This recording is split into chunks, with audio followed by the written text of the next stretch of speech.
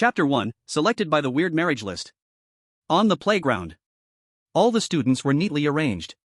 The school leaders and teachers on the podium were also in full attention. In 1 minute, the weird marriage list would be announced. As long as the students of their school made the list, they would represent China to enter the weird world. The principal clenched his fists tightly, and his heart was already screaming wildly. I must have my lovely students selected. Because once a student is selected, the country will immediately provide a large amount of resources to support the school. After all, in this world governed by national fortune, being selected by the weird marriage list itself carries some luck. And if the selected person can completely conquer the weird wife, there will be even more national fortune flowing back to China and the school. However, this beautiful dream was something the principal had never imagined. After all, since the start of this weird game, no one has ever successfully conquered a weird wife. Of course, no one has ever come out of the weird world alive. But that was not something the principal was concerned about. What he wanted was resources. With resources, the school could expand its scale. A larger scale meant more students. More students meant a higher chance of making the list. The more students on the list, the more resources. In the end, make it bigger and stronger. Boom! A loud bang echoed through the sky. Everyone's heart jumped to their throats. It's here! A rainbow-colored light fell from the sky. The weird marriage list slowly unfolded. On the list were the names of the selected contestants from various countries. When the weird marriage list was fully open, suddenly, a golden light flashed, blinding everyone's eyes. This is gold appeared. The weird marriage list was incredibly magical. Whenever the list was revealed, it would appear simultaneously all over the world. Once someone is selected, their name would fly out from the list and shine with dazzling golden light. The principal's heart raced. Heaven is watching, it's finally my lovely student. All the boys on the playground instantly held their breath, praying frantically that it wouldn't be them. When the golden light faded, everyone immediately looked up. Ye Chuan. 2 big characters floated in the air with an aura of grandeur. It seemed as if they ruled the ages. Everyone sighed in relief. Only Ye Chuan's mouth twitched. No, don't do this.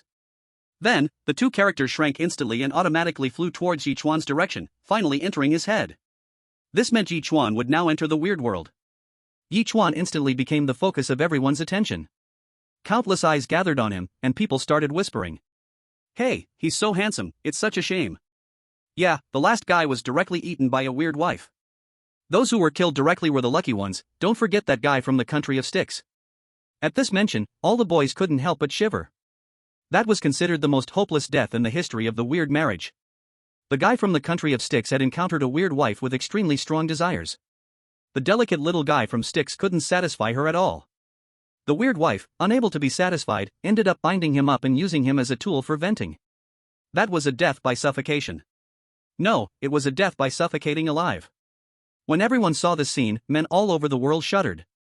Oh, right, after entering the weird world, every action would be live-streamed. That's why everyone knew the inside story. Yichuan now felt like he wanted to die. My great life, it's completely over. Once selected by the weird marriage list, fate is already decided. There's no room for refusal. There was once someone who was chosen but refused to go, and he was directly struck to dust by the weird heavenly thunder. Go, a road to death. Don't go, another road to death. Student, quickly, come up to the podium. The principal's fat face bloomed with a smile like a chrysanthemum. Gizmo kept waving at Ye Chuan. Ye Chuan knew that this was the ceremony for his departure. After all, this represented China going to war, so it had to look the part. When Ye Chuan stood on the stage, the principal automatically stepped aside, then passionately took the microphone. A person must die, but you must be more important than Mount Tai. Since ancient times, who hasn't died? You must leave a loyal heart to shine through history. If you don't enter hell, who will enter hell? Donate your life for the country's trouble, who else if not you? Looking at the principal speaking with flying spittle and passionate intensity, for a moment, Ye Chuan even thought that he was the one about to go to war. Soon, a bunch of useless nonsense was finished. They began the final step. That was to find a volunteer for Ye Chuan before he went to the strange deployment, to leave a bloodline. Being chosen by the strange marriage list to represent China was an unparalleled honor. But, it was also a path of certain death. To ensure the hero wouldn't die in vain, the country had rules that every chosen person must have their organization help them find a volunteer to continue the bloodline. Students, is anyone willing to volunteer? Below, there was an instant of silence. All the female students lowered their heads. Of course, they didn't want to volunteer. Once they volunteered, they would very likely stay a widow for life. Because the country had rules that the wives of heroes were not allowed to remarry. The principal looked at the silent crowd and sighed heavily. Students, I'm heartbroken. This person is the hero who will soon represent our country in war. He deserves the respect he should get. But you, so many people, not one of you has the spirit of sacrifice. If that's the case, then I will have to let the hero select someone. The country had a rule that once a hero selects someone, the chosen person cannot refuse. Otherwise, they would be charged with treason. Hearing select, all the girls' hearts stopped instantly, not daring to breathe, fearing the misfortune might fall upon them. Come, Ye Chuan, feel free to choose. The principal casually waved his hand, his demeanor as if he were a seasoned pimp. And down below, all the girls were his. I'll do it. At this moment, a cold voice suddenly rang out. Everyone was startled. Because this voice didn't come from the playground. It came from the podium. And the owner of this cold voice was someone everyone knew well. The school's high mountain flower. The goddess in the hearts of many boys. The abstinent teacher, Shen Zhiyan. Everyone showed an expression of disbelief. Even the principal wasn't an exception. Teacher Shen, are you serious? To be honest, the principal was reluctant. After all, such a beautiful woman should be enjoyed by him. Principal, I'm serious. After saying that, Shen Zhiyan stood up. Clack, clack, clack. The sound of high heels on the floor was clearly heard. Under everyone's watchful eyes, Shen Zhiyan walked to Ye Chuan's side, her fair fingers intertwined with his 10 fingers. Hand in hand, successfully. Chapter 2, Going Home with Teacher Shen. At this moment, silence spoke louder than words. With her actions, Shen Zhiyan made her choice clear to everyone. This action directly froze everyone for 30 seconds. Then, a loud uproar followed. Wait, Teacher Shen really did it? I can't believe I'm a little envious of this guy now. Damn, this kid really got lucky. Lucky? This is the best quality. Teacher Shen, some tonic please. Why wasn't I the one chosen by the strange marriage list? Bro, wake up. If you were selected, Teacher Shen wouldn't have stepped forward. Oh, never mind. Just thinking about my goddess being defiled by this guy, my heart feels cold. The principal silently muttered, what a pity. But that was all. Compared to the support the school could get, a female teacher was insignificant. In today's world, women were just cheap accessories. When a man has power, status, and wealth, women are easy to come by. As for beautiful women, was there a difference? Waiting for the school to grow bigger and stronger, naturally the flowers will bloom and the butterflies will come. A solemn declaration, men and women are equal, promoting positive energy, this is all the idea of that evil principle, and has absolutely nothing to do with me or the handsome readers. If there are any consequences, I will bear them all. Please don't harm my audience, Grandpa. Feeling the slightly cool temperature from the palm, it was like holding a beautiful jade, warm and smooth. Yichuan turned his head in disbelief, and what entered his eyes was the stunning profile of Shen Zhiyan. Guliolu. Yichuan helplessly swallowed a mouthful of saliva.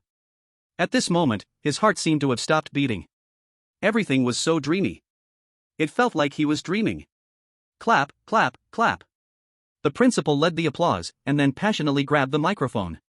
Students, what is a role model? This is it. Teaching by example, is there a better way to teach? At this moment, my heart is deeply moved. Because from Teacher Shen, I can see the high awareness of our school's teaching staff. As the saying goes, the train runs fast because of the engine pulling it. Teacher Shen's behavior has shown me that the meetings I usually hold are not without purpose. Like the wind that enters the night, silently nourishing all things. I am proud of Teacher Shen. Come on, students, let's give Teacher Shen the warmest applause. Clap, clap, clap. The applause thundered and lasted for a long time. The principal nodded slightly, clearly satisfied with the scene. He glanced at the office director, as if asking, did you record that? The office director made an okay gesture, seemingly saying, all recorded. We'll edit it and post it online, then push it with the budget.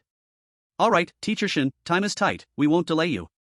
You can arrange your own schedule for today, but be sure to come to school on time tomorrow, and choose the strange marriage partner. I still need to hurry up and report to the mysterious marriage command center in China, so I'll excuse myself. Before leaving, the principal patted Yichuan's shoulder, looking at him with a gaze that seemed to say, you are the last hope of the whole village.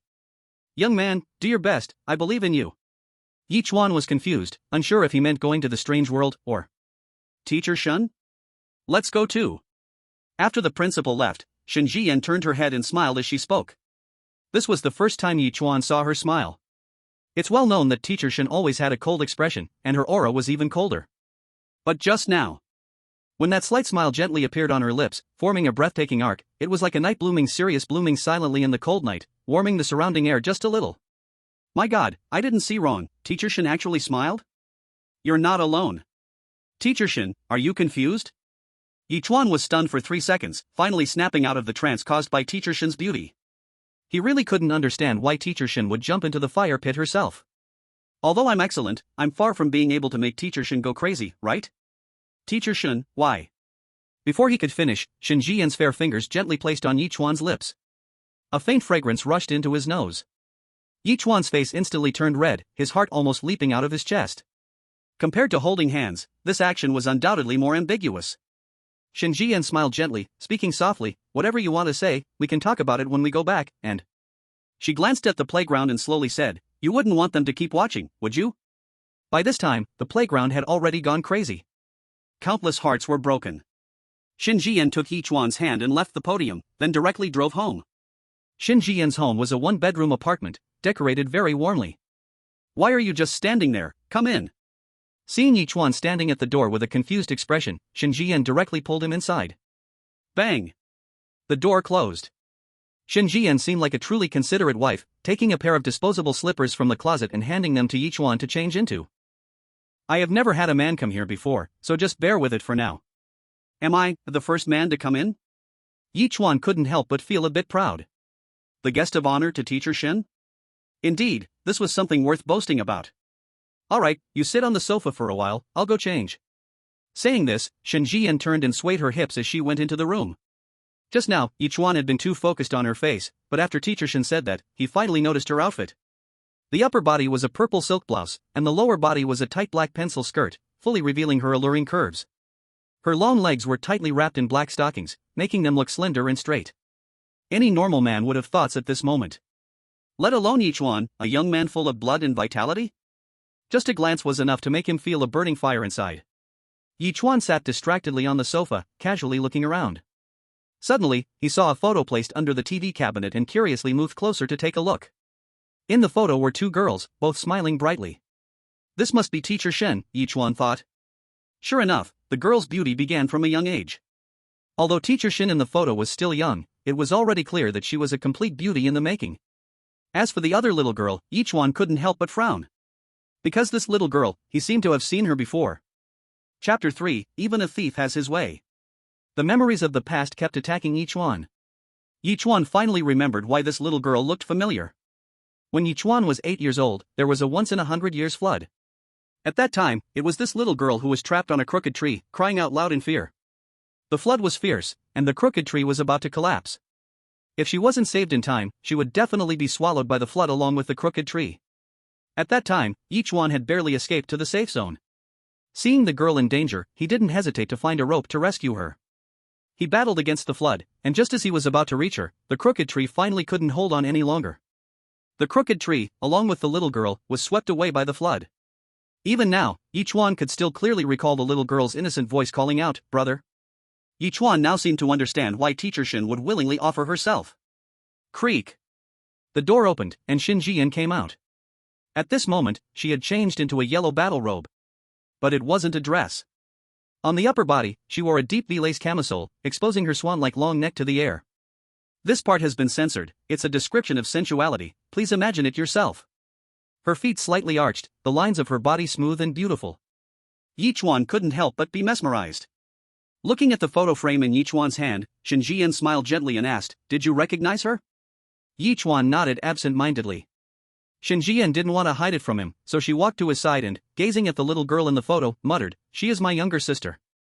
At that time, I was in the safe zone too, but I didn't have the courage like you. Alright, no more talk about that, we should get to the main matter." Putting down the photo frame, Shen Zhiyan stretched out her delicate arm and wrapped it around Yichuan's neck. "Teacher Shen, you really don't have to sacrifice yourself just to show your gratitude." Yichuan's desire had already risen, but there was still a sliver of rationality left. To go to the Eerie world and participate in the marriage game, it's a one-way ticket to death. He didn't want to delay Teacher Shen's whole life. Shen Zhiyan smiled softly, her voice barely a whisper, "Who said I'm doing this out of gratitude? Can't I do it willingly?" Yichuan still wanted to speak, but her red lips gave him no chance, directly sealing his mouth. They were both inexperienced, but that didn't stop them from gradually finding their way. After a long while, Shen Zhiyan's face flushed crimson. It was as if she was drunk. Her body leaned softly against Yichuan, her eyes like silk as she said, "Carry me to the room." Yichuan was not like the stoic Lu Xiaohui. At this moment, there was no need for more words. He directly picked Shen Zhiyan up by the waist and walked into the room. The door was closed. The next day, when Yichuan woke up, Shen Zhiyan was still asleep. She was like a little kitten, snuggling in Yichuan's arms, a smile of happiness on her face. 236 words omitted here.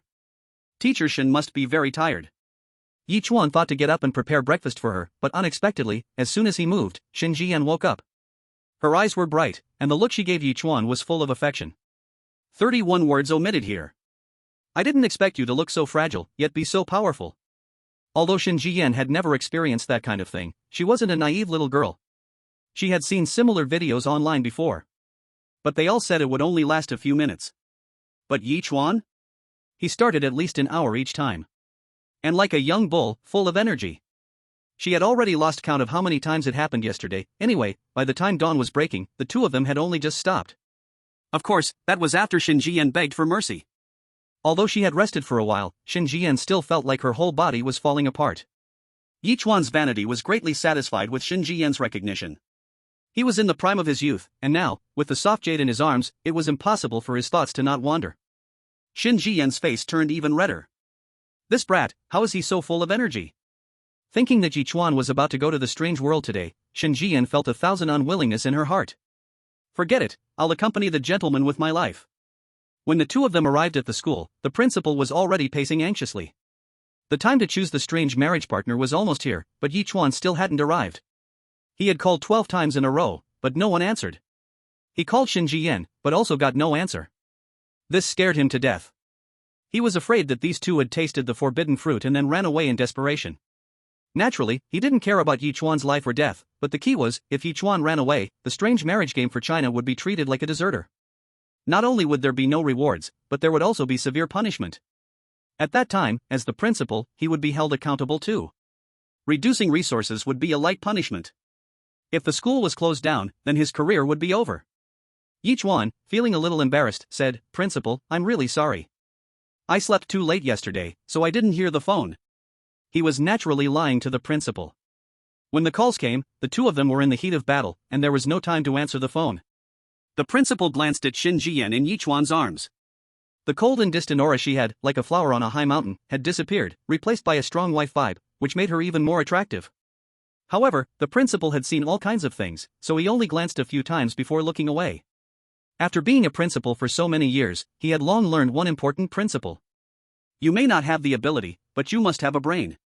He knew exactly what to touch and what not to touch. Although he had a taste for the Chow thief and had played with numerous married female teachers, now, he had no thoughts about Shen Zhiyan. No, to be exact, he dared not have any thoughts about her. Because Ye Chuan was the representative of China in the strange world. If he touched Ye Chuan's woman, not to mention that the country wouldn't spare him, he himself would never be able to get over it. The principal never thought of himself as a good person, but there were things that were not meant to be done. What's this called? This is called even the Chow thief has his way. All right, hurry up and follow me to meet the leaders of the command center.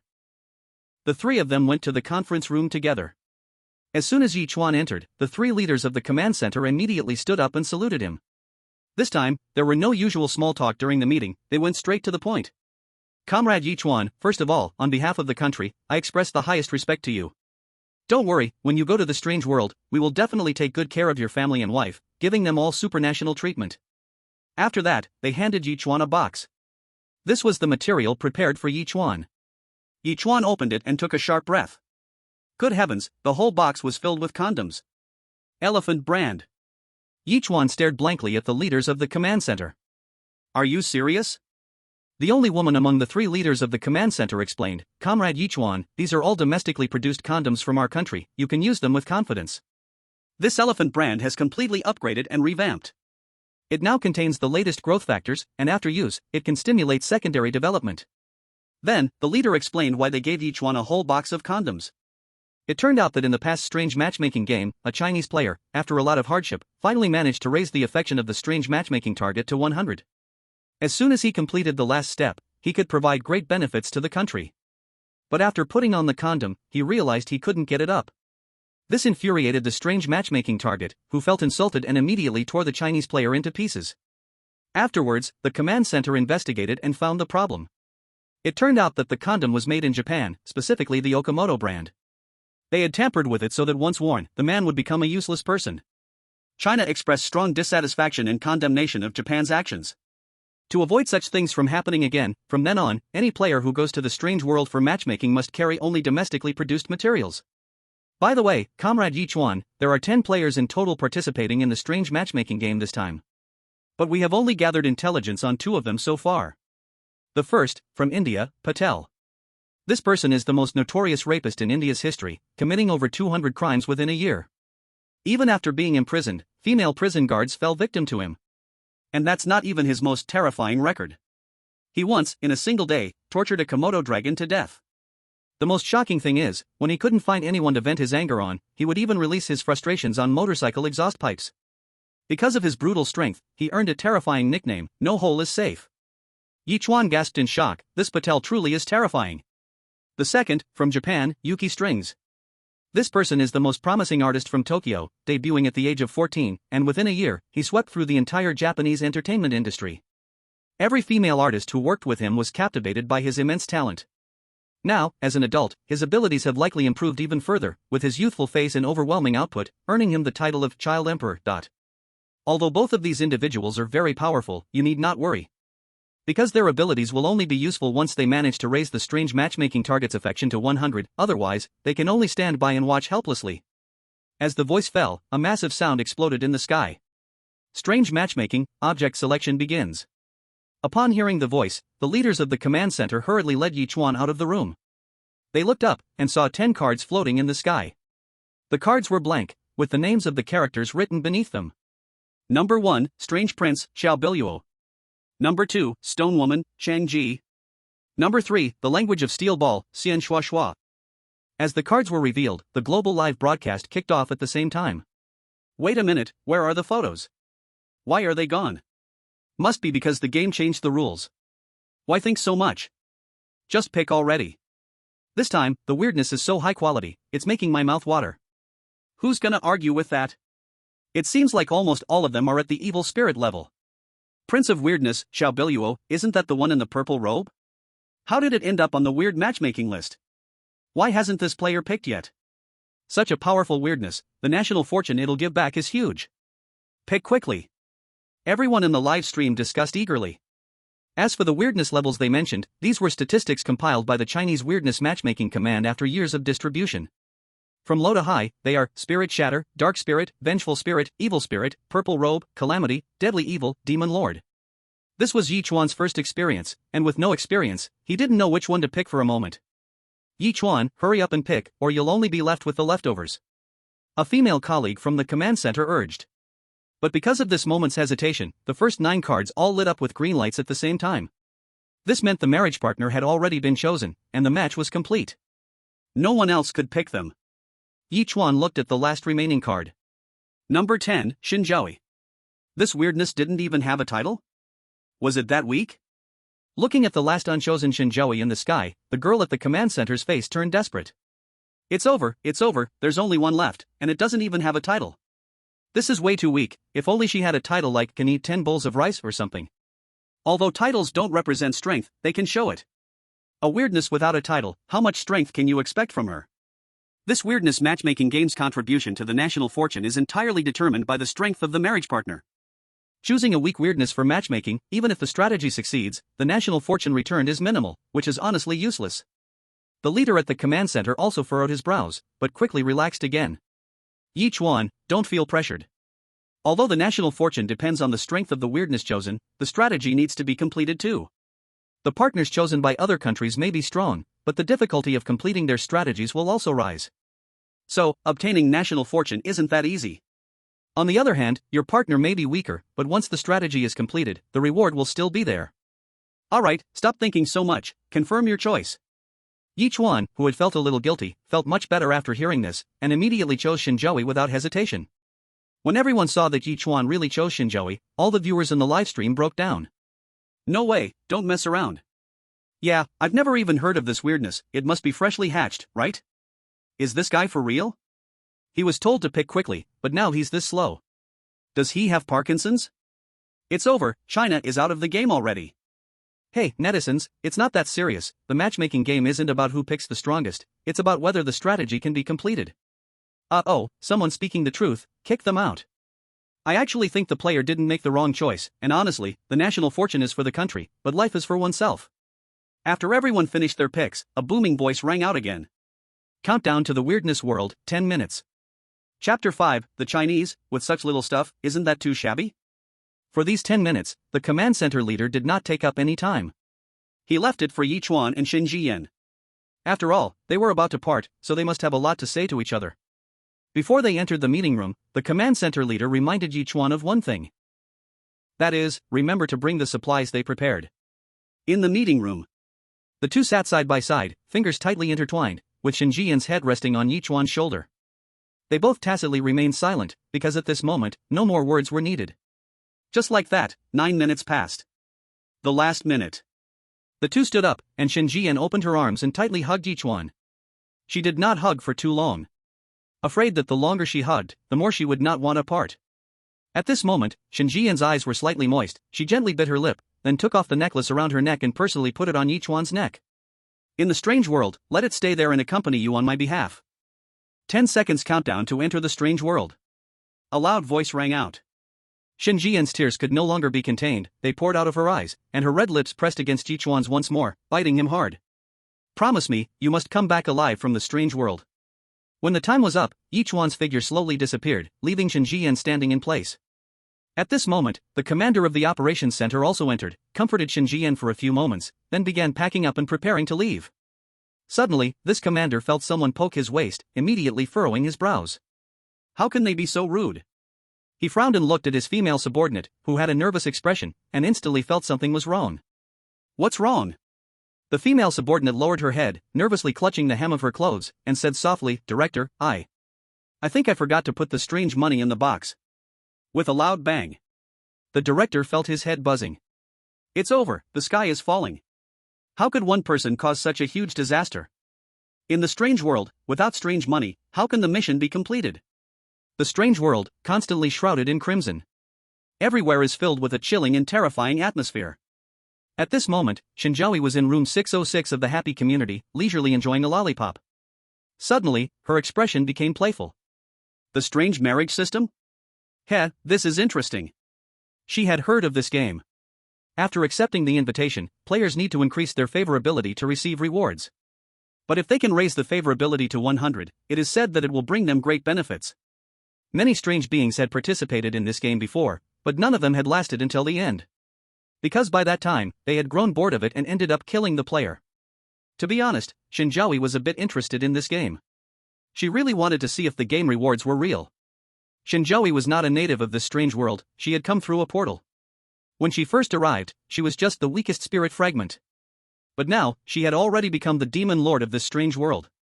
And the reason for her rapid rise was entirely due to the fact that after crossing over, she obtained the invincible trio. Killer Sword, every time she kills a strange being of the same level, she gains a permanent increase in attack power. Steel Heart, every time she attacks, she gains a permanent increase in health. Thorn Armor, any attack received is 99.99% reflected. With these three godlike pieces of equipment, Shen Zhaoyi easily became the demon lord. But once a person becomes invincible, they feel lonely. After becoming invincible, Shen Zhaoyi had lost interest in fighting and killing, so she moved to the happy community.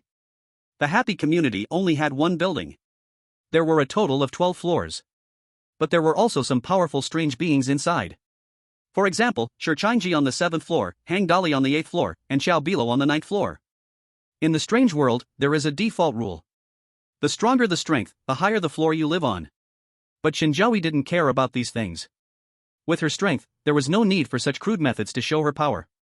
Shen Zhaoyi immediately agreed to participate in the game. Number 10, Fallen Angel Shen Zhaoyi.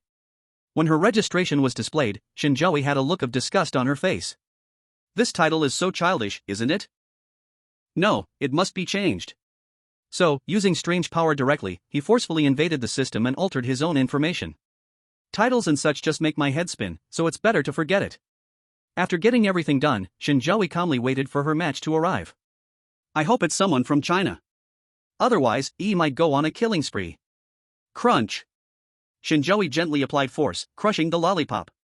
The void twisted, and Yichuan instinctively closed his eyes. When he opened them again, he had already entered the strange world. Looking at the chilling scarlet before him, Yichuan swallowed hard. This atmosphere, it's really suffocating. At this moment, he was standing at the entrance of Happy Community, where only one lonely high-rise stood, towering into the scarlet sky. Everything around him was eerily silent, no sound could be heard, as if he had entered a deserted, strange domain. At the entrance of the community was a rusty iron gate, resembling that of a concentration camp. The 4 characters Happy Community hung at the top, seemingly written in fresh blood, crooked and still as if the blood were still flowing. Occasionally, from deep within the scarlet, eerie and sorrowful screams could be heard. They sounded especially disturbing. Movements sounded beside him, and Yichuan turned to see that the other 9 players had also been teleported to the entrance of the community. These people had different expressions, some looked determined, while others seemed like they had lost everything. Yo, nice. Suddenly, a shrill voice came over. Ye Chuan turned to look. He saw a short man, dressed in a high school uniform, with a backpack slung over his shoulder, staring eagerly at the high-rise building inside the community. From Japan, the child emperor, UGQ. Ye Chuan's eyes narrowed. According to the intel, this child emperor was strong, and with the talent of a young boy, he swept through Tokyo's top male artists. With a spear in hand, he sent female celebrities flying in all directions. If there's a chance, I need to find a way to eliminate him. Ye Chuan thought. This game was crucial for national fortune, and completing the tasks would provide benefits to the country. However, preventing others from completing their tasks was just as important. Just as Ye Chuan was thinking, a strange odor floated over, causing him to instinctively cover his nose. Turning around, he saw a person standing beside him, scratching around his crotch. That creepy movement, who else could it be other than someone from India? And that smell, did he just dip himself in the Ganges water? Patel also noticed Ye Chuan's disgusted expression and glanced at the 2 boxes beside him, showing an extremely disdainful look. Chinese people, carrying such little stuff, that's really pathetic. They say China is vast and rich, but to me, it's nothing special. Today, I will show you what real treasure looks like. Patel then pulled out a plastic bottle from his pants. Inside the bottle was a thick, black liquid, looking utterly disgusting. Ye Chuan frowned in confusion. Is this gutter oil? One sentence, and Patel was instantly enraged. Damn Chinese, how dare you insult the holy water of my country? This is unforgivable. Holy water? You stuffed holy water in your pants? Who are you going to complain to? Seems like you're the one being more insulting here. Ye Chuan looked at it again and asked, this wouldn't be Ganges water, would it? Patel's face showed pride. I didn't expect this country bumpkin to have some knowledge. That's right, this is the Ganges water from my country. Ye Chuan's mouth twitched, this was even dirtier than gutter oil. But, even though you recognize the holy water, it's already too late. Insulting the holy water must be punished. Ye Chuan shook his head in silence. Patel thought Ye Chuan had agreed with him, becoming even more arrogant. In India, shaking your head means agreeing. Ah, China, coward. I'll think of a way to punish you. Chinese people? UGQ also heard the noise and came over. Japan and China have been enemies for generations. If there was an opportunity related to Huaxia, he naturally wouldn't miss it. He didn't even look at what Ye Chuan had brought, and just started mindlessly talking. Huaxia people are always stingy. It's already very good that they brought something. We shouldn't be too demanding. However, insulting the holy water must be punished. Seeing that his small remark gained him an ally, Patel felt quite proud inside. The bizarre global live streaming platform. Ha, this Huaxia person is so pathetic. Huaxia's luck has been so bad lately. The ones joining the game are all useless. Huaxia is no longer what it once was. Now, it's the world of Maya 3 country. No seat for you. Maya 3 country's holy water is invincible. My Wugwud cannot be underestimated either. As far as I know, the child emperor's backpack is full of strange counterfeit bills. So what? My Bangzi country brought the latest developed breath-holding masks. Even if we encounter strange and terrifying creatures like the 1,000-pound Eerie wife, we are sure to survive in her big jar. The livestream chat was full of ridicule from various countries toward Huaxia. At this moment, all Huaxia people had a lump in their throats. Although they didn't know what was in Ye Chuan's box, seeing him being mocked but unable to refute it, they guessed that the contents weren't anything good. What exactly is this bizarre matchmaking headquarters doing? They gave something, but it's not even presentable? Could it be that our great Huaxia has really fallen? Patel was still pondering how to punish Ye Chuan when he saw Ye Chuan walk straight up to him, causing Patel to furrow his brows. Lowly Huaxia person, who allowed you to? Bang! Before he could finish speaking, Ye Chuan swung his fist and smashed it into Patel's forehead. Although Ye Chuan looked thin and weak, he had been practicing Wing Chun since childhood. This punch directly caved in Patel's forehead. Ye Chuan's sudden move shocked everyone. He dared to strike in the bizarre world? Is he out of his mind? How dare he? Bizarre matchmaking game rules. All players are forbidden from attacking each other. If one wants to strike, they can only do so through matchmaking with the Yuri. If one attacks rashly, it will bring bad luck. It is said that a red-haired giant hand will come across time and space to destroy them. Shen Zhiyan looked at Ye Chuan and scolded, he just wanted to punish you. Did you have to use so much force? Ye Chuan glanced at Shen Zhiyan and snorted coldly. Too busy hitting him, I almost forgot about hitting you. Saying this, Ye Chuan walked toward Shen Zhiyan. You, what are you going to do? Ye Chuan didn't reply, just started striking with heavy fists. Bizarre global live streaming platform. Protest, protest. Huaxia must give us a three-country explanation. That's right. Didn't you Huaxia people always say you value rules the most? Is this how you uphold them? Don't hit my Jie Changxian, darling. Originally, the Huaxia people were feeling very frustrated, but now they finally felt much better. Well done. Beat these bastards to death. Damn, I need to apologize to this brother. During the selection phase, I thought he was an idiot. Now I see him as a hero. Me too. From now on, I'll only sell expired bread to college students. So touching. I'm paying off the Jingxi white strips now. Touching as it is, but don't be too impulsive. Fearless of the rules, defending the dignity of Huaxia. Truly a role model for us all. Born glorious, died great. Let's ignite this fire. In the bizarre world. The players from other countries were watching the show with a look of amusement. In their eyes, Ye Chuan had already been marked as dead. But after waiting for a long time, the bad omen had not yet come. Everyone looked up at the sky. It was a crimson hue, but nothing unusual. What's going on? Where's the bad omen? Has the rule changed? Everyone instinctively stepped back, keeping their distance from other players. If they could attack freely now, everyone would be in danger. After all, everyone was in a competitive relationship, and no one knew who might strike first. Patel, holding his head, crawled up from the ground. His eyes were bloodshot, and his gaze was like a venomous snake, staring at Ye Chuan. Yichuan also struggled to get up from the ground, and he and Patel instinctively formed a flanking position. Since there's no omen of doom, then today, this Chinese man must die. Ye Chuan was calm and fearless. In his eyes, these two people were no different from trash. One of their hands could be easily suppressed. Ye Chuan smiled and arrogantly gestured with his fingers at them. Just as the two rushed forward, a grand voice exploded. The strange marriage game has officially begun. During the game, players are prohibited from taking action, or they will be punished. Please find your marriage partner within 5 minutes. Then, each player's marriage partner's room number echoed in their minds. Hearing the voice, Patel and Yichuan's faces changed drastically. What? No more fighting? Then what about the beatings I just took? The two were very unwilling, yet helpless. But they learned a lesson. They also discovered a new rule. That is, during the previous stage in the game hall, it was allowed to fight. Oomph, kid, this time you got lucky. But this matter won't end like this. We will meet again. After saying that, Patel didn't hesitate and rushed straight into the happy neighborhood. He had already decided to quickly raise his marriage partner's favorability, then let her help him deal with this Chinese kid. Yichuan also cast a resentful glance at Ye Chuan, then angrily left. My kawaii face got beaten. I wonder if it will affect the first impression of my marriage partner. If I had known, I would have just watched them fight like dogs. Strange global streaming platform. Protest, protest, the Chinese are cheating. They must have known this rule long ago, which is why they dared to act so recklessly. That's right, despicable Chinese, from the country of Asan, have noted this. Who's to blame for being stupid? Chinese furious youth. Waste is like this, only knowing how to cry out loud. Chinese furious youth.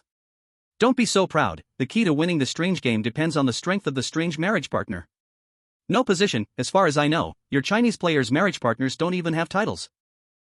This time, we will let you Chinese see what cruelty really is. These two sentences really hit the Chinese in the heart. They had no mind to argue anymore, their eyes firmly fixed on Ye Chuan on the screen. At this moment, he too, with a box in hand, stepped into the happy neighborhood. Chapter 7: The Greedy Hadali and the Pervasive Patel. Patel was very confident about this game. This all came from his own powerful strength. Even the Komodo dragon couldn't handle him, so what's a mere strange being? Standing in front of Roommate 02, he fixed his hair, then showed a self-proclaimed handsome smile before knocking on Hadali's door. "Excuse me, dear wife, are you at home?" Patel felt his voice was magnetic, even imagining that the strange would be charmed by his voice. In that case, wouldn't he be the first person in the strange marriage game? There was no response from inside the room. Huh? Did she go out? Suddenly, sounds came from inside the room. Not long after, a creaking sound was heard. The door opened. When he saw the strange being in front of him, Patel's smile froze instantly. He had watched the strange marriage live broadcast before, so he had some psychological expectation about the strangeness of the creatures. However, he never imagined that this strange would be hideously ugly to a whole new level. It could be called the ugliest one since the beginning of the strange marriage game, without a doubt. This is the mushroom-picking little girl? Do you even deserve this title?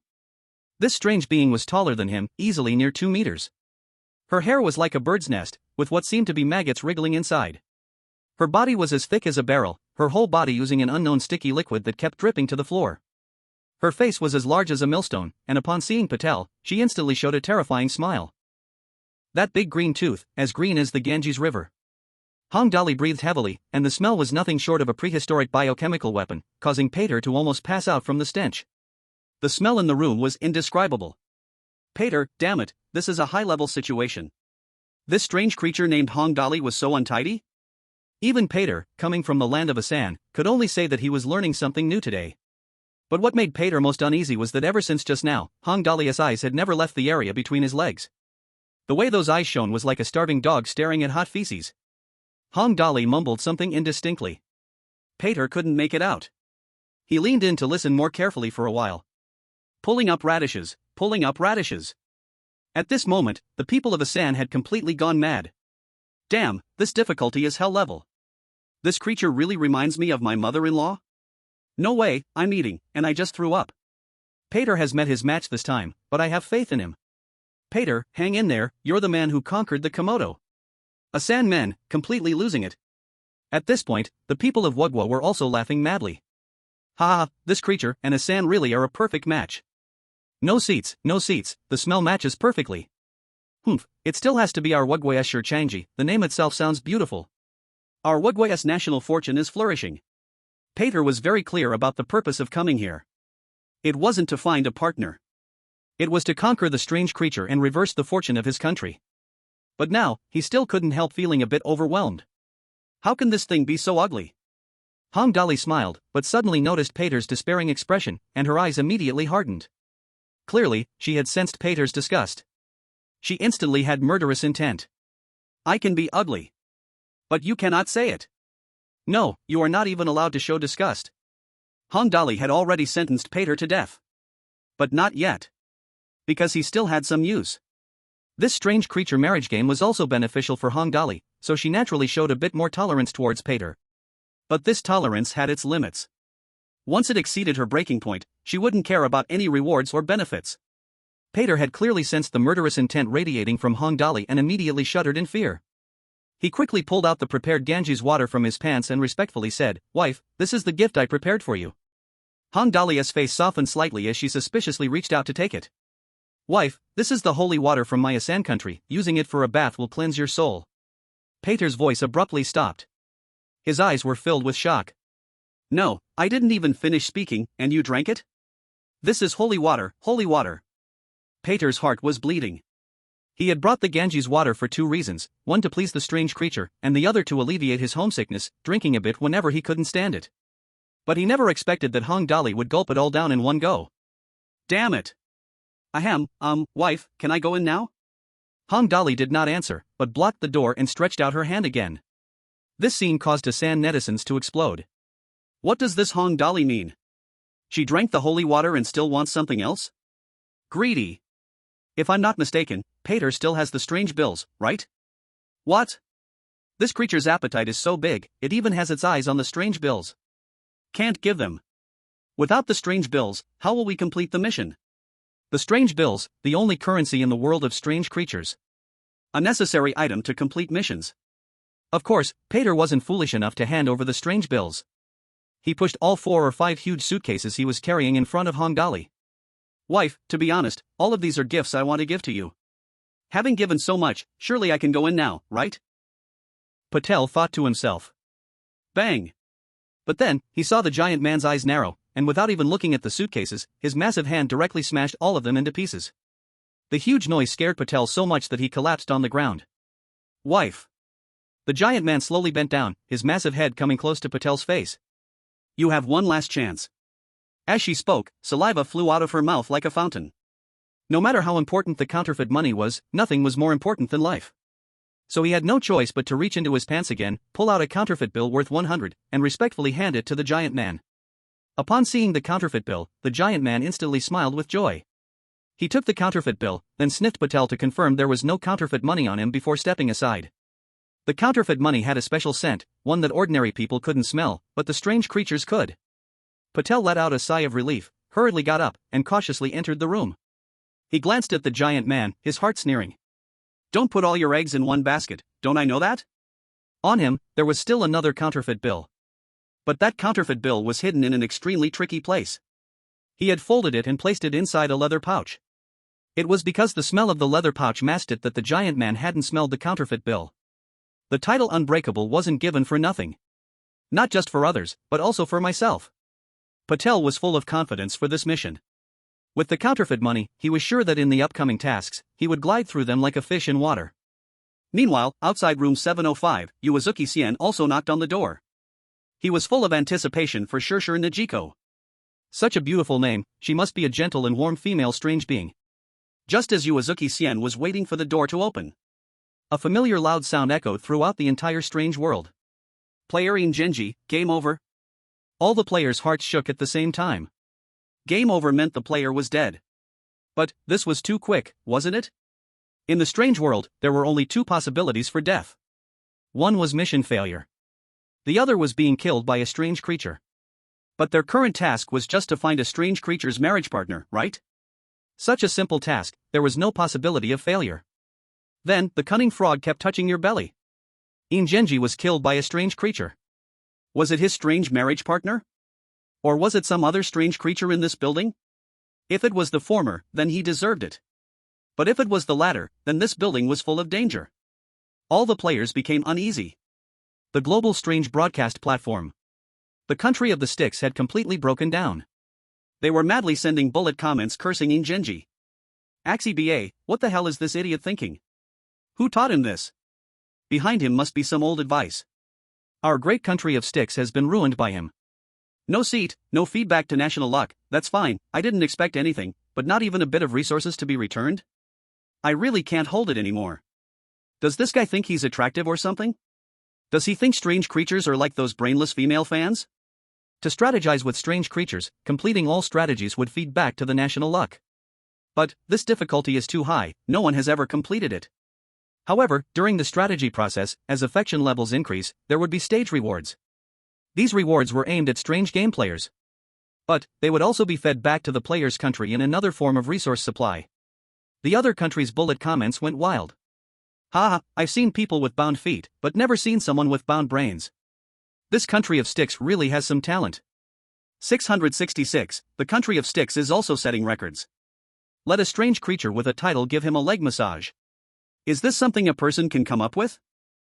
After being ridiculed by the Bangzi country, there was no rebuttal, only endless barrage of curses aimed at Ingenji. Ingenji, a trainee from Bangzi country, the leader of the EXO boy band. His looks were quite unshakable, and he had countless female fans on Blue Star. After being selected to participate in the strange matchmaking game, he felt incredibly excited. Because he thought the opportunity had come. An opportunity to gain fans in the strange world. He was very confident in his looks and talents, believing that with his appearance, even in this bizarre world, everyone would fall for his handsome face. If they didn't fall for it, he would just show his talents. He was an expert in both singing and dancing. His matchmaking partner was the titled Princess Xiao Biluo. This was obviously a name only a powerful and noble queen princess could have. As long as he could win her over, he too would transform into the king of this strange world. When Ingenji, full of expectation, knocked on Xiao Biluo's door. Just as he expected, Xiao Biluo's eyes lit up as soon as she saw him. Yin Zhenji felt proud inside. My damn irresistible charm. Xiao Biluo was a fat woman, and her appearance was unbearable to look at. Though she was ugly, she seemed to have quite a bizarre product. She didn't even ask for anything from Yin Zhenji and let him enter her room. Once inside, she even kindly made him a cup of cappuccino. When Bangzi country saw this scene, they completely erupted. This kind of treatment had never happened in the history of the strange matchmaking game. Could it be that being handsome really allows one to do whatever they want? The answer was, yes. Great, this time in the strange game, Yin Zhenji is highly likely to succeed in his pursuit. No seat, my Bangzi country is finally about to undergo a transformation. Yin Zhenji is about to make history. I would call him the strongest man on earth. Zhenji Appa, fighting. Repay the national fortune and advance to the 5 continents. Everything went too smoothly, which made Yin Zhenji feel a bit arrogant. It seemed that these strange beings were just like those brainless women. Superficial. So, Yin Zhenji picked up the cappuccino and took a small sip. He put his feet up on the table and, in a commanding tone, said to Xiao Biluo, rub my legs. Bangzi country, seeing this, felt incredibly proud. Look, this is what we call face. Zhenji Appa is so impressive. Daring to make the bazaar rub his legs, my Bangzi country is on the rise. Compared to my great Bangzi country, other countries are too weak. This time, with the national fortune repaid, my great Bangzi country will join the ranks of world powers. Other countries, watch closely, learn well. This truly stunned Xiao Biluo. She stared at Yin Zhenji in shock, as if she couldn't believe her ears. Are you talking to me? Yin Zhenji didn't notice the strange tone in Xiao Biluo's voice and continued sipping his coffee elegantly. Of course, you're the only strange one here. If I'm not talking to you, who else would I be talking to? Yin Zhenji had completely let go of himself. Back on Blue Star, he treated his female fans like this. None of them would ever defy his orders. Because if anything even slightly affected his mood, he would punish that fan by not showering her with affection. In his eyes, it didn't matter whether it was a human or a strange being, as long as they surrendered to his looks, they had to obediently listen to him. Hurry up, my patience is limited. A strange being like you, giving me a leg rub, that's your fortune. Don't be ungrateful. Yin Zhenji glanced at Xiao Biluo, then quickly averted his gaze in disgust. If it weren't for the task, he wouldn't even bother with a strange being like her. Fine. Xiao Biluo gritted her teeth and said. Yin Zhenji didn't hear anything wrong, instead becoming more pleased with himself. Look, as long as I'm dominant, even the strange beings will obediently yield. Then, Xiao Biluo slowly stood up, and her figure began to swell. Soon it will fill the entire room. I originally wanted to interact with you in an ordinary strange identity, but what I got in return were sneers and insults, so fine, I won't pretend anymore. Yin Zhenji finally sensed something was wrong when he saw Xiao Bilu suddenly turn into a colossal figure, her fierce gaze fixated on him, sending chills down his spine. I am with you. Aha. Yin Zhenji wanted to explain something, but Xiao Bilu had no intention of giving him a chance. She directly picked him up and stuffed him into her mouth, crunching twice before swallowing him whole. Why are the people from the stick country not talking? Do they not like to speak? Laugh, keep laughing. No pain, no gain. I can't stop laughing. Facing the mockery from the Huaxia people, the stick country was not willing to back down. There's an old saying in Huaxia, the one who retreats 50 steps laughs at the one who retreats 100 steps. Look at what your Huaxia players are doing. Staring at a belly band for half a day, now that's a talent. Huaxia people are way too perverted, I seriously suspect he's trying to secretly take it and polish his tool. That suspicion is reasonable. The Huaxia netizens all turned their gaze toward Ye Chuan. Hey buddy, it's only 5 minutes to find a strange matchmaking partner. And you've been staring at this purple belly band for 2.5 minutes. What's up, is purple just that charming? Chapter 9, Synthesis of the Strange, Stone Woman, Long Ji. Ye Chuan had excellent eyesight, both eyes were 5.3. But now, he was plunged into deep self-doubt. On the belly band, why are there words? In Ye Chuan's eyes, this was not an ordinary purple sexy belly band with charm. But a belly band that bore a mission. Send me to your strange matchmaking partner. Ye Chuan suspected he was dreaming, so he pinched his thigh hard. The sharp pain made him realize this was not a dream. Could this be too perverted? And giving this to the matchmaking partner, will it definitely not anger her? Ye Chuan thought for a moment and ultimately decided to pretend he didn't see it. In the strange world, filled with strangeness everywhere, it's better to be cautious to avoid misfortune. Seeing Ye Chuan rise, all the Huaxia people breathed a sigh of relief. Thank goodness he didn't take it. Otherwise, this would truly be hard to wash. The label of perversion would stick for a lifetime. The one who just barked, who said our Huaxia people are perverted. Exactly, do you really think our Huaxia people are the same as you? In your eyes, we are not even 1/10,000th of you, but you are 100% yourselves. Wow, I was strongly against you leaving the literary world back then, sir. That was just research after all, since the belly bands in the strange world might be different from ours. Once we get back from the strange world, we can write an academic paper. You brat. Seeing the smugness of the Huaxia people, others from different countries were so furious they almost wanted to crawl through the internet. Just at that moment, Yichuan took 2 steps in the screen and suddenly stopped again. The hearts of the Huaxia compatriots rose again. Oh no, brother, don't mess this up. You must not slap me in the face. Ah, Huaxia people, keep shouting. I am an investor in Tokyo, Japan. I can read people accurately and can tell at a glance how perverted this guy is. What a scholarly appreciation. You won't also hide it in your pants like the third country, right? Ha ha ha. Japanese, are you provoking? You have a problem with it? The Huaxia people had lost interest in the bullet screen battles and were firmly focused on Yichuan. Brother, I'm kneeling in my heart for you, hurry and find your strange thing. Countless women wished they could take out their belly bands and telepathically send them to Yichuan's side to spare him the embarrassment. But they didn't know that Yichuan was also quite helpless at this moment. He had barely taken 2 steps when the belly band suddenly emitted an alarm sound. Turning his head to look. The words overhead had also changed. If you don't take me, you will die. The color had also changed from the previous green to a deep red, looking quite terrifying. Yichuan's mouth twitched. It seems that I have no choice left. Countdown, 1 minute. The grand voice sounded once again. If within this minute, a strange marriage partner is not found, then there will be a direct extermination. Yichuan had no time to think more. He gritted his teeth, turned back to grab the belly band, tucked it into his chest, and hurried towards 606. The strange global live streaming platform. Ha, he really took it. I see this Huaxia person is really hungry, not even letting go of a strange belly band. There are no seats. The Huaxia people are now more indecent than our Japanese countrymen. I am a craftsman, and based on my years of experience, tonight he is likely to go all out. Come on, let's have a few more rounds. It would be best if his body collapses. No seats, his body is no longer his own, it concerns the fortunes of Huaxia. If the body collapses, then it will be impossible to conquer the strange. Damn it, what is this kid doing? I need to take back my admiration for him. Damn it, I liked him when I saw him fight against the Indians and Japanese, now, my goodwill is completely gone. Bro, you can't say that, everyone has their weak points. Exactly, putting facts aside, that belly band does have a certain charm. Shen Zhiyan looked at Ye Chuan on the screen, biting her lip. At the moment Ye Chuan tucked the belly band into his chest, her face involuntarily flushed a little. Her gaze also unconsciously darted to the matching purple belly band on the bed. He must be missing someone. In order to have some support in this strange world, he even risked being scorned by everyone on Blue Star. But it's really not necessary. I have already packed so much for you in the suitcase. Yichuan's act of picking up the belly band was deemed the greatest maneuver in the history of strange marriage live broadcasts, instantly topping the ratings. So much so that when people came to their senses, Ye Yuan had already entered Shi Changji's room. Although his strange marriage partner was not as ugly as Hui Deli, he could only be described as average. Great. Our Japanese country's marriage partner seems like a normal strange one. She even let the child emperor in without playing around. It can be seen that this lady Shi Changji is very friendly towards our Japanese country. Of course, just look at how respectful the child emperor is. Speaking of attitude, we must mention that Bangzi country's Genji, I call him a Sigma real man.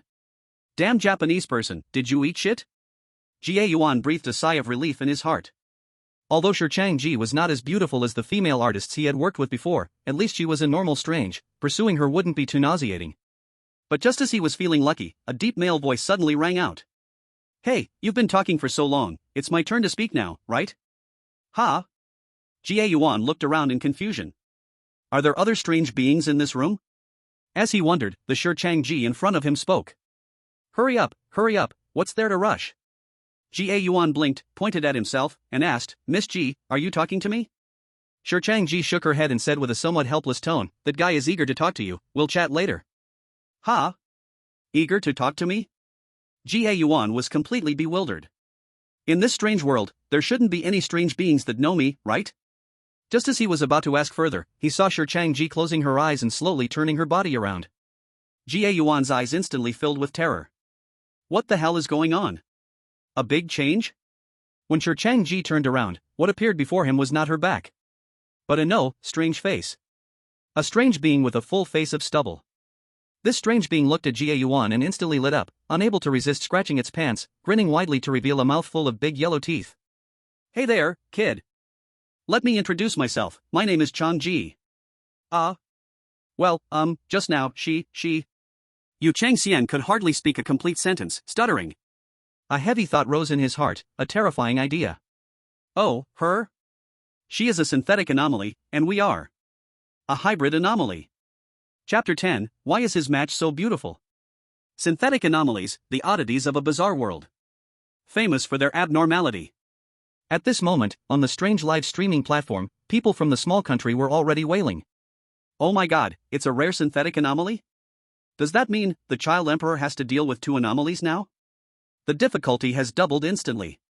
This isn't fair, such a synthetic anomaly should go to the other party. It's over, heaven wants to wipe out our small country. Wait, why did Chang Ji go around to the back of the child emperor? Look at her eyes, they are shining with a green glow. Oh my god, why is she staring at the child emperor's backside with a charming smile? A dreadful thought erupted in everyone's hearts. Could it be that the mighty child emperor is to be overwhelmed? Is this karma? Laugh, weren't you all fond of laughing? You deserve it, the one who charges gets charged. Damn those people, don't get too proud, your match isn't necessarily better than ours. Huff, huff, huff. Yichuan ran wildly and finally found room 606. He had no time to catch his breath and banged on the door. There was little time left, and he couldn't afford to be afraid. He just wanted his match to come out quickly. But the door was tightly shut, and there was no sound coming from inside, tightening Yichuan's heart. Where is his match? She wouldn't have gone out for a stroll, right?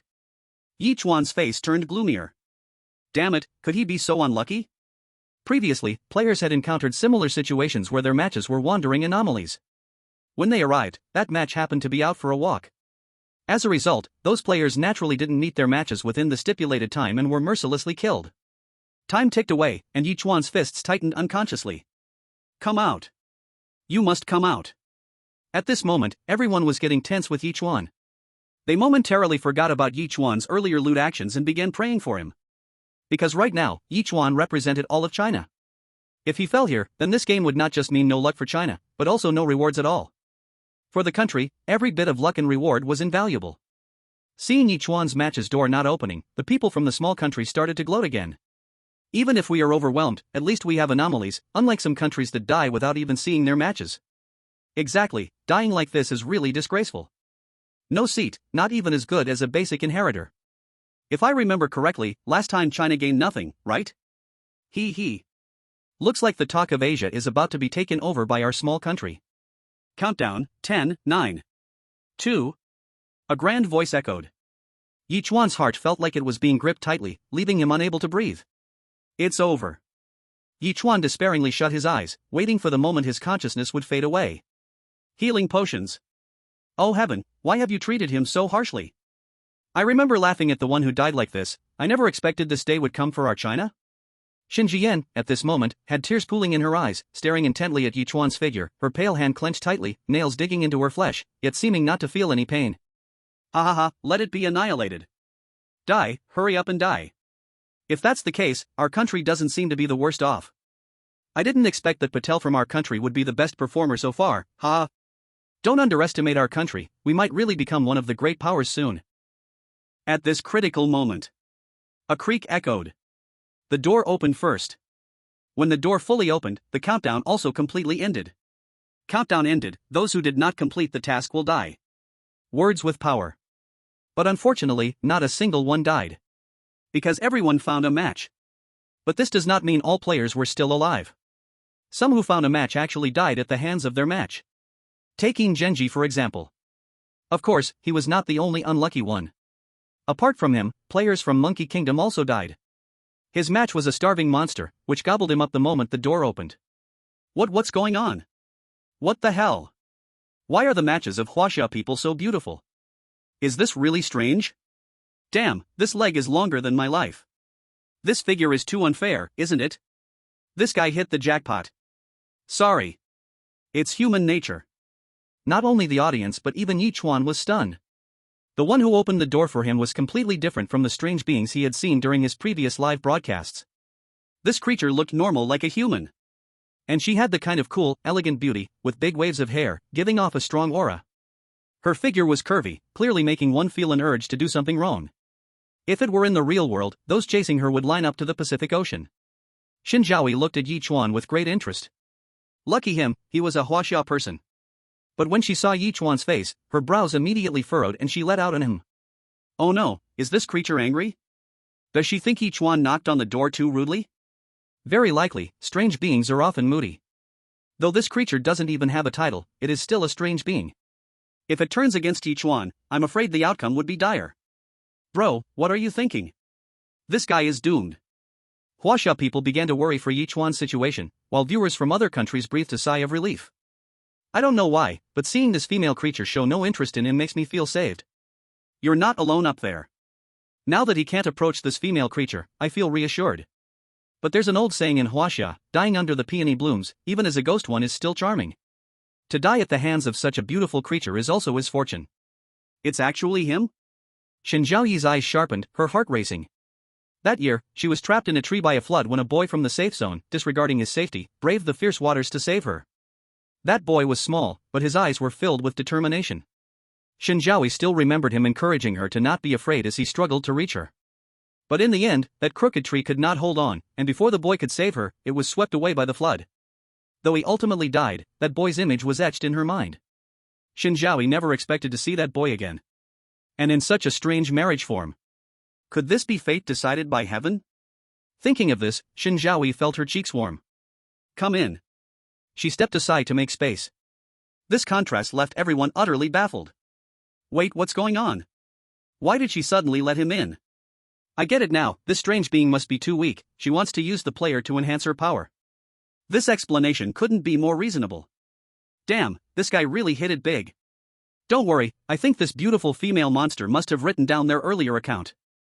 As long as this guy loses his value, she will definitely take him out at the first opportunity. Want something? Ye Chuan was taken aback. To enter the door of a strange marriage partner, one usually has to offer something beneficial. Strange beings that asked for nothing like this were quite rare. Ye Chuan nodded and took his things inside. As soon as he stepped into Shen Zhaoyi's home, Ye Chuan had not yet stood firm when he felt a wave of heat in his arms. He knew that this was definitely the belly band urging him to complete the task. She glanced at Shen Zhaoyi and couldn't help but swallow hard. Once it was taken out, would she really not have the heart to kill? The heat in his arms grew more intense, and Ye Chuan had to steady his heart. Just do it. He reached into his arms. He pulled out the belly band. He held it up in front of Shen Zhaoyi. A series of actions, done in one go. This guy is really insane. The people in the livestream also went crazy. Chapter 11, Wear the belly band to please Ye Chuan. The people of Huaxia are really clowns. Do they really want a strange being in a belly band to dance cha-cha for him? Exactly, who does he think he is? In the strange world, he is just the lowest of the low. Now he should touch the strange being's reverse scale, right? No strange being can endure such humiliation. At this moment, the Huaxia audience was almost wearing out their keyboards. What is this kid doing? He's gone mad, he must be crazy. Don't play with fire. This guy is definitely losing his mind, thinking the strange being looks good, so he wants to play some games. But why am I actually a bit looking forward to this? Everyone couldn't help but feel a flicker of excitement. This strange being is so sexy, if it really wears a belly band, it must have some exotic charm. There is indeed a tiny bit of expectation. Shen Zhaoyi was momentarily stunned. Having been in the strange world for many years, she had seen many bizarre things. But she had never seen words on a belly band like this before. Yes, she could also see words on the belly band. Wear me, please the man in front of you. Shen Zhaoyi's eyes narrowed, inadvertently releasing a terrifying aura. Though she didn't mind pleasing Ye Chuan, but, are you teaching me what to do? I am the demon lord of the strange world. No need to ask, Shen Zhaoyi had already guessed that this must be the work of the strange heavenly path. Therefore, a terrifying aura surged forth from her like a tide. Standing in front of her, Ye Chuan instantly felt a heavy pressure. It's over, it's really over this time. Just when all the viewers thought Ye Chuan was definitely doomed this time, they saw after a short while, Shen Zhaoyi actually reached out to take the belly band and blushed as she said, "You, wait for me a moment." Then she hurriedly dashed into the room. Not only was Ye Chuan stunned, but all the viewers were also stunned. Is this right? It turned out that the aura Shen Zhaoyi had just released was not aimed at Ye Chuan, but was a battle with the heavenly path. In fact, Shen Zhaoyi had already reached a realm where she could subtly change some heavenly path rules. For example, during the previous bizarre matchmaking game, she could easily hide her title. But just now, in that struggle, she could not change the message on the bellyband no matter what. Every time she tried to force change, the heavenly path became extremely violent. That terrifying force, even Shen Zhaoyi did not dare to confront. Otherwise, she would face backlash at best, or completely vanish at worst. Sigh, still too weak. Even as a demon lord, she was still beneath the heavenly path, unable to transcend. After a brief attempt, Shen Zhaoyi gave up, and looking at the bellyband, the words had changed. Don't struggle anymore. Shen Zhaoyi sighed softly. She knew that even if her strength was profound, she could only change things the heavenly path did not care about. Once it truly touched the core of the heavenly path, she would have to surrender. But wearing a bellyband to please Yichuan, what kind of core is that? But it's okay, the person is Yichuan. If it were someone else, even the will of the heavenly path, Shen Zhaoyi would definitely rather die than submit. What the hell is going on? Why does this strange being feel so wretched? I know, this strange being must be a lustful monster. Damn it, the Huaxia people are really lucky. This strange thing should belong to Patel from our country, Asan. Do you think you are worthy? It should belong to the young emperor of our country, Yamato, to deal with this type of mature woman. He is the best at it. Have you shrunk your brains drinking nuclear waste? What do you think gives you the right to compete with us, Huaxia? Huaxia people, don't get too proud. In the bizarre world, what matters is strength. Your marriage partner is just a piece of garbage without even a title, while ours from Yamato is a rare fusion monster. Oomph, my kind from Asan is not bad either. Although he is strong and fierce, as the saying goes, the bigger the storm, the more precious the fish. The benefits of feeding back later, I don't need to say more, right? Seeing that Shen Zhaoyi didn't attack Ye Chuan, Shen Zhiyan breathed a sigh of relief and reached out to pat the high point. He knew that Ye Chuan did this to tell him that in his heart, there was only her. To make the bazaar wear a bellyband was just treating her as a substitute. Shen Zhaoyi felt very touched. If she could communicate with Ye Chuan, she would definitely scold him. Because this was simply too risky. This was just a weak bazaar, but if it were another powerful bazaar, who knows, it might have already been furious.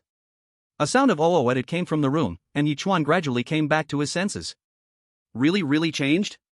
Why does it feel like a dream? Ye Chuan looked around the room. It was clean and tidy, and decorated quite warmly. It seemed he was lucky to encounter a bazaar with a sense of life.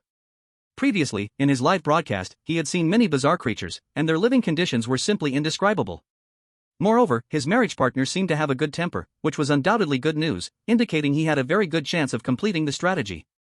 Hearing the door of the room open, Yichuan turned his head directly and froze unconsciously. He saw Shen Zhaoyi had indeed changed into that purple bellyband. Her two lotus-like arms were white, tender, and smooth, breathtaking to behold.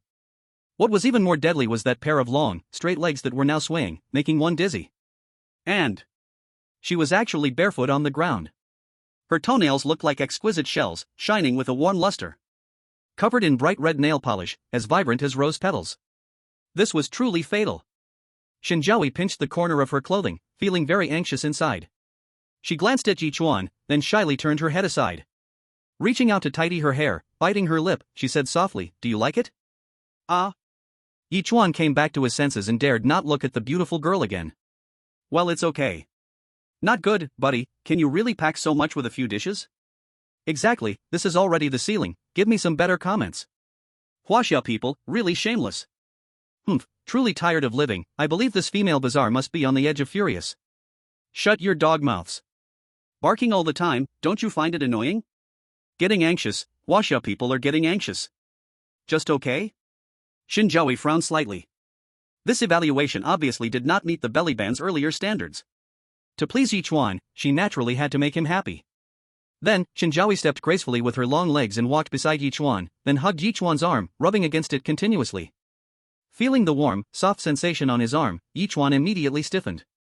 What the hell, this bazaar is so proactive. Damn, I can't look, this is really infuriating. What if later? This guy won't be an innate strategy saint body, will he? In the Bazaar Marriage Command Center. A female employee who forgot to give Ye Chuan the bazaar money cautiously looked at the director and said softly, "Director, thankfully I didn't forget to give him the elephant." In the eyes of such a bazaar money is absolutely less useful than the elephant. The director had no mind to reply. Only one question filled his head. When encountering a lustful bazaar, is a box of elephants enough? Chapter 12, What are your feet rubbing against? Yichuan's heart was racing fiercely now. He initially wanted to pull his hand back, but Shen Zhaoyi held on too tightly. When he exerted just a little force, it would squeeze into various shapes. If it were just this, it would be fine, but Shen Zhaoyi's mouth kept making suggestive sounds that made one's imagination run wild. Just like the night before he arrived in this strange world, when Teacher Shen made similar sounds. Husband, let me show you around our home. After saying that, Shen Zhaoyi unceremoniously wrapped her arms around Yichuan's and led him around the room. The way she acted seemed like she truly treated Yichuan as her husband. Identification complete, this female ghost must be very lacking in love. Damn it, why isn't it me who is paired with this female ghost? At this moment, all I feel is envy. Husband, this is our bedroom. Husband, this is our kitchen.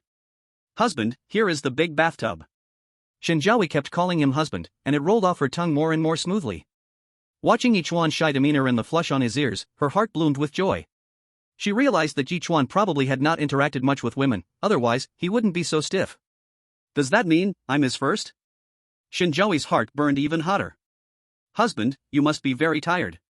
Let me massage your legs. Shen Zhaoyi had not forgotten the task of the belly band. So after introducing the home, she made Yichuan sit on the sofa and surprisingly knelt on the carpet, lifting Yichuan's legs into her lap. The place where her feet pressed was soft and ample. Then, Shen Zhaoyi clenched her fair hands into soft little fists and gently began to massage Yichuan. The home throne, unmistakably. The weird live broadcast platform had completely exploded. This world is too crazy, even the mice are bridesmaids for the cats. What the hell, same situation, different fate. Genji lets the weirdness massage his legs, but ends up being eaten. Look here, the weirdness is actively massaging legs? What does same situation, different fate mean? A stick can call itself a human? Exactly, compared to us Huaxia, it even dares to claim superiority? At first, Ye Chuan was indeed unaccustomed, but Shen Zhaoyi's massage was simply too comfortable, and he ended up dozing off. Shen Zhaoyi thoughtfully made Ye Chuan lie comfortably on the couch, thinking that she had finally completed her task. But when she looked down, he was numb. Pleasure progress, 5%. This was still a bit too pitiful. However, Shen Zhaoyi quickly thought of something else. Since there was progress in pleasure, it meant that what she was doing was effective. Moreover, didn't this also prove that Ye Chuan was not a person controlled by lust? Character guaranteed. Taking a glance at the soundly sleeping Ye Chuan, Shen Zhaoyi went back to the room, opened her computer, and logged onto the weird shopping website. When the weird power is limited, one must rely on external items. 36 little tricks to please your boyfriend, by The Humble Art of Love, Secret Techniques to Please Your Boyfriend, by Master these 6 points, your boyfriend will be crazy about you, by Boyfriend is Heaven, the self-cultivation of a pleaser, and more. After placing her order, Shen Zhaoyi smiled proudly, suddenly noticing a recommended window on the weird shopping site. This is the power of the weird shopping website, which can calculate the most suitable items based on weird purchases through its incredible powers. Shen Zhaoyi clicked in without hesitation, but what she saw instantly made her face turn red, unable to hold on for 3 seconds before backing out. The clothes in there were even more revealing than the belly band she was currently wearing. And what were those toys? Shen Zhaoyi's heart raced wildly, but once she calmed down, she couldn't help but re-enter the previous page through her history. These items might also come in handy, right? Forget it, let's buy them first. As the master of magic, she certainly wasn't short on money. Looking at so many toys and clothes, dazzling and confusing, she didn't know which one could win Yichuan's heart. How strange it is to witness, there is indeed a love brain in the weirdness. I, Kuei-Tian Xiaobiao-san, truly envy this. Ah, why isn't that person me? Damn it, is this really a bizarre matchmaking game? Why does it feel like this guy is participating in a love reality show? Everyone stay calm, there is an old saying in China, watch him build a tall building, watch him host a banquet, and watch his building collapse. Don't worry, in the end, among the players, this Chinese person will definitely be the most miserable one. Without a seat, when heaven is about to destroy him, he will surely go mad. This weirdness is not some kind of love brain. If I'm not mistaken, this is very likely a pig-killing scam. This bizarre level is surprisingly high, terrifyingly so. This is simply shrimp heart and pig guts. Chinese players are very worried about this. Compared to the bizarre that kills without blinking, this kind of weirdness will undoubtedly catch people off guard even more. Ye Chuan, you must withstand the test. Do not fall for this bizarre trap. Ye Chuan originally thought that he would be very uncomfortable after arriving in a strange world, but unexpectedly, he could sleep so comfortably. And even more unexpectedly, when he opened his eyes, Shen Zhaoyi had already prepared a table full of dishes. Is this really a strange world? Ye Chuan was momentarily dazed. Especially when he saw Shen Zhaoyi scooping rice in the kitchen, there was actually a moment of happiness. If it were Teacher Shen, it would be even better. Shen Zhaoyi came out of the kitchen carrying 2 bowls of rice and, seeing that Ye Chuan was awake, was immediately overjoyed. "Husband, you're awake, quickly wash your face, it's time for us to eat." Okay. Hearing Shen Zhaoyi call him husband so naturally, Ye Chuan felt a bit uncomfortable. If other players knew that Ye Chuan was living so well, they would probably be envious to death. Patel's wife, Big Li, only cares about herself when eating, and didn't even prepare a portion for him. Of course, even if they did prepare for Patel, he probably wouldn't eat. Their country's food is so clean and hygienic, and looking at the bizarre food here is like pig feed. A large piece of nearly spoiled raw meat is just thrown into a pot of black, murky soup that no one knows what it is, boiled randomly, and that's dinner. Patel quietly took out a packet of compressed biscuits from his pants. This was the supply given to him by the bizarre matchmaking command center in his country before he came. Patel had a furtive glance at Big Li and saw her eating heartily, her attention not on him, so he was relieved to eat. As for Tong Di, although it couldn't compare to Ye Chuan's comfortable life, it was much better than Big Li's place. Of course, this kind of good only happens when the girl with a stone heart is in charge. Once it changes to the Long Princess, it would be like a nightmare for him. Even though he is calmed down for a while, his butt still hurts like fire. Yes. He got washed away. He never dreamed that arriving in a strange world would lead to being washed away by the bazaar. And it was in front of all the viewers in Japan. This is simply humiliation. But luckily, during the bizarre matchmaking game livestream, those sorted images would automatically black out, only the audio would be streaming. I just yelled, it shouldn't have been too loud, right? At the dining table. Shen Zhaoyi's cooking is pretty good, making Ye Chuan's appetite grow. Watching Ye Chuan eat with great enjoyment, Shen Zhaoyi smiled and asked, "Husband, is my cooking delicious?" Ye Chuan nodded, "Delicious, but why is your foot constantly rubbing against my leg?" Chapter 13. The first day of weirdness ends. Damn, does this Chinese person know what romantic interest means? Such a beautiful and proactive weirdness, really don't know what he is pretending to be. Chinese people inherently reveal hypocrisy. Dancing on the tip of a knife, sooner or later it will completely anger this bazaar. The players from Huaxia could not argue. Because they also thought Ye Chuan was being a bit too showy. Showing off is fine, but one shouldn't overdo it. This strange entity seemed to have a good temper, but if really provoked, the outcome would definitely be very tragic. Shen Zhaoyi paused in her expression. How is this different from what that customer service said? Since she had bought the entire set of products from that online store, she was upgraded to a gold VIP and was assigned a personal customer service representative. That customer service told her that doing so could create an ambiguous atmosphere and increase intimacy. However, looking at Ye Chuan's current demeanor, it seemed that the expected effect had not been achieved. Oh. Shen Zhaoyi replied, her expression resembling that of a wronged little wife. No way, being so obedient, has she been conditioned already? Impossible, absolutely impossible. Players in strange matchmaking games might not be first-timers, but all the strangeness is definitely real for the first time. The luck of these Huaxia people is really good, they actually encountered such an obedient strange entity. So what if it's obedient? Weak strength leads only to a dead end.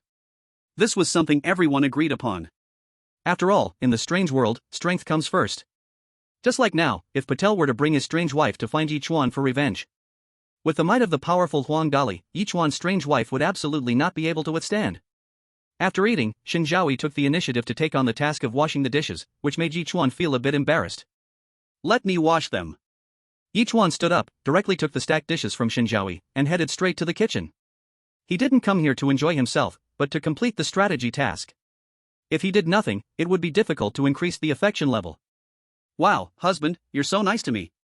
Shen Zhaoyi pretended to look very adoring. That customer service also said that men like to be admired. Doing this would surely boost her progress in pleasing him. I'm really dizzy, this strange entity truly hasn't eaten good food. Come on, it's just washing a dish, does it have to be like this?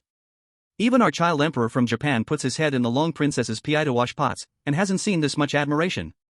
Damn it, this strange entity's brain must be messed up, the national luck feeding back must be making people stupid. Shut up, I really wish I could drop a couple of strange atomic bombs on your Japan. Husband, you've worked hard, let me massage your shoulders. As soon as Ye Chuan finished washing the dishes, Shen Zhaoyi dragged him to the sofa, letting him lean into her arms, then gently massaged his shoulders. Husband, how's the strength, is it okay? Shen Zhaoyi was very cautious, after all, she was the demon lord, with strength that could crush mountains and rivers. If she pressed too hard, she might just crush Ye Chuan into powder. Feeling the two soft mounds behind him, Ye Chuan's thoughts began to wander. It had to be said, Shen Zhaoyi's massage was indeed pleasant. Moreover, the warm breath brushing against his ears felt ticklish. After a while of massaging, Shen Zhaoyi sweetly said, "Husband, how about we take a bath?" "We?" Yichuan looked at Shen Zhaoyi with a strange expression.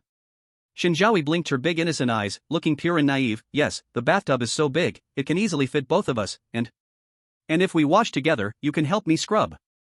"Scrub? I hope you really meant that. Something unusual must be sinister." Yichuan watched so many episodes of the strange matchmaking game live broadcasts, and had never seen such an active strange entity before. What exactly is her purpose? Yichuan frowned, feeling that she definitely had an ulterior motive. "No need, I think it's better if we wash separately." Shen Zhaoyi was a bit disappointed, but seeing Yichuan's attitude so firm, she had no choice but to agree reluctantly. "You go first or I go first?" "You go first." Shen Zhaoyi looked like a deflated balloon. The customer service didn't say that conquering men was so simple, did they? Why are the tricks they taught me useless? Frustrating. Yichuan glanced at the slightly frustrated Shen Zhaoyi, but didn't take it to heart and went straight to take a shower. On the first day in this bizarre world, Yichuan felt good. But other players were not as lucky as him. The child emperor's current situation could be said to be ice and fire. Only when the stone woman dominated the body could he survive for a while. Once the Long Princess took over, she would begin to torture him like crazy. The Long Princess was truly perverted, even more so than the child emperor's actions in the action films. Just a moment ago, the Long Princess actually used the child emperor as a human enema, viciously forcing his head inside, claiming it was to clean up. When the child emperor came out, he was already on the brink of death. Yellow liquid was dripping from his hair, emitting a foul smell. The child emperor wanted to take a shower, but was completely forbidden. The Long Princess claimed this was a mark of his loyalty. He thought that once the stone woman dominated the body, she would surely pity him. But the stone woman had a disgusted expression. She directly kicked him into the bathroom and told him not to come out again. This merger with the bazaar is truly hateful, to insult us Japanese players like this. The child emperor is indeed bearing the humiliation, he should be awarded the title of national hero. Damn it, comparing like this, that Chinese kid is really the winner in life. As for other players, although their situation was also not good, at least it wasn't as tragic as the child emperor's. They have already found places to sleep. Some bizarre places were a bit better, with a sofa at home. As for some bizarre places, they were bare, and players could only sleep on the ground. If they encountered those unhygienic bizarre beings, not only would they have to endure the foul smell in the home, but also be wary of bizarre mice crawling into their pants at night. This was simply a double torture of mind and body. At this moment, what supported them was just the fantasy of returning to Blue Star after completing the mission. As for Ye Chuan, he was simply the envy and jealousy of others. He saw Shen Zhaoyi lazily lying on the bed wearing that purple bib, and when she saw Yichuan come out, she patted the spot next to her and said sweetly, "Hubby, it's time for us to sleep." This scene made people so angry they turned purple. Damn, it's really infuriating. What's there to be mad about? For such a garbage bizarre being, even if they offered us the strategy for free, we wouldn't care. Exactly, the whole building has 12 floors, she's only on the 6th floor, her strength is simply not worth mentioning. Chinese people can only be happy right now, wait until the country's luck is repaid, they'll be the ones crying. Exactly, this kind of garbage bizarre being can't give any good rewards, maybe after completing the mission, the rewards won't even be as good as ours at this stage. What a joke. Such remarks were rampant, and Chinese viewers could not rebut. Because what they said was the truth. In the bizarre matchmaking game, what mattered most? Of course it was the rewards and the repaid luck. Otherwise, would you really think it was like participating in a dating show? A matchmaking partner with weak power was simply a dead end. In the China Bazaar Matchmaking Command Center, the director had a worried expression because even now, they still didn't have detailed information about this Ye Chuan's matchmaking partner, Shen Zhaoyi. Could it really be a nameless garbage bizarre being? Chapter 14 Rewards China, Bazaar Tank. The next day. Outside was still shrouded in a crimson hue. The bizarre world was like this, with no sunshine all year round. Yichuan opened his eyes and saw Shen Zhaoyi, who looked like a kitten, lying on his chest, showing a shocked expression. What's going on? Didn't I refuse the invitation to bed yesterday? Yesterday when he came out from the shower, Shen Zhaoyi directly seduced him to bed. Fortunately, Yichuan's determination was strong, and he was not tempted by her, resolutely choosing to sleep on the floor. Could it be that she took me up while I was asleep? After all, she was not a delicate weak woman, but a strange being in a strange world. However, Yichuan quickly realized that something was off. He was still on the floor. In other words, she actively crawled down from the bed into my arms? And, she just crawled into my arms to sleep, without doing anything else? This made Yichuan feel quite incredible. You must know, from the arrangement of this room, this strange being was definitely one that enjoyed life. She actually came down from the bed just to sleep with me? Ye Chuan looked at the sweetly sleeping Shen Zhaoyi, a gentle smile appearing on her beautiful face. It seemed, she didn't look like a bad strange being. Ye Chuan slightly moved his body, preparing to get up and make some breakfast. However, just as he got up, Shen Zhaoyi woke up. Rubbing her sleepy eyes, she opened her arms to wrap around Ye Chuan's arm, pouted her small lips, and quickly gave him a kiss on the lips. Like a little cat, she rubbed against Ye Chuan and sweetly said, "Good morning, husband." Ye Chuan obviously did not expect Shen Zhaoyi to suddenly attack. For a moment, he was stunned. That slippery, soft sensation made his mind go blank instantly. Faintly, there seemed to be a lingering fragrance on his lips. Seeing Ye Chuan in a daze, Shen Zhaoyi felt proud in her heart. "Look at you, aren't you completely mesmerized?" Looking at her pleasure value. Goodness, directly 15%. It went up 10% in an instant. This trick was indeed useful. While Ye Chuan was taking a shower yesterday, unwilling Shen Zhaoyi went to the strange exchange to argue with customer service. Facing Shen Zhaoyi's questioning, customer service seemed very experienced. "Dear, based on your description, I can basically conclude that the person belongs to the slow-to-warm type. To please such a person, you need to persevere and work hard for a long time." This clearly did not satisfy Shen Zhaoyi. "Is there no faster way?"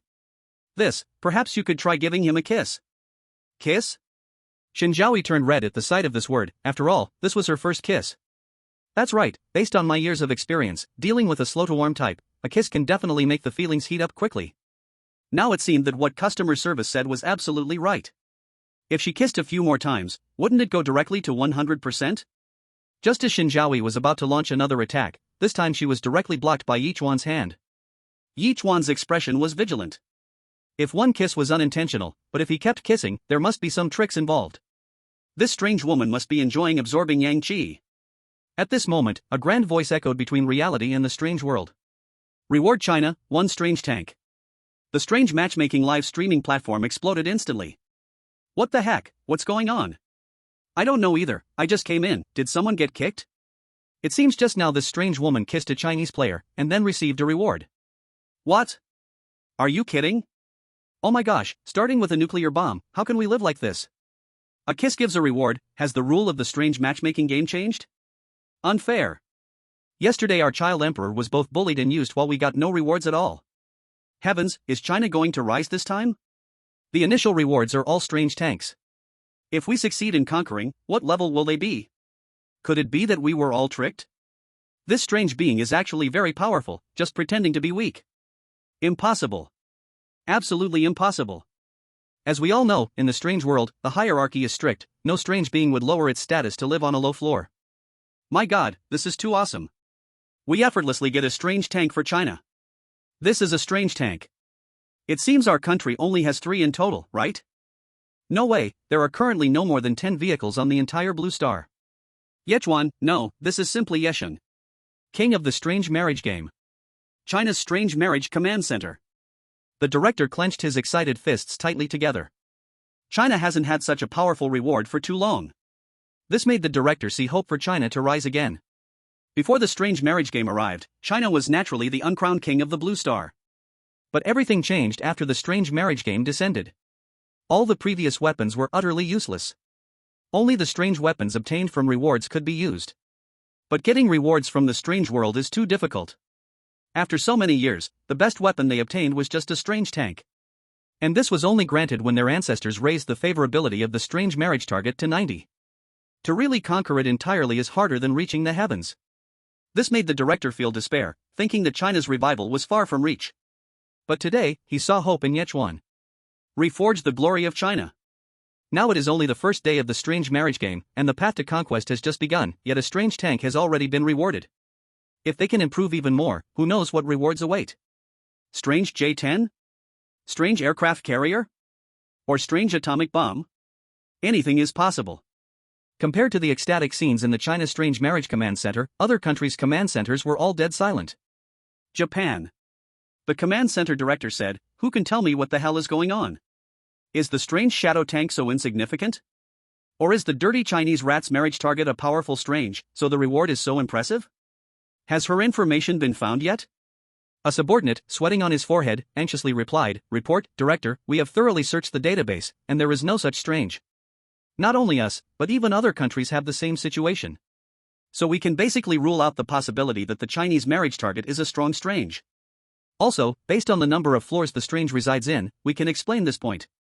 The director was clearly dissatisfied with this answer, directly grabbing his subordinate by the collar and roaring furiously, "Then tell me, why did China receive a reward, and it's a strange tank?" The subordinate, trembling in fear, stammered, "Director, according to our speculation, the reason why China was rewarded with a strange tank might not be that the strange is powerful. It is very likely because she is the first marriage target to kiss the player among all the targets, so the strange heavens granted the reward. Director, in fact, according to our statistics, our Japan also received a reward." When asked the Japanese command center director in confusion, "Why didn't I hear the voice of the strange heavens?" Chapter 15 No strange money, borrow from Shen Zhaoyi. If it really received a reward, then the voice of the strange heavens must resonate throughout the entire real world. However, from the beginning of the strange marriage game yesterday until now, the voice of the strange heavens has only appeared once. That was just now when China received the reward. That subordinate gulped, stammering, Yesterday, the child emperor acted as a human enema, being the first among all players, and it seems that our Japan, perhaps, received a smooth balo reward. Today, there is not a single person in Japan with constipation." The Japanese command center director's temples bulged high, then he roared baka, and slapped the subordinate hard. "What the hell kind of reward is that?" Ye Chuan was also stunned, hearing the voice of the strange heavens. China got rewarded just like that? And it's a strange tank? It was just a kiss. If there are more intimate actions, who knows what could happen? Is it a direct reward of a strange aircraft carrier? Other players in the strange world are equally puzzled. What? What did that boy from China do? Just the next day, he received the reward from the strange heavenly path? And it's such a rich reward. Could it be that he has already completed more than half? To conquer the strange, a favorability of 50 is a milestone, granting generous strange rewards. But this is a bit too fast. All players are curious, speculating that China might have mastered some secret strategies for the strange matchmaking game. If not, there's no way a player could receive a reward just the next day. Unless he is a succubus himself. And based on their earlier meeting at the community entrance, that Chinese person clearly isn't that kind. He is a violent man. Violent? Could it be that he used violence to conquer the strange? That's even less likely. Even the weakest spirit in the strange world is definitely not something their mortal bodies can resist. Unless that strange is a pervert with a masochistic tendency. It seems the only way to find out what's going on is to meet the Chinese person. Not long after, the voice of the strange heavenly path echoed again. Matchmaking task, prepare a surprise gift for your match partner. Task reward, rewards based on the satisfaction level of the match partner. Prepare a surprise? Yichuan wasn't too surprised. In the matchmaking game, this is a relatively basic task. Typically, players just go to the strange mall and buy some trivial items to get by. After all, initially increasing favorability is relatively easy, requiring not too much investment. Otherwise, later on, when they really need a lot of strange currency, the situation will be rather passive. To buy something in the strange world, of course, one needs the circulating currency of the strange world, strange currency. This kind of thing, ordinary people definitely don't have. However, each player, before entering the game, the country's strange matchmaking command center will prepare in advance to help players complete tasks. As for how much to prepare, it depends on the overall national strength. Yichuan opened the box. The first layer, countless elephant condoms. The second layer, still countless large and small condoms. The third layer, no third layer? Ha! Where's the strange currency? Yichuan was stunned. Why are there only condoms and no strange currency? What the heck, so many elephants, it looks like this time success in conquering is a must. They must think the selected strange is garbage with no title, so they thought it safe. The Chinese person will surely pay the price for his arrogance. By the way, other players have gone downstairs to the strange mall. What's he doing here fiddling with condoms? Budge, could it be that he received a reward and is feeling pleased with himself, wanting to get a quick win? Foolish Chinese person, with a favorability not yet at 100, even if he completes that final step, there will be no reward, but instead, he will face backlash from the heavens. I mean, is there a possibility that this guy is looking for strange currency? Absolutely. No way, such a big country like China, and the only supplies provided are condoms, not a single strange currency? Could it be that China has fallen to such a degree? Leaders of various countries squinted their eyes, considering whether to test the waters. China's strange matchmaking command center. The female subordinate who forgot to hand over the strange currency to Ye Chuan was now shrinking her neck under a furious reprimand from the director. Although the initial task required little strange currency, it didn't mean it required none at all. Yichuan's conquering situation was looking good, having just won a strange tank for China today. But now, it was very likely that he would fail the conquest due to lack of strange currency, becoming the third player to be eliminated. How could the director not be furious? If the higher-ups in Huaxia knew about this matter, he wouldn't need to hold this position any longer. Director. I realize I was wrong. Setting the facts aside, doesn't Ye Chuan bear any responsibility? The director was taken aback, looking incredulously at his female subordinate. What responsibility does he have? Well, I haven't thought this through, but he must share some responsibility. The director was at his wit's end. Is it really adding guilt without any crime? From now on, you are indefinitely suspended.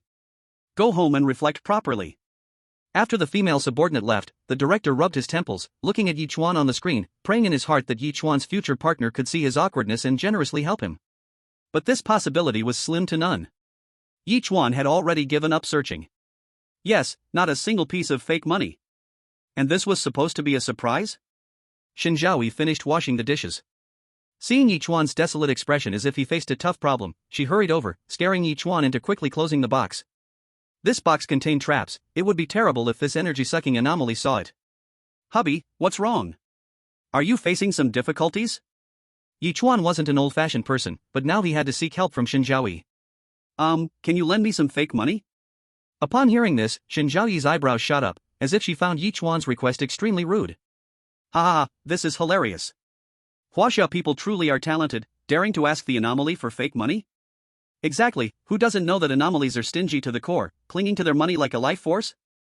Asking them for money is like asking for their lives. Poor Huaxia person, don't be deceived by her compliance. Once it involves fake money, her expression changes immediately. Tearing off the mask of friendliness, Huaxia people, prepare to face doom. The audience in Huaxia was now cursing up a storm, frantically tagging the Huaxia Anomaly Marriage Command Center. What's happening? Players entering the Anomaly Marriage game can't get even a single fake dollar? Where's the fake money? Don't tell me you embezzled it. We demand the expenditure of fake money be made public year by year. This is simply robbing us while trying to harm us. What are these people doing? Either perform or step down. I promise I'd be a good officer. Stop playing dead, speak up. A reasonable explanation is required for the entire nation. Severe punishment for traitors. The Huaxia Anomaly Marriage Command Center account was completely flooded. All Huaxia people were leaving comments and curses. After a while, the Huaxia Anomaly Marriage Command Center activated a feature that only allowed author comments. Chapter 16 I only have anomaly checks. Are you mad? Ye Chuan looked at Shen Zhaoyi's expression and sighed deeply. It seems that not only can people not talk about money, but even between a person and an anomaly, it's also a no-go. Shen Zhaoyi crossed her arms over her chest. Of course, I'm mad. What do you take me for? This Huaxia guy is finished. This beautiful anomaly thinks Huaxia players see her as an ATM. Congratulations to the third player for being eliminated. Prepare to face the wrath of the anomaly. The Huaxia audience felt anxious. What a fool, even without fake money, you can't borrow from an anomaly. Exactly, I remember anomalies in shops allowed labor to pay for services. That's true, but the premise is that the cashier anomaly is in a good mood. If the cashier anomaly is in a bad mood, it will brutally dismantle players who can't use fake money. Ye Chuan was about to speak. But Shen Zhaoyi angrily interjected, I'm your wife. How can you ask me to borrow? Aren't my fake money yours? Bro, am I hallucinating? No, you're not that person. Is this real? An anomaly can say something so touching? Oh my god, so moving. I will carry on the cremation regardless of life or death. Oh my god. What is this bizarre thing? What else could I ask for? When encountering such irrational bizarre, just marry it. Damn it, why is the luck of the Chinese players so good? This bazaar is simply the shame of the bizarre world. I have never seen such a humble bazaar, trying to please players, it will never earn my approval as a lowly vendor. Damn it, why don't we in Korea encounter such brainless bazaars? Shit. Ye Chuan was stunned, how could this still feel warm in his heart?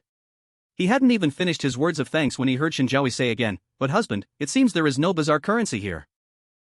Dying of laughter, so this bazaar is toying with this Chinese mouse. That's right, how could a bazaar give bizarre currency to players? Feeling good. The mood of the Chinese audience was like a roller coaster, now it had dropped to the bottom again. Damn, indeed, all bazaars are equally dark. Calling him husband so sweetly, but when bizarre currency is mentioned, she immediately turns her back. This scene gives me a sense of déjà vu, it's like Bro, speak cautiously. I hope today's cash register bazaar is in a good mood, otherwise, it would be dangerous. Yichuan let out a long sigh. But I don't have bazaar currency, using a bazaar check should be okay, right? Bazaar check? Yichuan looked at Shen Zhaoyi in disbelief. You actually have a bazaar check? Yichuan's heart was extremely unsettled. You have to know, in the bazaar world, only bazaars of purple robe and above are qualified to have bazaar checks. Ordinary bazaars don't even have the qualification. And Shen Zhaoyi is just a weak bazaar without even a title, how could she possibly have a bazaar check? This is clearly very unreasonable. Shen Zhaoyi smiled and nodded, then said, Husband, wait for me a moment, I'll go get it for you. Then, Shen Zhaoyi went to the room. Can it be more ridiculous? Anyway, I don't believe it, our Japanese stone girl, Najimai, doesn't have a bazaar check. How could a weak bazaar like her have one? Exactly, even powerful bazaars like honorary rely on extorting players to obtain bazaar currency. She actually says she has bazaar currency, really, she talks big. If she can pull out a bazaar check, I'll stand on my head and poop. Then I'll set a flag too, if she can bring it out, I'll clean it up for you. No wonder he's called the third brother, he's ruthless. I hope it's not just an empty promise. Let's see how she slaps faces later. This is definitely not a love bazaar, but a show-off bazaar. Accurate. Before long, Shen Zhaoyi came out of the room, holding several bazaar checks. Husband, these are for you, consider them your pocket money.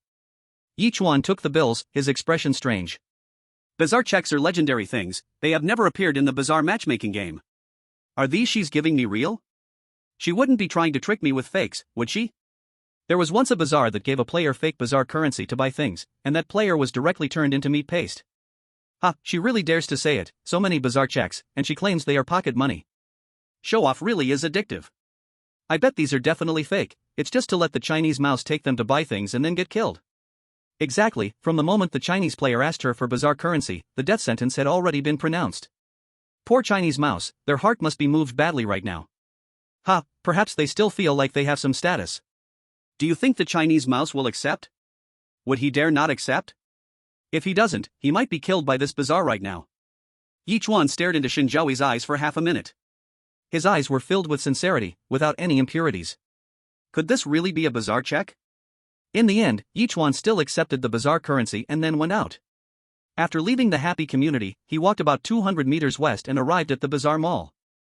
The strange mall glowed with a dark green light, creating a chilling and terrifying atmosphere, making people's hair stand on end. On the glass of the mall, it seemed like red blood was flowing, and the pungent smell of blood further indicated how unusual this mall was. At this moment, the mall had not opened its doors, and players from other countries quietly stood at the entrance of the mall. Yichuan glanced at their condition, and compared to yesterday, they were much worse, all sporting big dark circles under their eyes. As soon as Yichuan arrived, he instantly became the center of attention. This was not only because he had received the rewards from the strange heavens path but also because of his current state. He looked exactly the same as yesterday. No, upon closer inspection, he seemed to be even better than yesterday. Patel still held a grudge against Yichuan, and seeing Yichuan in such good condition, his eyes were filled with jealousy. Hey, do you have strange money to buy something? In his view, Yichuan could fight, but in front of the strange, he would only be at a disadvantage. All the strange money he brought was definitely looted by his strange match. After all, not everyone had his kind of infiltrating ability. Patel now looked at everyone with disdain. Among the remaining players, he definitely had the most strange money. Whether I have strange money or not is none of your business. Yichuan replied unhappily. But in Patel's eyes, he was just exposing himself, admitting he had no strange money.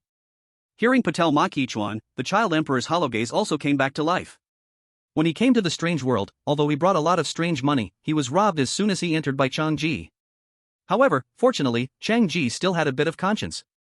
After saying he cleaned himself, he gave him a little pocket money, or else he really wouldn't be able to complete this task. Huaxia person, if you are willing to bow 3 times and shout 3 times long live the great Yamato country, then maybe I will consider giving you a piece of strange money. The child emperor urgently needed to regain his dignity by trampling on someone else's dignity.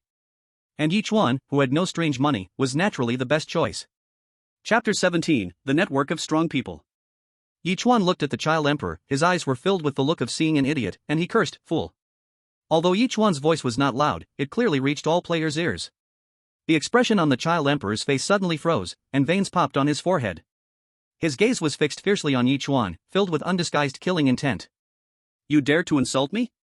The child emperor clearly did not expect Yichuan to be so bold. He knew his strange wife was a powerful and rare combined strange. And Yichuan's was just a garbage strange with no title. Under the circumstances that the game had already started, he should have kept a low profile, right? But now he even dared to retort back? This was undoubtedly courting death. Ye Chuan frowned. Still with the look of seeing an idiot, he said, "It's one thing to be young and foolish, but to have bad hearing as well." You. The child emperor's chest heaved. If it weren't for the rule that players couldn't fight each other, he would definitely teach this Huaxia person a lesson right now. But he knew he couldn't act impulsively at this moment. Let this Huaxia rat be arrogant for a while, and once he raises the favorability of the stone woman, Shangji, to a certain level, he would ask her to step in and suppress this Huaxia rat. The Huaxia people naturally would not miss this mocking opportunity upon seeing this scene. No way, there can't be a player who was insulted and can do nothing about it, right? Pathetic, it's really too pathetic. Yes, it should be like this, stepping hard on the garbage from Yamato. Huaxia person, don't be too proud, the strange matchmaking game has only just begun. That's right, the one who laughs last is the real player. The child emperor is making rapid progress, his licking skills are getting better and better. The increase in favorability is certainly something other players can only look up to. I support the child emperor. Patel still holds a grudge for the punch that Ye Chuan gave him earlier. Seeing Ye Chuan acting so arrogantly now, he can't help but want to suppress him. Of course, he feels that he now has the capital to do so. Why? Because hidden in his leather wallet is a $100 counterfeit bill. This is a considerable sum and also his source of confidence. As long as he wants, he can easily complete the task of preparing a surprise gift for the bizarre entity. However, he currently has no intention of using this private stash. Firstly, he is reluctant, and secondly, it is unnecessary. This task is a piece of cake for him. Before going out, Hanali told him that he knows the cashier at the bazaar mall. When Patel heard this news, he took several deep breaths. Hiss. This is truly terrifying. Such a frightening connection, no, a bizarre connection.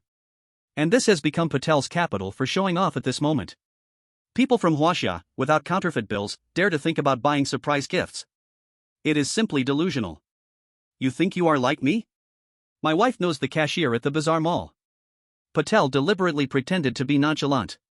Although this was primarily aimed at Ye Chuan, he was also secretly observing the expressions of other players. Sure enough, after hearing this news, all the players showed envious expressions. This made Patel very pleased, feeling as if he had suddenly become one of the nobility. What does it mean to know the cashier? It means you can save on counterfeit bills and use hard work to buy things, without worrying about the cashier being in a bad mood and chopping you into pieces. Because he will definitely give your bizarre wife some face. This is equivalent to a death-free medal. Patel's expression became increasingly proud as he looked at Ye Chuan, suddenly frozen. Wait, what kind of look is this guy giving? How can he remain unmoved? No, this must be an act. In his heart, he is definitely envious to death. Now he is just trying to maintain his inner dignity. Heh, what a pitiful little mouse. Bizarre live streaming platform. Haha, my country is really going to hold its head high this time. The dignity of my country, suppressing Huaxia to silence. Look at that silly look, he must be scared silly by Patel's powerful connections with his bizarre wife. Do you think he will kneel down and beg Patel for mercy later? The possibility is quite high, after all, his weak bizarre wife cannot provide him with protection. You guys from my country are too optimistic. Don't forget we have bizarre checks. That's right, we are not short of money, alright?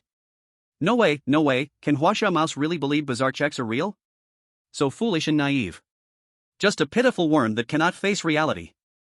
Patel looked at Ye Chuan with amusement and said, "Kid, if you kneel down and suck on my toes now, maybe I will consider helping you." Would Patel really be this kind-hearted? Of course not. What he likes most is to give people hope and then make them despair deeply. That brings him an inexplicable pleasure. He has thought it through, as long as Ye Chuan obediently complies, he will then propose an even harsher request. Ultimately, when the request becomes unacceptable for Ye Chuan, he can justifiably refuse. Just thinking about it makes Patel feel so good inside. Although Handali is not particularly good to him, at least now, he has been given the capital to show off. So, have you thought it over? There is only this one chance, if you miss this village, there won't be this store. Ye Chuan quietly looked at Patel bouncing around, his eyes as calm as still water. Clown. Patel's proud expression began to solidify. The anger in his eyes was about to turn into tangible flames bursting forth. How dare he? You don't even have any strange money. How can you speak so arrogantly? Suddenly, Patel quickly figured it out. Chinese person, I know what you're planning. You want to settle the bill with labor, right? If that's the case, you probably have no chance. After I go in, I'll tell the Eerie cashier, as soon as you dare to make that request, you'll be chopped into pieces. You can doubt my strength, but I advise you not to doubt my wife's power. In Patel's eyes, an incredibly dangerous signal was released. At the same time, it was filled with endless anticipation. He was eager to see the Chinese person's body being chopped into pieces. Ah, so satisfying, too satisfying. Patel's move directly shut off the last escape route for the Chinese person. Yoshi, just like that. It seems this time my country will surely make a big splash. Meanwhile, the faces of the Chinese audience became serious. They certainly did not believe in the strange check given by Shen Zhao, having held on to fantasies of settling the bill with labor. But now, even that last glimmer of hope was about to shatter. Damn strange marriage coordination headquarters, what on earth are they doing to allow such a major error? Must thoroughly investigate, I suspect foreign ghosts have infiltrated. I've said from the beginning, let me go, I would definitely be a good official. The head of the coordination center wore a face of extreme gravity. As the head, he certainly knew how brutal the cashier was in this strange mall. The possibility of settling accounts with labor was only 0.0001%. Chapter 18, Strong as Steel, who the hell is that? In this situation, perhaps bowing to Patel wasn't such an embarrassing thing to do. After all, wasn't Gojian also someone who endured grievances? Of course, he couldn't say such words out loud, or else he would definitely be attacked by those angry youths. But deep down, he still hoped that Ye Chuan could recognize the situation. Occasionally bowing down wasn't unacceptable. In past strange marriages, players had never failed at the first task. If this time Ye Chuan broke that precedent, then China would surely be nailed to the pillar of shame. Ye Chuan glanced at Patel, who was jumping around and feeling good about himself, and couldn't be bothered to deal with him, walking straight into the Eerie Mall. Seeing Ye Chuan's back, Patel spat heavily. Damn it, you'll cry when the time comes.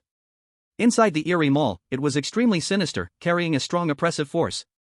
As soon as they entered, everyone felt a sense of breathlessness. After taking just 2 steps, they felt a chill on their backs, as if they were being watched by a colossal beast. Not far in front of them, the Eerie cashier was staring intently at them. Her eyes were filled with desire, as if she saw an incredibly delicious meal. This Eerie cashier was not tall, just of average height. Her eye sockets were completely sunken in, her face was pale, revealing an extremely unhealthy pallor. Slurp. Seeing such a delicious meal, she couldn't help but lick her tongue. Her tongue was extremely thick, like a giant python from the tropical rainforest. Many players were scared to shiver all over, lowering their heads, fearing eye contact with the cashier would offend her. Fortunately, the Eerie cashier also valued rules. In this Eerie Mall, as long as players didn't break the rules, she wouldn't take the initiative to attack them. Although the atmosphere of this Eerie Mall was extremely uncomfortable, the items inside were all dazzling. Food, drink, necessities, toys, and clothing were all available. As long as there was strange money, anything needed could be bought. Today's task was to prepare a surprise gift for the marriage partner. But what is a surprise? What the hell is a surprise? This is a problem. Ye Chuan has no experience in dating, and he hasn't known Shen Zhaoyi for long, so he doesn't know what gifts she likes. However, their brief interactions have given Ye Chuan some vague guesses in his heart. From yesterday when Shen Zhaoyi changed into a purple belly wrap without a second thought, to her rubbing her calves with her feet during dinner. Ye Chuan feels she should be pretty daring. If that's the case, she should like these black stockings, right? And this bunny girl outfit. This fluffy little tail looks nice too. Watching Ye Chuan add things to his shopping cart, all the spectators fell silent. What the heck, this guy really doesn't know how to die. Indeed, the Huaxia people are really filthy. Is he really treating that weird thing as his wife?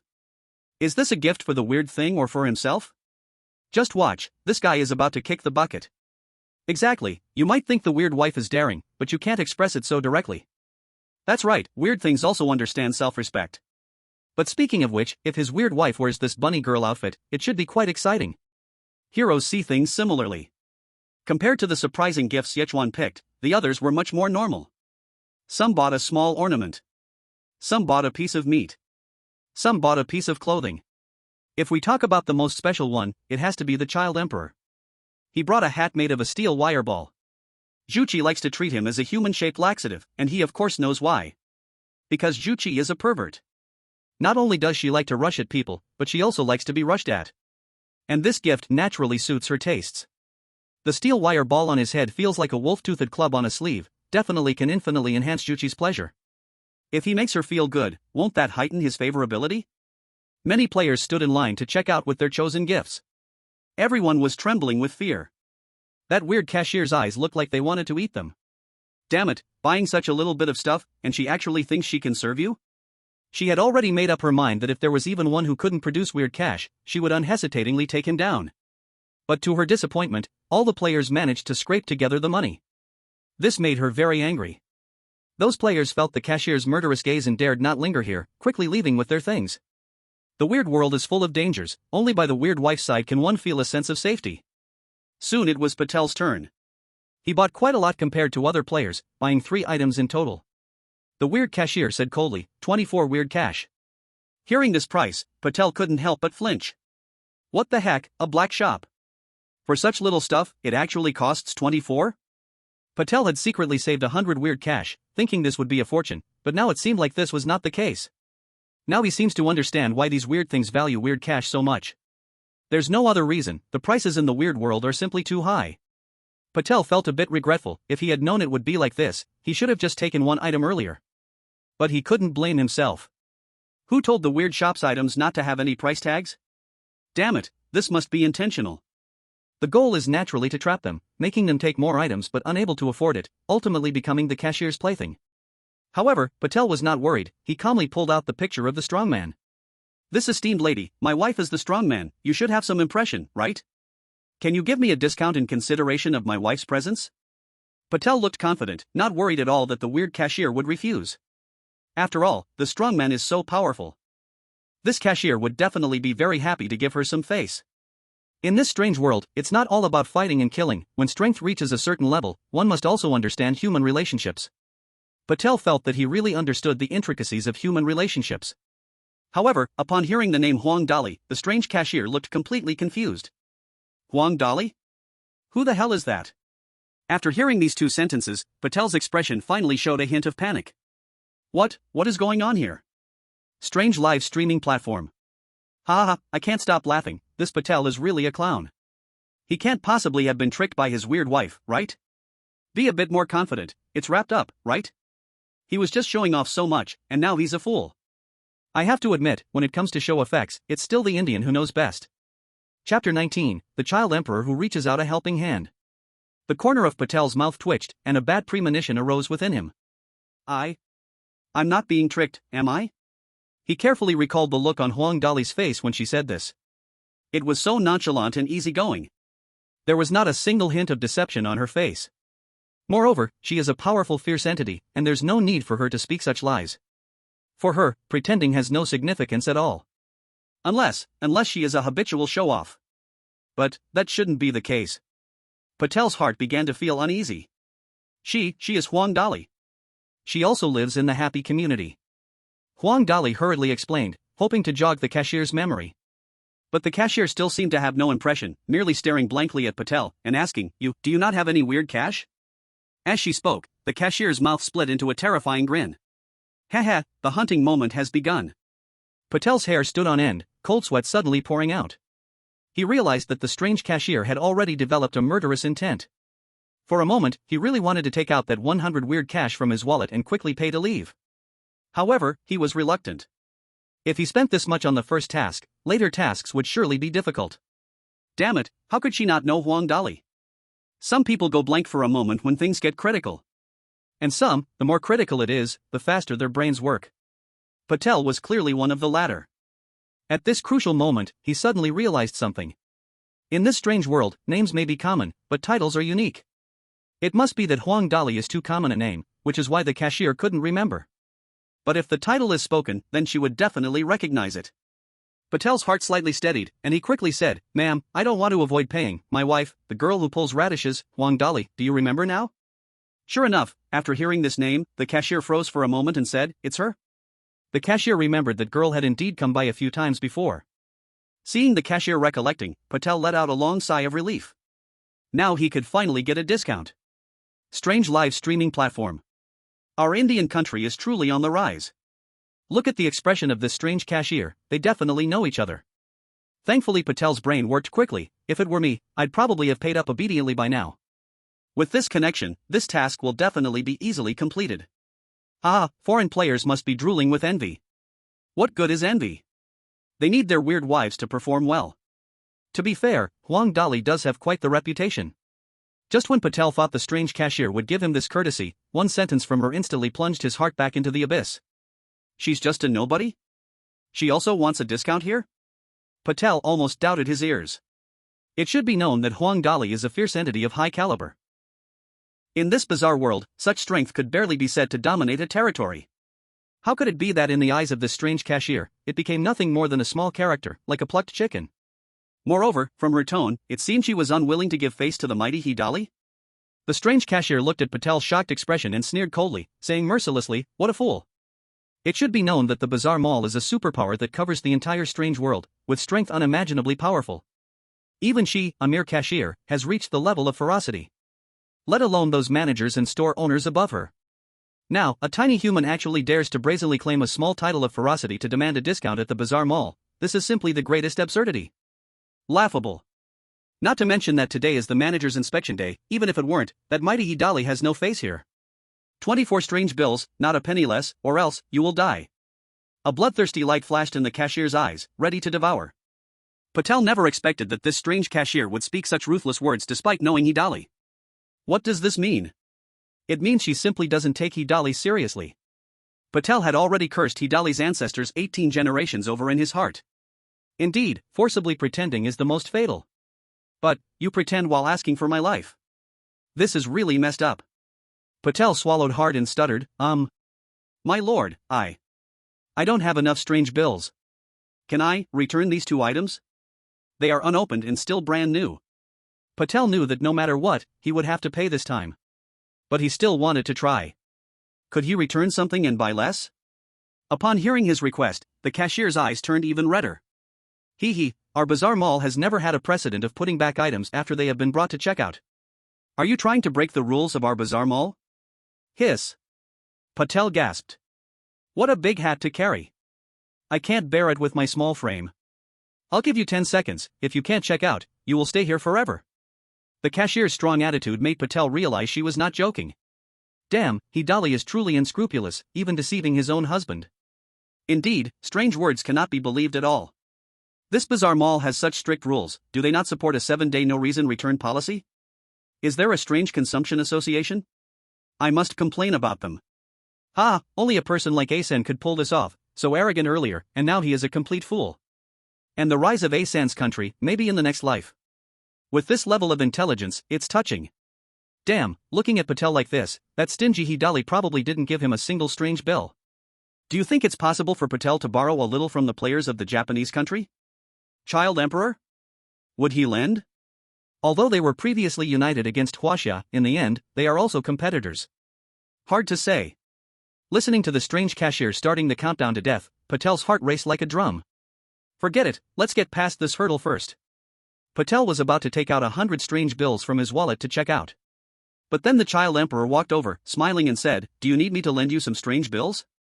Patel looked at the child emperor in disbelief. "You would help me?" In the strange world, every strange bill is extraordinarily precious. Very few players would lend strange bills to others. So after hearing the child emperor's words, Patel was simply incredulous. The child emperor showed a calm smile and said, "Of course, but you have to agree to one condition." Chapter 20, The Traitor Patel. The shocking, weird cashier. Indeed, there is no free lunch in this world. Patel did not refuse immediately, but asked, "What are the conditions?" Rare earth. I remember that your country has the 5th largest rare earth reserves in the world, far too much for you to use up. Why not give us half? Patel raised an eyebrow. He clearly did not expect the seemingly harmless child emperor to have such big appetites and to set his sights on their country's rare earth. You should know that rare earth resources are incredibly precious and extremely important in many fields. If he truly agreed to his conditions, it would shake the comprehensive national strength of Patel's country. Seeing Patel silent, the child emperor teased, "If you can't bear to part with it, then forget it. You know, I'm actually indifferent. But for you, if you don't agree, it might end badly." As he spoke, the child emperor's gaze subtly turned towards the weird cashier. Patel glared fiercely at the child emperor, mentally marking the guy who was taking advantage of the situation. Fine, it's settled. Although Patel still had 100 strange banknotes in his pocket, that was his capital to survive the upcoming bizarre matchmaking game. Unless absolutely necessary, it was absolutely forbidden to use. Although giving away half of the rare earth resources in exchange for the child emperor's weird banknotes would have a huge impact on the country, for him personally, it had no effect at all. Moreover, as long as he could successfully capture the interest of the mighty hegemony, the national fortune returned would naturally make up for this loss. So, it was natural to look at the long term. Meanwhile, on the strange live streaming platform, the audience from Patel's country was furious to see him so easily selling out the interests of their nation. Is he crazy? With such an absurd demand, he actually dares to agree? That's rare earth, an incredibly precious strategic resource. How could he dare? Traitor! Strictly investigate his 3 generations. Only 24 strange banknotes, and he hands half the rare earth resources over? Am I dreaming? Damn it, if living like this is so hard, it's better to let that weird cashier tear him to pieces. Quick, give me the strange banknotes.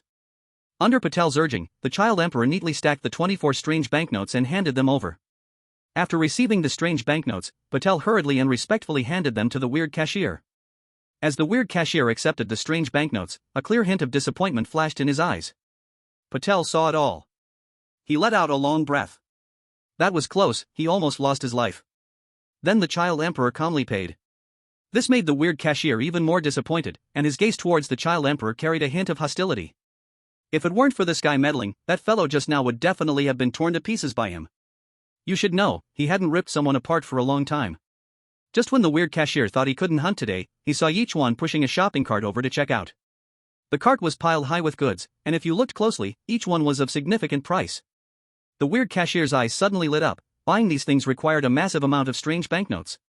Even the indigenous weird of this strange world might not be able to pull it together, let alone a human? Moreover, even if that kid wanted to borrow this huge amount of strange banknotes, he probably wouldn't have the strength to do so. Patel and the child emperor had not yet left, and seeing the things in Yichuan's shopping cart, they all showed horrified expressions. Has this kid gone crazy? Taking so many things? Does he have strange banknotes to pay? The 2 men's mouths curled into a cold smile. Although they didn't know what confidence Ye Chuan had to take so many things, they knew for sure that Ye Chuan definitely didn't have strange banknotes to pay. The only ending waiting for him was death. Looking at Ye Chuan's calm demeanor, Patel frowned but quickly relaxed. He understood. He seemed to know why Ye Chuan, despite having no strange money, still brought so many things to check out. Because his intention was not to buy something, he came to seek death. The reason was simple. In this matchmaking game, what he brought was truly unsightly. On top of that, the strange matchmaking target was a weakling with no title at all. In this bizarre world, it could neither offer him strange veins nor provide him with protection. So from the moment he entered this strange world, his fate was already sealed. But this kid was clever, knowing that even if he survived until the end, he still could not escape the might of his strange wife. So he chose to seek death in advance. As expected of a Chinese person, he had schemes. The strange cashier scanned one item after another that Ye Chuan bought, and the amount of strange money to be paid had already surpassed 3 digits. 136 strange money. The strange cashier smiled. This price, not to mention humans, even ordinary strange beings could not afford. So, he was doomed. Ye Chuan saw the strange cashier looking at him with a smile, and although he initially wanted to try the strange check given by Shen Zhaoyi, he immediately changed his mind. The authenticity of that check was uncertain, and it carried certain risks. But now, the strange cashier could clearly see that its mood was quite good. Since its mood was good, I propose to pay with labor, it should not refuse, right? I will pay these strange money with work. Hearing this, the smile on the strange cashier's face became even brighter.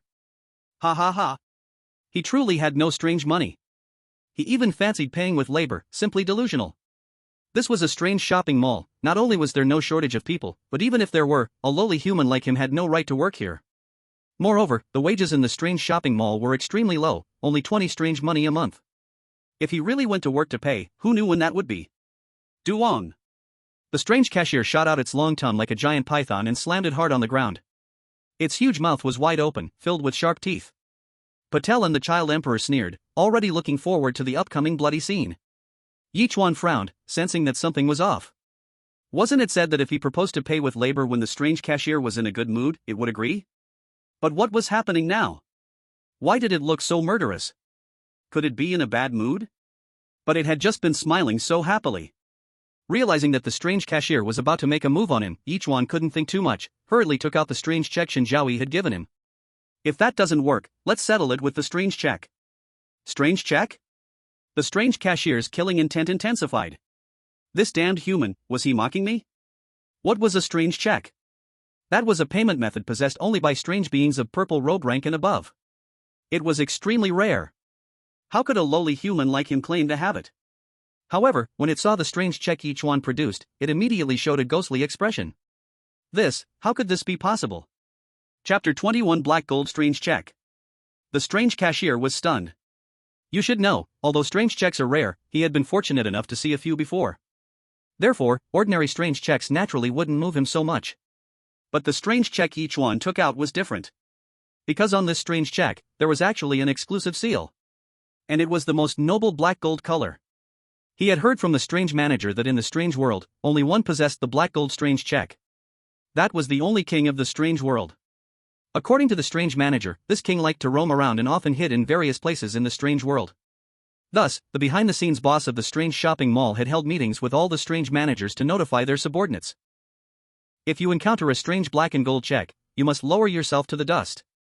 Otherwise, the entire strange marketplace will face catastrophe. At this moment, on that small stamp, a chilling aura was radiating. Slurp.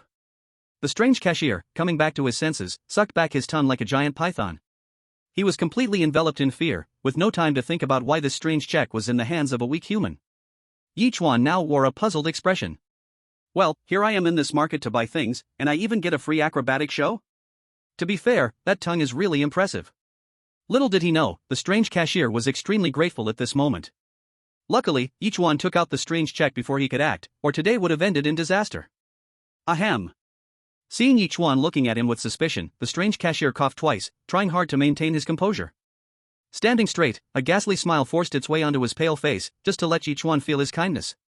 In the end, under the shocked gazes of Patel and the child emperor, he bowed and took the strange check with both hands.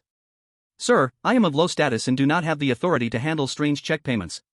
Please wait here for a moment, I will find our manager.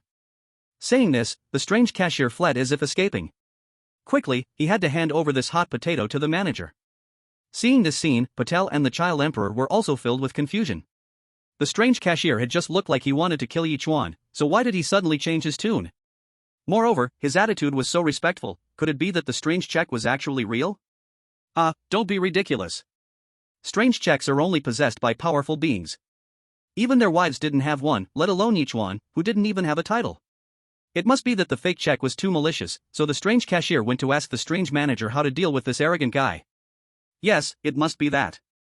Wait a minute, when the strange cashier comes back, he will pass judgment on Yichuan. The strange cashier ran all the way, heading straight for the strange manager's office. Manager.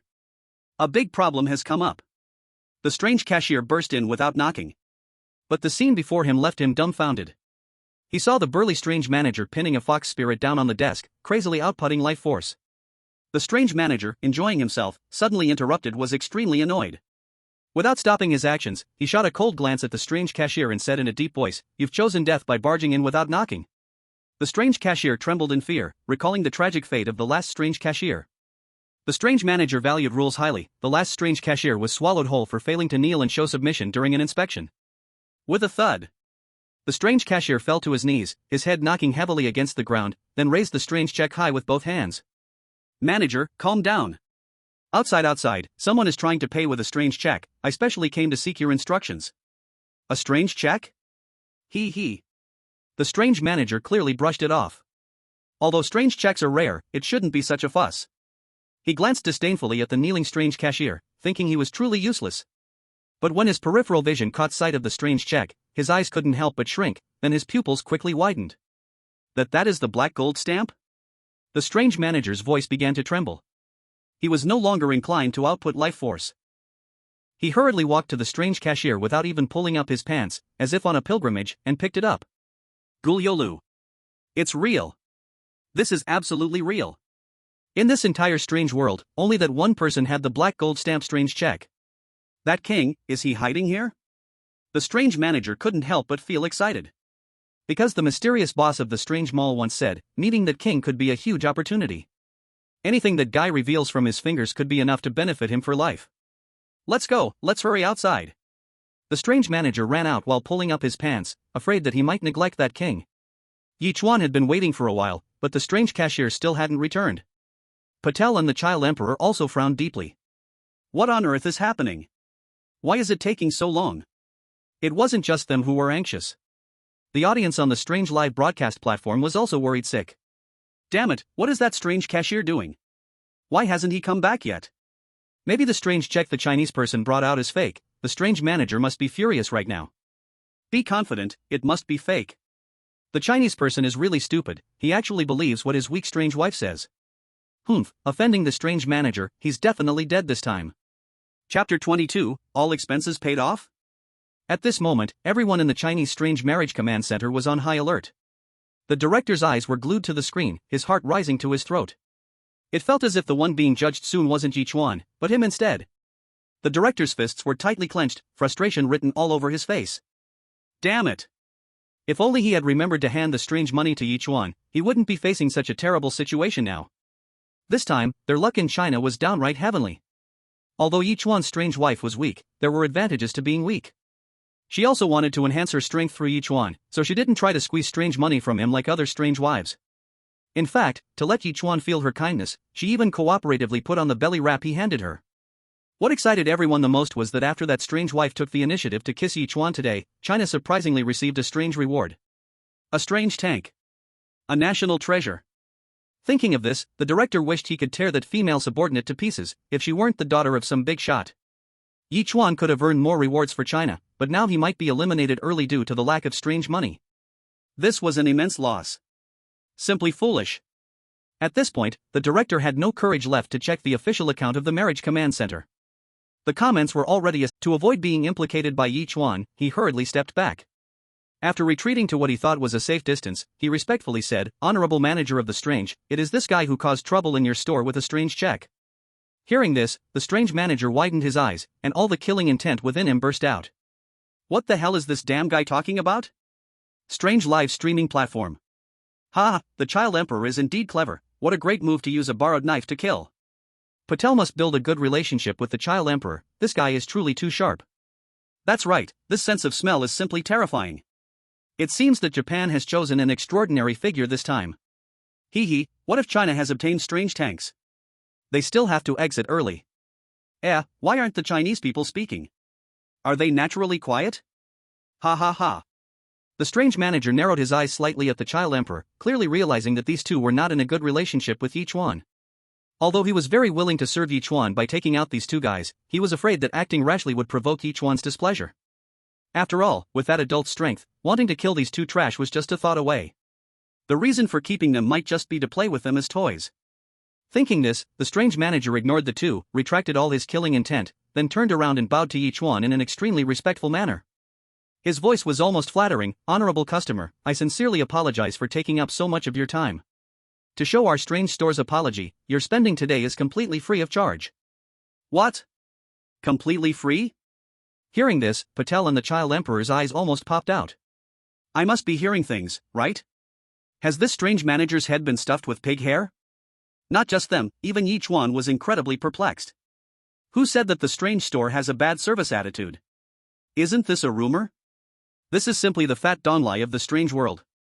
Upon hearing the strange manager's words, the strange live streaming platform immediately boiled over. Among them, people from the ASEAN country were particularly excited. It is known that just a moment ago, Patel pleaded so humbly, even bringing out a big figure, just to get a small discount, but was ruthlessly rejected by the strange cashier. Yet now, the even more powerful strange manager is humbly saying to Ye Chuan that everything is free? This world has simply gone mad. Aren't we all players? Why can the Chinese be superior? Fake, it must be fake. The strange store is notorious for being ruthless, how did it suddenly change its nature? Aren't the strange beings all greedy for wealth? Just like that, over 100 strange dollars are tossed away? Do they have a mine? Damn it, a traitor has emerged in the strange world. Damn the strange ones, they have caused ASEAN countries' rare earth resources to be lost for nothing. This is unfair, our ASEAN country also demands most favored nation treatment. The Chinese audience was clearly hit hard by this unexpected windfall from the sky. Having everything free is still somewhat reasonable. But does the strange manager need to be so humble in his attitude? You are the purple-robed powerhouse of the strange world. A powerful being dominating the area. For such a trivial matter, do you really need to personally come out and apologize? China's Strange Matchmaking Command Center. The director furrowed his brows tightly. What on earth is happening now? He was a bit confused too. In the data they collected, this strange manager had a very brutal personality. Once a strange being boasted of its strength and came to his store to take things for free, and when he heard about it, he directly went over and killed them. Not only did he swallow that strange being alive, but he also flattened the entire neighborhood where it was located. He treats his own kind like this, let alone humans. In his eyes, humans are the lowest existence, utterly unworthy of surviving in this strange world. But now, he's actually speaking so respectfully to a human? If there's no unknown aspect to this, then that would be strange. Can someone explain to me what's going on here? This is bad. I ate too much fungus today and I'm seeing hallucinations. Everyone, is it possible that that strange check is real? This. Though hard to believe, it seems there's no more reasonable explanation. Seeing this scene, Patel's face was twisted beyond recognition. Why? Why the hell is this? Why can this guy get a free meal? Patel felt an intense imbalance inside. He just felt that Ye Chuan's luck was simply too good. He had encountered a more refined strange manager. The reason for the free meal must not have been because of any special quality he possessed. After all, he is too ordinary. Not just him, even his strange wife is ordinary to death, just a weakling with no title. The reason for the free meal might be that the strange manager wanted to hold a promotional event for the customers today. Yes, it must be like that. Chapter 23, I want to work too. This is your strange check. The strange manager presented it with both hands. Ye Chuan blinked, his mind also a mess at this moment.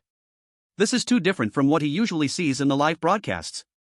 His head was a muddle, and he groggily accepted the strange check and then tucked it into his pocket. So many items, are you sure they're all free for me? Ye Chuan still felt something was not right. Could this be the strange manager's twisted sense of humor, just to toy with him? That's not impossible. After all, most strangeness is quite perverse. However, Ye Chuan leaned toward it being the strange manager's newly researched economic method. On the surface, claiming to be free, but in reality, secretly giving him a high-interest loan similar to a buy-now-pay-later deal, making him unknowingly shoulder hefty debts. Of course, this method is aimed more at him than at his strange wife. Thinking of Shen Zhaoyi's silly appearance, Ye Chuan naturally didn't want to see her get hurt. She is so weak, how could she possibly compete with the strange manager? So, after pondering for a moment, Ye Chuan waved his hand. How can I accept things without paying?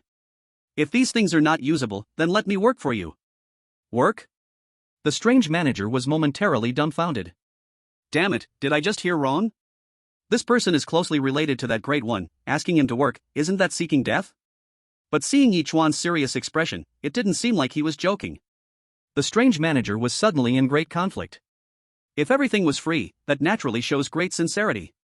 But if it's work to repay a debt, wouldn't that offend that great one?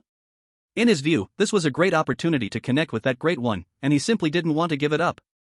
Just then, the strange cashier gathered his courage and tugged at the strange manager's clothing. Suddenly, the strange manager looked at the strange cashier with great displeasure. His gaze was incredibly sharp. An ignorant fellow, if it weren't for that great one being here, I would have swallowed you whole. Seeing the murderous gaze of the strange manager, the strange cashier shrank his neck in fear.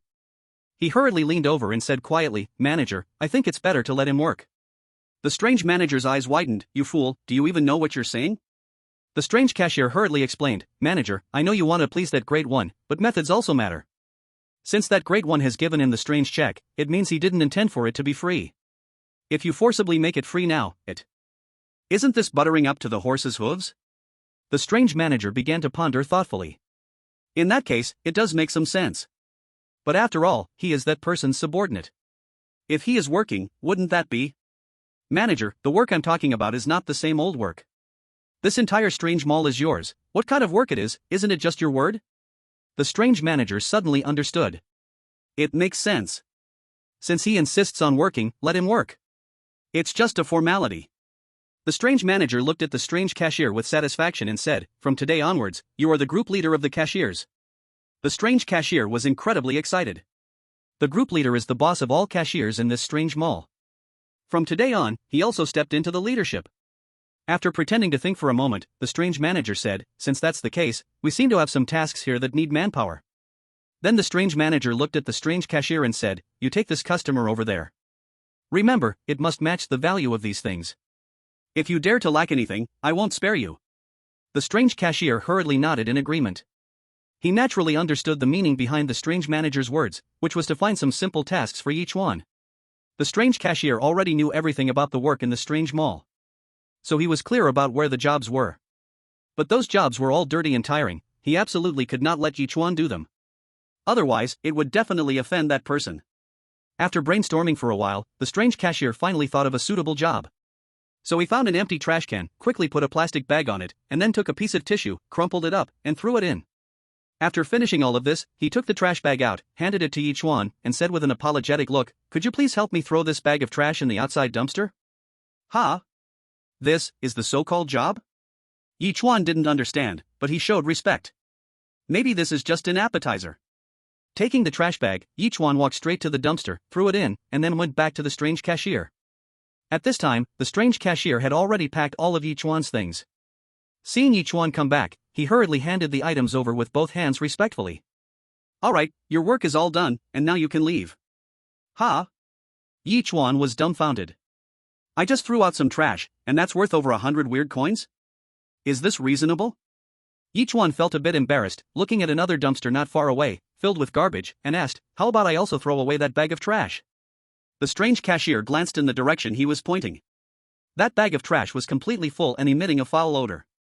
If this thing was let Ye Chuan throw away, wouldn't it deeply offend that person? No. Your labor just now has already covered all the expenses. If you throw away that bag of trash, we might have to pay you a high reward. Ye Chuan really couldn't understand, holding his things and asking, "So I leave?" The strange cashier let out a sigh of relief, seeming to relax, and said, "Welcome to visit again, the door of the strange mall is always open for you." Although he felt a bit confused, Ye Chuan still showed respect. He carried his things and left. Until Ye Chuan's figure vanished, Patel and the Child Emperor were still in shock. The strange matchmaking live platform. Everyone was completely confused. What's going on? Are the cashiers and the manager in the strange mall idiots? Isn't their work supposed to be inhumane? How could it be so easy? Just throwing a bag of trash that can't even be called trash. Isn't that equivalent to spending over 100 strange bills? Crazy, it must be crazy. Could it be that the strange market has started a charity route? Damn, capitalists of Blue Star really should learn from this. How could this guy be so lucky? There must be undisclosed shady dealings involved here. I really want to work in the weird world. Some are simply shocked, but the audience from a three-country in Japan, with their unique way of thinking, discovered this like finding a new continent. Oh my god, this is a great opportunity to earn strange bills. That's right, with earning strange bills being so easy now, hurry up and act. Child Emperor, don't hesitate, make sure Patel doesn't take the lead. Throwing a bag of trash can earn over 100 strange bills, where can you find such a good job? Earn strange bills, then quickly increase the favorability of the strange wife, complete the strategy. All the audience was as energized as if they injected adrenaline, as if succeeding in the strategy was as easy as drinking water. Patel was the first to snap back, his eyes filled with excitement. This damned mouse from Huaxia is so stupid. Earning over 100 strange bills so easily, and he doesn't even know to fight for this job? If I could secure this job long term, how many strange bills could I earn? Astronomical numbers. By then, forget about a little hunk dolly, even the king of this strange world, Patel, can easily complete the strategy. At this moment, Patel has completely forgotten the terror of the strange market and directly ran in front of the strange manager. "Sir, are there any other jobs here? I'm very cheap and absolutely worth the value." Watching Ye Chuan leave, the strange manager was in a good mood. But being disturbed by Patel, especially with this guy who looked like he crawled out of a sewer, reeking of a nauseating smell, completely ruined his good mood. At other times, he would have slapped this guy into a meat paste. But now, he feared this person might be Ye Chuan's plaything, thought for a moment and decided to endure. He directly ignored Patel's words and turned to the strange cashier, saying, "You handle this matter. Remember, official business is to be handled officially." Saying this, the strange manager hurried back to the office. His hurry wasn't to continue battling the strange fox demon, but to quickly collect Ye Chuan's information. That respected one's strength is terrifying, his information cannot be collected at all. But Ye Chuan is different. Right now, Ye Chuan has a close relationship with that respected one. As long as he can gather his information and cater to his interests, it should be able to please that respected one. Respectfully sending off the strange manager, the strange cashier returned to his previous defiant demeanor. Looking at Patel, the expression in his eyes turned playful. "The lowly mouse wants to work too, huh? Hee, let's see if I can't take you down." Chapter 24, Prepare to work for a lifetime. The strange cashier remembered clearly that just now the two were mocking Ye Chuan coldly. This was undoubtedly an opportunity to please Ye Chuan. "Do you also want to work?" Looking at the deep gaze of the strange cashier, Patel instinctively felt a chill. But faced with such a high reward, he couldn't help but be tempted. Willing. I, Patel, am one of the few hard-working men from a three country.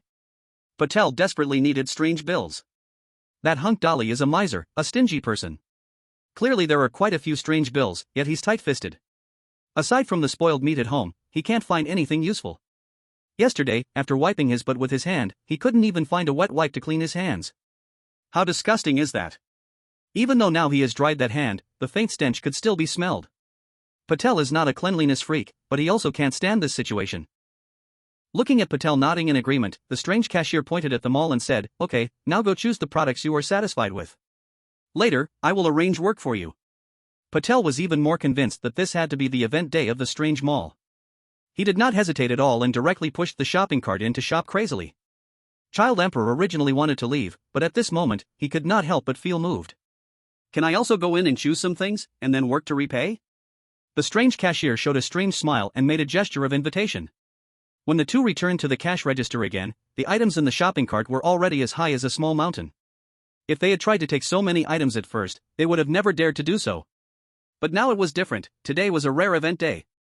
The wages for working were ridiculously high, taking so many items might only require throwing out garbage and sweeping. Patel and Child Emperor's eyes were filled with unhidden excitement. While choosing items just now, they had reached a consensus. This matter, apart from the two of them, could not be mentioned to anyone else. Moreover, they had already decided to take action against Ye Chuan. With so many items, their strange wives would definitely be overjoyed. At that time, while they were happy, they could let them take action against Ye Chuan. It seems they would absolutely not refuse. That damned Huaxia rat, you wait to die. The strange cashier scanned items one by one. Patel's total came to 203 strange dollars. As for Child Emperor's total, it was a little less, but still reached 189 strange dollars. In the strange cashier's sunken eye sockets, the ashen eyeballs sparkled. "Are you really sure you want to work to pay?" Patel urged. Work, hurry up, don't dawdle, I am in a rush to go back and see my strong treasure. Please arrange work for us too as soon as possible." The strange cashier smiled, showing sharp teeth. At the same time, that serpent-like tongue hit the ground with a bang. For some reason, seeing this scene, the two felt an uneasy premonition. But they did not have time to think more. The strange cashier beckoned them to hurry and follow. Under the guidance of the strange cashier, they quickly arrived at the back door of the strange mall. Creak. After the back door opened, the strange cashier led them inside. After walking for a while, they arrived at the warehouse area of the strange mall. Rather than a warehouse area, it would be better to call it a garbage dump. Various garbage piled up like mountains, and it emitted a strong foul smell. Among them, there were also many strange mice and strange cockroaches scuttling around. The strange cashier turned around, pointed at the mountain of garbage, and a wicked smile appeared on his face. "Today, you will first clean this place up." Hearing this, Patel and Child Emperor instantly lost their calm. Is this for real?" Patel opened his mouth wide and asked, "Master, you're not joking, right? Isn't work just about throwing a bag of garbage?" Child Emperor also urgently said, "Yeah, and what do you mean today, Master? Could it be that we need to come back tomorrow?" The strange cashier chuckled coldly and suddenly released an intimidating aura. Under this terrifying presence, Patel was so frightened that he fell to the ground. As for Child Emperor, he had also wet himself in fear, and it was a total mess. "When did I ever say that work is just throwing bags of garbage? Do you think you can earn high strange dollars just by throwing out trash? Do you think our strange mall is a charity? Being able to give you work is already an act of mercy. Of course, you can choose not to work, but if you do, your end will be very tragic." The two were terrified. After all, it is better to live poorly than to die well. Living means there is hope. Seeing that the two were somewhat sensible, the strange cashier did not continue to fuss. Of course, for them, the strange cashier was merely trying to scare them. After all, they were just toys for that one. If he truly got them killed, not even this little strange cashier could bear the consequences. It's likely that even if the manager came, it wouldn't make a difference. The strange cashier disdainfully said, "Then hurry up and get to work, clean up well, don't think about slacking off. If I come to check and you fail, you'll have it coming. By the way, this is just your work for today. As for tomorrow, we'll talk about it when the time comes. Oh right, I forgot to tell you. Clean this place up, and the combined pay for both of you is less than $1 strange. So get ready to work here for the rest of your lives. Of course, you also have the option not to come. But the premise is that you can withstand the anger of the strange mall. And don't think about sending your strange wives to plead for you, their little bit of face won't even measure up to a shoe in front of our strange mall." After saying that, the strange cashier left with a cackling laugh. Patel and the Child Emperor were left shocked, like wooden chickens. "What? Cleaning up so much garbage would yield a reward of less than $1 strange? Patel trembled all over, filled with despair inside. I should have realized earlier, in this strange world, there's no such thing as good strange. And the child emperor glanced angrily at Patel, utterly hating this guy in his heart. If it weren't for him, how could I end up in this situation? People from the Ye country have no brains. But now, it's too late to say anything. The two could only numbly pick up their cleaning tools and start cleaning. The Strange Marriage live streaming platform. At this moment, the audiences from Ye country and the Japanese were very unhappy about the different treatment in the strange mall. Why? What the hell, why? Why does that Huaxia person only need to throw away a small garbage bag to offset over $100 strange? But Patel and the child emperor, cleaning such a huge pile of garbage, only got less than $1 strange as reward? Is there any humanity or strangeness left? What extraordinary ability does that Huaxia mouse have that makes even the strange manager speak to him respectfully? Exactly, what is wrong with our Patel from Ye country? Damn, this is clearly discrimination. Everyone, do you think it could be that Ye Chuan's strange wife has some influence? Could she possibly be a hidden big boss? Don't say, thinking about it now, it's not impossible. I also think there is some truth to that. After all, strange checks aren't something just anyone can casually pull out. Baka Yaru, are you all brainless dumb pigs? His strange wife doesn't even have a title, how could she be a hidden big boss? That's right, if you ask me, this is definitely a scheme by the Huaxia people. Elaborate. It must be that those despicable Huaxia people, after paying a huge price, colluded with the strange mall to stage a play, simply to harm our good child emperor. Chapter 25, Supreme Strange Nectar. Once the conspiracy theory came up, everyone felt it was more reasonable. All believed that the Huaxia people were too cunning, even playing underhanded tricks. At the same time, they were very curious about what price Huaxia had paid to have the manager of the strange mall personally come out to cooperate. Humph, what if it's a conspiracy? To survive in the strange world, what ultimately matters is still strength. That's right, any conspiracy is powerless before absolute strength. The Huaxia person's strange wife is just a weak chicken without even a title, she will eventually be crushed to death by Gangdali. Ye Chuan returned home holding his things. Just as I opened the door, I saw Shen Zhaoyi standing at the entrance in her little belly wrap. Honey, you're back. She first gave a sweet kiss, and then attentively helped Ye Chuan change into his slippers. Honey, shopping at the mall must have made you tired. Let me rub your legs for you. After saying that, she naturally lifted Ye Chuan's legs and placed them on her own fair thigh, gently beginning to knead them one by one. I start work at 8 in the morning, this guy is living too comfortably. Exactly, Patel is out there cleaning up trash while he's here enjoying himself? These cryptocurrency guys really make me so angry. Isn't this guy just too lucky? If I could live this life, I would be willing to never come out again. Ye Chuan was used to Shen Zhaoyi's initiative by now. He enjoyed the moment while handing the bag to Shen Zhaoyi. This is for you. Wow, honey, did you go to the mall just to buy me a gift? You're just too good to me. After saying that, Shen Zhaoyi eagerly took out the items from the bag. Then, she froze. What is this? Black stockings? A uniform? And a fluffy little tail? Why are they all things like this? Shen Zhaoyi's face turned red, and she gave Ye Chuan a teasing glance. Seeing her slightly complaining look, Ye Chuan was a bit puzzled. What is this expression? Don't like it? Just as he was confused, he suddenly heard the Eerie Matchmaking system's voice. Congratulations, player, mission completed. Your matchmaking partner is very satisfied with the surprise.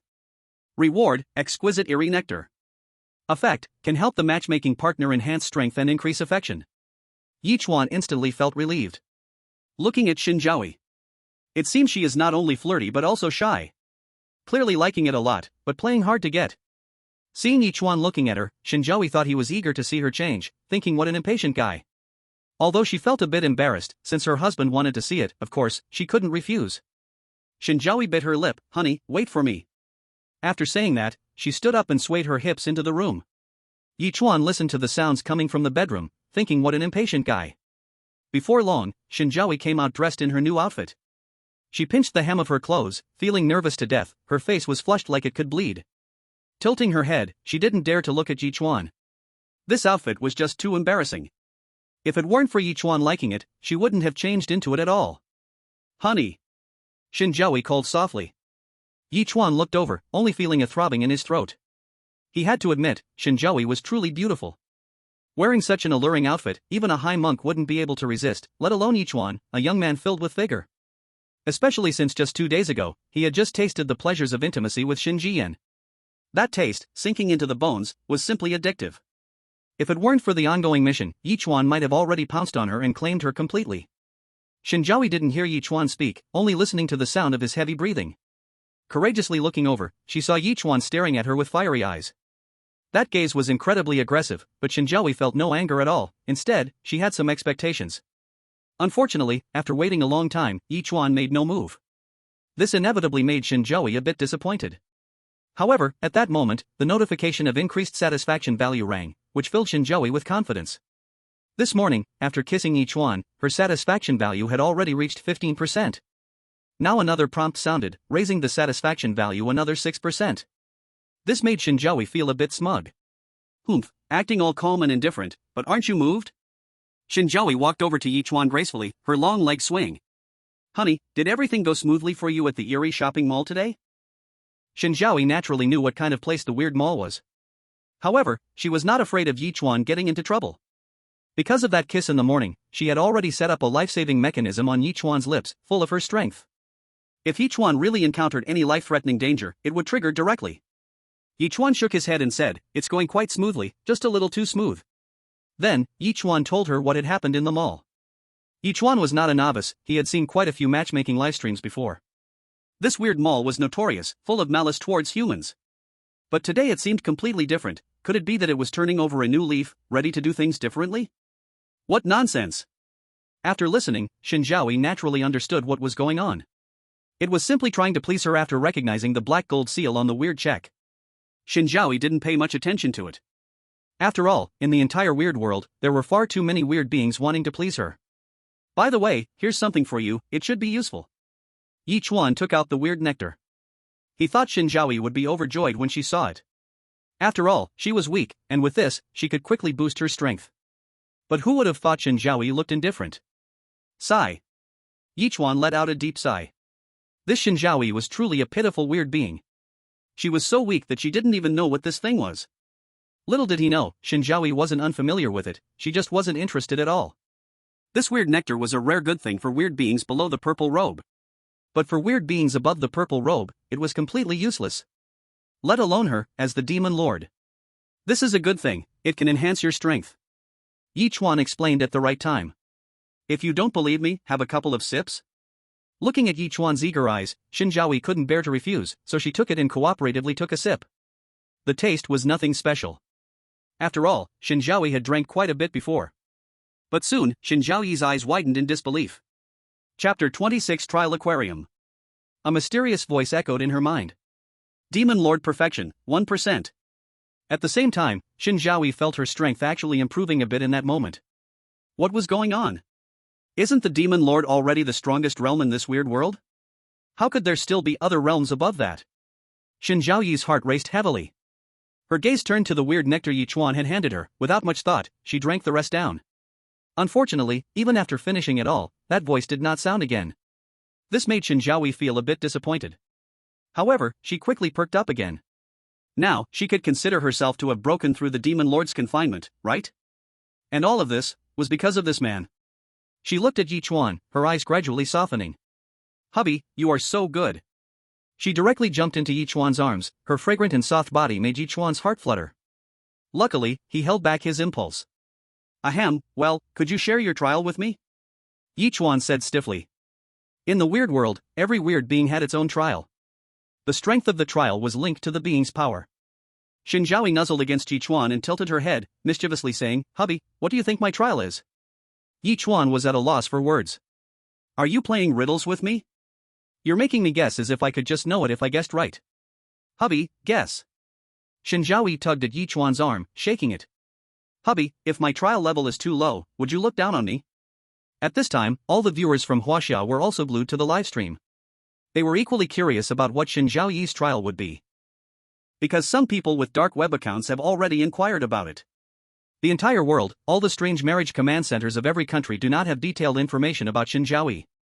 This undoubtedly further proves that she is just a weak strange being. All the viewers have little expectation, but this is related to the fate of Huaxia, so they can't help but feel a bit curious. You see, among the other 7 existing strangeness, there are quite a few that possess powerful trials. One of them even controls a super strong trial called the Killing Abyss. It is said that the bloodshed there is off the charts, and each strange being is a powerful existence that crawled out of a mountain of corpses and seas of blood. If a player could unlock this trial, then their country would surely receive massive fortune in return, becoming a dominant entity on Blue Star. Hey, although there's not much expectation, I hope this guy's trial can reach the passing line. Yeah, you really are optimistic. If you ask me, this guy's trial might not even have 1/10 of the Killing Abyss. The person upstairs hasn't woken up, 1/10? If it has even 1/100th, that would be burning incense. Alright, can't you have a bit of confidence? Don't forget, this strange has already rewarded us with a strange tank. One thing at a time. Once the trial is mentioned, all Huaxia people become downcast. There's no helping it, Shen Zhaoyi is too weak. If only she were a bit stronger, they wouldn't worry so much. Look at the strange wives of players from other countries, although they are not that powerful, at least they have titles. Just this alone directly overshadows Shen Zhaoyi. What a difference! Yichuan guessed several times without getting it right. Shen Zhaoyi finally took the initiative to speak. Hubby, my trial is actually an aquarium. In her previous life, Shen Zhaoyi was swept away by a flood. So, after arriving in this strange world, she transformed her trial into an aquarium. As for the level, although she hadn't paid attention, she believed it was definitely the highest in this strange world. Aquarium? Ye Chuan was taken aback. All the viewers watching the live broadcast were also stunned. What trial is this? I've never heard of it. I remember there was a trial of an aquarium before, which seemed to be S-level. Do you think this one could be too? This should be impossible. Don't forget, Shen Zhaoyi doesn't even have a title. How could such a weak strange being have an S-level trial? I see, it must be that this strange drank what Ye Chuan gave her, and with her enhanced form, she's exaggerating to experience her value. Explanation makes sense. What a sneaky strange being. Huaxia Strange Marriage Command Center. The director showed a thoughtful expression when he heard about the aquarium trial. This trial seems a bit familiar. He hurriedly rushed into the archive room, and after a hurried search, he finally found it in an ancient document. It only had a brief sentence. Aquarium Forbidden Land of the Gods. Hiss. The director took a breath of cold air. This trial is terrifying. Just a one-sentence introduction made the director feel an unprecedented sense of pressure. He did not doubt the authenticity of the document. This was information exchanged with countless ancestors using their lives. There absolutely cannot be a mistake.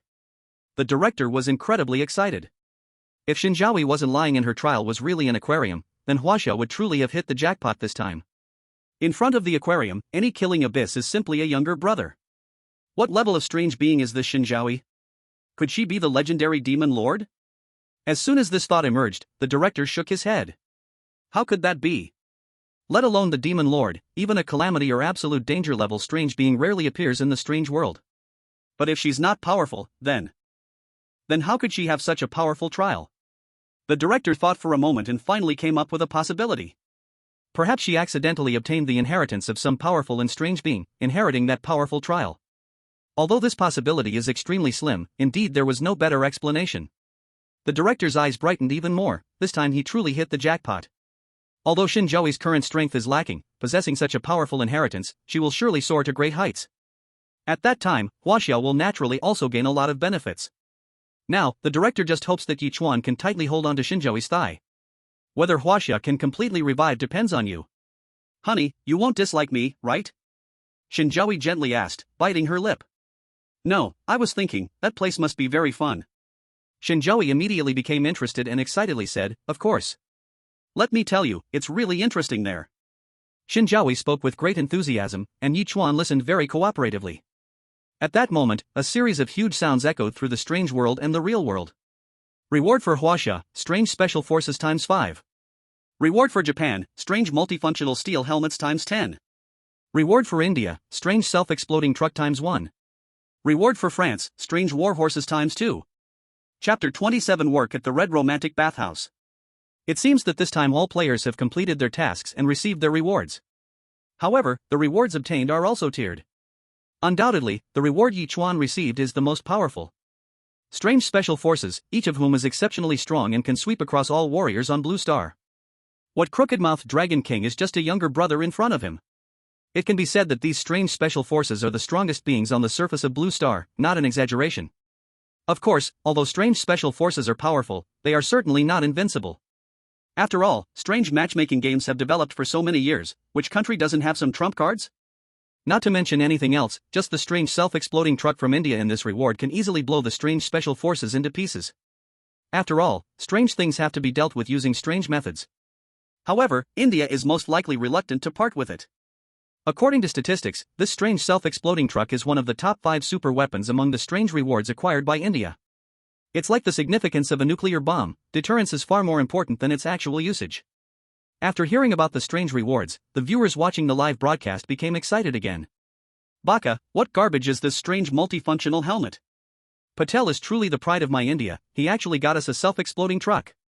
Ha, from now on, let's see who dares to look down on my India. Damn, what year is it? Everyone is playing with hot weapons, why did you reward me with several strange war horses? Alright, you're doing alright, didn't you see that our beautiful country's reward is actually a bottle of strange cola? That's just right, next time when Chuan presses the cola button, let him drink it. Ye Chuan is just too awesome. Real man, the reward he got this time from participating in the game is more than all previous times combined. Hee hee, so what if the strange wife's strength is weak? But we are good-tempered and have rich rewards. Those guys from Japan must be furious. The next day, everything outside was still crimson. When Yichuan woke up, Shen Zhaoyi had already prepared breakfast. She was wearing a black silk bunny girl outfit, serving Yichuan like a maid. This made Yichuan feel quite embarrassed. But seeing Shen Zhaoyi's happy expression, he finally didn't refuse. Forget it, if she likes it, let her be. On the new day, the strange matchmaking game released tasks again. Matchmaking task, to better improve the living conditions of the strange wife, players need to go out and work for 3 days to earn strange money. Designated work location, Red Romance Bath Center. Task reward, double the earned strange money. Hearing this task, Yichuan looked around Shen Zhaoyi's house. Although the house was not big, it was arranged very warmly, with all kinds of furniture and appliances fully equipped. This living condition has surpassed 99.99% of the strange ones, is there still a need for improvement? However, after all, it is a matchmaking system's task, and Yichuan still had to comply. Otherwise, he feared that bad luck would follow. At the home of Gang Dali, Patel was exhausted like a dog. Yesterday, cleaning up trash in the strange mall drained his energy like torturing 3 large lizards to death. Yet, after returning, Gang Dali didn't show any concern for him, but instead blamed him for coming back late, directly hanging him up to whip him hard. Patel was now entirely physically and mentally worn out. Early today, he was still not fully awake when Gang Dali whipped him awake, making him clean the room. Patel looked at the room, which was as messy as yesterday's garbage heap, and the nearly immune stench, and really wanted to ask. Is there still a need to clean this room? However, he could only think this to himself, if he said it out loud, he would definitely be beaten up by Gang Dali. Patel stood up like a walking corpse, now feeling that life really had no future. Having been scammed by the strange mall once, he would almost have to work for life. Yesterday, he told Gang Dali about his situation, hoping she could help him, but this guy was completely unhelpful. She said it was his own fault, clearly telling him that he had to solve the trouble he caused himself. This bastard. Patel began to clean the room, while Gang Dali, not knowing where she found a piece of already spoiled stinking meat, put it in the pot that was about to be coated. Seeing this made Patel feel nauseous. As he started cleaning, Patel couldn't help but think of Ye Chuan. That despicable bastard, if it weren't for him colluding with the strange mall to trap him, how could he have been ensnared? The cunning Chinese rat is still using the 36 stratagems in the strange world? In Patel's eyes, other than being a bit fairer than him, Ye Chuan was not better than him in any other way. Endure. Endure a little longer. Patel kept comforting himself, as long as he persisted in raising Gang Dali's favorability, when the time was ripe, he would ask her to deal with Ye Chuan. The humiliation I suffered can only be washed away with that bastard's blood. Just when Patel was thinking this, he suddenly heard the newly assigned task from the strange matchmaking system. Go to Red Romance Bath Center? Is this a joke? Is the water of the Ganges in my country clean and hygienic? Although Patel was skeptical, it was definitely better than staying in this pigsty of a house, right? Thinking of this, Patel reached into his pants and pulled out the reward from completing yesterday's task. A drop of strange life force. According to the introduction, this thing is very tempting to the strange beings. It can extend their lifespan. Actually, after receiving the reward, Patel initially wanted to give it directly to Gang Dali. But as he calmed down, he felt he couldn't give it. Although he had only interacted with Gang Dali for 1 day, he had obviously figured out what kind of temper she had. Gang Dali was greedy and selfish. Patel knew that even if he gave it to her, she wouldn't remember his kindness. It would be better to keep it and take it out for a trade when he needed something from her. Wife. I'll gift this to you. Just as Gang Dali was waiting for the food to cook, she was suddenly interrupted by Patel, filling her with anger, and was about to teach Patel a lesson when she saw the strange life force he was holding. Where did this come from? Gang Dali questioned. This damn rat has such good stuff and only brought it out now?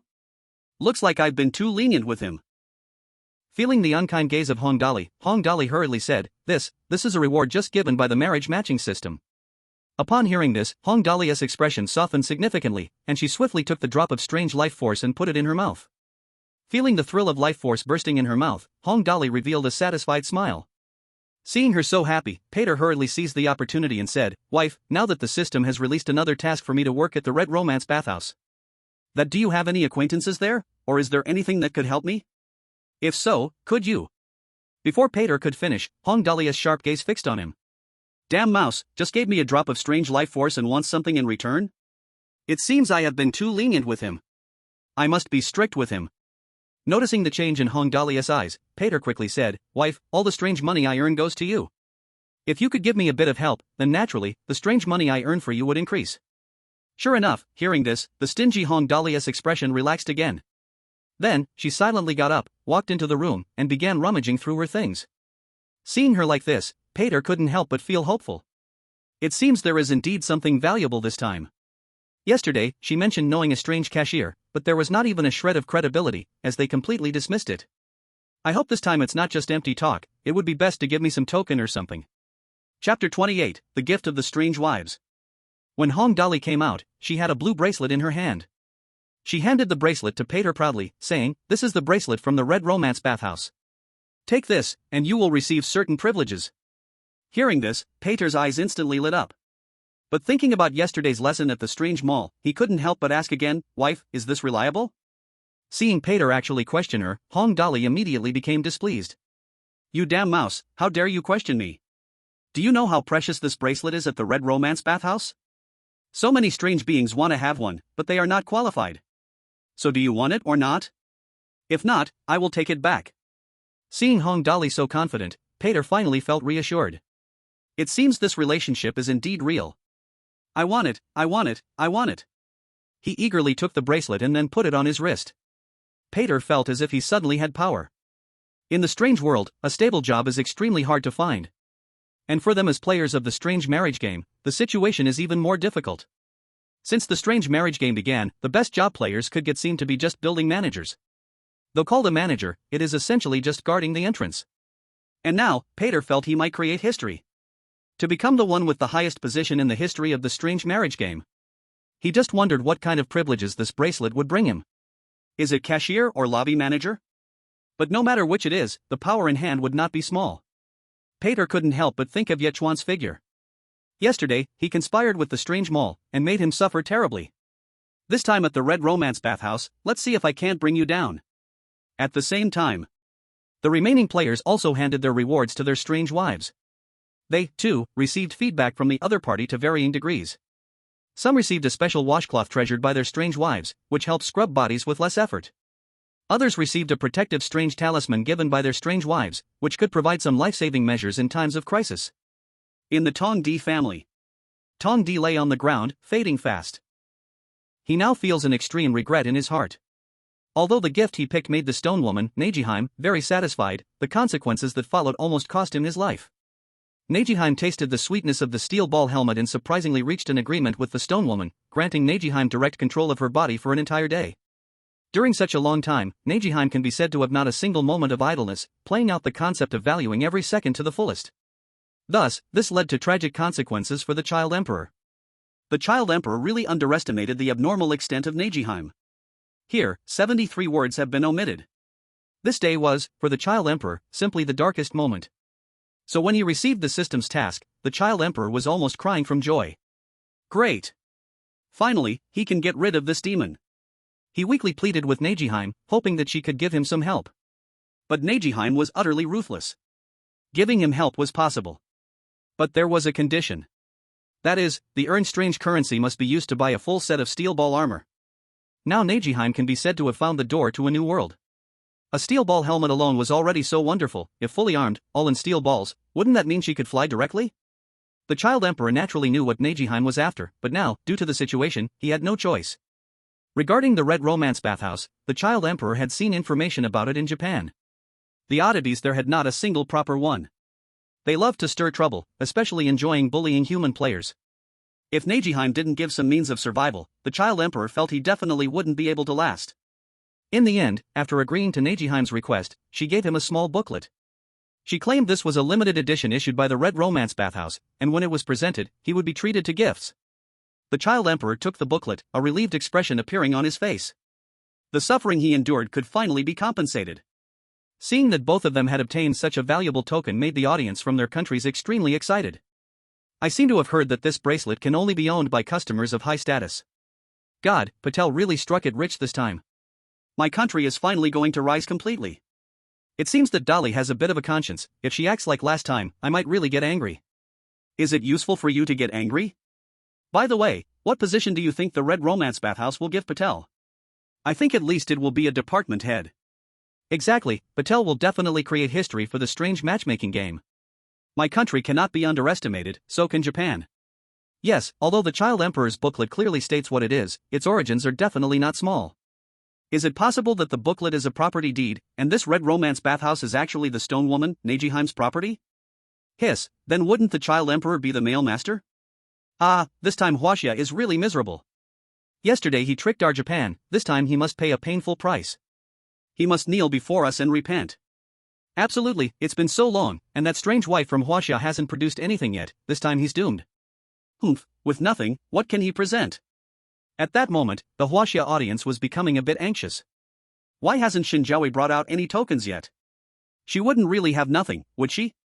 It shouldn't be, don't forget, she gave Yichuan a strange check yesterday.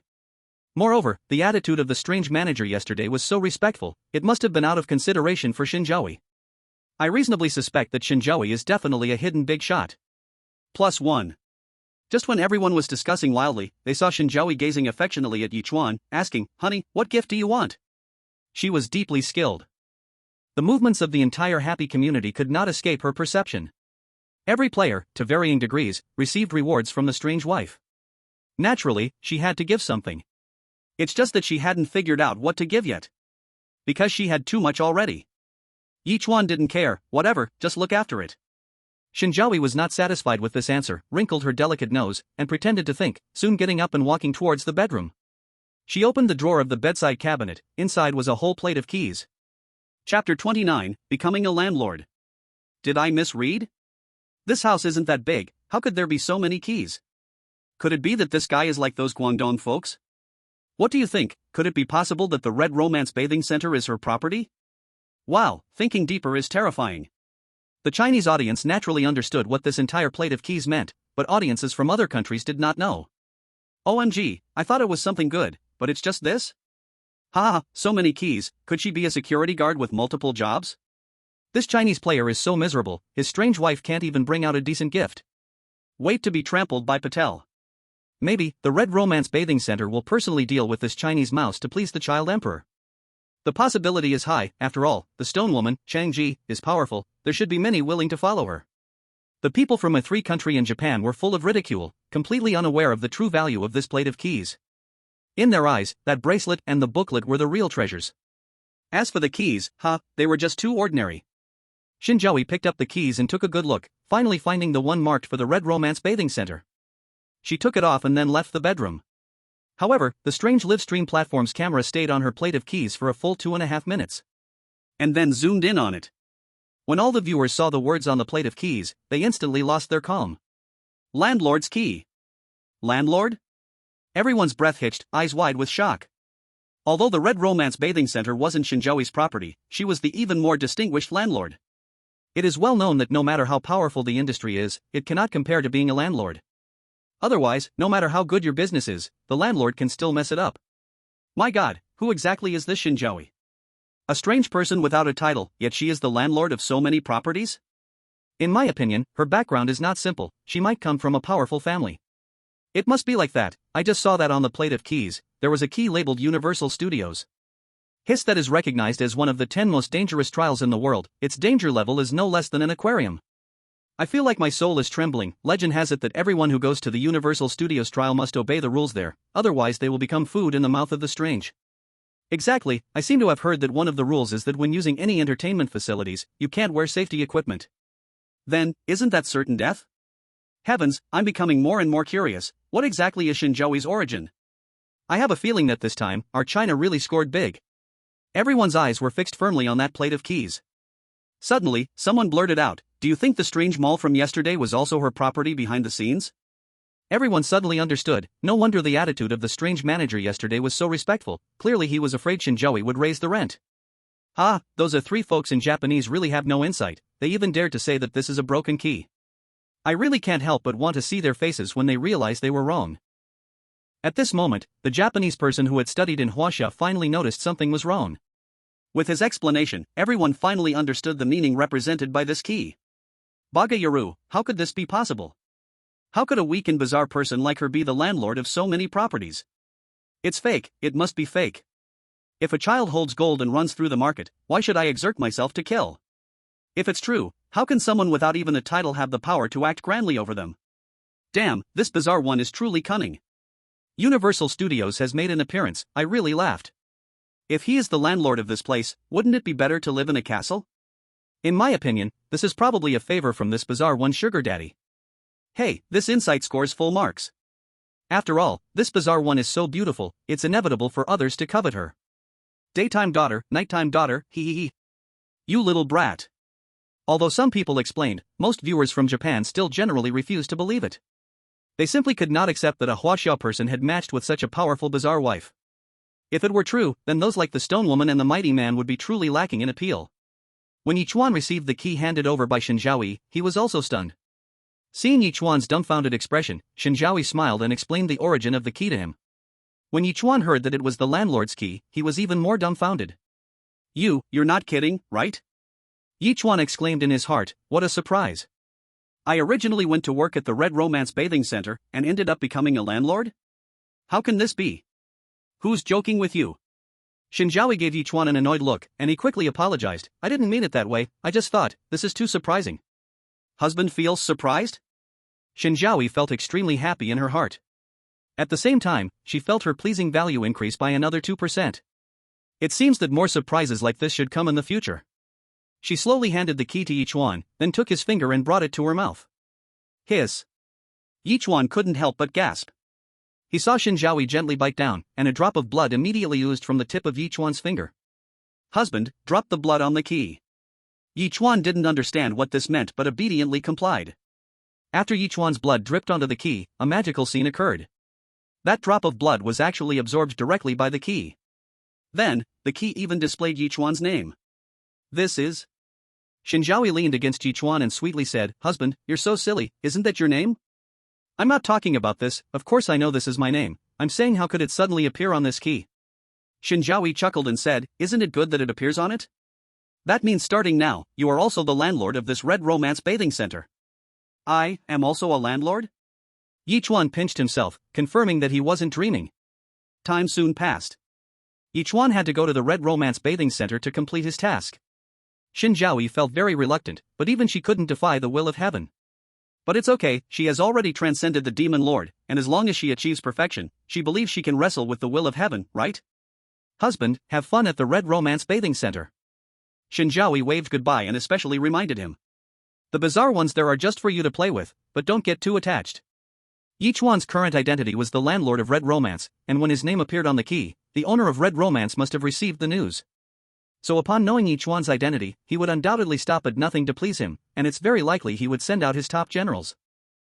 Although those strange-looking people couldn't compare to Shen Zhaoyi, each of them was flirtatious in their own way, so one had to be cautious. Chapter 30, Patel's Fantasia. Did I hear that right? What did she just say? That strange toy is enough? Who does she think she is, really considering herself the landlord? Hee, I must say, this strange one is truly cunning, even tricking herself. As expected, the strange wife loves to show off just like the people of Huaxia, truly worthy of the legendary strong brother. In comparison, Patel's strength is likely many times stronger than this Shen Zhaoyi. That's for sure, as we all know, a bath center might not have keys, but it certainly has wristbands. Just wait, once Patel becomes the head, this Huaxia rat will definitely have his day. First of all, I am from Asan country, and secondly, everyone, have you not thought, what if this Huaxia person's key is real? He may really be the landlord of the bath center. Not good, we have a traitor among us. Now, the strange marriage livestream platform is buzzing with discussions, some have even placed bets on whether Shen Zhaoyi's key to Ye Chuan is real or not.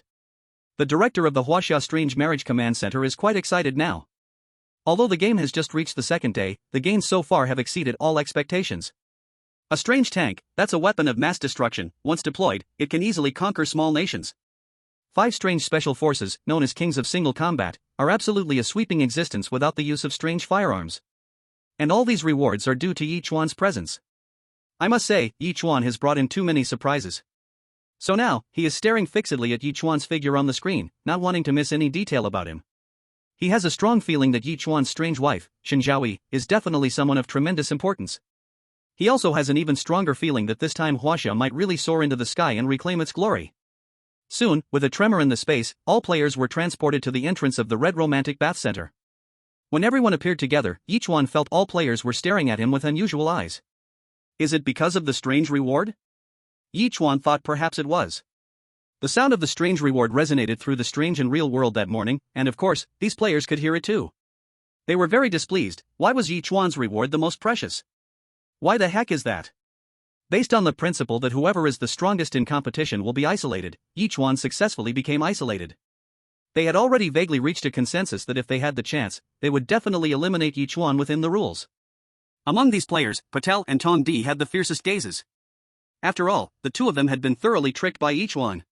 Because of Yichuan's collusion with the strange manager, they had completely become slaves of the strange shop, needing to clean up garbage at the strange shop every day. Today they hadn't gone just because of the task from the strange marriage system.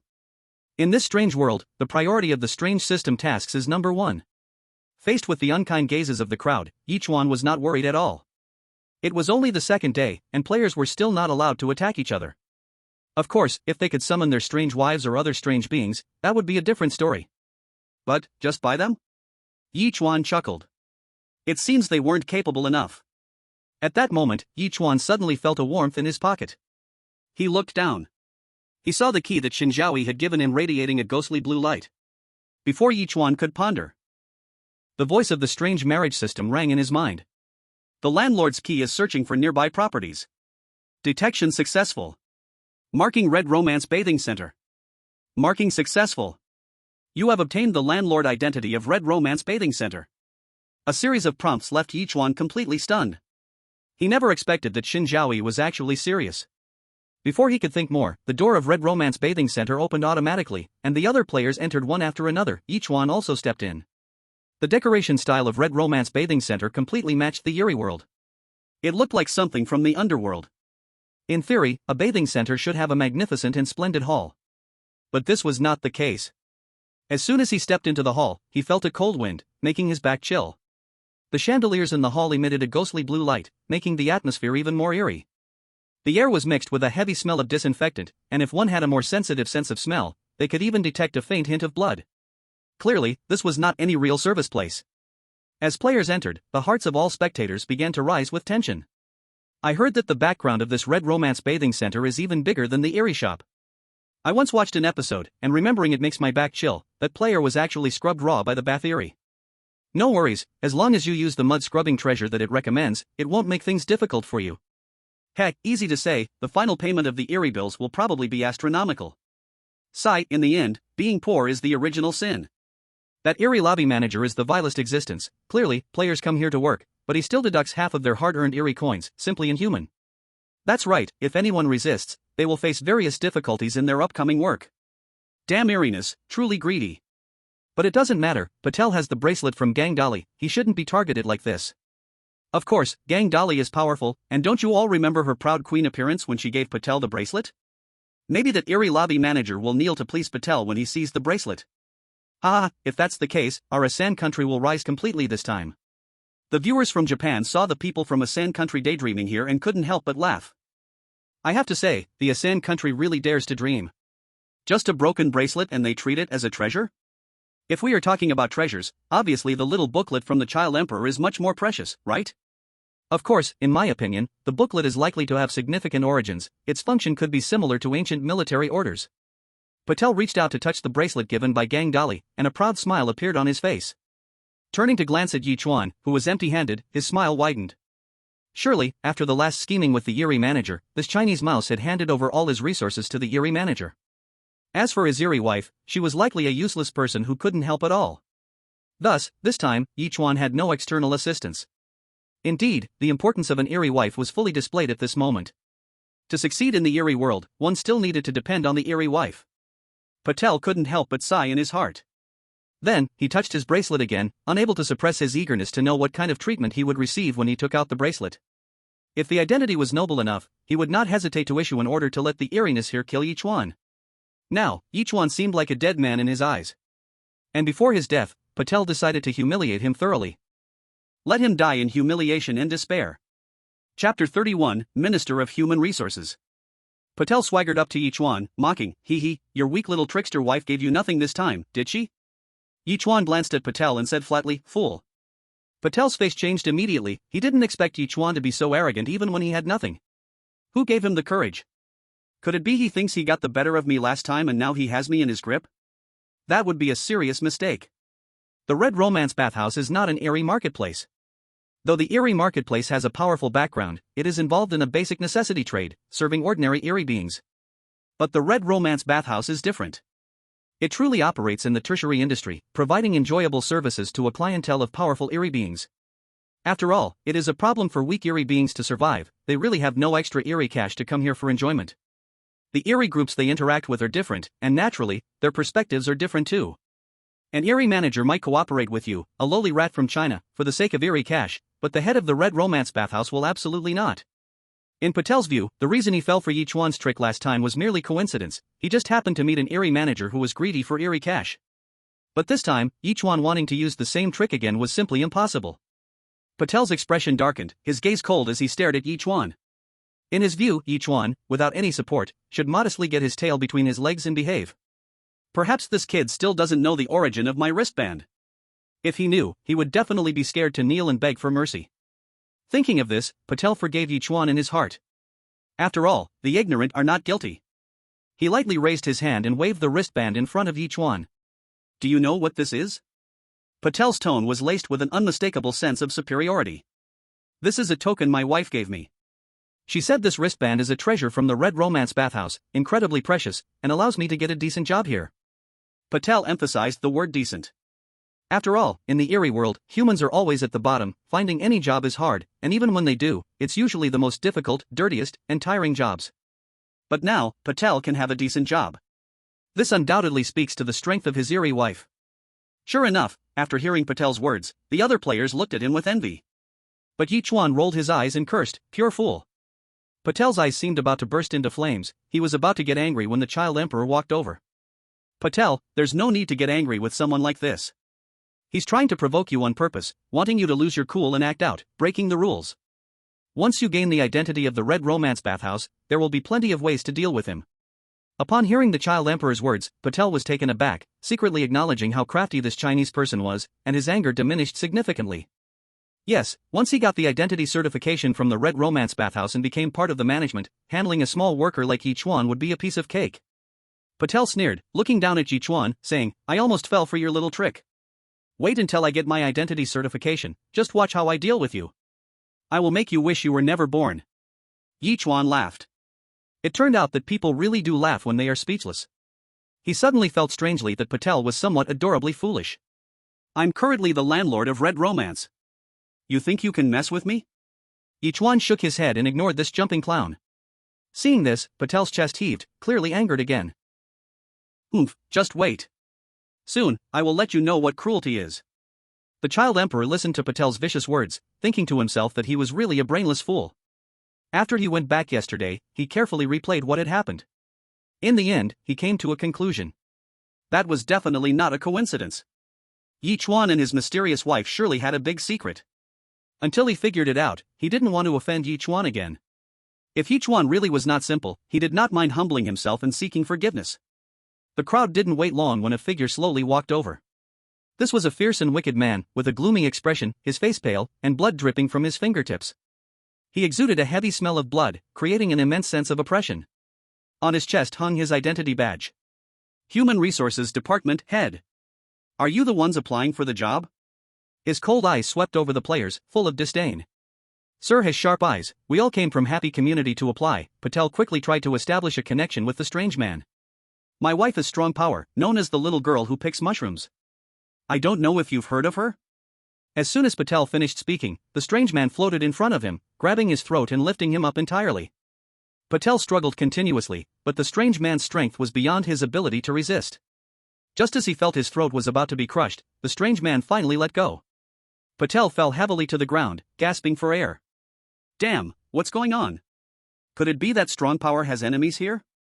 While Patel was bewildered, the strange man spoke. You despicable creature, do not speak without my permission.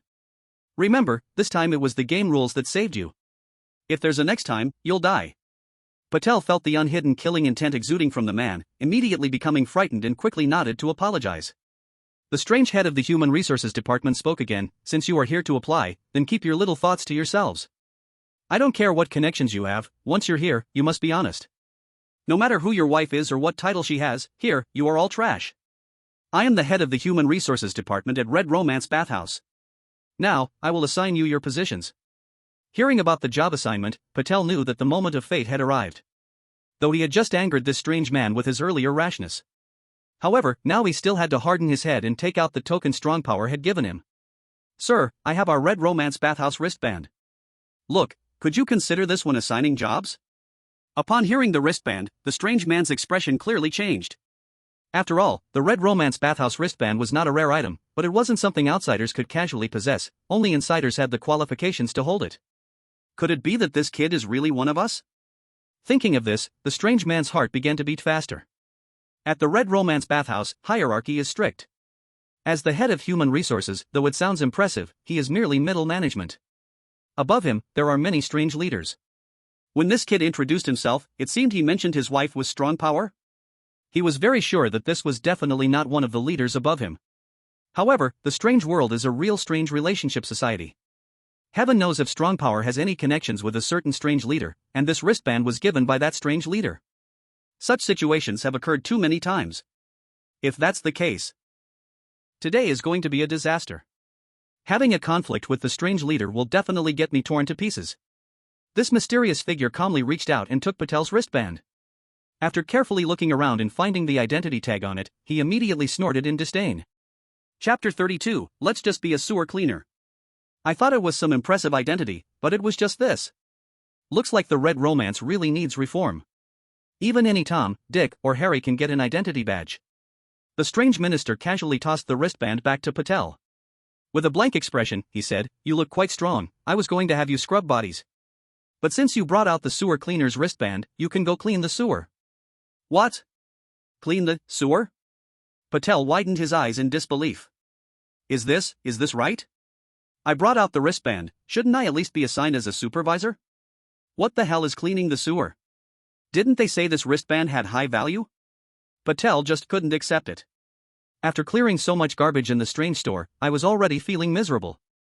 Now I have to clean the even more disgusting sewer? At the same time, Patel could feel the gazes of players from other countries focusing on him. But it was no longer the envious looks from earlier, instead, it was a chorus of schadenfreude. Patel felt like he had eaten something terrible, choking on it. He didn't want to accept this kind of job and anxiously said, Sir, you're joking, right? This wristband is my wife's treasure. I did a great service for her, that she gave it to me. She is titled Strange and has even reached the fierce level. With her powerful strength, how could she possibly go clean the sewer? Looking at Patel, who was unwilling to accept, the strange minister's face grew colder. He leaned closer to Patel and spoke each word clearly. Am I so free as to joke with a rat like you?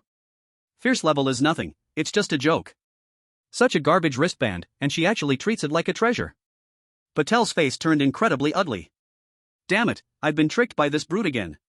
At this moment, however, the strange minister suddenly changed his tone, saying, Fine, ignorance is no crime. Since that's the case, I'll let you be a sewer cleaning supervisor. Supervisor? Hearing these two words, Patel was so happy he almost leaked urine. Although it's still cleaning the sewer, the nature is completely different. This supervisor is indeed real management. Not just anyone can take that position. Looks like this brute does have some usefulness. The strange minister looked at Patel's happy face and thought he was really a fool. He said this because the business of Red Romance was so good now, with a large number of strange visitors every day. Though the sewer of Red Romance is enormous, it couldn't handle the overwhelming number of strange visitors each day. These strange beings come, and scrubbing the dust is a must-do. This has led to too much accumulation in the sewer. Originally, the strange minister also wanted to hire a cleaner to unclog it. Now, it just happened that free labor was delivered to the door. Why not use it? Patel suppressed his excitement and quickly nodded, then curiously asked, "May I ask, sir, how many sewer cleaning employees do we have at our bathhouse?" If there are many employees, that would indeed be a force to be reckoned with. And then I could take the chance to eliminate each one. Looking at Patel's eager expression, the strange minister coldly said, "Just you." "Huh? Just me?"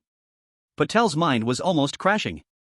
Just one person, what kind of shit supervisor is that? Patel's fantasies of revenge shattered once again. Although already sensing the strange minister's impatience, the unwilling Patel still wanted to argue a bit more. Master, can't we really change to another job?"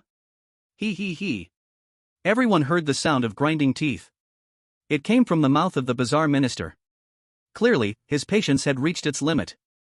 "It seems you think this minister is too easy to talk to. Letting you be a cleaning worker supervisor is already showing my mercy. But I didn't expect you to be so greedy. Do you really think this minister dares not take you down?" Instantly, everyone fell silent, like frozen. They looked at Patel with blameful eyes. Damn it, this time they were really harmed by this guy. Earlier, when Patel showed off the bracelet, they were really envious. Because this Patel loved to boast. He claimed that the bracelet was treasured by his wife, and said that with the bracelet, he could climb to management. And what happened? The young emperor nodded quickly. I am willing. Anyway, this week's membership card was given by the stone woman, Changji, so why not use it? Okay, then you choose one. The strange minister casually tossed out a piece of paper that listed the available positions at Red Romance. The young emperor carefully looked through it. Although most positions were tough and tiring, there were indeed a few good ones. However, the young emperor did not hesitate too much and made a decision. I choose this one, the buffet attendant. Is that okay? This was a good job. You have to know, since he came to this bizarre world, eating at the stone woman, Changji's place was quite a challenge. At such a powerful bathhouse, the food in the buffet must be delicious. Although it wasn't prepared for him, being an attendant surely gave him a chance to sneak a bite or two. Moreover, and most importantly, doing this job could avoid contact with the other bizarre beings, which meant the pressure would be much lower. When he watched bizarre live streams before, he had seen someone work as a scrub master and ended up getting swallowed by the bizarre he was serving. The reason was that the person accidentally hit their own root on the bizarre's head. The strange minister naturally saw through the young emperor's careful thoughts, but he didn't care enough to get angry over such a small matter. All right. Upon hearing this, the other players were all enviously drooling. They all took out the tokens given to them by the bizarre beings, feeling a deep sense of disparity. Look at other people's bizarre wives, it's truly incomparable. Sigh, I want to be a buffet attendant too. If only the stone woman, Changji, were my wife. Feeling everyone's envy, the young emperor showed a hint of pride. Then, urged by the strange minister, the other players also pulled out their tokens. However, none of them had the same good fortune as the young emperor. They were assigned to dirty and exhausting jobs. Everyone felt quite unhappy, but seeing Patel behind them made them feel a bit better. At least their jobs were better than cleaning the sewers. Soon, only Ye Chuan was left standing there, still dumbfounded. The strange minister suddenly felt displeased. Another one challenging the authority of the minister. Since that's the case, let me show you what cruelty is. You. The strange minister pointed at Ye Chuan. But just as he was about to assign Ye Chuan a job, a seven-colored glow, only visible to the bizarre, radiated from Ye Chuan. What is this? The landlord? The strange minister's eyes nearly popped out. In an instant, a chill ran down his back, beads of sweat appeared on his forehead, and his body couldn't help but tremble. He never expected that the seemingly ordinary guy in front of him would actually be the landlord.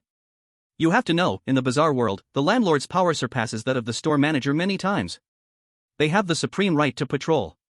If they discover any violations, they can directly revoke the business qualifications. No need to consult anyone. Moreover, they form a credit record that announces the results to the whole area. The strange minister's throat moved. The identity of the person was too noble for him, a mere human resources minister, to handle. You wait a moment. I will go call the store manager for you.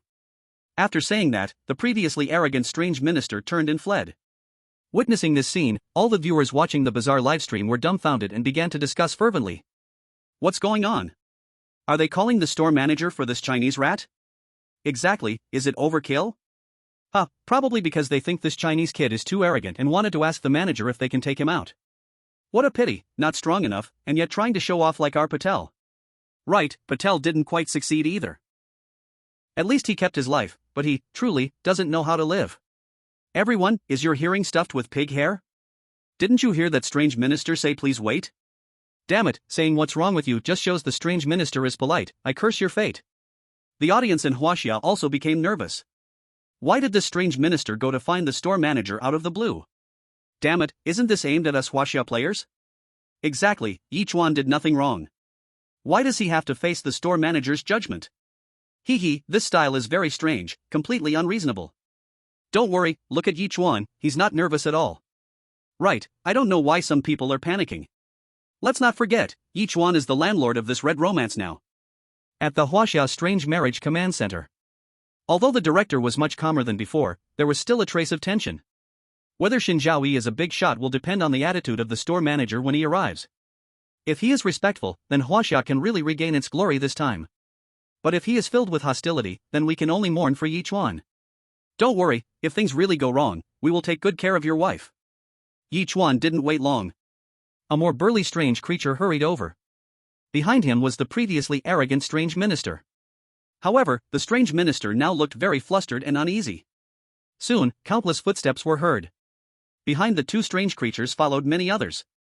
From their clothing, they were all employees of the Red Romance Bathhouse. High-level squad. Mid-level squad. Scrubbing workers squad. Foot massage workers squad.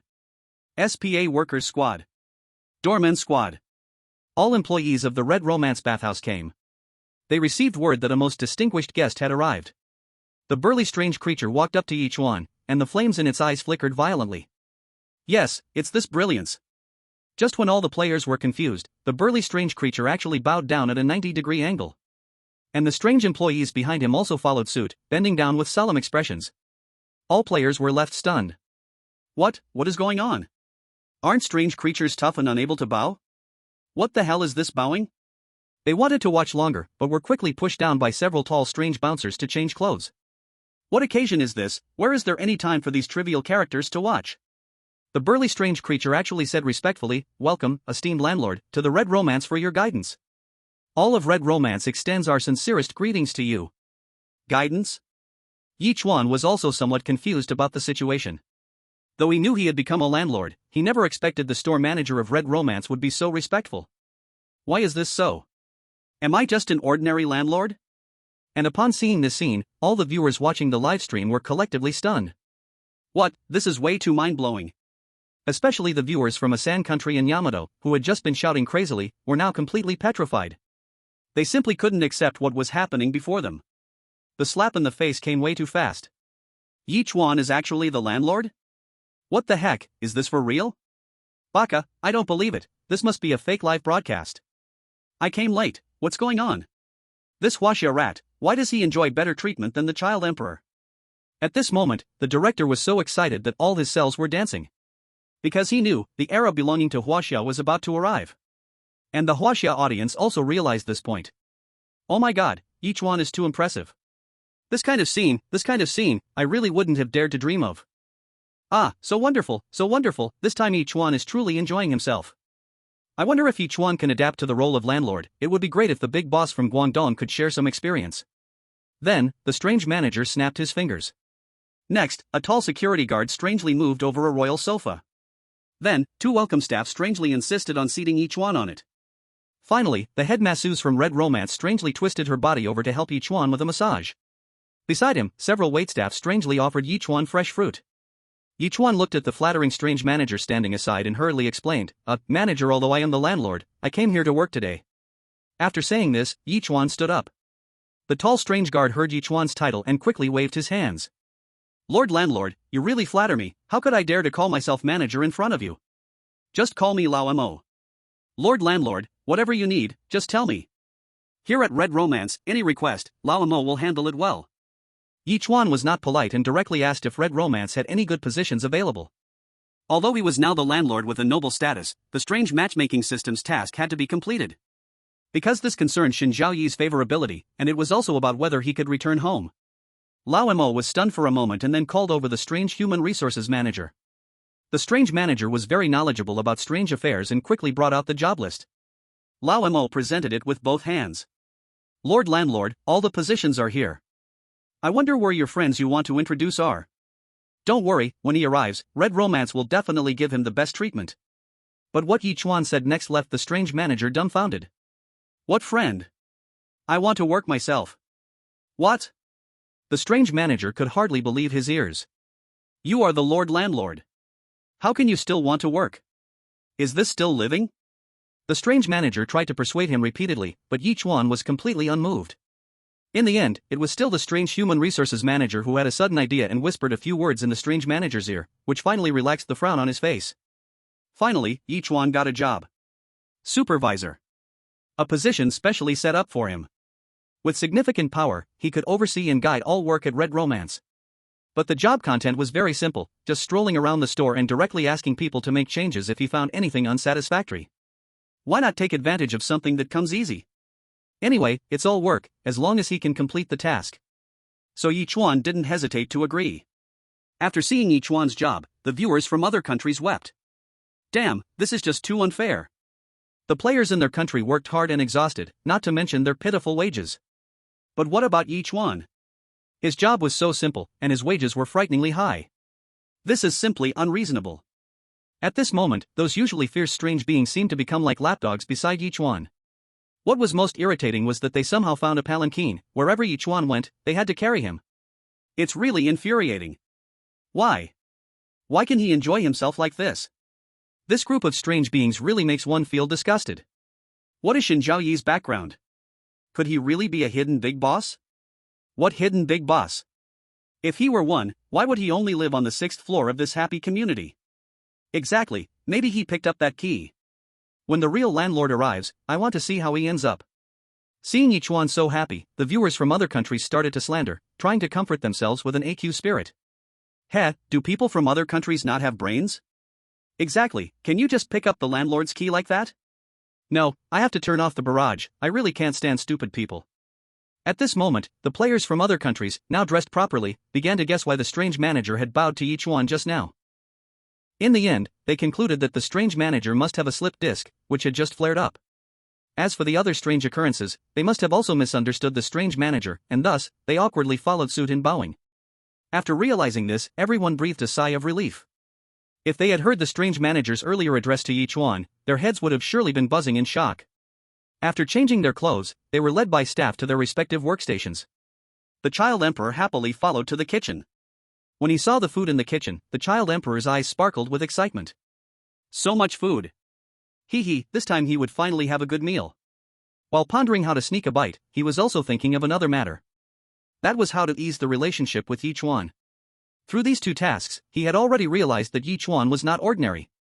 Whether it was the strange manager in the bazaar mall, or this one from Red Romance, their attitude toward him was one of deep respect. Once might be a coincidence, but twice could not be. There must be secrets he did not know. Therefore, he did not want to be an enemy of Ye Chuan anymore. He had to break the ice with Ye Chuan. As for how to break the ice, that naturally depended on the job he had in hand. With so much food, there had to be something he liked. The child emperor arrived in the kitchen and saw the head chef swinging two strange knives so fast they were almost smoking. On the chopping board lay a mass of unknown meat. With every cut from the head chef, it seemed one could faintly hear a scream. The child emperor swallowed hard. He realized he was still too naive. He had initially thought the kitchen was a safe place to work, but it turned out to be filled with dangers.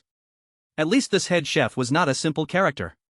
The child emperor looked around and suddenly spotted a steamer of freshly steamed buns not far away, making his heart race. So he pretended to be casual and walked over, quickly grabbing two and stuffing them into his pants. Although the work clothes had pockets, it would be too obvious to put them in there. But stuffing them in his pants was different, it couldn't be seen at all. The child emperor had already planned to share one of the buns with Ye Chuan. Because he remembered that Red Romance did not provide meals for employees. Though Ye Chuan was not simple, the strange manager surely wouldn't break his own rules for him, right? Chapter 35, The Path to Death. Patel was in great pain now. Because he had arrived at the sewers of Red Romance. The pipes here were quite large, but even so, the sludge inside was nearly clogging the entire system. The smell here was simply suffocating. Patel felt himself about to faint. Fortunately, the strange beings at the Red Romance bathhouse were somewhat considerate and gave him a mask. Otherwise, he would have passed out from the fumes. Damn it, why is there so much dirt on these strange beings? Are they all made of filth? Patel really wanted to quit, but as soon as he thought of the strange minister, he couldn't help but shiver. Forget it, better just keep working. This was not because he had a work ethic, but because in the event of his resignation, Red Romance could dispose of him at will. So Patel could only grab a shovel and scoop the sludge into a small cart, pushing it out one load at a time. When he was brought in earlier, that strange being had said he must push 100 carts today. Otherwise, he would not only receive no wage but also face severe punishment. Damn strange beings, they are simply the evil capitalists. However, fortunately, thanks to the experience of cleaning the warehouse in the strange mall yesterday, Patel found the task was somewhat easier now. Just as he was immersed in his work, the voice of the strange system suddenly rang in his head.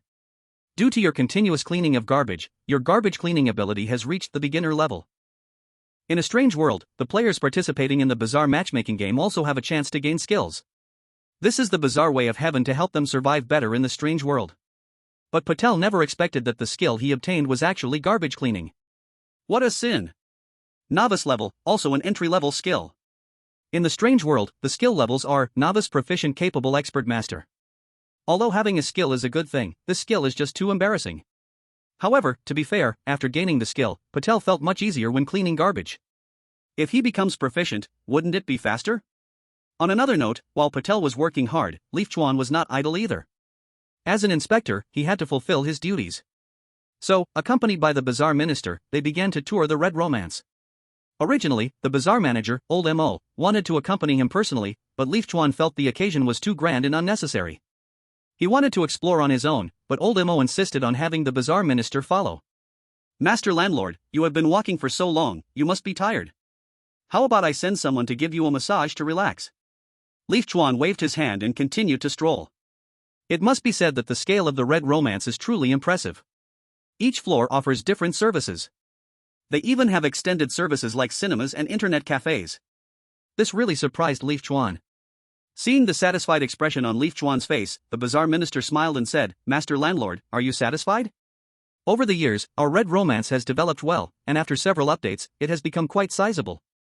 Originally, our manager wanted to change the name, since our business is far beyond just a bathing center now. However, there are regulations in the bizarre world that require the landlord's approval for a name change. The previous landlord was always elusive, so the name has remained unchanged until now. But now that you are here, why not help us choose a new name? The Bazaar Minister was merely suggesting, but to his surprise, Ye Chuan agreed without hesitation. Okay, ask Old Imo what he wants to call it, and I'll listen first. If it sounds good, we can change it. It's just a name change, how big of a deal can it be? Seeing Ye Chuan so agreeable, the Bazaar Minister was overjoyed and showered him with praise.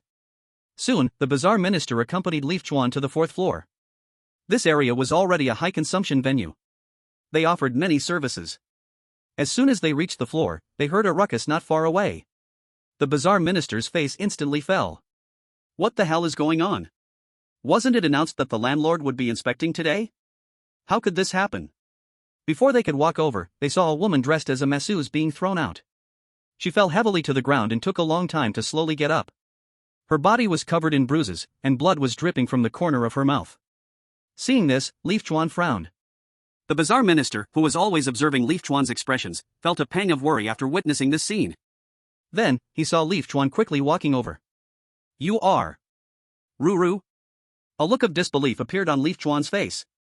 After confirming again, he realized that this person was actually the daughter of his neighbor, Su Ruru, 2 years younger than him. Ye Chuan simply couldn't believe it. It's worth noting that Su Ruru had disappeared 3 years ago. At that time, Uncle Su reported to the police, and after checking surveillance, they only saw Su Ruru walking downstairs, crossing a traffic light, and then she was never found again. But who would have thought she would appear in the bizarre world? And so coincidentally at the Red Romance Bathing Center? Hearing Ye Chuan's voice, Su Ruru slowly raised her head. When she saw Ye Chuan's face, her pupils shook instantly, flashing with a hint of excitement, then she panicked and shouted. Brother Chuan, run away. She didn't know how Ye Chuan got here, but that didn't matter. What mattered was that in this strange world, we humans were the lowest existence, with no human rights at all. She had accidentally offended a powerful anomaly, and in such a bizarre manner, she was doomed today. However, she was not afraid, rather, she felt a sense of relief as if she was about to be freed. But, she never expected that right before her death, she would encounter Ye Chuan again. She didn't want to drag Ye Chuan down with her, so she urged him to run quickly. Otherwise, that powerful anomaly would probably kill Ye Chuan too. After all, it would just be a simple matter for it. Yichuan seemed not to hear her, hurriedly crouched down. Ro, you are seriously injured, don't talk yet. Then he looked at the anomaly manager. Do you have any medicine here? Medicine? Yes, they had it, but it was meant for anomalies.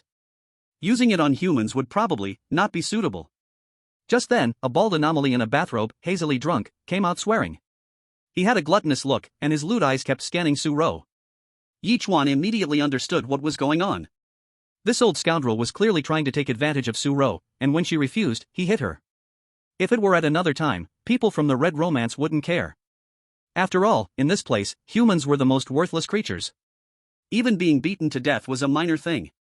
They might even extort a bit of anomaly currency. But now, it was different. Ye Chuan was the landlord, and this woman before him seemed to know him. Moreover, from Ye Chuan's reaction, it seemed their relationship was quite good. Offending a human was not a big deal. But, offending a friend's landlord was a sure way to die. Chapter 36 Old MO takes action. The anomaly manager hesitated not at all and directly dialed the anomaly manager's phone. Manager, something happened, it's not the landlord, it's the landlord's friend being bullied on the 4th floor. Yes. Don't worry, I'll keep an eye on this anomaly. While he was on the phone, Yichuan also got to the bottom of the matter. Su-ro was currently an employee at Red Romance Massage. Today, this bald anomaly pointed at her, seeing her looking good, and touched her inappropriately during the massage, even suggesting to play with her. Naturally, Su-ro wouldn't agree to such rude demands, and she declined outright. This made the bald anomaly furious. A worthless human dared to refuse me? So, he forcibly tried to take Su-ro against her will. Although this was against Red Romance's rules, it didn't matter. Red Romance wouldn't do anything to him for just one human. It was only a matter of compensating a bit with anomaly currency. But what he didn't expect was that Su-ro would fight back with all her might. This infuriated him immensely. Since when did a worthless human have such courage? Daring to defy an anomaly? So, he thought of teaching Su-ro a lesson. Thus, the earlier scene unfolded. Upon hearing all this, Yichuan's expression suddenly turned cold, his face serious as he looked at the bald anomaly. The bald anomaly obviously hadn't realized he had kicked a metal plate, arrogantly looking at Yichuan. Oh, another ignorant thing. The Red Romance must be really good to you guys, to the point that you forgot your own identity. A mere worthless human dares to show off in front of me? Kid, do you like her? Hee, since that's the case, then I'll let you see her beneath me. She is so young and surely very moist, keek. Looking at the bald, strange, and arrogant figure, the Huaxia audience was completely furious. Damn, this dead bald head is so arrogant. Heh, how dare he provoke Ye Chuan? He's dead for sure. Ye Chuan, quickly inform old Mo, we're having fish tonight. Oh my god, I remembered her. She is Su-ro, who was reported missing by major media outlets in the country a long time ago. Missing person?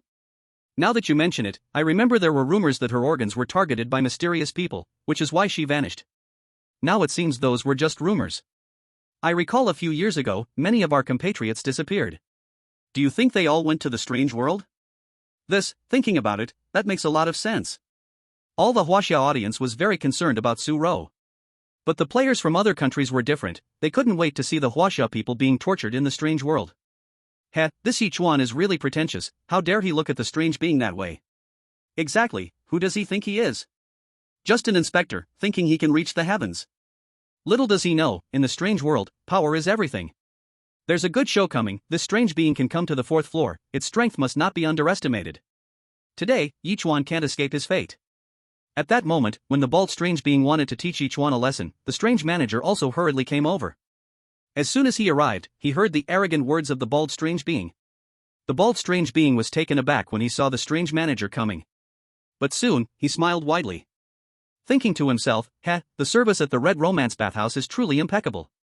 It's just 2 little mice affecting my mood, the store manager personally comes to apologize. Must give a good review. The bald strange being greeted the strange manager familiarly, Manager old Mo, long time no see. I'll educate your little mice from Red Romance, you don't mind, do you? The bald strange being thought old Mo would respond humbly saying he didn't mind. But unexpectedly, old Mo completely ignored him. This made him a bit embarrassed. After old Mo arrived, the strange minister quickly recounted what had just happened. After listening, the fire in old Mo's eyes surged fiercely. Looking for death. Suddenly, an overwhelming aura erupted from old Mo. With a merciless kick, he sent the bald strange being crashing to the ground. The force was so great that it broke the ribs of the bald strange being. Although the bald strange being was strong, he was still no match for old Mo. That kick nearly cost him his life. Everything happened so suddenly that the bald strange being didn't even react to what was going on. Cough, cough. The bald strange being spat out 2 mouthfuls of black blood. He looked at the strange manager in disbelief. Manager old Mo, what are you doing? I'll curse your mother. The anger in old Mo's heart hadn't been vented yet. He rushed up and continued to punch and kick the bald strange being. What are you? How dare you speak disrespectfully to the landlord? It seems you truly don't value your life. And you dare to bully our Red Romance employees, truly living recklessly. Listening to old Mo's words, the bald strange being could hardly believe his ears. Wait a minute, you black-hearted boss, when did you have a change of heart? I often bully your Red Romance massage employees, right? In the past, I just needed to give a bit of strange cash and everything was fine.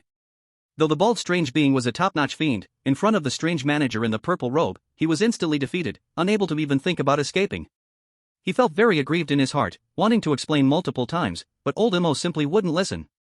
Wait, when did I ever disrespect the landlord? Isn't this slander? The landlord is the actual controller of the instance. Even if I had 10 times the courage, I wouldn't dare provoke him, let alone speak disrespectfully. There must be a misunderstanding here. I don't know how long it lasted, but old Mo finally stopped. The bald man, looking strange, hurriedly apologized. I was wrong. Although he didn't know what he was wrong about, admitting fault should be fine, right? Old Mo tidied up his somewhat messy slicked back hair and asked, so, tell me, what was wrong? The bald man fell silent, stammering, this. I shouldn't have spoken disrespectfully to the landlord. Old Mo frowned and said, is that it? The bald man shivered in fear, thinking, I thought that would be enough? But seeing the strange manager's attitude, he felt he should say a bit more. But, what more could he say? In the end, he racked his brain and timidly said, I also shouldn't bully the massage staff at Hon Langman. Although they are lowly humans, we should still judge based on the owner. He thought old Mo would be angrier after hearing this, but unexpectedly, old Mo delivered a kick to the heart again. At this moment, the bald man felt like his insides were being shattered. He swore that if he could survive, he would definitely report to the industry association. Hon Langman, beating customers. This store must be disgraced, it must go bankrupt. Chapter 37, Compensation. Old Mo looked down at the bald man with a chilling gaze, filled with murderous intent. The bald man felt extremely uncomfortable inside. In the past, he was the one bullying others. He never expected to become the one being bullied now. But to be fair, this feeling is truly frustrating. He no longer knew how to calm the strange manager's anger. If possible, he even wanted to kowtow to the strange manager. Fortunately, the strange manager didn't deliver another painful kick. He just said seriously, your mistake is that you don't even recognize our landlord? How dare you call our landlord a despicable rat? I see you want to become the public enemy of all of us at Hon Langman. Old Mo articulated each word, making the bald man's heart tremble in fear. He looked incredulously at Ye Chuan. He, a lowly human, was actually the landlord of Hon Langman? In the strange world, although there were a few examples of humans rising, they were indeed too few. He never expected to run into someone who had hit the jackpot. Seeing Yichuan's expression still cold, the bald man felt as if he had been thrown into an ice cellar, his whole body freezing. In the strange world, if one only offended the store manager, there might still be a chance to survive. But if one offended the landlord, then the store manager would definitely take action to kill that oblivious person to please the landlord. This seemed to have become an iron rule. The bald man felt as if invisible hands were squeezing his throat, making it hard for him to breathe.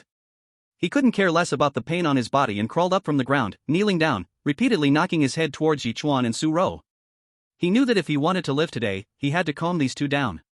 So he kept slapping his own face, begging Ye Chuan for forgiveness as he hit himself. Seeing this scene, the viewers of the strange live broadcasting platform fell silent. Damn, someone explain, what the heck is going on with this bald man? Is he having a seizure? Baka, this group of strange beings is discriminatory. They act respectful towards Huaxia people, but why do they look down on our child emperor? How infuriating. I'm green with envy. At this moment, power was completely embodied. It turns out that with power, one can truly act wantonly. Just like now, Ye Chuan has power in his hands. In the face of this situation, he didn't even need to lift a finger. Just with a glance, he made the high and mighty terrifying figure kneel in submission. A true model of humanity. If anyone was impacted the most, it was undoubtedly Su Ro. She once doubted whether she had already died, and that everything in front of her was merely an illusion. But after secretly pinching herself, she realized everything was real. She blankly turned to look at Ye Chuan. She thought, Brother Chuan seems really amazing. He actually is the landlord of Red Romance? Su Ro had been in the strange world for some years, and naturally knew a lot, understanding that the landlord's position was respected, but never expected it to be so esteemed. Even top-tier strange beings are fearful? The commotion quickly attracted many strange onlookers. Seeing things getting worse, Su Ro tugged at Ye Chuan's shirt and said, Brother Chuan, let it be, I forgive him. The reason Su Ro said this was due to her own difficulties. If things continued, it would truly be hard to end well. This bald strange being was a frequent customer of Red Romance, often coming here to spend. Today she had Ye Chuan protecting her, safe and sound, but what if Ye Chuan left? That bald strange being would definitely seek revenge on her. Upon hearing Su Ro's words, the bald strange being felt very excited inside. He knew that the root of the matter lay with Su Ro, and as long as she was willing to forgive him, the landlord would definitely not pursue the matter. Looks like his life today was saved. Seeing that the person involved had spoken, old Mo also began to apologize. Lord Landlord, it is my fault for not managing the bathhouse well, allowing this blind one to offend you. Ye Chuan shook his head and said, this is not your business. Hearing that Ye Chuan did not blame him, the strange manager breathed a sigh of relief. Then, he cautiously asked, Lord Landlord, how do you want to deal with this guy? The bald strange being shivered all over. He knew that the moment of judgment had arrived for him. So he hurriedly made a sad face, looking pitifully at Ye Chuan, begging to be spared. However, what he was thinking was that once he escaped this calamity, he would definitely seek revenge. With Ye Chuan's noble identity, he naturally did not dare to take action. But Su Ro was different. Without Ye Chuan's protection, she was like fish on a chopping board, ready to be slaughtered. Damn guy, if it weren't for you, how would I suffer this indignity today? Just wait, once the landlord leaves, I will deal with you. Little did he know, the resentment hidden deep in the bald strange being's eyes had long been seen clearly by Ye Chuan. Such a tumor is a pollutant in this strange world. Although the air in the strange world isn't that great either. Ye Chuan curled his lips into a cold smile, giving old Mo a meaningful glance and said, Your client, you handle it yourself. Although he said this, old Mo saw only one word on Ye Chuan's face. That word was, kill. Yes. Old Mo looked at the bald strange being, waving his hand in disgust and said, Our Lord Landlord has a kind heart, hurry and scram. The bald strange being, who had been left with his life, hurriedly expressed his gratitude and then fled in a panic. Little did he know, the strange manager behind him revealed a cold smile. He took out a dagger from his bosom, handed it to the strange minister, and said, Make it clean. The strange minister immediately understood, took the item and followed suit. And this scene was naturally captured by all the onlookers. Power is truly fascinating. Without a word, just one look, and the subordinate understands. Speaking of which, Ye Chuan stands up for a woman like this, isn't he afraid his strange wife will get jealous? The sudden question made everyone gasp. Indeed, the strange wife was extremely jealous. Once she discovers a player's disloyalty, she will not hesitate to eliminate them. This disloyalty includes not just physical, but also mental betrayal. And the foreign audience clearly thought of this as well. The Chinese player is done for, boldly standing up for another woman, truly doesn't know how to write death. Exactly, the hero saving the beauty script isn't so easy to act out. Even though his strange wife is weak, she absolutely will not accept such provocation. At the end of this task, it will be the time when this Huaxia player meets his end. I can't wait to see that moment. After everything was arranged, the strange manager took out a deep green jade bracelet from his pocket. The bracelet had a profound color, was incredibly transparent, and emitted a soft glow. My Lord Landlord, this is a little token of goodwill for your friend, just consider it compensation for the grievances she faced today. Chapter 38, The Blessing of the God of Nougat Candy. Ye Chuan initially wanted to refuse, but old Mo was quicker and directly put it on Su Ro. Old Mo had a simple smile, explaining, My Lord Landlord, this bracelet contains powerful life energy that can quickly heal injuries. And if worn for a long time, it even has the effect of prolonging life. Ye Chuan was slightly shocked in his heart.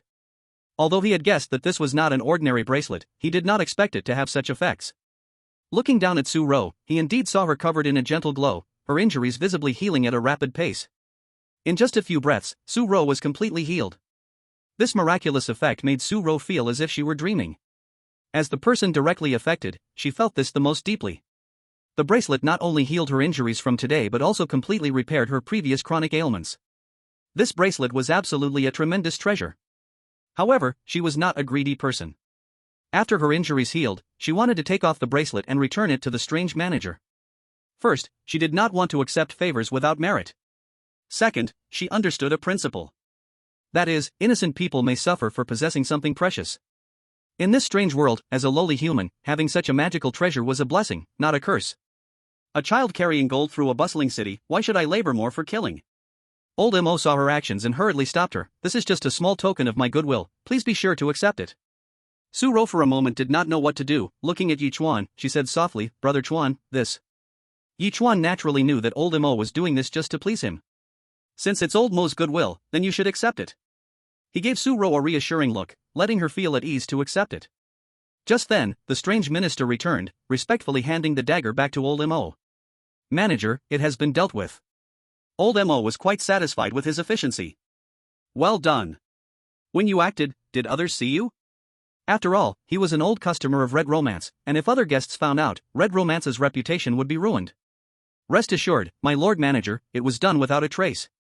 Su Ro was not a fool. Listening to their conversation, she had already guessed that the bald strange person was dead. This news hit her like a heavy bomb, stirring up huge waves in her heart. A powerful and noble strange being had just died like this? And all because of a single word from Brother Chuan? Su Ro looked at Ye Chuan, her eyes flickering with unusual light.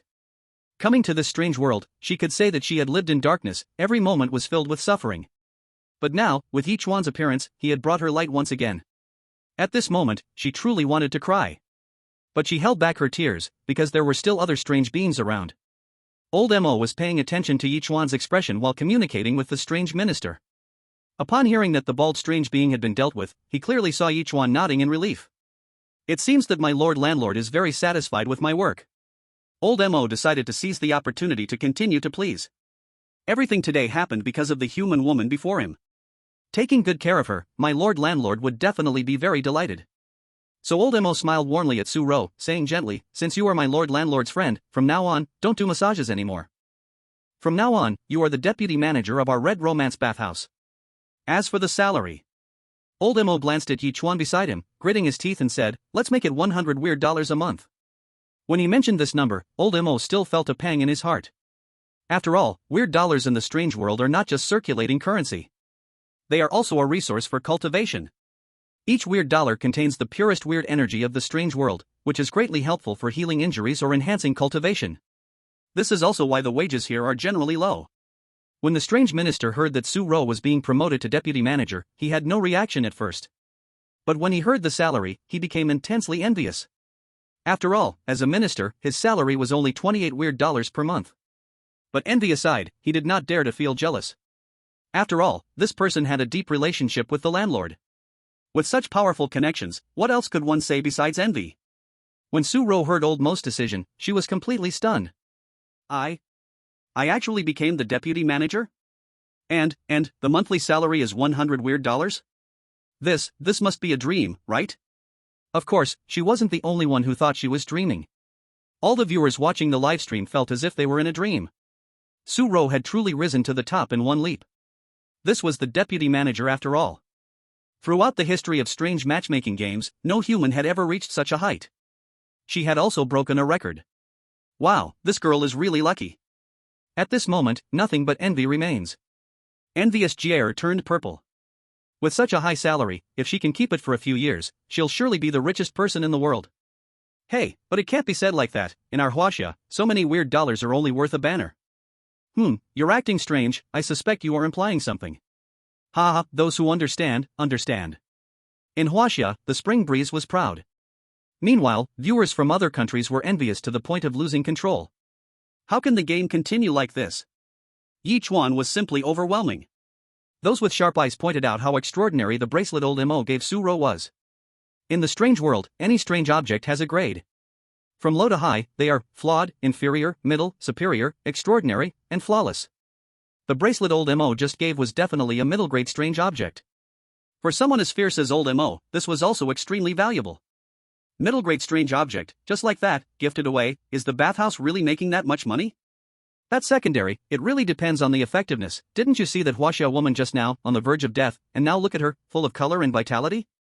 If this bracelet could be brought out of the strange world, the Blue Star countries might directly explode into an S3 event. Damn, why is Ye Chuan so lucky, cluelessly becoming the landlord of Red Romance? Exactly, there's an old saying in Huaxia, when one achieves success, even the dogs and chickens rise together. I'm witnessing that now. Seeing that old Mo handled things so well, Ye Chuan thought about giving him some benefits. After all, you can't just make a horse run without feeding it grass. But, what could he give old Mo? Yichuan rummaged through his pocket and suddenly found a bag of nougat. This was made by Shen Zhaoyi herself. Before he left, she packed it in his pocket for him to snack on. Old Mo, you've helped me so much, I really don't know how to thank you, just take this candy, think of it as trying something new, don't reject it. Looking at the nougat handed over by Ye Chuan, old Mo instinctively waved his hand to refuse. Landlord, you are too polite, serving you is my blessing, how can I accept your things, you should take it back. Old Mo's voice abruptly halted. His breathing became rapid, his eyes fixed on the nougat in Ye Chuan's palm. At this moment, a note was floating on the nougat candy in front of him. God's blessing. Chapter 39 Eating Leftovers. Old Mo admitted that everything he did was to please Ye Chuan. However, he really did not expect that Ye Chuan's reward would be so immediate, so overwhelming, so violent. A piece of candy he casually pulled out was actually God's blessing? He trembled all over and stuttered, Landlord. Lord, is this really for me? Happiness came too suddenly, and old Mo felt like he was dreaming. Yet, old Mo's excitement looked like pure anger in the eyes of the audience. What on earth is Ye Chuan doing? The person helped him so much, and he is so perfunctory? It's over, the Eerie manager is obviously angry. Isn't this insulting? Bro, be precise, it's insulting the Eerie. Confused. If you act without seriousness, someone like me should have gone. Audiences from other countries started to gloat. Haha, stupid Chinese people, how can they not take such a fierce figure seriously, they deserve to die. There's a saying in China, knows will no die. 666, indeed worthy of being a Chinese expert. I can already imagine the Eerie manager saying, die far away with your broken candy. Ye Chuan touched his nose and asked, do you not like it much? He was just about to say that if he didn't like it, he'd get him something else next time. But unexpectedly, old Mo hurriedly said, I like it, I really like it. After saying that, afraid that Ye Chuan would change his mind, he directly knelt on both knees, his head touching the ground, hands raised high. With a devout and respectful tone, he said, please, landlord, grant me the candy. Eh? This scene left Ye Chuan utterly baffled. Come on, you have done a lot, right? It's just a piece of candy, is it really that serious? To quickly end the awkwardness, Ye Chuan hurriedly placed the nougat in old Mo's palm. Old Mo, please get up. Old Mo obediently did as told. At this moment, his excited face turned slightly red. This nougat truly deserved to be called God's blessing. Just holding it in his hand made him feel that his long-standing bottleneck loosened. If he ate it, surely it wouldn't take long before he could break through to become a purple robe. In the Eerie world, the fierce figure was indeed powerful, but could only bully its own small territory. But the purple robe was different, no matter where, it was a powerful figure, treated with respect by others. Old Mo had stayed at the peak of fierce figures for many years. He had tried many times to break through to the purple robe, but all ended in failure. He had nearly resigned to his fate, but who would have thought, a glimmer of hope appeared. And all of this was because of the landlord. Old Mo's gaze became increasingly respectful. Landlord, I have already arranged a rich dinner for you in the back kitchen, shall we move to the dining room now? Ye Chuan wasn't too hungry, but upon hearing about eating, Su Ro's stomach suddenly growled. He knew that this was definitely due to Su Ro not having enough to eat earlier. Alright, let's go then. Old Mo had the Eerie minister lead the way, and after apologizing to Ye Chuan, hurriedly left. He was now thinking only of carefully training in the secret room with the nougat. Once he had practiced until the nougat's aura had no effect on him, he would eat it all at once and then break through to the purple robe. Happiness Community. 606. Shen Zhaoyi's express delivery finally arrived. She was in front of the mirror, trying on various sexy little outfits. Her wonderful body was mostly exposed to the air, striking various alluring poses she learned from a manual. So shameful. Does this really work? Suddenly, Shen Zhaoyi raised her eyebrows. That nougat was made by her own hands, and it carried her scent. But now, she sensed other eerie auras on the nougat. What was going on? Shen Zhaoyi closed her eyes and quickly understood the background of the matter. Oh, it turned out it wasn't her husband in danger, but a reward for old Mo. Her husband's character truly was beyond reproach. Although giving the nougat to old Mo was a bit of a waste. But since it's from my husband, I'll let him have it. However, this little Ro actually seems to be from Huaxia. And it looks like my husband is quite familiar with her? This made Shen Zhaoyi feel a sense of crisis. So, Shen Zhaoyi made up her mind, waiting for Ye Chuan to come back from the red romance, she would wear all these battle robes and completely win him over. When night fell, the scarlet fog of the Eerie world became thicker, sending chills down the spine. The first day at Red Romance finally came to an end. Players from other countries were all exhausted at this time. After pushing out the last load of sludge, Patel collapsed directly onto the ground. Damn it, when will this end? The dust in this sewer looks like a lot, but in reality, it's not less at all. Not to mention just him alone, even with 10 more people, it wouldn't be clean in a month. The only bit of comfort might be that his garbage cleaning skill had reached the proficient level, and was very close to the master level. If it were other skills, he would have been boasting about them by now. But, this skill was just too lame. He really found it hard to speak about it. Damn it, Big Mighty, are you really treating me like a fool? What the hell is this wristband? It has ruined me. After resting for a while and regaining some strength, he swayed and crawled out of the sewer. He thought about grabbing something to eat quickly, then having a good rest. But when he arrived at the hall, everything fell apart. This red romance had actually not prepared dinner for them at all. In this place, the Eerie and humans ate separately. All the Eerie beings went to the cafeteria on the second floor. But humans were gathered in the hall. Their dinner consisted of leftovers from the buffet of those guests who had come to Red Romance. Looking at the cold leftovers on the table, Patel was extremely indignant. Is this something humans can eat? Even dogs wouldn't eat this. Players from other countries also complained. One player even said that while mopping the floor, he saw an Eerie standing on the table peeing into the hot pot. The child emperor stood behind the crowd, touching the 2 big white buns in his pants, feeling a hint of solace in his heart. Fortunately, I have a stash. I'll eat one later, and the other will be given to Ye Chuan. By the way, where is Ye Chuan? Hasn't the work been finished yet? Or was he already killed by the Eerie manager? This is not impossible. After all, he had mistakenly stood in front of the Eerie manager when his lumbar disc herniated, accepting his bow. For the powerful Eerie manager, this is unforgivable.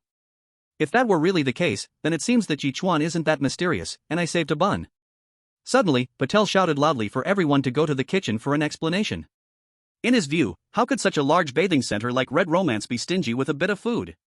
It must be the greedy kitchen secretly cutting corners. Let's go, we'll go to the kitchen together. They must give us an explanation. The child emperor rolled his eyes at this. Are they really going to give you an explanation? Who do you think you are? Sure enough, when faced with Patel's proposal, no one paid him any attention. In the end, a player couldn't hold back from being too hungry and started rummaging through the leftover food. Soon there was a second, a third. Everyone started to eat. There was no way around it. If they didn't eat, soon they would lose all the food to these guys. Patel looked at everyone, cursing them for being useless in his heart. But, he wasn't a settled type. Very quickly, he came up with a new idea. Chapter 40, if you beg me, I might generously reward you with a bit of food. Seeing that Ye Chuan hadn't come, he unconsciously thought that Ye Chuan was being targeted by the Eerie manager and was still working overtime. Thus, an evil thought was born in his heart. That is to team up with these players and eat all the food clean. When Ye Chuan comes, you can only go hungry. At that time, Ye Chuan must be very desperate. Thinking of this, Patel inexplicably felt a sense of pleasure in his heart. Everyone, there are so many leftovers here, you don't need to fight. Let me distribute it. You go eat at the 2 tables in the corner, the 2 tables next to them are yours. Everyone, hurry up and finish what you have been assigned. When that Chinese rat comes, let him know what to spare is.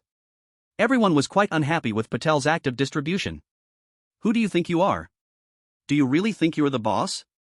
In Blue Star, with your third country, you can't even sit at the table. However, now that everyone is starving, they didn't bother to argue with Patel anymore. Moreover, from the current situation, the Chinese man does seem to be a formidable opponent. Joining forces to eliminate him does seem like a good plan. So, they began to follow Patel's suggestion, feasting happily at their assigned tables. Although it was just some leftovers, they tasted particularly delicious. To be honest, this is much better than what they had at that cunning woman's place. Wow, although it's all leftover food, it actually tastes pretty good. Mine is still warm. These leftovers should be worth quite a bit of clever cash. I really hit the jackpot this time. Seeing everyone eat and communicate, the child emperor couldn't help but twitch at the corners of his mouth. Patel thought he had real leadership talent, so many players were so convinced by his words. He was admiring his masterpiece with satisfaction when he noticed the child emperor standing aside, unmoved. Friend, why aren't you going to eat? I specially picked a good spot for you. The 2 tables I assigned to you haven't even been touched. Hurry up and eat, or when that Chinese rat comes, you'll have to compete with him for food. After saying that, Patel also joined the fray. He had been cleaning the sewer all day, so naturally he needed to replenish his strength. He nodded while eating. This flavor is indeed good, it almost rivals the delicacies of his hometown. Watching everyone eat the leftover food like crazy dogs, all the viewers watching the live broadcast were about to vomit. Chinese viewers were just ranting since Ye Chuan hadn't arrived yet. Damn, look at the behavior of these people. This is truly something I've never seen before, eating leftover food so vigorously. I can't take it anymore. If I keep watching, I'm really going to throw up. Wasn't someone supposed to have urinated in the pot? Have they forgotten about that? Viewers from other countries were also trying to make justifications as much as they could. Well, I think we should understand, after all, they worked all day. Yes, understanding is paramount. Sigh, in the rivers and lakes, one is not free to choose their path. To be honest, this food is indeed cleaner and more hygienic than what they had at that cunning woman's place. They are doing this for us, they are heroes. Heroes shouldn't be mocked but remembered in our hearts. Just as everyone was engrossed in their meal, the strange minister arrived. He did not pay attention to the crowd and walked straight to the private room. After checking inside, confirming there were no issues, he then personally went to the kitchen to notify them to prepare the dishes.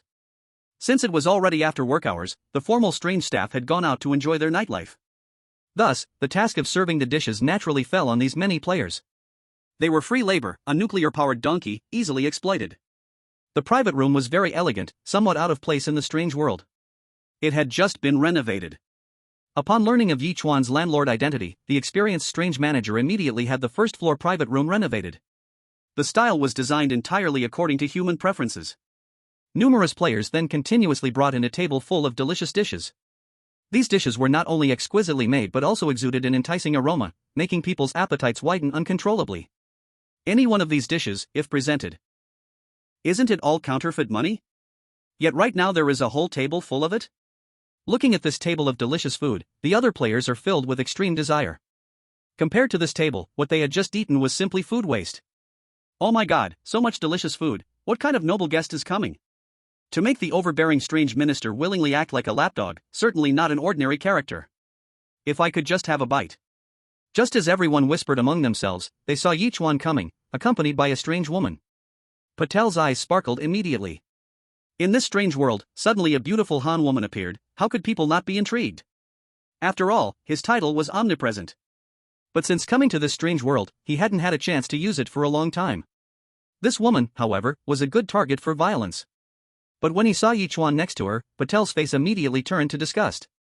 Oh dear, look who it is, such a busy person, not a single shadow seen all day long, one would think you were so busy.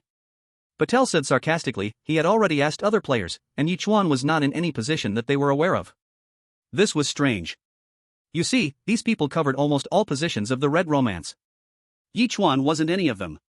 So what was he doing?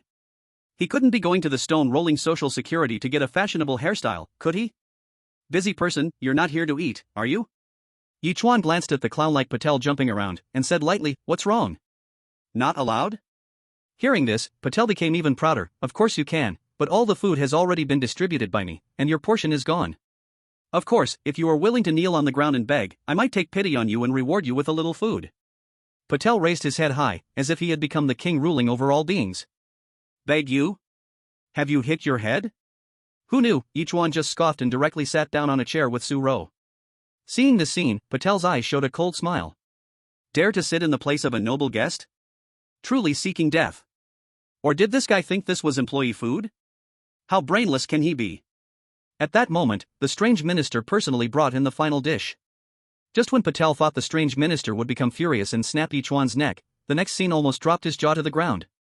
Chapter 41, Health Wine, Fin 20+. The strange minister placed the final dish on the table. He actually jogged all the way to Ye Chuan's side, then nodded and bowed, quietly asking something. What the hell is going on? Where is your pride? Shouldn't you be furious and ready to kill him? This bizarre scene made everyone in their hearts suddenly have a bold thought. That noble guest, could it possibly be him? All this food was actually for his enjoyment? Everyone simply couldn't believe it. They felt their brains were a bit insufficient. Can someone explain what the hell this is about? What did that detestable Han Mouse do? Wasn't the script supposed to be that Ye Chuan worked all day, dragged his tired body down to eat, only to find everything was gone, then knelt in front of them begging for food, and finally was ruthlessly rejected and starved to death, eliminated? How is it that he didn't do any work at all, yet can enjoy a whole table of delicacies? It's so difficult to understand. Ye Chuan unceremoniously picked up the chopsticks and started to feast, while the strange minister stood by like a waiter, waiting for instructions. Why does this guy eat so well? This isn't fair. Patel could not accept it. In a moment of impulse, he went to find the strange minister to seek an explanation. Seeing this, players from other countries, their heads clouded with excitement, rushed forward to question him. In their eyes, even in a strange world, the law should not hold the crowd responsible. After all, their strange wives were not ordinary individuals. Exactly, we are all here to work, why does he get to eat so well? This whole table of delicious food, he couldn't even finish it if he tried. Manager, these wouldn't be our staff meals, would they? Watching the noisy crowd, the strange minister's expression turned cold again. His gaze was extremely intimidating. The once chattering crowd began to lower their voices under the weight of his predatory stare. The strange minister sneered, "What are you all? You dare dream of comparing yourselves to the landlord? Allowing you to eat some leftovers is already a gift from me, and you still don't know how to be grateful? How dare you covet this table of delicacies? Look at yourselves in the mirror and see if you deserve it." After saying this, the strange minister ignored them, rushing over to serve Su Ro, who was about to wipe her mouth. "Deputy store manager, I'll help you wipe." Deputy store manager? Everyone was shocked and looked at Su Ro. This seemingly soft and weak woman from China was actually the deputy store manager of Red Romance Bathhouse? In an instant, everyone understood. No wonder Yichuan could navigate this place so easily. So the connections were this strong. Patel felt intensely jealous. How could this Chinese rat have such good luck? Last time in the strange mall, this guy teamed up with the strange manager to pull a trick. This time in the Red Romance Bathhouse, he happened to meet a fellow countryman who's a deputy store manager? Damn, it really seems like all the good things happened to him. Everyone thought Ye Chuan was just lucky, except for the child emperor, who wore a contemplative expression. Is the truth really like this? Soon, the sharp-minded child emperor noticed some hints. The so-called deputy store manager appeared quite unnatural when facing the strange minister and seemed somewhat fearful. In contrast, Yichuan looked much more calm and relaxed. Could it be that the scheming frog was feeling your belly all along? Yichuan was not being favored because of her. On the contrary, it was she who benefited from Yichuan. Once this thought appeared, the child emperor himself found it hard to believe. However, after ruling out all impossibilities, what remains, no matter how absurd, must be the truth. The child emperor's heart surged with waves. They were all players who entered the strange world at the same time. Here, they could be said to have no background, and the only support could only be their strange wives. But Yichuan's strange wife was a weakling without even a title, wasn't she? How could he thrive at the Red Romance Bathhouse? He couldn't understand. He really couldn't understand. He touched the two big white buns in his pocket and couldn't help but sigh. If he had offered the buns to Yichuan as soon as he appeared, would he have also been invited to the table for a meal? What a regret. Su Ro felt very uneasy being served by the strange minister. She didn't want to be served, but she also didn't dare to refuse. She could only seek help from Yichuan.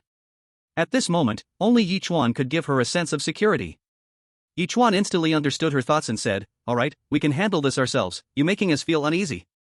If you have work to do, go ahead. If not, then let's sit down together and eat." Hearing Yichuan's invitation, the strange minister excitedly sat down. In his eyes, Yichuan's invitation meant recognition of him. This was a tremendous honor. However, the strange minister was also very measured. Even though he sat down, he still acted like an assistant, quietly listening to Yichuan and Su Ro chat. Not long after, the door of the private room was opened, and the strange manager, Old Mo, walked in with a beaming smile, holding a bottle of red wine. "Lord Landlord, you left in such a hurry earlier that I forgot to bring you this bottle of wine. This wine is no ordinary wine, you must taste it properly." With that, Old Mo directly opened the bottle, found 2 jade wine glasses, and poured a glass for Yichuan and Su Ro. To Yichuan's surprise, the wine was actually a shade of green and gave off an enticing fruity aroma. "No, I don't drink." Yichuan didn't have a good tolerance for alcohol, so he generally avoided drinking whenever possible. Moreover, being in an unfamiliar place, he worried that getting drunk might lead to some unexpected trouble. Old Mo did not notice Yichuan's concern, he simply thought he was afraid of getting drunk. "Lord Landlord, don't worry, this wine won't get you drunk. This wine is a health wine, which can promote blood circulation, regulate the body, and prolong life for humans. For us strange beings, it is even a supreme treasure, capable of enhancing our strength. I was able to break through from a vengeful spirit to a fierce ghost thanks to this wine." Hearing this explanation, everyone's hearts skipped a beat. The effect of this wine was too powerful. If only I could have a sip. And the strange live streaming platform erupted. Because some sharp-eyed netizens had already recognized the wine. "Oh my god, isn't this FIN 20 plus? What? FIN 20 plus? High-quality liquor? Not just that, this wine is the best of the high-quality liquor. The benefits of drinking it are even greater than some inferior premium brands. This is terrifying. Chapter 42, Men's Gas Station, you say no and just no? If this wine can be taken out, wouldn't it go absolutely crazy? It would definitely sell for a sky-high price. The international audience was extremely envious at this moment. Did Ye Chuan save the entire universe in his previous life? Otherwise, how could his luck be so good? Here, he not only met a high-ranking fellow villager but even got to taste such a treasure wine. Damn, envy is making me purple. Shit, this wine must be the strange manager bragging. Exactly, if it were really that amazing, how could he bear to take it out? So it turns out, he's just a poser. Humph, his ghostly talk can only fool the mice of Huaxia. After hearing Old Mo's fantastic description, Ye Chuan took a sip. The taste was indeed good, sweet like fruit juice. After swallowing it all, Ye Chuan felt a warmth spreading through his body. The gentle feeling made all his cells dance with joy. Ye Chuan looked at Su Ro, signaling her to try it too. Su Ro had been in the strange world for a while but had never tasted the local wine. Especially after Old Mo's amazing remarks, her curiosity was piqued even more. Carefully, she raised her wine glass and gulped it down. Suddenly, Su Ro's small face turned bright red. Of course, it wasn't because she was drunk, but because the health wine began to nourish her body. In just a short moment, her skin became even fairer and more plump, looking extremely hydrated. Seeing this scene, Patel and the others looked on with shock and unmasked desire. As soon as old Mo opened the wine, just a whiff of the aroma made their bodies generate a strong craving they couldn't control. But their reason held them in place, afraid to move an inch. They knew that if they dared to approach, the strange manager would absolutely tear them to shreds. Watching Ye Chuan enjoy the fine wine and food with a high-ranking fellow villager beauty by his side, all the players felt a deep envy. At the same time, a strong sense of unwillingness arose in their hearts. Why the hell is this happening? They worked hard all day long. Only leftovers from others can be eaten. But how come Ye Chuan can enjoy such delicious food? This is just too unfair. And looking at Ye Chuan's relaxed and carefree appearance, they even suspected that he hadn't worked at all today. That hateful guy. If only the assistant manager of Hong Romantic were our fellow townsman. Then, it would be me sitting there enjoying it right now. This became the collective voice of all players. After seeing Ye Chuan and Su Ro finish drinking, the strange manager flattered, "Lord Landlord, how does it feel?" Ye Chuan nodded, "Not bad." Seeing Ye Chuan so calm, old Mo thought that the Lord Landlord was just the Lord Landlord, well experienced and knowledgeable. This kind of top-quality strange wine, who wouldn't be excited and speechless after drinking it, praising it to the heavens? But Ye Chuan? His expression was calm, unruffled, and even his evaluation was merely not bad. What does this mean? This indicates that he must have drunk a lot before. And even this kind of wine probably wouldn't even enter the Lord Landlord's eyes on ordinary days. Old Mo suddenly understood. So it turns out that when the Lord Landlord said he wouldn't drink, he didn't really mean it. He just thought the wine he brought out was too low-grade, fearing it would tarnish his palate. The reason he drank later must have been touched by his own sincerity. The Lord Landlord is really too considerate. Old Mo couldn't help but admire Ye Chuan's open-mindedness. He believed he had penetrated Ye Chuan's thoughts, so after finishing one cup, he didn't pour any more, but instead took out a can of milk powder from his pocket. "Lord Landlord, this can of milk powder is for you." When he took out this item, everyone was stunned. They couldn't understand what the strange manager was up to. This is medium-grade milk powder. Drinking a spoonful every day has the same longevity effect, and it's especially friendly to us men. It can be called a man's gas station. After saying that, old Mo even winked at Ye Chuan. He thought this gift would surely touch Ye Chuan's heart, but to his surprise, Ye Chuan shook his head like a rattledrum. "You should keep this for yourself." Ye Chuan had never been able to tolerate the taste of milk powder since he was little. Just smelling it made him want to vomit. Of course, with the exception of the natural flavor of humans. Seeing Ye Chuan refuse so decisively, everyone was dumbfounded. Old Mo suspected his ears were stuffed with pig hair. Did I not make myself clear? This is a man's gas station. You say you don't want it, just don't want it. Lord Landlord, I know you are young and healthy, but you shouldn't act on impulse. This will always come in handy. Old Mo, I really don't need it, you keep it. Seeing Ye Chuan's attitude so firm, old Mo could only sigh, thinking to himself, "Young man, you'll realize my good intentions in the future." Patel and the others watched the scene, tears of envy streaming down their faces. Such a good treasure, and you actually don't want it? You don't want to give it to me. I, Patel, claim to be omnipresent. If I had this thing too, wouldn't I just take off? The child emperor also showed an extremely eager gaze. Although he was known as the little gun god who made all the female artists in Tokyo tremble. But only he knew that his body was seriously overdrawn and urgently needed such a treasure to prolong his life to create more glory. For a moment, they really wanted to rush over and grab this can of milk powder from Old Mo's hands. Of course, they could only think about it. Old Mo was in a purple robe, they were just powerless human beings. With a single glare from him, they would be done for. At this time, on the strange live streaming platform. Confused Ye Chuan, no, leaf god, Grandpa, I beg you, please accept this can of milk powder. Exactly, even if you don't need it, you can still send it out later. If this thing could be sent out, it would definitely be auctioned at a sky-high price. Although I am a powerful Wokok, at this moment, I actually want to beg Ye Chuan. I can understand, haven't my country also been through this? It is human nature. At this moment, Ye Chuan united all the men of Blue Star on the same front. Even countless rich men looked at their little wives beside them, who were tightly clenching their fists, silently shedding tears. If Ye Chuan could really take out such treasures, even if it cost half their fortune, they wouldn't hesitate a bit. Seeing that Ye Chuan just wanted to enjoy his dinner simply, Old Mo decided not to disturb him anymore. Patel and the others initially thought Ye Chuan would invite them to share the meal. After all, they all considered themselves fellow townsmen of Blue Star. However, until Ye Chuan finished eating, wiped his mouth, and still did not extend an invitation, everyone felt extremely angry. This damned guy really became arrogant once he got a bit of power, looking down on others. Chapter 43, Lord Landlord's Leftovers, You Are Not Qualified to Eat. After Ye Chuan finished eating, he was immediately taken to rest by Old Mo himself. Looking at the incredibly rich food left on the table. The other players exchanged glances, filled with intense desire. If they had known such delicious food would be here, they wouldn't have eaten so much before. It's all Patel's fault. Everyone glared at Patel with fierce looks. If he hadn't said not to leave a bite for Ye Chuan, how could they have eaten so greedily? Now, it's too late, their bellies were already bulging. Are they supposed to just stare at the delicious food and cry? Of course not. This kind of delicacy, if missed today, who knows when they would have the chance to see it again. Eat. Even if they couldn't eat anymore, they had to stuff their mouths.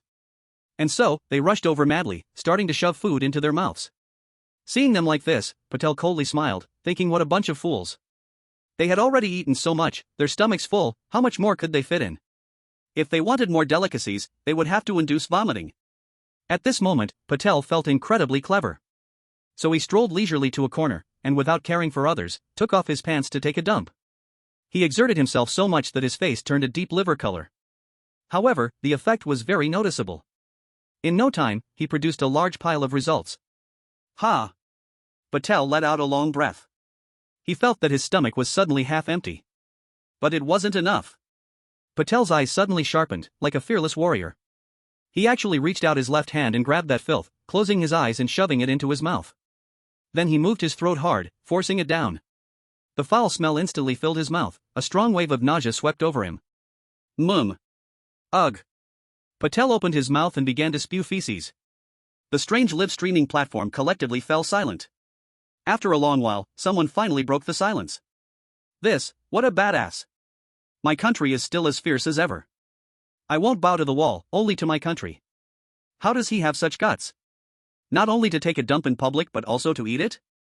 Why is there such disgusting stuff in the world? Damn, which reckless person dares to slander our heroes from my country? Chinese, huh? Shall we cut off your water supply so you can't drink? Bro upstairs, our water seems to flow from China. Then I'll cut off his water too, what can he do to me?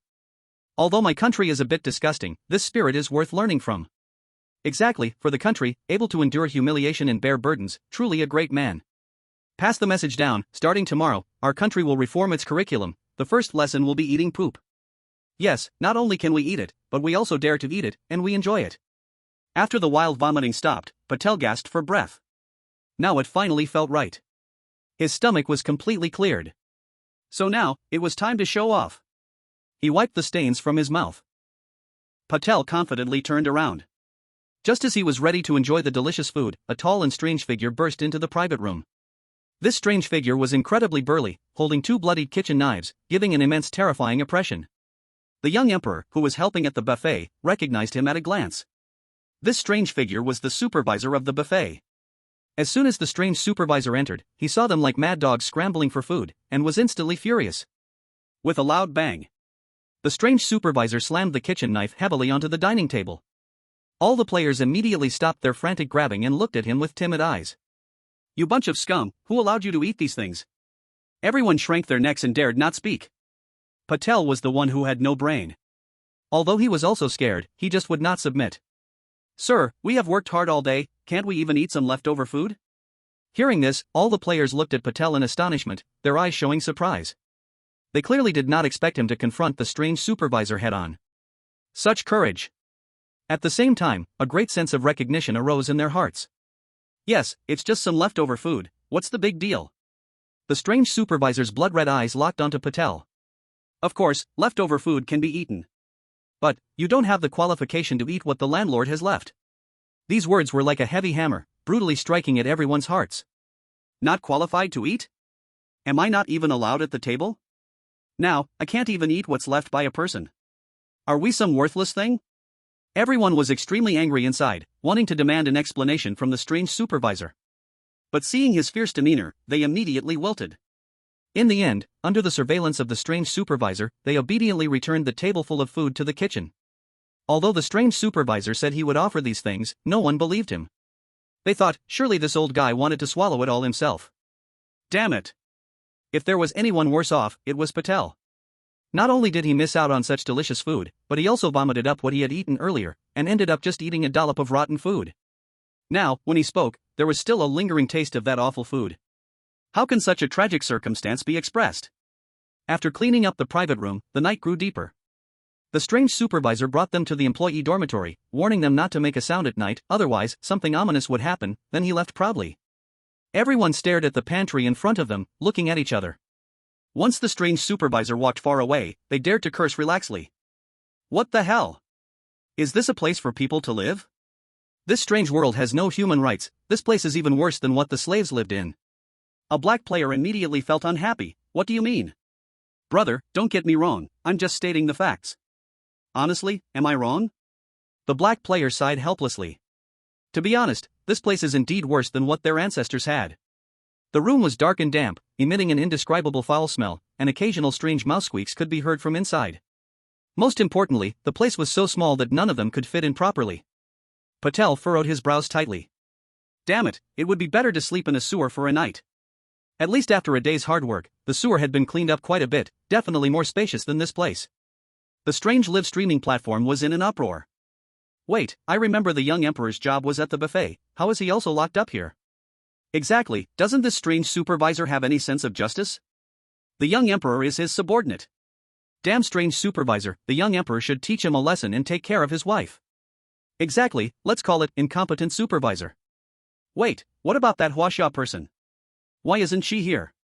People quickly found Ye Chuan's image.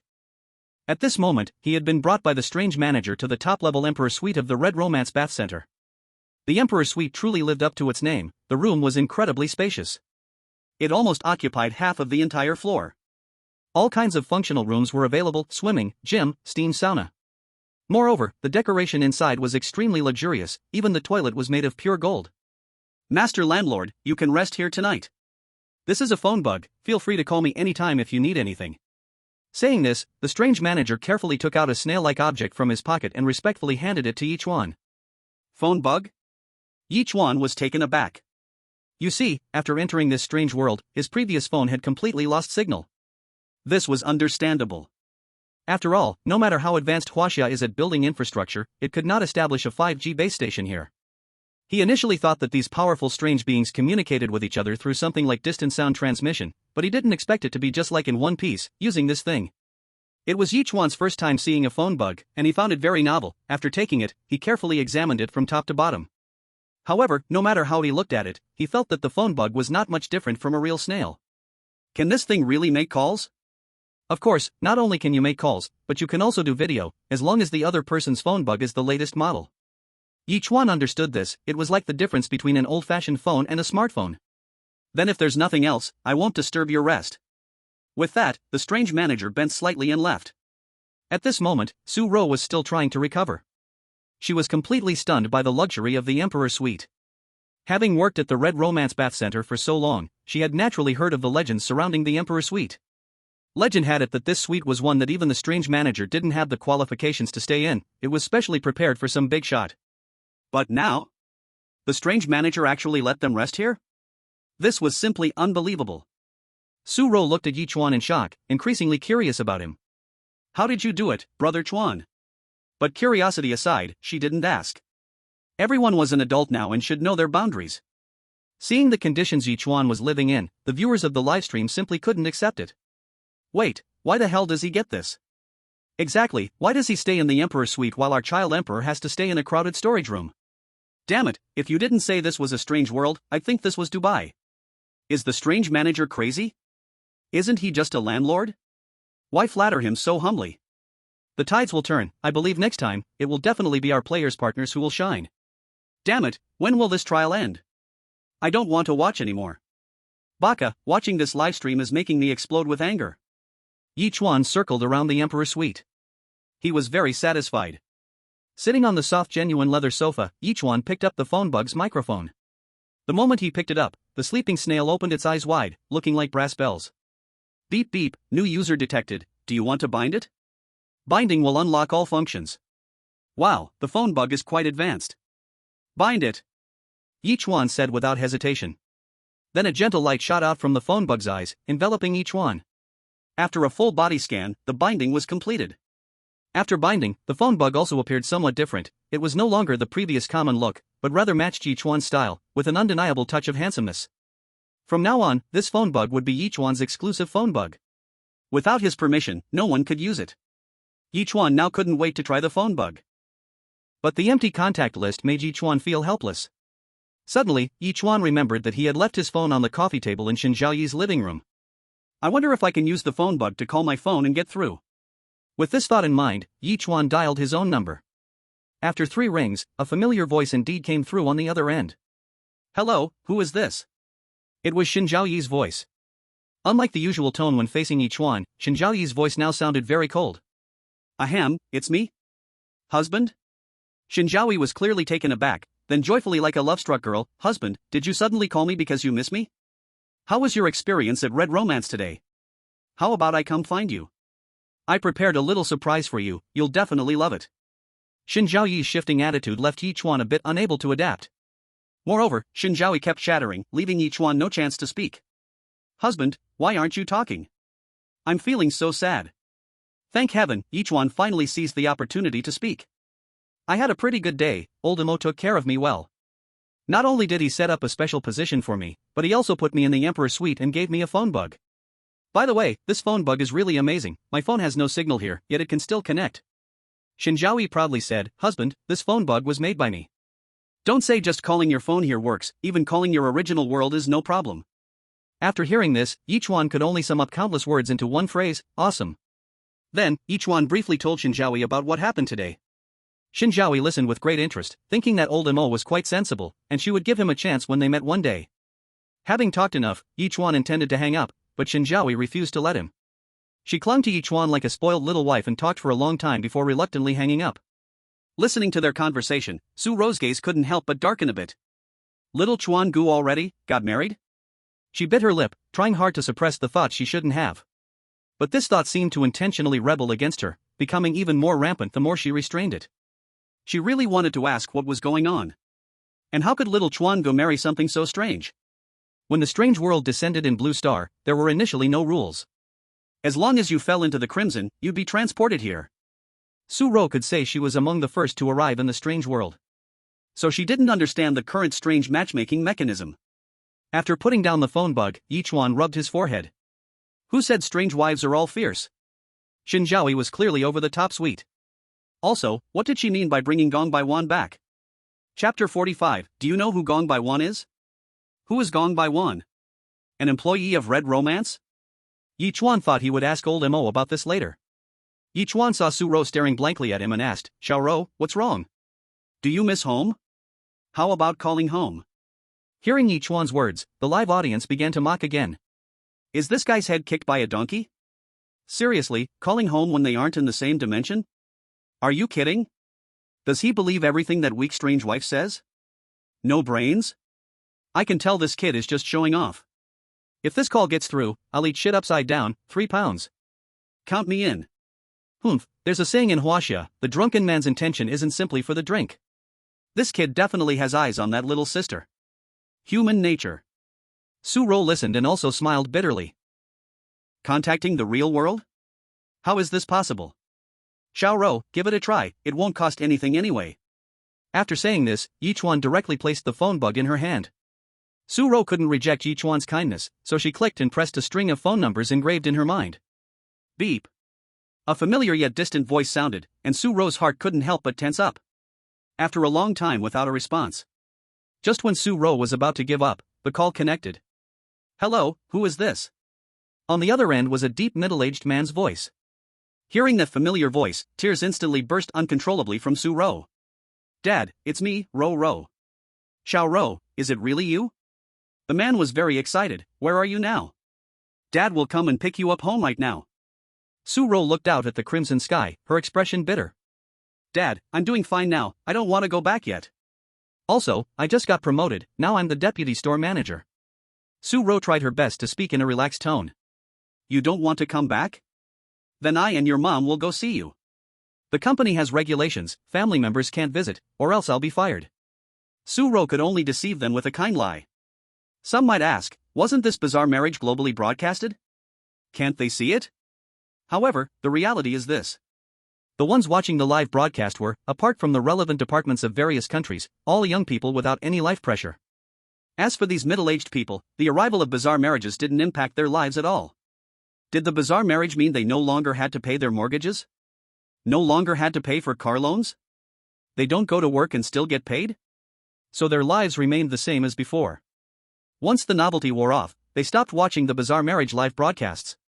After all, this thing looks nothing like a mediator going to the village to settle disputes. Is this reasonable? Exactly, the dimensions are different, and it actually got through? This phone bug is really like a mouse crawling into a cow's backside. What do you mean? It's just amazing. By the way, is that brother who ate shit upside down still alive? Remember to prepare water when eating, don't choke. Damn, you actually care about others. I, Wang Duoyu, invested in this phone bug project. Development starts tomorrow, and we will definitely master core technology. Those with skills, come quickly. In the command post for the bizarre marriage in Huaxia, the director had a serious expression. It actually got through? Hiss. This is no longer just core technology. This is a national treasure. If their command post could contact Ye Chuan, wouldn't they have a unique advantage in the upcoming tasks? If this phone bug could be brought out by Ye Chuan and then taken in by the next player, wouldn't Huaxia be able to sweep everything in the bizarre marriage? However, would Ye Chuan be willing to hand over such a treasure to the state? Thinking of this, the director couldn't help but rub his forehead. With those guys' conduct, it's uncertain. After all, would they exchange such a treasure for a broken banner? Wouldn't that be stupid? Su Rou hung up the phone and returned the phone bug to Yichuan. She pretended to be relaxed and asked, Xiaochuan Ji, when did you get married? Yichuan knew she came in early and didn't know much, so he briefly explained the situation of the bizarre marriage to her. What? Xiaochuan Ji, you mean my sister-in-law, is also bizarre? In Su Rou's impression, in this bizarre world, whether male or female, they all looked extremely ugly. Xiaochuan Ji must be very resistant, right? Yes, although she is bizarre, I'm quite lucky, she looks no different from us, and her personality is good too, it's just a bit overly enthusiastic. Su Rou expressed doubt about this. In the bizarre world, she had never seen anything that looked like a human being that was bizarre. Is brother Xiaochuan comforting himself? Yichuan noticed her suspicious little eyes and expressed understanding. Because he had never seen anything as strange as a human before meeting Shen Zhaoyi. Forget it, when I take you to Happy Neighborhood one day to see her, you'll know everything I said is true. What? Happy Neighborhood? Hearing this name, Su Rou was shocked. What's wrong? Is there something wrong with this neighborhood?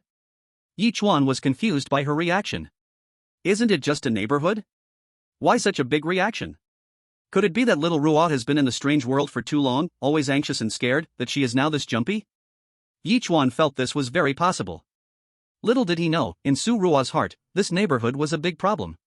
She had heard those strange people mention this neighborhood while giving massages. This neighborhood could be said to be filled with fierce spirits, and resentful souls were as common as dogs. Only the purple robes could be considered human there. No, they could only be considered strange. In short, that neighborhood was an extremely dangerous place. And now, brother Xiaochuan actually said his strange wife lives there? Could it be that his strange wife is a purple-robed strange? Hiss. That's it, it must be that way. Otherwise, how could the strange manager be so polite? It seems brother Xiaochuan's strange wife is likely not just any ordinary purple robe. but a standout among the purple robes. However, that kind of powerful strange just acted cutesy like a little wife just now. This is hard to bear. However, this also made Su Ruo a lot more at ease. With her protection, even if happy neighborhood is dangerous, brother Xiao Chuan will be fine. The two chatted for a while before returning to their rooms to wash up. Yichuan comfortably enjoyed a bit in the jacuzzi before lying down on the soft big bed, completely naked. He picked up the hotel's shared phone bug and directly dialed Old Mo's phone bug. Old Mo, do you know who Gong Bai Wan is? On the other side of the phone, Old Mo was clearly taken aback. After a moment of silence, he said in a very definite tone, "My lord landlord, none of our Hong romantic employees are called Gong Bai Wan." "Absolutely not, yes, I can swear." "Ha?" Old Mo's reaction puzzled Yichuan. "That, you don't need to go that far, I was just asking casually." After saying that, Yichuan hung up the phone bug. Old Mo's reaction was a bit off. He seemed a bit anxious. This made Yichuan even more curious, who on earth is Gong Bai Wan, to make Old Mo so wary? Since he couldn't count on Old Mo, then he could only rely on himself. After all, there are still 2 days left, he will surely find out. After putting down the phone bug, Yichuan took out his own phone bug again. This phone bug can contact the real world, so naturally he wanted to call Teacher Shen Zhiyan. Teacher Shen must have been quietly watching the live broadcast. If he didn't call her, she would definitely be sad. Click, click, click. Yichuan pressed a series of numbers. He felt lucky, fortunately, his memory was good, otherwise, if he didn't know Teacher Shen's phone number, he would just be staring at the phone bug crying now. Beep. The phone rang once before being answered. Yichuan was even more sure that Teacher Shen was definitely prepared. In fact, when she saw Su Ruo really connected with her father using the phone bug, Shen Zhiyan had been waiting early on. "Teacher Shen?" Yichuan said uncertainly. Even though he had already witnessed the power of the phone bug, when it was his turn, Yichuan still felt as if he was dreaming. "It's me." Hearing the familiar voice on the other end of the phone, Yichuan let out a long sigh. "Teacher Shen, I miss you so much." Shen Zhiyan's voice was very gentle, like a warm spring breeze, and with the phone bug's high-fidelity sound, Yichuan felt as if she was right beside him. "Silly fool, the teacher misses you too. In the strange world, you must take care of yourself. Don't forget the promise you made to the teacher." Yichuan certainly knew what she was referring to, which was to return alive from here. "Don't worry, Teacher Shen, I will definitely keep my promise." If before coming here, Yichuan's confidence in returning alive was 0, then now at least it had reached a 20% chance. "That's good, otherwise, I and the child won't spare you." "Oh, Teacher Shen, what I meant was..." Yichuan suddenly froze. "Child? Teacher Shen, you already? Are you surprised?" Yichuan was indeed very surprised. He was not surprised that Shen Zhiyan could become pregnant. After all, he was as strong as a young bull, and after coming here so many times, if he couldn't get her pregnant, then it was time to see a urologist.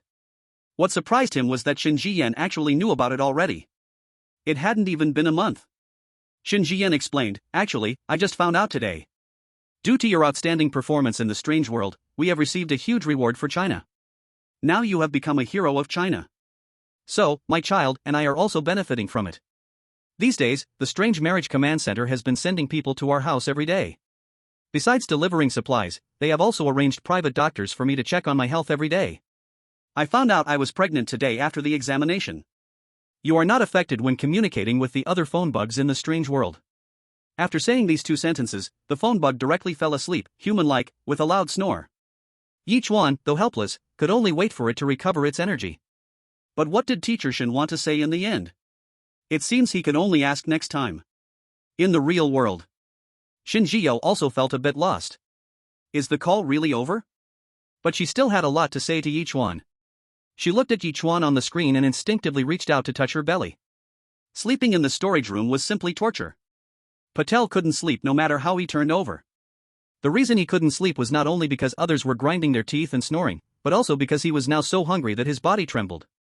He wanted to have a hearty and delicious meal, but who would have thought that right after he purged that annoying, strange thing, the weird kitchen appeared?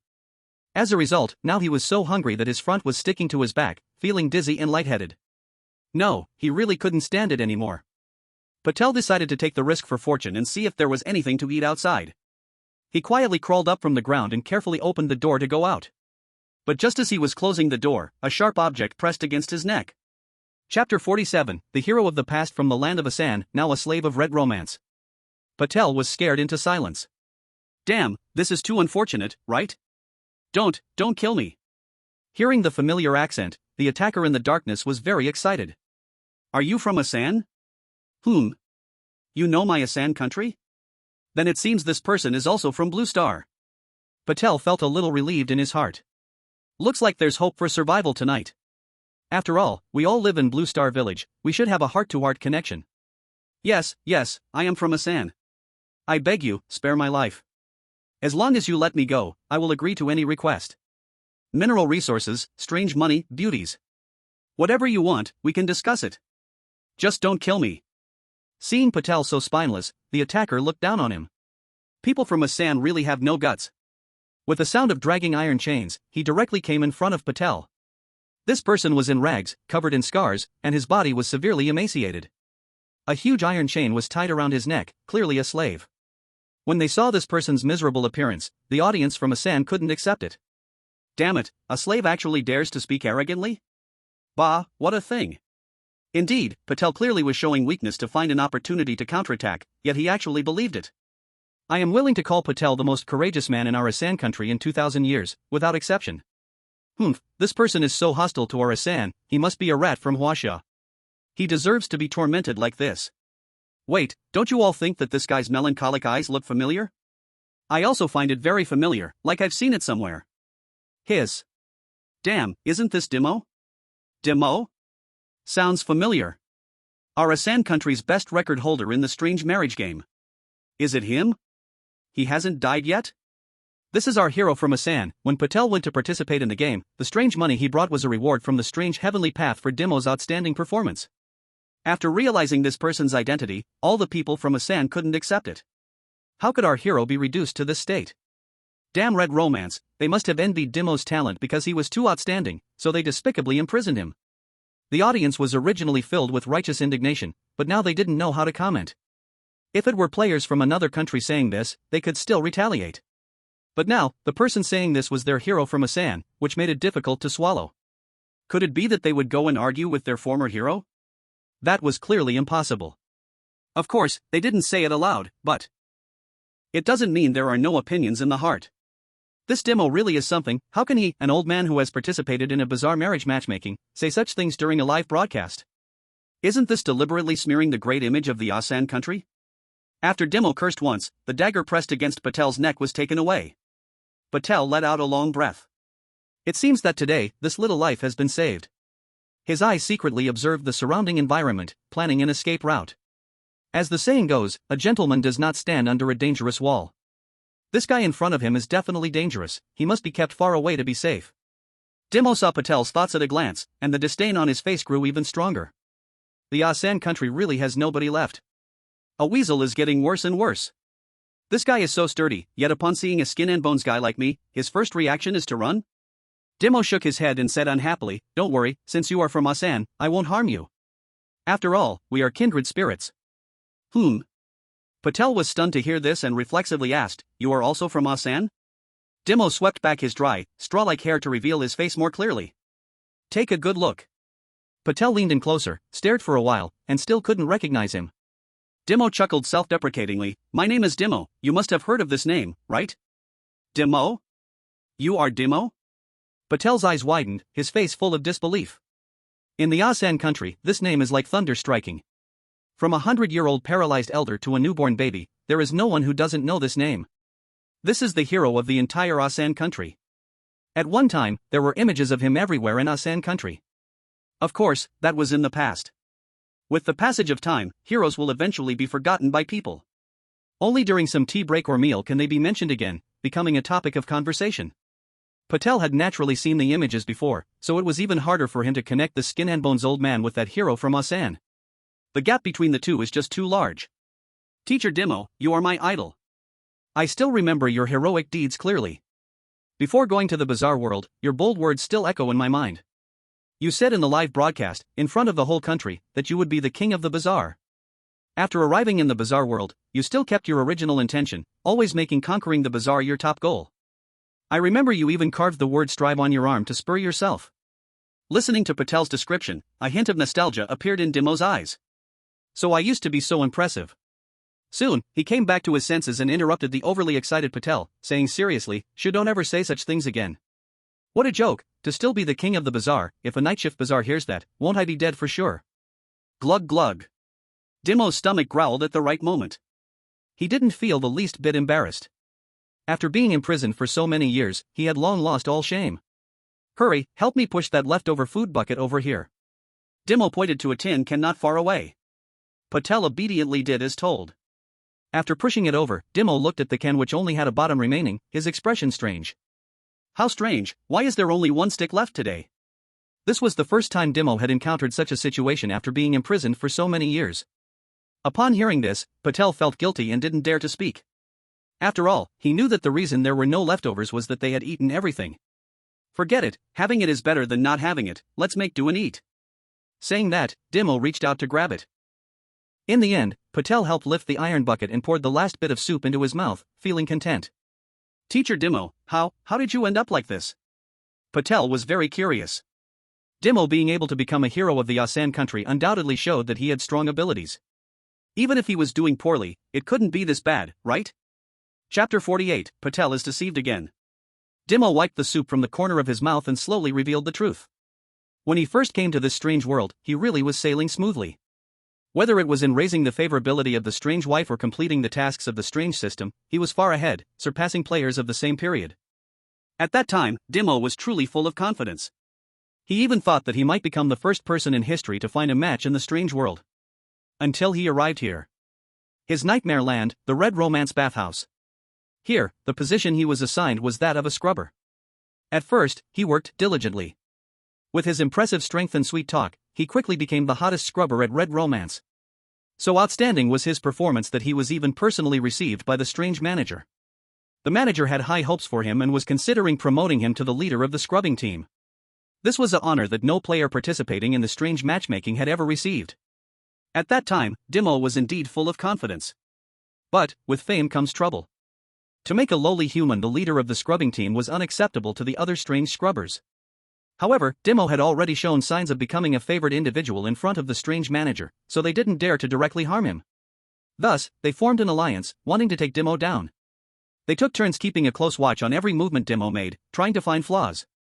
Heaven did not disappoint those who tried, and on the first day, these strange beings made a significant discovery. In the middle of the night, Dimo actually took out a piece of rotten meat from under the bed while everyone was asleep.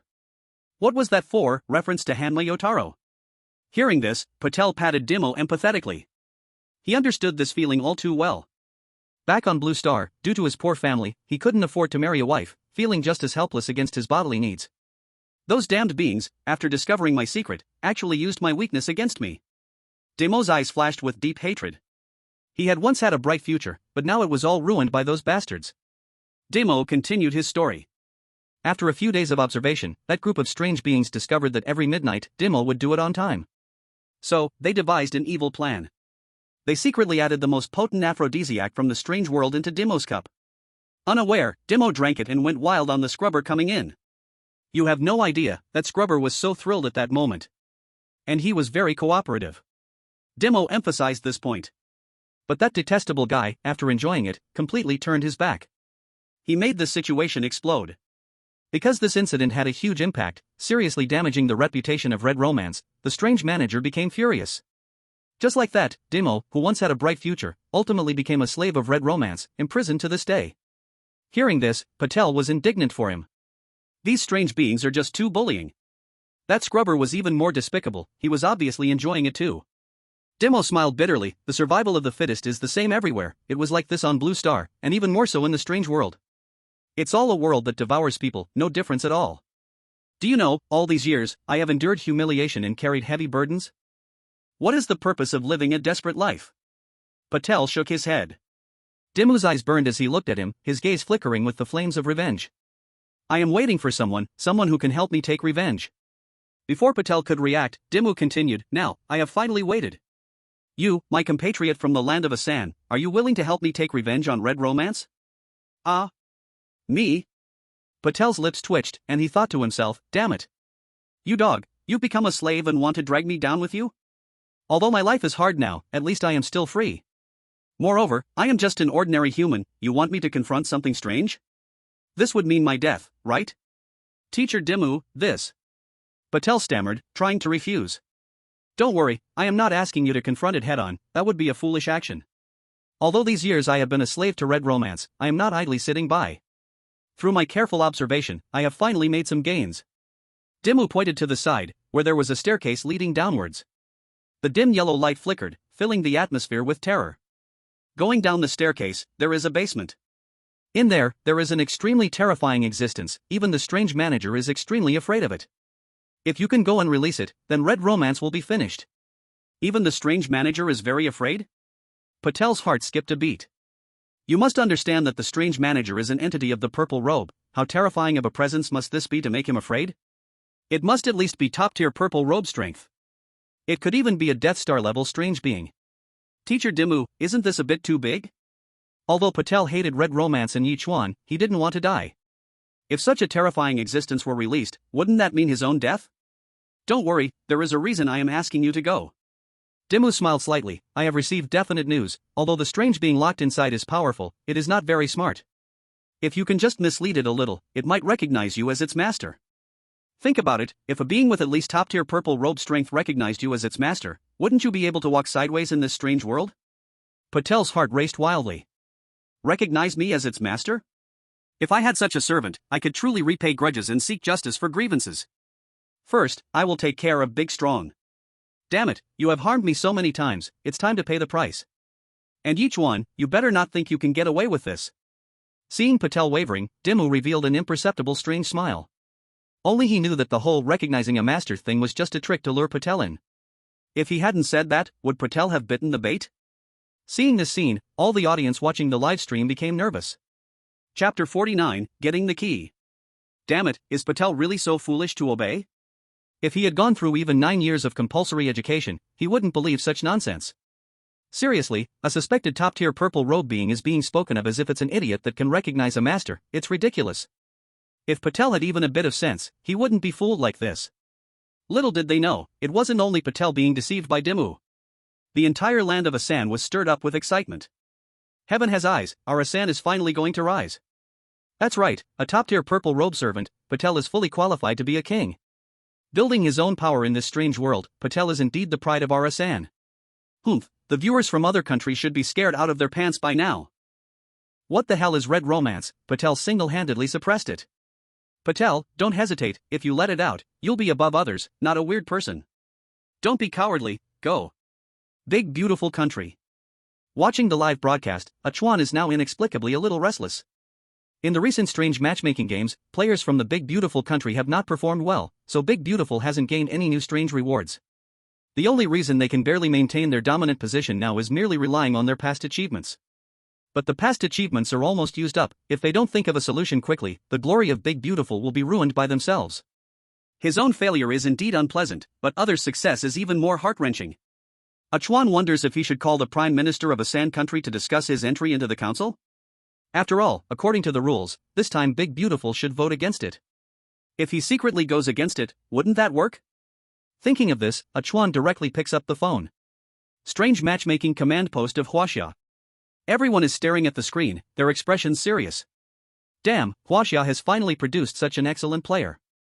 Is it really going to be ruined by those guys from a Sand country? Director, should we pressure a Sand country to contact Patel via the altar to stop his ridiculous behavior? The altar is also a reward of the strange heaven. Before the phone bugs appeared, it was the only way to contact players from the strange world. Looking at the nervous subordinates, the director maintains a calm expression, steady as a rock. Don't worry, it will be fine. He gazes with interest at the stairs leading down into the basement. The top purple robe? Could it be that so-called Gong Million? Although he is not certain, the possibility is very high. The director has confirmed that Ye Chuan's strange wife, Shen Zhaoyi, is absolutely not ordinary. So the Gong Million she is looking for certainly cannot be a simple character. When he contacted Ye Chuan to inquire, the unusual reaction of Lao Mo gave the director about 90% certainty that the person locked in the basement is actually Gong Million. I'm afraid that little brat from a Sand country might be going to lift a rock to hit his own foot. Under everyone's gaze, Patel nodded heavily. Teacher Dimmu, it is my duty. Patel can't wait any longer. He wants to level red romance to the ground. He wants Ye Chuan to become meat mud. He will also become a weird person. Those who bullied him, not one of them will have it easy. The strange minister, the strange cashier of the strange shopping mall and the strange manager, as well as the strong one all must die. Dimo nodded in satisfaction. I knew it, our Asan country has no cowards. No wonder he is a warrior of my Asan country. Remember, the strange manager of Red Romance goes out every afternoon at 6 sharp, and will return in about 15 minutes. This is the only time you can take action. After he goes out, you must sneak into his office as fast as you can, finding the keys in his office. All his keys are together, and I'm sure he won't carry any keys when he goes out, you just need to find them. After finding the keys, come help me unlock the chains, then go to the basement to release that terror. That will complete the mission. After Patel remembered these words, he quietly returned to the storage room. Once back, he couldn't sleep at all, feeling excited and couldn't sleep through the entire night. The next day, Patel energetically starts cleaning the sludge in the sewer. At lunch, he is still cheerful and optimistic, showing no complaints about eating leftovers at all. His odd behavior confuses all the players. Could it be that this guy couldn't withstand the blow and has gone crazy?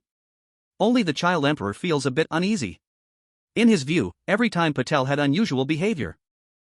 Absolutely didn't hold back a good fart. It seems that for this period of time, I need to be more careful. I must not let this guy drag me down. Before long, it was 6 o'clock. As the time came, Patel secretly emerged from the sewer and sneakily began to go upstairs. Just as he lowered his head up the stairs, a cold and ruthless voice suddenly rang out beside him. Despicable creature, why are you here upstairs instead of cleaning the sewer? Patel's hair instantly stood on end. His mind went blank for a moment. However, fortunately, he quickly came back to his senses and thought of a perfect excuse. He turned around, looking timidly at the strange Minister of Human Resources. Sir, Lord Ye Chuan said his toilet is clogged and asked me to clear it. Sure enough, upon hearing it was about Ye Chuan, the strange Human Resources Minister had no doubt at all. Is that so? Then why are you still dawdling? Hurry up! The strange Minister of Human Resources did not doubt Patel's lies at all. In his eyes, this stinky rat would definitely not dare to deceive him. Otherwise, he would surely let him know what cruelty means. The strange minister was more worried about Ye Chuan's health now. With such a large toilet flush, even the landlord could get clogged? Is the landlord constipated? It seems he needs someone to bring him some laxatives. Patel, feeling like he received a pardon, quickly nodded and hurried upstairs. However, he did not go to the top floor's royal suite, but headed straight for the strange manager's office. Patel first pressed his ear against the door, and after confirming there was no sound inside, he looked around to see that no strange person noticed him, and then quickly pushed the door open. Patel was extremely nervous, his heart pounding like a drum. He hurriedly took a deep breath to calm his anxious emotions. After a moment of relaxation, he prepared to look for the keys. Although Dimo knew the existence of the keys, having never been here, he really didn't know where they were kept. Patel thought time was tight until he glanced at the desk. What the hell? Keys? Patel felt as if he was dreaming, rubbing his eyes in disbelief. This really is effortless. This stupid strange manager actually left such an important key just lying on the desk? Ha, it seems even the heavens are helping me. Patel quickly took the key and rushed downstairs, heading straight for the supply room. When he appeared in front of Dimo, Dimo was also stunned. What the heck, so fast? Dude, are you a fast man? Chapter 50, The Ghostly White Tiger. However, Dimo did not have time to care about that now. Good job, Patel. Quick, hurry up and unlock this for me. Patel took out the set of keys and started trying them one by one. But after trying for a long time, not a single one could unlock the chain. This made Patel extremely anxious. Damn it. What is going on? After trying twice more and still not succeeding, Patel gritted his teeth, stomped his foot, and stood up, bowing to Dimo. Teacher Dimo, I'm really sorry, but there's no time left. I have to go to the basement. This time, Patel sneaking the keys was truly risking his life. If the strange manager returned and found the keys missing, he would surely be furious. At that point, there would be no escape from death. And to survive, there was only one way. That was to release the terrible presence from the basement. Patel's words made Dimo's temples throb. Goodness, are you kidding me? You want to unlock the chains and then go to the basement to release the terrifying presence? Won't I definitely die then? Patel, don't do it, try again, trust me, it won't take much time. However, his words were completely useless. Patel didn't even bother to listen and went directly to the basement. Only his determined voice could be heard from afar. Teacher Dimo. Don't worry, I will become the man who masters that terrifying existence, I will not let it harm you. Dimo wanted to cry but had no tears. You become your mother's egg. That was me fooling you. Looking at Patel's back, Dimo slumped on the ground, unable to accept that he had been betrayed.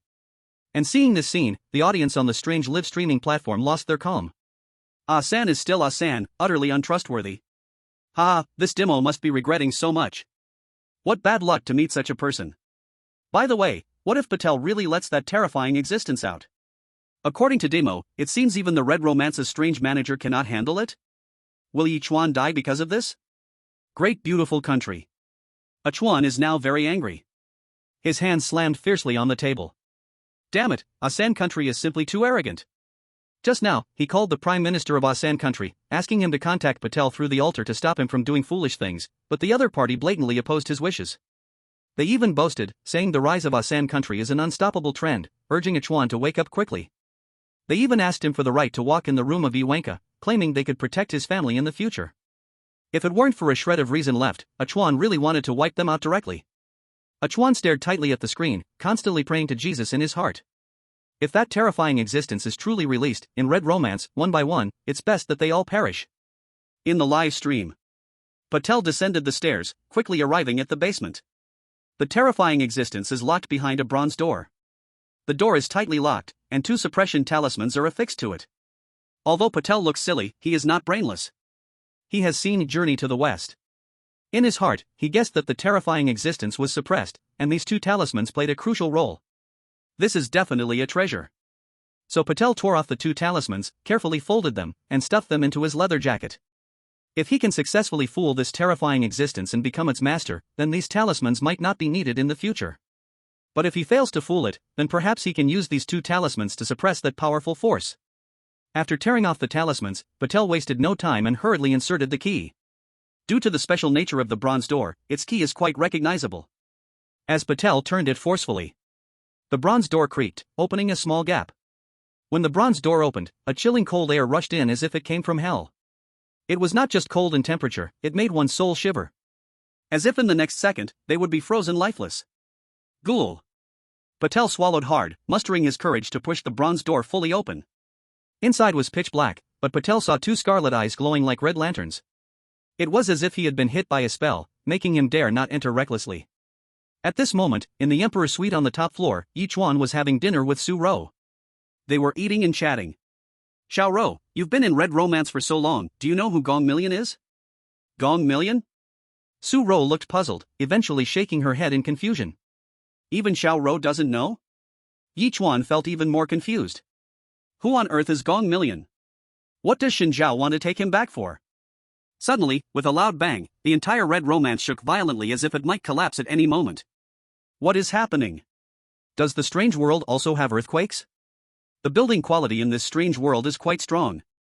Such intense shaking only caused a bit of wall plaster to fall. At this moment, Ye Chuan heard a noisy commotion outside, unable to help but feel curious about what had happened. He opened the door and saw a terrifying ball of scarlet energy swirling inside the Red Romance. This scarlet energy was many times denser than the outside and extremely violent, flickering with ghostly blue flames inside. With a roar, a white tiger suddenly burst up from the ground. Its body was enormous, easily 4 to 5 meters long. Surrounded by ghostly blue flames, it looked like a ghostly fire. Its wide scarlet eyes kept blinking, and from its mouth came chilling tiger roars. Ye Chuan sensed something was wrong and hurriedly took Su Ro downstairs. When they reached downstairs, it was already in complete chaos. The once arrogant strange beings were now trembling in fear. What the hell is going on? Red Romance has gone mad, how could it hide a ghostly white tiger here? A ghostly white tiger? Isn't this strange race supposed to become top-tier purple-robed as long as they grow up smoothly? Exactly, this is top tier. Damn it, I've done good deeds all my life, and I just came over to take a bath and wash off some mud, and I get hit with this disaster? Did you see the ghostly fire surrounding the ghostly white tiger? That's a surefire way to kill, just getting close would turn you to ashes. All the strange beings began to rush madly toward the door of Red Romance, wanting to escape this place of trouble. But the ghostly white tiger turned its head, then opened its mouth wide, and a column of ghostly blue flame erupted, instantly vaporizing those strange beings trying to rush outside. Seeing this scene, everyone and every strange being dared not act rashly anymore. All the players utterly collapsed. They had just come to work for a few days, how could they encounter such real bad luck? My strange wife, come quickly and take me home. Chapter 51, Stay Calm in Crisis, Call First. Seeing the ghostly white tiger's impressive record, Patel was excited, like a chicken wrap shooting out juice. Its strength is truly amazing. But no matter how strong it is, it's still my pet. Thinking this, Patel felt immensely satisfied. When he first saw the ghostly white tiger, he was also stunned in fear. But this creature was exactly as Dimo described, it was really easy to fool. No, one could even say it hadn't fooled him at all, it already regarded him as its master. It willingly lowered its tall body to the ground, letting him ride on it as if ascending to a throne. At this moment, Patel felt a surge of pride. With a top-tier purple-robed mount, he could walk horizontally in the strange world. Those powerful ones like Shen Zhaoyi would all have to die. And Ye Chuan. He must make him wish he were dead. At this time, old Mo returned from outside. As soon as he entered, he saw the miserable scene in Red Romance bathhouse. Especially when he looked at the ghostly white tiger, his face wore a bitter expression. Old landlord, you really have put me in a terrible situation this time. This palace million wants to tear down my Red Romance. That's right, this ghostly white tiger is what Ye Chuan was looking for, Palace Million. He didn't tell Ye Chuan the truth because he knew how powerful Palace Million was. A human like Ye Chuan could never control it. Palace Million had been locked in the basement for so many years, its resentment must be immense. Now that it was out, it would definitely go on a killing spree. Thinking of this, old Mo felt a heavy pressure.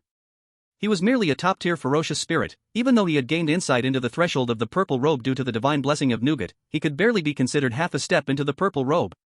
But the ghostly white tiger was a solid top-tier purple robe. The power gap between them was like a chasm, insurmountable. I'm afraid today he couldn't escape from calamity. Old Mo saw Yichuan not far away and quickly moved to his side. Landlord, I'll cover you to escape later. Once you get out, make sure to hurry back to Happy Community. When you get there, it is only completely safe now. After giving this advice, old Mo did not hesitate and directly activated the hidden power on his back. Clearly, he was about to risk everything. This thrilling scene appeared on the live broadcast, making everyone tense up. Although it happened in the bizarre world, it would still affect the players participating in the strange matchmaking game. Once something happened to a player, their respective country would inevitably be affected. It could be said that all the audience was cursing loudly. Of course, except for the audience from a San country. At this moment, they could be described as extremely excited. Because sharp-eyed netizens discovered that there was a little person on the neck of the phantom white tiger. After zooming in, it was confirmed 100% that it was Patel. Am I dreaming? Patel actually tamed this bizarre white tiger? Patel truly deserves to be the hero of a San country. From now on, the bizarre world is free for the birds. Haha, Dimo can finally rest in peace now. Although Patel was taking a gamble before, it is clear that he won. I have long seen that Patel has the potential of an emperor.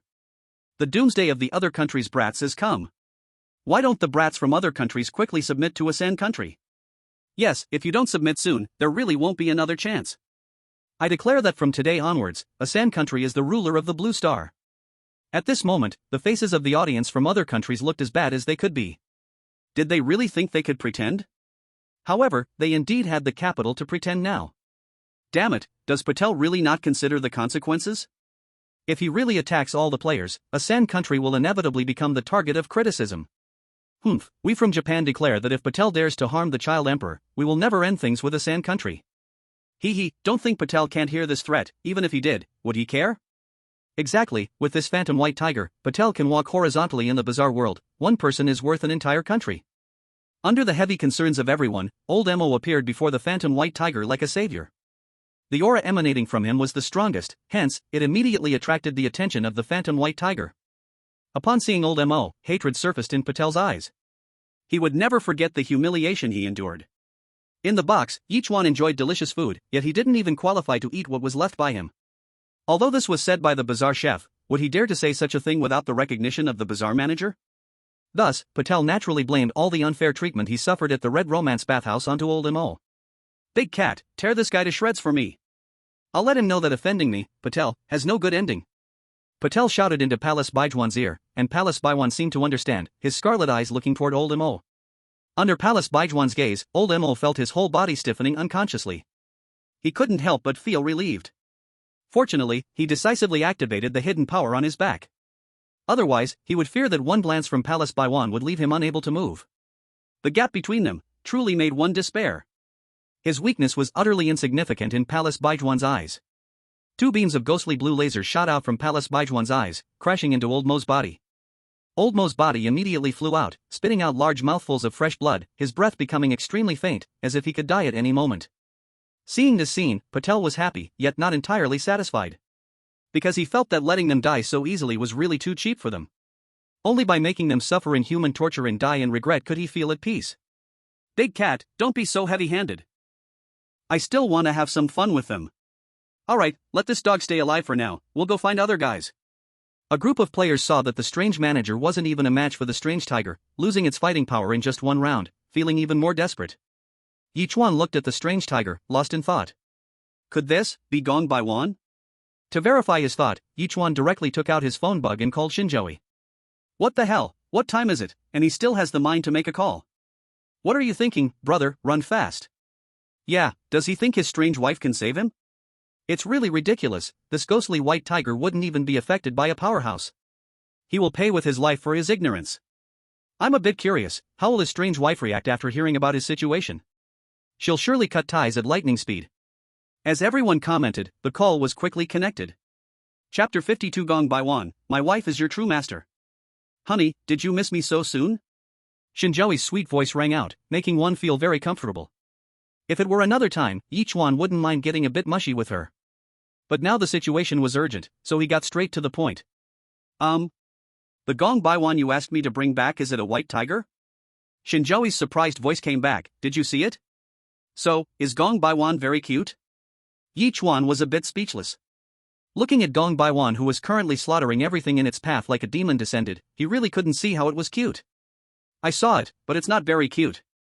Then, Yichuan explained the current situation and asked, is there a good way to calm it down? Of course, don't forget, Gong Baiwan is my pet. Honey, as long as you do as I say, Gong Baiwan will be as gentle as a little cat. After saying that, Shen Zhaoyi began to teach Yichuan the way to tame it. Meanwhile, in the Hong Romance Bath Hall, Patel was arrogantly sitting on top of Gong Baiwan's head. He was feeling remarkably good right now. All the anger and humiliation he had suffered these days could be said to have been released. He felt like he had the demeanor of a king. Even the strange manager of Hong Romance was no match for my mount. Ask, in this strange world, who else is an enemy? I, Patel, am destined to become a legend in the strange world. The greatest monument since the beginning of the strange matchmaking game. Patel tightly clenched his fists, glaring bitterly in the direction of Ye Chuan. Today, I, Patel, will certainly take revenge and repay the insults I suffered 1,000-fold. Who insults others will always be insulted. But before he could retaliate against Ye Chuan, he saw Ye Chuan actually walk out on his own. And even walk towards the ghostly white tiger. What's going on? Is he tired of living? No, he must know he's doomed this time, so he hopes for a quick end. Patel curled his lips into a cruel arc. How could he let Ye Chuan off so easily? He wanted to torment him harshly, make Ye Chuan regret being his enemy. Big Cat, did you see that little mouse? Grab him. But watch your strength, don't kill him. Seeing the ghostly white tiger look at Ye Chuan, everyone broke out in a cold sweat for him. All the viewers on the live stream felt their hearts race. What is he doing? Yeah, even at this time, he still wants to be a hero? Ye Chuan, don't be impulsive. It's over, our most potential player in Chinese history is about to flash by like a shooting star? Why doesn't Su Rou try to advise him? What a fool, he's still too young. Everyone, don't panic, Ye Chuan isn't an impulsive person. I believe he has a reason for coming out. Don't forget, behind Ye Chuan is Shen Zhaoyi, a mysterious big boss. The Huaxia people are really ridiculous, actually thinking they can compete with this strange tiger, it's like an ant shaking a tree. These things that don't know how to die are truly not worth saving.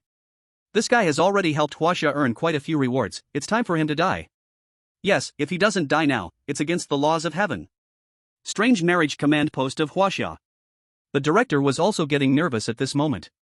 Although this Gong Million is indeed Shen Zhaoyi's pet, the current situation is clearly beyond control. Gong Million has lost its mind now, it only thinks its master is Patel. Can Ye Chuan go out now and change his fate? Although his rational side says it's impossible. But emotionally, he still hopes for a miracle to happen. Ye Chuan stopped not far from Gong Million. Gong Million?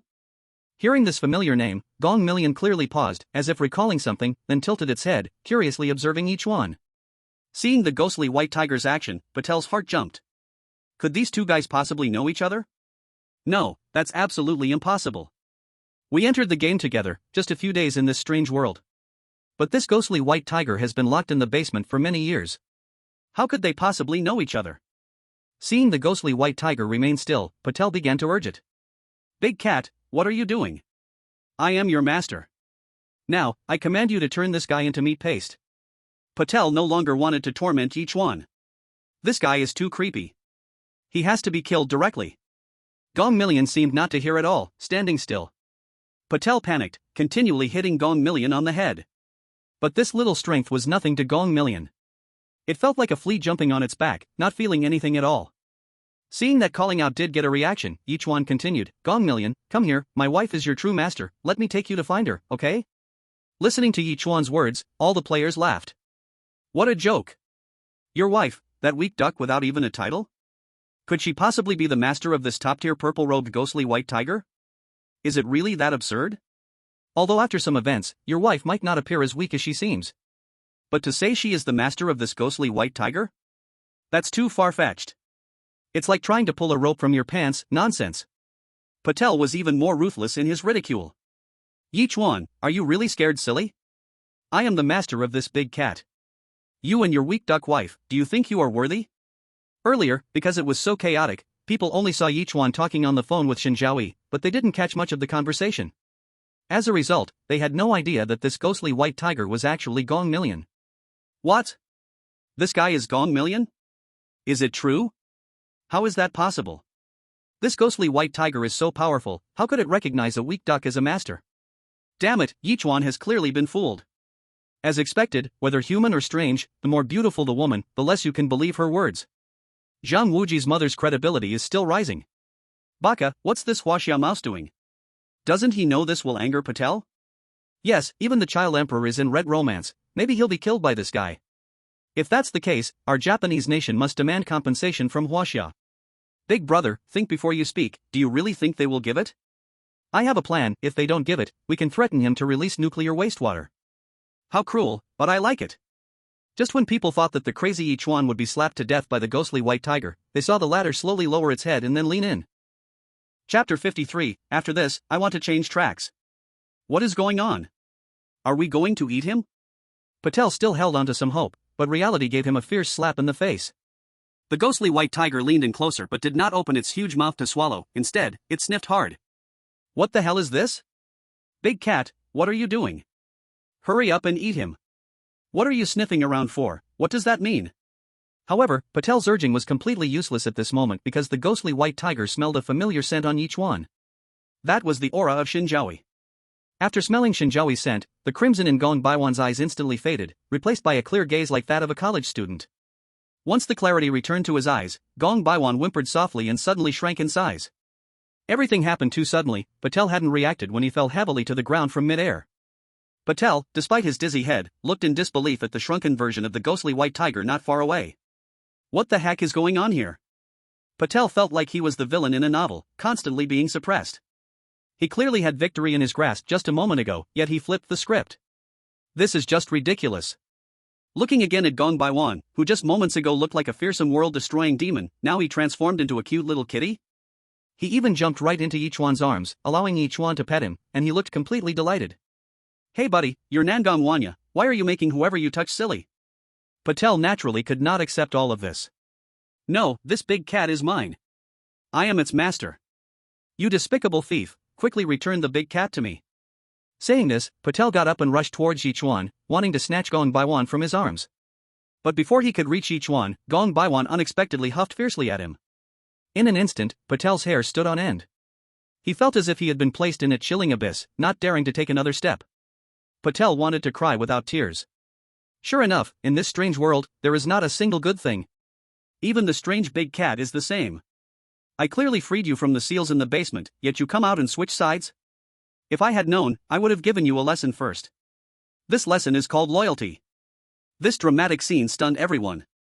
They had thought of countless possibilities, but this one was something they never expected. Could it be that Shen Zhaoyi wasn't lying? This ghostly white tiger really is her pet? Hiss. Everyone gasped. Global warming is worsening. This situation of one moment in heaven, the next in hell was simply unacceptable to the viewers from the ASEAN country. Damn, that big cat clearly belongs to my ASEAN country, how can you Huaxia openly rob it? Exactly, don't you claim to be a civilized ancient nation? Such methods will not get my Anand's approval. ASEAN country will never forget this heavy day. No more nonsense, directly arrange for weird self-destructing trucks. That's right, we must show Huaxia our strength, otherwise, today's cat snatch will mean tomorrow they'll be on our necks. This stupid big cat, I will cast the most vicious curse on it. They're getting anxious, this group of small asans is getting anxious. This really clears my mind. I announce that from today on, I am Yichuan's loyal fan, whoever dares to say a bad word about him, I'll handle it in reality. Count me in. I think we should give Ye Chuan a powerful title. How about calling him the Supreme Emperor of Weirdness? No, that doesn't align with core values. Exactly, it still needs to promote positive energy. How about calling him the Heavenly Emperor? Heavenly Emperor? Ye Heavenly Emperor. This is good, it sounds powerful, and it even gives me a sense of déjà vu. Unbeknownst to them, in a blink of an eye, everyone had already gathered a great cause and effect. Although the audience from other countries were equally displeased with this outcome, they had reluctantly come to accept it. After all, their players were still alive, what more could they ask for? Watching Ye Chuan pet the miniature ghostly white tiger, everyone at the Red Romance Bathing Center was still in shock. The child emperor was now filled with regret, wondering why he didn't show kindness to Ye Chuan earlier. He touched the white steamed bun in his pants, deeper in regret. He should have taken it out to give to Ye Chuan sooner.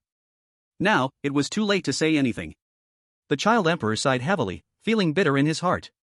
That was a white tiger with the power of a purple robe. A dominant existence. The former child emperor was still quite naive and did not understand the boundary divisions of the strange world. It wasn't until a certain time when Changji vented to him and, feeling bored, brought it up a bit, that he gained a general understanding. The strength of the stone woman, Changji, although on par with the strange manager of the Red Romance, was still considered a top-level fierce spirit. However, because the strange manager had the Red Romance Bathing Center as their industry, their status was far higher than that of the stone woman, Changji. And those top-tier fierce spirits, if they advanced further, would become purple ropes. But the gap between these two was like a vast chasm. Without a tremendous opportunity, it is likely that they would never take that step in their lifetime. But once they do step across, it's a completely different world. The moment one becomes a purple robe, they are destined to be extraordinary. Although the purple robe and the top-tier fierce spirit are only one realm apart. This realm, however, is the difference between heaven and earth. Even just barely breaking through to becoming a purple robe, the strength would have undergone earth-shattering changes. With just a glance, they could easily kill hundreds of fierce spirits. This is pure crushing. The original words of the stone woman, Changji, were like this. I'm telling you this not to show you how valuable my status as a top fierce spirit is. But to tell you, when you are out, keep your eyes open and never mess with the purple robe. If you mess with other fierce spirits, I have ways to handle it. But if you mess with a purple robe and don't keep your eyes open, then sorry, I can't help you, just wait to die. Alright, sweetheart, you've rested enough, it's time to get moving. The child emperor was even more convinced in his heart that Shen Zhaoyi was definitely a hidden big shot. In contrast, players from other countries were also filled with regret at this moment. What the hell, if I had known this guy was so easy to fool, I would have gone out just now. Damn, this luck of that Chinese rat is really jealous. Bro, don't panic, since we know this thing is bound to fool someone, it means we still have a chance. You mean? He. The child emperor found it somewhat amusing as he listened. He was sometimes really curious if these people had their brains switched with their butts. At this point, they still thought that Ye Chuan succeeded by fooling people? But that's fine, you can continue to provoke him. As for me, I've changed tracks. From now on, I want to hug a big thigh. Chapter 54, Establishing a Bloodline Link Contract with Gongmillion. At this moment, Dimo stumbled out from a pile of ruins. He thought he was definitely going to die this time, but surprisingly, his luck was incredibly astounding. Just now, when Gongmillion was slaying all around, a jet of blue flames splashed onto the chain, allowing him to escape his binding. He had seen everything that happened earlier. He truly did not expect that this terrifying existence would actually be so easy to fool. First, he was fooled by Patel and went on a killing spree. Now, he was being fooled by Ye Chuan and turned into such a cute figure. This was simply unacceptable for Dimo. Had he known it would be like this, how could he have handed this opportunity away? But such a colossal opportunity. How could Dimo bear to miss this? Isn't it just deception? I can do it too. As long as I succeed, I will really sing like a liberated farmer then. Hey, what's up with you, little brat? Why are you holding my little cat? Aren't you rude? Quickly give my little cat back to me. Dimo put on a dissatisfied expression, as if he were truly the master of the cat, Gong Baichuan. Your little cat? Yichuan glanced at Dimo, who looked like a beggar, with a hint of mockery in his eyes. What a big attitude, like a toad yawning. Look at yourself in the mirror, with your appearance, do you even qualify to be his master? Yichuan showed no mercy, while Gong Baichuan in his arms hissed at Dimo, as if agreeing with Yichuan. Dimo's face darkened, eyes glaring at Yichuan with malice. You bastard, you dare to speak to me like that? Do you know who I am? Speak my name, and it will shock you. I am the hero of the Asin Kingdom, Dimo. If you don't want our two countries to erupt into conflict, I advise you to return it to its rightful owner as soon as possible. Seeing Dimo's tough stance, the audience from the Asin Kingdom was ignited again with passion. In their eyes, it didn't matter whose Gong Baichuan it really was. What matters is who can deceive and claim it in the end. Whoever gets it by deception is the true owner. If Yichuan can deceive, our Patel from the Asin Kingdom can do it too. Moreover, Dimo was older and had more life experience, he was definitely skilled in deception. I can almost see the second rise of our Asin Kingdom. I believe in Teacher Dimo, if he says Gong Baichuan is his, then it certainly belongs to him. I also believe that this group of nasty thieves from Huaxia. Gong Baichuan was first released by Patel, it rightfully belongs to our Asin Kingdom. This traitorous guy, once Teacher Dimo takes it back, must be taught a lesson. Absolutely, must be severely punished. Dimo advanced step by step towards Ye Chuan. He had already thought it through, if Ye Chuan didn't give it to him soon, he would just grab it. If Ye Chuan dared to resist, he would directly unleash his lightning-fast 15 whips. Ye Chuan found it amusing, thinking, what kind of cat or dog dares to jump up? It seems Huaxia has always been too mild, which is why these people dare to act so recklessly. Today, let's take this little brat as a target. Let them know that Huaxia cannot be insulted. Although the bizarre matchmaking game has rules that players cannot fight, this old dog clearly does not fall under the category of players. He is a remnant of the old era. In this new game, he has no save file. Killing him will bring no punishment. At that moment, Gong Baichuan suddenly stretched out a paw, pressing it against Ye Chuan's chest. Then, Ye Chuan heard a voice in his mind. The infernal white tiger Gong Baichuan invites you to establish a bloodline link contract. Do you agree? Bloodline link contract? Although he did not know exactly what it was, Ye Chuan, who had always immersed himself in novels, knew it had to be a good thing. After all, Shen and Zhaoyi established this kind of thing. Must agree. You have successfully established a bloodline link contract with the infernal white tiger Gong Baichuan, creating a bond. Great. It's a bond. As the voice fell, a blue flame cloud pattern appeared on Ye Chuan's forehead. At the same time, Ye Chuan seemed to be able to sense Gong Baichuan's joys and sorrows more acutely and could communicate seamlessly with the beast. Seeing Ye Chuan dare to ignore his words, Dimo's teeth were about to be crushed. You filthy brat, looks like you are stubbornly refusing to understand. Dimo was filled with rage. In his eyes, Gong Baichuan rightfully belonged to him. After all, it was his words that led Patel to discover its location, and how could he possibly have stolen the key to release it? How could Ye Chuan get away with this? An unknown little brat from Huaxia actually wants to be the master of such a terrifying existence? It's simply a fantasy. Only I, Dimo, the national hero of a free country, am qualified to be its master. Years of slavery have made Dimo feel worse than death, so his thirst for power has reached a twisted level. But relying solely on himself, he would never gain immense power in this lifetime. But now it's different, he sees hope in Gong Baichuan. As long as he can trick Gong Baichuan into his grasp, he can immediately become a powerful figure holding authority. Here, he is a local tyrant. And in a free country, he will also become a hero praised and chased by the whole nation. Undoubtedly, countless girls will go crazy for him. If one day he can leave this hellish place and return, he will definitely be able to do whatever he wants. Just thinking about it, Dimo feels like he has been injected with adrenaline. He must seize Gong Baichuan. Other players saw Dimo's red eyes as he walked toward Ye Chuan, and their hearts were filled with schadenfreude. They hoped Dimo could snatch Gong Baichuan away from Ye Chuan. After all, we entered at the same time, you're so excellent, how can we play? If you snatch it, at least we can have something to explain to the nation, and we won't appear too useless next to you. However, to take Gong Baichuan from Ye Chuan is not that simple. Before Dimo could approach, a strange employee of the Red Romance automatically stood in front of Ye Chuan. Master Landlord, let us handle this garbage. Exactly, it's outrageous. A lowly slave actually dares to disrespect the landlord? It seems these years, you haven't reflected, but instead are filled with resentment. The strange labor minister stepped forward, ready to deal with Dimo. Suddenly, a pillar of blue flame shot from behind him, directly blasting into Dimo's body. Poor Dimo didn't even have time to scream before bursting into a cloud of blood mist.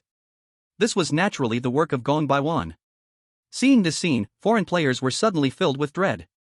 Before, Ye Chuan was filled with mystery, and now, there was an even scarier little cat. Life would surely become even more unbearable. It seems that from now on, they'll really have to be humble in front of Ye Chuan. After finishing all this, Gong Baiwan rubbed up against Ye Chuan as if seeking reward, then yawned, appearing tired.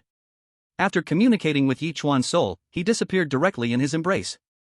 In the eyes of others, Gong Baiwan vanished into thin air, but Ye Chuan knew that Gong Baiwan didn't disappear, he simply burrowed into the cloud pattern on his forehead. Chapter 55, While showing off is great, don't be greedy with it. Old Mo also crawled out of the ruins at this moment. He came before Ye Chuan, looking deeply apologetic. Master Landlord, I'm truly sorry for alarming you.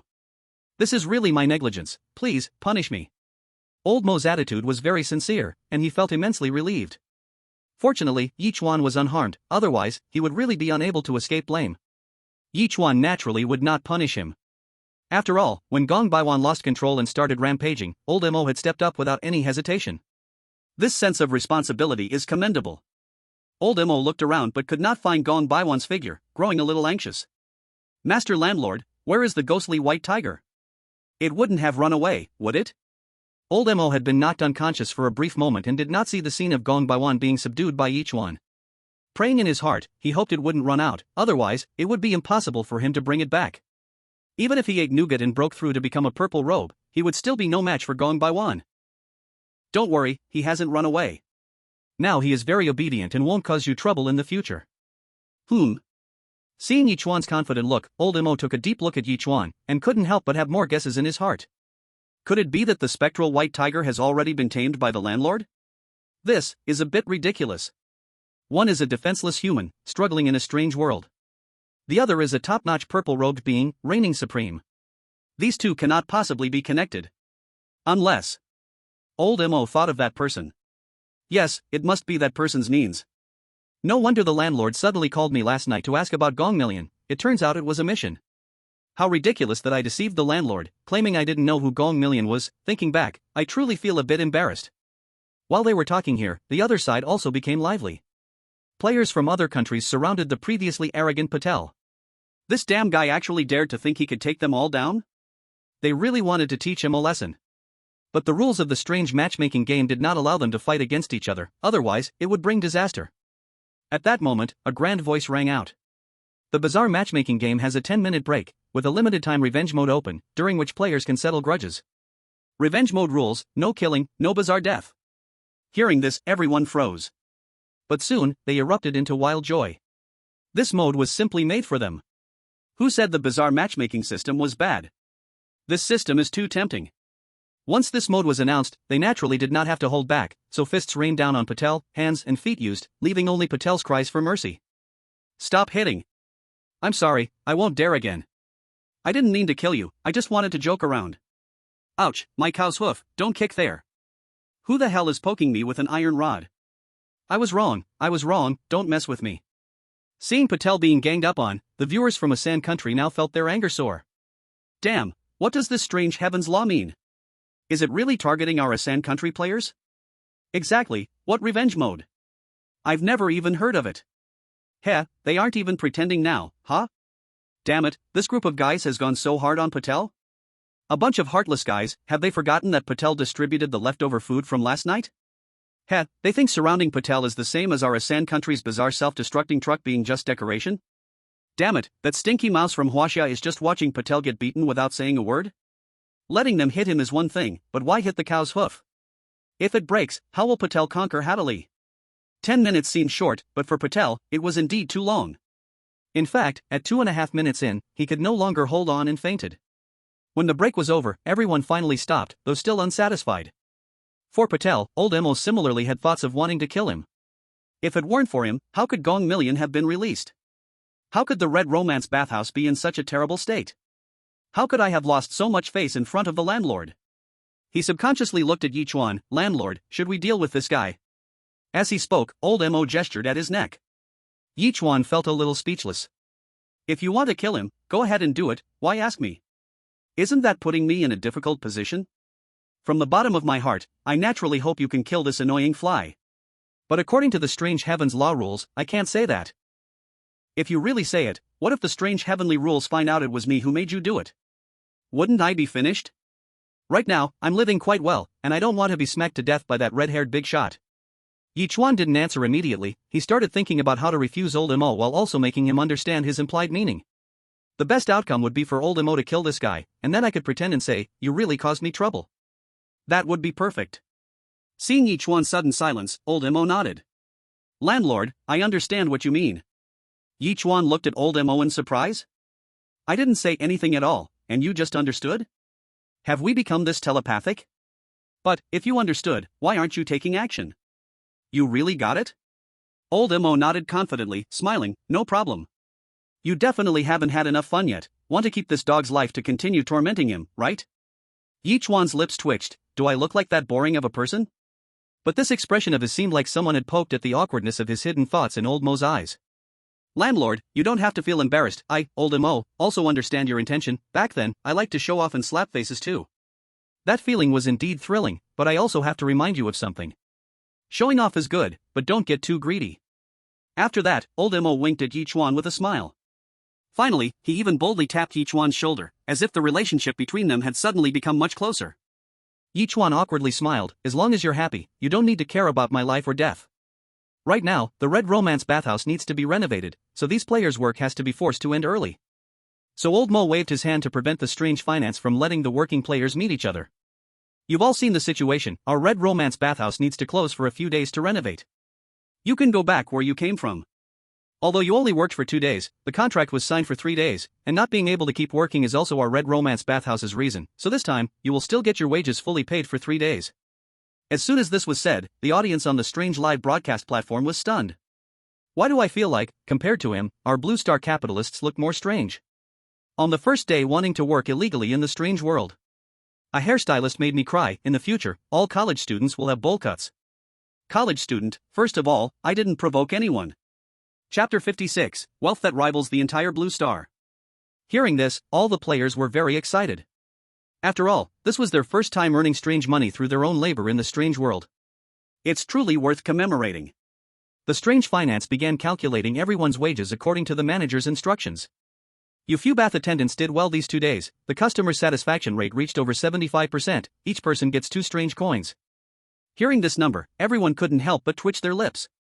Damn, these strange people are so black-hearted.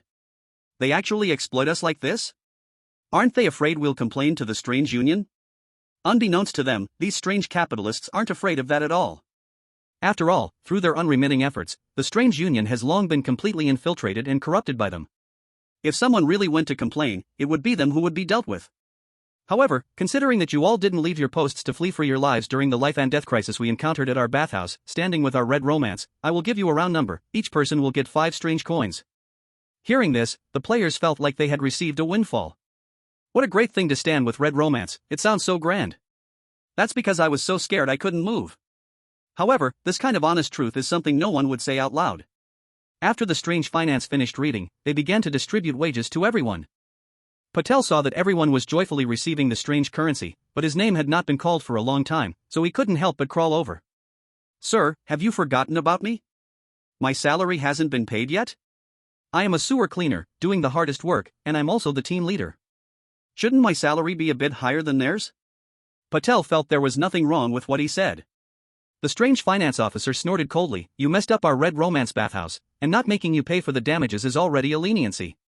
How can you still ask for a salary?" Feeling the killing intent from the strange finance officer, Patel couldn't help but shiver. But Patel swallowed his words back down. He really didn't dare to speak further, fearing to anger the strange finance officer and bring harm upon himself. His heart was now in a spin. You see, before working, he had made a military order to Gang Dali. The strange currency earned from this job had to be handed over entirely. It was because of this guarantee that Gang Dali had given him the wristband. If he couldn't bring back even a single strange currency, wouldn't Gang Dali eat him alive? Just thinking of Gang Dali's reputation made Patel shudder. She wouldn't, in a fit of rage, pull off his carrot and eat it, would she? What a disaster. Also without a salary was Ye Chuan. The players looked on with amusement, feeling a surge of superiority in their hearts. "You are the landlord, sure, but no one is paying you. And we have a full 5 strange currencies, plus this round's game mechanism, directly doubling that to 10 strange currencies. That is a huge sum." However, their sense of superiority did not last long. The strange manager pulled out a savings book from his pocket. The savings book was very special, blood red in color, as if the blood on it was flowing and ready to drip down at any moment. The strange manager respectfully handed the savings book to Ye Chuan. My lord landlord, this is the rent for these years, a total of 200,000 strange currencies. Please check. How much? 200,000? Hiss. Upon hearing this number, all players couldn't help but gasp, causing the already cold and eerie world to become even chillier. Oh my. If I could take all 200,000 out, wouldn't Huaxia just soar? Just when they were enviously astonished, the voice of the strange matchmaking system rang in their minds. Task completed. Reward, double salary. Congratulations, you have received 10 strange currencies. Friendly reminder, offering strange currencies to your matchmaking partner helps increase affection and has the chance to receive a mysterious gift. What should have been a joyful moment made everyone unable to be happy. They were all wondering the same thing. Ye Chuan's rent shouldn't be doubled, right? After all, it's not a salary. If it were doubled, then, that would be 400,000 strange currencies. Simply terrifying. Ye Chuan naturally also heard the strange matchmaking voice. Task completed. Reward, double salary. Congratulations, you have received 0 strange currencies. Detected that you have received a strange savings book, with a deposit of 200,000, performing precise analysis on you. Detection result, you belong to the group who is not interested in money. Automatically converting your savings book into exquisite strange nectar. Exquisite strange nectar X5, please check. Everything happened too quickly. Ye Chuan didn't even have time to stop it. What do you mean by the group who is not interested in money? Do you think I'm Jack Ma? That's 200,000 strange currencies. You just sent me off with 5 bottles? Are you treating me like a beggar? Ye Chuan understood everything now. The biggest swindler in this strange world is this strange system. How could he explain this to Shen Zhaoyi when he gets back? She shouldn't think that I hid the money away, right? Thinking of Shen Zhaoyi's sweet face, Ye Chuan felt that she probably wouldn't be angry with him over this matter. After all, she was definitely a little rich woman. 200,000 is a lot, but it probably wouldn't even catch her eye. With this thought, Ye Chuan felt much more at ease. This strange voice from the heavenly path could only be heard by many players. So in the bizarre live broadcast, everyone only knew that Ye Chuan collected a rent of 200,000 but didn't know that this 200,000 had already been forcibly exchanged for the exceptional bizarre nectar. Oh my god, someone pinch me, I can't be dreaming, right? You are not alone. 200,000 bizarre currency? If I remember correctly, all the countries in Blue Star combined have not received this much reward from the bizarre world, right? This is not just wealthy enough to rival nations, this is rich enough to rival all of Blue Star. With so much money, I could buy many low-level trial places. Of course, those bizarre convenience stores and bizarre snack shops cost only 1,000 bizarre currency each. Brothers, this is like the main character in a thrilling story. I'm bursting with inspiration right now, I want to create, and I've even thought of a name, I'll call it Investing in the Bizarre World. What a ridiculous book title, it has no punch, and it's not even thrilling, better get back to work. All the Chinese viewers were now completely immersed in excitement and unable to extricate themselves. Because Ye Chuan's excellence not only benefited him but was also a huge boost for the Chinese players selected to participate in the matchmaking game next. Once they entered, they could receive help from their fellow countrymen, allowing them to develop fully, and soon, like a rolling snowball, China's power in the bizarre world would grow stronger and stronger. Compared to the excitement of the Chinese viewers, viewers from other countries were feeling terrible. Chapter 57, Where's your salary? Everyone was struggling in poverty, and suddenly you become rich, what does that mean? The most envious among them were undoubtedly the people from the ASEAN country. After all, they and China were two extremes. Poor Patel had worked diligently for 2 whole days and ended up with nothing to show for it. If only the bizarre world and the real world were connected, then they could have cut off the bizarre world's water supply. Damn it, this is so unfair. Why do the mice of China have such good luck? If it weren't for those Chinese mice causing trouble, Patel would have already conquered the red romance with that white tiger. I'm so frustrated, the red romance was about to fall into the hands of our ASEAN country, only to be stolen like this. Damn China, don't hesitate, arrange for that bizarre self-destructing truck. Baka, baka, baka. Damn it, why is the luck of the Chinese so good? Now that China has risen, will they come to settle accounts with us? What are you thinking? Of course they will. So what do we do? Don't worry, our great beautiful country's father won't let anything happen to us. Damn it. Yichuan slammed his fist heavily on the table. He breathed heavily, his eyes fixated on Ye Chuan on the screen. The luck of China in this bizarre matchmaking game was simply outrageous. Just for the second mission, they had gained a reward of 200,000 bizarre currency. If they were allowed to continue growing wildly like this, what would happen? Yichuan paced anxiously in the office, feeling frustrated, he couldn't help but reach for the cola button. But at that moment, he noticed the photo on the corner of his desk. It was a picture of him and his eldest daughter, Yichuan, smiling brightly and beautifully in the photo. Ye Chuan had publicly stated that if she were not his daughter, he would definitely pursue her. That's right, Yichuan. Ye Chuan suddenly became excited. He knew that his daughter was extremely popular among the Chinese. She was a dream lover for many. If Yichuan were sent to the bizarre world to seduce Yichuan, then he definitely can't hold on. At that time, first trick Yichuan into getting the fake money, then inform Yichuan's strange wife. The strange wife absolutely cannot allow betrayal, and will definitely strike hard at Yichuan. Not only will the fake money be in hand, but also taking out a highly promising superstar from China would be killing two birds with one stone. However, it might cost a daughter. But, you can't catch a wolf without parting with a child. For the sake of beauty, everything is worth it. The key to implementing this plan is how to send Yichuan to the strange world.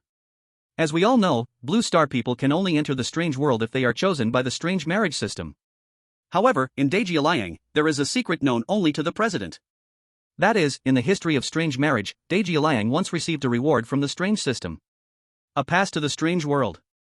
Those holding the pass can ignore the game mechanisms and directly travel to the strange world at any time, in any place. This treasure can reverse and rewrite Dejialayang's fate. Originally intended to be saved for a critical moment, but now it has come to the point where it must be used. After making up his mind, Ye Chuan directly dialed Yichuan's phone. For this kind of thing, he needs to do some serious ideological work on his daughter. She shouldn't just go, but should willingly go. And she should willingly wear yoga pants to go. Why yoga pants?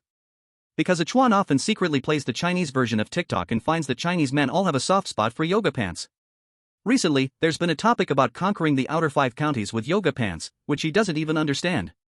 But Ye Chuan is confident, if Yichuan wears yoga pants, she will absolutely be incomparable to those people. After all, she is our Dejialayang's most beautiful princess. China's Strange Marriage Command Center.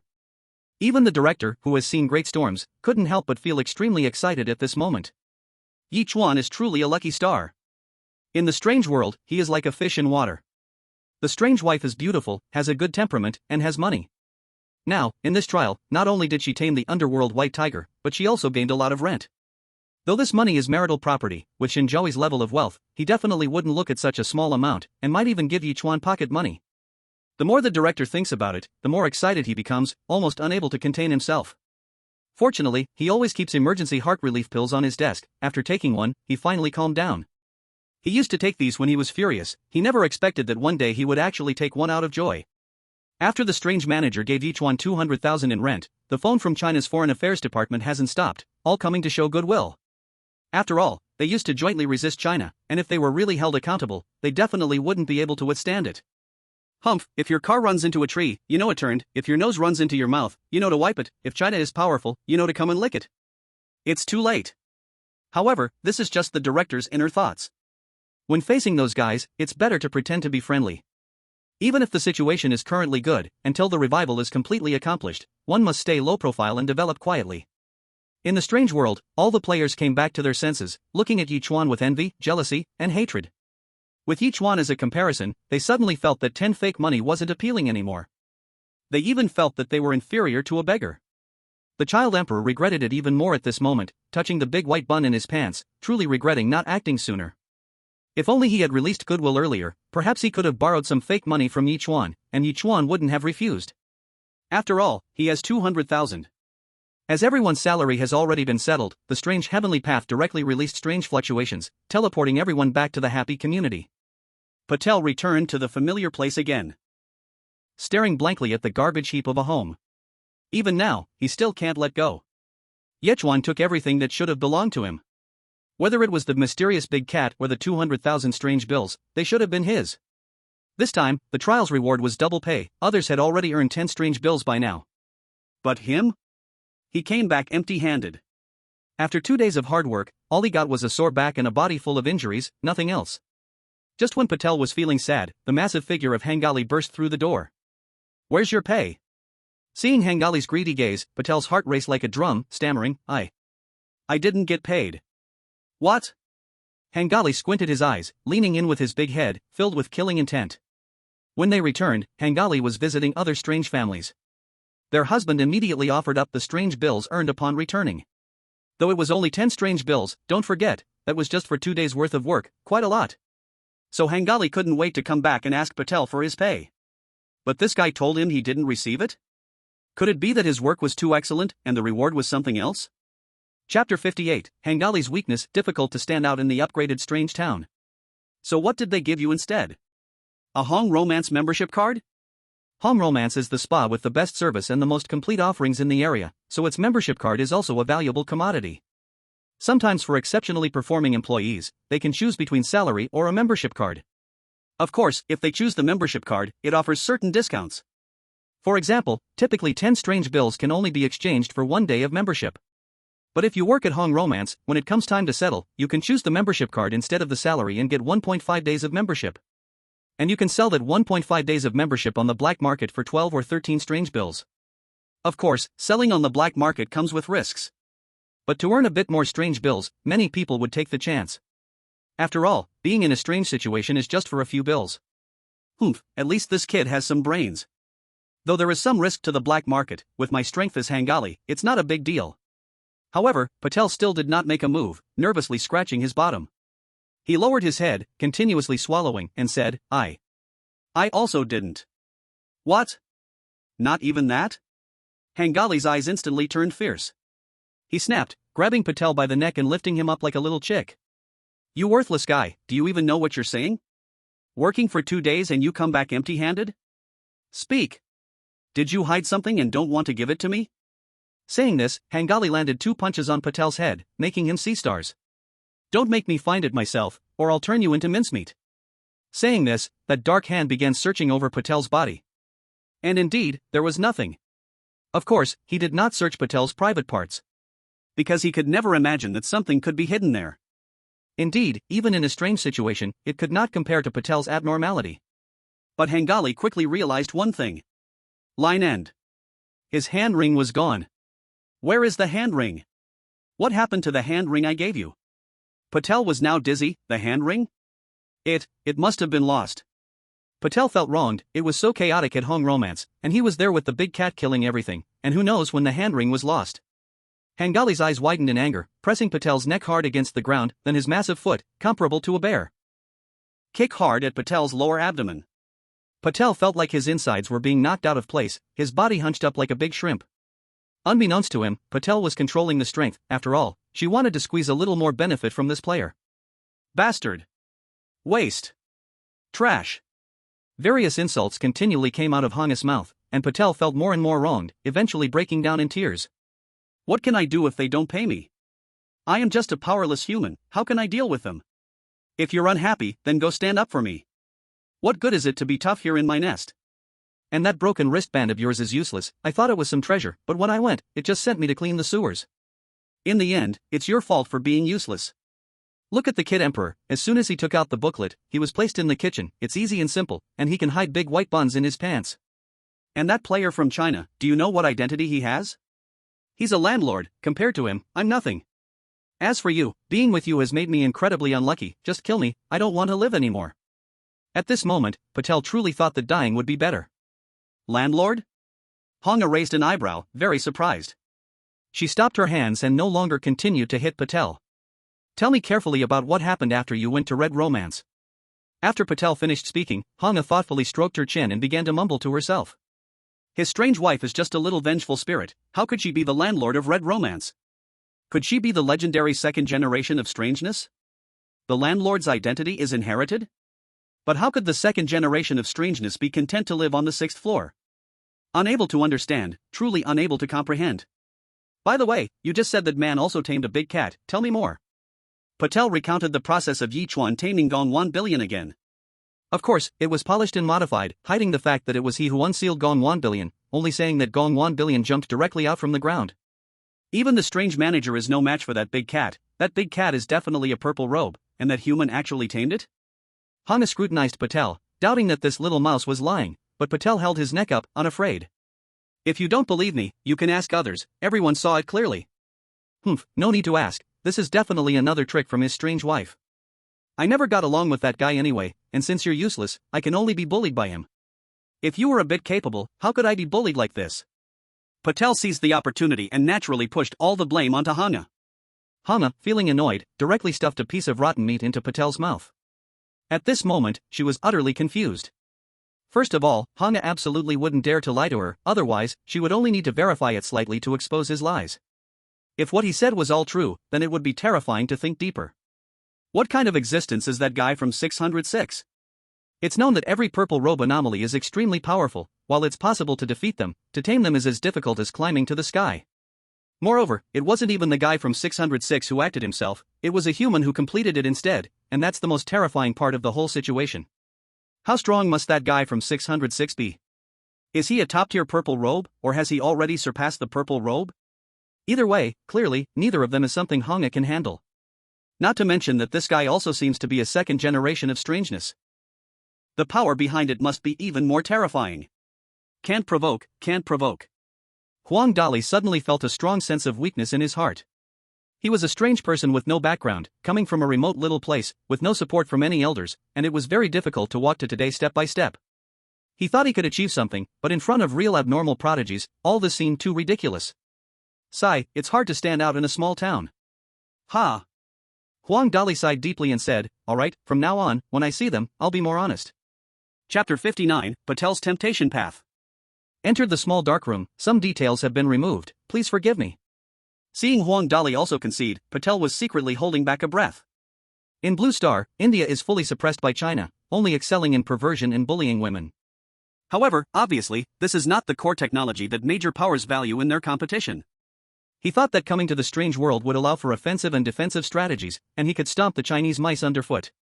But he never expected the strange wife matched for him to be so powerful. It actually made Huang Dali, known as the Strange One, bow down. You are just a little girl picking mushrooms.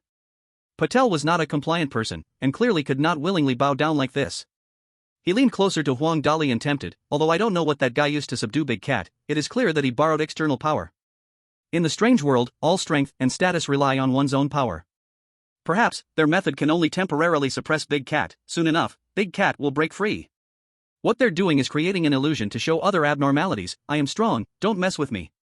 In reality, quite the opposite, this precisely indicates their external strength is empty. Why don't you test that guy's power? If feasible, just eliminate both of them. After all, you are known as a strange one, and didn't you say you are half a step into the purple robe? Without the purple robe showing up, you are invincible. Huang Dali looked at Patel in disbelief. Is this something a human can say? Unbelievable.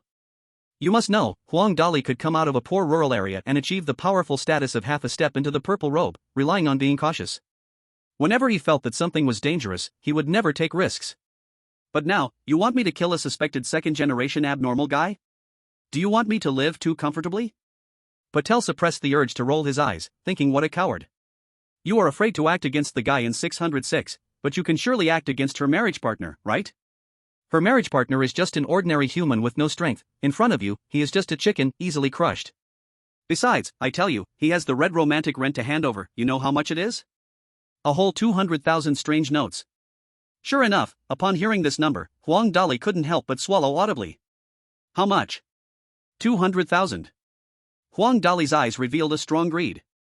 200,000 strange notes, if nothing unexpected happens, she could never earn so much in her life. If 200,000 were to be used by her, how massive a resource for cultivation would that be? At that time, she could drop the half step before the purple robe and become a true purple robe. Even breaking through to become a calamity strange is not impossible. In this moment, Huang Dali was profoundly moved. Although she was a cautious abnormality, it all depended on the matter at hand. Such a rich reward, taking a little risk didn't seem impossible. After all, it was just about acting against a human, as long as she was a bit careful, and did it without anyone knowing, no one would suspect her. Huang Dali looked at Patel and asked, do you have any good plans? Patel's eyes lit up, knowing that Gang Dali had turned deadly, and he immediately became very excited. Great! This time, Ye Chuan is definitely finished. As long as Gang Dali takes action, that little Ye Chuan won't be easily taken down, absolutely 10 deaths and no life. In the live broadcast, their dirty scene was fully recorded. Some people accused Patel of being ruthless, but no one said he broke the rules. Because the rules of the strange world are like this, allowing bizarre wives to kill players. Whether it's their own marriage partner or other bizarre marriage partners. It's all within the rules. You can say Patel is despicable, but you absolutely cannot say he has no ability. Because he is the only one in the recent bizarre marriage games who has convinced his marriage partner to take action against players from other countries. The bizarre marriage game is about the competition of national fortune, and players from other countries are competitors. Using any dirty tactics against them is not shameful. Patel is indeed the pride of our country. With just a few words he can make Patel act against Ye Chuan. This time Ye Chuan is definitely dead, right? Count on it. Our country has done really well this time. If you come to our country for tourism, we will treat you to nuclear wastewater. I declare that the beauties on the streets of our country are open to you. You are our most reliable ally. The tall trees attract the wind. Ye Chuan's performance was too excellent, the rewards for China were too generous, which forced players from other countries to unite against him. Now that they see Patel convincing Gang Dali to act against Ye Chuan, they are naturally delighted to see it. Ye Chuan had already returned to 606. Shen Zhaoyi had sensed something earlier, so she changed into new clothes she had just bought. Honey, you're back. I missed you so much. As soon as Ye Chuan appeared, Shen Zhaoyi's soft body flew into his arms. Her skin felt delicate to the touch. The scent of her body wafted into his nose. What was most excessive was that Shen Zhaoyi's fair hand seemed to have a built-in navigation. Her alluring red lips came close to his ear, soft and sticky, saying, "Honey, you're so bad, but I really like it." Ye Chuan had deliberately kept his distance from Shen Zhaoyi because, having just arrived in the strange world, he felt everything required caution. Moreover, Shen Zhaoyi's excessive enthusiasm made him feel it was truly unusual. After all, in the bizarre marriage games he had previously watched, he had never seen any player with such a bizarre wife. But after the two recent missions, he realized that Shen Zhaoyi seemed to truly have no bad intentions towards him. In the bizarre marketplace, she directly gave him a bizarre check. At that time, Ye Chuan still did not know how precious the bizarre money was, and the numbers on the check were wealth that many ordinary bizarre individuals could never accumulate in their lifetime. This was simply the heavenly dragon of the bizarre world. Later, when he learned he was going to work at Red Romance, she directly handed him the landlord's key, giving him the esteemed identity of a landlord once he arrived. And when he encountered danger, she was able to provide such a sense of security, helping him easily tame the raging Gongwan Bai. This was simply an excellent assistant. Ye Chuan felt that if he continued to be cold towards Shen Zhaoyi, that would be simply inhumane. So, Ye Chuan reached out and wrapped his arms around Shen Zhaoyi's slim waist. He smiled softly and said, "I missed you too." After saying that, he lowered his head and kissed her. Chapter 60, Will Ye Chuan still not die this time? After a long time, their lips parted. No one could have imagined that at this moment, the master of the bizarre world, Shen Zhaoyi, was actually hanging on Ye Chuan like a koala. Her face was flushed, looking like she was in a tipsy state after drinking. Her eyes were misty, as if a spring water wanted to pull Ye Chuan in. At that moment, Shen Zhaoyi felt indescribable happiness inside. Knowing that, this was Ye Chuan's first time being so proactive. It seemed that the guy on the strange website didn't lie to him after all. 5-star review is a must. As Ye Chuan took the initiative, the satisfaction progress skyrocketed again, reaching 25% directly. Ye Chuan hugged Shen Zhaoyi and sat on the sofa, wanting her to get down, but Shen Zhaoyi stubbornly refused, insisting on straddling him like a horse. Ye Chuan couldn't convince her, so he had no choice but to let her be. However, to be honest, this position was too uncomfortable. Ye Chuan was as stiff as a rebar now. He recounted the events after subduing Gong Million once more. By the way, it seems that there's a little situation now. That big guy has established a bloodline connection with me. And now, it seems it is coming into me. This won't be a problem, right? Ye Chuan pointed at his forehead. At this moment, the cloud pattern had faded a lot, but it was still recognizable. Ye Chuan felt a bit nervous, as the saying goes, a person has two treasures, hands and brain. The brain is for thinking. Now that big guy had moved in, it wouldn't suddenly go crazy one day, would it? Shen Zhaoyi nodded, she had sensed it when they established the connection. Don't worry, honey, there won't be any problems. Gong Million may not be very smart sometimes, but now that you have established the bloodline connection contract, it will definitely not harm you. Not only will it not harm you, but it will also protect you when you're in danger. Right now, it's like you have a purple-robed bodyguard with you. Hiss. What an impressive status. Ye Chuan now understood the worth of the purple robe and had witnessed Gong Million's combat power firsthand. Even old Imo wouldn't stand a slap from it. Doesn't that mean he could swagger around this weird world from now on? Just when Ye Chuan was feeling smug, Shen Zhaoyi's next words splashed cold water on him, deflating his enthusiasm. However, the current state of Gong Million doesn't seem quite right. It seems to be in some kind of hibernation. Unless you encounter a life and death crisis, it might not appear for a while. This? Ye Chuan felt a bit speechless. Seeing Ye Chuan's gloomy expression, Shen Zhaoyi cupped his face gently and squeezed. Honey, don't worry, even without Gong Million, with me here, no one can harm you. If this were said before, Ye Chuan certainly wouldn't believe it. But now, Ye Chuan believed it without doubt. In the strange world, can an ordinary weird exist with a strange check? Can an ordinary weird possess a landlord's key? Can an ordinary weird easily subdue Gong Million?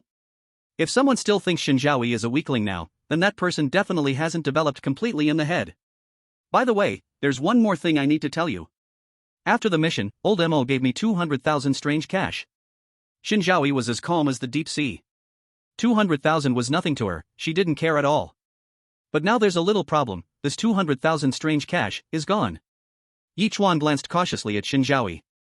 Though he knew Shen Zhaoyi wasn't short on money, that absolutely didn't mean she would allow herself to waste it carelessly. Whether in the real world or the strange world, money is undoubtedly a good thing. In the real world, money is the basis of survival, eating, drinking, and living all depend on money's assurance. There are countless fathers, brothers, and couples who have fallen out over money. In the strange world, strange cash plays an even greater role. Besides purchasing items, it is also an essential resource for cultivation. Regardless of the strength of the weird, wanting to further enhance their power cannot do without the help of strange cash. Now that 200,000 strange cash had just vanished, who wouldn't feel the pain?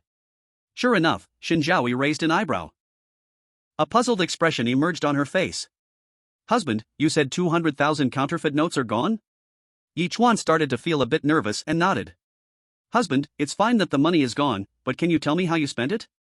I'm so curious. Ye Chuan was a bit at a loss because of Shen Zhaoyi's reaction. Is this right? Suddenly losing 200,000, and you feel not a shred of heartbreak? In fact, to Shen Zhaoyi, money truly was just a number.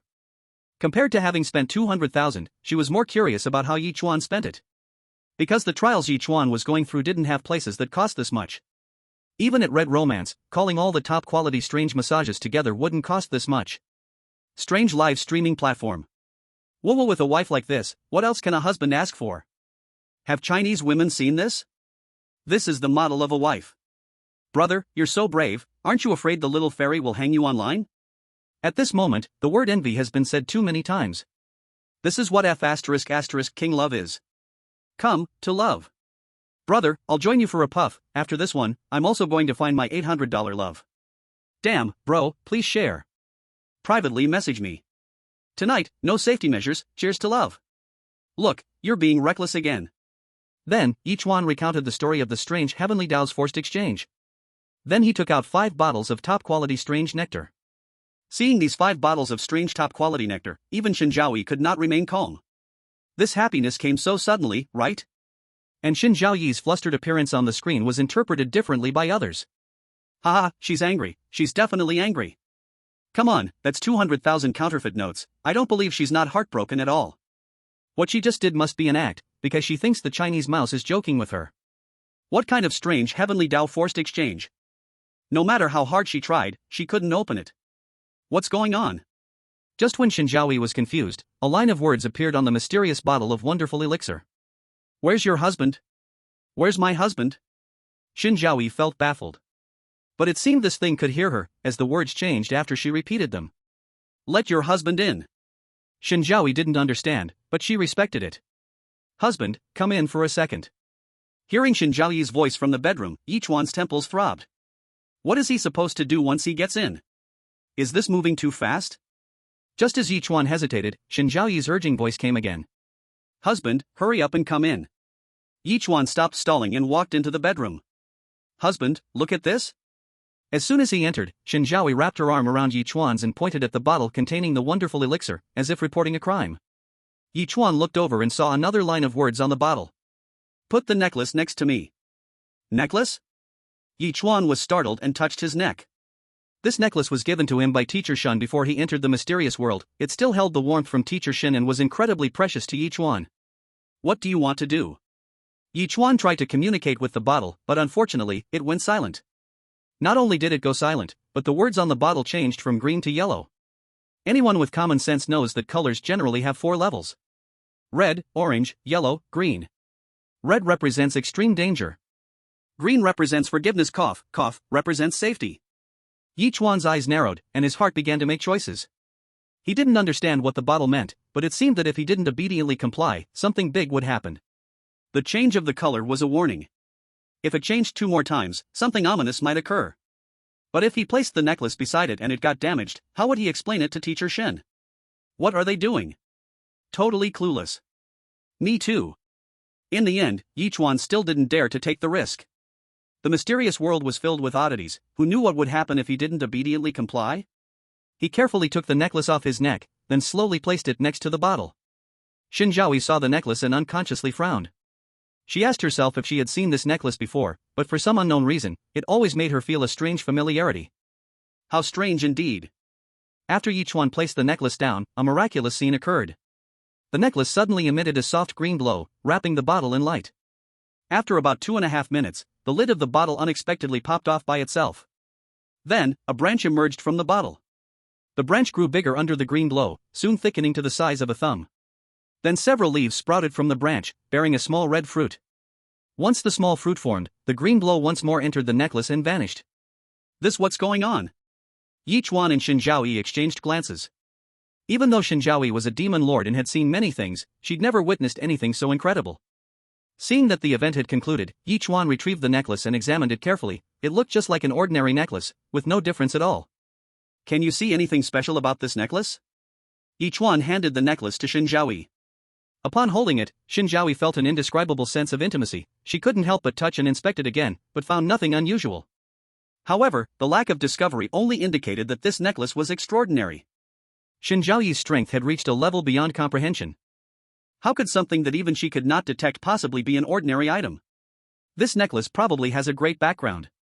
Husband, where did you get this necklace? Yichuan paused, awkwardly touched his nose, and slowly said, This is something my wife gave me before I came to this strange world. Silence. A silence as strange as the world itself. Strange live streaming platform. No way, is he really that stubborn? As expected of Yi the Emperor, so bold. Though, but, isn't this a bit too straightforward? I love men like this, I want to marry. Is this a confession from a strange world? How romantic. I really want to send my husband to the strange world, and have him give me a grand confession. Sister, you are not alone. Continue. Other countries. This is killing me. After all this, the chosen one from Huaxia is an idiot. Though players choosing to marry a human before entering the strange world has become customary, you can't just say it so naively. Exactly, the strange world despises unclean men. This guy is going to be in trouble. Watch him rise, watch him feast, and watch his tower collapse. The weight of resisting fools has risen. In the great beautiful country. Ye Chuan let out a long breath, comfortably pressed the cola button, and leaned back in the presidential chair. Fortunately, my precious daughter Yuanka hasn't gone yet, or I would have been at a huge loss this time. Shen Zhiyan was extremely worried at this moment. She secretly scolded Ye Chuan for being a fool. In this situation, just making up a random excuse would be enough. Why say the truth? Which girl would hear this and not get angry? Now, she only prayed that Shen Zhaoyi wouldn't be too mad after hearing it. But in the next moment, everyone would understand what a real man is. Husband, is my sister pretty? Everyone. It was everyone. Collectively? What kind of dogshit focus is this? Chapter 62, the second round of strange heavenly rewards, gives me vitality? Pretty? She is quite pretty. Shen Zhiyan is the school's acknowledged ice-cold beauty teacher, her value does not need further explanation. Ye Chuan answered honestly, pretty. Then how about me? Ye Chuan glanced at the pouty Shen Zhaoyi, who was full of expectation, and said, You are also very pretty. This is also the truth. Though Shen Zhaoyi is strange, it is impossible to tell at all. Moreover, her looks would absolutely rank top tier even on Blue Planet, not losing to first-line stars. Hearing Ye Chuan's answer, Shen Zhaoyi could not help but curve her lips into a smile, then continued to ask, So who is more beautiful between us? Clearly, this was the real fatal blow. After hearing this, Ye Chuan actually began to ponder, and he was quite serious about it. Strange matchmaking live streaming platform. No, is this guy really that abstract? I'm also amazed, how can someone be so oblivious? This doesn't even need to be thought about, definitely don't offend this strange one. They just casually asked, and you're actually thinking about it. Damn, even I, a 30-year-old virgin, know how to answer, what a pure waste. Is Yi the Emperor's glory going to stop here? Why doesn't strange matchmaking create a brand new mechanism to have both people match with one strange wife and then compete? Bro, aren't kings supposed to meet? It's clearly just avoiding my brilliance. Shen Zhaoyi patiently waited, not urging him. After a long time, Ye Chuan helplessly shook his head and said, You two have different styles, there's really no comparison. Indeed, one is a high mountain flower, and the other is playful and cute, and both have top-notch looks, making it hard to determine superiority. Although this answer was not what Shen Zhaoyi most wanted to hear, she was already quite satisfied. Why? How many days has Yichuan been in the strange world? How many days have I really spent with Yichuan? Just a few days, and I'm already having a hard time deciding between him and his original wife. So, if it's a few more days, and we deepen our feelings. Shen Zhaoyi naturally had confidence to completely suppress the so-called sister. At that moment, calling her sister wasn't too much, right? Just when the foreign audience was expecting Shen Zhao to go wild and tear Yichuan into pieces, they saw Shen Zhaoyi sweetly hugging Yichuan and kissing her. At that moment, everyone was utterly confused.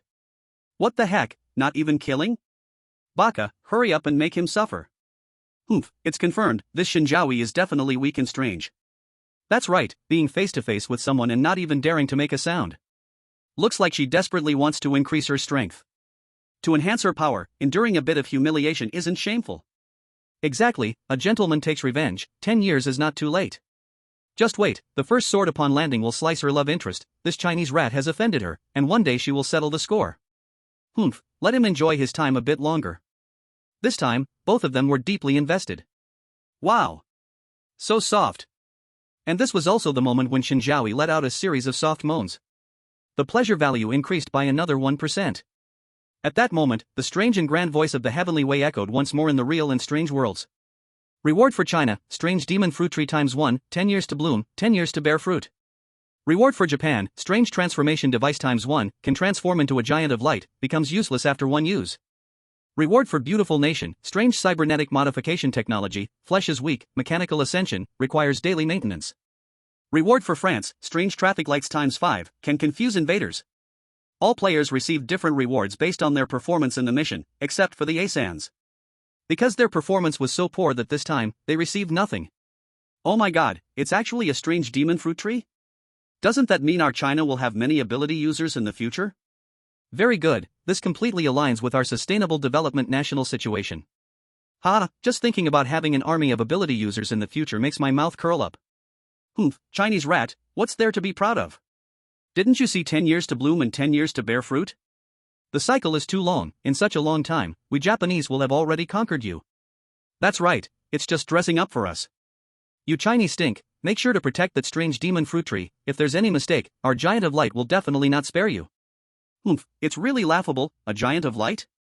Used once and it's done, how can you boast about that? Instead of invading, I advise you to use this opportunity to shoot a legendary film. I've already thought of a name for you, the incompetent giant of light. You can't convince the wall. Baka, Chinese rat, do you want to die? Our beautiful nation's daddy has obtained the latest cybernetic technology, we'll form a Transformers army and sweep you all away. Am I scared of him? When the time comes, I'll borrow the strange traffic lights from my French brothers to make him lose his way. France, first of all, I haven't provoked anyone. Secondly, this reward is way too ridiculous, right? Our country's tradition has always been to invade me, and I'll just surrender, okay? This thing is totally useless for us. However, since China is interested, maybe we can trade privately, hee. At this moment, all the audience from Asan's country were filled with righteous indignation. In this mission, Patel was clearly the one who worked the hardest, yet he received no reward at all. This was simply a deliberate targeting. This also made them harbor even more resentment towards China. If Ye Chuan hadn't intervened, Patel would have already conquered the red romantic with the big cat. If he could actually gain practical control over the trial site, how intense would the rewards from the strange heavenly way be? Damn those Chinese people, wait until you suffer heavy sanctions. After a long while, their lips parted. Shen Zhaoyi, relying on Ye Chuan's support, finally steadied herself. In such matters, be it human or strange, apart from differences in physical strength.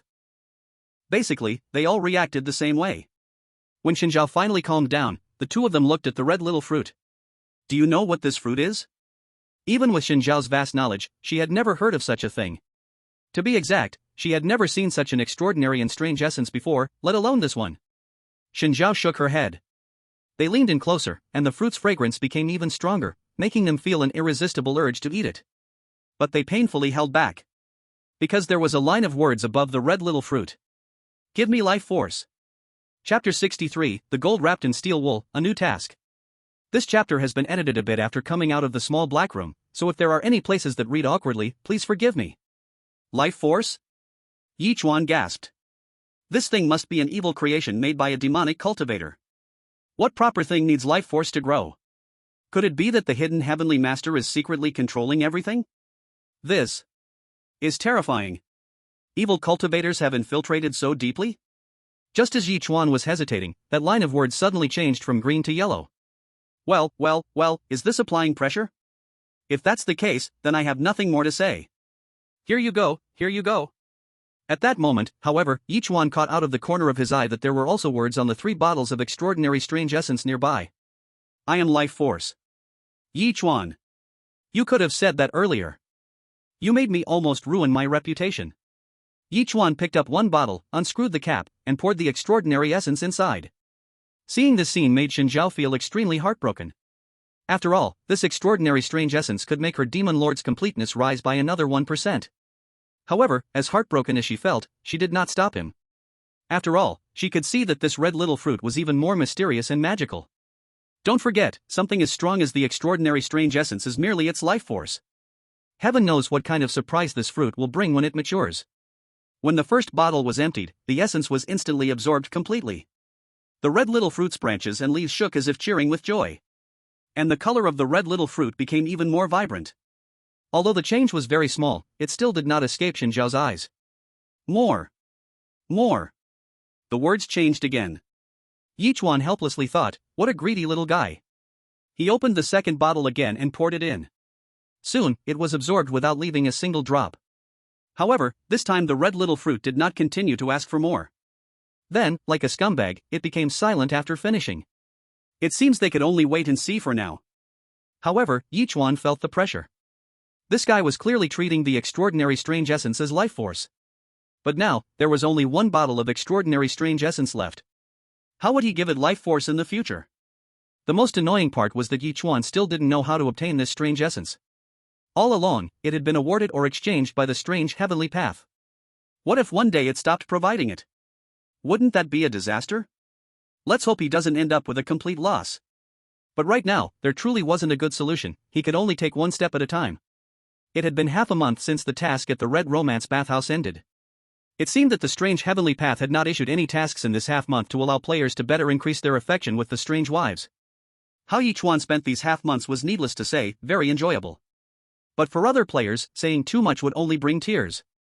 The child emperor of the Hua nation, after submitting the earned strange currency, had Shen Zhaoyi turn around to buy a set of steel wool armor. This was naturally prepared for the child emperor. Although the child emperor was unwilling, he did not dare to resist. He kept cursing in his heart, but it was of no real use. Once, it was always the child emperor's pants that needed to be censored. Damn it, now the child emperor himself is the censorship. This damn fused strange thing is even weirder than I am. I shouldn't have let him taste the sweetness from the start. Although I do sympathize with the child emperor, on the other hand, doesn't this show his top-notch skills? Sure enough, gold will shine wherever it goes, even if it is wrapped in a steel wool ball. I am speechless. At this moment, many female artists who had collaborated with the child emperor were all sparkling with excitement. This looks pretty good. They even began to anticipate, hoping for another collaboration when the child emperor returns. Patel has had it even worse lately. Not only did he fail to earn any strange money, but he also lost the hand bracelet of Strengthen, causing Strengthen to be mocked by others for having a useless husband. Naturally, Strengthen was extremely frustrated, and all her pent-up anger was vented onto Patel. In a wild moment, she actually tried to pull off Patel's mushroom. Fortunately, other strange beings came to visit at that time, preventing a tragedy from occurring. Sometimes Patel couldn't help but wonder, what does this person even want from living? With no hope in the original world, he thought coming to the strange world could change his fate, but in reality, it's even more hopeless. A new task has been released again. Matching task, improve your knowledge, please players go to the strange high school to study. Task reward, based on learning gains, different degrees of improvement in the bizarre wife's strange worldview will be granted. This task is actually a bit interesting. Yichuan naturally knows that there are schools in the strange world. However, compulsory education is far from widespread in the strange world. Those who can go to school are all from the noble families and wealthy clans of the strange world. The vast majority of the strange beings are uneducated illiterates. Is it that they don't love learning? Of course not. After all, learning will greatly enhance their strange worldview, which is a huge help for them to improve their strength and break through realms in the future. The reason they don't study is simply that it's too expensive. The strange high school doesn't really have the concept of shaping virtue, it only has eyes for strange money. If you have strange money, they will treat you like an ancestor. But if you don't have strange money, even if you are brilliant, you can't enter the classroom door. However, this time the reward seems almost useless for Ye Chuan. Because after this period of getting along, he found that Shen Zhaoyi's strange worldview was incredibly upright. But improving it a bit more is also good. When Shen Zhao naturally learned that Ye Chuan was going for another task, she felt very reluctant. However, she wasn't the kind of person who disregarded the larger picture, so she didn't stop him. "Honey, wait for me a moment, let me go get something for you." After saying that, Shen Zhaoyi got up from Ye Chuan's arms and ran into the bedroom. This time, she had to carefully choose something for her husband. It couldn't be as casual as last time, just giving him a key to a landlord's house. That was truly too perfunctory. A real gift should be chosen with care. Just thinking about how her husband will react when he sees the gift she picks out makes her so happy. Perhaps the pleasing value could increase again. Oh. The pleasing value has to grow quickly. Then she could have a little fun with him, he. She wouldn't be going to get something good for Ye Chuan again, would she? Wrappings. What could it be this time? Could it be another key to the landlord? It's not impossible. Wouldn't that be like taking off right there? Ha, will Ye Chuan become the landlord in future trials? This Ye Tian Emperor is terrifying. Chapter 64 Deadly Notebook. The strange high school Ye Chuan is going to is called Lily of the Valley, where from the principal to the old strange gatekeeper, everyone is not a good person. All are brave and fierce. So, going there to participate in the mission is extremely dangerous. Although Ye Chuan has established a blood link with Gong Baiwan is still in a deep sleep. Even if he can wake up in time during Ye Chuan's life and death moment, there is still a possibility that it may not be timely. To avoid this low probability occurrence, Shen Zhaoyi thinks it's safer to find another bodyguard for Ye Chuan. But, which one to choose? Shen Zhaoyi was momentarily troubled, not knowing who would be the best choice. The reason for the dilemma is that these so-called bodyguards are just too powerful. Besides the bizarre high school principal Ling Lan personally stepping in, no one can suppress them. Should I pick this Labubu? Shen Zhaoyi glanced at a puppet on the bookshelf. Seemingly sensing Shen Zhaoyi's gaze, the puppet's huge blood-red mouth appeared to widen a bit more, its eyes looked even redder, exuding extreme excitement. However, thinking of Labubu's past glorious achievements, Shen Zhaoyi shook her head again. This little guy is not a docile character, even though its strength has reached the top purple robe, it usually does not act personally. What it loves the most is inventing things. In the context of the bizarre world where all the oddities fight with strange devices, it even invented the bizarre explosion barrel. This bizarre explosion barrel is incredibly powerful. It once leveled a neighborhood in the bizarre world called Guangdao Changqi, turning all the dwellers into bizarre steam. Even the nearby neighborhood's oddities were affected, suffering severe aftereffects, becoming bizarrely mentally challenged. No, if I really let it go, I'm afraid in just a few days, only the principal will be left in Linglan Bazaar High School. After all, the principal of Linglan Bazaar High School can be considered my half-little brother, I can't go too far. You just behave and continue reflecting here. After saying that, Shen Zhaoyi warned by poking Labubu's little nose. Upon hearing this, Labubu whimpered sadly. Just then, a notebook automatically fell from the bookshelf onto the desk. The cover of this notebook is made of craft paper, looking unremarkable. But Shen Zhaoyi knows that this is a real death notebook. Inside the notebook resides a bazaar named Liuka, which also boasts top purple robe strength. In addition to its own formidable power, it has a terrifying ability. Whoever holds its true form can write the opponent's name and method of death in this notebook, and the opponent will instantly drop dead. Even if they are thousands of miles apart, it can easily control them. Of course, the premise is that the opponent's strength must be weaker than Liuka, otherwise, it's the one who wrote the death curse that will die. Liuka, do you want to go out and play? As Shen Zhaoyi's voice fell, the death notebook began flipping pages automatically, seemingly expressing a jubilant emotion. Shen Zhaoyi thought for a moment, taking a notebook to the Bazaar High School is simply too reasonable. Okay, then you go with my husband. You remember, if you can avoid making a move, don't act, absolutely don't affect my husband's completion of the mission. After a series of instructions, Shen Zhaoyi took the notebook and went out. In the Bazaar live broadcast room, everyone was discussing excitedly, anticipating what good item Shen Zhaoyi would bring to Yichuan this time. After all, the last time with the key to the landlord for the romantic trial left a deep impression on everyone. Even the powerful manager of the romantic bazaar, when facing the landlord, was exceedingly respectful, not daring to be the slightest bit careless. In the end, when Yichuan was leaving, they even handed over 200,000 bazaar bills as the rent. What a display of power that was! In the entire Eerie Matchmaking game, human players have never had such a shining moment. So, this directly raised everyone's expectations for Shen Zhaoyi. However, when they saw Shen Zhaoyi go in for so long, and actually come out holding only a notebook, they were collectively stunned. What is this situation? Is she really planning to let Ye Chuan take this notebook? Are you kidding me? There's no way she thinks this is really about studying, right? That's a bizarre high school, the danger level is as high as the red romance bathhouse. It's over, this time Ye Tiandi's glory is about to end. Wait a minute, do you think this notebook looks somewhat familiar? Just as the crowd questioned Shen Zhaoyi, a loyal viewer of the Eerie Matchmaking livestream noticed a clue. He saw a blurry stamp in the lower right corner of the notebook. Even though it was just a fleeting glimpse, he was already 90% sure this was the terrifying stamp. Do you all remember the trial in the Eerie Library? In that trial, everything Eerie was all book-related. Some became the Eerie Bible, some became the Eerie Book of Life and Death, and others became the Eerie Book that judged you guilty. But no matter what they became, they all had one common feature, which was that in the lower right corner of their main body, there would be a stamp from the Eerie Library. Just now, I clearly saw that this notebook also has the same mark. As soon as this was said, it stirred up 1,000 waves. All the viewers gasped in shock. Could it really be the Eerie Library? Every Eerie being there has the power of the purple robe. The purple robe, everyone that comes out is a dominant existence. But in the Eerie Library, there is a whole library of them. And the legendary director of the Eerie Library is undoubtedly a terrifying powerhouse. Just as the Chinese audience was horrified, the foreign audience began to sneer. Hee, the Chinese are still as good at boasting as ever. It's clearly just an ordinary notebook, but they can come up with a background like the Eerie Library.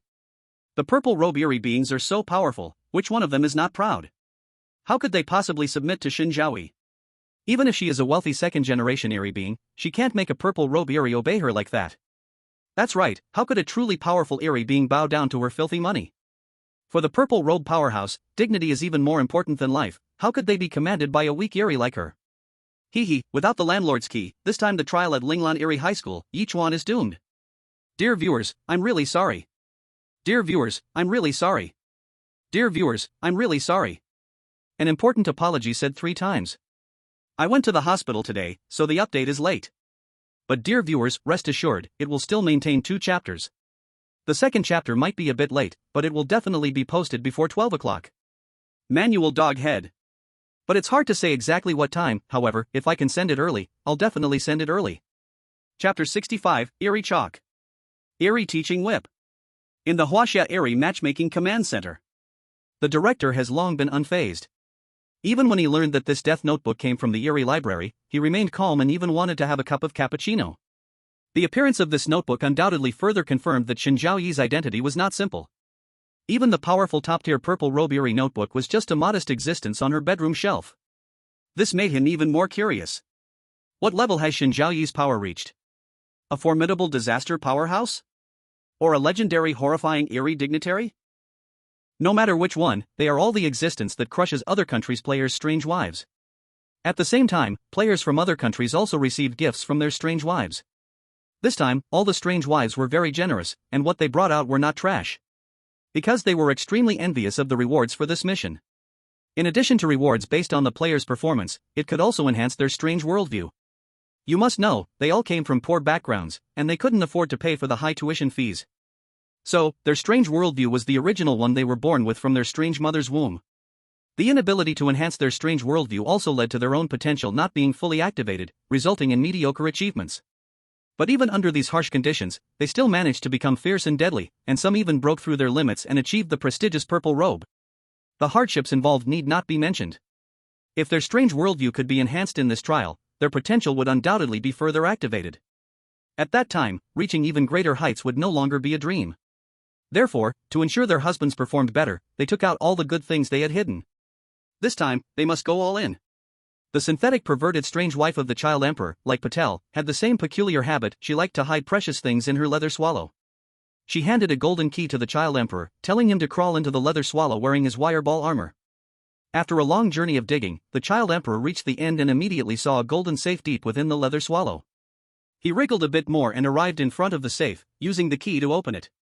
The child emperor thought there would be a lot of good things inside, but when he opened it, there was only a strange chalk. He was very disappointed, thinking that stone woman Changji was trying to fool him with junk.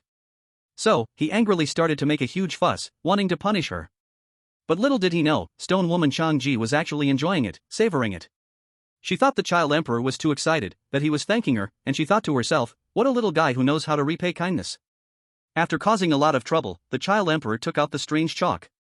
Initially uninterested, after listening to stone woman Changji's explanation, his face instantly lit up with joy. This strange chalk was just a low-grade strange artifact, not something worth calling a treasure. However, its special effect, for a strange teacher, was worth more than many medium-grade strange artifacts. Writing on the blackboard with this strange chalk had a great chance of helping the strange teacher reach the state of heaven's strange unity. Once in that state, they could gain insights that they could never normally obtain. If they were lucky, they might even directly break through their limits. Therefore, for strange teachers, this was a rare treasure. If this item were offered to a strange teacher, they would definitely be given special attention. The child emperor could only see what she wanted him to see. In her other hand, there were many more treasures. Of course, she would never tell the child emperor about them. After all, he was just a tool, no need to know so much. Hearing the explanation from the stone woman, the audience from Japan suddenly felt the child emperor was capable again. Oh my god, I never expected this little chalk to be so powerful. This is simply the dream pen of the strange teacher. With this thing, the child emperor is definitely safe. I think we shouldn't be too optimistic. The principle of the Lily Valley Strange High is a powerful calamity. Bro, you're thinking too much. Can you really just see the strange principle? Exactly, how many times have you seen your principle in the real world? But even without the strange principle, this Lily Valley Strange High is still a den of dangers. Remember the cursed fourth floor? I think that bizarre vice principal is the most terrifying existence. Their punishment methods are chilling. That extra classroom must be true hell. Anyone going in can't speak a word, or they will have their brains sucked dry. As the discussions went on, everyone's mood grew heavier. In such a terrifying place, could a small strange chalk really guarantee the safety of the child emperor? In the country of Niger, Blackfight's strange wife is a cleaner. He initially held no hope for this ordinary strange wife. But what he didn't expect was that the area she cleaned was precisely the Lily Valley Strange High. She had a habit of rummaging through garbage cans, so she picked up many treasures. When she learned that Blackfight was going to Lily Valley Strange High for the trial, she surprisingly took out a strange teaching rod. The strange teaching rod was 1 meter long, 50 centimeters thick, made of high-quality human skin, and had a demonic blood-red appearance. As soon as it was taken out, Blackfight felt the temperature around him drop a few degrees. This was a mid-grade strange item. Although it was somewhat damaged, it was indeed a real mid-grade strange item. Moreover, it was the item that best suited the identity of a strange teacher. Holding the strange teaching rod, the strange teacher's imposing manner instantly rose a level, greatly enhancing their combat power. To be fair, Blackfight's strange wife was the best among these players, second only to Ye Chuan. Usually, she never tormented Blackfight, instead serving him with good food and drink, even working harder to improve his life. Yet, even so, she still did not receive any gratitude from Blackfight. In fact, he felt it was his due. Just like now, after taking the strange teaching rod, he didn't even say a word of thanks, but instead complained that what she brought was not good enough. Dear audience, the second chapter is here. I want to ask everyone, when do you prefer updates? If you can accept afternoon and evening, then we will adjust this time. If you still think morning and noon are better, then we will stick to the original schedule. Finally, please send your support. Chapter 66, Does the Strange Principal Call Shen Zhao a big sister? The viewers from the country of Niger are just as bad. There is not a shred of gratitude, instead treating the strange wife like a blood pump to squeeze dry. I didn't expect this trashy strange wife to be somewhat useful. Exactly, a teacher should have a teaching rod, it's simply perfect. Haha, compared to the gifts received by other players, Blackfight's is the best. Humph, especially the Chinese mouse, who can brag about a broken notebook being some kind of strange library, it's just crazy. While many players were comparing, the audience from Asen country fell silent, not saying a word. Because this time, Hang Dali gave Patel nothing at all. Since Patel threw away the hand ring that Hang Dali cherished, Hang Dali no longer trusted him. No matter how Patel begged and assured, it was of no use. She had already seen it, this Patel was a guy who could start nothing but ruin everything. It was impossible to rely on him, she had to take matters into her own hands. Although going to Lily Valley High to deal with Ye Chuan was very risky. But as the saying goes, the bigger the storm, the more precious the fish. If successful, that would be 200,000 in mysterious cash. With that 200,000 in mysterious cash, there was nowhere in the Eerie world she couldn't go. Even if Shen Zhaoyi was really mysterious, if she focused on escaping, Zhao Qi would believe she wouldn't find her. But before escaping, she needed to pack up the valuable things at home. Seeing the usually lazy Zhao Qi starting to pack, everyone sensed something unusual in the air. What was going on? Could it be that Zhao Qi was moving? No, she was clearly planning to leave Patel behind and run away by herself. Because if she were moving, it would definitely not be while the player was about to participate in the trial. Oh my, this Zhao Qi is really something. In all these years of the Eerie Matchmaking game, she's the first one planning to abandon her player and enjoy life alone as an Eerie wife. Damn it, Patel, can't you even consider Patel at all? Right? She kills Ye Chuan and leaves happily, but lets Patel face Zhaoyi alone? Do you think there is a possibility that without the Eerie wife, Patel and that Shen Zhao would just make do together? Hey, that's an interesting angle, I think it could work. Shen Zhaoyi is small and weak, Patel, with her huge foundation, could easily conquer her. By then all the landlord keys would be Patel's, wouldn't they? Looking forward to it. After all the players and Eerie wives were ready, another ripple-like wave occurred, and then all the players disappeared from Happy Community, heading to the trial at Lily Valley High. Although she had already put the death notebook on Yichuan, Shen Zhaoyi felt it was still not safe enough. After thinking it over, she believed calling the principal of Lily Valley High would be better. So she found the principal's number from the phone bug and dialed it. Once the call connected, before she could say anything, an extremely excited voice came from the other end. "Big sister, did you miss me?" This voice was very youthful, sounding like a 10-year-old child.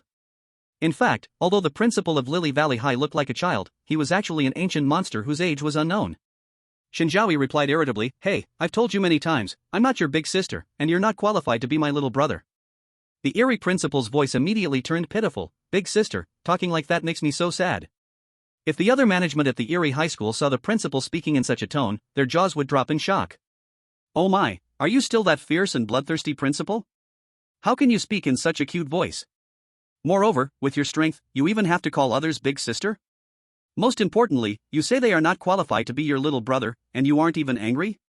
Alright, enough of this useless chatter, tell me, where are you now?" The Eerie principal didn't care whether Shen Zhaoyi accepted him as her little brother, calling her big sister without stopping. "Big sister, I'm currently researching in Phoenix Eerie High. I found that their high school is much harsher than ours at Lily Valley. Right now, with this eerie sun blaring, they even refuse to turn on the air conditioning, causing many Eerie staff to faint from heat. I can say I'm quite satisfied right now. When I get back, I'll turn off the air conditioning at our Lily Valley too. This might save a lot of twisted money." The twisted principal was very excited. This saved twisted money would all go into his pocket, and his power would surely rise to a new level. Shen Zhaoyi frowned upon hearing this. She wasn't a saint and couldn't care less about the lives of other twisted beings. But now, Ye Chuan was going to the Bellflower Twisted High School to participate in a trial. "What if you went back to turn off the air conditioning and overheated my husband? I'm at Happiness Community 606 right now. I'll give you 1 hour, show up in front of me immediately." After saying this command, Shen Zhaoyi directly hung up the phone. She was not worried at all about the twisted principal being unhappy. In front of absolute power, all twisted beings would obediently lie on the ground and submit to her. Moreover, being summoned by her was a privilege for other twisted beings. As expected, when the twisted principal heard that Shen Zhaoyi wanted to summon him, he was as energized as if he had taken a stimulant. He put down the phone bug and didn't care about any research. The world was vast, but nothing was more important than the big sister's matter. Going to the happiness community? Sure. In less than an hour, he would arrive in 40 minutes. Knock, knock, knock. Hearing someone knock on the door, Shen Zhaoyi knew the twisted principal had arrived. At this moment, Shen Zhaoyi had also changed into a different outfit. Those sexy outfits were only for Ye Chuan to see. Other people or twisted beings didn't have such privilege. She opened the door, and the twisted principal respectfully entered. He was wearing a bachelor's robe, always holding a yellowed ancient book and a brush in his hand. He looked like a twisted child, chubby and even somewhat adorable, making one want to pinch his cheeks. But if you let your guard down because of that, you would be utterly mistaken. The cuteness was just a disguise to confuse enemies. The real twisted principal was a demon who killed twisted beings without blinking. "Big sister." Upon seeing Shen Zhaoyi, the twisted principal respectfully bowed, his eyes filled with genuine fanaticism. He had once personally witnessed Shen Zhaoyi's strength. That kind of method was terrifying. Her power had already reached a level where her words were as effective as laws. This is also why Shen Zhaoyi was unwilling to accept him as a little brother, yet he still shamelessly attached himself. Even during his research, one call from Shen Zhaoyi could make him drop everything and rush over without stopping. This kind of thigh must be held tight. Chapter 67, Big Brother-in-Law, Electrotherapy. "Big sister, did you call me over for something? If you have something to say, just speak. I promise to handle anything for you perfectly."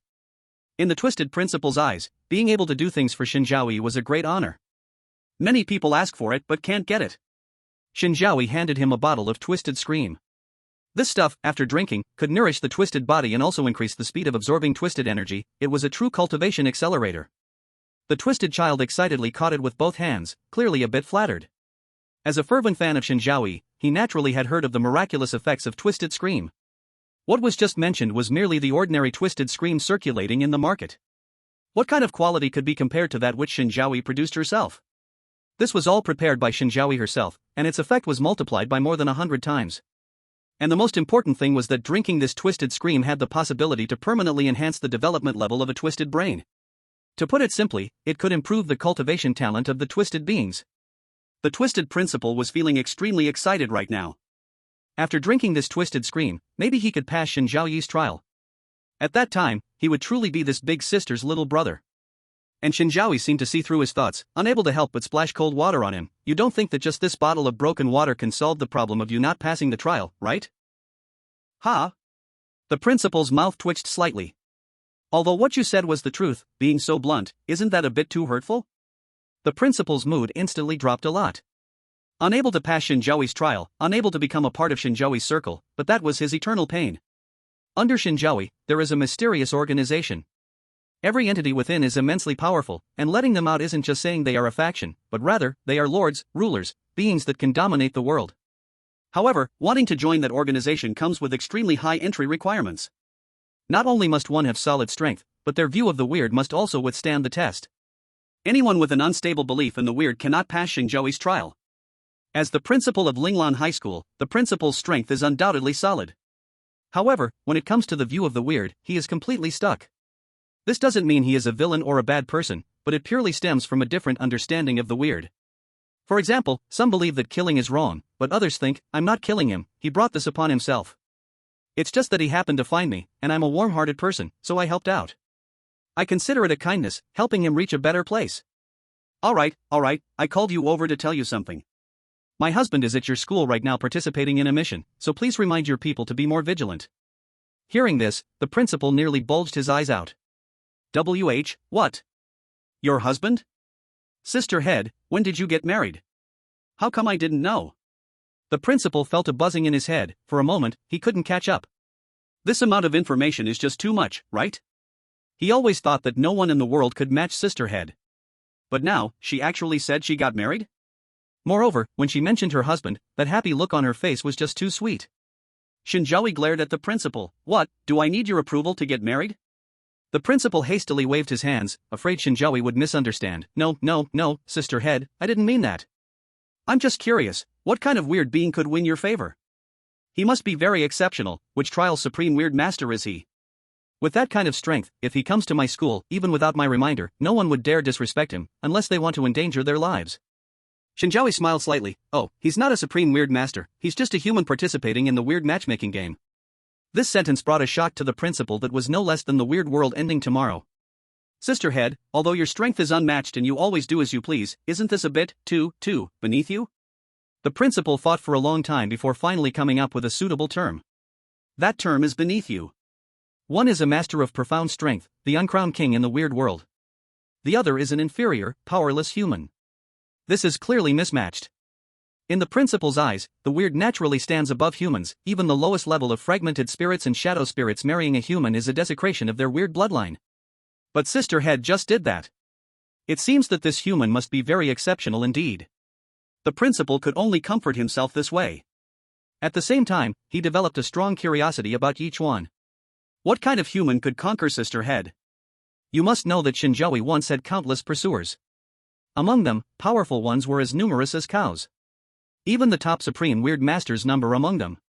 If they realized they ultimately lost to a lowly human, sure to explode in fury. My affairs, when did it become your place to meddle?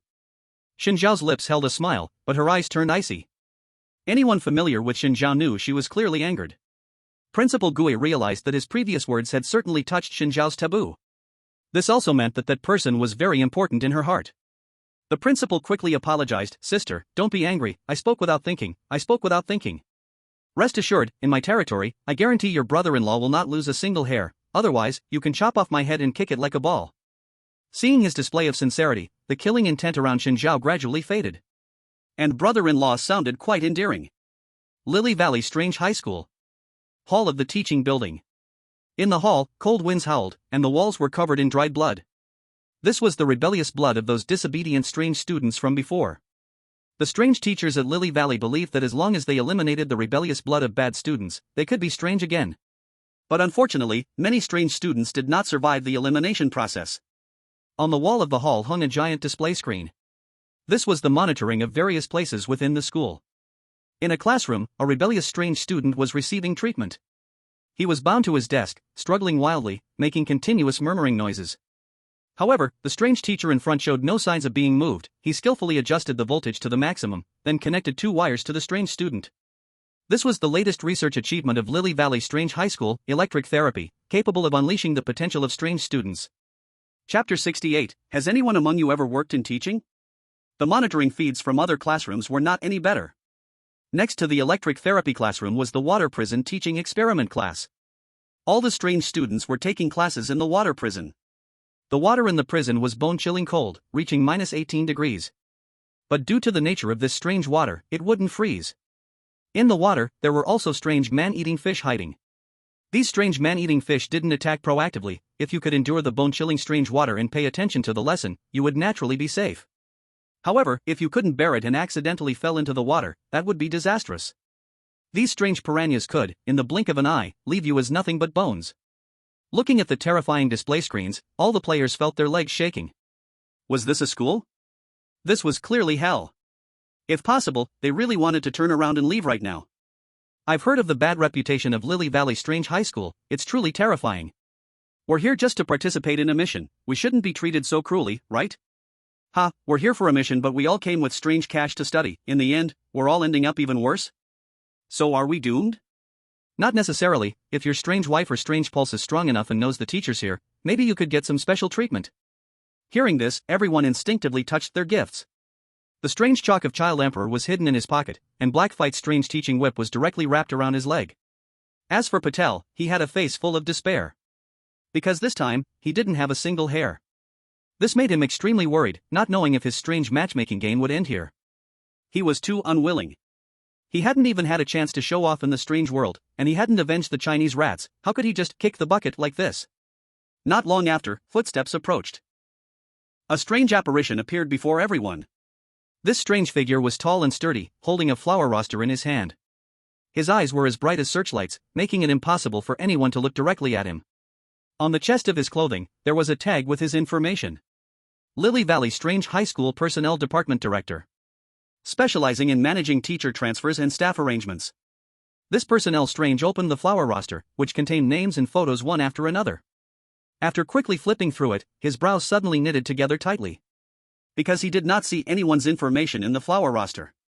This was strange. You should know that his flower roster, though not of high rank, was indeed a real strange item.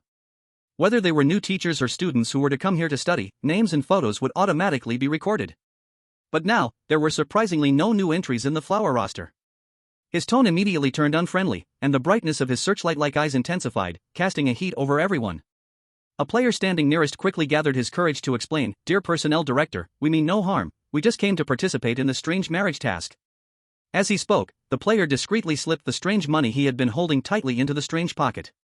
Upon hearing this explanation, the brightness of the Personnel Director's searchlight dimmed slightly. Clearly, this was not the first time the strange marriage game had arranged things this way. Every so often, the strange marriage system would send a batch of lowly humans to come and learn. However, Lily Valley Strange High School was not a charity place. To come here to learn, you had to pay in real ghostly money. Without ghostly money, no one could be of any use. Of course, if you could beat our principal, that was an exception. So, every time players were transported here, the personnel director would not arrange for them to learn, but instead assign them work to do, forcing them to work for the school for free. After all, it's free labor, why not make use of it? As for your tasks, what does that have to do with me? The personnel director remembered that the tasks they were sent here for seemed to be all the same, which was to study. Although failing to complete the task wouldn't mean life-threatening danger, they were still unable to report back to their strange wives. Many players, after returning empty-handed, ended up being consumed alive by their furious wives. Of course, there were exceptions. After all, some strange teachers needed teaching assistants. If one was fortunate enough to be assigned next to them, it was naturally another matter altogether. Not only could they learn alongside, but if they could earn their concern, even just a little guidance would be enough for these little mice to benefit for a lifetime. Regarding this so-called band of thieves trying to learn, the personnel director took an indifferent attitude. As long as you did your assigned work well, not to mention stealing knowledge, even if you and your strange teacher were having an affair, I wouldn't care. The personnel director closed the flower roster and discreetly put it into his pocket. Feeling the ghostly cash, his expression suddenly turned cold. A mere 5 ghostly cash? Just this to test a cadre? A wicked and cruel smile curled at the corner of his mouth. From today on, you will work in the cafeteria. Hearing this arrangement, the player's face changed dramatically. They were somewhat familiar with Lily Valley Strange High School. They knew that even if the system arranged for them to come here to learn, they would be met with difficulties, not only failing to secure their rights but even being forced into labor. These seemed to have become an unspoken understanding. However, labor was also ranked in levels. The highest level was undoubtedly being a teaching assistant for the strange teachers, allowing for full-time learning and observation. The lowest level, however, was that of a cleaner or cafeteria helper. Purely just free labor, with nothing to learn at all. What's wrong? Are you not satisfied? Then go guard the garbage incinerator? The HR manager's spotlight instantly turned into a glaring beam, shining solely on this player. The HR manager had a very strange personality, doing things solely based on his own whims. In his mind, if you don't bribe me, you probably won't offend me. But, since you chose to bribe, you must make me satisfied. Otherwise, just wait for me to target you. Just 5 fake bills, who do you think you're scaring? Damn. Upon hearing garbage incinerator, that player quickly stated, HR manager sir, I am very satisfied, extremely satisfied. He was really afraid of being assigned to watch the incinerator. How is that different from being sent to Lingnan? Going to the cafeteria as a helper, at least he could sneak a bite, right? You worthless worm, why aren't you going? You have only 5 minutes. If in 5 minutes the cafeteria tells me you haven't reported in, then you won't be a helper anymore, but will go to the incinerator as Ash. After saying that, the HR manager made a strange gesture, and a countdown appeared on this player's chest. Looking at the crimson numbers, the player was terrified, and without any hesitation, ran towards the cafeteria. Then, the HR manager strangely looked at the remaining players and slowly said, is there anyone among you who has previously worked in teaching? Due to an explosion of birth rates in the strange world in recent years, the number of eligible strange students was huge. In addition, this year, Linglan Strange High School expanded its enrollment, leading to a lack of teaching staff. The newly hired strange teachers wouldn't come for half a month, so they'd have to let these guys cover for a bit. Of course, the prerequisite was having relevant experience. Chapter 69, Acting as Assistants for the Strange. Upon hearing this, the remaining players showed expressions of disbelief. They suspected their ears were playing tricks on them. At the same time, their hearts couldn't help but start racing. He's asking this, does it mean he wants us to be teaching assistants? No one dared to dream of such luck. The HR manager looked at the silent crowd and thought they were really a bunch of worthless wastes. Even when given a chance, you guys are useless. You deserve to be exploited. Although no one had worked in education, those strange students still needed to be taught. Never mind, let's distribute randomly. It's just about who ends up getting assigned, a bit of packaging will do. After all, those strange students don't understand anything, just blindly listen. Moreover, the reputation of Linglan Strange High School had already been established, with performance metrics available. If you came here to study but your perspective didn't improve, it has nothing to do with Linglan. It's because you are not capable. Sometimes, look for reasons within yourself, don't always say that Linglan's teaching staff is diminishing. Linglan Strange High School's teaching staff has never been insufficient, it has always been excellent. At this moment, Heffite quickly raised his hand and stood up. HR sir, I have experience in elementary teaching. Heffite raised his head high, as if he was above everyone else. He was once the lowest existence in Enigu country, and from the moment he was born, it seemed he was destined for a tragic life. However, he never expected that one day he would transform into a so-called talent and be introduced to Huaxia. There, he was like royalty, not only learning for free but also earning a lot of money without working hard, the most important part being the bars where he could enter for free, with countless women throwing themselves at him. In just 2 or 3 years in Huaxia, his speed of changing girlfriends was quicker than changing clothes. Those women were stunning, but more importantly, there was no need to take any responsibility. After each of them was toyed with by him, they would be mercilessly discarded. The funniest part was that the women he played with would eventually package themselves as goddesses, still attracting countless admirers. Little did they know, those so-called women were merely his gold-devouring beasts. One woman, after being toyed with by him, even married a wealthy second-generation heir. Yet, even so, she still longed for him, occasionally inviting him to her newlywed villa, engaging in deep conversations on the marriage bed, beside their wedding photos. Ah, the past is truly delicious to reminisce about. After staying comfortably in Huaxia for a few years, he reached age limits and had to return to the Nig Nation. With just a bit of superficial knowledge learned in Huaxia, he surprisingly got a job at a local elementary school, becoming a teacher. The personnel officer was strange upon hearing this, the spotlight in their eyes flickered momentarily. Clearly not expecting that a casual question could reveal such information. It seems this time he really struck gold in the muck.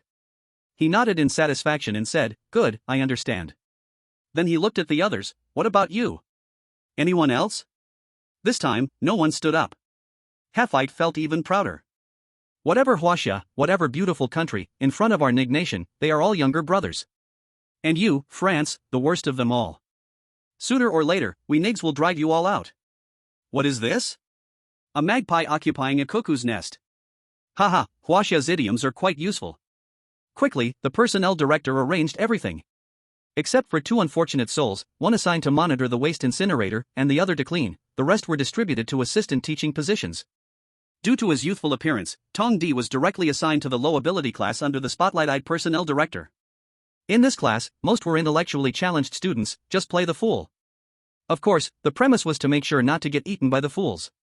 Patel was assigned to the strange women's boxing class specifically for teaching odd women how to box. Finally, Halfite and Ye Chuan were placed in the same class. This was currently the most normal class, teaching normal strange high school students. Seeing Halfite get such a good assignment, the audience in the Nig Nation's strange livestream erupted with excitement. Halfite truly deserves to be the glory of our Nig Nation. Of course, he is a talented student returned from studying in Huaxia. Halfite has the strange teaching whip on his leg. If he presents this to the strange teacher, won't she be overjoyed? Whether she lives or dies is uncertain, but she will undoubtedly give Halfite special treatment. Look at our clever Halfite, then look at those Huaxia mice with a single shabby notebook, simply too pathetic. I really don't know how he can stand out. Watching the brainless comments from the Nig Nation, the Huaxia audience was somewhat speechless. Are these guys really brainless? After so many times, they still doubt what Shen Zhaoyi brings out? Exactly, they really don't learn from their mistakes. Oh my god, why does such a disgusting race exist in the world? I want to puke. I support the heavenly Emperor Yi. I support him too. Count me in. I want to support too. Brothers, let's spam the support in the comments. Soon, Halfite and Ye Chuan arrived at the classroom. Halfite mockingly glanced at Ye Chuan. He had long been unhappy with Ye Chuan. Damn, during the Red Romance, we ate leftovers and drank slops while you had it so good by yourself, not even sharing. This time, I will make you pay for your recklessness. After knocking on the door, the two entered the classroom one after the other. The atmosphere in this classroom was quite normal. Inside it was tidy, the desks organized, the floor spotless, and the lights warm-toned. Perhaps to welcome their joining, even the air was scented with perfume. At the podium sat a square-faced strange teacher, sitting upright. Seeing the two walking in, a flickering flame of enchantment burned in their eyes. When the strange teacher's face appeared in the live stream, the entire strange live broadcast room trembled. What the hell, why is it him? Oh my god, Ye Chuan is in big trouble this time. Known as the most eccentric teacher in the strange world, he once had a bizarre student who, in his class, was forced to fly a strange plane, or else he would expel that student from the strange school. I still remember this incident clearly. This guy, relying on his purple robe identity, often acted recklessly in his class, while the school turned a blind eye to his actions. His personality is incredibly greedy. Attending his class requires preparing strange money, and if even one person in the class doesn't give it, well, he will just ramble aimlessly. It's chilling. He is as enamored with the strange teaching whip as he is with his wife's body. Good, not bad, not bad. You young man, as soon as you walked in, I could tell you were someone worth nurturing. To be honest, I really love this strange teaching whip. With this whip, my teaching quality will surely soar to new heights. Aben looked at Halfite, his eyes growing more satisfied. In the past, many players had been assigned here, and there were quite a few like Halfite who were quite savvy, often bringing small gifts. But someone like him, who was willing to invest so much, was truly an unprecedented first. From today onwards, you will be my personal teaching assistant. I allow you to follow me in all teaching activities. During this time, observe well, learn well, and feel free to ask me questions to improve your teaching ability and level. Halfite's eyes immediately lit up. This strange teaching whip was not given for free, he actually had something to teach. With Teacher Aben's thorough guidance, my teaching ability will surely rise like a rocket. Who knows, maybe in the end, I can even stay here to teach. At that time, I, Halfite, would be the very first human to become a teacher at the strange high school among all of humanity on Blue Star. Thinking of this, Halfite's expression grew even prouder. Of course, when facing Teacher Aben, he still remained humble to the dust. Seeing that Halfite unexpectedly gained Teacher Aben's favor, the people from the Nigo Nation in the bizarre livestream began to show their true colors again. What did I say? This kid Halfite has had potential since he was little. This time, the strange janitor has made a great contribution. Sure enough, gifting really requires knowing their taste. Halfite studying abroad in Huaxia truly allowed him to grasp the essence. That strange teaching whip is a mid-grade strange item, and it is the most suitable for teachers. It's impossible for any strange teacher to resist such temptation. That Huaxia rat must be feeling very uncomfortable right now. Definitely. With Hefeite's strange teaching whip as a shining example, how can his shabby notebook still be brought out? It's not even worth showing off. But Teacher Aben is famous for being a smiling tiger. If he doesn't give anything, won't he be targeted? Absolutely. His only way out now is to kneel before Hefeite and beg for his protection. Hefeite is now a personal teaching assistant, with a higher status. If he's willing to say a good word for Ye Chuan, I believe Teacher Aben would give him some face. But the Huaxia rat has always been ungrateful. Will he really beg Hefeite? If he doesn't beg, he should just wait to die. At this time, Teacher Aben also turned his gaze towards Ye Chuan. He couldn't help but feel curious about what good thing Ye Chuan would bring out.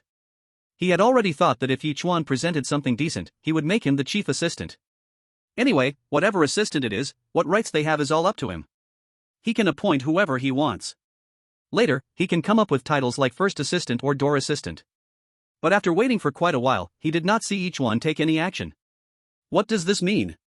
Is he still pretending to be dumb? Teacher Aben's narrow, strange eyes instantly squinted. What he hates most are those who pretend to be foolish. And Ye Chuan's current behavior undoubtedly infringed on his taboo. After exhausting all patience, Teacher Aben finally couldn't help but speak. What about you, do you not have any expression at all? Before Ye Chuan could speak, Hefeite jumped out anxiously. Seeing Ye Chuan's embarrassment, he knew that Ye Chuan had nothing at all. Thinking about it, it makes sense. His strange wife is a weak strange being without even a title. How could he possibly bring something prepared as a gift? This time, aren't you dead for sure? Hefeite mocked. Teacher Aben, don't waste your breath. Even if I ask 10,000 times, and wait 10,000 years, this guy won't give anything. Clearly, he wants to play tricks to make a profit without putting in any effort. I think this behavior is truly excessive. As an esteemed and talented teacher, he doesn't even show you the slightest bit of respect. It's absolutely outrageous. But please calm down, I am more than willing to assist you in dealing with this disrespectful little rat. Chapter 71, It's him who doesn't give gifts. Are you testing me with chicken feathers? Regarding Blackfeet's words, Aben felt deep agreement within. This guy comes empty-handed, and it is the biggest insult to me. What a presumptuous guy. Does he really think that my teaching ability can be learned by anyone? Aben snorted heavily and then said, as your personal assistant, I'll trouble you to give him a lesson first. This lesson is called, The Tricks of the World. Hearing Teacher Aben's words, Blackfeet immediately became excited and rolled up his sleeves. He had long had a problem with Ye Chuan, but due to the strange laws of the heavenly way, he could not easily take action. But now it's different, this time he can finally teach him a lesson openly. Because this is an order to beat him. You little rat, hurry up and crawl over here. Blackfeet suddenly shouted loudly. This time, it wasn't just about fixing Ye Chuan, he wanted to severely humiliate Ye Chuan. No, to be precise, he wanted to humiliate the entire Huaxia. He wanted everyone in Huaxia to see how these despicable creatures, were trampled by him, the Great Black. Thinking of this, Blackfeet felt invincible joy. Seeing that Ye Chuan was unaffected, Blackfeet became even angrier. Kid, this is Teacher Aben's order. If you don't crawl, do you look down on Teacher Aben? Blackfeet began to rely on his connections, giving Ye Chuan a look that meant he should weigh his options. Right now, he had Teacher Aben as his backing. Are you sure you can afford to offend me, or can your useless wife afford to offend me? If your useless wife knew you offended a powerful figure in a purple robe, she would probably kill you to apologize to Teacher Aben. Looking at Blackfeet's arrogant demeanor, all the Huaxia audience became furious. Damn, now I see what it means for a petty person to gain power. What kind of scumbag is this Blackfeet, daring to speak to us like this? Why isn't the country taking action? Immediately stop all aid to the Nigu country. Ye Emperor fears no enemy, don't forget, Gong Million is right on his forehead. Yes, Gong Million is a top-notch purple robe, can't he take down this garbage Aben? Gong Million, what are you waiting for? Hurry up, didn't you see your master was insulted? Gong Million can certainly kill these two trash, but then what? Don't forget this is Linglan High School, and that bizarre principal is beyond a purple robe. Exactly, think before you speak. If you really kill these two, it would definitely be seen as provoking the Linglan High School, and then it would be hard to settle. Then what to do? Are we really supposed to crawl to him? Ye Chuan's face remained calm. This surprised Teacher Aben a bit. You have to know, if it were any other human player, they would have been scared and begging for mercy on the ground after hearing his words. But this guy remains so calm? Could it be he has a background, which is why he is so fearless? This made Teacher Aben take a few more glances at Ye Chuan. He looked quite ordinary. However, in the next second, Teacher Aben's gaze suddenly froze. His eyes were glued to the notebook that Ye Chuan was holding. That was, gulp. Teacher Aben swallowed hard. His breathing became somewhat disordered, and his whole body trembled like a sieve. A dignified face was filled with an unimaginable terror, as if witnessing some great flood beast. He had once been called into the office by the strange principal due to issues with his teaching attitude. On the strange principal's desk, he had seen a similar notebook. At the time, he thought it was ordinary and unremarkable. Until the strange principal told him that this seemingly ordinary notebook was, in fact, unusual. He pointed out the symbol in the lower right corner of the notebook, claiming that books with such a symbol possessed at least the power of a purple robe. Moreover, the higher the power, the smaller the body. And now, he saw the same symbol on the notebook in Ye Chuan's hand. Furthermore, the notebook he held seemed to be even smaller than the one on the principal's desk. Hiss. Teacher Abi gasped, realizing this meant the notebook in this guy's hand was even more powerful than the principal's. And having the same kind of notebook as the principal, could it be that the two were somehow related? Was he the principal's uncle or second maternal uncle? But no matter which it was, he could not afford to offend either. No wonder he was so arrogant. Unaware of the truth, Huaxia continued to press aggressively. In a daze, Teacher Abi seemed to see the notebook in Ye Chuan's hand gently flipping open. He knew that something strange inside was about to break free. Shut up! He hurriedly shouted to stop Huaxia. Although he was also a purple robe, he was still not a match for the principal's notebook, let alone the one in Ye Chuan's hand. If the strange thing inside really came out, he would either die or suffer greatly today. Ha! Huaxia looked at Teacher Abi in confusion, feeling very puzzled. Why did Teacher Abi suddenly stop him so sternly? Could it be that he was taking too long and had not acted directly? Yes, it must be that way. After all, the strange things are all about violence and do not understand the pleasure of humiliating others. Teacher Abi, please don't rush, the show is about to begin, just wait a moment longer. Huaxia was still trying to buy himself some time, completely oblivious to the fear hidden in Teacher Abi's eyes. What the hell are you talking about? Teacher Abi actually walked up to Huaxia without hesitation and slapped him hard. This slap left Huaxia completely stunned. What is happening? Shouldn't he be slapping the Chinese mouse? Why did he slap me? Damn it, Teacher Abi can't be short-sighted, right? Yes, it must be that way. Damn it, that Chinese mouse made me take a slap for nothing. Wait, I will definitely make you pay 10 times back. Teacher Abi, it's me, your personal assistant. Did you slap the wrong person? The disrespectful mouse is over there. Thinking that after pointing out the right direction to Teacher Abi, he would go slap Ye Chuan. But he never expected that having said this, he himself received another slap. I'm slapping you. Huaxia was completely baffled. What is happening? He looked at Teacher Abi, feeling an overwhelming sense of unfamiliarity. At this moment, Teacher Abi was full of righteousness, with a stern expression on his face. You have truly disappointed me. I only intended to give you a small test, and you exposed your evil heart. You are simply unworthy of being my personal assistant. Ha? Test me? Are you kidding me? It was he who didn't bring gifts. Why are you testing me for nothing? Teacher Abi, I am just doing things according to your orders. Chapter 72, Introduction to Teaching Ability. Huaxia was now completely out of the loop. The legendary split personality must be like this. And Ye Chuan was also dumbfounded watching this scene. Wait, are you two performing a skit here? Looking again at the strange Teacher Abi, where was the proud and aloof appearance from a moment ago? It can be said to have a face of integrity. As a teacher, educating the strange is my duty. In my heart, I have always adhered to the principle of equality among all the strange, teaching without distinction. Just now, the greedy look was all an act, just to see your temper and character. In the end, you really disappointed me. You actually brazenly brought strange objects to win my favor. Now, right after arriving, you give me strange objects. In the future, when you've achieved something, won't you find all sorts of ways to scour the strange students? If you're going to draw from your colleagues, won't you then draw from the strange citizens? Teacher Aben became more and more agitated, already occupying the moral high ground of the strange. And Huaxia looked as if he had really seen the strange this time. Damn, the greed was all an act? When I took it out just now, your eyes were about to pop out and you were drooling all over the place. Now you say it was just an act? Your acting skills are way too bad, right? Teacher Aben. No. This.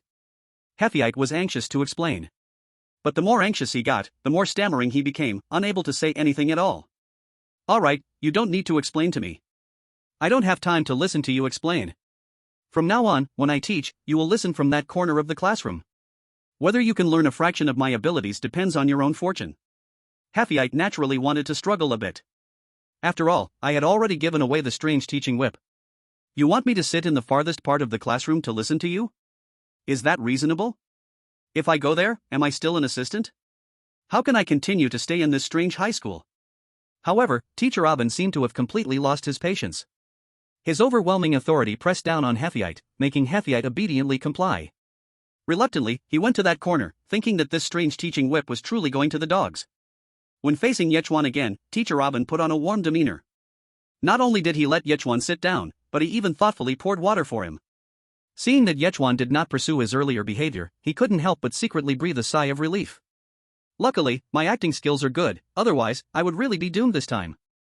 At the same time, he was also quite puzzled, not understanding why Ye Chuan, having such a powerful background, did not directly lay it all out.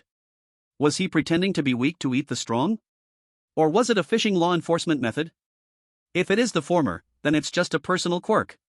But if it is the latter, then it must be taken seriously. I must have done too much during this time, provoking dissatisfaction from the school leadership. It seems I need to restrain myself a bit for a while. The scene that unfolded in the strange classroom changed too quickly, catching all the spectators off guard.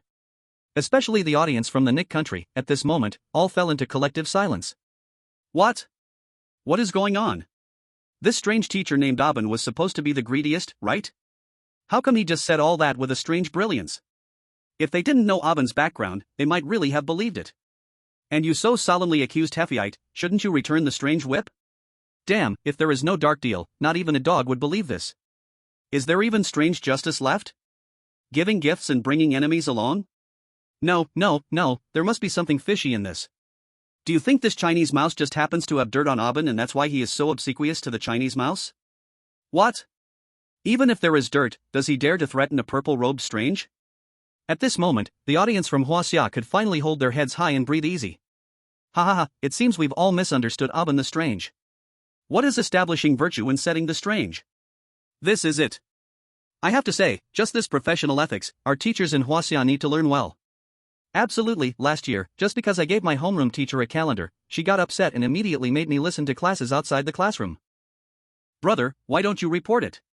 If you report, it's certain to work. After calming Yichuan down, Teacher Aben cast a helpless glance at He Fei.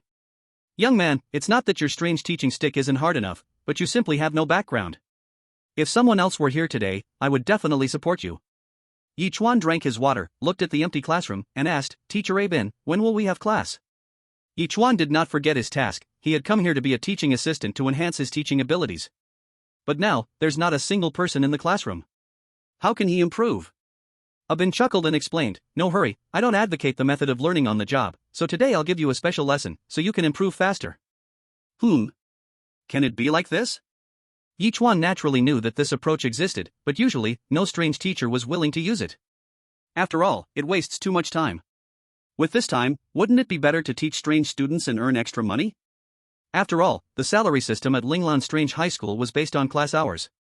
Little did he know, Teacher Aben was doing this entirely to please Ye Chuan. At this moment, in his eyes, Ye Chuan undoubtedly had an enormous background. As long as he could cling to Ye Chuan's leg, wouldn't he soar to great heights in the future? Take a look at these teaching plans. These are my invaluable insights from many years in frontline teaching. Looking at the A4 paper that Teacher Aben handed over, Ye Chuan's mouth twitched. Wait, your years of insights amount to just one sheet of paper? As if sensing Ye Chuan's confusion, Teacher Aben hurriedly explained, this is not an ordinary A4 paper, it's a low-level strange tool, and you'll understand once you take a look. This is also a strange tool? Curious, Ye Chuan took it, and the moment his hand touched the A4 paper, countless pieces of information surged into his mind. Although the amount of information was enormous, it was very gentle, so it didn't give Ye Chuan a splitting headache. Suddenly, Ye Chuan's body shook. A look of unbelievable shock crossed his eyes. Because during the process of receiving this information, the system voice of the strange heavens way rang out in his mind. His teaching ability had already entered the beginner level. Doesn't this mean he is now qualified to be a teacher? This is too easy, right? If he read a bit more, wouldn't he directly become an expert professor? No wonder today's experts and professors are so mediocre, it turns out they all just got it from reading. And He Fei, who witnessed this scene, was now feeling twisted with jealousy. Chapter 73, The Unreasonable Demands of the Male Strange Crimson. Why should this be? What the hell, why is this happening? What is this Abin thinking? Doesn't he fear that I'll report to the strange education department? Of course, the thought of He Fei Te was just a fleeting one. If it really came down to it, he naturally wouldn't dare. In the strange world, to live a little longer, one must bow low and tread carefully. If he truly dared to go, he absolutely wouldn't see the sun tomorrow. Of course, there was no sun to see here. Just as Ye Chuan continued to receive Abin's teaching insights, suddenly a figure in a red coat pushed the door open. This was a female strange who was also a teacher at Linglan Strange High School. She had heard that Teacher Abin had taken in 2 human assistants, so she came over, curious. Teacher Abin, there are 2 desks in my classroom that need to be moved. Can you lend me your assistant for a bit? As she spoke, her eyes burned with desire as she looked at Ye Chuan, with no trace of impurities. Seeing that she dared to have her eyes on Ye Chuan, Teacher Abin narrowed his eyes. As a colleague, he naturally knew what kind of person she was. He was greedy, but this guy is a lecher. Although he is dressed as a woman, he is actually a huge gay. His favorite thing to do is to lure those human players over to complete tasks. He tricks them into his private 2-person classroom, and then begins his draining of male essence. So, he also has a nickname. Male Essence Red Deceiver. Abin has always looked down on him, thinking he lowers the standards of the deceiving teacher. But out of concern for their colleague relationship, he has always played along with him. In the past, when this guy came for assistance, Abin always readily agreed. But this time, he actually had his eyes on Ye Chuan? He is simply asking for death.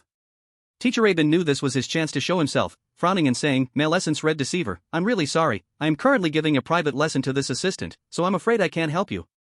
Hearing this, Male Essence Red Deceiver let out a series of tinkling laughs. I say Abin, how much good stuff have you received for protecting him so much? Seeing this guy trying to expose him, Teacher Abin hurriedly said, Receive what? I, Abin, have dedicated myself to education for so long, and have never received even a stitch. Teacher Abin spoke with righteous indignation, as if he had been greatly slandered. Male Essence Red Deceiver scoffed disdainfully, Of course, you haven't received anything. That stuff isn't even worth a dog's attention.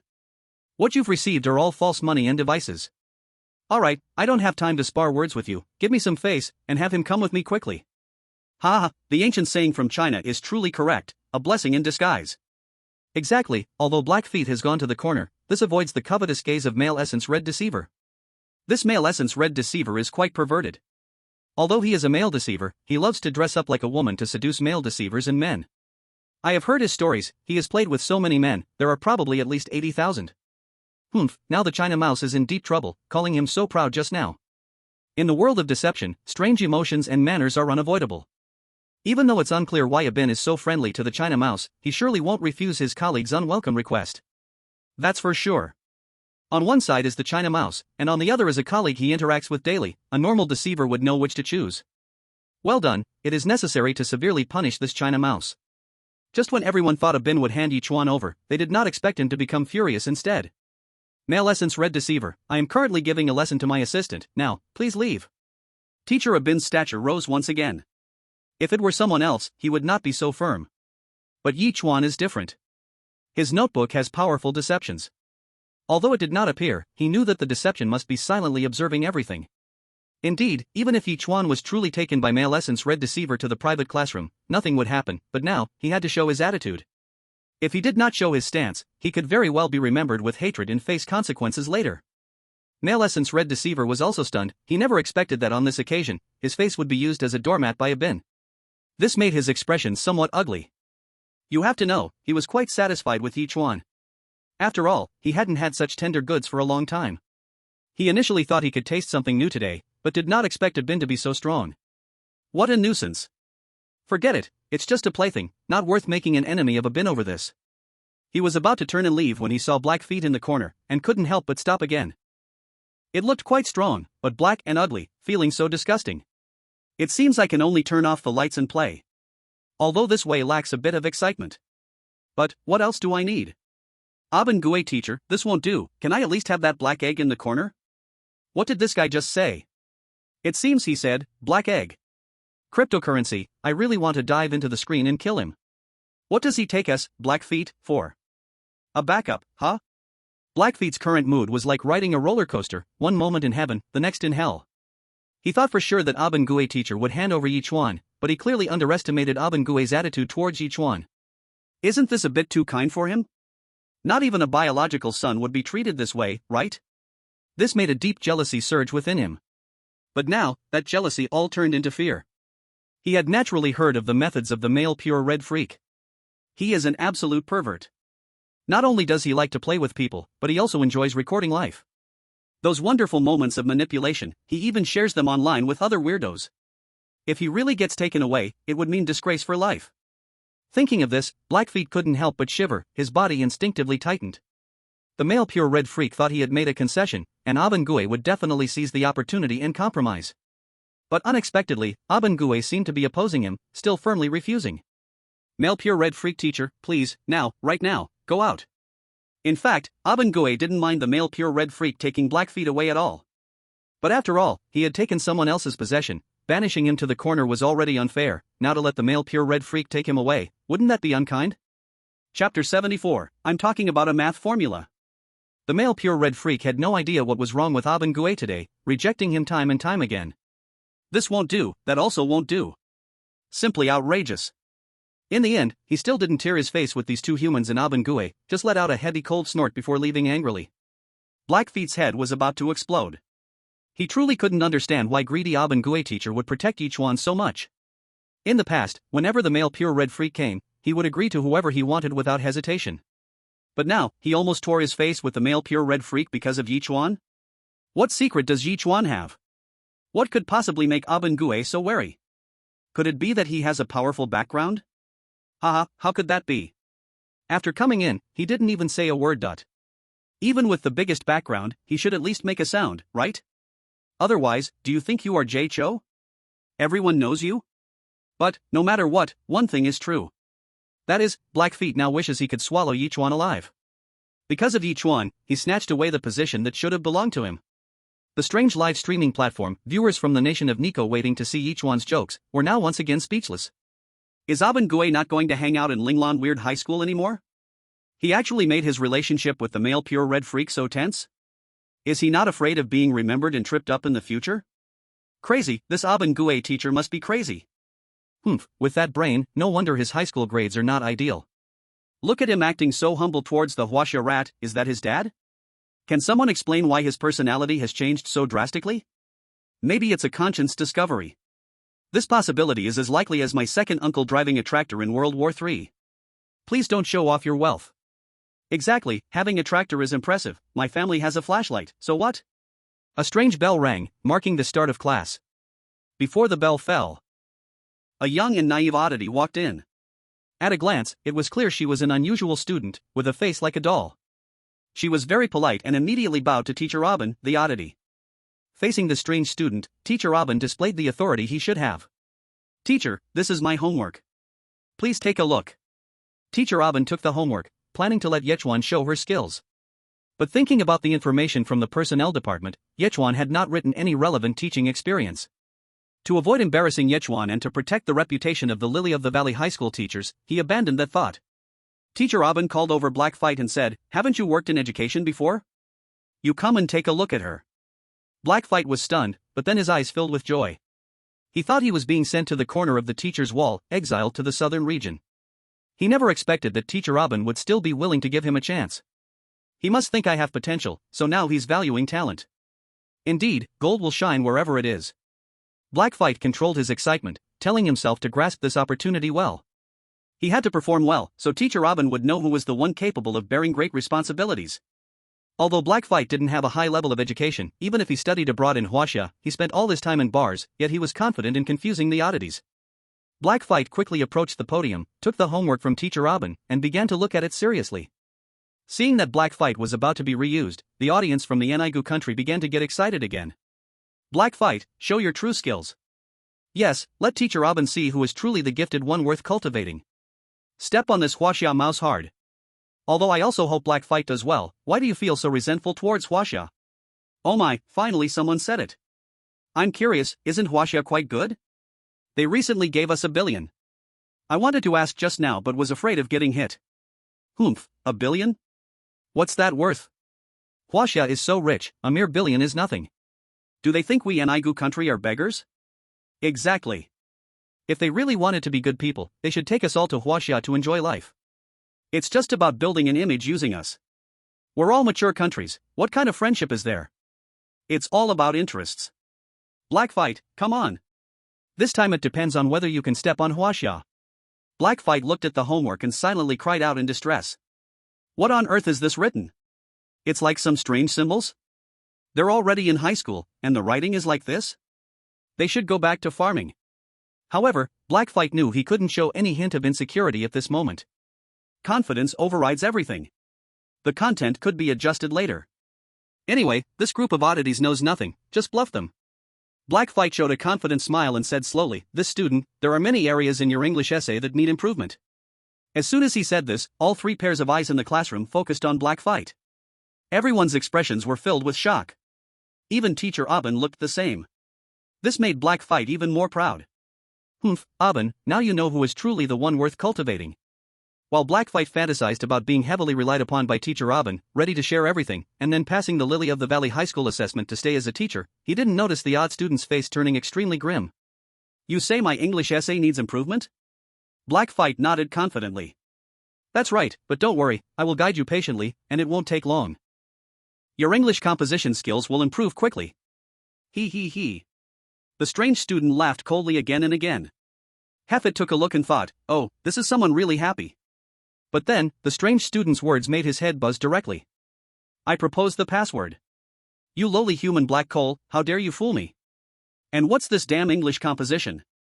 This is my math formula." What? Heffet's eyes instantly became terrified. This whole page of English letters is a damn math formula? Are you kidding? What kind of strange formula is this long? Looking at the angry strange student, beads of sweat the size of soybeans appeared on Heffet's forehead. He knew he was in big trouble this time and hurriedly looked to Teacher Aben for help. Teacher Aben was also very discontent with Heffet. "Is this what you said about having education experience? You can't even tell the difference between English and math. I now suspect you of having a fabricated work history." Heffet really had no words to defend himself now. "This wasn't my fault at all, it's just that his assignment is too misleading." Aben became even more disappointed in Heffet, and the little guilt he had felt before was now gone. However, since he had received a gift, he might as well help him once. So, Aben reached out and took the assignment book, starting to review it. Chapter 75, Classmate, you are insulting me. Although Teacher Aben was greedy, he still had some teaching skills.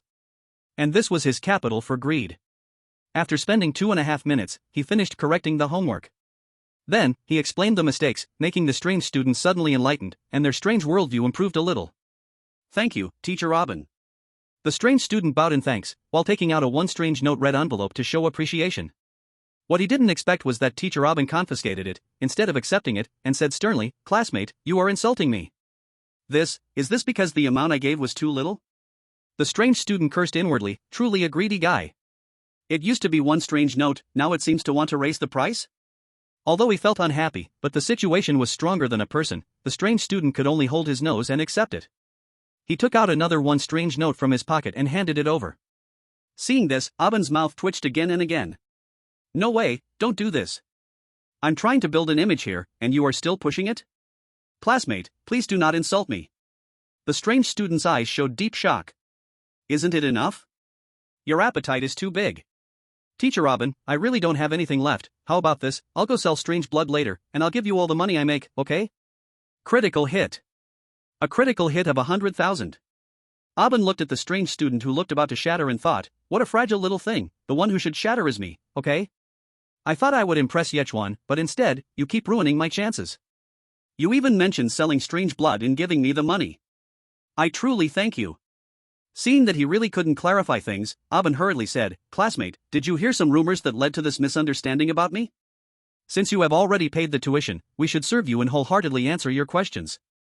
Our Linglan Strange High School absolutely does not allow teachers to charge privately." "Ah?" The strange student looked at the unfamiliar Teacher Aben, thinking, did all the money I gave before go to the dogs?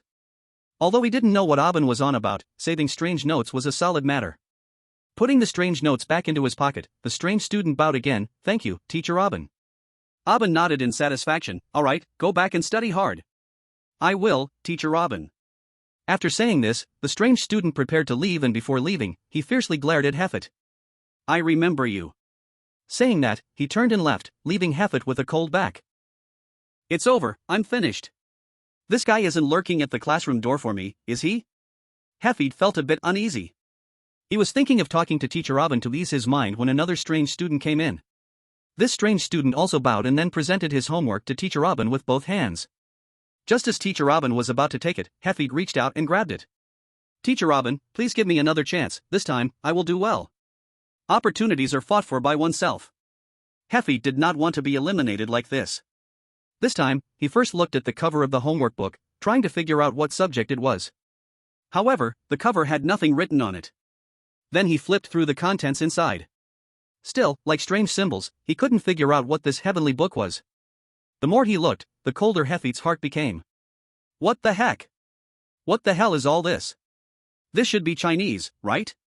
But why do I see letters? No, these are musical notes? Could it be a staff notation book? It's very likely. But, this is an elective subject. Would a strange student really waste time on a little elective subject? Unless they are extremely talented. He sneakily glanced at this strange student. Dazed and clueless, clearly not talented. I might as well take another look at this homework book. Hafid looked for a long time without saying a word, making the strange student a bit impatient. Haven't you finished looking? Well, Hafid stammered, unable to say a complete sentence. Teacher Aben shook his head. He waved his hand. Forget it, you just watch from the side. Yes. This time, Hafid didn't insist anymore and instead breathed a sigh of relief. Teacher Aben had planned to step in himself, but unexpectedly, Ye Chuan also took the initiative to volunteer. Teacher Aben, can I take a look too? Hearing your words is better than reading 10 years of books. My current inspiration is unstoppable, like having gastroenteritis and diarrhea. I must go back immediately to record this, I will thank you properly later. After sending off the quirky student, Aben turned his gaze back to Hafid, his eyes filled with deep disappointment. Chapter 76, The Special Task of the Weird System. You have truly disappointed me. You can't even recognize the subjects of student assignments, yet you claim to have worked in education? I see there's not a single honest word from your mouth. How can you set an example for others when you speak such nonsense? Now, get out of my sight immediately. What? Is this a deportation for me? Hafid's face instantly turned ashen. He never expected that Aben could be so heartless. Even after receiving the weird teaching staff, a cruel punishment was still given. Leave? Where should I go? I was assigned here by the personnel. Am I supposed to go find him to reassign me? But who knows where he is? And this Linglong Weird High School is so dangerous, who knows if I can survive long enough to even find him? Most importantly, I just offended a quirky student, and he threatened me to be careful. God knows if he is waiting outside, ready to finish me off the moment I step out. Hafid pleaded with Aben. Teacher Aben, for the sake of the weird teaching staff, please give me another chance, I just haven't adapted to the teaching methods of the weird world. Hafid spoke while knocking his head, trying to plead for one last chance. However, it was completely useless. Aben directly lifted him up and then threw him out of the classroom. At the same time, he threw the weird teaching staff next to him. I have given you a chance, but you are useless, don't blame others. Now, take your things and disappear from my sight immediately. If you dare to linger here, disrupting my normal teaching work, I won't mind killing you myself. The audience from the Nigek nation felt immense anger upon seeing this scene. As fellow players, how could they be treated differently? They kicked our Hafid out, yet treated the Chinese mouse politely, even personally serving him tea and water? You are a weird teacher, shouldn't you teach without discrimination? How can you be so double-standard? Damn, this is blatant discrimination. If this were the real world, they might have already protested. But unfortunately, Hafid is now in a weird world. The punches thrown in the real world cannot affect the strange happenings of the weird world. Damn it, doesn't everything have a process? Moreover, if Hafid can't figure it out, don't those quirky students have some responsibility too? God, Hafid was kicked out, where should he go now? This is madness, it must be madness. This Aben can even resist the temptation of the weird teaching staff? At this time, the situation for other players wasn't much better. The class where Child Emperor is in is a class for low-performing weirdos. They were all sent here by wealthy parents, hoping their children would gain wisdom and become normal weirdos. But this is no easy task, it is a long process. Child Emperor is currently lamenting deeply. These weirdos are all causing rampant chaos, and they are quite strong. He doesn't dare to manage them much, fearing that if he says the wrong word, they might attack him directly. Forget in a weird world, even in the real world, encountering low-performing individuals also requires detouring, as the other side has fully stacked anti-magic. Patel is also in immense pain. He is also a teaching assistant. However, he is a sports assistant. He feels that his physical strength is pretty good, especially since he is described as a Komodo dragon. But in front of these weird special students, he was simply a little brother, completely crushed. Now, that annoying weird teacher actually made him serve as a sparring partner for this group of bizarre students. Patel felt like he was being treated like some kind of fool. He had just entered the octagonal cage and hadn't even identified his opponent when that weird student unleashed a rapid-fire series of 5 kicks, and he was lying on the ground. Then, he was met with a chokehold and a brutal cross-attack. As for the guy assigned to the cafeteria, he found that it was not as good as he had imagined. Because these weird cooks, in order to make the meals look more appealing, actually poured in paint. Yes, you heard that right, paint. This is really brutal. No wonder there are so many freaks in this bizarre world, it's all thanks to you. Players working in the garbage incinerator thought their job was just to shovel trash into the furnace. But when he arrived, he discovered something was wrong. How come every so often they were bringing in a dead body of a weird student? It turned out that these weird students couldn't withstand the electric therapy. Sending them here was just to utilize their remaining value. The bizarre manager of the incinerator had long been unfazed, skillfully probing the student corpses, hoping to find something valuable. Finding something would naturally make him smile widely. But if he found nothing, he would curse loudly, "Damn it, you were really poor, you deserve to die." In the past, disposing of bodies in the incinerator was his job, but now that Patel was here, he naturally passed this physical work on to Patel. Move faster. If you slack off again, I'll throw you in there too. It could be said that among all the players here, only Ye Chuan was living the most comfortable life. In the spacious and bright classroom, he leisurely observed Teacher Aben's strange insights. As he read, his teaching abilities improved once again. He had now reached an advanced level of proficiency. Just when Ye Chuan was deeply absorbed in reading, he received a task issued by the strange heavenly system. In order to accelerate the improvement of players' teaching abilities, the following special items are now issued. Obtaining special items can directly enhance teaching abilities. Task 1, go to the strange Qingbei class and obtain the handwritten educational insights of the strange principal from his early years. Task 2, go to the small grove at the back of Linglan's strange high school to obtain a brain chip. Task 3, go to the rooftop to obtain the moonlight treasure box. Upon obtaining the items, not only can teaching abilities be quickly enhanced, but one can also teleport away at any time. Hearing the tasks, Ye Chuan immediately became interested. Of course, among all the players, he was the only one interested. The others, upon hearing the tasks, only felt that this bizarre system was deliberately messing with them. Strange Qingbei class, the grove, the rooftop. These were the 3 forbidden zones of Linglan's strange high school. Let alone the human players, even those bizarre entities wouldn't dare to step foot in them easily. Searching for things in these places was no different from seeking death. The audience in the real world also began to worry. Child Emperor, you must not be impulsive. That place is a certain death. As far as I know, that strange Qingbei class is in the disappeared 4th layer. To get there, one can only take the stairs, and there are terrifying beings guarding them. A moment's carelessness will lead to getting lost forever. Exactly. Even if you miraculously get there, it would be impossible to obtain the principal's insights. The bizarre teacher there treats it like a holy artifact. The small grove is known as the place with the heaviest yin energy at Linglan Strange High School. Is there really a brain chip? It's probably a lure to attract people over and provide nourishment. The strange rooftop isn't that terrifying, but that moonlight treasure box is said to be the Pandora's box of the bizarre world, capable of trapping people in a terrifying cycle from which they cannot escape. Huaxia villager Ye Chuan. Yichuan closed Aben Gui's notebook and prepared to set off. If there was a shortcut, he felt there was no need to waste time here. However, that strange Qingbei class seemed to be in the disappearing 4th level. To go there, he needed to find someone inside to ask for directions. Otherwise, he wouldn't even be able to find the entrance. Teacher Aben Gui, I want to go to the strange Qingbei class. Do you know which stairs to take? The strange Qingbei class?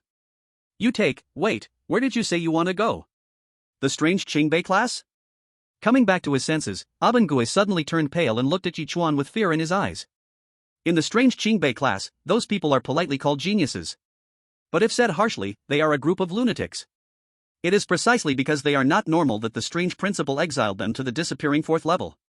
So many years have passed, and the strangeness inside has probably become even more twisted. Going in at this time is no different from sending oneself to death. What's wrong, Teacher Aben Gui? Is there a problem? There's no problem, it's just why do you want to go there? Isn't it fine to stay in my classroom? Oh, so you're not willing to part with me. Yichuan truthfully replied, I heard there is a book of the strange principal's early education insights there, so I wanted to take a look. The principal's early education insights? That is indeed very precious. But, no matter how precious, can it be more precious than one's own life? Moreover, with your relationship with the principal, if you want any insights, you can just ask him directly. Why take this risk? You have to know, that strange teacher from Qingbei class treats this thing as his lifeline. How do you expect to take away the insights? Isn't that asking for his life? Abengui was about to persuade Ye Chuan to give up when suddenly a powerful pressure surged in like a tide, causing him to swallow the words he was about to say. With lingering fear, he glanced at Ye Chuan's notebook and suddenly realized he was worrying for nothing. With this strange notebook as protection, at Linglan Weird High School, who could harm him except for the principal himself? Even if the strange vice principal took action personally, it would probably be a 50-50 chance. If he really went to the strange Qingbei class, that would be like a fierce dragon crossing the river, very tough indeed. Then, Abengui told Ye Chuan the entrance to the stairs leading to the strange Qingbei class. It was a large iron door that had been closed for many years. After shouting "Open Sesame" 3 times at the door, it would automatically open to reveal the stairs behind. After remembering this, Ye Chuan took his leave and left. However, his decision made the hearts of the audience in Huaxia race. He can't really think he's the Emperor Yi, right? Damn, isn't living fine? Why voluntarily seek death? I've noticed that this guy never lets people rest easy, he must not be feeling well inside. Family, don't panic. Don't forget, Ye Chuan has Gong Million with him. With Gong Million taking action, who can rival him? Moreover, didn't Shen Zhaoyi give Ye Chuan a notebook? I don't believe that thing is just for taking notes. Coincidentally, I don't believe it either. If you all don't believe it, then I don't believe it either. Ye Chuan followed the direction that teacher Abengui said and walked toward the stairs. He did not realize that behind him, a pair of resentful eyes was staring at him closely. This was naturally the black fet who had been driven out by Abengui. He had no place to go now and could only rely on these 3 tasks from the strange system to improve his teaching ability.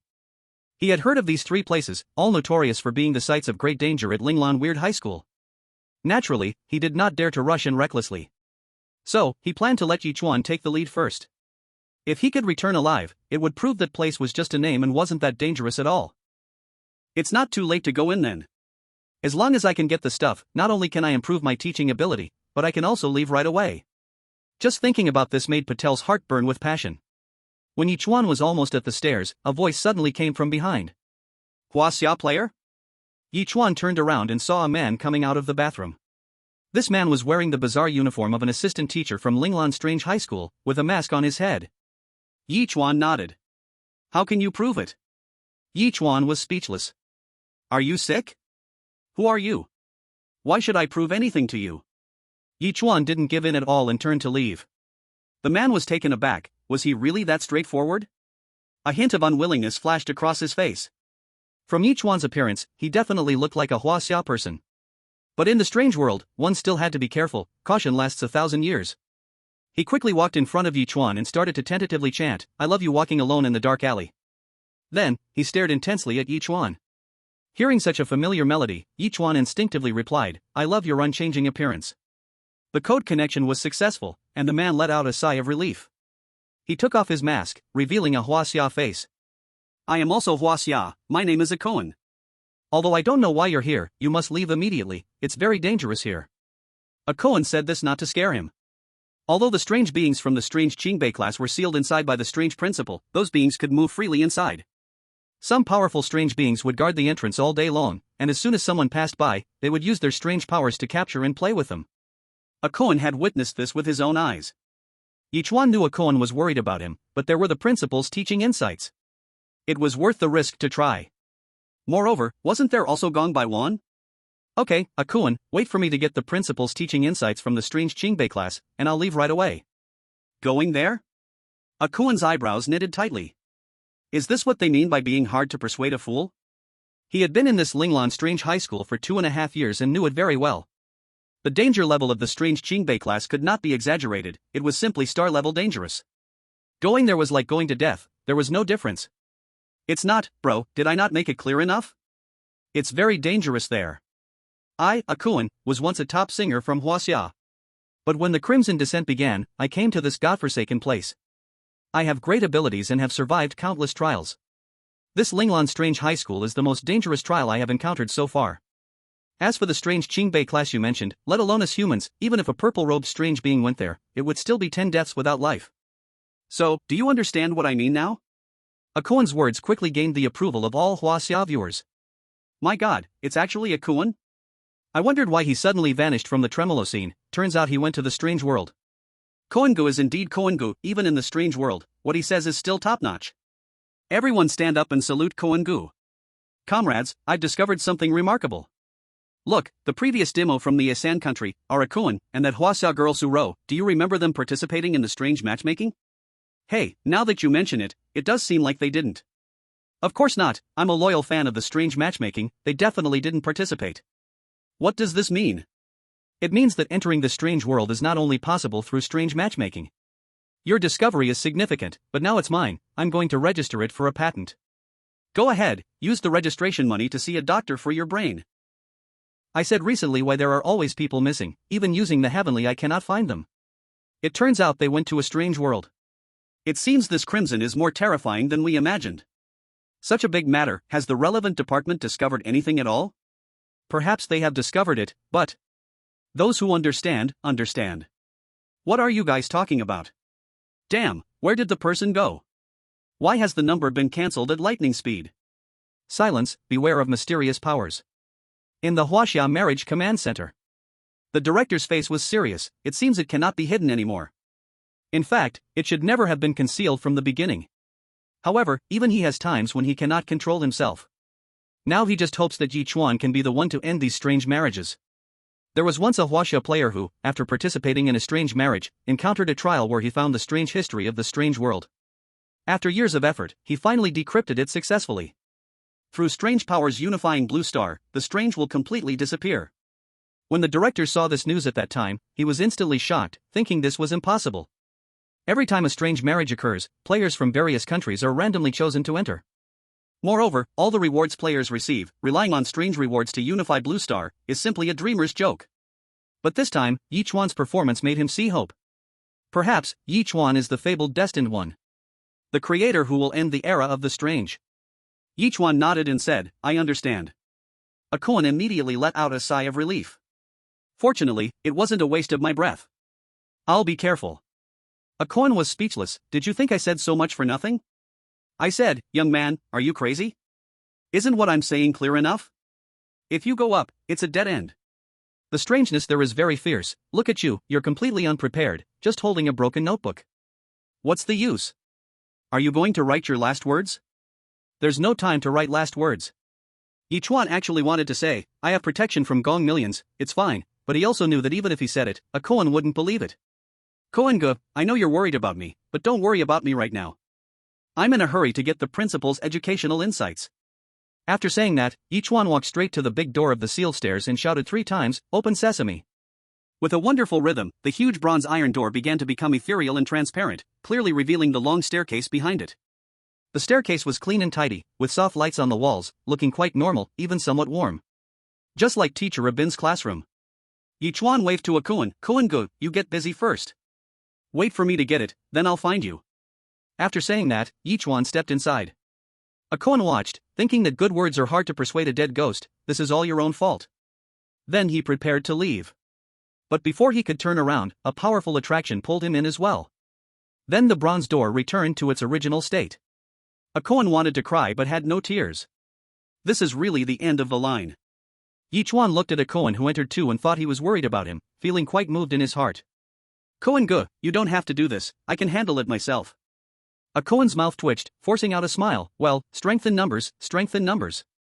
Akuan took a deep breath, fully focused and ready. Since they were in, there was no choice left. Only by getting the educational insights of the strange principle can they leave.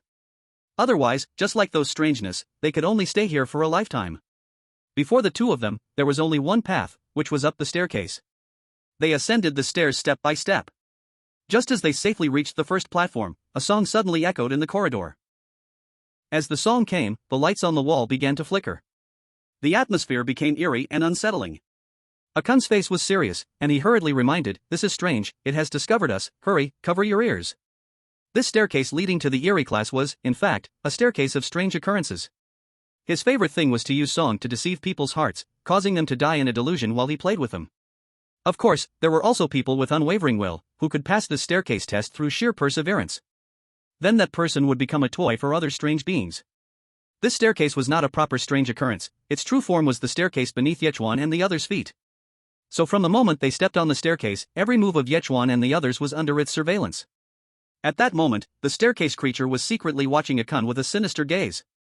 Although it was sealed and could not go out, it could sense some movements outside through the bronze gate, and its strange power could penetrate out over a small area. Anyone passing by here could be pulled in by it. However, ever since Yichuan arrived, he repeatedly disrupted its plans. Several times were like this. Clearly those clueless little mice were about to pass by, but they were informed of the truth by Yichuan. So Yichuan had long ago become the thorn in the staircase creature's side. It thought it would probably miss out again today, but never expected, today this person wasn't afraid of death. After learning about the terror of the Eerie class, he still dared to come? Moreover, what it did not expect was that this person actually knew the secret code of the bronze gate and entered actively. Truly filled with a spirit of adventure. As the bronze gate turned hazy, the strange power of the staircase creature could penetrate further. Thus, the safe spot Yichuan had found originally was no longer safe, and was directly pulled in by it with strange power. Chapter 79, Panic in the Eerie Class. The song grew closer and closer. Even though the two covered their ears, they still could not resist the melody that pierced their ears. In front of them, an illusion had already appeared. Hurry, close your eyes. Yichuan shouted loudly, reminding Ye Chuan beside him. At the same time, Yichuan opened his mouth and sang. He wanted to use song to fight back against the song. Adieu, adieu, adieu handkerchief. However, it was useless, and instead, it angered the staircase creature. Damn it, stinky mouse, the song you sing is even more beautiful than mine? Could it be a human artist? Hee, killing such a person would feel more rewarding.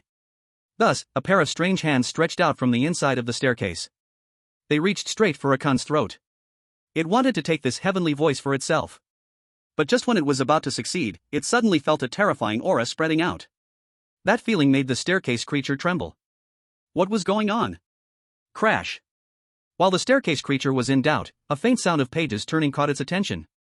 It looked at the notebook in Ye Chuan's hand, its expression horrified. It could hardly believe that the source of that pressure was emanating from this broken notebook. What was happening? This pressure could only be slightly matched by the Eerie principal in the Eerie high school. Other people, even the Eerie vice principal, would not work. Damn, is this the legendary fishing law enforcement? The staircase creature suddenly remembered a novel it had read before, called Eerie Marriage, I Revitalized the Nation by Marrying. In that book, the protagonist loved to trap and kill eerie creatures. Could it be that the novel was coming to life? The staircase creature did not have time to think too much and immediately distanced itself. As it distanced itself, the entire staircase returned to its normal appearance. Ye Chuan, hearing the noise disappear, opened his eyes. Seeing that everything in front of him had returned to its previous state. I thought I had passed the test. He patted Yichuan, who was still singing, Brother Cohen, it's fine now, let's keep walking. Yichuan scoffed repeatedly. He thought to himself, this staircase is indeed magical, creating illusions that feel so real. This is just my cleverness, if it were someone else, they probably would have fallen for it. But, can that kid see through it? Yichuan still had a hint of worry in his heart. As a fellow Chinese, he didn't want Ye Chuan to get into trouble. After losing 2.5 handkerchiefs, Yichuan seemed to hear no more sound, so he carefully opened his eyes, but what he saw directly stunned him. The staircase was normal. The light was normal. Ye Chuan was also normal. This is way too abnormal. How come nothing happened? Although it's good that nothing happened, why do I still feel a chill down my back? Could it be that the staircase is holding back a big move? No, it can't be that simple. After a storm of thoughts, Yichuan instantly understood everything. It must be that too few people have been sucked in recently, and all the weirdness has had no fun for too long. So they won't let the staircase enjoy itself, but want all the weirdness to line up, one by one, to enjoy. Damn, it's quite disciplined. Could it be a trick brought out by General Yichuan? Brother Cohen, you sing so well, if we can go back, I will definitely go to your concert. Yichuan's face turned slightly red upon hearing Ye Chuan's praise. Sure, I'll save you a front row ticket, but you have to bring your own stool. Ye Chuan smiled knowingly, don't worry, Brother Cohen, I understand the rules. Since everything is fine, shall we keep walking? Yichuan nodded, but still very cautiously told Ye Chuan that if he noticed anything unusual, he should immediately cover his ears and close his eyes. After hearing this, Ye Chuan showed a strange expression, then pointed at the wall beside the staircase and said, Brother Cohen, are you sure you don't want to appreciate it properly? Yichuan looked confusedly at the wall. What the hell? More isekai, huh? The climax scene. Is it really infantry? Quite full of hormones. What's going on? When did we enter the adult channel? Ahem, since everything is fine, keeping my eyes open seems okay too. Akun said while touching his pants. Brother Cohen, this. Akun's face became awkward as he explained, hey kid, you should know me, this is a habit of mine, my signature move. Ahem, okay, let's go. Before the two could lift their legs, the original staircase suddenly turned into an escalator, actively carrying them upstairs. This really opened Akun's eyes. What's going on with this situation? Hey kid, I feel like this staircase is about to pull off something big. Yichuan questioned, this can't be, right? Akun's eyes were filled with confidence as he said, you don't understand weirdness, this group of weirdness is all very ruthless. In my view, they are probably thinking about how to kill us. Yichuan couldn't help but nod at Akun's solemn demeanor. It seems they still need to be careful. Little did they know, at this moment, the staircase had already gently shattered. Don't say it. Please stop talking. I gave you benefits, can't you keep your mouth shut? And the scene before them left the entire Blue Star audience puzzled. Is this staircase scary? Apparently, not only is it not scary, but its service awareness is top-notch. I think showing action films on the wall beside the staircase is definitely worth promoting, it could increase our marriage rate. That's right, the Civil Affairs Department could completely set up a temporary office here. I, Wang Duoyu, invested in this project. Wang, you're generous, this move of yours is absolutely the greatest maneuver in the history of marriage and childbearing in our country. What Akun said earlier made me so nervous that I curled my toes under the blanket, only to end up with a big surprise. That's great, it's Kanai-chan. Today, this is it for her. Bro. You truly do not regard us as outsiders. After a while, the two finally arrived at the legendary disappeared fourth floor. Once they went up, the stairs ghost anxiously informed all the strange students of Qingshan North class about the situation, and then hid away. He had made up his mind, if these two guys did not leave, he absolutely would not show himself. Meanwhile, strange Qingshan North class. The classroom was incredibly quiet. At the podium, the strange teacher's face was serious. Below the podium, sat numerous strange students. Classmates, I believe you have received news from the stairs ghost. A notebook that seems to belong to a top-level purple robe or a powerful calamity ghost has come here. As soon as this was said, the strange students below started discussing in a jumble. I heard that they reached some kind of cooperation with the ghost principal, and they are coming to eliminate us on behalf of the ghost principal. No way. I heard that our school's admission rate has dropped, and they want to send us out as representatives. Wrong, all wrong, the ghost principal has already been killed by the ghost principal of Fengxian, and these are the people from Fengxian here to liberate us. Where did you hear these fake news? Clearly, they want to send us to be exchange students. Chapter 80, Seeking Teaching Insights. Silence. Silence. The strange teacher heavily slapped the podium. Do not spread rumors, do not believe rumors, do not pass rumors. I have great respect for the principal's character, he is definitely not the kind of person you all talk about. If they really wanted to harm us, then why bother expelling us here in the first place? In my opinion, the principal absolutely does not know about this. But, no matter what, that strong person has indeed come, so, to ensure our safety, everyone quickly find a place to hide. Remember, no matter what happens, make sure to stay silent. Otherwise, even I cannot guarantee your safety. Finally, I will say it again, this is not a drill, this is not a drill. Alright, now let's act quickly. All strange students appeared serious, and they had realized the seriousness of the problem. Hearing the strange teacher's orders, they instantly began using their unique skills. Wardrobe, floor, trash can, bookshelf, roof. In just a short moment, everyone had found a place to hide. They nervously held their breath, fearing that the next second they would be discovered by that terrifying strong person.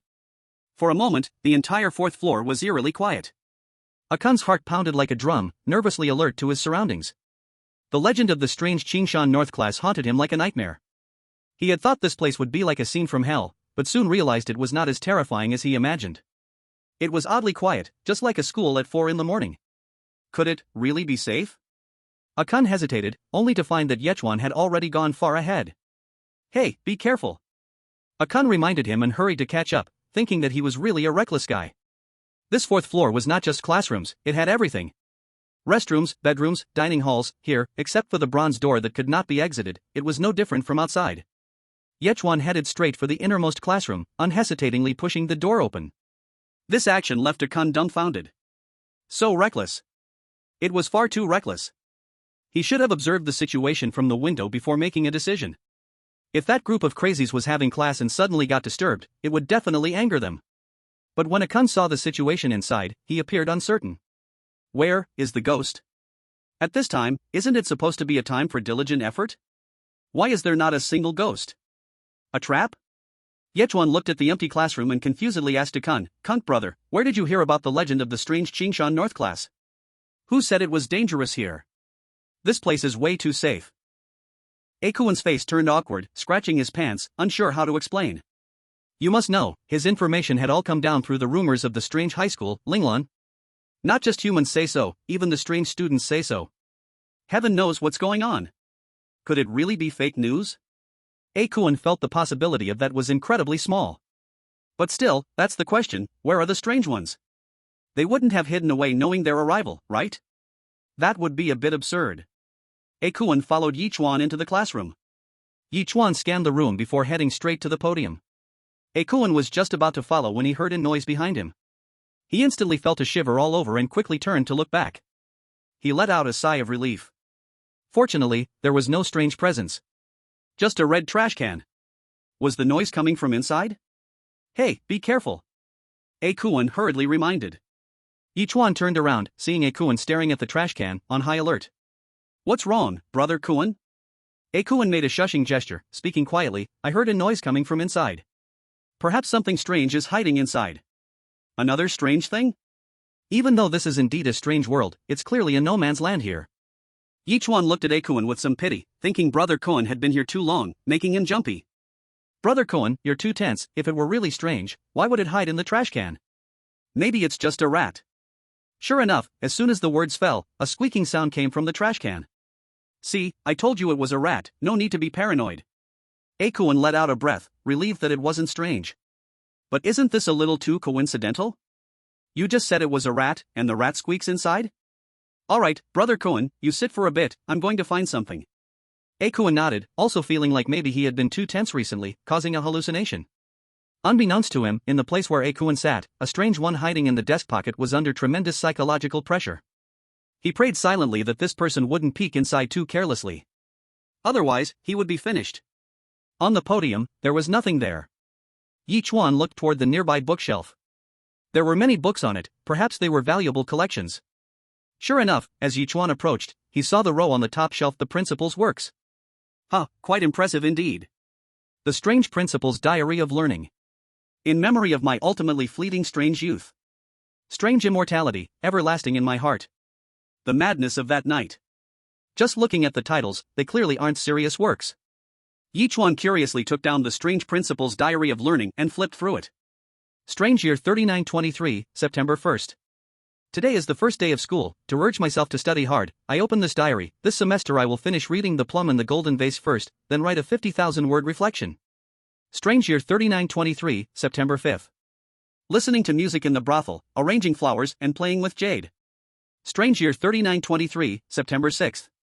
Listening to music in the brothel, arranging flowers and playing with jade. Strange year 3923, September 7th. Listening to music in the brothel, arranging flowers and playing with jade. Strange year 3923, September 8th.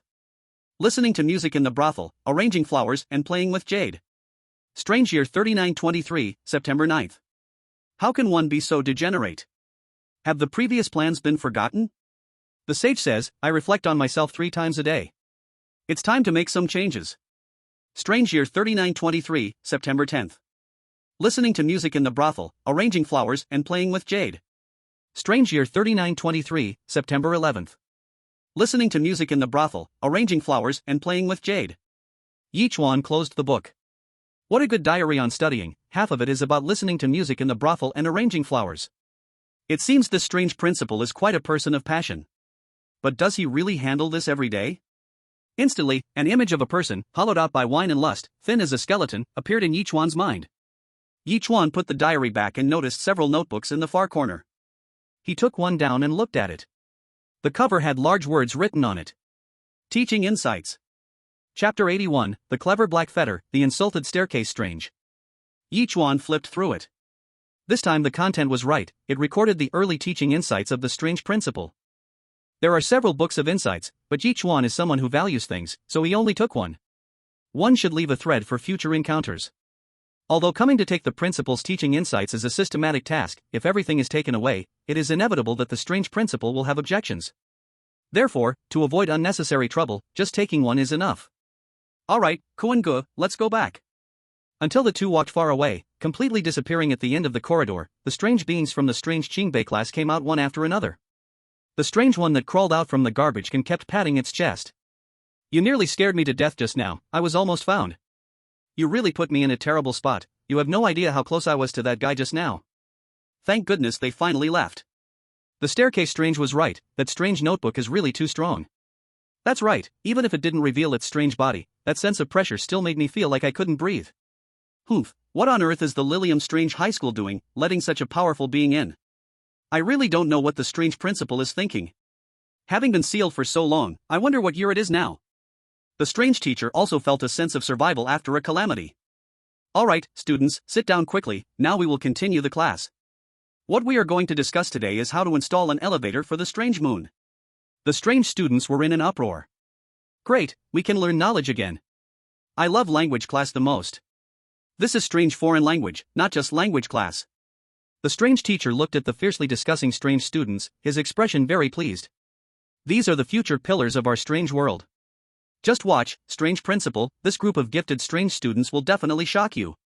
To install an elevator for the strange moon, it can be divided into 3 steps. Koen-gu, I'm heading to the strange little forest behind the school now, are you coming with me, or? Ye Chuan was clearly not satisfied with just completing one task. Now that he was here, he of course wanted to take everything. Strange little forest? Koen's face changed, and he advised, why not skip it? Although the danger level of the strange little forest is not as high as this strange Qingbei class, it is still one of the 3 restricted areas of Lilium Strange High School. Yichuan replied easily, Koen-gu, you also said that the danger level of the strange little forest is not as high as this strange Qingbei class, but you saw it too, is there any danger in this strange Qingbei class? This it really doesn't seem to be. Koen sighed and said, forget it, since you want to go, I'll go with you. At this moment, viewers from other countries watching the strange live broadcast were already getting jealous. Damn, did they really get the principal's educational insights? As expected, rumors are unreliable, how can the strange Qingbei class be strange? I see there are still several books of insights on the shelf, this Huaxia mouse is really too foolish, even if he came, he didn't take them all. Haha, how stupid, luckily, this foolish guy is our opponent. First come, first served, let's see who the next lucky one is.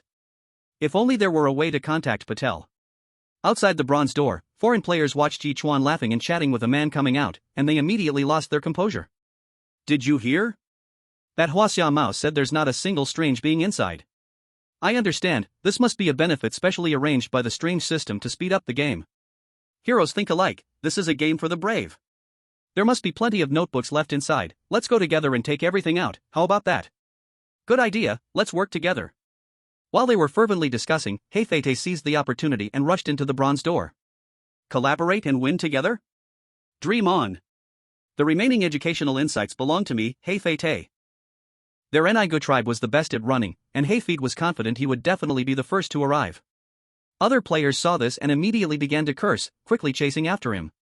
But Heifei was too clever, he actually locked the iron door at the staircase on the first floor. This instantly blocked players from other countries. Heifei, do you know what you are doing?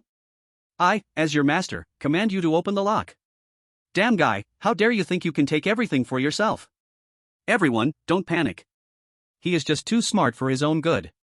We only need to wait here for him to come to us. That's right. Even if he gets the item, he still has to come down from here, right? Smart, but not that smart. The strange live broadcast platform. Heifei's actions truly angered many.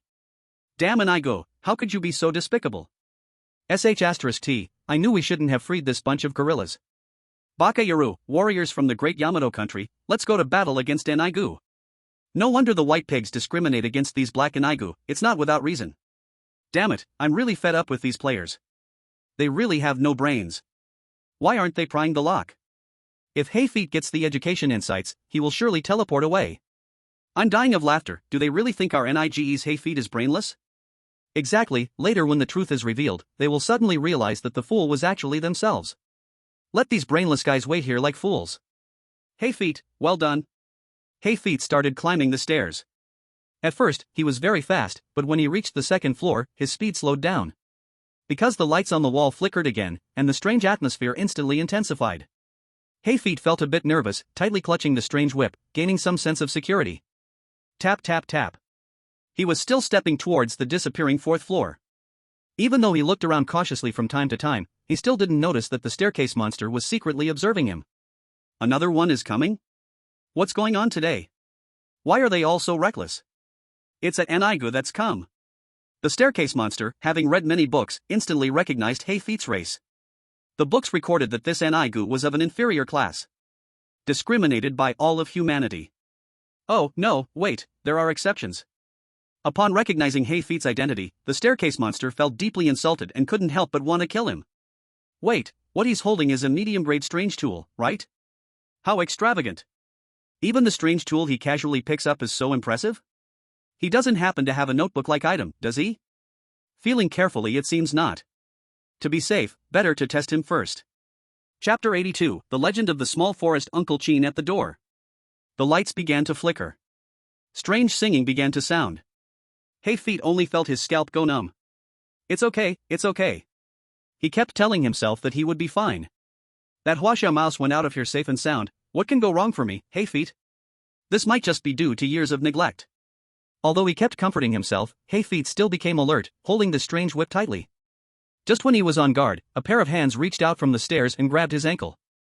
Hayfeet was instantly terrified, screaming loudly.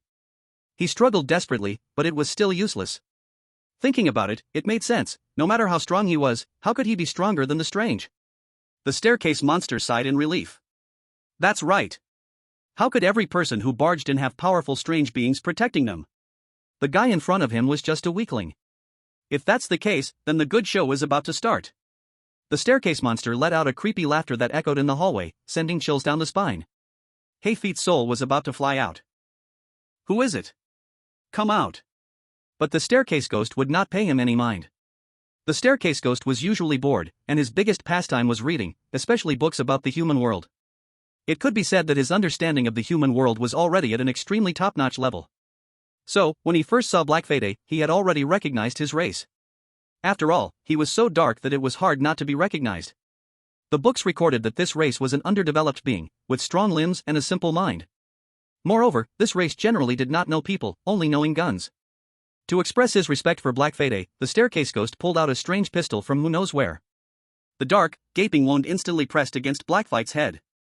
Seeing the gun's muzzle, Blackfight's strange teaching staff fell to the ground, and he hurriedly raised his hands, endlessly saying something like please. Oh my god, this familiar feeling, have I arrived at the great beautiful city? Black Fade kept swallowing saliva, trying to negotiate with this invisible ghost, babbling a bunch of words. Unfortunately, whatever he said was just considered nonsense by the staircase ghost, who fired 2 shots, directly ending Blackfight's life. Humph, to die under my peculiar weapon, you have something to brag about now.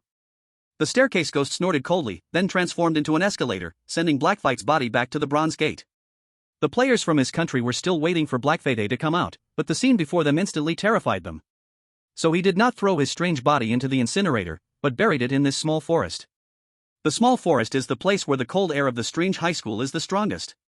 And unexpectedly, the place where Grandpa Chin was buried is also the entrance of that yin energy. Thus, over the years, under the nurturing of the accumulated yin energy, Grandpa Chin's strange body gradually began to change. A strange brain chip was born in his strange brain, allowing him to live a second life. This strange brain chip is quite magical. Its capacity far exceeds that of the strange brain itself and greatly enhances the ability to learn. Anything knowledgeable can be remembered at a glance. The most terrifying part is that as long as it comes into contact with a strange entity, the brain chip will automatically copy the other's knowledge and store it, transforming it into its own.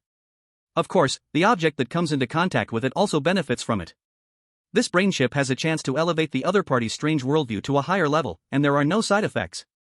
This is simply a heavenly blessing for all female strange students. However, opportunities also come with risks. The brain chip can lead strange beings to soar but can also leave them without a burial place. That is to say, if the female strange students cannot withstand Grandpa Chin's onslaught, they will be drained of their strange brain essence, becoming walking corpses. Once, countless female strange students secretly came to find Grandpa Chin every day. These female strange students were generally from poor backgrounds and could not afford the high tuition fees, so even though they knew the risks were extremely high, they were still willing to take the plunge. But in the end, the lucky ones who elevated their strange worldview were very few. Instead, many female strange students became completely strange idiots. As it became more common to see idiocy in school, the strange principal finally took action and sealed Grandpa Chin in the small forest. And established school rules prohibiting anyone from approaching recklessly. This applies to female strange students as well. Male strange students are equally affected. Because Grandpa Chin has no dietary restrictions. Into the small dark room. No grand words. How could it be that Green goes in? Breaking down the defenses. Chapter 83, Fellow townsmen, do I look like a human or a strange being? Recalling Grandpa Chin's fierce strength from the rumors, Yichuan couldn't help but tense up. He was just about to warn Ye Chuan about the danger when he realized Ye Chuan had already stepped into the small forest. The temperature in the small forest was much cooler than outside, as if a giant air conditioner was running. As soon as Ye Chuan entered, he saw a figure on a large rock not far away. That must be the owner of the brain chip, Grandpa Chin. Yichuan quickly followed, reminding, be careful. It is said that Grandpa Chin's strength now is comparable to the vice principal. Even if he's not as strong, he's not far off. Ye Chuan nodded, indicating that he understood. Little did they know, at that moment, Grandpa Chin, who was facing away from them, had an excited look in his eyes. He was almost forgetting the last time someone came to the small forest. Today is really lucky. Not only did someone come, but two showed up at once. And they are so young. Good brother, tonight I can fight side by side with you again, how wonderful. Grandpa Chin's brain chip was not hidden in the strange brain, but was inserted into the top of his head like a USB stick. As Yichuan approached Grandpa Chin, he immediately spotted it. His eyes lit up, hey, this was effortless. He reached out and pulled. This move left Yichuan dumbfounded. No, brother, you're bold.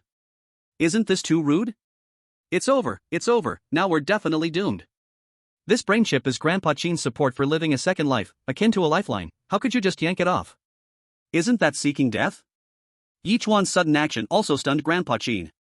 He had been planning to turn around and scare Ye Chuan after he got closer, but you directly yanked my brain chip off? Are you being polite? Grandpa Chin's eyes turned cold. Alright, this way when I deal with you later, I won't have to feel guilty. You should. Ye Chuan pulled on it a bit. Can't pull it off. So sturdy? Pulled harder. Still the same. Yichuan came back to his senses. He hurriedly explained, young man, don't waste your effort, you can't pull it off. This brain chip is one with Grandpa Chin. Unless he willingly removes it, you can't take it off. So that's how it is. It really gives one a headache. But how can we make Grandpa Chin willingly take off the brain chip? Ye Chuan looked at Yichuan beside him. In his eyes, Yichuan was a jack of all trades, there was nothing he didn't know in the whole Eerie Linglan High School. Seeing Ye Chuan's questioning gaze, Yichuan couldn't help but feel a bit smug. After some thought, he said, I remember the vice principal once said while having an affair, he said the Eerie principal said that only by helping Grandpa Chin fulfill his long-cherished wish will he take off the brain chip in return. Eerie live broadcast platform. No way, joking right? If he's already this powerful, what long-cherished wish can he need help with? Something's off, very off. I bet Grandpa Chin's long-cherished wish is definitely not simple, otherwise, that brain chip would have been taken by others long ago. I feel like all of this might be Grandpa Chin's conspiracy, his long-cherished wish is likely impossible to fulfill. This way, he can cause trouble with a legitimate reason. God, can Ye Tiandi still make it out in time? Ye Tiandi avoiding his radiance? A slight, barely noticeable smile appeared on Grandpa Chin's lips. What long-cherished wishes, it's all nonsense. That's what he asked the Eerie principal to spread as a rumor. As long as the Eerie principal helps him spread the word, many Eerie students will come. And then, he can truly come back to life.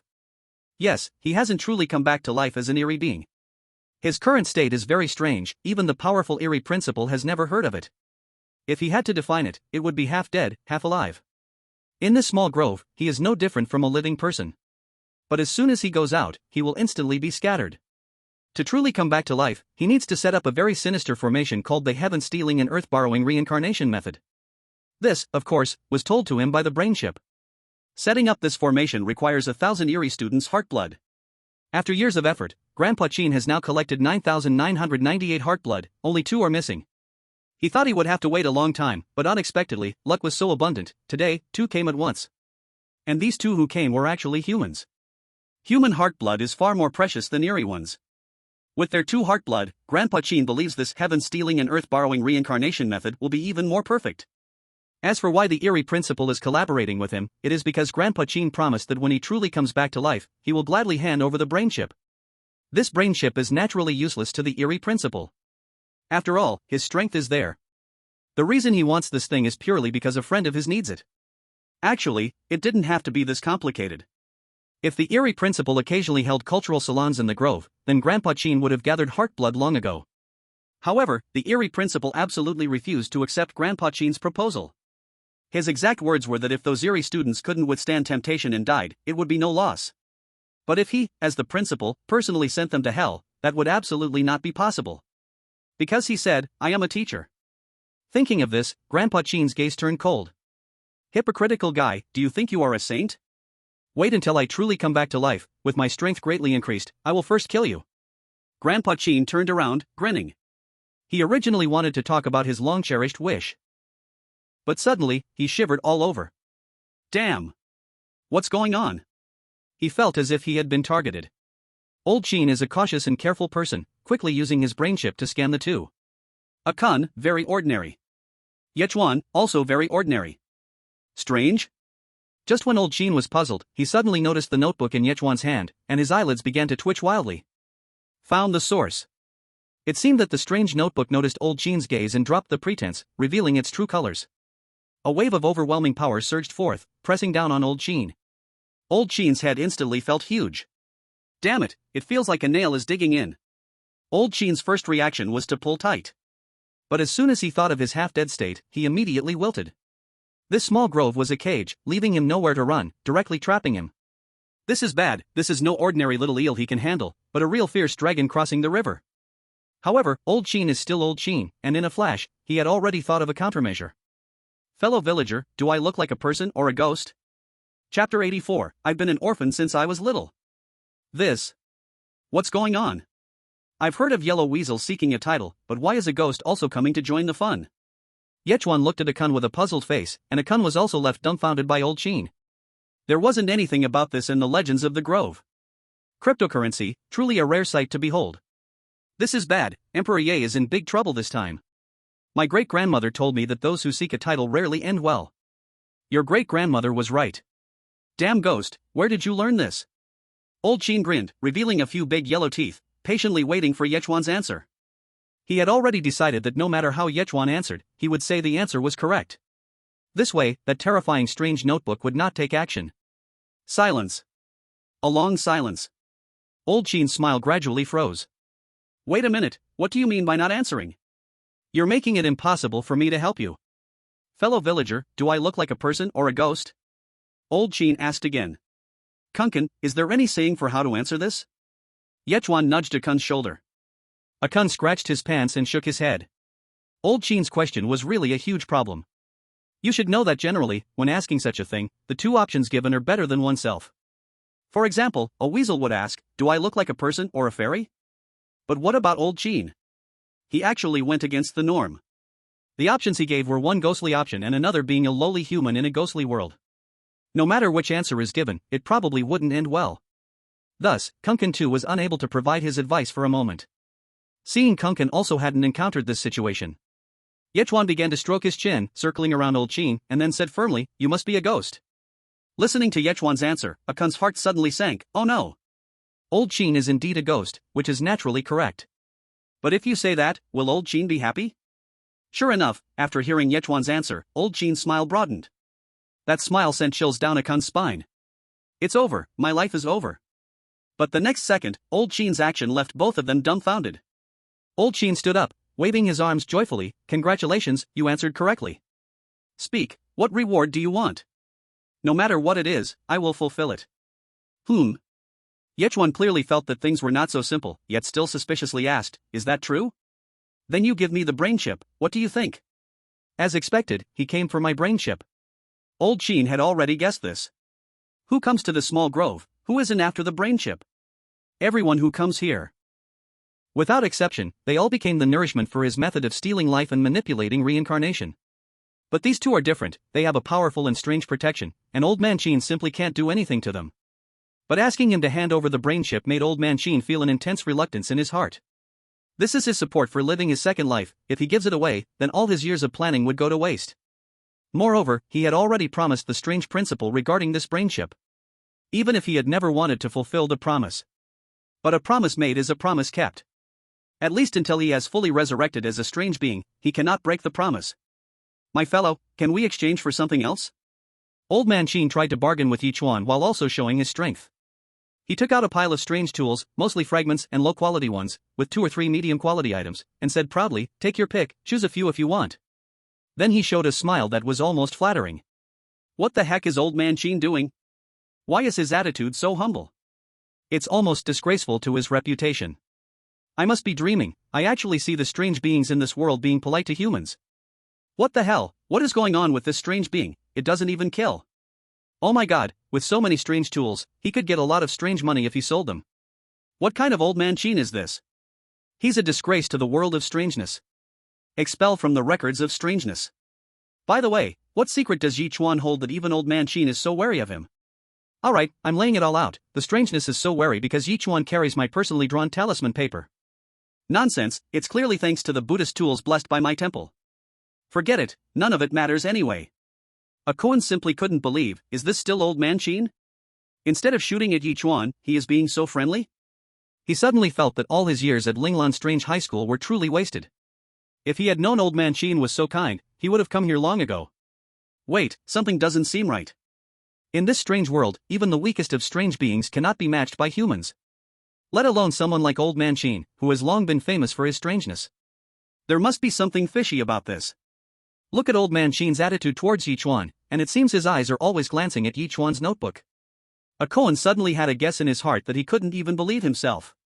Could it be that this notebook is a great terror, making Old Man Shen extremely wary, which is why he is so humble? And the strange class from Qingbei earlier was also hiding because they feared the strange notebook, making all the strange students hide away? Yes, it must be like that. Every cause must have its effect.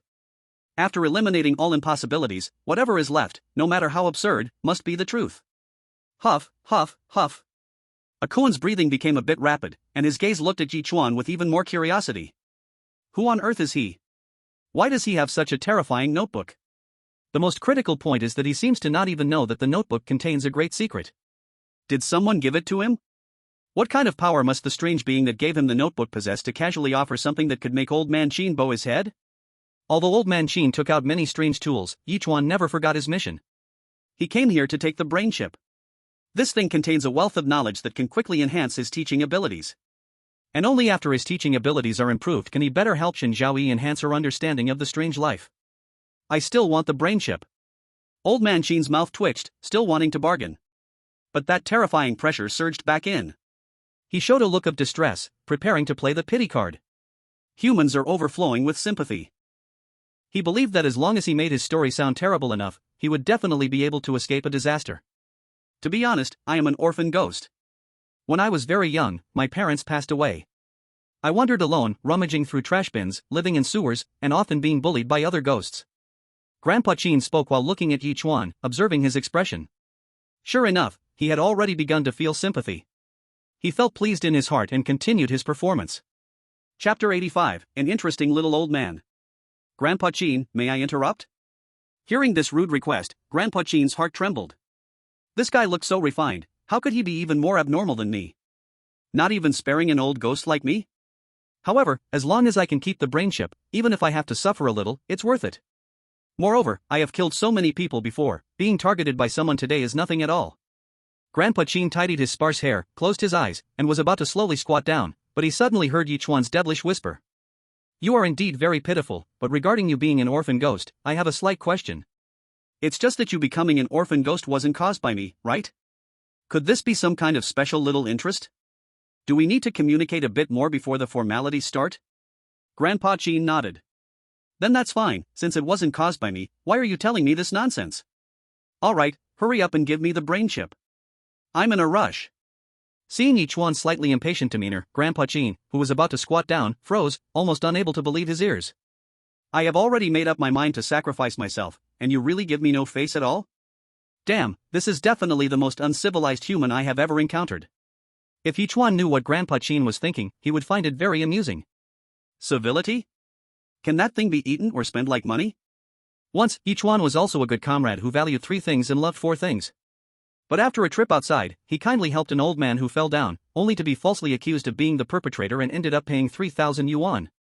He then warned himself to never be a bad person again, but he also absolutely could not be a doormat. Now, whenever he hears someone selling their misery, it just makes him feel uncomfortable. What on earth is going on? But who brought this twisted trend into the strange world? Even the old ghosts from the strange world have started to play this game.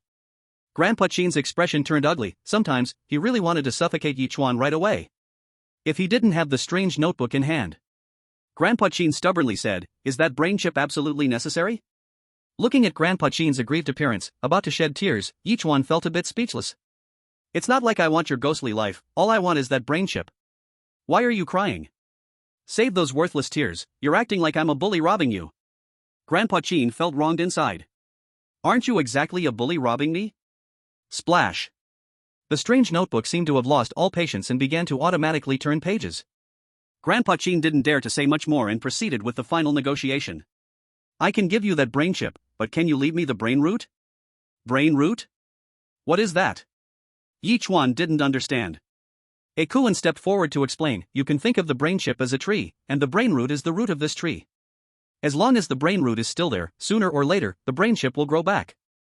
Yichuan suddenly understood, "So that's how it is. Why didn't you say so earlier?"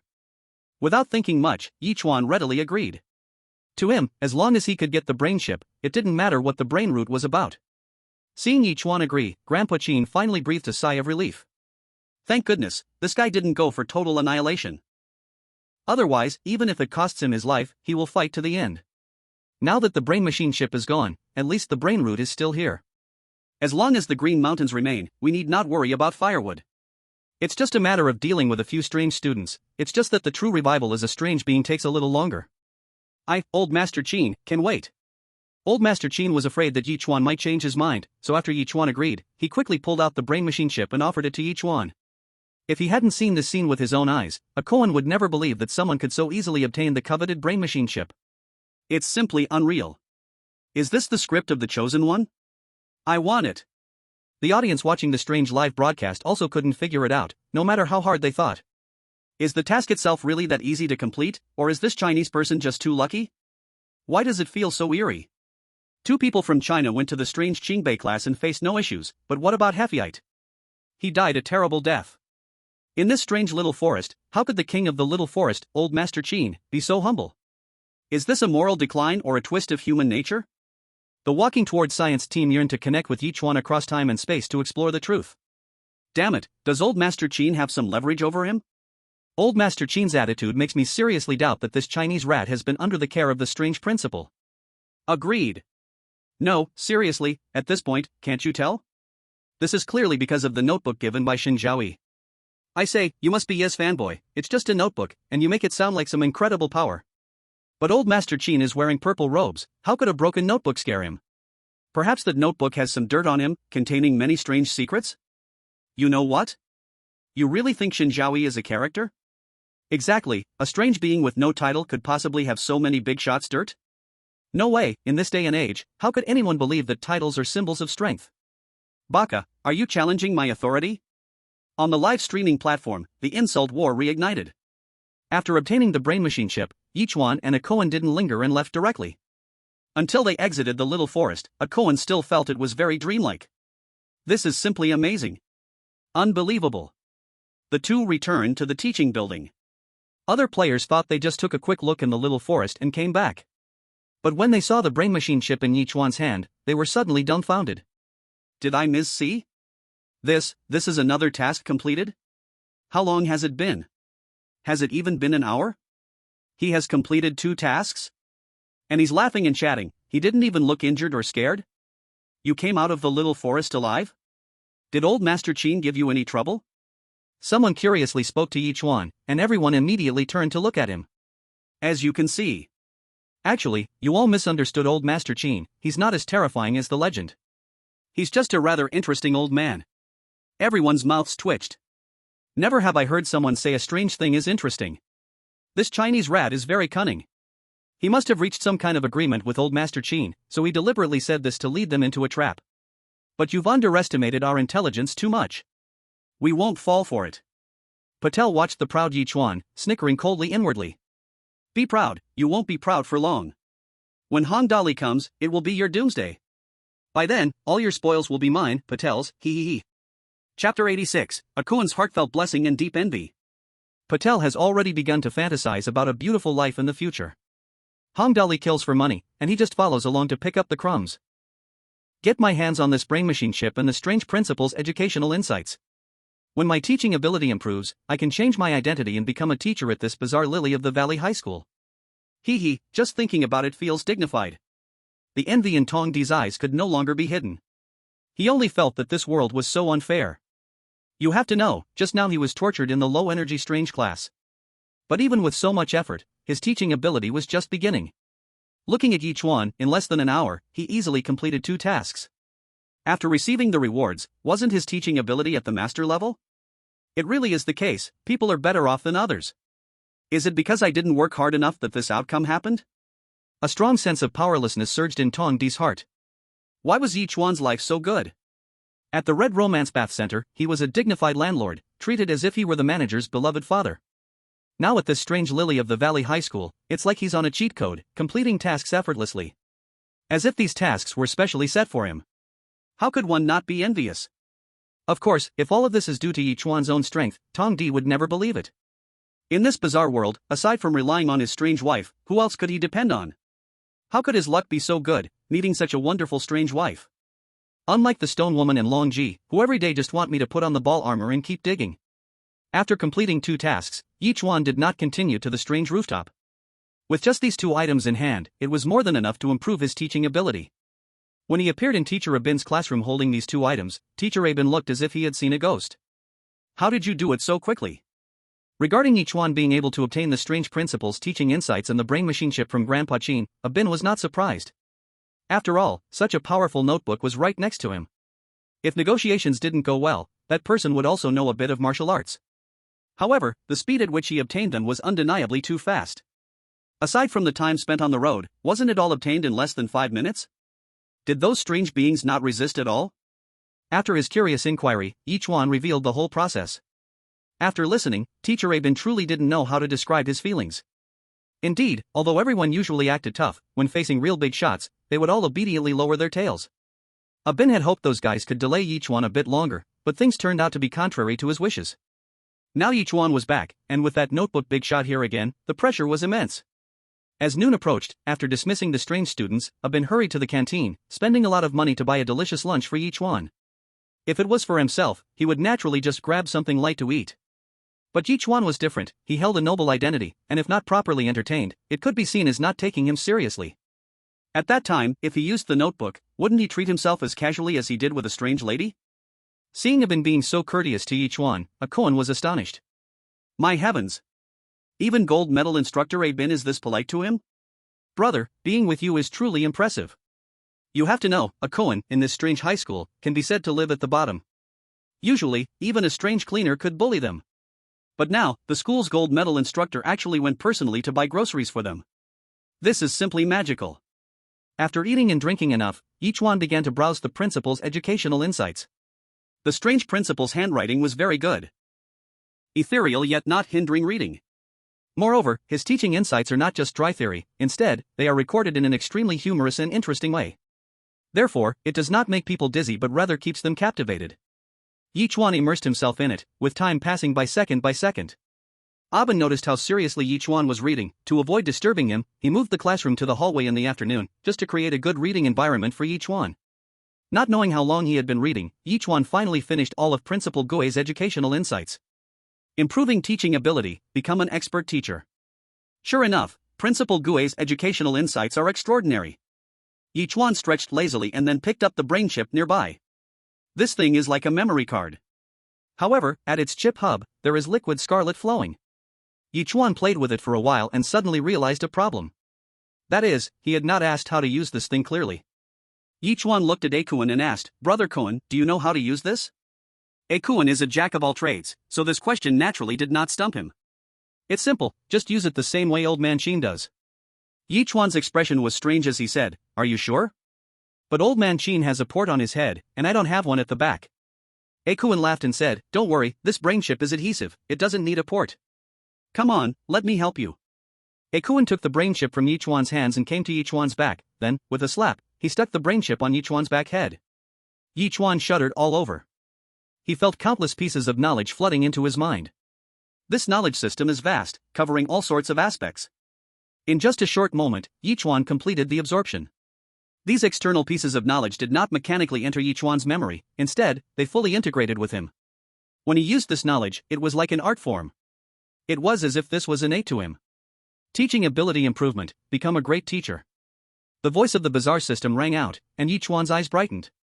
Sure enough, as he wished, he had become a great teacher. This way, he can better help Shen Zhaoyi improve her view of the bazaar. As he absorbed the knowledge, the brain chip also became totally sluggish. After all, apart from the brain root, it had lost its vitality. Now, having been fully absorbed of all knowledge by Ye Chuan, it was naturally drained. Ye Chuan felt comfortable all over and gratefully glanced at Yichuan. "Brother Cohen, thank you so much this time. Meeting you is truly my fortune." Ye Chuan sincerely thanked him, feeling really lucky to have met someone like Yichuan who knows everything, saving him a lot of trouble. Upon learning that Ye Chuan had become a great teacher, Yichuan's expression was quite complicated. He was genuinely happy for Ye Chuan, as they are both from the same hometown in Huaxia.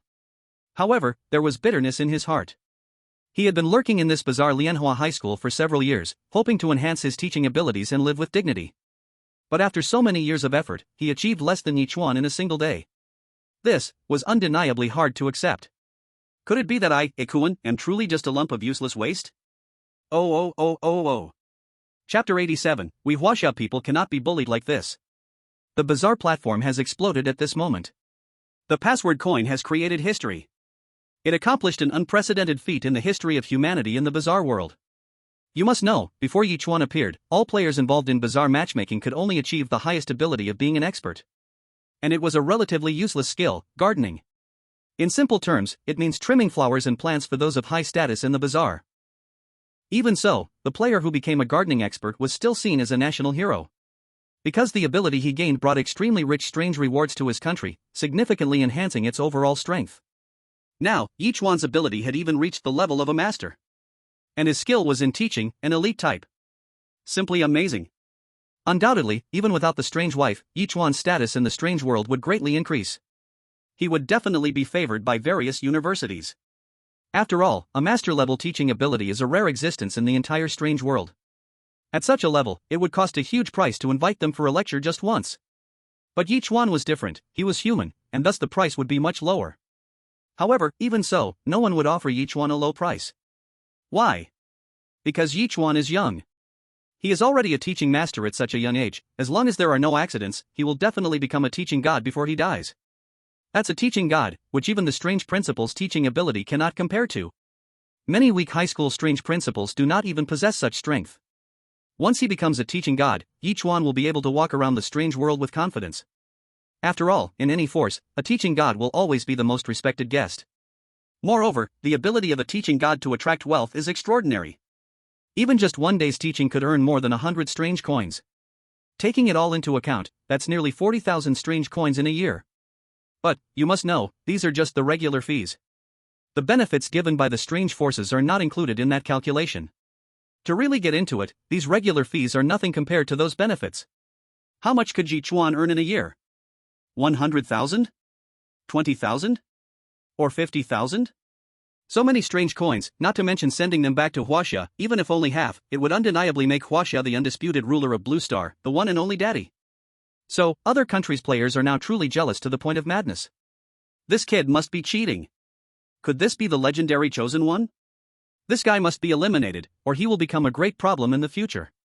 Enough talk, let's quickly crowdfund. We must quickly unite to put pressure on Huaxia, let them contact Ye Chuan, and have him die in the strange world, otherwise, we will start S3. What are you thinking, threatening Huaxia? Do you realize Huaxia has strange tanks and 5 strange special forces kings? Not to mention their previous buildup, if it really comes to a fight, the outcome is uncertain. I'd rather avoid confrontation. Huaxia is strong, but my country is not made of dough. Do you really think my strange self-destructing truck is just for show? Bro, don't rush, did you forget that Zhang Dali also secretly followed? Oh right, how could I forget that? Haha, then this time can only be considered Huaxia's good luck. So what if he is a teaching master? Faced with Zhang Dali, Ye Chuan would have no ability to resist and could only await his fate. Roan, it is to await extraction. A bin had brought a lot of food, and Ye Chuan and a Cohen had not finished eating. Ye Chuan was about to call a bin to clean up, but a koan quickly stopped him. Don't call him, let me handle these. Ye Chuan couldn't help but wonder, is brother koan this hungry? A koan explained, it's not for me to eat, I am taking it back for them to eat. It turns out that in this Lily of the Valley strange high school, there were over 20 other Huaxia people like a koan. They did not come here through strange marriage, all were captured by the Crimson. Surviving in the strange world was already tough. People like Ye Chuan, who came through proper channels, at least had a strange wife to protect them. But those like a koan who sneaked in faced far more danger. That's too tragic, everything has to be self-reliant. But compared to other illegal immigrants, they are still lucky. At least Linglan Weird High School is a little safer than the weird world outside. Here, although they will also be bullied by the weirdness. At least they won't be killed, they will be kept as laborers. Don't think of this as abuse. You should know that this is a good job that many people are eager to do. Being a laborer means you can have a full meal, otherwise, you can only rummage through the slop bucket for food. From Yichuan, Ye Chuan learned that there are not only people from China hiding in Linglan Weird High School but also many others from different countries. Among these countries, there are especially many from the A3 country. They take advantage of their numbers and often bully other countries. In the real world, their A3 country takes pressure from China. When they come here, finding fewer Chinese, they start to retaliate fiercely.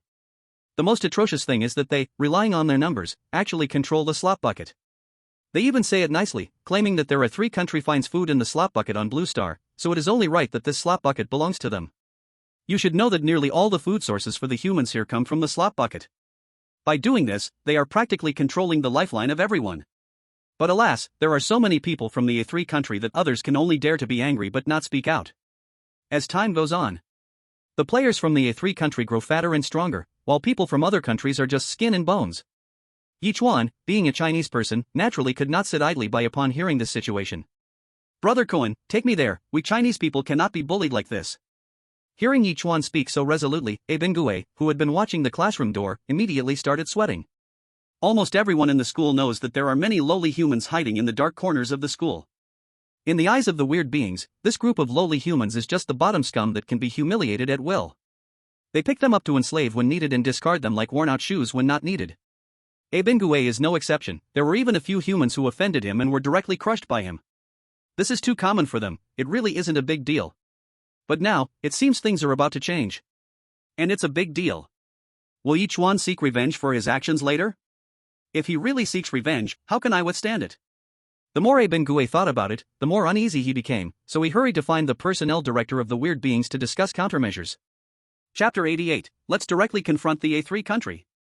What? A human possibly closely related to the principal? How is this possible? The principal is a famous old weirdo, and this weird marriage has just been open for a few years, how could he have any kinship with a human?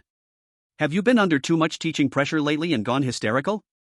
How about I give you a 2-day break? Don't worry, with our relationship, it still counts as full attendance for you. The personnel director of the weird being showed a face of disbelief upon hearing what Bingue said. In his opinion, this is pure nonsense. Bingue hurriedly explained, do I dare to spout nonsense about this? That human is holding the same notebook as the principal. I saw it with my own eyes, how could this be false? Perhaps that person isn't directly related to the principal, but he could know someone closely related to the principal? Upon hearing this explanation, the personnel director of the weird beings was also unsettled. The relationships in the weird world are complex, this possibility does exist. If the person he knows has only a casual relationship with the principal, that's fine, but what if they are close buddies? Seeing his fellow townsmen being bullied like this, can he endure it? When the time comes to pursue this, won't I also be unable to bear the consequences? After all, the people of Huaxia have suffered so much, being bullied every day, and I have never cared about it. Especially with the terrible situation where the country of A has controlled the slop bucket, prohibiting Huaxia people from eating. No, I need to act quickly to remedy this. The peculiar personnel director made a quick decision. Hurry, quickly arrange for someone to adjust the treatment of Huaxia people, no, the treatment of Huaxia people in our school. Those who are unwell, rush them to the school clinic, those with overdue wages, immediately inform finance to make up the payments, and calculate the overdue interest at the highest rate. By the way, go to the cafeteria, and give every Huaxia person a meal card that does not count for fees. Also, tell the other rats, if anyone dares to disrespect Huaxia people again, they will be against our entire Linglan Peculiar High School. Aben did not dare to delay and hurriedly took the order. Listening to Akun's narration, the peculiar live stream from Country A felt very smug. Ah, indeed, our people from Country A, wherever they go, are top-notch. That's right, it's only because Huaxia civilization is too ancient, otherwise, in the Blue Star, they could never be our opposition. Conquering Huaxia starts from this peculiar world. This Huaxia rat is truly naive. What can you do, even if I take you to sea? Can you really save them? Exactly, do you think we are mere decorations? I bet this guy hasn't even stepped out from the halo of the Red Romance Bath Center. This is peculiar high school, you are not the landlord anymore.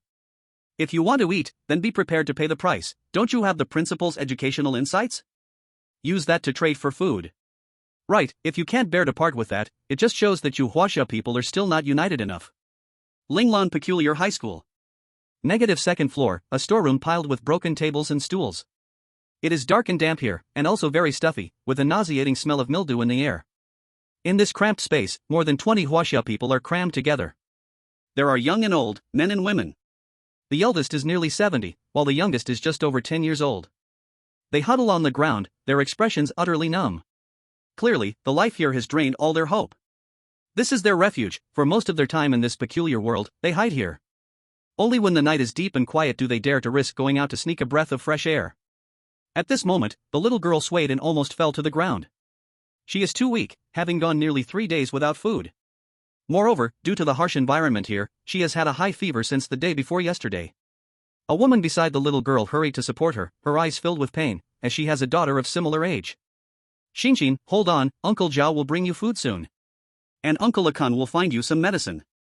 Xinxin leaned on Auntie's shoulder and forced a smile. Auntie Shu, I can hold on. Xinxin's maturity made everyone feel a pang of heartbreak. Since the people of Country A took control of the slop bucket, they have never been full. And as long as they show themselves outside, they will be targeted by the people of Country A. Not just Xinxin, all of them have gone a long time without food. When hungry every day, they would get water from the pipe in this storeroom. Not long ago, it was still manageable. But recently, who knows what happened, the water coming from the pipe is extremely foul, with a terrible odor. Xinxin's fever was caused by drinking the water from the pipe. Just when everyone was waiting in despair, the storeroom door was suddenly pushed open. A weary man with a tired face walked in. Looking at the eager, hopeful eyes of the crowd, the man could only shake his head helplessly. He is old Zhao, like a Yichuan, a pillar of support for these Huaxia people. Brother Zhao, really can't find any food at all? Hearing this, a sharp pain shot through old Zhao's heart. I am truly an incompetent leader. These comrades have high hopes for me, but I can't find food for them. What use is a pillar of support like me? Old Zhao is a professor at one of Huaxia's top 996 universities on Blue Star, knowledgeable and wise. Coming to this strange high school, he was in his field of expertise. At first, he worked part-time as a teaching assistant here, helping with teaching, and every day he could get free food and earn a small amount of strange money. He often helped other comrades, which is why he became the pillar for everyone. But later, with the new vice principal taking office and implementing drastic reforms, they became completely enslaved. The food that had been promised was halved, and all rewards were completely cancelled. Moreover, within half a month, the food has been halved 4 times already. Because the strange beings discovered that no matter how little food there was, these lowly humans would dutifully come to work. Since that's the case, why waste it? Sigh. Old Zhao let out a long sigh. I really have no way out. Today, that bastard from the Asan country didn't even bring food to class. Old Zhao had a look of guilt on his face. As a professor, he naturally understood the thoughts of Asan country. They occupy the garbage bins, ready to attack or defend. Now it's a price war, aiming to eliminate all competitors except themselves, so they can rest easy. Since that guy is very good at flattering, the strange teacher prefers to have him as a teaching assistant. The crowd did not blame old Zhao. In fact, they had no right to blame him. Because without old Zhao, they wouldn't even have made it this far. The food from old Zhao's teaching assistant position had become their only source of food. Now that source has been cut off. Could they really survive now? Damn it, we're going to die anyway, let's just fight those bastards from Asan country head on. The speaker was a passionate young man just turned 18.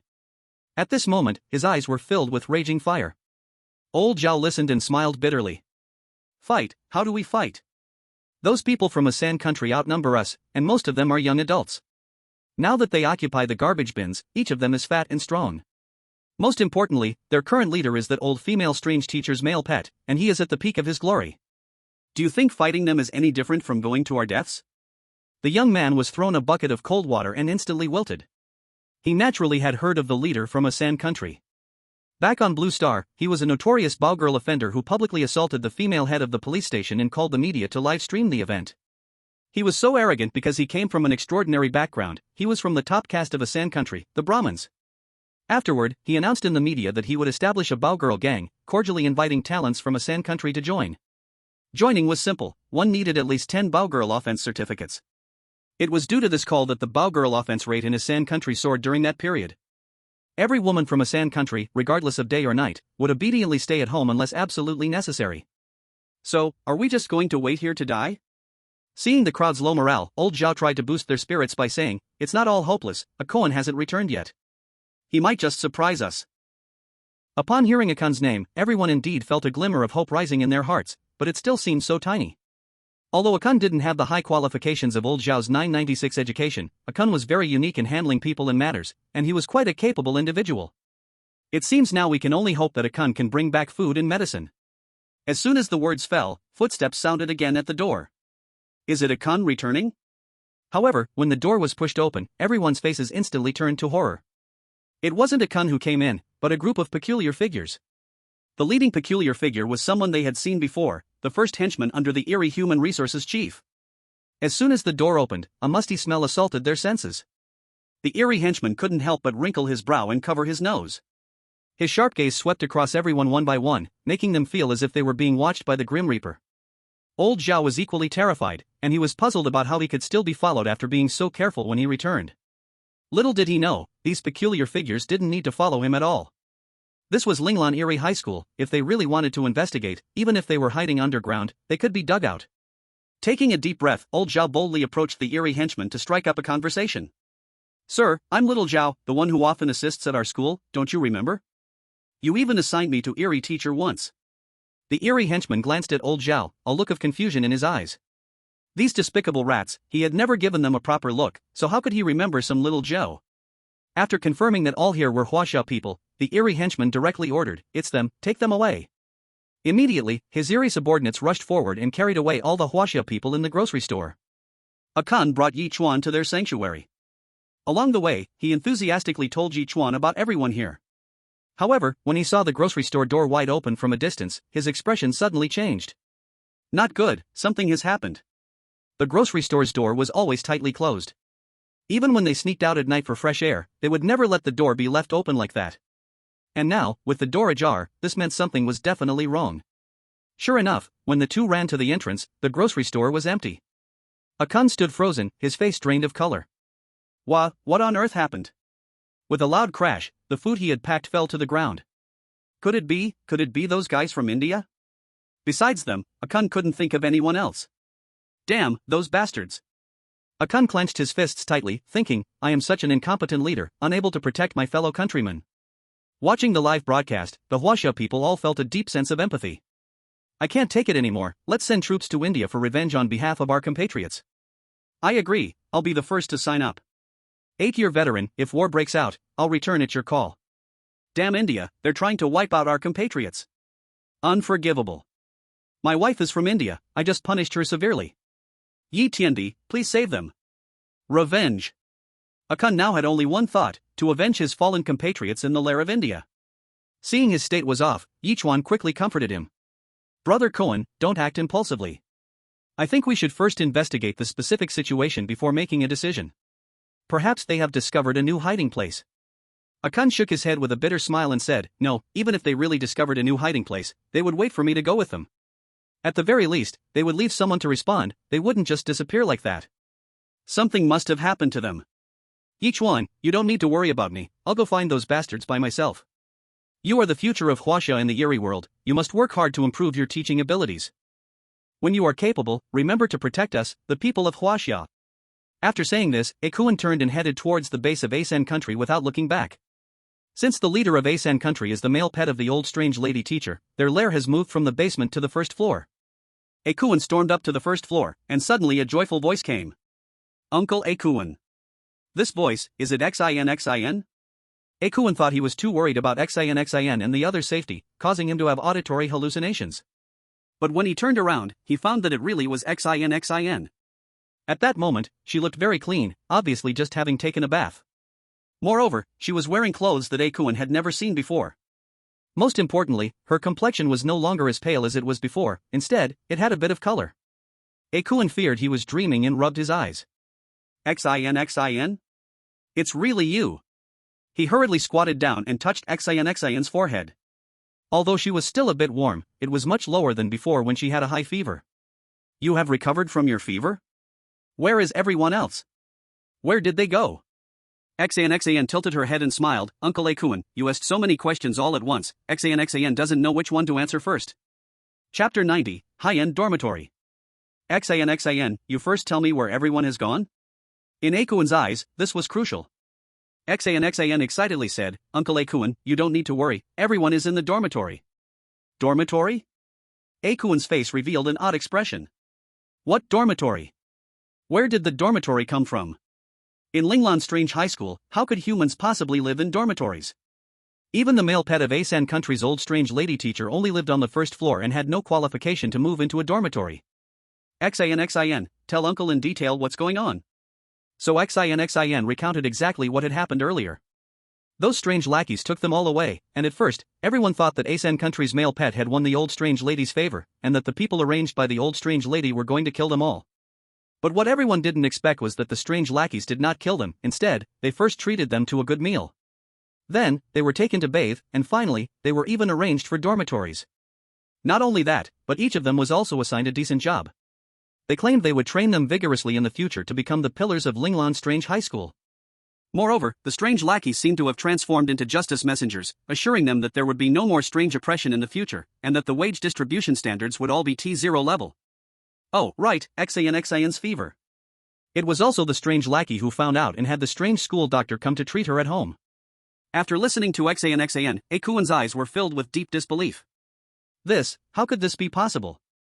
Linglan Strange High School is not a charity, how could they treat them so well?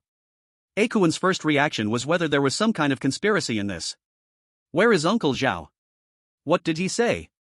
In Yichuan's view, old Zhao was a PhD, and he would naturally see things more clearly, so his words were highly referential. Uncle Zhao? Uncle Zhao didn't say anything, he is so happy right now that he can't close his mouth. That strange lackey awarded him an employment certificate, he is now the first human teacher at Linglan Strange High School. Yichuan's eyelids twitched violently, feeling even more like he was seeing a ghost. Everything was so dreamy that it was hard to believe. Yichuan's expression tightened as he turned to look at Ye Chuan beside him. Could it be because of him? Yichuan speculated in his heart, feeling that this possibility was very great. They had been here for years, living like pigs, so why did their treatment suddenly improve today? Is this a coincidence? It shouldn't be. Recalling how Ye Chuan easily obtained the principal's educational insights in the strange Qingbei class and went to the small woods, while grandfather Qin was so cooperative. Also, in the bizarre classroom, the greedy Yeben actually brought them delicious food personally.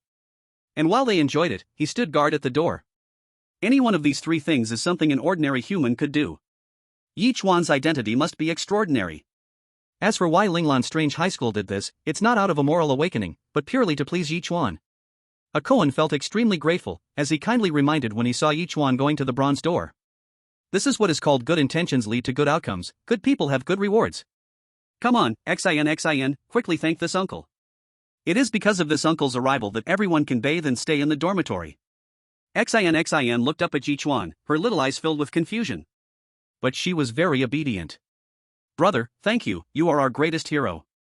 Listening to Xin's account, all the viewers of the strange live broadcast were dumbfounded. Among them, the most annoyed were naturally the Asan Country viewers. They felt that it was extremely unfair. As fellow humans, Linglan Strange High School actually only improved the treatment of Huaxia people, while ignoring them from Asan Country? This is clearly blatant discrimination. Moreover, Linglan Strange High School, as such a high-standard trial ground, actually deigned to curry favor with a human player, you truly have no face left. Why is that? Who the hell is he that you treat him so nicely? He has no status at all. Could it be that the principal went to Hong Romance and racked up huge debts, so he wants to settle them like this? Or perhaps Shen Zhaoyi sneaked into the school and gave each of the school's higher-ups a membership card to the bathing center? Damn, seeing the happy faces of Huaxia people makes me furious. Baka, Huaxia people should be treated like rats underfoot, how can they receive such generous treatment? Damn it, is Ye Chuan really that magical? He just said he wanted to help in the classroom, and suddenly the strange minions helped him fulfill his dream? The sky is falling. Our Asan Country has worked hard for years, only to find that others have cheats. Ye Chuan also felt a bit out of the loop at this moment. Did he really deserve the credit? Ye Chuan was not very sure. At the same time, he thought it was absurd. Is it really possible for the treatment of Huaxia people to change so easily because of his one word? Could Shen Zhaoyi also be the landlord of Linglan Strange High School? But in that bunch of keys, he didn't remember any schools. Was it possible that Shen Zhaoyi holds secret shares in the school? It's possible. But the chances are also very low. Xin excitedly pulled the two of them to the dormitory. When they arrived at the dormitory building, Yichuan was clearly stunned. He thought it was already pretty good for the school to provide them with a dorm. However, Yichuan never expected that they were actually assigned to the newest dormitory building. This dormitory building was just completed at the beginning of this year and was rumored to be for the school leaders and teachers' welfare housing. And now, they actually moved in first? Isn't this magical? This can no longer be described as a dormitory, it's simply a studio apartment. The dorms are all single rooms, equipped with kitchens and private bathrooms, and even huge floor-to-ceiling windows. Even though the strange world has no sunlight all year round, one can still gaze far away. In the rooms, all kinds of appliances are available: refrigerator, TV, washing machine, and even a treadmill. Yichuan looked at Xin. Are you sure you didn't bring us to the wrong place? Are we really living here now? Xin nodded. Of course, Uncle Yichuan, you sit here for a moment, I will go call everyone out. Xinxin excitedly knocked on the doors, while Yichuan sat down on the sofa in the hall salon. This is truly so dreamy. Before long, everyone came out of their rooms, each face beaming with a happy smile. Yichuan raised his hand, signaling everyone to quiet down. Everyone, I know you're all excited, but please, calm down first. The reason we can enjoy such good treatment is all thanks to the efforts of this brother beside me. He is different from us. We were brought in by Scarlet, but he wasn't. He came in through a bizarre matchmaking game. If it weren't for his promise to help us improve our situation, we probably wouldn't even be able to live in such a warm dormitory after working hard all our lives. Everyone curiously looked at Ye Chuan. Although they didn't understand what a bizarre matchmaking game meant, Yichuan would never lie to them. If he said this change was all thanks to Ye Chuan, then it absolutely was Ye Chuan's achievement. Thus, everyone looked at Ye Chuan with eager eyes, and then collectively knelt down on the ground. Chapter 91, All-Weather Strategic Partnership. Ye Chuan hurriedly urged everyone to get back up. Everyone, don't do that, we are all Huaxia people, and we must help each other. Quickly, get up, get up. After thanking each other again, they slowly stood up. At the same time, the minds of all Huaxia people in the bizarre world heard the system's voice. Ding, friendly behavior detected from Linglan Bazaar High School, now upgrading the relationship between Linglan Bazaar High School and Huaxia to an all-weather strategic partnership. From now on, any Huaxia players arriving in the bizarre world can directly take a job at Linglan Bazaar High School. At the same time, all players from a San country also received a system prompt. Ding, Linglan Bazaar High School officially becomes an unfriendly trial ground for a San country. Any Asan country individuals coming here for trials will experience the worst treatment from Linglan Bazaar High School. When the mechanical voice of the bazaar system rang in their minds, all Asan country people were dumbfounded. Wait, what have we Asan country people done to deserve such terrible treatment? The male pet, who was being spoiled by the old female bazaar teacher, was just serving her when he received this news. The old female bazaar teacher stood up and kicked him down to the ground. And the affection she had moments ago was replaced with a strong look of disgust. Huaxia Matchmaking Command Center. The director was so excited, his heart felt like it might burst. The country's fortune is flourishing. The country's fortune is flourishing. He could never have imagined that Linglan Bazaar High School would establish an all-weather strategic partnership with Huaxia. In Blue Star, no other country has ever received such treatment. Without a doubt, Huaxia's international status in the bizarre world would be greatly elevated. Suddenly, the director seemed to think of something and quickly called the Immigration Bureau. Hello, I am the director of the Bazaar Matchmaking Command Center. From now on, I order you to suspend all immigration operations. At the same time, within 3 days, you must investigate the entire population of Huaxia. Anyone who is an illegal immigrant and does not possess Huaxia bloodline must be expelled from the country. Oh, right, focus on Han-on, and expel all the ones who are mixed in, including those women who have lost their national belief. I know this matter may cause great turmoil, but in special times, there are special measures. Just go ahead and do it, I will take on all the consequences.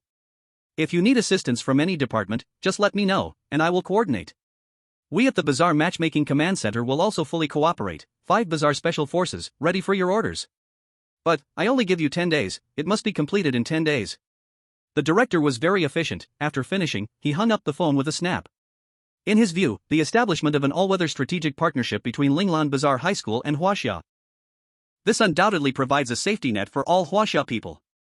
Originally, going to the strange world was a situation of 10 deaths without life. But now, as long as you are a Huaxia person, going to the strange world will grant you the protection of Linglan Strange High School. This is no less than having a get-out-of-jail-free card. Just for this reason, other foreigners will surely flock to Huaxia. Those not of our race must have different hearts. To avoid chaos, the director was so decisive. Wow, an all-weather strategic partnership. Has Linglan Strange High School established diplomatic relations with us Huaxia?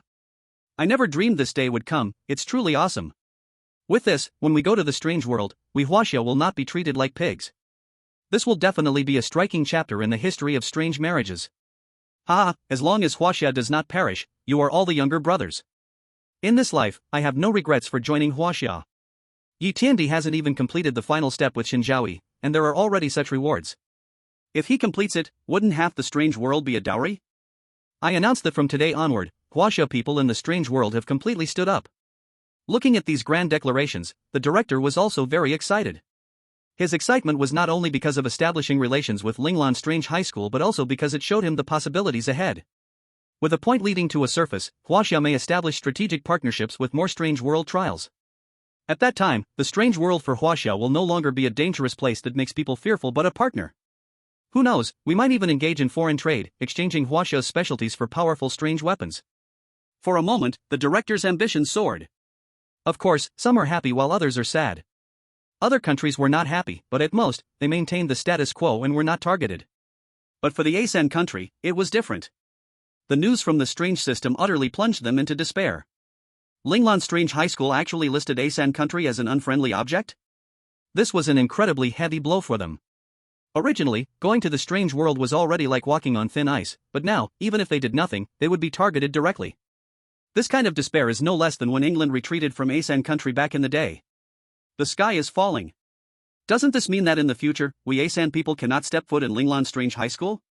Damn, it's well known that schools are ivory towers, the safest place, and now we are excluded from the school. The days for ASEAN people in the strange world are probably going to be even harder. Who can explain to me what the hell is going on? I bet it's that Huaxia mouse who did this. Him? Does he have that kind of strength? Of course, he doesn't deserve it, I mean his strange wife. Are you joking with me? A weak second-generation strange with no title, besides having some strange money, what can we expect from her? I'm speechless. Why is there someone as foolish as you? What time is it, and you still think titles are a symbol of strength? Okay, I admit you have a point, but don't forget the strange principle is a calamity-level capable strange. How strong can his strange wife really be? Exactly, calamity-level capable strange are so rare, his strange wife Zhipao can only be so good. The ASEAN country's internet was paralyzed for a time due to the intense discussions. They simply could not understand why the strange system made such an absurd decision. Could it be that they were hacked by Huaxia's computer experts? It's not impossible, after all, Huaxia possesses the Red Hacker Alliance that makes all hackers tremble. This is simply too despicable. After a day of settling down, the excited emotions of all Huaxia people gradually calmed down. After having dinner, everyone returned to their own rooms. They wanted to have a nice sleep here. Then welcome a new life. Yichuan also went to a dormitory, and after taking a shower, he fell asleep as soon as his head hit the pillow. Actually, this can't really be blamed on him, it's just because he absorbed too much knowledge, which made him a bit weak in spirit. After the entire strange high school went dark, a tall figure arrived in front of the dormitory building. In her eyes, greedy glimmers surged. Chapter 92, Hang Dali Gets Hurt. Hang Dali had already arrived. She had been quietly following Yichuan. The reason she was only preparing to act now is because Yichuan was always surrounded by people or strange happenings before. Moreover, Yichuan had visited 2 places today that even made her heartbeat quicken, which is why she delayed taking action. But now it's different. Yichuan was sleeping sweetly alone in the dormitory, which is the best time to act. How many strange bills would he have on him? 10,000 or 20,000? Hang Dali thought it could even be 50,000. Just thinking that she could soon have 50,000 strange bills made Hang Dali unable to contain her excitement. With this 50,000 strange bills, the strange world would be hers to roam. Even if she took out part for cultivation, the rest would be enough for her to live a quality life. Little mouse, you are truly my lucky star, Hang Dali entered the dormitory building and then closed her eyes, taking a deep breath. Soon, she smelled Yichuan's scent in the air.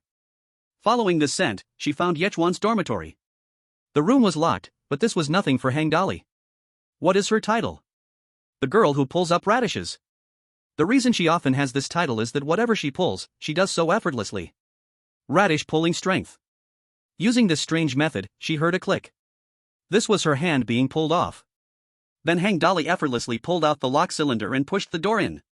The room was pitch black, but for Hang Dali, it didn't affect her at all. Her eyes were as if equipped with X-ray vision, clearly seeing every corner of the bedroom. Damn, the Linglan Strange High School is really crazy, letting such a lowly human live so well. Hang Dali cursed fiercely, seeing that this single apartment had a private bathroom, and the furniture and appliances were brand new. The room was spotless, better than her own. This is just damn absurd.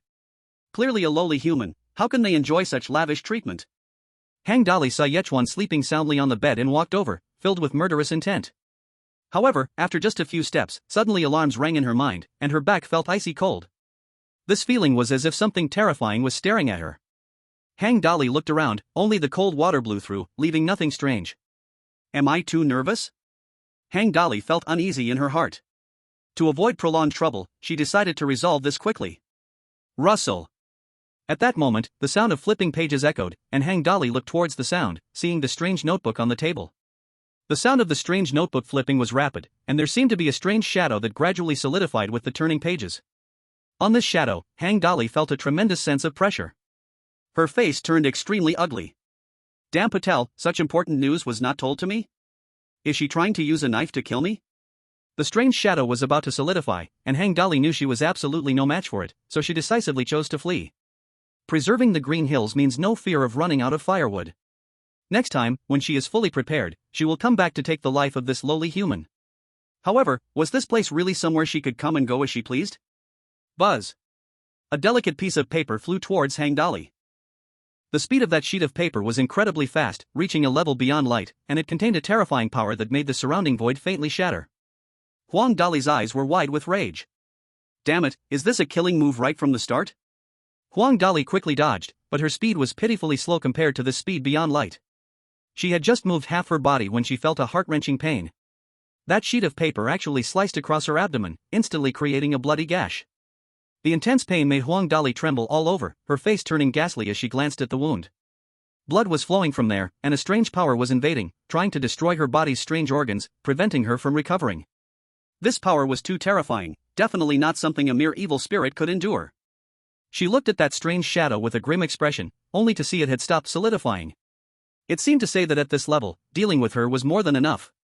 Though humiliated, Huang Dali did not care about that at all. She only cared about whether she could escape today. Her strength was among the strongest in the ranks of evil spirits.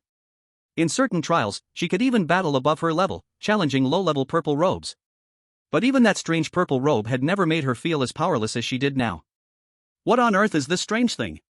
Just a shadow that hasn't solidified yet, and it's already this terrifying? Does such a powerful existence have no dignity at all? To actually deign to protect a worthless human? Who the hell is he? Huang Dali's mind was filled with questions. But right now, she had no time to ponder. What she cared about most was whether she could escape alive. Fighting was definitely impossible. Then she could only run. Huang Dali gritted her teeth against the pain and ran towards the balcony. The strange shadow smirked with amusement, flicking its finger, sending another strange piece of paper racing toward Huang Dali. Feeling the whoosh of wind behind her, Huang Dali quickly used her strange sense to dodge. Even though she reacted immediately, the speed of that strange paper was simply too fast, and it harshly slashed across her right arm. The heart-wrenching pain nearly made Huang Dali faint there. Escaping like this could very likely end with her being toyed with before she even got out. Huang Dali knew she could not hesitate anymore. She bit down hard on her tongue, and a drop of blood appeared. She began chanting some obscure language, as if performing an ancient ritual. The strange shadow appeared somewhat surprised. It seemed this weakling had her own adventures. However, in the face of absolute power, all struggles were futile. Buzz. Buzz. Buzz. 3 more strange sheets of paper shot towards Huang Dali. It was clear he intended to end Huang Dali. But just as the paper was about to cut through her body, Huang Dali's body suddenly exploded with a bang, turning into a doll. The strange paper shredded the doll into pieces, while the real Huang Dali had already escaped to safety. This was her life-saving method, the strange substitute technique. This move would cost her dearly. If not for life and death, Huang Dali would never have used it so lightly. However, just now, she had no choice but to use it, otherwise, the substitute would have met the same fate as hers. Huang Dali's breath became extremely unstable. She was now outside the dormitory building. She didn't dare look back, and after coming out, she pushed through her injuries and fled into the night. This matter will definitely not be settled like this. I, Huang Dali, will settle accounts with you. Chapter 93, Go Find the Vice Principal. Patel was lying on a chair in the hallway at that moment. Suddenly, he heard the sound of staggering footsteps. Startled, he hurriedly opened his eyes. The class he was in was the bizarre women's boxing class, teaching those bizarre women how to fight. Patel initially thought this was a good job, but after coming, he realized, damn it, this group of bizarre women were all nuts. Every day they talked about nonsense like women's superiority and women's self-empowerment. Especially some extreme statements made Patel really angry. Damn it, if I had the ability, I would really take them back to India and let the locals beat them up. Patel opened his eyes and found that it wasn't those bizarre women protesting with slogans, but his bizarre wife, Hang Dali, who had come. Moreover, Hang Dali had a big wound on her abdomen, and bizarre blood was continuously oozing out. Her arm was also injured, with flesh completely torn away, leaving only eerie white bones connected together. Hang Dali's face was pale, and her pupils were still filled with the feeling of having survived a disaster. Patel hurriedly got up. How did you get hurt? That Huaxia rat, is it dead or not? Hang Dali glared fiercely at Patel, cursing in her heart, I got so seriously hurt, and you only care about that Huaxia rat, you truly are a heartless bastard. However, Hang Dali's situation was very dire. She suppressed her anger and let Patel help her into a bathroom to recover from her injuries. After about half an hour, Hang Dali's injuries finally stopped worsening and began to slowly recover. Phew! Hang Dali sighed in relief. This bizarre life was finally saved. Then, with rage in his eyes, he looked at Hang Dali and gritted his teeth, you damned guy, you actually dared to deceive me. That Huaxia rat clearly has a powerful bizarre notebook protecting it. Such important information, how could you hide it? Are you trying to get me killed? Patel listened, looking confused. What bizarre notebook? I don't know. Almost got you killed?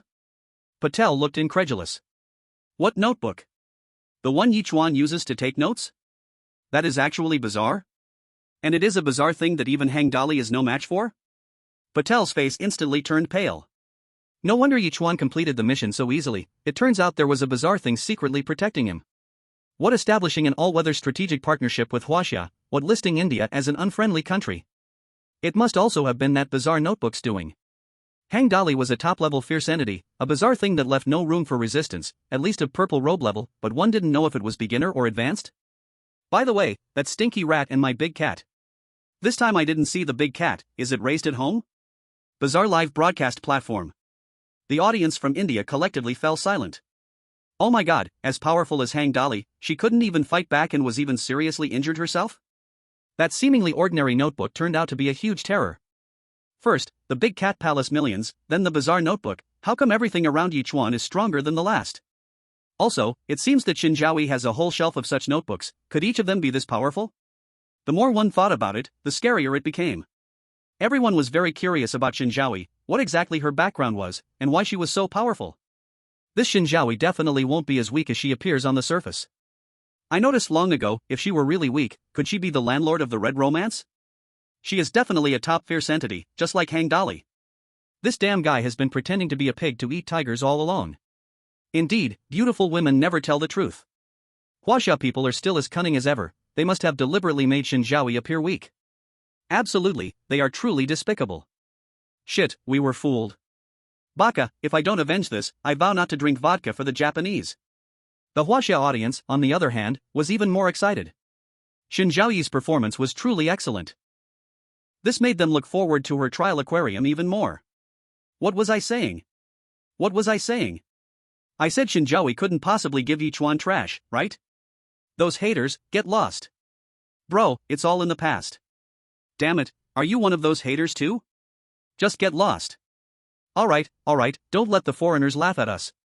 I've seen that Shen Zhaoyi is no ordinary person, but I don't know exactly how strong she is. 99.99% chance it's a powerful spell. Exactly, that Gong Million is a top-level purple robe, and Shen Zhaoyi crushing it makes perfect sense. Huang Dali wanted to curse but suddenly his face changed. He looked down, and the injuries that were clearly starting to heal suddenly began to worsen again. This is the power of witchcraft. Huang Dali's face turned pale, his teeth nearly grinding to dust. If she had known Yichuan had such a powerful guardian, she would never have taken the risk. However, it was too late to say anything now. If this witchcraft power wasn't eliminated in time, she probably wouldn't last till tomorrow. Quick, take me to the vice principal now. I am his subordinate, he won't just watch me die. She indeed had done many unseen things for the vice principal. But the two hadn't been in contact for a long while. And the vice principal had previously warned Huang Dali sternly to not contact him. But at this critical moment of life and death, Huang Dali couldn't care much, just desperately seeking help. Now, she only hoped the vice principal had a bit of conscience, and for the sake of their past relationship, could save her life. Otherwise, she would just have to wait here to die. Go find the vice principal? Patel's eyes lit up. Damn Huang Dali, how come she didn't say she had such connections earlier? If they could call the vice principal to act, wouldn't Yichuan be done for? Patel didn't hesitate, directly carrying Huang Dali on his back, and under her guidance, they finally arrived at the vice principal's office. Fortunately, the office lights were still on. Huang Dali knocked on the door, and soon a stern voice came from inside. Come in. As they pushed the door open, the two entered cautiously. Upon entering, they saw the vice principal in front of his desk. He was an elderly man of strange appearance. His hair was completely white, skin like tree bark, looking frail and on the verge of collapse, yet he emitted an unusually strong aura. His stern eyes swept over, and upon seeing Huang Dali, a look of surprise appeared in his eyes, followed by a look of disgust, as if he saw something unlucky. Huang Dali? Why did you suddenly come here in the middle of the night? Especially upon noticing Huang Dali's weakened breath and frowning brow, his expression deepened. How rude. Breathing in my office? Isn't that tainting my air? Huang Dali bore the pain and hurriedly said, Vice Principal, I have something important to report to you. Chapter 94, The Strange Vice Principal is Angry. Someone is in the school, using the principal's name to swindle. On the way here, Huang Dali had already learned from Patel that Ye Chuan had not only completed the task effortlessly but that the weird high school had established a round-the-clock strategic partnership with China. So, she planned to use this point as a breakthrough. Why does the weird high school care so much about you? Surely, you must have deceived the weird high school. Sure enough, upon hearing Huang Dali's words, the vice principal's expression immediately became serious. What? Such a thing exists? Are you serious? The vice principal took it very seriously, no longer minding that Huang Dali was contaminating the air in the room with so many words. He had thought this person had something to ask of him. Just as he was contemplating how to refuse, he had not expected that she was here to expose a secret. It's absolutely true, vice principal. The sharp gaze of the strange vice principal was piercing. The Eerie principal barely ever in the school. In fact, all the big and small matters of Linglan Eerie High School were actually managed by him.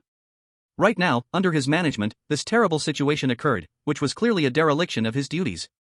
Fortunately, Huang Dali had given advance warning, otherwise, if one day the Eerie principal returned and discovered this, it would definitely be a huge crime. At that time, perhaps the Eerie principal would think his abilities were insufficient.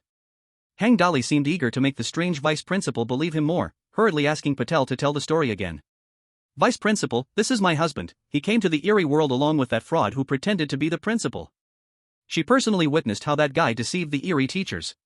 He not only impersonated a relative of the principal but was also very audacious, completely ignoring the principal's seal, recklessly breaking into the Eerie Qingbei class in the Eerie Grove, taking all the most valuable things inside.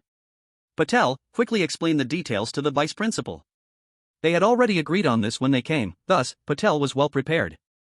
He exaggerated the story, describing Ye Chuan as a heinous criminal, while he depicted himself as a law-abiding citizen. What?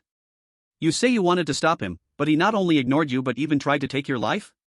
You mean he was holding an Eerie notebook? Powerful. Oh, I remember, the principal indeed has a similar notebook.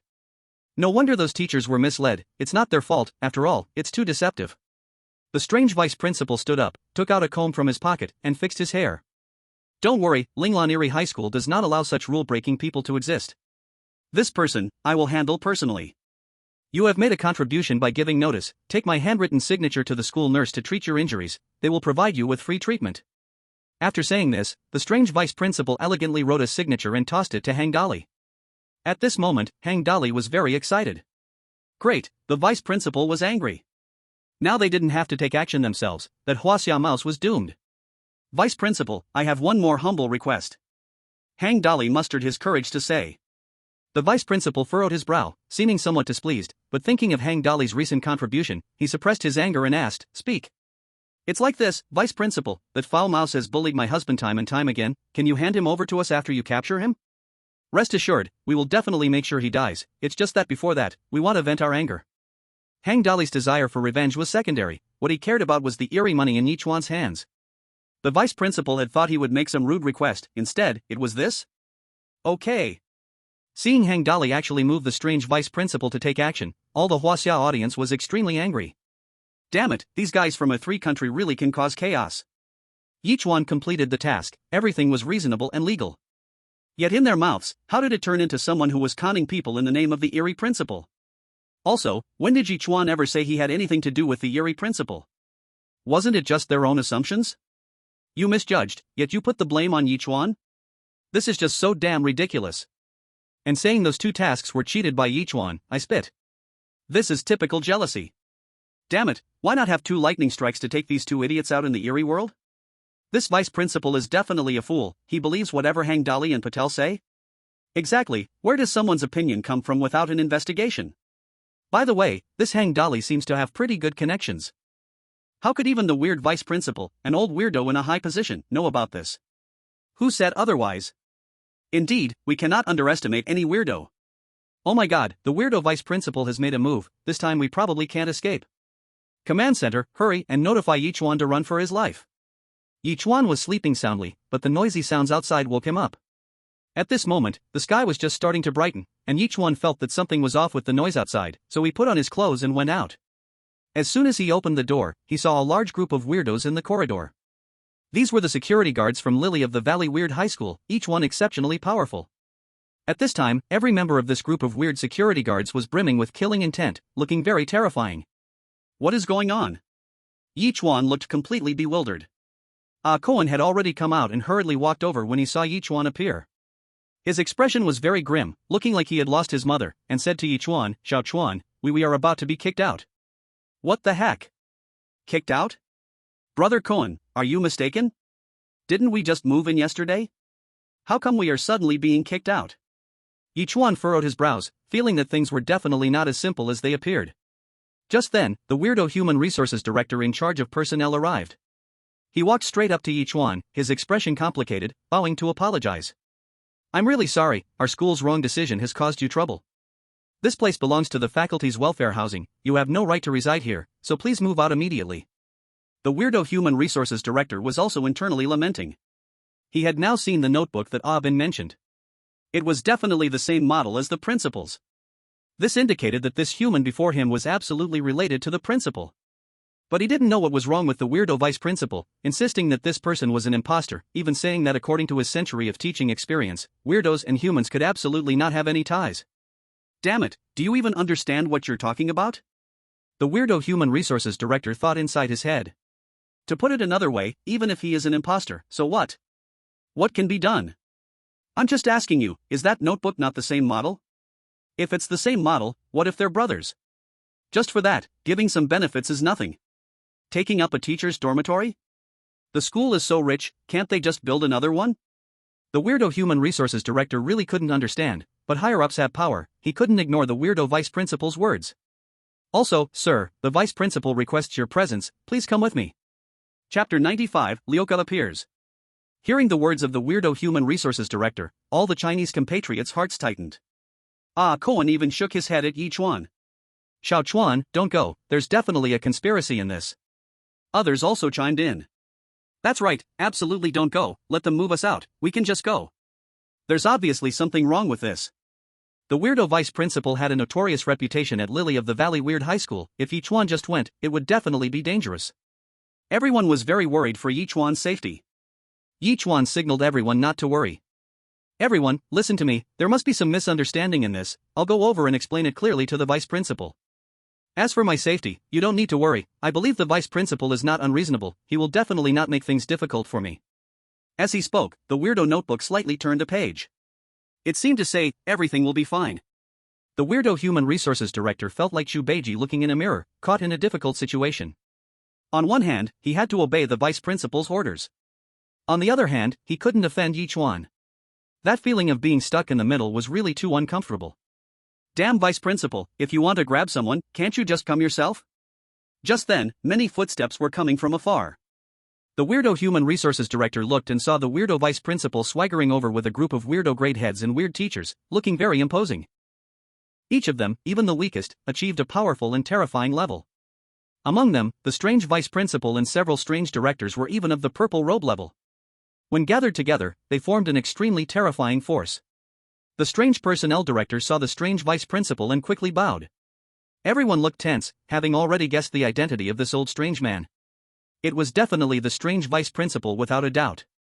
The strange vice principal's face was like cold frost, his sinister eyes staring at Ye Chuan, the killing intent on him surged without reservation. The strange vice principal arrogantly scanned everyone, and a playful smile suddenly appeared at the corner of his mouth. I just heard that you do not want him to go to my office? Do you know what kind of behavior this is? I can responsibly tell you that you are harboring a cheating criminal. Old Zhao once had a brief encounter with the strange vice principal when he attended a class taught by him. Due to his outstanding teaching ability, he served as his teaching assistant for one class. Vice principal, there may be a misunderstanding. I know the situation better than you. The strange vice principal looked at everyone and said, I know that you are all kind humans, and the reason you protect this criminal is definitely due to his seduction. However, as long as you can recognize your mistakes, I promise I won't make things difficult for you. Moreover, the job arranged by the strange personnel director for you is still valid. As long as you let me take him away, how about it? The strange vice principal smiled, looking like a kind old man. If someone saw him for the first time, they might really think he had a gentle personality. But this was all a disguise, his strange character could be said to be bottomless. All those words about benefits and job stability were just strange lies. He said these things to sow discord among them and make them turn against each other. He loved playing with human nature the most. Letting these people attack each other for their own interests was, in his eyes, an extremely enjoyable matter. Playing with human nature, how wonderful! The strange vice principal thought that after hearing his words, this group of mice would immediately make a choice. To keep their benefits and positions, they just needed to move over here?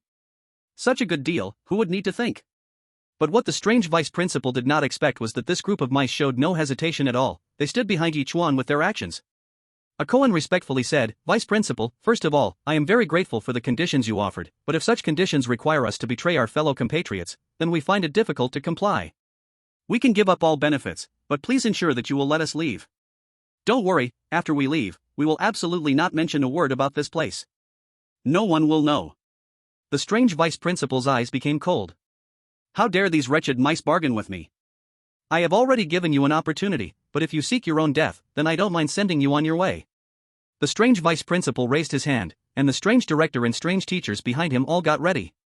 The first rule of the school, anyone who harms the interests of Linglan Strange High School will be executed severely.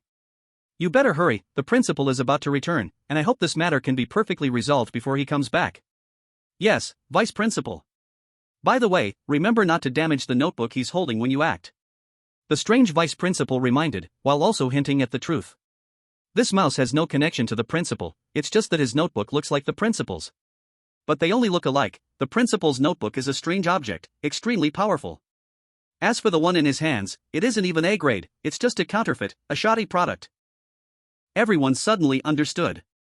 So that's it, no wonder the strange entity suddenly treated them so well. It turned out to be a misunderstanding about Ye Chuan and the principal's relationship. But Yichuan's brow furrowed. Is this notebook really a counterfeit product? If it is, why do the strange entities from Qingbei class and Old Man Qin from the small woods treat it like a tiger? Although this is just his guess, it seems there are no other possibilities. As a group of strange teachers surrounded them, Yichuan hurriedly looked at the notebook in Ye Chuan's hand. Strange notebook master, if you are really a powerful strange entity, please show yourself quickly, otherwise, we all will die here today. Hearing Yichuan's words, others began to plead as well. Ye Chuan looked at the strange notebook. He thought that Shen Zhaoyi asked him to bring it for taking good notes, but unexpectedly, it gave him a powerful guardian.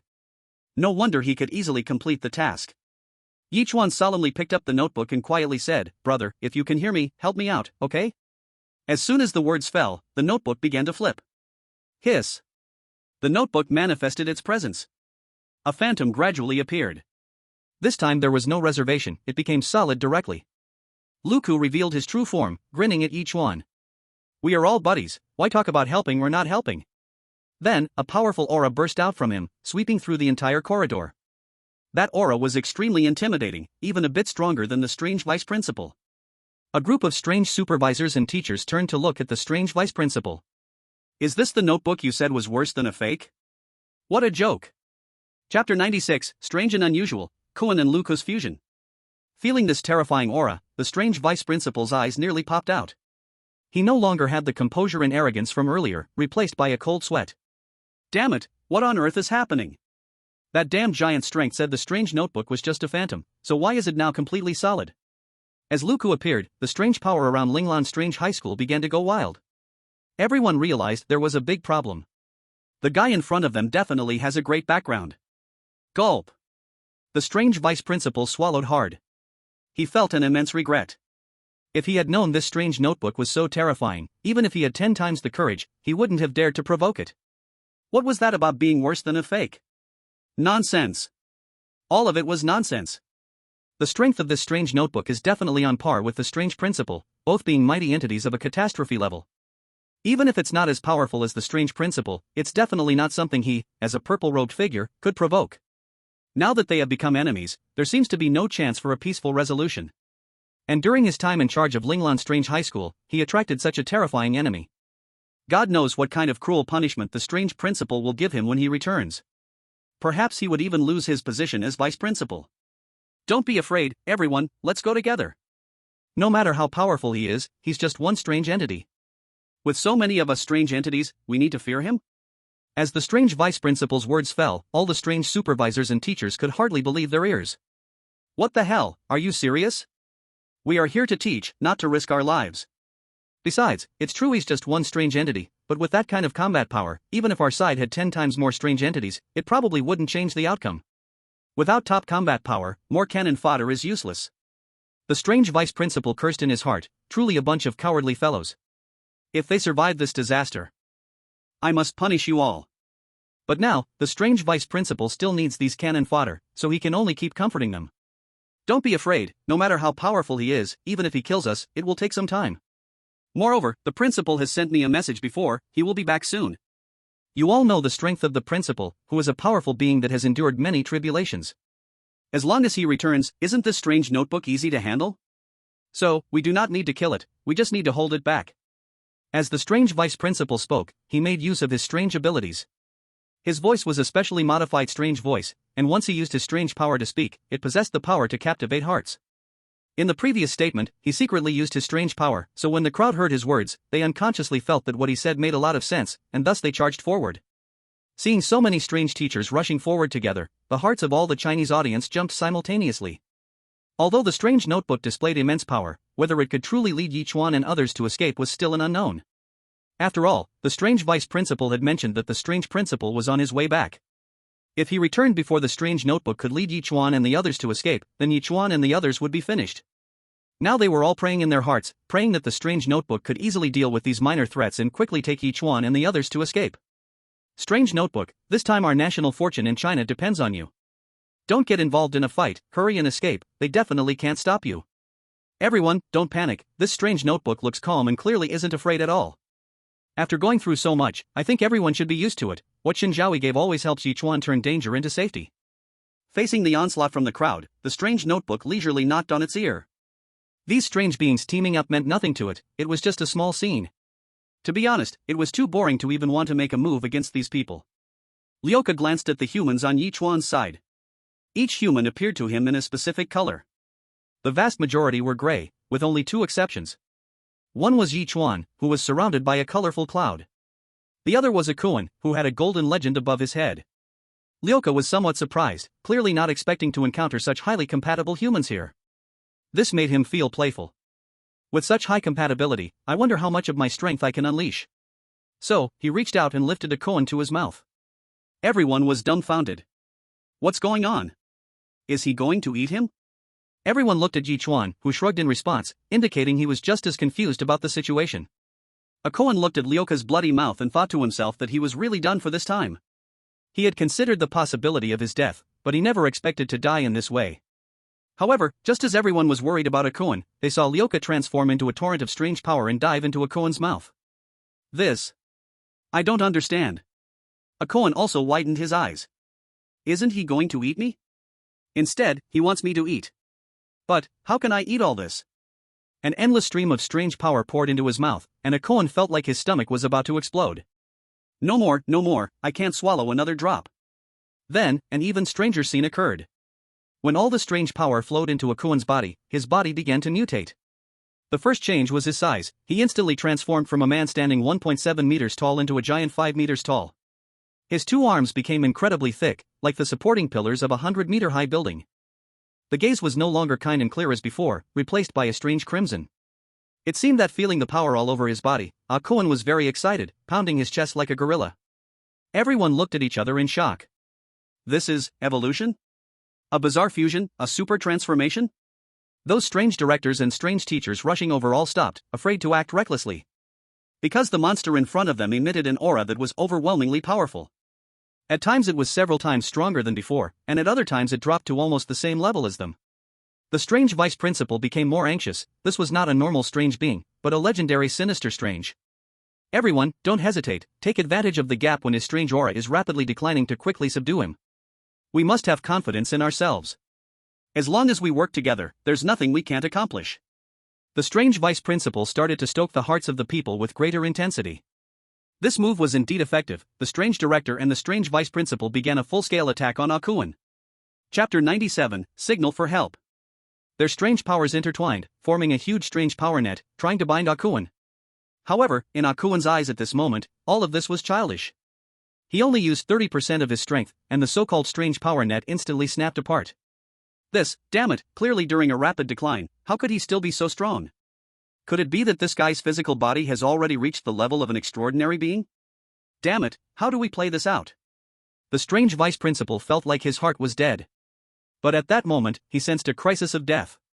He saw Yichuan stretch out his arm, lightly pointing a finger at him. Then a beam of light, like an arm, shot over. This strange light contained terrifying strange power, filled with the aura of annihilation and death. If hit, he would probably vaporize in an instant. The strange vice principal's forehead bulged with veins, pouring all his strange power into his legs, quickly dodging. In the end, he narrowly avoided it. Boom! The strange beam of light struck the wall behind, directly piercing through, and then blew apart a nearby teaching building.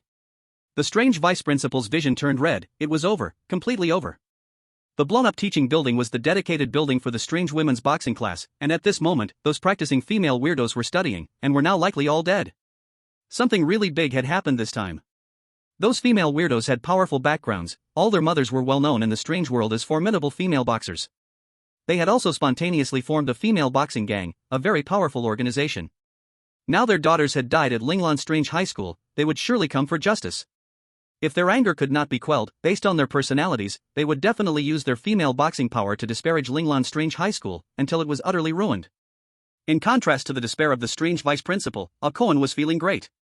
He looked in shock at his finger, looking very excited. Damn, have I become a superhero? Is this ultra laser? Fire another one. What the hell, can someone explain what the situation is?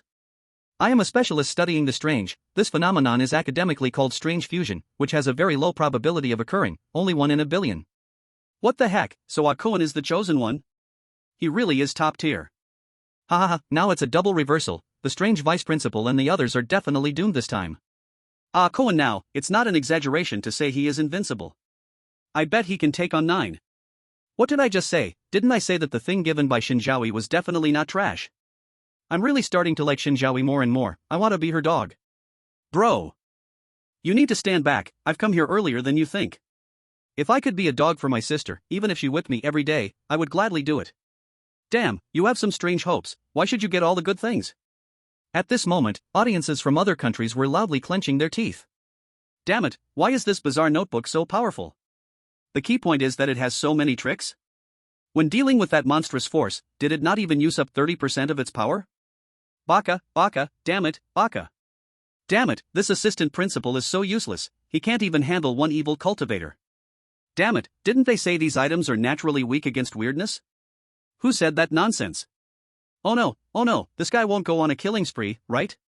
He won't kill the players from our country out of frustration, will he? Don't worry, it's well known that any special means have time limits. I suspect he can't maintain this state for long. That's right, as long as we hold on a bit longer, once the principal returns, everything will settle down. Sure enough, the bizarre vice principal released several more strange lasers. Even though he had reached his maximum speed, he was still hit on the shoulder by one of the strange lasers. The intense pain nearly made him faint. These strange lasers contain powerful corrosive power. Once hit, they continuously invade and destroy the bizarre body. The strange vice principal knew that the current situation was beyond his ability to resolve. It seemed he had to press the alumni emergency button. The strange vice principal took out a red button from his pocket and pressed it without any hesitation. After pressing it, a blood-red beam shot up into the sky from the rooftop of the Linglan Strange High School principal's office, accompanied by alarm bells that seemed to echo throughout the entire bizarre world. Buzz. Buzz buzz. Buzz buzz buzz. Buzz buzz buzz buzz. A continuous series of alarm sounds grew louder and louder, constantly overlapping. This was the SOS signal from Linglan Strange High School. This signified that Linglan Strange High School faced an unprecedented crisis and began to seek external assistance. Anyone who saw this signal, all the bizarre faculty who were on business trips outside, all the students who had ever studied at Linglan Strange High School, and all the big shots close to the strange principal would return immediately to lend aid. Indeed, after the signal was sent out, countless strange entities surged toward Linglan Strange High School from all directions. Those bizarre students also came out of the classrooms, spontaneously forming a school guard team, swearing to coexist with the school or die trying. But when they arrived, everyone was collectively dumbfounded. After living in the bizarre world for so many years, they had never seen this type of bizarre entity. A giant monster, maybe? But aren't giant monsters supposed to live on Giant Island all their lives? Oh my god, what did the school do to provoke such a powerful bizarre creature? Hey, why haven't I seen the strange principal? Oh my god, it's not okay. Although I've learned words in the special education class here at Linglan Strange High School, my feelings for it aren't that deep. I'm leaving. Hey, you're being too disloyal. Wait for me, I have to wake you up with scolding. Akun feared no one now. Although many bizarre entities had come, in his eyes, none of them could fight. Suddenly, he spotted a familiar figure in the crowd. It was the bizarre cafeteria supervisor from Linglan Strange High School. The reason people from the Asan Kingdom could occupy the garbage bin was in part due to him. Bastard, die. He pointed, and the strange laser shot directly at him. The bizarre cafeteria supervisor didn't have the strength of the strange vice principal, and now surrounded by other bizarre beings, he had no way to escape. He could only join the other bizarre beings, hit by the laser, and have his soul scattered. This happened after everyone rushed over. The first time I saw a Koan make a move. Seeing a Koan so powerful, everyone's expressions changed. Damn it, how can we, who came to help, deal with such a strong opponent? Which brain-dead fool sent out the signal? Chapter 98, The Return of the Creepy Principal. Run. Without any hesitation. All the weird beings began to flee wildly after a Koan unleashed a bizarre ray. This is not something they can handle. If they don't run, there is only one path, death. A Koan is now frantically searching for the enemies who once bullied them in Huaxia. Especially those folks from the Asan country. He wants to take this opportunity to kill them all. And those bizarre beings who bully them usually, not one of them can live. A Koan became more and more excited as he killed more and more, to the point that in the end, he seemed to forget his original intention, becoming someone who kills just to kill. He seemed to turn into a killing machine, losing all feelings, only knowing killing.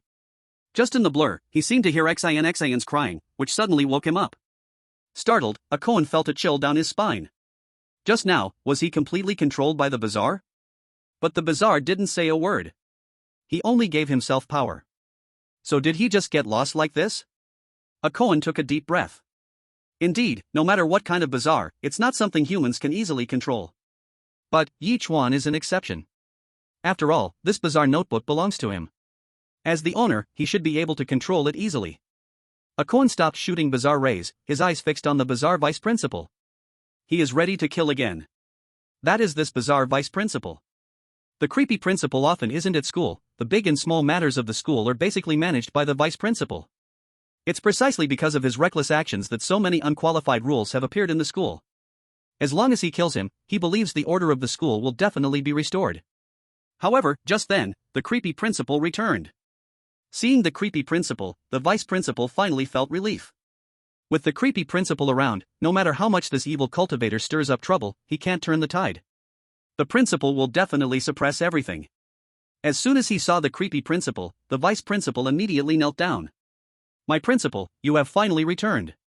Because the creepy principal is elusive, hardly anyone except for some high-ranking officials at Linglan Creepy High School has seen his true face. Principal? He is the principal of Linglan Creepy High School? Those bizarre beings and surviving humans cast curious glances. Such a powerful bizarre is not something anyone can see whenever they want. Seeing the creepy principal today, they'll have something to brag about in the future. Huaxia compatriots became anxious after hearing the vice principal's words. The creepy principal is undoubtedly the only king of Linglan Creepy High School. He has returned, doesn't that mean a Koan is doomed? The bizarre vice principal cried painfully, Principal, if you don't return soon, our Linglan Creepy High School will be completely torn apart by this guy. You must avenge our teachers and staff. This guy has shot many of our loyal subordinates without distinguishing between friend and foe, and is killing wildly, simply challenging your authority. Tears streamed down the vice principal's face as he spoke, as if all of this was Yichuan's fault. Little did he know, he was the one who sparked the conflict. The creepy principal's face looked long and cold, clearly furious. The eerie power around him surged, causing the bizarre space around him to shake constantly, even creating cracks in the void. Is this, the creepy principal, going to make a move? He is indeed a real powerhouse of disasters, well known for many years. His strength has already reached a divine level.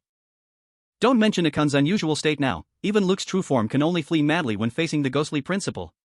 It's over, are we going to be held accountable?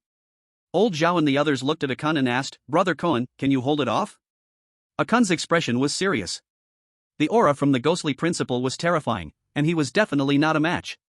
Just as he desperately tried to resist, the transformation time arrived. Yichuan returned to his human form. Damn it! Why did it fail at such a crucial moment? He couldn't hold it off to begin with, and now it was even less possible. They didn't even need the ghostly principal to act, even a ghostly director could easily kill all of them without leaving a trace. Luke appeared in front of everyone, glanced at the ghostly principal, and showed a smile. Then with a snap, he transformed back into the eerie notebook and flew back into Ye Chuan's hand. This is, giving up? A wave of despair swept through the hearts of the Chinese compatriots. Even the powerful eerie notebook turned back into its original form in front of the ghostly principal, not daring to confront him. It seemed this time they were truly doomed. However, even if they died, there were no regrets. Because at least before dying, they had a glorious moment. The eerie notebook that Ye Chuan was stroking suddenly conveyed a sense of reassurance. It seemed to say that me turning back to my original form isn't giving up, but because with the ghostly principal here, there's no need for me, an outsider, to intervene.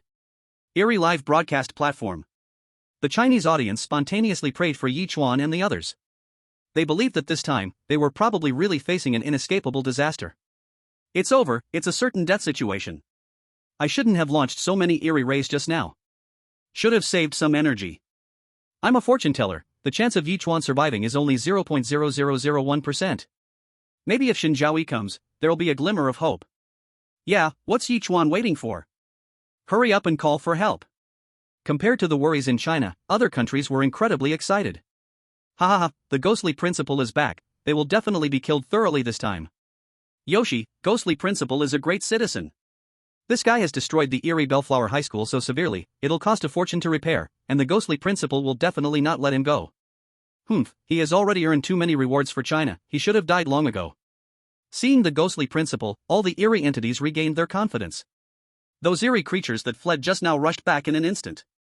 With the ghostly principal here, they feared nothing. Didn't they see that even the evil cultivator Eerie had obediently given up? This is the sense of oppression the ghostly principal brings. Principal, you must stand up for us. That evil cultivator Eerie just now was killing indiscriminately, firing eerie rays everywhere. Right, even the vice principal almost turned to dust just now. Many eerie beings began to lament the evil deeds of the Chinese people, begging the ghostly principal to intervene and suppress and annihilate them. The eerie vice principal saw these eerie beings speaking up for themselves and felt pleased. At this moment, nothing else mattered, what mattered was that the ghostly principal would step in to annihilate this group of mice and evil cultivators. Then he would use the Foundation's eerie currency to rebuild their home. The principal deals with a lot of affairs daily, so this heavy burden would naturally fall on his shoulders. At that time, they could line their own pockets again. Hee hee, I love building schools the most. Chapter 99, he is my sister's husband. The ghostly principal was not tall, but everyone knew he was a high mountain, an insurmountable mountain. That powerful and terrifying aura inundated everyone like a tsunami. Everyone found it hard to breathe. Is this the formidable ghost of calamity? Truly terrifying. Is this the good deed you've done? The ghostly principal spoke. Everyone thought he was questioning those despicable mice. But they soon realized something was wrong. Because the ghostly principal was actually directing this statement at the eerie vice principal. And all the terrifying aura was completely pressed onto the vice principal. The strange vice principal immediately couldn't withstand the powerful force like a mountain and fell to the ground, unable to move. The strange vice principal simply couldn't believe it. What the hell is going on? Why is the principal angry with me? Could it be blaming my incompetence? Not just him, everyone present in the strange were confused, starting to whisper. What is going on? Principal, this has nothing to do with the vice principal, everything is that evil cultivator's fault. The vice principal was actively leading us to protect the school just now, could it be that the strange principal wants to punish him? That would really be too heart-wrenching.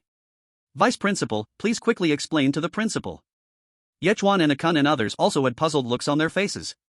What is going on here?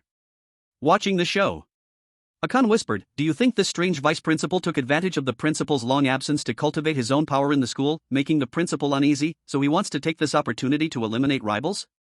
Ye Chuan nodded and said, maybe. Akun continued, then after getting rid of the strange vice principal, will he come for us? I don't know. Ye Chuan also had this worry, trying to contact Gong Baiwan, but the latter was unresponsive as if dead. Liuka listened to Akun's words and flipped through a few pages, as if saying, don't worry, little brother, even if the strange principal had 10 times the courage, he absolutely wouldn't dare to lay a hand on Ye Chuan. In fact, the strange principal really couldn't touch Ye Chuan, after all, this was his sister's husband, how could he lay a hand on him? The reason he was so angry was all because of this damn strange vice principal. He just came back a little late and caused such a big mess. He almost harmed his sister's husband. If he hadn't arrived in time, the consequences would have been unimaginable. So, he was extremely furious right now. He must vent his anger on the strange vice principal. He had promised his sister that on her territory, her husband would not be harmed in the slightest.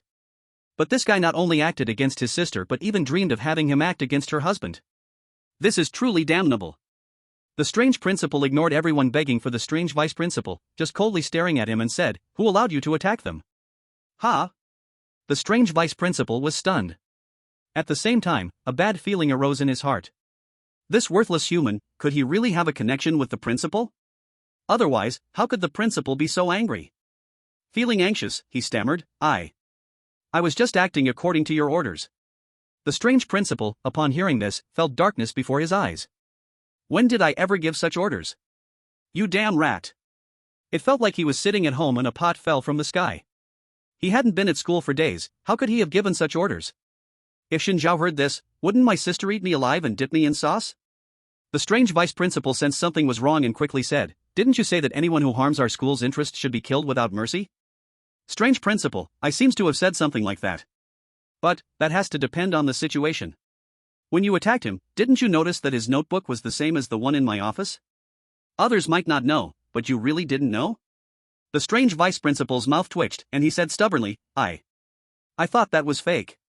The strange principal almost spat out old blood. What the hell, fake? I'm gonna tear apart this damn strange. Big-headed strange, why do I feel slightly offended? How strange. The strange principal took a deep breath and said, dare to lay hands on my sister's husband, tell me, how do you want to die? A stone stirs up 1,000 waves. The elder brother-in-law head? Everyone was shocked. The audience from Huaxia was dumbfounded. Wow, Yichuan actually has a connection with the strange principal. He is actually the elder brother-in-law head of the strange principal? No wonder he is so angry right now.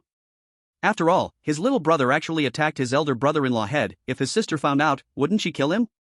Wait a minute, isn't Ye Chuan's strange wife Shen Zhaoyi? When did she become the elder brother-in-law of the strange principal? Could it be Shen Zhaoyi is the elder sister of the strange principal? But they look too different, right?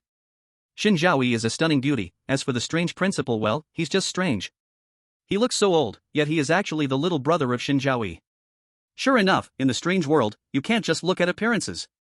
The strange vice principal was also petrified upon hearing the strange principal's title. He is your elder brother-in-law head? Cold sweat dripped down the vice principal's forehead. His whole body trembled like a sieve. He was filled with despair, and at the same time, with anger. Damn Hong Dali, you really got me killed this time. That annoying guy must have formed an alliance with other strange beings to screw me over like this. What a scam, it's all nonsense. They actually have a real connection with the principal.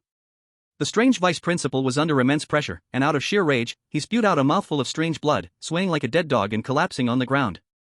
The other strange beings didn't dare to say a word, all with their heads bowed and clutching their clothes, as if saying, this has nothing to do with me, I only did it because that old dog vice principal told me to. At this moment, they had already cursed the strange vice principal in their hearts. You old dog, what kind of nonsense are you stirring up? If it weren't for your distress signal, would things have escalated to this point? Now you've provoked the principal's anger, and everyone has to suffer because of you. Strange live streaming platform. The Huaxia audience collectively gasped. The global temperature rises by 0.1 degrees. This is a bit too ridiculous, right? Wow, did I open my mouth in blessing? Ye Chuan is actually the elder brother-in-law head of this strange principal? The value of Ye Tiandi is still rising. I don't need to marry into a wealthy family, I am the wealthy family. Bro, I crashed the party. Whoa, missing ice for a day. Haha, no need to worry this time, Yichuan can walk sideways in Linglun. Chapter 100, You Can Commit Self-Harm. Viewers from other countries. A bit speechless. Baka, why is this kid always so lucky? Shit, looks like we are the ones who will be unlucky this time. Wait a minute, what the hell is elder brother-in-law head? Maybe it's cosplay? Akuan and the others let out a long sigh of relief. No wonder Yichuan has been calm from the beginning. It makes sense, with this kind of background, there was no need to panic at all. The strange principal even calls him elder brother-in-law head, and seems so respectful, let alone causing chaos in the school. Even if he sold the school's land, the strange principal probably wouldn't get angry. Chuan, you really should have told me about this connection earlier, I've been so worried. Akuan patted Yichuan's shoulder, as if complaining that Yichuan wasn't considerate enough. Of course, he wouldn't actually complain. Xin also ran over, clapping around Yichuan, saying how impressive Yichuan was. Everyone looked at Yichuan with envious and grateful eyes. Of course, those foreign players were incredibly jealous at this moment. Damn, why does this little rat get all the good things? But Yichuan himself was very confused. He thought over and over again in his mind and couldn't remember having a relative like the strange principal. Elder brother-in-law head? Could it be that the strange principal is the little brother of Shen Zhaoyi? This is a bit too ridiculous. Shen Zhaoyi shouldn't be strong enough to that extent, right? The strange notebook flipped a page noisily. Luca listened to the strange principal's title and found that this guy was quite creative. From now on I will also call him elder brother-in-law head. Currently, only the two of us call him brother-in-law, so we must be the elder brother and the second brother.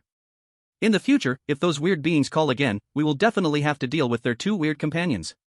Principal Weird secretly observed Yichuan's expression and found that the latter was not too angry, and he couldn't help but breathe a sigh of relief. Fortunately, he returned fast enough and had not made a big mistake, otherwise, it would be too late to regret. However, although Yichuan was not angry, he still had to be punished. Principal Weird looked at those peculiar beings with a frosty face, his eyes filled with flames of anger. Are you all dead weirdos? What are you waiting for? Hurry up and come over to apologize to my brother-in-law. Hearing Principal Weird's words, all the weird beings felt a sense of relief. It seems that the law does not blame the masses. Principal Weird did not punish them all but only made them apologize. After Principal Weird spoke, all the weird beings present knelt down in unison and kept apologizing to Yichuan. Brother-in-law, spare my life. Brother-in-law, you are magnanimous, don't hold a grudge against me. Brother-in-law, please forgive my sins. This group of weird beings had very low postures. Among them were not a few powerful beings in purple robes. In the outside world, they could be considered great figures, untouchable. But now, they were as humble as ants, crawling at the feet of Yichuan, begging. Yet, none of the weird beings felt ashamed. Because they deeply understood that the one before them was not an ordinary human.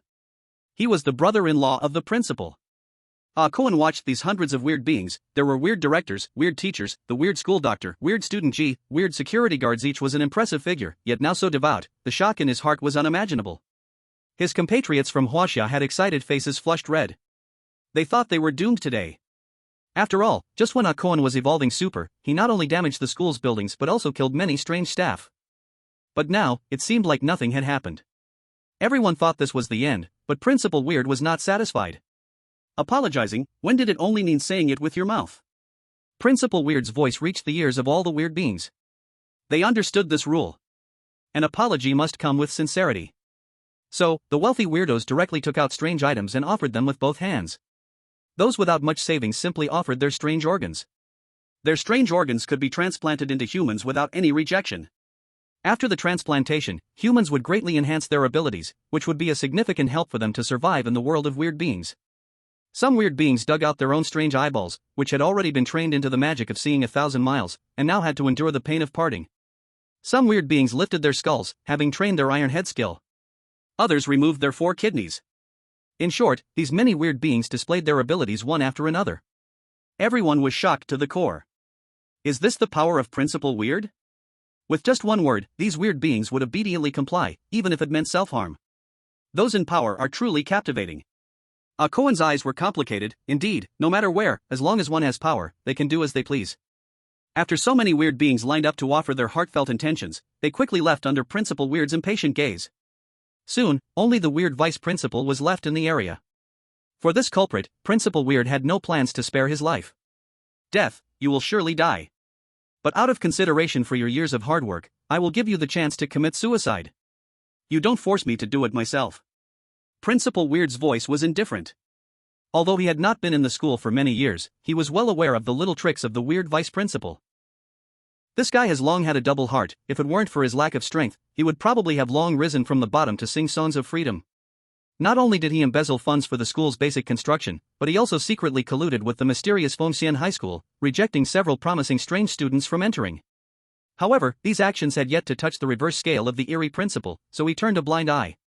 But this time was different. He actually offended Ye Chuan. He deserved to die. Moreover, someone had to take responsibility for this incident today. The Eerie vice principal, having followed the Eerie principal for many years, saw his determined expression and knew that this time the principal was serious. His face instantly turned ashen, knowing he would not escape this disaster.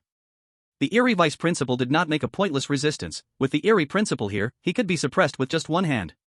He took one last look at the school, shook his head with a grim expression, and murmured, holding the sun and moon, plucking the stars, there is no more this kind of strange in the world.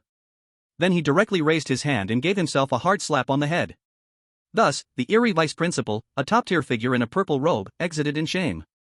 The Eerie principal snorted coldly, feeling no regret at all. Those who do evil will inevitably perish. The Eerie vice principal usually cultivates no good, loving only to kill and set fires, so having this kind of end was only a matter of time. Big brother-in-law, you handle this place, then come to my office, said the Eerie principal. Chapter 101, The Eerie Principal's Thunderous Method. The Eerie principal went straight to the office. Yichuan looked at the strange items and strange artifacts scattered all over the ground, suddenly feeling at a loss. Fellow Chinese took turns swallowing their saliva. They had been at Linglan Eerie High School for so many years, but had never seen so many good things. Wow, that stack of strange cash must be worth 10,000. No wonder they say teaching is a profiteering industry. I truly believe it now. Quick, look, is that a superior strange artifact? My goodness, it really is. How could he just casually give this precious thing away? The Eerie principal is truly intimidating. With just a light remark, this group of Eerie's obediently offered up their treasures. Of course, one must not forget what kind of power the Eerie principal holds. It's no exaggeration to say I almost wet myself when he exuded such dominance just now. The crowd quickly organized these items. They certainly did not want to keep them for themselves. Everyone was very clear that these items were all meant as a tribute to Ye Chuan. Once they had sorted everything, they piled it all in front of Ye Chuan. However, Ye Chuan did not even glance at them, turning to Yichuan and saying, Brother Yichuan, please share these things among everyone. I'm going to see what the principal wants with me. With that, Ye Chuan left without looking back. Of course, these things were precious, but Ye Chuan felt that his fellow Chinese needed them more than he did. As a Chinese person, there is a deep-rooted tradition of helping each other. Strange cash may be valuable, but the value of a compatriot is even greater. Watching Ye Chuan's distant figure, Yichuan was left dumbfounded. Wait, you just don't want so many things? Do you have a mine at home? Oh, it's true, Ye Chuan's family really does have a mine. The biggest mine is Shen Zhaoyi. Ye Chuan soon arrived at the Eerie principal's office. His office, like that of Teacher Shen, was arranged in a very warm and sunny manner. Ye Chuan immediately noticed the huge floor-to-ceiling windows. He thought to himself, if there were sunshine at this time, it would be perfect to sit in front of the windows in a rocking chair with the air conditioning on. How pleasant that would be. Unfortunately, in the Eerie world, it is shrouded in crimson all year round and has no sunshine at all. At this moment, the Eerie principal was sitting upright at his desk. Behind him was a huge bookshelf filled with books and some small ornaments. Seeing Ye Chuan arrive, the Eerie principal hurriedly invited him to sit on the sofa beside him. Then, he spoke to the Eerie personnel director. All right. I already know, you can go out first. This strange human resources director is deeply loyal to the strange principal, and now the position of vice principal at the school has become vacant. The strange principal intends to support him to rise.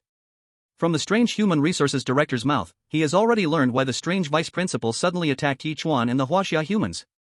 It was all because of a little girl named Pulling Carrots who stirred things up in a strange way. The strange principal also sat on a sofa nearby, just 2 meters away from Ye Chuan. This was the first time Ye Chuan had such close contact with the strange principal. He looked very imposing, with an aura of authority that demanded respect without being angry. However, when facing Ye Chuan, all this authority dissipated. He smiled warmly, like a good strange person who gets along with others. Brother-in-law, are you satisfied with my handling just now? If you are not satisfied anywhere, you can tell me. Ye Chuan nodded. The result just now was quite satisfactory.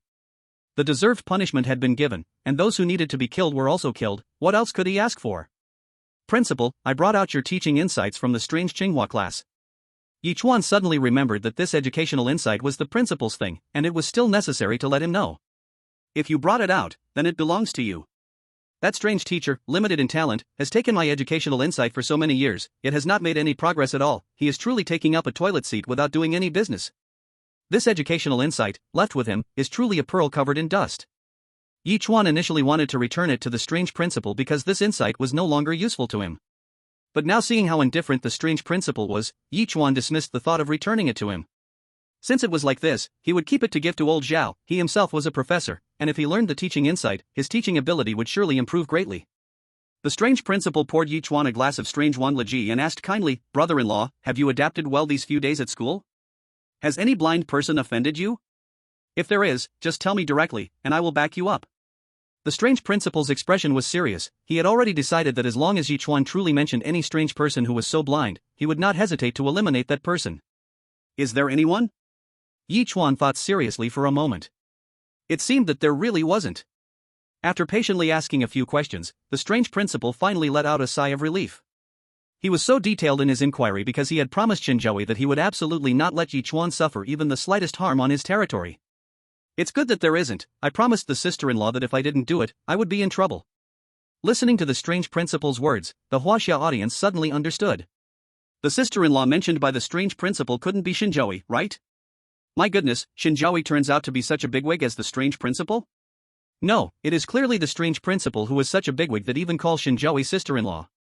My goodness, what exactly is Shen Zhaoyi's background, that even a powerful being like the strange principal needs to humbly please? The Huaxia audience was so shocked that even an old lady drinking cold water wouldn't choke. The strange principal actually took Shen Zhaoyi's words as a holy decree to carry out? What kind of magic does she possess that makes a powerful being like the strange principal treat her so kindly? Everyone previously suspected that Shen Zhaoyi was likely a purple-robed strange, but now it seems it was still an underestimation. Just then, the strange human resources director came again. He walked to the strange principal's side and said seriously, "Principal, everything has been arranged according to your instructions. All Huaxia people in the school will enjoy the national treatment of the strange world, occupy the faculty dormitory building, enjoy the 5 insurances in one fund, free medical care, and be arranged for easy work, implementing an 8-hour work system. The humans from other countries who have had grievances with Huaxia, someone has already been arranged to handle it. As for the humans from the third country, as per your order, they are being made slaves and are undergoing the most severe abuse. At the same time, a document has been issued, and in the future, with the heads of the humans from the third country, they can study for free in our school for 2 days. I believe it won't be long before the humans from the third country are completely cleaned out." The strange principal nodded in satisfaction and said, "This matter has been handled well. Now, arrange for someone to hunt down Hong Dali. A ferocious weakling dared to act against my brother-in-law, he is simply asking for death." Chapter 102, Time Ability. Ye Chuan listened carefully to the report from the strange personnel director beside him. All the people from the third country have been killed? That's quite ruthless. However, well done. He has no good feelings for the humans from the third country, especially since those guys had previously exterminated his fellow countrymen. Now that they are killed, it can only be said to be karma, the cycle of heaven. As for taking action against Hong Dali, Yichuan naturally would not stop it. If it weren't for the strange principal returning in time, he might have actually fallen for Hong Dali's schemes. So, he deserves to die. On the strange live broadcast platform, all the countries except China instantly exploded in mentality after hearing the words of the strange personnel director. Especially the third country, which has already been cleaned up, is incredibly panicked. The strange principal is indeed worthy of his reputation, he kills without even blinking. If strange matchmaking is going to be tested at Lily Strange High School in the future, then the third country is simply seeking their own death. Oh my god, is there no one to sanction the strange principal? He severely disrupts the balance of the strange matchmaking game. Why hasn't heaven acted yet? Damn, this guy is so ridiculously eager to please a human. Baka, it would be great if he treated the child emperor with the same attitude. Damn it, will Patel be implicated by Hong Dali? I just saw Patel has returned to the happy community, maybe he can escape unharmed. Is that true? Why didn't I see it? After arranging everything, the strange principal got up. His office is located at the very center of the school and is also the tallest building. Standing in front of the window, he can see the entire school. Now, due to the strange ray from Yichuan, many buildings in the school have collapsed on a large scale, resulting in serious damage. If it needs to be rebuilt, it will probably take quite a bit of time. During this period, it will naturally affect the teaching work of the school. Ye Chuan is very worried that the strange principal will hold Yichuan accountable. But the next second, he saw the strange principal take out an hourglass from his pocket. The hourglass didn't contain sand, but rather the flow of time. The strange principal gently flipped the hourglass, and then the destroyed buildings miraculously restored to their original state. Ye Chuan was wide-eyed, nearly popping out his eyeballs. Is this the power of time? Those who often read fantasy novels know that time is king, space is revered. To master the power of time is to reign supreme.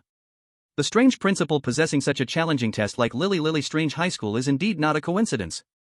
Ye Chuan looked at the hourglass a few more times. This strange object must have a level that surpasses the top quality. However, using such power requires a great deal of consumption for the strange principal. At this moment, all of his strange power has been drained. He would need to rest for an entire day to fully recover. The strange principal also took out a phone bug, exchanging contact information with Ye Chuan. He told Ye Chuan that if anything happens at Lily Strange High School, he can contact him at any time. The live broadcast did not interrupt.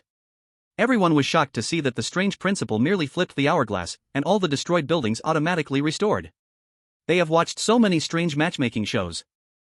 The abilities revealed by the strange principal are undoubtedly the strongest. The powerful Calamity Master, Guai, indeed lives up to his name. Each of his methods is exceptional. Moreover, such a being has such a good relationship with Ye Chuan, and they even exchanged phone numbers. Ye Chuan's connections undoubtedly increased by one more. And it is a rather strong connection. The strange heavenly Tao is unfair. Why does it favor this Huaxia mouse alone? God, his strength is so great, he can already manipulate time. Why is he still so humble? Huang Dali may not escape this calamity. I hope he can take good care of Patel and not let him get involved. Patel is innocent. For safety's sake, he should hide quickly. What a pity, why was there you if there was no Liang? If it weren't for Ye Chuan, Patel's abilities would surely allow him to look down upon others. At night. In a dark alley. Here, a roadside shop selling big plate chicken is still operating normally. The strange employees are busy, constantly moving in and out with pot after pot of big plate chicken. The aroma of the big plate chicken is very tempting, and soon a one-eyed strange comes over to order a plate. When the big plate chicken arrives, the one-eyed strange eagerly digs in. Upon tasting, the one-eyed strange immediately frowned. Then he angrily spat the mouthful of meat onto the ground. Waiter, come here. The one-eyed strange, with a big temper, slammed the table and called the waiter over. What kind of crap are you serving? It's so bad. Did you use zombie meat to make this? This disgusts me to death. Damn, refund me. Otherwise, believe it or not, I'll throw you out. The strange waiter walked over, having long been used to customers' complaints.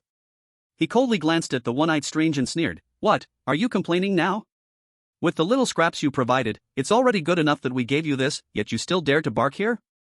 Want to complain about us? Go ahead, let's see if it's us who gets taken care of or you. The one-eyed strange was extremely angry. He did not expect even this strange waiter to be so arrogant. He had seen the owner of this big plate chicken, strong and powerful, known as the little girl Huang Dali who pulls radishes. Huang Dali is very overbearing, running the store here, often suppressing her peers, and colluding with the strange official management department. She could be said to be utterly unrestrained. Once, his shop did not exist here, but thinking the location was good, she forcefully occupied it. During that time, those strange beings who resisted were quickly pulled out like radishes, becoming material for the big plate chicken. The one-eyed strange knew he was all alone and was no match for them, so he could only curse, Humph, you are so arrogant, someone will come and take care of you soon. After saying that, the one-eyed strange planned to leave. However, the strange waiter's accomplice stepped forward and closed the shop door. The one-eyed strange became immediately nervous. What? What are you going to do? I'm telling you. Don't do anything reckless. The strange waiter said fiercely, You cursed us and still want to leave alive? Dream on. Since you think the meat is bad, I see your meat looks pretty good, so you might as well stay as an ingredient. After saying that, the strange waiter and others surged forward, targeting not just the one-eyed strange but also those quiet customers who were simply eating. But just as they were about to subdue everyone, someone was knocking at the door outside. Chapter 103, Huang Dali's Big Plate Chicken Shop.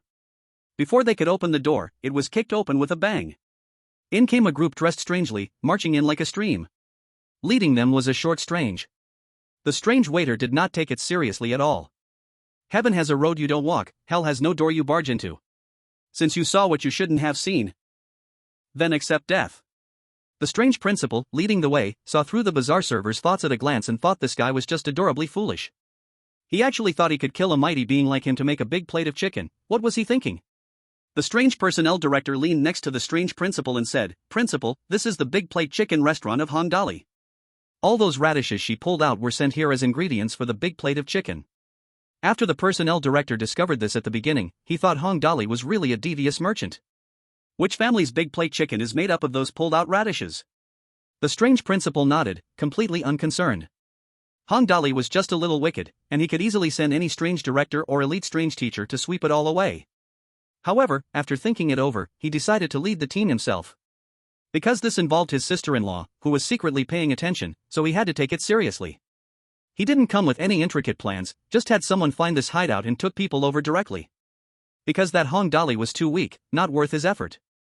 This time, he aimed to eliminate Hongdali and also uproot all his forces. Since Hongdali lived in the happy community where his sister-in-law also lived, to ensure he wouldn't disturb her, the strange principal came here first. If Hongdali was hiding here, that would be best, as he wouldn't have to disturb his sister-in-law's peace. But if not, then he would have to go to the happy community. Go, see if that damn guy is here. With a command from the strange principal, the weird director immediately went inside to check, while the other strange beings were not idle, sealing off the place to ensure not even a mosquito could escape. These people, all in purple robes, were considered important figures outside. As their powerful aura radiated, all the servers showed terrified expressions. This powerful presence was even stronger than their bosses. God, what kind of strange beings are these? They trembled all over, and when they saw this group of strange beings wearing the emblem of Lingland Strange High School, they instantly collapsed to the ground. God, it's actually people from Lingland Strange High School? They were just small vengeful spirits. When had they ever seen such big shots? Any random teacher inside was a towering figure they could only look up to in this lifetime. Now so many towering figures came to their big plate chicken restaurant? Is their big plate chicken renowned? That was clearly impossible. After all, their big plate chicken was notoriously expensive and not tasty. Could it be that a student from their school ate here and something went wrong? There was indeed that possibility. After all, it was just a student, they had killed quite a few. They didn't even need to act, the group of strange servers all fell to the ground and quietly waited for their fate. At the same time, those strange beings they had just subdued had all broken free from their control and were hiding in the corners, trembling in fear. The strange principal waved his hand, and those strange beings destined to be uprooted all disappeared without a trace. He didn't kill these people, merely used a small trick to send them away with Qian Kuan de Nuai. The strange personnel director turned the big plate chicken restaurant upside down but couldn't find Hongdali's trace. Principal, Hongdali is not here. Not here? The strange principal was somewhat disbelieving. Hongdali was the hidden boss of this big plate chicken restaurant, and without digging deep, no one would know her connection with the restaurant. Now that she had committed an offense, this was clearly the best hiding place. But right now, she is not here? How strange, how strange. Could it be that she thinks the most dangerous place is the safest place, so she returned to the happy community? There is this possibility, but the likelihood is very low. Perhaps, Hongdali has some magical means to perfectly hide his presence? After all, the strange world is odd and cannot be examined with common sense. Some of their strengths may be weak, but their means of survival are unique. So, the strange principal decided to search personally. The surging strange power filled the entire big chicken store. It seemed as if this place had become an ocean of strange power for the strange principal. The strange principal closed his eyes to carefully feel. In this ocean of strange power, any movement could not escape his perception. Even if Hongdali was in another dimension, he could still sense it. After a moment, the ocean of strange power surged back into the strange principal's body. It seems that Hongdali is really not here. Master Principal, then what about them? The strange personnel director looked at the paralyzed, scare-stricken strange waiter on the ground. The strange principal coldly said, "Leave one alive, kill the rest without mercy." These are all small fish, the strange principal didn't even want to deal with them. But they went too far, killing guests indiscriminately as ingredients. This is simply unforgivable. After receiving the order, the strange personnel director directly opened its large bloody mouth and swallowed all the strange service team, leaving only one strange waiter. The strange principal walked in front of the strange waiter and coldly said, "How do you usually contact Hongdali?" The strange waiter trembled in fear and nervously took out a phone bug from his pocket. Master, we all contact by phone." Contact by phone? It seems that this Hongdali has earned quite a bit, not only having a phone bug himself but even placing one in the store. Sure enough, it's a black shop. Seeing the strange principal remain silent, the strange waiter hurriedly said, Master, I am a good strange. I haven't done anything evil, it's all Hongdali." Before he could finish speaking, the strange personnel director stepped forward with a slap. Damn it, the principal is asking you a question, say what you need to say, and then shut up, don't drag on. The strange waiter lost 2 teeth and obediently fell silent. At this moment, the strange principal spoke, then contact her now, no matter what you say, trick her into coming to the store, and I will spare your life. Otherwise. What? Trick Hong Dolly? The strange waiter hesitated greatly. This was not due to his loyalty but because Hong Dolly was naturally suspicious, he did not dare to delete it. This required high acting skills. And he had never learned acting, so this demand was a sky-high difficulty for him. Although he knew the likelihood of success was low, he had to give it a try. Otherwise, the strange principal would probably act against him right now. So, the strange waiter picked up the phone bug to contact Hong Dolly. Chapter 10 for the strange principal leads the team to happy community. No one answered the phone. So, the strange waiter had to leave a message. The store is short on ingredients, please send them over quickly. There had been similar situations before, he had done the same thing. Time ticked away, but Hong Dolly did not respond. This gradually made the strange principal lose his patience. Noticing the strange principal's impatience, the strange waiter dialed Hong Dolly's number again. This time, it was still unanswered. The strange principal was completely out of patience. It seemed that Hong Dolly was indeed on alert, so he was intentionally ignoring the call. Let's go. The strange principal ordered the strange personnel director to dispose of the strange waiter, and then he led the team out of the big chicken store. Since he wasn't here, he must be at the happy community. The strange principal led the group towards the happy community in full force. Before entering, the strange principal solemnly instructed everyone. Once you go in, make sure to be quiet. The big sister lives here. If anyone disturbs her, I won't let them off. Although everyone didn't know who the big sister was according to the principal of oddities, from his respectful expression, they could guess that she must be a terrifying superpower. So even the principal of oddities, a powerful figure, had to be very careful in front of this so-called big sister. The principal of oddities first asked everyone to wait downstairs, and he went upstairs alone to explain the situation to the big sister, to avoid any misunderstandings, in case she thought he was personally leading an attack on happiness community. At this moment, due to the previous incident at Lily of the Valley Odd High School, where a super evolution form caused the deaths of many staff, the teaching staff at Odd High School was severely lacking and had already suspended classes. Consequently, the trial of the odd marriage system also had to be ended early. All participating players were teleported back. Although the trial wasn't completely finished, these players didn't leave empty-handed. Many people's teaching skills had reached the beginner level, barely qualifying them as teachers. A few talented individuals had already become skilled teachers. Of course, Ye Chuan was the most remarkable, becoming a unique teaching master. Across the entire weird world, teaching masters were few and far between. Every teaching master, no matter where they were, was in high demand. After all, this was about the perspective of the weird life, concerning the ceiling of their future growth. After Ye Chuan returned, he shared with Shen Zhaoyi the things he encountered at Odd High School and then began to teach her. The so-called teaching was to make Shen Zhaoyi sit up straight and listen attentively, while Ye Chuan lectured like a teacher. This lecture could be about anything, even explaining 1 + 1 = 2 could give Shen Zhaoyi great insights and enhance her perspective on the weird life. Unfortunately, Shen Zhaoyi's perspective had already reached its peak, and there was no room for improvement. Perhaps only when Ye Chuan's teaching ability surpassed that of the teaching god would it have any effect on her. However, even if it didn't work, Shen Zhaoyi was still very cooperative with Ye Chuan, like a well-behaved student, listening with great interest to Ye Chuan's lecture. Just as she was enjoying the lesson, the doorbell rang. Shen Zhaoyi was not surprised at all, she had already sensed the principal of oddities' presence during class and knew he had come to happiness community again. And since he came to happiness community, he definitely wouldn't miss the chance to visit her. However, she had already reminded the principal last time not to reveal her true identity. As for the excuse, she had already thought it through. She was the big sister of the principal, a childhood friend who often protected him from being bullied, so she was his big sister. Now that the principal had grown powerful, he still respected her greatly. Yes, it was that simple. Both of them were quite valuable in the weird. Ye Chuan was forced to interrupt his lesson, and was very surprised when he opened the door to see the principal. Principal? What are you doing here? Ye Chuan felt a flicker of worry in his heart. He was teleported back by the system in a hurry and didn't even have the chance to say goodbye to Brother Cohen and the others properly. Could it be that Brother Cohen and the others got into trouble again? The principal squeezed out a smile and said, "Oh, I'm nearby recruiting teachers, and I stopped by to see the big sister." Ye Chuan breathed a sigh of relief and hurriedly invited the principal in. "Principal, please have a seat. I'll get you a glass of water." Ye Chuan went into the kitchen, and as the principal entered, he respectfully bowed to Shen Zhaoyi. "Big sister." Shen Zhaoyi calmly nodded, pointed to the seat beside her, and said, "Please sit down." You've handled the school's matters well. Upon hearing Shen Zhaoyi's praise, the principal, with a rosy glow and filled with excitement. Seeing this scene, the global audience and the strange live streaming platform was completely stunned. What's going on? This is Principal Linglan, a powerful master of calamity. Why is he so nervous in front of Shen Zhaoyi like a rookie? I have a bold guess, could he be Shen Zhaoyi's little brother? It really seems like that. If the master of calamity has a little brother, how strong must Shen Zhaoyi be? No wonder Yichuan enjoys superior treatment at Linglan Strange High School, even dragging the Chinese people into the same boat. It turns out there is such a hidden situation.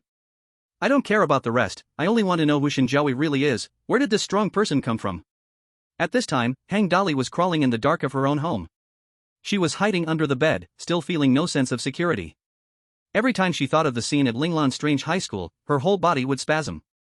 Damn it, where did the problem come from? After reporting to the vice principal, she hastily sought emergency treatment and then secretly followed the vice principal.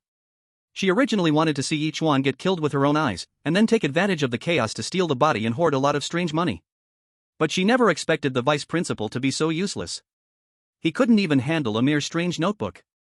It only took a strange ray to leave him helpless. At that moment, Hang Dali realized that placing her hope on the vice principal was completely useless. He was just a waste. So, when she saw the vice principal get hurt, she decisively left. Keeping away from trouble. Whatever happens, happens. As for whether the vice principal would come to seek revenge on her, she wasn't worried at all, because she never told him where she was living now. Moreover, the school was damaged so severely that he was likely already overwhelmed and had no time to find her to settle scores. As for what happened later when the principal returned and punished the vice principal to commit suicide, Hang Dali didn't know about it. Billy. The phone bug suddenly rang, making Hang Dali jump in fright. Chapter 105, Did the principal personally come? Hang Dali indeed did not answer. The phone bug rang for a while and then fell silent. Soon, she received a voicemail from the phone bug. After listening, Hang Dali sneered repeatedly. Damn, does she really think I'm an idiot? Wants to trick me into going over, no way. Hang Dali felt a bit worried. It seemed the vice principal had found her trial. Was this a plan to trick her into going for revenge? But she wouldn't go, not even if this trial was taken down completely. She would absolutely not walk into death. As long as the Green Mountains remain, there's no need to worry about firewood. As long as I'm alive, there will always be trials to come. Her big dish chicken shop could rise again. Ye Chuan. Yes, Ye Chuan has 200,000 strange money. As long as she successfully robbed him, wouldn't she have everything she wanted? So now, she just needed to keep a low profile and wait for the storm to pass, then seize the opportunity to take down Ye Chuan, and everything would be available. She could comfortably stay hidden under the bed. Just then, there was a sudden knock on the door. Hang Dali felt a surge of anger. That damn Patel, how many times did she say, always take the key when going out? Always take the key, yet he never listened. Patel was still in the strange market paying off debts. It seemed they could also receive information from the strange system over there. When Patel had a mission, he would get a break, but as soon as the mission ended, he would be urged to work and repay debts. Hang Dali grumbled as she crawled out from under the bed, just about to open the door when she suddenly realized something was wrong. She glanced at the time. Something was amiss, a big one at that. It was so early, and it wasn't even time for the strange market to close. This meant that the person outside was not Patel. If it wasn't Patel, who could it be? The answer is obvious, it must be the vice principal coming for revenge. But would he really dare to do this? Coming to Happy Community to kill, this is truly a provocation against the entire community of strong ones. There are quite a few purple-robed individuals in the community. Although the vice principal is outstanding among the purple-robed, he is absolutely no match for the many bizarre purple-robed ones. He is just asking for trouble with the Lily of the Valley High School. If the bizarre principal finds out, he will definitely not spare him. The door was knocked again. A deep male bizarre voice sounded from outside. Open the door quickly, it's the Bureau of Bizarre House Management. Which department is this? Huang Dali had lived in Happy Community for several years, and the departments he usually interacted with the most were the Bizarre Property Management and the Bizarre Construction Bureau. He had never heard of any house management bureau. Peeking through the cat's eye, there was a bizarre individual. Dressed in a work uniform, looking impatient, holding a work instrument in hand. It really seemed to be from a related bizarre department. Of course, what made Huang Dali feel at ease was that this bizarre was weak, she could handle it with just one finger. Confirmed, the bizarre didn't belong to the vice principal's group. Damn it, this so-called house management bureau must be a newly established bizarre department. Damn it. These troublesome departments keep popping up, all day thinking about squeezing us bizarre individuals dry. It's truly outrageous. Huang Dali was already holding back a surge of anger and now assumed he was about to be charged unexpectedly, instantly filled with rage. Oomph, unlucky you. Huang Dali's eyes filled with malice, prepared to use this staff member as her punching bag. She had already thought that after venting her anger, she would take his precious carrot, which she had saved as food supplies for her to open a new large plate of chicken restaurant elsewhere. Huang Dali opened the door, and the uniformed bazaar looked at her and asked, "Are you Huang Dali?" Huang Dali raised an eyebrow. These related departments are really annoying. A little bazaar actually dared to speak to her in such a superior tone? "That's me, what's up?" As she spoke, Huang Dali unleashed all her bazaar power, surging fiercely toward the uniformed bazaar. Thinking that under her overwhelming bazaar power, this uniformed bazaar would directly be crushed into bazaar pulp. However, Huang Dali didn't expect her bazaar power to be blocked just 1 centimeter before this uniformed bazaar. Huang Dali raised an eyebrow, a bad premonition rising in her heart. "Brothers, it's the right person, everyone is out, right?" Then, the sound of wind breaking came from all around. In the blink of an eye, Huang Dali's door was surrounded by powerful bazaar individuals. Each of these bazaar individuals was incredibly strong, their bazaar aura much more overwhelming than Huang Dali's. Huang Dali knew she had been tricked, but it was already too late. Those bazaar individuals rushed directly into her home. They surrounded Huang Dali tightly, leaving her with no way to escape. Then, the crowd of bazaar individuals automatically parted to make way. The bazaar principal walked in. The moment he stepped in, Huang Dali felt as if she had fallen into an ice cave. The aura from this bazaar individual was something Huang Dali had never seen before, filling her with an unimaginable despair. It was a power so strong that she couldn't even think of resisting.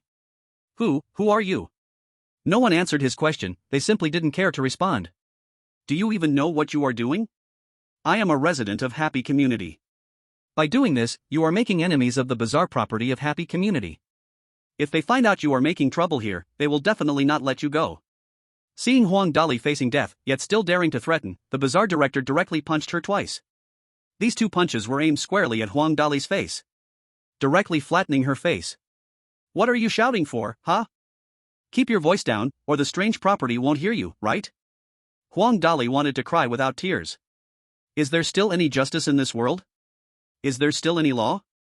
You guys barged into my house without a strange search warrant, beat me up, and don't even let me scream? Isn't this a bit too overbearing? Wait a minute. Not allowed to scream? What does this mean? It means they're afraid. If they were that powerful, would they care if I screamed or not? Help, woo woo. Before Huang Dali could finish, the strange director directly stuffed her foot into her mouth. Then, he punched her in the head. "You really are not obedient." The strange director looked at the strange principal, respectfully said, "Principal, this is Huang Dali. Should we kill her directly here, or take her back to torture her before killing her?" Huang Dali's pupils shook. Wait a minute, what did he just say? Principal? She looked at the strange principal in horror, trembling all over. This person is actually the mysterious principal of Linglan's strange high school, the one who was rarely seen? Huang Dali didn't know whether to cry or to laugh. Logically, when such a big shot comes to her house, she should feel honored. But now, she couldn't feel happy at all because they were here to kill her. But shouldn't such a big shot look down on personally taking action against her? She really couldn't understand. Even if Linglan's strange high school knew it was because of her snitching that the school was destroyed, the principal shouldn't personally get involved, right? Chapter 106 Huang Dali is taken away. Seeing Huang Dali in a daze, the strange personnel director sneered. Are you confused about why our principal would take action personally? Then let me make you clear, you actually secretly instigated the vice principal to summon all the faculty and staff to deal with the principal's brother-in-law. You really deserve to die. Huang Dali looked bewildered. The principal's brother-in-law? Who the hell is that? What brother-in-law? I don't know. The vice principal said before that the principal has no relatives, that's what he personally said. Oh right, that's why he is dead now. Dead? The strange personnel director casually mentioned it, leaving Huang Dali frozen. The vice principal, dead? This was simply a bolt from the blue for her. Because, in a certain sense, the vice principal was her support.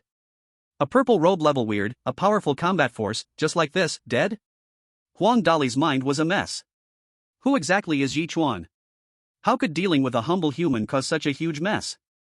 What magic power does he have? Even the principal has to address him as brother-in-law. It is well known that to have a brother-in-law, there must be a sister-in-law first. Although no one said who the sister-in-law was, Huang Dali had already thought it out. That so-called sister-in-law must be Ye Chuan's weird wife, living in 606, that unranked weird, Shen Zhaoyi. What the hell is Shen Zhaoyi? Huang Dali really wanted to be a clear-headed dead weird. I just live on the 6th floor, my strength is weak, so it's first excluded that you are her subordinates. After exclusion, there is only one possibility left, she hired you to come here, right? What price did she pay for you to make such a big move? Even the principal, this powerful weird, came to handle it. In Huang Dali's view, Shen Zhaoyi definitely cannot be powerful by herself. Because if she really were that powerful, why would she lower herself to live in the happy community? She should be living in her own trial. As soon as she finished speaking, the strange personnel director stepped on her face and rubbed it vigorously. The strange personnel director had such great strength that even Huang Dali couldn't withstand it. Her skull deformed instantly, and she let out a scream like a slaughtered pig. Damn it, you have too many questions. That existence. Is it also a name you can call directly? That existence? Huang Dali's pupils shook in shock. Isn't this something that only those super strong would have? Are you using it to describe Shen Zhaoyi? Could it be that she is the true mastermind behind it all? At this point, this group of strange teachers from Linglan High School shouldn't be exaggerating. It seems that perhaps I was wrong from the very beginning. Falling into the trap of empiricism, thinking that without a title and living on a low floor makes one weak. Now that I think about it, actually, the 6th floor position isn't bad, maybe they just like it simply? Huang Dali's gaze was desperate, and her heart filled with regret. If I had known such a big shot lived in happiness community, even if I were to whip her with a small whip, I wouldn't provoke her. On the contrary, I would have served her like a horse and hoped to get a little reward from her. The strange personnel director kept rubbing incessantly. The screams from Huang Dali's mouth grew lower and lower. She knew she was doomed this time. If the strange principal personally stepped in, if it were just to teach her a lesson, that would be too beneath him. However, she didn't know that now, even wanting to die was a luxury. The strange personnel director's voice came again. Principal, killing her like this is really too easy, why not bring her back to our Linglan and raise her? Our medical students there need strange bodies for dissection, this is a perfect chance for them to practice. The strange principal nodded, looking at the strange personnel director and said, not bad, you have great potential. From today on, you are the acting vice principal of our Linglan Strange High School. I will keep an eye on you for a while, if you perform well, then you will be permanent in the future. The strange personnel director was immensely excited. This was simply an unexpected joy. He had never dreamed that he would become vice principal at such a young age. Thanks to Huang Dali's encouragement. Thanks to the vice principal's foolishness. Sincere thanks. The strange principal only captured Huang Dali at her home without looting. This isn't because the strange faculty was too wealthy, but because Huang Dali was just a small fierce character with nothing valuable. The treasures she collected were, in their eyes, just a pile of junk that would dirty their hands if touched. The strange personnel director grabbed Huang Dali's hair and dragged her across the floor.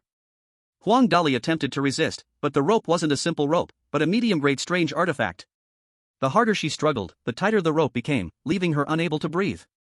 The strange principal had long told the strange faculty to remain quiet and never disturb the big sister. All the strange faculty obeyed faithfully.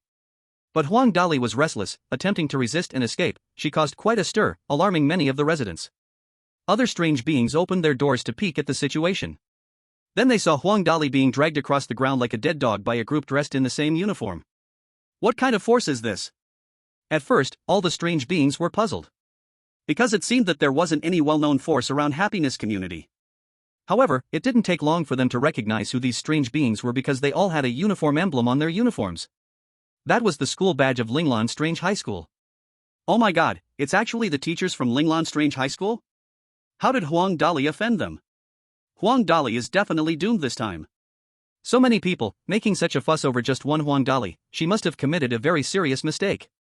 The strange beings communicated in secret, trembling with fear, worried that they would be implicated by Huang Dali. Some players saw this scene. They had just been teleported back from the Eerie School of Lily of the Valley, only to see the Eerie staff from the school rush to the happy community and take away Gang Dali, feeling as if they were in a dream. What on earth is going on? Are they going to take us away too? On the Eerie live streaming platform, people from Asan country felt like it was the end of the world. This Eerie matchmaking game has been going on for so long, but this is the first time such a situation has occurred. Gang Dali is Patel's Eerie wife. She has been taken away, so wouldn't Patel be like a floating weed in the Eerie world in the future? Chapter 107, The Inept Knight Eerie. Oh my gosh, is there really no law in the Eerie world? Where is the Eerie Management Bureau? Hurry up and stop the atrocities of Lily of the Valley Eerie High School. Where is the Eerie property management? Isn't their duty to protect the homeowners? Bro, you're thinking too much. The Eerie property management only collects Eerie money. Let them protect homeowners? Dream on. Damn the Eerie principal. This is absolutely lawless. Does he treat the happy community as his own backyard? Lily of the Valley Eerie High School should teach and educate, but with such moral decay, what kind of horrible behavior can be expected from the Eerie students they produce? God, I hate myself for being so helpless, just watching Gang Dolly get killed. I am such an inept man. Where is Gang Dolly's group of friends? Shouldn't it be girls help girls at this time? The Night Eerie living on the top floor of the happy community heard the commotion and immediately checked the hidden Eerie camera he had concealed in the hallway.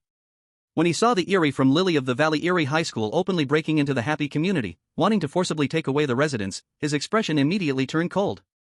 His eyes were ruthless, and the knight armor in the distance was shaking violently. With a wave of his hand, the knight armor flew over and automatically fitted itself crookedly on him. This was a high-grade defensive Eerie item and the Night Eerie's biggest reliance. With this armor, he could even face opponents above his level. Lily of the Valley Eerie High School, you have crossed the line. The Night Eerie is the most powerful Eerie in the happy community, having the ability of a high-level purple robe, undoubtedly the king of the prosperous Tian district. He already regarded this place as his kingdom. And all other Eerie beings are his subjects. Now, this group from Lily of the Valley Eerie High School actually dared to ignore his existence and forcibly take away his subjects. This is simply unforgivable. The Night Eerie stroked his armor, and for once, a hint of tenderness appeared on his ironclad face. Old buddy, it's time for us to fight together again. Saying this, the Night Eerie opened the door and blocked the path of Lily of the Valley Eerie High School. You all, stop right there. The Night Eerie was a remnant of the last era, surviving into this time. Plus, having lived in seclusion for so long, he had long lost the concept of external forces. Although he had heard of Lily of the Valley Eerie High School as a trial, he did not know their strength. So he was audacious enough to stand up now. The Eerie personnel director was taken aback. Clearly, he did not expect someone to dare to obstruct the work of Lily of the Valley Eerie High School. Feeling the aura of the Night Eerie, he was stunned again. High-level purple robe? The Eerie personnel director was curious, who gave him the courage with such strength? Could it be that he has an affair with Gang Dolly? Get out of the way. I don't have time to deal with you. The one speaking was an Eerie teacher, who casually shoved the Night Eerie aside. The Night Eerie felt severely offended and was about to unleash his strongest attack when he saw that group of Eerie beings actually parted to make way. Then, the Eerie principal leisurely walked out. Night Eerie? A glimmer of disdain flashed in the Eerie principal's eyes. A remnant of the old era, why doesn't he obediently hide in the shadows, yet still dares to appear openly? The knight felt a grave expression as he saw the strange principal. From this person before him, he sensed an extremely powerful and eerie aura. That aura made him tremble with fear, even the high-grade Eerie armor he wore let out a wailing sound. The knight wanted to run away, but the dignity of a knight did not allow him to do something that would tarnish his honor. He could only muster his courage and say, You have no right to use violence in happiness community. No matter what mistakes the strong one has made, she is still part of our happiness community. Are you not afraid that the residents will rise against you? Principal Guai chuckled softly. Rise against us? With you bunch of worthless trash, do you think you deserve that? If it weren't for our big sister here, I could wipe happiness community out of this Eerie world with just one slap. Night Guai, listen carefully, if you don't want to die, then just shut your mouth and step aside quietly. Otherwise, I wouldn't mind taking you back as a specimen. The Eerie teacher immediately gleamed with excitement. This suggestion from the principal is great. Just what we need for our ancient history study. That's right, his armor seems like a nice Eerie item that can be stored in the collection. Principal Guai gestured for them to continue walking. When had Night Guai ever been so ignored? This feeling of being underestimated made him burn with anger. Buzz, buzz, buzz. 2 pairs of damaged wings burst forth from the knight's back. This was the secret skill of their Night Clan Angel Wing. Once unleashed, his battle power would double. Right now, Night Guai possessed the strength of a top-tier purple robe. At this moment, he was terrifyingly strong. Principal Guai's patience was completely exhausted. A burst of overwhelming Eerie power surged from his body. This Eerie power flowed like a great river, imposing and fierce. But the Eerie power emitted by Night Guai seemed like a mere lake in comparison. This powerful momentum overwhelmed Night Guai, making him feel he could hardly breathe. God, I've used the angel wings, my battle power has doubled, and I'm still no match. This guy is definitely a formidable Eerie being. I really am an incompetent knight. Night Guai became quiet. He didn't dare to speak another word. Because he could clearly sense that Principal Guai had murderous intent. If he dared to say one more word, his fate might be as miserable as the strong one's. Knight Guai swallowed hard and automatically stepped aside, respectfully letting Principal Guai and his group leave. He felt like he had lost all face. In the future, he might no longer hold any authority in the eyes of the happiness community residents. But what could he do? He was just an incompetent knight. After all, facing a formidable eerie being like Principal Guai, his top-tier purple robe strength simply wasn't enough. Damn that strong one, she almost got the entire happiness community killed. The eerie beings who had been secretly observing all held their breath now. Knight Guai was undoubtedly the strongest in happiness community. Yet even he had to bow down, let alone the others. The audience from Asan Nation watching the live broadcast was utterly despaired. Oh my god, even Knight Guai stepped in and still couldn't save the strong one? Principal Guai didn't even have to lift a finger, just showing his aura, and he was as obedient as a dog. Oh my god, if Shen Zhaoyi were to plead, Principal Guai would definitely let her go. You really are foolish, the strong one tried to assassinate Ye Chuan. Now you want his eerie wife to save her? What kind of twisted logic is that? The audience from Asan Nation fell completely silent. Yeah, this was simply impossible. Poor Patel was diligently cleaning up, unaware that he was about to lose his support. Phew! Patel let out a long sigh. He had finally cleaned up all the trash in the warehouse. He was now so exhausted that he could barely stand up straight. This made him very worried. Would his speed and frequency be affected in the future? Just as he sat down, ready to take a little rest, he suddenly received the voice from the strange marriage system. Ding! Your strange wife, the girl who pulls radishes, Huang Dali, is about to go offline. The strange marriage system will choose a new strange wife for you. What? About to go offline? Patel was completely confused. He was very clear about what going offline meant. It meant she was about to die. This was the first time he had encountered such a situation. In past strange marriage games, this had never happened before. It was always that human players died first, while their strange wives lived well. And Huang Dali was a fierce character, strong and powerful, who had the ability to make her die. Could it be someone from Linglan Strange High School? But didn't Huang Dali say that as long as they were in happy community, even people from Linglan Strange High School would think twice? Because in happy community, there was an unrivaled presence who wouldn't allow Linglan Strange High School to act recklessly. So how did Huang Dali get into trouble?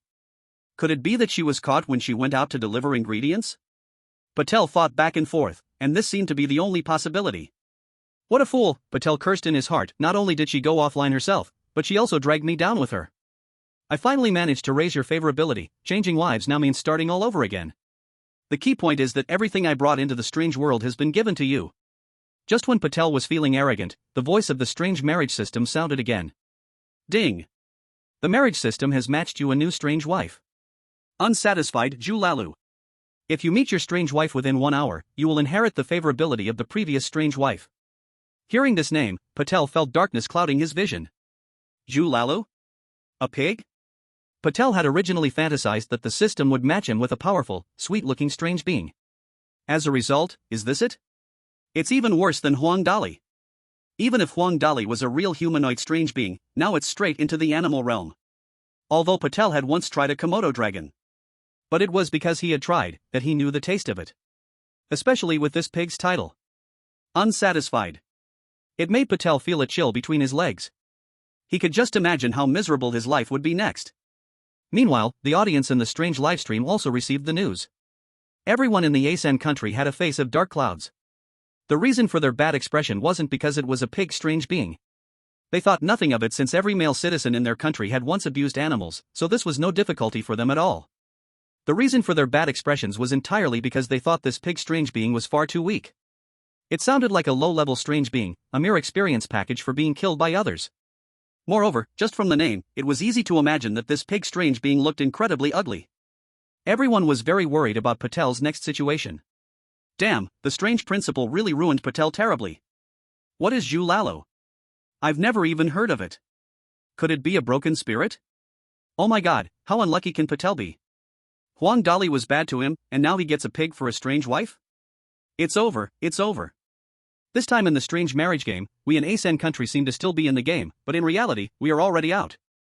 Sigh, this is really a test of Patel's personal ability. The audiences from other countries all wore mockery on their faces. Asen country was still as perverted as ever. Surely, the strange system knew about Asen country's perversion, so it deliberately arranged a pig strange to cater to them. However, this also made them discover a new strange marriage mechanism. That is, once the strange wife has an accident, the strange system will immediately match a new strange wife. This made the countries that initially did not match a powerful strange wife all start to pray nationwide, hoping their strange wife would have an accident soon, and then they could swap for a powerful strange wife. I am seriously suspicious that the strange marriage system has been infiltrated by agents from India, ha ha. Bro, you are too wicked. Look at this pig-like strange title, Insatiable Desires. Oh my god, I feel weak in the knees just looking at it. Bro, you can't do this either, I'm starting at 1 hour. Then there's definitely something wrong with you, you need to get treated. Speaking of which, this kind of perverted plot, I think is more suitable for Japan, right? Are you kidding? Japan has way more perversion than this, alright? Japan should seize the moment, make more of these themed films, and export them to India. Sure enough, smart people shine wherever they are. The strange mall also accepted Patel's task, so today they let him go home. Patel returned to the house of the strong man, Gangdali. Due to Gangdali's downfall, Patel automatically obtained the right to live in this house. When he opened the door and walked in, he found it had already been cleaned very well. Who did this? Patel quickly found out the answer. With the sound of flushing, a pig-like strange came out of the bathroom holding a mop. When she appeared in front of Patel, he couldn't help but feel nauseous. Ugly. So explosively ugly. What kind of pig-like strange is this? It's clearly a big wild boar. This wild boar didn't wear clothes, the double-breasted buttons clinked in front of Patel. As soon as she saw Patel, her two pig eyes were about to pop out. She directly threw away the mop and ran quickly to Patel's side. Hubby, you are so strong. The pig ran to Patel's front without any sense of distance, reaching out her trotter to stroke Patel's arm. While touching him, she twisted and spasmed all over. The pig was originally a pig from a strange pig farm, raised to be eaten. But later, she accidentally ate a fruit shaped like a bull's penis, and then she mutated and evolved into a strange being. However, this was not good news for the pig. Because after becoming a pig-like strange, those male pigs who used to fawn over her no longer liked her. They said, different species, different hearts. This made the pig very sad. However, those strange beings bullied her too. In the strange world, animal-type strangeness places great importance on bloodlines. Strange beings that are first and second-class protected animals can still be treated equally, but ordinary female pigs like her are at the bottom, the bullied existences. Those strange beings even thought that a female pig becoming a strange being was an insult to strangeness. The pig was known for her insatiable desires, had been troubled by the lack of little boars, until just now, she received a message from the strange system that made her very happy. Chapter 109, Heading to the First Strange People's Hospital. The pig had already vowed in her heart before coming here, no matter what kind of husband this was, she would love him sincerely, making him the happiest husband in the world. However, she never expected that the strange system would take such good care of her, giving her such a strong husband. The pig looked at Gangdali with love in her eyes, constantly licking her lips. The double-breasted button swayed left and right, as if dancing, also expressing her excited heart.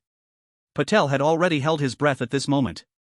Although the pig wasn't dirty, because she was a pig.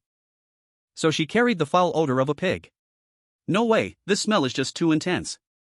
Patel couldn't hold it in anymore and directly vomited on the ground. The pig, Jululu, was taken aback. Darling, what's wrong with you? Are you sick? Should I take you to see a vet? How about you drink some of my milk? My milk has healing powers. As she spoke, Jululu brought her 2 rows of buttons to Patel's mouth. Good heavens, the smell was even stronger, almost making Patel vomit bile. He hurriedly pushed Jululu away and ran to the bathroom, preparing to throw up big time. But when he opened the bathroom door, Patel froze. Inside, there were 4 or 5 little pigs, squealing softly. What the hell is going on? Jululu came over, looking anxious. Darling, these are the children from my last partner, I brought them here. You don't mind, do you? Patel felt his head spinning. Even though this was a bizarre world and everything was a game, becoming an unexpected father was too outrageous. Seeing Patel look at her, Jululu patted her chest and made a promise. Darling, don't worry. I can still have more, I promise I will give you a real baby, no, 10 of them. Patel, thank you so damn much. In the following days, it seemed the strange system wanted Patel to adapt to Jululu quickly, so it didn't assign any tasks. During those days of contact, Patel had already adapted to Jululu. Although she was ugly, unsatisfied, and had a foul smell, apart from that, the pig was very good. When she learned that Patel had to work in the bazaar mall every day to pay off debts, she voluntarily sold her 2 piglets and used the money to pay Patel's debts. This move left Patel in shock. So heartless, it almost made Patel think she was a pig from their country of Asan. Then, Patel used the excuse of improving their life and had Jululu sell the remaining piglets as well. At last, Patel's home was quiet. Zhu Lulu agreed so readily because Patel had given her a blank check. That meant he would have many, many little piglets with her in the future. Zhu Lulu, with her love-struck mind, believed it without doubt. A week passed, and the strange system finally arranged a new task. Ding, bizarre marriage task. A good body is the greatest responsibility to a bizarre wife. Go to the First Bazaar Citizen Hospital for a checkup. Those with good health will randomly gain body enhancements and have a certain chance of obtaining bizarre skills. All players received the news at the same time, eager and excited. During the last trial at the Bellflower Bazaar High School, they had all gained different levels of teaching ability. After returning, teaching their bizarre wives made their bizarre wives' views on life improve to varying degrees, and their abilities had breakthroughs. So during this time, their bizarre wives treated them very well, and no one suffered. The one who changed the most was the Child Emperor's bizarre wife, who directly broke through from top-level fierce to a purple-robed existence. As for the others, they all improved to varying degrees. This made every audience in all nations very excited. Because the stronger the bizarre wife's powers, the greater help the player would get during the next trial, and the rewards would be more precious. Speaking of rewards, everyone was very puzzled. Because so long had passed since the last trial, and the strange system had shown no intention of giving any rewards. What is going on?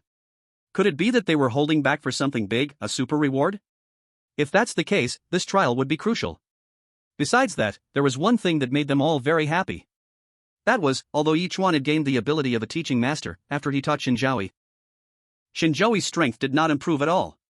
People guessed that it was very likely that Shen Zhaoyi's talent was limited, and her potential was low, so her strange life perspective had already reached its limit early on. Don't even mention a teaching master, even if a teaching god came, it would probably be of no use. After all, turning decay into wonder, that is probably something only transcendent teaching gods can achieve. And this matter has sparked significant discussion worldwide. Based on the story between Shen Zhaoyi and Principal Gue, I can basically confirm that her strength is not strong. The respect she gained is purely due to childhood friendship. That's right, with her identity as a second-generation Gue and the childhood friendship, almost all the strange beings would give her face. Let me add one point, it cannot be ruled out that Shen Zhaoyi was once a powerful existence, but due to some reason, her realm fell, and her talent was cut, so she has become a mere shadow among the strange beings. Everyone has their glorious moments, don't mistake a moment for eternity, the current her can barely match the strength of a vengeful spirit. No wonder she wasn't included in our strange information, it must have been when the strange marriage began that she had already stepped down from the pedestal. That makes sense, it explains why she doesn't go out. She must have had too many enemies in the past and is afraid of revenge. Now that you mention it, I'm relieved, that damned rat from Huaxia has caused me sleepless nights for several days. Now, the strange wife of the Child Emperor, the Stone Woman, is genuinely a purple robe, she can easily handle Shen Zhaoyi with one hand. That being said, don't forget the rules established by the Night Strange in the Happy Community, they cannot strike indiscriminately. If they can't strike indiscriminately, then who took away the mighty strength? The people from a three country have no brains, with Principal Gue personally intervening, what rules are just a piece of paper? Ha, the Night Strange has hidden too deeply, I thought she was just an ordinary strange being, never expecting she was an uncrowned queen. Heaven bless our Meetsy country, William has truly found a good strange wife. I'm so envious that my face is turning purple. This trial is the end of the Huaxia rat. That's right, Shen Zhaoyi can't even heal her own wounds, what help could she provide? Knowing that the trial has begun again, the strange wife took out another good gift. They have already tasted the benefits that the trial brings, so they wouldn't hold back at all. Chapter 110, The Big Shot Behind the Breeding Farm. The Night Strange also participated in the strange marriage this time. However, in the previous trials, she paid no attention to her marriage partner, letting them grow and die on their own.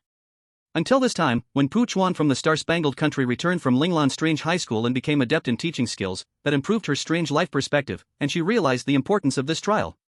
She is a remnant of the old era, limited by many restrictions in this new era. But since Ye Chuan enhanced her strange life perspective, she discovered that the era's restrictions on details are gradually decreasing. If given time, and if a few more opportunities come, she might completely integrate into this era. Once fully integrated, her strength would no longer be suppressed by the era, and she could even practice normally. The reason she is so eager to practice, aside from tasting sweetness, is also an important reason, she wants revenge. Mighty strength was forcibly taken away by Principal Gue, and she could only watch helplessly, unable to do anything. That feeling of powerlessness made her very uncomfortable. She is now desperate to step into the realm of the powerful strange being, then find Principal Gue to clear her past shame. So this time, she carefully took out a blank health check report from the compartment of her knight armor and handed it to Ye Chuan.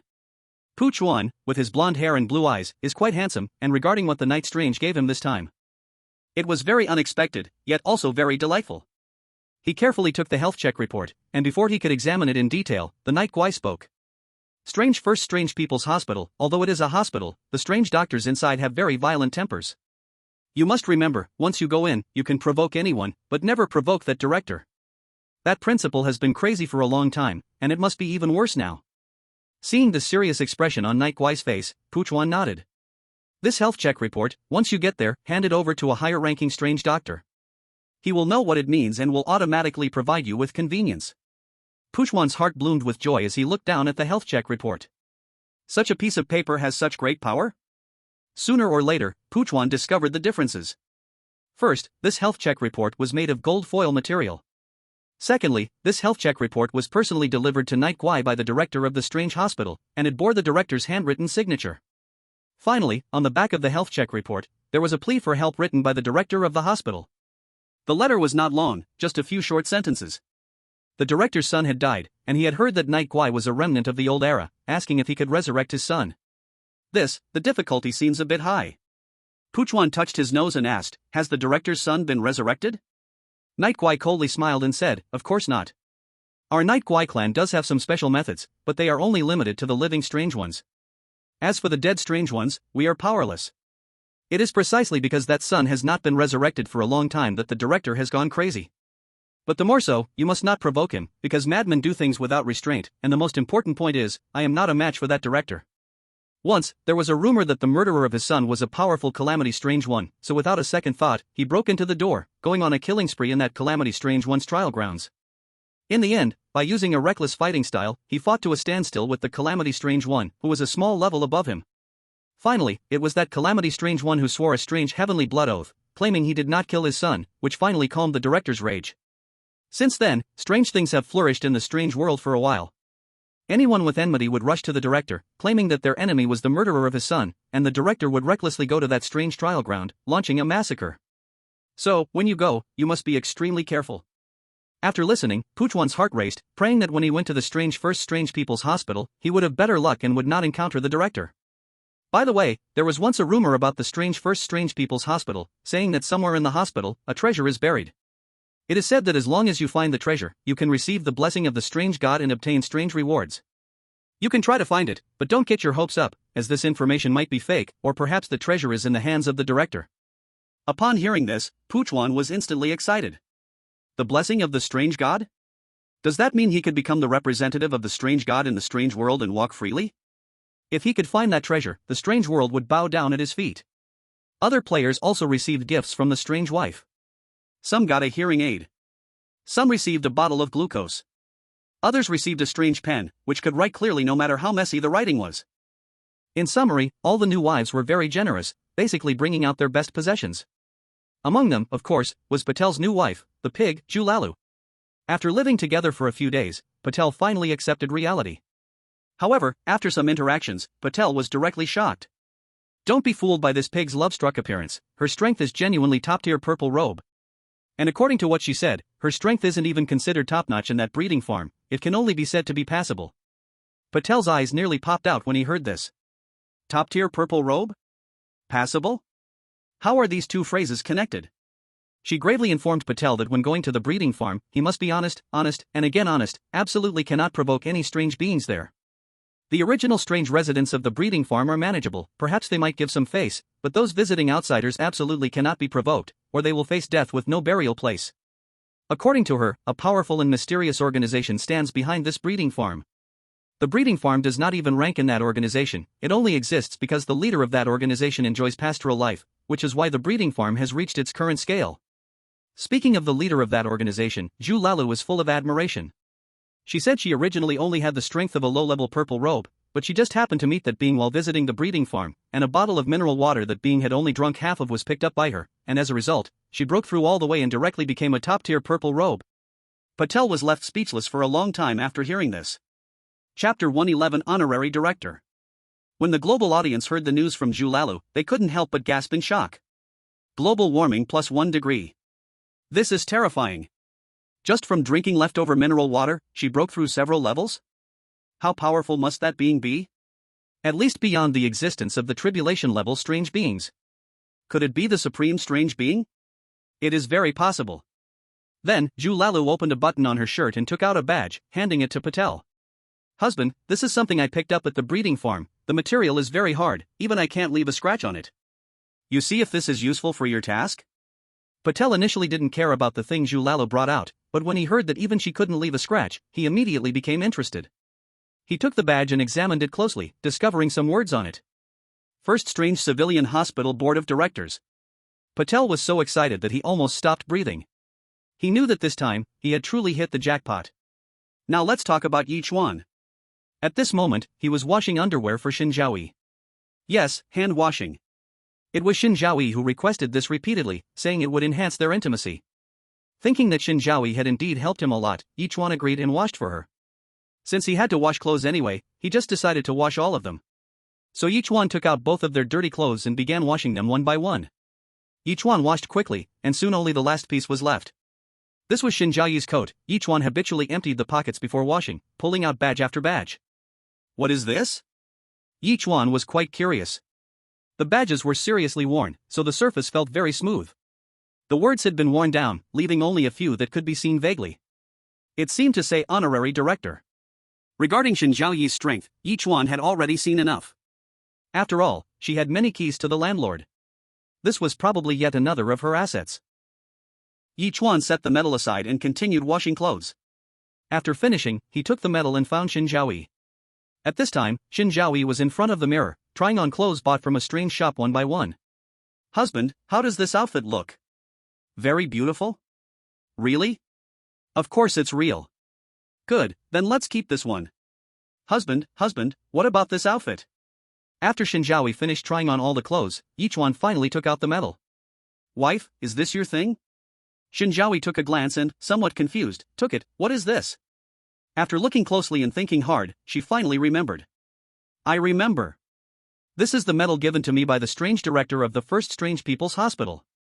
A long time ago, that strange director knelt at my door for 3 days and nights, begging me to accept this medal. I was so annoyed that I had no choice but to take it. But I have to say, the material of this medal feels quite nice. Occasionally, I play with it in my hands, it feels pretty good. The only problem is that I couldn't find it later. I didn't expect you found it. This is the strange director begging her to accept? Ye Chuan was already used to being shocked. The strange director of the First Strange People's Hospital, that is one of the fundamental establishments of the strange world, one could say it is the official power of the strange. For someone like that to give something to Shen Zhaoyi, they had to adopt such a humble attitude? Ye Chuan felt that the strange world was too fantastical. Coincidentally, the trial he was about to go to was this First Strange People's Hospital. I found this from your dirty clothes. Shen Zhaoyi nodded and said, that should be something I tossed in when I was playing with it back then. Shen Zhaoyi didn't take it to heart at all. All the rights of the First Strange People's Hospital are firmly controlled by the strange director, and this honorary director is just an honor, to put it bluntly. Of course, for Shen Zhaoyi, it was different. With her strength, she could take a higher position anytime she wanted, she just wasn't interested. The First Strange People's Hospital also had a board of directors, but that was just for show, with minimal discourse power, at best just to scare the staff of the strange hospital. To use the board's identity to confront the strange director was simply a fool's dream. At that time, the strange director found Shen Zhaoyi because his son had died. He begged Shen Zhaoyi, hoping she could resurrect his son. Shen Zhaoyi had that ability. Seeing how much he loved his son, she spent some effort to replace all his son's organs with machine parts, leaving only the brain intact. But after she revived the strange director's son, that strange son claimed he had committed suicide. As for the reason, it was because the strange director always forced him to do things he didn't like. The first thing the revived strange son did was kneel and beg Shen Zhaoyi not to tell the strange director about his resurrection. Seeing him cry so pitifully, Shen Zhaoyi ultimately softened her heart and agreed to his request. So Shen Zhaoyi shook her head at the strange director, saying that the strange dead cannot come back to life, telling him to grieve. The strange director was quite disappointed at that time. After all, among all the people he sought, Shen Zhaoyi was the one with the most hope. If even she couldn't do it, then there really might be no one who could resurrect anyone. At that time, the strange director was in despair and left in a mad rush. Later, he sought Shen Zhaoyi a few more times, begging her to try again. But Shen Zhaoyi, knowing the truth, never intervened again. Perhaps one day, when his son wanted to see him, he would appear automatically. Husband, didn't you say your next trial is going to the First Strange People's Hospital for a checkup? I was just worried about what to give you, but now it's good, you can take this. Ye Chuan blinked. Are you serious? This is the medal of the honorary dean, symbolizing the most distinguished status. You're giving it to me so easily? This is much more precious than any strange notebook or the landlord's key. After all, in the rivers and lakes, one's identity is what matters. Hey, what's with that expression? Do you not like it? Shen Zhaoyi wrapped her arm around Ye Chuan's, starting to nudge him playfully. It's not that I don't like it, I just think it's too valuable, isn't it? Valuable? If you didn't find it, I wouldn't even know where to go. Darling, when you go to the first supernatural hospital, just show this thing, I guarantee you'll get all VIP treatment. Perfect timing, you can finish your checkup early and then accompany me sooner. By the way, darling, even though this thing is free, don't use it too often, or else it could cause trouble. Chapter 112, Zhao Yi's Treasure. Trouble? Shen Zhaoyi shrugged and said, of course. If the dean finds out, he will definitely make me bring his son back to life. And it will also make your trials in the hospital restless. Just imagine, being in a hospital with an old man following you all the time, doesn't that feel pretty creepy? An old man? That dean? At least he is a powerful being of calamity, isn't that name a bit too casual? Their conversation was live-streamed, and all the foreign viewers showed mocking expressions. No way, does Shen Zhaoyi really think that having a childhood friend who became a powerful calamity being makes her invincible? I really can't believe it, does the powerful dean's strength have anything to do with her, yet she's here acting like she owns the first supernatural hospital? And bringing back someone's son? Does she really think she's a god? Seriously, things that even powerful calamity beings can't do, and a weakling dares to try it? This is so absurdly outrageous. Right? It's not like they don't have mirrors at home, she should look at herself already. Didn't the knight say that the dean has already gone mad? Is he still thinking about his son? Fatherly love is silent. I've heard of that dean's story, it seems he has the ability to control the entire hospital. There are rumors that the entire hospital is actually part of his body, I don't know if it's true. That shouldn't be true, right? If it is, then his strength should at least be that of an intermediate calamity being. What honorary dean's broken badge? It has no value at all. Our Patel has the board member's badge, which is equivalent to the hospital's leader, the decision maker. Look at the people from the third world, they are losing their minds again. Just because of a broken badge, they've forgotten who they are. I think that badge must be fake. Fake? A broken purple robe? How could it even enter the board? You are just jealous. Just watch, Patel will shock you all. That's right, don't come begging us to help you later. Yichuan put the honorary dean's badge into his pocket. Just as he was about to leave, Shen Zhaoyi called him into the bedroom, saying she wanted to reward him. Reward? Ye Chuan was taken aback, wasn't that already given? Ye Chuan pulled out the badge and shook it. Shen Zhaoyi looked at it with disgust and said, a worthless piece of junk, how could that be a reward? My husband deserves the best. Then, Shen Zhaoyi wrapped her arm around Ye Chuan's and led him into the bedroom. They arrived at the nightstand and opened the second drawer. Initially, Ye Chuan had taken the landlord's key from the first drawer of the nightstand at the romantic bathhouse. The Chinese audience suddenly got excited. It's opening, she's opening that nightstand again. The first layer was filled with valuable landlord's keys. This second layer of treasures must be even more precious. In this regard, Shen Zhao is truly unmatched. Do you think there could be powerful strange devices inside? Very likely. I've heard that the trials in the first mysterious hospital are extremely twisted, if you don't perform well, your organs could be swapped out. What's going on? Tell us more. I heard that the first mysterious hospital examines every player, then splits them into 2 groups for rehabilitation training. If you don't recover within the trial period, your organs will be dug out and sold to the legendary Heavenly Strange People. Are you serious? Do Heavenly Strange People really exist? I'm skeptical. That's definitely something to doubt, isn't there a presence of Heavenly Dragon People in our real world? Bro, be careful or you'll lose your account. Haha, freedom of speech, it doesn't matter. Bro? Looking at the profile picture, the user has already logged out. Everyone knows that a terrifying mysterious power has made its move. Before the strangeness arrived, this mysterious power was far from so quick. But everything changed after getting a strange network line. The entire nation's network is a branch of the strange network line, capable of monitoring unfriendly speech in real time. Once discovered, it will automatically take action to resolve it. This, loyalty, my brothers. Haha, I'm also loyal. I declare that the country's status in my heart is just like my status in the country. It must be very high then. I also love our country, may the country prosper and thrive, dog emoji. Bro, then hurry back. Bro, please come back, I can work over the weekend, tears. Look, the drawer opened. When Shen Zhao opened the third layer of the drawer, Yichuan was stunned. What was inside, he recognized, it was the Clow cards. Dense and packed, they nearly filled the entire drawer. Yichuan's eyes widened. What's going on? Could it be that the Sakura Cardcaptor magic cards are not fictional anime but realistic? No, wait, when this anime was aired, the strangeness hadn't arrived yet. Huh? Aren't there only 53 Clow cards? Why are there so many? He took out one. Looking closely, these cards seem to have some differences compared to the Clow cards. First, the appearance. The Clow cards have a uniform design, while these cards, except for the same size, each had a unique design. Secondly, the material. Though he hadn't touched a Clow card, they appeared to be made of special metal material. But the cards inside were made of jade material, not the emerald green, but rather a blood red color. The color was so rich it seemed like blood was flowing. Aside from these two differences, Ye Chuan couldn't see anything else for now. Wait. There's another difference. The patterns on these cards were actually moving. Of course, they only moved freely within the cards. Seeing this, the audience in Huaxia gasped in awe. This, profoundly impressive. I feel the same. Surely she won't let Ye Chuan take all the cards away? If these cards have the same effects as the Clow cards, that would be too amazing. I love watching Sakura Cardcaptor. To be honest, since childhood, I've had a dream to own these magic cards. Isn't that also my dream? Just as Ye Chuan was admiring, a mechanical voice suddenly rang in his mind. Light speed card. Using this card will give you speed beyond light.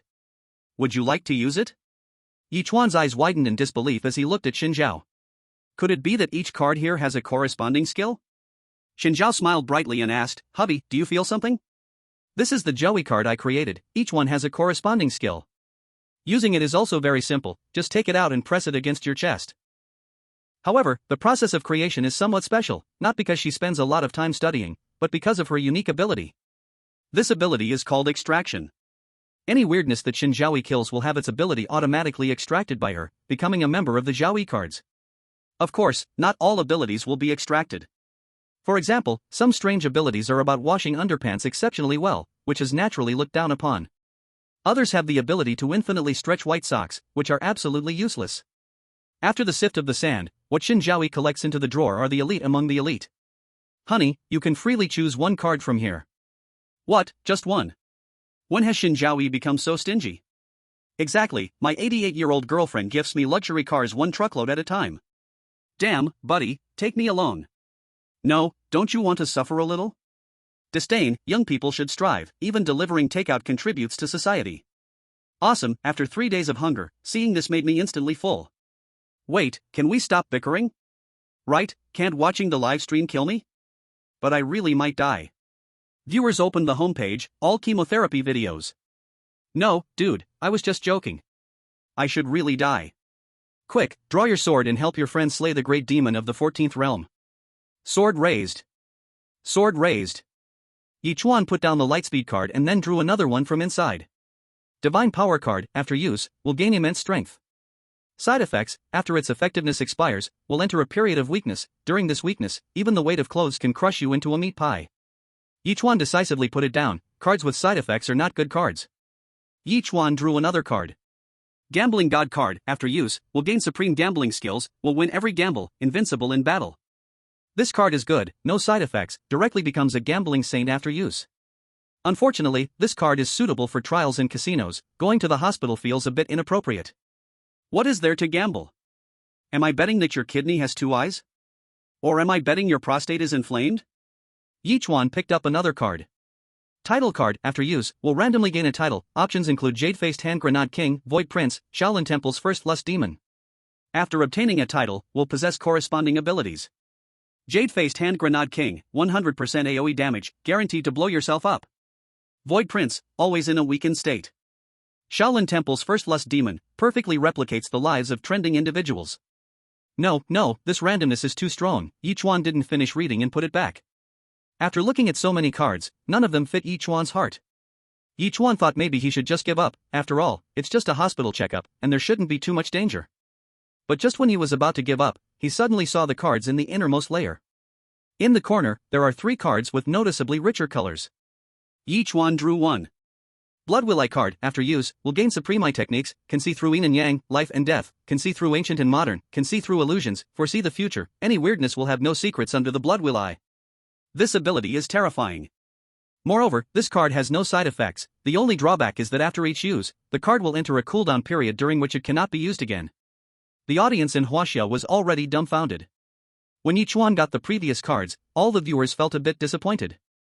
After all, so many cards summed up to 2 words, useless. But when Yichuan picked up this Blood Will Eye card, they realized they were wrong. There are still good items among these cards. Let's talk about this Blood Will Eye. The ability is exceedingly powerful. I need to apologize to Shen Zhaoyi. I actually doubted her strength just now. Me too, I once thought she was just playing with Ye Chuan this time. I also want to apologize, I just saw Shen Zhaoyi's delicate toes and couldn't help but have a moment. Aren't you a bro? You really are something special. Simply out of this world. Bro, come find me, I'll pay $30 to get you an ante. Foreign viewers were initially mocking wildly. I'm dying of laughter, I thought these were treasures, turns out it's just this? Honestly, just these cards, I wouldn't want them even for free. I can tell, the previous trials were purely a case of a blind cat stumbling upon a dead mouse. That's right, when it gets serious, they immediately reveal their true selves. Fake things are always fake. But when they saw the Blood Will Eye, they suddenly gathered anger. Damn, she really has a perfect card? Baka, this is theft, this is clearly our stuff. God, luckily it's not combat abilities, otherwise those Chinese mice could sweep everything away. Everyone, don't worry, isn't it normal for this whole table of cards to have one decent one? Exactly, one by one, making a big fuss. Honestly, Ye Chuan really liked this card. But he went to the hospital. If he used this card, would the strange doctor think he had red eye disease and dig out his eyes? Better not. So Ye Chuan picked up another card to look at. Invincible, my lover card. After using this card, you will gain 1% of the ability of the strange wife. The card has no side effects, but the cooldown period is super long, needing a whole year. Shen Zhaoyi looked at Ye Chuan with a smile. To be honest, she hoped Ye Chuan would choose this card. Her 1% of power was enough to make Ye Chuan the strongest in this strange world, aside from her, walking through it without danger. Of course, this is just one aspect. A more important aspect is that when Ye Chuan uses this card, not only will her power descend upon him, but even her perception can enter Ye Chuan's inner world. Shen Zhaoyi suddenly felt a bit despicable. But I am his wife, isn't it okay to understand my husband's preferences more? For example, I can know what positions he likes, what kind of clothes, and prepare early. Ye Chuan thought this card seemed quite reliable.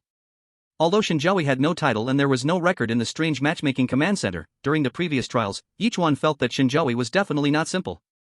He waved the card in front of Shen Zhaoyi and asked, can I choose this card? After all, since he needed to borrow Shen Zhaoyi's power, Ye Chuan thought it was polite to ask. And seeing Ye Chuan's choice of power, the Chinese audience became restless. Chapter 114, Teacher Shen is bullied. No way, don't be impulsive. What invincible, my lover, strange world's resurrection, my lover? Sorry, I'm having physiological discomfort. Human nature. This card is a good card, but can you not choose it? Exactly, 1% of power is indeed tempting, but it also depends on whose it is. If it was the previous Shen Zhaoyi, I wouldn't have any objections, but now Shen Zhaoyi is severely injured, her own strength is barely 1%, if you borrow another 1%, will that have combat power? Right, and the cooldown period for this card is way too long, a whole year. Ye Tiandi, don't get carried away, don't use this method to please your strange wife. Exactly, that Blood Will Eye from earlier was pretty good, one stock, Hazami, Yamit. Damn, bro, your knowledge is all mixed up. After getting Shen Zhaoyi's confirmation, Ye Chuan decisively used this Zhaoyi card. Then, this card transformed into a red light, drilling into Ye Chuan's body. At the same time, Ye Chuan felt that there seemed to be some mysterious connection between him and Shen Zhaoyi. If the things on the second level are this good, what treasures might be waiting on the third level, and on the other bedside table? Ye Chuan couldn't help but feel a little excited. And Shen Zhaoyi seemed to sense what Ye Chuan was thinking, explaining, honey, the third level is just some small items, but the other bedside table has all the good stuff. Hearing this, the foreign audience was instantly shocked into silence. Some small items? You call the landlord's key and these Zhaoyi branded things small toys? They wanted to curse in outrage. But as they thought about the achievements that could be verified, they could only calm down. Because nothing Shen Zhaoyi brought out was junk. Envious of my purple chicken. Sigh, although this guy is weak, he has so many treasures. These things have witnessed her peak moments. She's pretty and also a little rich woman, I want such an exceptional wife too. Shallow, I'm more curious about what's in that other bedside table. Soon, a grand voice echoed strangely in the real world. All players, please teleport to the first strange citizen hospital within 20 minutes, those who fail to arrive on time will be punished. Ye Chuan knew he had to leave again. But just as he was about to teleport over, the necklace around his neck suddenly emitted a green light. Then an image appeared in Yichuan's mind. This is Teacher Shen. Yichuan found it hard to believe. What on earth is happening? Why can I see Teacher Shen's daily life? By the way, since the last time he communicated with Teacher Shen using the phone bug, they haven't been in touch again. Because the phone bug's energy hasn't recovered yet. This made Ye Chuan very upset. But he never expected that he could actually receive an image of Teacher Shen now. There was still some time, so Ye Chuan planned to finish watching the scene before he left. Teacher Shen had put on beautiful makeup today and drove out early in the morning, but when she got to a narrow path and was about to pass through, suddenly a big Benz appeared out of nowhere and crashed into her without a word. Shen Zhiyan rolled down the car window, hoping the other party would give way since she was just about to move forward. However, they completely ignored her, just continuously honking the horn, trying to force Shen Zhiyan to back up. But this was clearly unrealistic, as Shen Zhiyan had 4 or 5 cars behind her. Seeing that Shen Zhiyan didn't back up, the Benz's door opened, and a richly dressed lady got out. The lady angrily walked to Shen Zhiyan's window and arrogantly said, "Are you deaf? Can't you hear the horn? Why aren't you backing up?" Shen Zhiyan tried to reason with her, but the lady just sneered with disdain, asking, "Are you backing up or not? If not, I'm going to show my badge." Then she struck a high and mighty pose, as if she had Shen Zhiyan completely under her control. Shen Zhiyan thought to herself that she hadn't committed any crime, showing her badge was pointless. Whether it's a crime is for me to decide, not you. I say you are breaking the law, so you're breaking the law, got it? When Yichuan saw this, he wished he could punch her in the face. The law states that enforcement must involve at least 2 people, and they must wear uniforms. Right now, you're alone and in plain clothes, you have no right to enforce the law. The lady sneered, pointing at Shen Zhiyan's car with a dismissive gesture. Fine, I see you really want to clash with me, just wait. Saying this, the lady went back to get her credentials. At that moment, another man got out of the Benz. He seemed not to want to escalate the situation, calmed the lady down, and then began to help direct the traffic. Initially, if the Benz backed up, the road could have been cleared quickly, but it ended up blocking traffic for an hour. After returning home, Shen Zhiyan felt more and more angry. So she went to call the police. However, she never expected that she would encounter a fake department. They actually said she wasn't injured, so she shouldn't call the police and create trouble. Shen Zhiyan could hardly believe her ears. What does this mean? Do I only have the right to defend myself if I am injured? Shen Zhiyan argued with them normally, but the other party directly said that if she made a scene, they would charge her with disturbing the peace. Shen Zhiyan felt extremely indignant. She didn't want to compromise, but when she thought about the baby in her belly, she held back. Back home, the more she thought about it, the angrier she became, so she posted the dashcam footage online. But what she didn't expect was that just half an hour after the video was posted, she received a call from a lawyer, saying she maliciously disclosed someone else's privacy and caused trouble in their lives, demanding that Shen Zhiyan delete the video immediately and publicly apologize. Is there any justice left? Is there any law? Shen Zhiyan found it utterly ridiculous. She ignored it, but what she didn't expect was that at midnight, that wealthy woman actually brought 2 police officers to her door, to talk sense and present facts. The end result was, of course, that Shen Zhiyan was persuaded and had no choice but to post her apology video online. When Yichuan saw Shen Zhiyan admitting her mistakes in the video, his fury exploded. Before watching the video, Yichuan was all smiles. After watching the video, Yichuan was filled with rage. I risked my life in this bizarre world, and in the end, I am just protecting this group of worthless people? Are they bullying my Teacher Shen? Damn it! It's absolutely damnable. Shen Zhao noticed that Yichuan's mood was off and hurried over. Honey, what's wrong? Yichuan didn't say anything, just sat on the sofa with a changing expression, lighting up a strange cigarette. Chapter 115, Accountability. All the audience also noticed something was off with Yichuan. What's wrong with him? Wasn't he fine just a moment ago? He must have regretted picking the wrong card. Yo, seeing the Huaxia mouse getting punished feels so good. Cheers. 1 minute. 2 minutes. 10 minutes passed. The other players had all arrived at the first Eerie hospital, but Yichuan still had no intention of leaving. What is he thinking? Hurry up. Damn, even if he picked the wrong card, he shouldn't not participate. Exactly, if a player gives up, it will have serious consequences for the national fortune. I've heard it can lead to a direct collapse. Not only that, but previous rewards will also be recalled. After finishing 1 cigarette, Yichuan threw away the butt. He raised his head and slowly spoke, I know you can all see me. Huh, is he talking to us? It seems so. Wait, why is this so abstract? We can hear him, but can he hear us? I have a feeling he is about to say his last words. Don't say that, but you might be right. Eerie Marriage Command Center, you better give me a satisfactory explanation, otherwise, not only will I not attend this trial, but I also won't attend future trials. I know you have ways to contact me, I will give you 10 minutes. If you can't satisfy me, don't blame me then. Ye Chuan suddenly felt that protecting such a group of animals was utterly ridiculous. If he could return to the real world, he would undoubtedly go back to protect Teacher Shen without hesitation. Ye Chuan's words stirred up a storm. What's going on? What does it have to do with the Eerie Marriage Command Center? I smell a big scandal coming. Front row. Couch. Eerie Marriage Command Center, if you're listening, make a noise. Did someone provoke the Emperor of Eerie Heaven? I am a super hacker, I'm about to gather intel. At the Eerie Marriage Command Center, the director was utterly perplexed by Ye Chuan's words. What explanation? Explain what? What is going on here? What exactly happened? Please be clear. With less than 10 minutes until the trial deadline, the director dared not hesitate and immediately sent someone to investigate. At this moment, all the viewers from Huaxia held their breath. Other countries began to gloat. Ha ha ha, indeed, fortresses begin to crumble from within. Yichuan, well done. You must keep your promise. It must be that Huaxia offended Ye Chuan, that's why he's so furious. From now on, this little Huaxia country is no longer a threat. Victory is just too easy. Soon, the super hacker brought the latest intelligence. Fresh and hot, Ye Tiandi's wife, Shen Zhiyan, was bullied before he went to the strange world. Is that true? There's video evidence. Although Shen Zhiyan had deleted the video, the power of the super hacker was impressive enough to restore it. At the same time, the super hacker used their incredible skills to hack into the strange Heavenly Eye system and retrieved videos of Shen Zhiyan reporting the case and being warned at night. After everyone watched the video, they were all furious.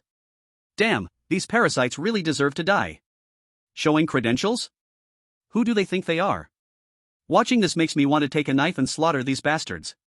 Ye Tiandi is fighting for us in the strange world, but his wife is treated like this. Is this right? Exactly, it's one thing to bully ordinary people, but now they are even bullying the hero's wife? Now I finally understand why Ye Tiandi is so angry. He has too much of a big picture view. If it were me, I wouldn't give the strange matrimony command any chance to redeem themselves. Faith, strength, hope. Damn, are you up in the star-spangled country? Yeah, I got away last year. I envy you. If I had money, I'd leave too.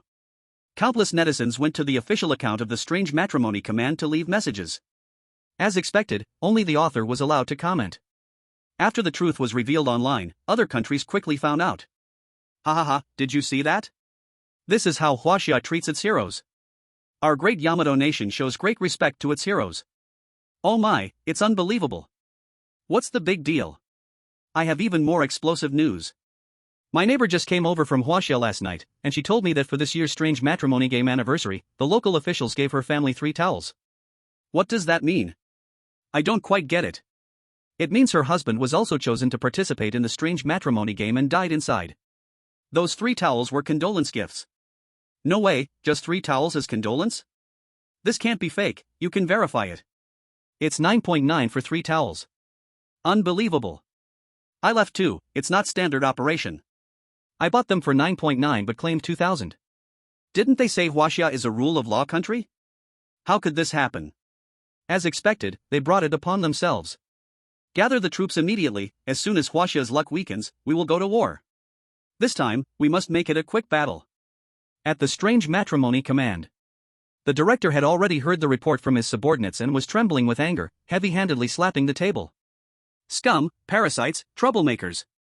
He felt a burning sensation on his face because before Ye Chuan went to the strange world, he had promised to take good care of Shen Zhiyan. But what happened? A slap in the face. They actually let her suffer such humiliation. Although he didn't know how Ye Chuan found out, this matter needed an explanation to Ye Chuan. Go, immediately bring everyone involved in this matter here. The powerful noblewoman, those who ignored the police report, the ones who made phone warnings, and those who showed up at midnight, don't let one escape. In 3 minutes, I want everyone in front of me. Yes. Wait. What is it, director? The director's eyes were icy cold. Not just them, we need to catch their entire 9 clans. Do you understand? The subordinate gasped in shock. 9 clans? Director, isn't this a bit? The director raised his eyelids and said coldly, are you questioning my decision? And no, I wouldn't dare. Then hurry up and go. The staff quickly took people to capture. There were strange portals in the past, rewarding Huaxia, so 3 minutes would be enough. After arranging the capture, the director called over his subordinate from the publicity department, instructing her to release an announcement in the strange live broadcast room. Soon, an announcement flooded the strange live broadcast room. The Strange Marriage Command Center has already understood the details of the situation, takes it very seriously, and will definitely give Yichuan's family and the vast number of netizens a satisfactory explanation. Chapter 116, The Great Purge. Guess why there are so many? Ding ding ding. The phone rang in the Strange Command Center. And it was the director's exclusive phone. This phone is not simple. There are no more than 10 people in the whole country who know this number. The director answered the phone, thinking something serious had happened. But he didn't expect it to be a plea for mercy. Alright, don't mention this anymore. It won't work no matter who it is. I'll act like I didn't receive this call, but if you call again, don't blame me for being rude. After saying that, the director hung up heavily. He was very angry inside. He never expected this classroom would involve a long-time old friend. However, even so, he would definitely not let that person off easily. He promised to give Ye Chuan an account, and he would absolutely do it. Harsh laws control chaos. It was also a good opportunity to cleanse the internal issues. Soon, his subordinates brought the people in. To avoid noise, the subordinate covered everyone's mouths. A total of 526 people. The director directly opened the Strange Marriage Command Center's live broadcast room. He ordered people to announce in the weird live broadcast room, informing everyone that they would be live executing these individuals. After seeing this news, a large crowd rushed into the command center's live broadcast room. To be honest, this was the first time they had seen a live execution. They all say the relevant departments are lacking in execution capability, but this isn't bad. Bro, it depends on the matter. If it's about you, a common citizen, do you think it would be handled this way? Well, you make a point. But this can serve as a warning, and Ye Tiandi has indeed made our lives a bit easier. This is indeed the truth. The director personally hosted the live broadcast. Everyone, in the face of such events, I cannot absolve myself of blame. I did not protect the families of the heroes well, and I sincerely apologize here. Our Strange Marriage Command Center takes this matter very seriously and will absolutely not let the heroes shed blood and tears again. Now, all 526 involved in this case have been captured. The camera shifted, and the 526 individuals were tightly bound, kneeling on the ground. They had towels stuffed in their mouths and were desperately banging their heads to beg for mercy, but no one paid any attention. Now, I will publicly execute the instigator to ensure everyone sees a clear and bright sky. After saying this, the director gave a look, and his subordinate immediately brought a mirror. This was a strange object that players helped Huaxia obtain. It could connect to the players through this object. This mirror has only 3 uses and can only be used when an exceptionally promising player is in danger. It had only been used once in past marriage games. This was the second time it was being used. To be honest, this time it felt a bit wasteful, but he had no choice but to use it. If Yichuan's anger could not be calmed, then all these years of effort by Huaxia in strange marriages would go down the drain. The director held the mirror in his hand, closed his eyes, and focused all his thoughts. In that instant, his consciousness seemed to enter a marvelous space, crossing the river of time and the dimensions of space, arriving at the strange world. Yichuan sat gloomily on the sofa, just finishing a strange cigarette when suddenly, a light screen appeared in front of him. Now, standing before the light screen was the director of the Strange Marriage Command Center, someone he had met once before. The director opened his eyes and saw Ye Chuan, first giving him a salute. He didn't say any useless words, directly turning the camera to the 526 people behind him. Ye Chuan, the one in front is the culprit who forced your wife to reverse. On either side of her are the night staff who came to the door and the staff answering the phone, and behind them are their 9 clans. Today, our Strange Marriage Command Center will give you justice and execute them on the spot. The director's voice was strong and resolute. Before that, do you have any other demands? Ye Chuan looked at the *** sister who had banged her head into a bloody mess and said, "Let her speak." The director nodded to his subordinate, who took out the sock from ** sister's mouth. I was wrong, I won't dare again, please, give me a chance. Ye Chuan sneered, wrong? You know you are going to die, someone like you is not worth pity. You better pray that after you die, you don't end up in the strange world, otherwise, I will definitely make you wish you were dead. In the reality world, when someone dies, there is a certain probability they will be reborn as strange. This probability is extremely small, but it is not non-existent. ** sister looked terrified. Ye Chuan's cold gaze made her feel immense horror. Ye Chuan spoke again, alright, let's begin. The command center director received the signal and then instructed his subordinates to open fire with machine guns. In an instant, these 526 people lay on the ground, becoming fresh corpses. Yichuan, can we now proceed to the trial? The director's voice sounded once more. Less than 5 minutes were left. No rush, Yichuan said, you need to take care of one more thing for me. Speak. Arrange for someone to protect my wife, I don't want a second occurrence of this. The director seemed to breathe a sigh of relief. You can rest assured about this, I have already arranged for 2 strange special forces to protect her 24/7, and they will fully follow her orders. Yichuan's expression finally softened a bit. Ye Chuan, my time here is running out, you must remember to participate in the trial. With that, the director's connection was cut off. This magic mirror, like a phone bug, also requires energy, specifically strange energy. In the real world, strange energy is even scarcer, so recovery takes longer. Having used it this time, waiting for the next opportunity seems distant. But no one would think it was not worth it. Because Ye Chuan was the most promising player in the history of strange marriage in China. After cutting off with Ye Chuan, the director reiterated in the command center's live broadcast. Everyone, there are indeed some rotten apples among us, I know you have suffered long enough. I solemnly promise that we will immediately launch a massive cleanup campaign.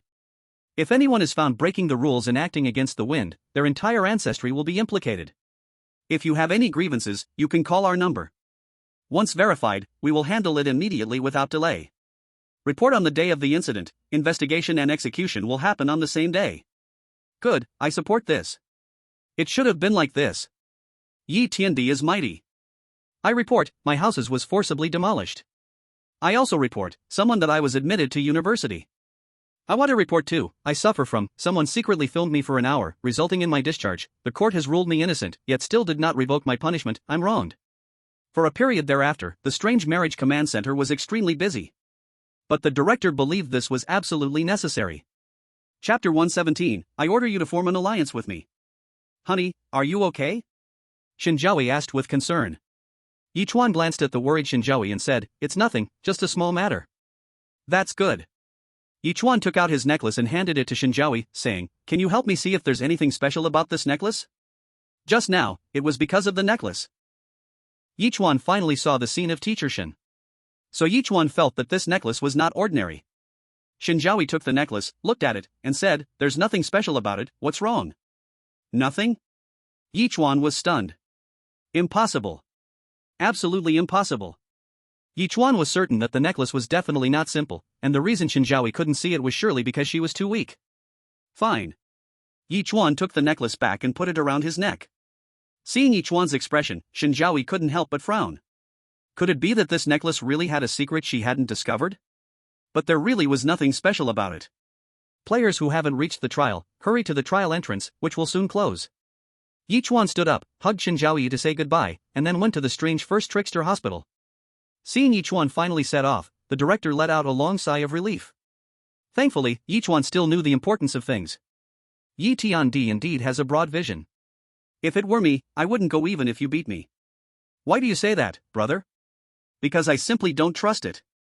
You can't say that, when it comes to major issues, our country's stance has never wavered. You're truly adorable, I would say, in this respect, you Huaxia are not as good as our Dewei. Wait, you Huaxia? We Dewei? Are you from Dewei? Ah, no, I just slipped up. Palace Jade liquid wine. What kind of wine is that? I've never heard of it. Damn, you're a spy. Quick, super hacker, lock this person's identity. Super hacker received. Information has been found, this person's identity is a high official from a provincial education department. What, has it already infiltrated to this extent? Are you surprised, didn't the toxic textbook say everything back then? Brother, you're wrong, I'm really not a spy, I just forgot for a moment. Forget your head, wait for judgment. Ye Chuan arrived late. Patel looked at Ye Chuan with an incredibly sinister gaze. This damn guy, why is he still here? He was the first to come and thought Ye Chuan had overslept since he hadn't arrived for a long time.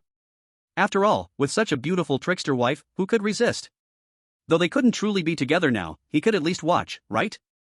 That was also very pleasant. Patel thought, if Shen Zhaoyi were his trickster wife, coming 20 times a day would be little. Patel rubbed the board of directors' medal in his pocket. This time, I will take back everything I lost. The child emperor sighed with relief when he saw Ye Chuan had arrived. Through these past trials, he had completely recognized that Ye Chuan was undoubtedly a strong ally. So for this trial, he had firmly decided to hold on to this strong ally tightly. He had heard that the food in the first trickster hospital was bad, so he specially stuffed 2 large white buns in his pants. One for him, one for Yichuan. Delicious. All players had now arrived. The rusted door of the first trickster hospital automatically opened with a creak. All players were already used to it, directly entering to participate in the trial. The hospital inside was very desolate, overgrown with weeds, looking extremely dilapidated. The reason for all this was that the trickster director was wholeheartedly trying to revive his son, so he no longer managed the hospital, leading to it on the brink of bankruptcy. Patel was thinking that once he saw the person in charge of the trickster hospital, he would immediately take out the board of directors medal and show off well, when Puchuan from the Star-Striped country walked over to him. Puchuan believed he had learned all the secrets of the first trickster hospital from Night Trickster, including that the trickster director wanted to revive, and that he had a treasure that could fulfill wishes. He was now wholeheartedly looking for the treasure. But before he arrived, Night Trickster had also specially instructed him on something. That is to let him test Ye Chuan, to pry from his mouth the secret about Shen Zhaoyi. After all, even the mysterious principal treated Shen Zhaoyi with great courtesy back then, which made Night Gui doubt Shen Zhaoyi's identity. Walking up to Patel, Puchuan had a high and mighty expression. You are Patel from the Asan country, right? Now I command you to ally with me. When Puchuan said this, he didn't even bother to look Patel in the eye. Why? Because he simply looked down on him in his heart. No, to be precise, he looked down on all the people from Asan country. Because they were disgusting, even saying one more word to them would make one feel uncomfortable. The only reason Puchuan endured his discomfort to come over was that he felt this guy could be used as a gun. After all, this kid had narrowly escaped death multiple times, yet was still alive and kicking, which indicated something. So, the task of prying for information was handed over to him. That way, he could fully focus on searching for the treasure. Feeling Puchuan's condescending attitude, Patel's heart ignited with an unnamed flame. What right do you have to command me? I currently possess the board member's medal of the Mysterious People's Hospital. In this trial, I am the big boss. What right? Puchuan seemed to have heard a huge joke. He sneered. Taking out a bottle of strange cola, he gulped it down. After drinking, he tossed his golden hair and said, just because in the real world, you Asan country are the dogs of our Star-Striped country. So, you are also my dog. As your master, I can order you, this dog, to do anything, understand? Faced with someone speaking so aggressively to him, Patel's forehead was throbbing. Just when he was about to retaliate fiercely, Puchuan sneered again. Are you sure you won't listen to your master? Don't forget, our conversation is currently being live-streamed. You are so bold, but do you know if your Asan country will also be so bold? If you don't obediently listen, be careful that our Star-Striped country won't go easy on your Asan country. Hearing this, Patel fell silent. He knew that the Star-Striped country was absolutely capable of it. No way, the Asan country might as well change its name to the pitiful Sen country. What a coward, being beaten in the real world, and then going to the strange world still getting beaten. Patel, don't listen to him, I want to see how the Star-Striped country won't go easy on the Asan country. The calculation you're making, even I in Antarctica can hear it. Let's get it on. Look quickly, the strange chief doctor is coming. Chapter 118, Consultation Room. The strange chief doctor was tall and strong, wearing a white coat, with glasses, and carrying a surgical knife on his back that was dripping blood. As soon as he appeared in front of everyone, he brought a strong sense of oppression. Quiet. Doesn't anyone tell you that it needs to be clean in the hospital? Everyone looked at each other, it seemed we hadn't been noisy at all. Then the unbelievable happened.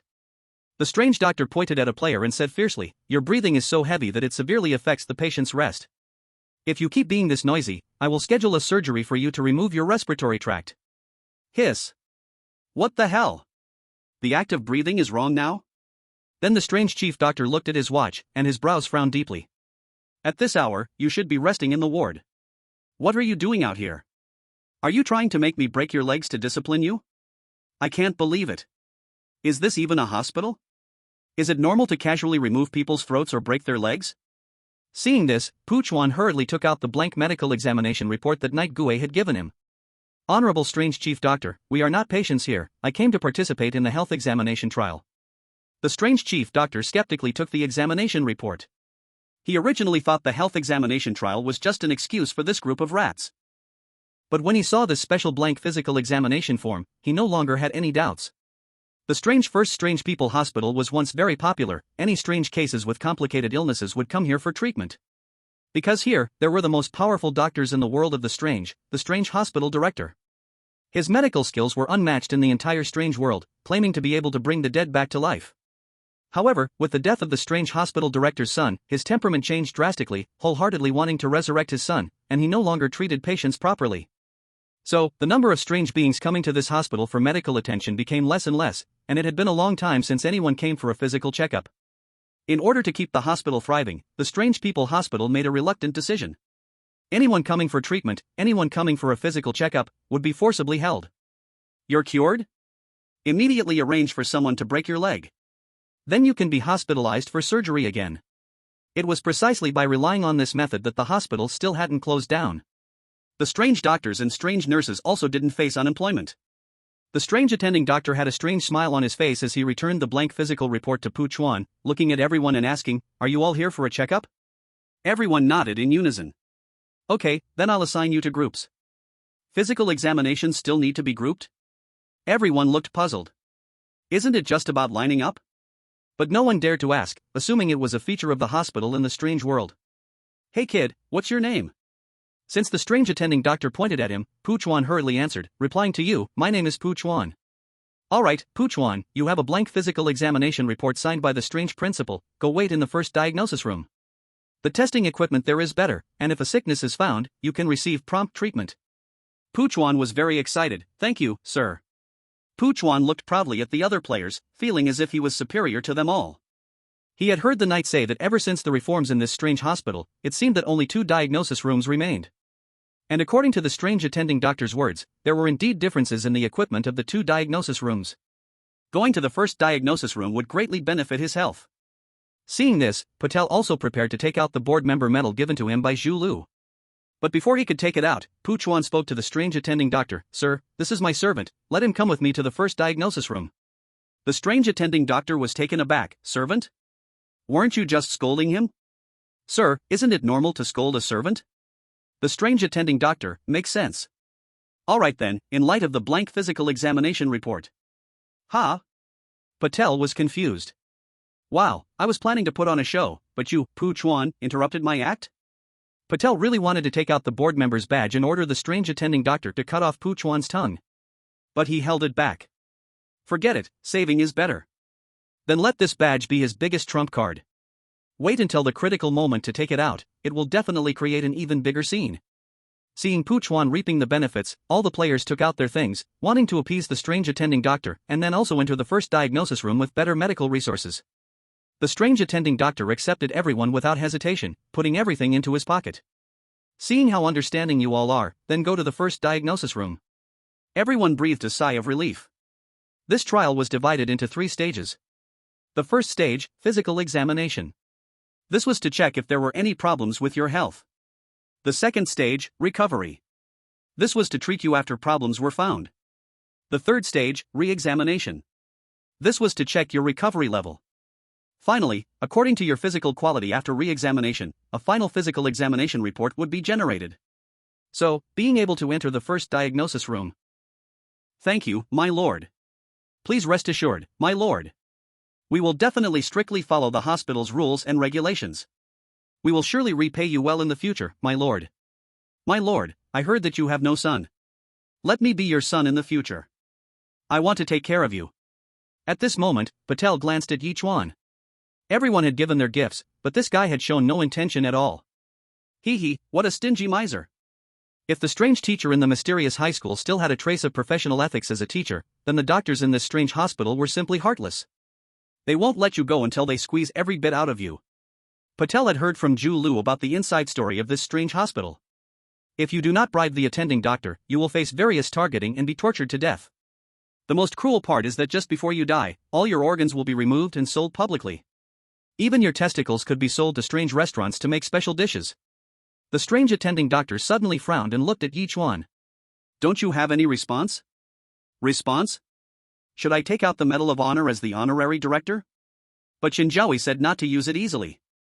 What about using Zhaoyi's power to shock them? No, that's a life-saving move, it's too wasteful to use it now.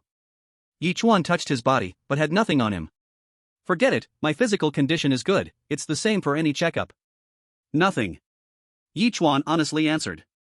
The strange attending doctor looked closely at Ye Chuan, but didn't make it difficult for him and said, if that's the case, then go to the second examination room. However, the medical equipment in the second examination room is far worse than in the first. You need to think it through. I've thought it through. The second examination room is fine too. Then it's settled. Chapter 119, Tang Buku has something to say. Among all the players, only Ye Chuan from Huaxia was assigned to the second examination room. So the audience from other countries began to mock again. I'm dying of laughter. This guy really has no memory at all. Details show character. So what if Shen Zhaoyi is rich? She doesn't give Ye Chuan a dime. Does Ye Chuan have anywhere to reason? It seems Shen Zhaoyi doesn't love Ye Chuan that much after all. Of course. The strange ones always pretend to be deeply affectionate. By the way, Patel really did lie down in the first examination room. There's no helping it, after all, he's a dog of the star-striped country. Bastard! Are you any nobler than us? Your Japan is also a dog of the star-striped country. Baka! You're talking nonsense. Isn't it clear to you in your heart? A verbal brawl thus began. After separating from the crowd, Yichuan arrived at the second examination room. As soon as he entered, he happened to catch the free activity in the examination room. It was a large room, with around 30 strange individuals, all wearing identical patient uniforms. Some with poor kidneys removed their kidneys and filled them with concrete to enhance their strength.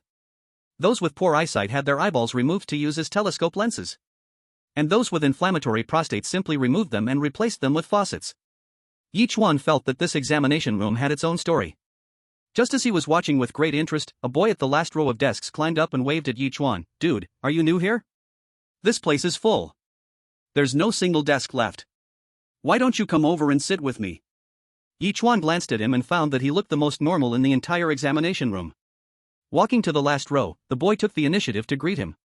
"Dude, my name is Tang Buku. What's yours?" "Yichuan." Tang Buku was very talkative.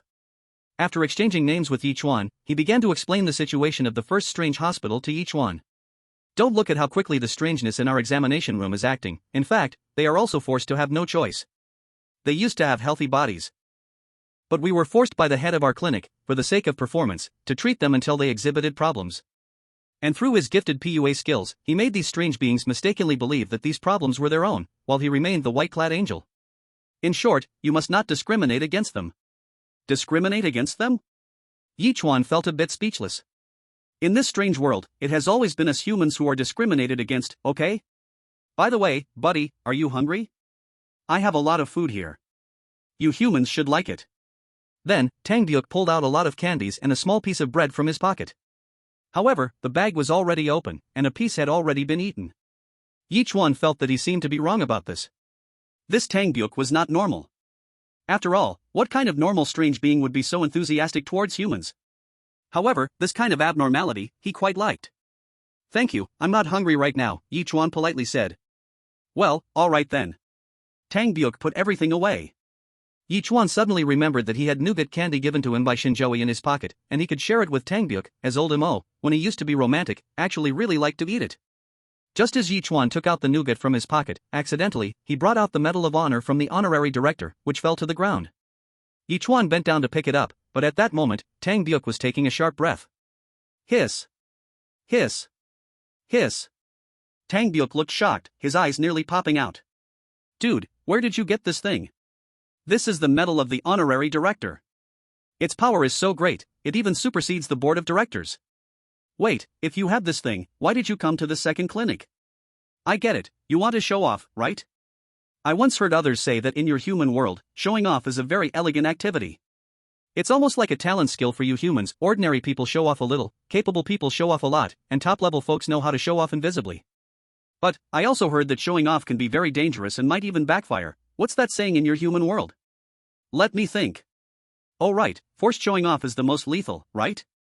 Are you here just to show off?" Tang Buek was very excited. With this badge, he could definitely show off a great deal. God, just thinking about it made him feel exhilarated. "Yichuan? Isn't this badge supposed to be very precious? How could the words honorary director be so vague and still recognized at a glance?" Yichuan clearly remembered Shen Zhaoyi's warning: if too many people found out, troubles would come knocking. Of course, this trouble didn't mean people coming to create issues. Rather, it meant others might come to kneel at her doorstep asking for help, which would annoy Shen Zhaoyi. Yichuan forced an awkward smile, quickly stuffed the medal back into his pocket, and pretended to be confused, saying, "What honorary director? You must have seen it wrong, this is just a button from my clothes." Tang Buke coldly laughed. "You really are a clever human, I saw it and you still want to deceive me? What, are you afraid I'll know in advance and it will affect your showing off effect?" Yichuan thought that this strange being had a bit of brain, not so easy to fool. "Fine, then let's change to another method, go for the heart. Alright, I'll lay my cards on the table, it indeed is the medal of the honorary director, but can you keep this a secret for me? Because if it gets exposed, it will be very troublesome." Tang Buke patted his chest and said, "No problem, who are we to each other?" Then he put his arm around Yichuan and whispered, "Since we're friends now, can you promise me one thing?" Is this going to trouble me?" Yichuan felt Shen Zhaoyi's words were truly meaningful. Sure enough, once exposed, troubles would come knocking. "What is it?" Tang Buke grinned, "You have to promise me that when you show off, you must bring me along. To be honest, I'm quite fascinated by your human skills of showing off. Can you let me observe you closely when the time comes? Don't worry, I promise not to affect your showing off. If necessary, I can even play the role of a villain to enhance your effect." Yichuan's mouth twitched. Indeed, not a single normal person could get into the second consultation room. This Tang Buku seemed normal, but in reality, he had developed a syndrome of wanting to show off. However, Yichuan, being upright and proper, had never liked to show off. How could he agree to such an unreasonable request? "Actually, I don't love showing off." Tang Buku, humph. "I swear, I really don't." Tang Buku, humph, humph. "Show off, keep showing off. I've never heard of a human who doesn't like to show off. If you don't show off, then what's the point of living? Buddy, how about this? If you want to show off, I can lend you this thing, and you can show off as you please, how about that?" "Huh? This let's forget it?" Yichuan thought Tang Buku would be overjoyed, but unexpectedly, he rejected it. What's going on? Could it be that his condition is a bit special? Is it a branch of the syndrome of showing off, the syndrome of enjoying watching others show off? Chapter 120, The Most Mysterious Beauty in the World Head Sister. Hearing the conversation between the two, the viewers in the bizarre livestream were all shocked. This honorary dean's badge is actually real? I never anticipated that. Earlier the foreigners said it was fake and presented various evidence, making me doubt it. I'm just the same. But, such a precious item, how did Tang Buku recognize it at first glance? Exactly, this badge is almost worn down by Shen Zhaoyi, and he could recognize it from so far away? Maybe his bizarre eyesight is better. It should be that way. Didn't you see how Ye Chuan had that bizarre lens stuck to his eyes when he walked in? Tang Buku must have gotten himself an electronic eye too. God, is this badge real or fake? Is there anyone from the bizarre world to verify it? Open the door wide. Soon, the free activity time ended. All the patients sat neatly in their seats. Their obedient appearance was like elementary school students ready to attend class. Before long, the doctor from the second consultation room also pushed the door and entered. She had a cold expression, her face filled with resentment. Alright, line up properly now, and we will begin the body check. If anyone's condition hasn't improved this time, don't blame me for being heartless. Hiss. Why does it seem like the Eerie teacher from Lily's High switched professions? Then, this bizarre doctor handed a piece of parchment to all the bizarre beings. Yichuan was a bit confused, but it was Tang Buku who explained, clearing up his doubts. This parchment is not simple paper, it is a kind of bizarre tool. Although it is of low grade, its usefulness is quite powerful. Once you have the parchment, as long as you obediently answer the questions on it, and finally calculate the total score, you can completely analyze your body's various skills. Buddy, hurry and answer. At this point, Tang Buku had already started writing quickly. Yichuan looked at the first question. After reading it, his brows furrowed tightly. No, can answering such a question actually measure physical quality? First question, how many steps to put an elephant in a refrigerator?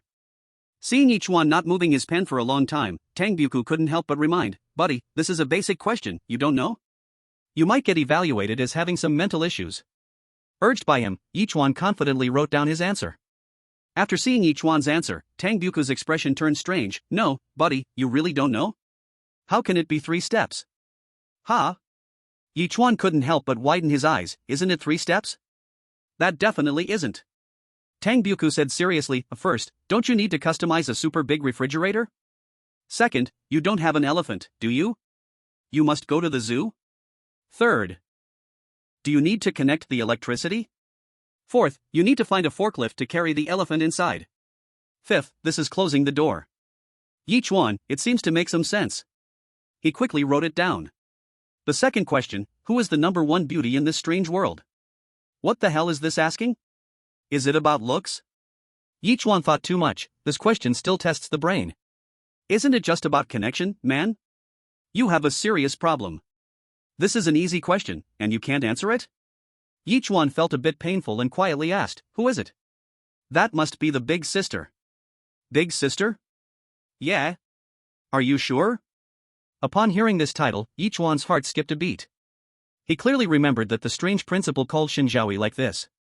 Is this strange world's number one beauty really her? Very likely. However, although she is the principal's big sister, can she be the big sister of the entire strange world? That seems impossible. Seeing that he had answered correctly, Yichuan still hesitated, and Tang Boku urged, buddy, your brain doesn't work well, but you really love to hesitate. Just trust me and write it down.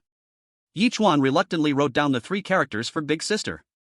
After that, the questions became even more ridiculous, almost all revolving around the big sister.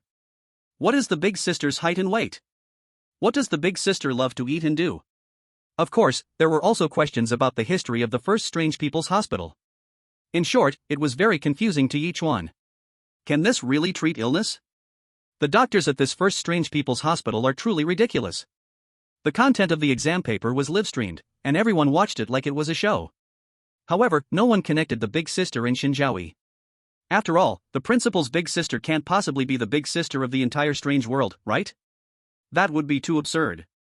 The treatment methods of the Strange People's Hospital are truly eye-opening. Could this be the legendary question therapy? It's possible, but this question is so hard to evaluate. This big sister must be an extremely important figure in the strange world, but why is there no record of her in the Strange Marriage Command Center? What on earth is this command center doing? They seem to just be eating. If that's the case, why don't they let me go? I eat more. Do you think it's possible that this big sister is Shen Zhaoyi? Man, I don't know if they're sick, but you definitely have something to say. Soon, the diagnosis time was over, and the strange doctor collected all the brown paper to check the diagnosis results. The atmosphere in the classroom instantly returned to normal, and everyone went about their business. Yichuan looked at Tang Boku and asked, do you know anything else about that big sister? I know as much as you do.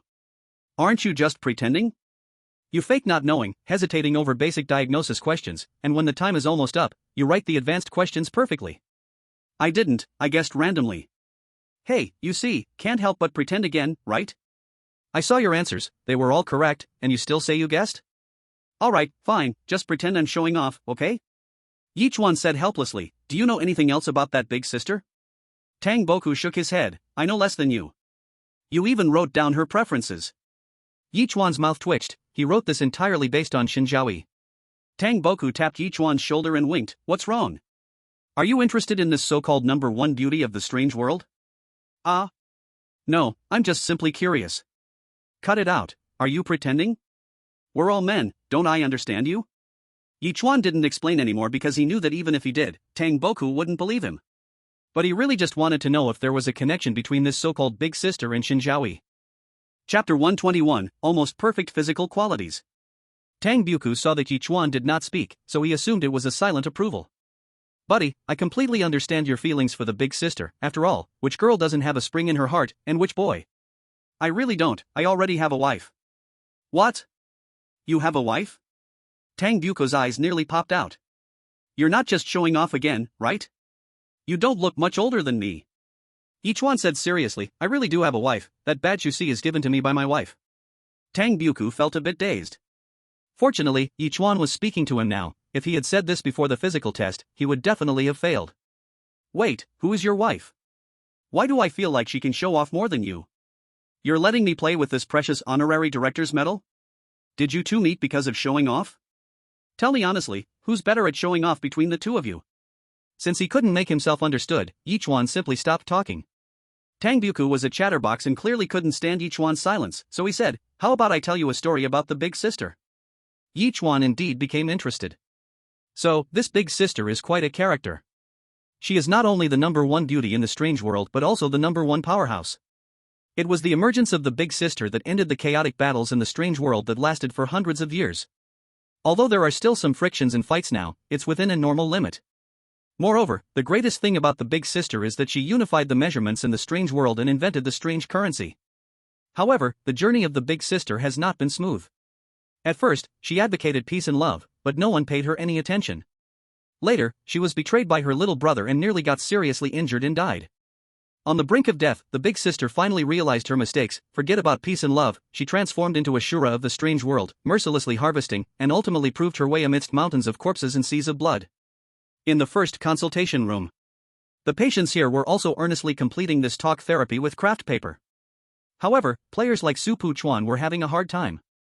What the hell is this topic? Though the first consultation room had good medical resources and a clean environment, these patients were extremely indifferent. Not only did they not show a warm welcome to their arrival, but they also banded together to isolate them. Damn, what is this? At this moment, the strange doctor conducting the talk therapy in the first consultation room was the same one who had just come from the second consultation room. Though both classes were evaluated for physical qualities by her, her attitude in the first consultation room was clearly much better than in the second consultation room. At this time, she even had a smile on her face. Meanwhile, she treated the two consultation rooms differently. The craft paper used for the second consultation room was ordinary craft paper. But in the first consultation room, the paper she handed out was infused with her strange power. This craft paper would give a more accurate evaluation of physical qualities. Pu Chuan, feeling frustrated, took a sip of strange cola.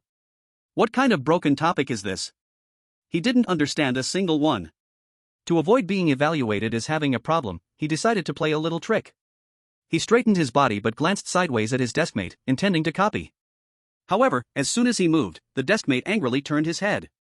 "You disgusting rat, if you dare to peek at my answers again, I'll pop your eyeballs out and stick them on my head." This strange head had no hair, completely covered with eyeballs. These were all the eyes of humans or strange beings he had offended before, taken off and used as cameras on his head. This is also why Pu Chuan was caught immediately as soon as he tried to cheat. Pu Chuan was extremely angry. Damn, don't classmates help each other? How could they not know this? However, what infuriated Pu Chuan even more was that this strange person not only reprimanded him but also reported to the strange doctor, suggesting that the strange doctor lock him in the little black room. The little black room is a place specially used by the strange hospital to punish patients. It is said that there is great terror in the little black room. The strange doctor looked at Pu Chuan with dissatisfaction and warned, everyone should answer their own therapy questions. If anyone tries to make any small moves again, I will send them to the little black room. After the strange doctor's warning, Patel and the others dared not cheat any longer.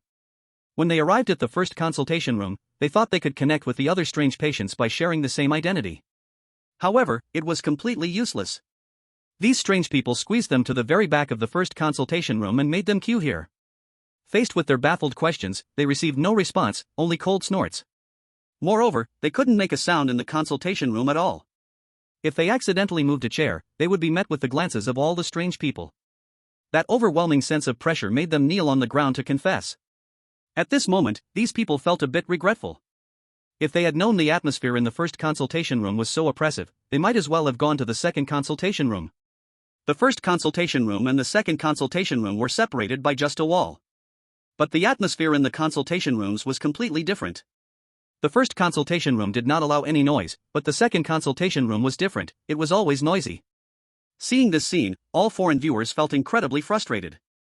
Damn, isn't it just looking for an answer? Why do we need to report to the strange doctor? Seriously, I really feel like I'd be better off in the second consultation room now. Who says not? Didn't we spend a lot of money just to suffer ourselves? It's all Pu Chuan's fault, he was just too stupid. If he hadn't been caught trying to cheat, the strange doctor wouldn't have warned him. Damn it, United States, you have to give all our countries an explanation. Ha, explanation? Explanation about what? If you keep talking nonsense, each of you will get a personal delivery of an atomic bomb. Damn, who do you think you are? Do you think you can launch an atomic bomb just by saying so? Exactly, do you really think you're the President of the United States? There's evidence, there's a picture. A photo of a blonde, blue-eyed man holding a red button was posted in the comments. What the hell, are you serious? Dude, stop joking, I'm kneeling to you now. I've heard you love the internet, but I didn't expect you to love it this much. Stop arguing, look at that strange doctor, why does he look like he has seen a ghost? Everyone turned to see the strange doctor holding a piece of brown paper from the second consultation room, displaying a horrified expression. How could this be possible? This person's physical condition has reached near perfection? Chapter 122, Too Healthy? In the brown paper test, questions about the history of the strange hospital, if one cannot answer, reflect only minor issues. For example, whether someone is constipated, or whether there are anal fissures. However, if one cannot answer the questions about the big sister, that would be serious.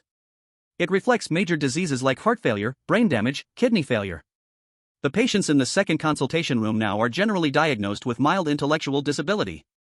Yet, the brown paper in front of them, the diagnosis results indeed showed nothing wrong. How could this be possible? Since the reform of the strange hospital, there has never been such a normal patient. There must be a problem, absolutely a problem. You must know, these brown paper tests have been tampered with. The results obtained cannot be normal.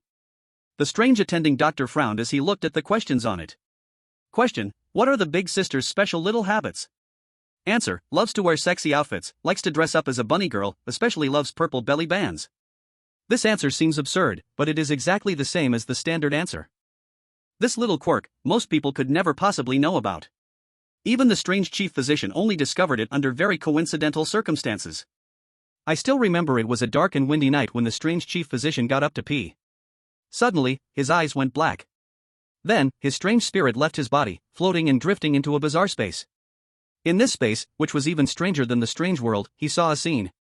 In the scene, a woman dressed in a purple belly wrap and bunny girl outfit was twisting her body in front of a man. And this woman was the legendary Big Sister. How could the strange chief physician be sure this person was the Big Sister? Because there were subtitles in front of him. Next to them was a character introduction. This was all thanks to a little mushroom he ate last night, the fingers of the green fungus. Then suddenly, the scene in front of the strange chief physician disappeared, and his strange spirit returned to his body. When he opened his eyes again in the strange world, he was already lying in his bed. However, what he saw last night was still vividly fresh in his memory. He didn't tell anyone about this, deeply burying it in his heart, just to generate a topic from this paper and increase his achievements. But now, that stinky rat actually answered so perfectly. What does this mean? Is it provoking me? Mocking me for my lack of skill in setting questions? If this test result was from the first clinic, he might not be so angry. After all, they were paying patients, and could be given a certain degree of privilege. But you, common patients, how dare you get such good test results? Isn't this just hitting the strange chief physician in the face? The strange chief physician was very angry. The consequences were extremely serious. This test result, I do not acknowledge. That stinky rat must have used external forces to interfere with the judgment of the paper. The diagnostic time was about to expire, and the patients from the first clinic were submitting their papers one after another.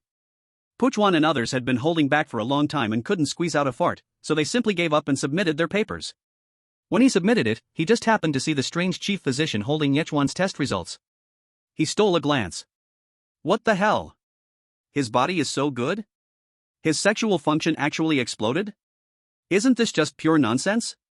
The strange chief physician saw Yichuan's shocked expression staring at the test results and asked, "Do you know him? Do you think this test result is real?"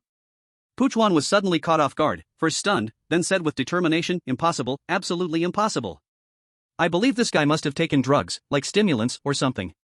Normal people's bodies definitely have some problems, how can they be this healthy? Just like me, don't I look tall and strong? But who would know that I not only have erectile dysfunction but also premature ejaculation? So, this guy's test results definitely have problems, and they are major issues that must be thoroughly investigated." Night Gui asked Yichuan to find a chance to probe Yichuan, and now it was just right to use the strange chief physician's hands to feel out Yichuan's bottom line.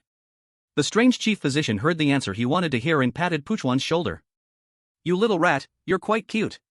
Don't worry, in the first clinic, your erectile dysfunction and premature ejaculation, I will help you treat." In the second clinic, Yichuan was idly flipping through the cases of all the patients in the second clinic. At this moment, the leader of the patient self-help group in the second clinic walked over with a troubled expression. "This new patient, the chief physician wants you to go to his department." Yichuan was taken aback for a moment, then nodded, "Okay, I'll go now." He didn't think much of it, just assuming it was about his body test results. Could it be that they detected some serious illness and need to communicate separately? Just as Ye Chuan was about to stand up and leave, the team leader hesitated and said, Why don't you wait for Tang Buku? Let him accompany you." Ye Chuan was taken aback. He seemed to sense that something was off. It was just a trip to the attending doctor's office, so why did he look so scared? However, Ye Chuan was fearless. First, he had Gong Million guarding him. Second, he used the Zhaoyi card. What was there to be afraid of? Nothing at all. Watching Ye Chuan's retreating figure, the team leader was filled with worry. The means of the attending doctor were something even these strange ones could not withstand, let alone a human. I'm afraid that by this time next year, the grass on this new patient's grave will be taller than a person. Yichuan arrived at the office of the strange attending doctor, politely knocked on the door, and walked in. Once inside, he thought he had come to the wrong place. In this office, aside from the attending doctor, there were several other mystifying doctors in white coats. They all wore identification badges. Strange department head, strange vice president, strange head nurse, strange surgery expert. As Yichuan entered, all eyes in the room turned to him like lightning. Their gazes were cold and sharp, extremely unfriendly. "Doctor, you called me." Before he could finish, the strange attending doctor slammed the table hard, then threw the parchment he had answered back at Yichuan's feet. "Speak up. Did you take stimulants?" "Take stimulants?" Yichuan was completely confused. In his entire life, he had never even seen what a stimulant looked like, let alone taken one. "No." Seeing that Yichuan still wouldn't admit it, the strange attending doctor snorted coldly, stubborn like a dead duck. "If you hadn't taken stimulants to interfere with the test results, how could your physical condition be so perfect?" Yichuan felt utterly speechless hearing this. "What the heck? You're angry because my body is too good?" Chapter 123, Electric Batons in the Hospital. "Doctor, I really haven't taken any stimulants." "If you say the test results aren't accurate, I admit there's a bit of leeway, but I swear, only the question about the number one beauty in the strange world is my..." Bang! The attending doctor slammed the table again. Still lying. He was now so angry that his hair was standing on end. "Are you saying you can't handle the simplest tests, but you can grasp the more complicated ones?" asked the other doctors, "is that right?" "I see you, foul rat, not only is your body flawed, but your mind is also rotten. It seems very necessary to conduct love education." Having said that, all the strange doctors silently pulled out electric batons that they had clipped to their waists. This is the infamous electric batons in the hospital event. As they pressed the switches, crackling sounds filled the air. All the electric batons were fully charged. Yichuan was stunned. What the hell, are they not even pretending? Weren't the electric batons supposed to have been sent out to the countryside? How could they still be allocated to the hospital? Damn net fish. The power of the electric baton made his fellow compatriots in Huaxia turn pale and timid. Yichuan was no exception. The electric batons in this strange world were several times more powerful than those in reality. If he were hit by one, he might end up helplessly lying in bed for the rest of his life, unable to move. Yichuan looked at the several men with murderous intent, frowning. He tried to summon Gong Million. He called out twice, but there was no response. Where did she go? Yichuan didn't know, but now was not the time to investigate. The situation was critical. It seemed he would have to use the power of the Zhaoyi card. Thinking of this, Yichuan felt a hint of expectation rise. After all, he was very curious about Shen Zhaoyi's strength. Initially, he thought Shen Zhaoyi was just some weak anomaly since she had no title. But after several trials and interactions, he realized it was not that simple. Shen Zhaoyi was like an unfathomable abyss, terrifyingly strong. She once said that even just 1% of her power was enough to make Yichuan the second supreme in the bizarre world, besides her. Just when Yichuan was about to take action, the door was suddenly burst open. And through the door came a head. It was Tang Buku. "Buddy, are you okay?" After speaking, Tang Buku's body finally ran over. He picked up the head with both hands and put it back on. He was afraid he wouldn't make it in time, so he just took his head off and came in like a big flying goal. Tang Buku quickly protected Yichuan behind him and cursed at the bizarre doctors. "Damn it, you take advantage of my bathroom break to mess with my deskmate? Don't you want to mix in any more? Speaking of which, if any of you dare to touch him, I'll strangle you." "Buddy, were you scared?" Yichuan shook his head. He didn't understand why Tang Buku was so fierce. How dare he face off against the bizarre chief doctor? "What's going on?" Tang Buku, dissatisfied, poked Yichuan's shoulder. "Buddy, you are too ungrateful. I told you to let me watch and learn when showing off, yet you snuck in alone. Fortunately, the team leader informed me in time, otherwise I would have missed a great show.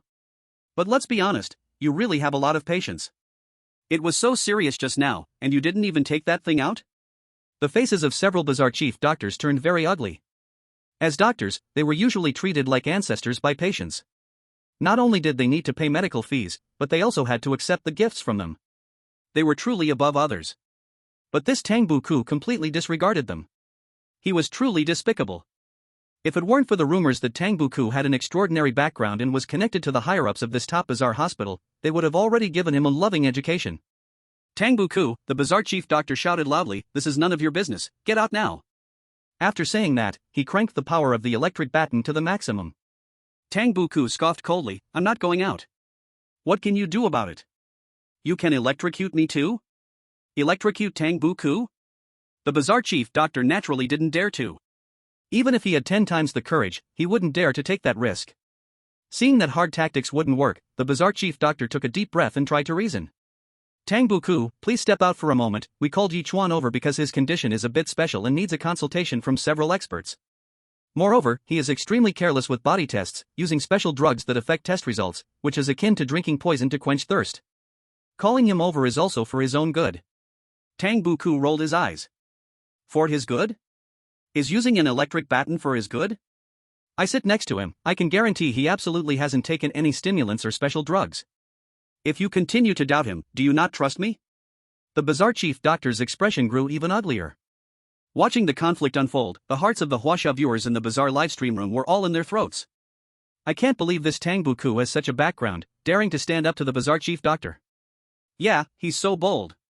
In front of an electric baton, very few people have such courage. I feel like Tang Buku definitely has a background, otherwise he couldn't be so confident. Absolutely, could he be the principal's son? After all, the principal's last name is Tang. You think too much, didn't you hear the knight say? The principal's bazaar son is already gone, just waiting to be resurrected. Last name Tang? This reminds me of a deceased friend. In the department, the atmosphere dropped to freezing point. All the bazaar chief doctors wore serious expressions. This Tang Buku was too arrogant. A bazaar hospital should not allow such arrogance. They exchanged glances, then nodded in agreement. The closest bazaar doctor directly shut the door. This is a welding strange. He used to be a car repairman, and then passed the talent introduction of the first strange civilian hospital. Now he specializes in heart bypass surgeries. Although he hadn't studied it before, the principle is similar. It's just putting broken things back together. As for lack of experience? Hey, learn while doing. Anyway, no one in the operating room knows the tools. If an accident happens, don't ask, just say the patient's body is too weak. After welding the door shut, all the strange doctors revealed their fangs. Their white coats exploded into pieces, revealing titanium alloy muscles. These have all been modified, very hard. The strange chief doctor's scarlet eyes looked at Tang Buku, revealing no hint of concealment for his killing intent, and the electric baton in his hand crackled. Little brat, I've really given you face normally, who knew you'd dare to overstep. Today I will let you know, in this first strange civilian hospital, who truly is the boss. Chapter 124, The Honorary Dean's Pet? Tang Buku successfully angered the strange chief doctor, then tapped Yichuan's shoulder. Buddy, my mission is complete, is it your turn to take the stage? What the heck? You angered them, and now I'm supposed to wrap it up, is this right? Don't you have any trump cards? Tang Buku was taken aback, seriously saying, what trump card do I have? No way, you don't have any identity? Tang Buku laughed slyly, isn't there you? Just take that thing out, it can scare them to death. Yichuan originally didn't plan to use the badge, but now it seems, it's unavoidable. Buddy, don't hesitate, hurry up and take it out. If it's late, we could really be turned into idiots. A few strange doctors were now filled with rage. They had already revealed such a terrifying side, yet these two weaklings didn't kneel down and beg for mercy immediately, but instead whispered among themselves. They truly didn't put them in their eyes. I now deduce that you two are idiots, and need special treatment. This kind of treatment carries certain risks. With a 99.99% failure rate, you'd better be psychologically prepared. Hearing this, Yichuan thought, what the hell? A failure rate this high, and you still call it treatment? What a heartless hospital. Watching the strange doctors surround them, Tang Buku remained calm. Treat us? You truly have great courage. The strange chief doctor with bloodthirsty teeth sneered, what's this, are you going to claim again that you have a mysterious connection with some high-up? We won't be fooled by you. If you can't provide evidence, you'll be doomed this time. Tang Buku shook his index finger and said, no, I have no connection with the hospital's higher-ups. If there's no connection, then wait to die. The strange chief doctor approached with an electric baton. Tang Buku, who was previously suspected of his identity, was given a lot of tolerance. Now that he personally admitted he has no connection, it's time to educate him. Otherwise, he really thought he could act wantonly in the strange civilian hospital? Tang Buku remained calm and retreated beside Yichuan, saying, it's true I have no connection, but my buddy does. Then, Tang Buku tapped Yichuan's shoulder again and said, buddy, go. Goodness, this Tang Buku still says he won't show off? Isn't he showing off quite well? Yichuan knew he couldn't delay any longer, otherwise, he might not even have the chance to take it out. He took the honorary dean's medal out from his pocket and placed it in Tang Buku's hand. "This show-off moment is all yours." Tang Buku's eyes widened, looking at Yichuan in shock. "Buddy, you're really generous. This great opportunity, you're giving it to me? I know, you want to see my show-off talent, then give me targeted training, right? Don't worry, I promise to make you satisfied." Looking at Tang Buku's sacred expression, that firm gaze wanting to join the party made Ye Chuan, for a fleeting moment, doubt himself. Was he really just pretending to be impressive? Pretending to be impressive shouldn't be a shameful thing. It should be filled with yearning and anticipation, just like Tang Buku. Maybe this is what it means to pretend impressively. Noisy. Seeing the two still exchanging words, the bazaar attending doctor grew furious. "Get ready for the treatment of love." Tang Buku chuckled and stepped forward, raising the honorary director's medal high, proclaiming loudly, "The honorary director's medal is here, let's see who dares to be reckless." Honorary director? The bazaar attending doctor stopped his actions. Principal Tang is the head of the Guimen Hospital, but he has been trying to revive his son for years, so he rarely appears at the hospital. During this time, it has been the board of directors handling all matters. It seems the board of directors has become the rulers of the hospital, but everyone knows there is a transcendent existence above the board, the honorary director. Everyone has heard of the honorary director, but this mysterious figure is even more elusive than Principal Tang, having never shown up to this day. However, no one would doubt the authority of the honorary director. That's a big shot personally certified by Principal Tang. Absolutely a powerful existence they cannot provoke. Honorary director? The bazaar attending doctor felt his throat turn dry. What is the difference between this and killing the son of Dean Tang?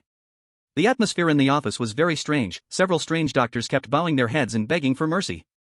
And Tang Buku was feeling exhilarated at this moment. The joy of showing off, oh heavens! Chapter 125, Transforming Weirdness. Tang Buku nodded, satisfied with his performance. He patted Ye Chuan's shoulder and returned the honorary dean's medal. "Buddy, give me your thoughts here, should I open the door for this wave? Have you discovered that I am someone worth cultivating? Let me tell you, train me, within 3 years, no, within a year, in less than a year, I will definitely gain fame in the weird world." Ye Chuan thought, with this understanding and talent, what's the need for a year? With enough strength, he'd already be the king of showing off in the weird world. "Buddy, it's your turn now, how to deal with these guys? You now represent the honorary dean, holding the power of life and death. With just one word from you, taking their lives is as easy as child's play." Ye Chuan was not a hesitant person, and just wanted to say, "Let's go with the red bean paste." But then he saw Tang Buku winking at him, indicating to give him the power to decide. It was obvious, he wanted to show off again. How can this stuff be so addictive? Thinking that he had already allowed him to show off with that previous wave, it wouldn't hurt to let him have this little bit as well. He nodded in agreement. He, you are truly my good buddy, my big brother." Hearing Tang Buku's devilish laughter, all the strange doctors shivered. They realized that the representative of this honorary dean was easy to talk to, but this Tang Buku was tough to deal with. He surely came up with some bad idea to torment them again. Tang Buku clasped his hands behind his back and paced back and forth. "According to reason, you guys have already dug your own grave by confronting the representative of the honorary dean. However, our honorary dean's representative has a great conscience and doesn't want to kill, so I will spare you a way to survive." The strange attending doctor let out a sigh of relief. But Tang Buku turned his tone. "The death penalty can be avoided, but the living crime cannot escape. If not dealt with severely as a warning to others, then where is the authority of the honorary dean? What do you say, am I right?" The strange attending doctor dared not refute, nodding like a chicken pecking at rice. "You are right, you are right. So, first take out your weapons." Everyone obediently raised their electric batons. "This thing is too dangerous, you guys can't handle it. From now on, the honorary dean's representative will keep it for you." Tang Buku collected all the electric batons, and suddenly had a good idea, then took one out and handed it to the strange attending doctor. "I say, you didn't use this electric baton to give our second ward's patients loving treatment, did you?" The strange attending doctor had a dry mouth and did not know how to answer. "Then I order you, from now on, this electric baton can only punish the first ward's patients, understand?" "Punish the first ward's patients?" The strange attending doctor showed a troubled expression. Those were all strange patients who had offered benefits. To accept their favors and then punish them, isn't that a bit ungrateful? Treating weirdness is a skill after all. Tang Buku raised an eyebrow, pointing at Ye Chuan, and said, "Are you going to defy the will of the honorary dean's representative?"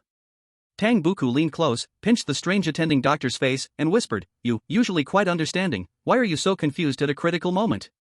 Let me tell you, the person you are provoking is just the honorary dean's representative. If his anger cannot be calmed, then calling out the honorary dean later, the consequences are something you can't bear. You should weigh the importance yourself. The strange attending doctor swallowed a mouthful of saliva, hurriedly said, I have long disliked the patients from the first ward, I will go punish them right away. Tang Buku smiled and said, that's right. Those who know how to adapt to the times are the clever ones. By the way, in addition to that, I will deduct half a year's salary from you. You have no objections, right? What the heck? Why do you want to deduct money? The strange chief doctor felt a bit pained. Can we deduct a year? Sir, please don't, I just deduct 3 years. Tang Buku became more skilled at acting tough, looking like a smiling tiger. You say another word, and I will keep deducting. The strange chief doctor became obedient, willingly accepting the punishment. That's more like it. As long as we keep the green hills, we don't have to worry about firewood. No matter how much you're fined, you can just get it back from those guys in the first clinic. The strange chief doctor brightened up. This idea was good. Tang Buku then looked at the other strange chief doctors and said, you few, who helped the wicked, should be punished too. However, I haven't thought of how to punish you yet, I'll come up with something later. In the coming time, you better perform well. If you do well, maybe I will cancel the punishment. After this, the other strange doctors decided they would treat these two like ancestors in the future. They sure didn't want their salaries deducted like the strange chief doctor. After all, their mortgage pressure was heavy. Tang Buku didn't dare to act too tough. Not because he was afraid of revenge, but because he was afraid of withdrawal symptoms from acting too much. Alright, if there's nothing else, I'll take my leave with the representative. After saying that, he left with Yichuan. Not long after they left, they heard several strange doctors discussing something in the office. Knowing without thinking, it was definitely about him and Yichuan. Tang Buku felt annoyed to be talked about behind his back, so he took off his head and gave the newly welded office door a big kick. The door was again forcefully slammed down. Tang Buku's head looked sternly at the office scene. What are you saying? Are you talking badly about me and the representative? No, absolutely not. We were discussing how to treat the patients in the first clinic next. Yes, we plan to implement asphyxiation therapy on them. Several strange doctors quickly denied it. Really? Tang Buku's head was doubtful. Absolutely true. Humph, that's more like it. After saying that, Tang Buku's head rolled back down to the body's feet. His two arms grabbed his head and put it back on, twisting his neck to regain some flexibility. Yichuan had wanted to ask before. He pointed at Tang Buku's head and asked, what's going on with this head of yours? Tang Buku said mysteriously, buddy, have you heard of modified weirdos?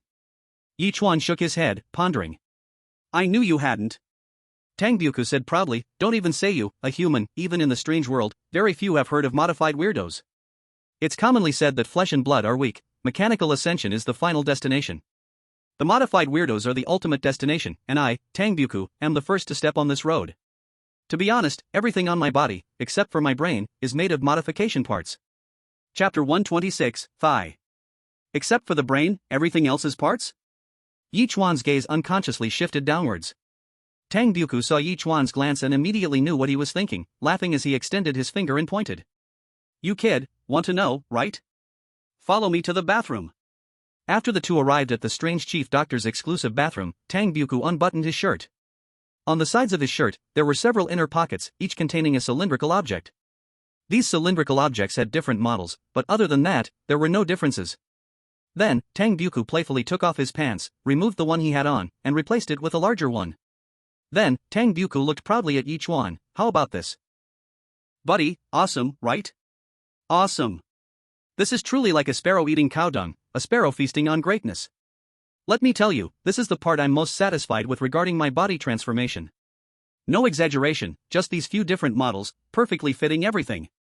And the quality of our stuff is top-notch, no need to worry about it breaking, it can handle construction work without a hitch. After showing off, Tang Buku casually added some oil before putting his pants back on. Yichuan asked curiously, did you do all this yourself? Tang Buku waved his hand, I don't have that kind of ability. Suddenly, he looked outside very mysteriously, then lowered his voice and said, buddy, I'm not afraid to tell you, the one who transformed my body is bigger than the sky. Bigger than the sky? How did you meet them? Yichuan doubted the truth of his words. After all, Tang Buku's abilities in the strange world were very ordinary. This no comment, but I can definitely tell you I'm not lying. I begged for 3 days and nights to get that person to transform me like this. The Strange Marriage live broadcast room. Global audiences were left speechless. What did they just see? Tang Buku actually held Ye Chuan's broken badge and shocked 4 or 5 strange medical doctors? What does this indicate? It proves that the badge is real. Could it really be that Shen Zhaoyi is the honorary director of the first strange hospital? No, my brain feels overworked. Isn't that badge fake? How could these strange doctors not notice at all? Is Shen Zhaoyi that mysterious? Did she have some kind of story with the strange director? Perhaps it was just after a wild night that the strange director gave her this badge. Ah, heroes have a hard time when it comes to beautiful women. Damn, that strange director is too generous. If it were me, I'd say Shen Zhaoyi must have some dirt on the director. Baka, it's so frustrating. Now that Ye Chuan has this badge, doesn't that mean the child emperor has to keep a low profile again? *T, how can this Ye Chuan be so lucky?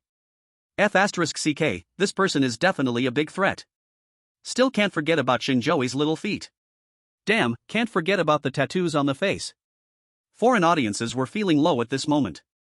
The situation was so dangerous earlier, yet Ye Chuan didn't take out the badge, making them think it was fake. Only when Tang Buku flaunted the badge did they realize the seriousness of the problem. The Sam nation is currently very hostile towards Huaxia and began to slander it again. The badge might be real, but the strange director gave it to an uninjured Shen Zhaoyi. Now that Shen Zhaoyi is weak, the badge should naturally be retrieved. That's right, maybe the strange director has been too busy to retrieve it. This thing is just to scare the low-level employees.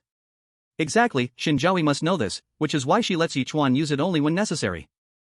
Now that Ye Chuan has used it, he will surely have trouble knocking at his door soon. Ye Chuan and Tang Buku returned to the second consultation room again. When all the strange patients saw Ye Chuan returning safe and sound, it was like they had seen a ghost. The strange one who was applying microscope lenses to his eyeballs hurriedly put them back and began checking Ye Chuan with the microscope. Not a scratch? The strange group leader gaped and walked up to the two, asking, "Brother Tang, how come you two are completely fine? Did the doctor not give you the loving treatment?" Everyone in the second consultation room had experienced the loving treatment deeply. Tang Buku snorted coldly and acted proud. Even if he had 10 more guts, he wouldn't dare. You should have seen how submissive he was earlier, like a dog on the street. No exaggeration, I was too merciful. If I had been a bit more ruthless, he would already be expelled from the hospital. What? The group leader and all the strange patients were extremely shocked. Brother Tang, are you bragging? Exactly, the strange doctor holds an official position, blessed by the strange world's fortunes. Right, not to mention getting fired. Even if the strange doctor wants to resign, the process is very troublesome. Brother Tang, showing off is good, but don't overdo it. Exactly, overdoing it just makes one look foolish. Facing everyone's doubts, Tang Buk looked shaken his head and said, "You all, it's just that your experience is too limited. Have you heard of the honorary dean of the hospital?" Honorary dean? I have some impression. It seems there is such a saying, but people say it's made up. Why? This honorary dean has never shown his face, so people suspect it's just the strange dean's way to intimidate the board. Tang Buk shook his head and said, "Alright, I'll tell you the truth, it's about my buddy, he, sob. Yichuan quickly covered Tang Buk's mouth, and in a very low voice said, "Brother, I'm begging you, keep it low-key, okay?" Tang Buk nodded. No way, this show-off felt just like eating strange food, utterly irresistible. Brother Tang, what's wrong with this patient? Tang Buk cleared his throat. Nothing much, you just need to know a little. He, is incredible. All those strange doctors, to my buddy, are just little kids. Hiss. All the strange patients gasped in awe. Strange world temperature +1. Everyone curiously looked at Ye Chuan, their eyes filled with doubt, confusion, and awe. This human is actually so terrifying? Even the strange resident doctor must avoid him? And Brother Tang respects him so much? It's known that the entire Strange People's Hospital is spreading that Brother Tang is connected with a high-ranking official in the hospital. Someone even more powerful than Brother Tang. Could he be the son of the strange principal? It's highly likely. Many strange individuals had made up their minds, they must tightly hold on to Ye Chuan's thigh. Chapter 127, The Transformed Strange Resident Doctor. Suddenly, the clock on the wall suddenly rang. All the strange patients hurried back to their desks. Today's test results have come out, and next is the strange doctor's rehabilitation guidance for them. However, their second consultation room was full of ordinary patients, so the strange resident doctor didn't care at all, and his guidance was always just drink more hot water. Before long, the strange resident doctor pushed the door and entered. Actually, he did not want to come. After all, he had just been pushed down and rubbed into the ground. But if he didn't come, he was afraid that Tang Buk would find an excuse to make trouble, so he could only come reluctantly.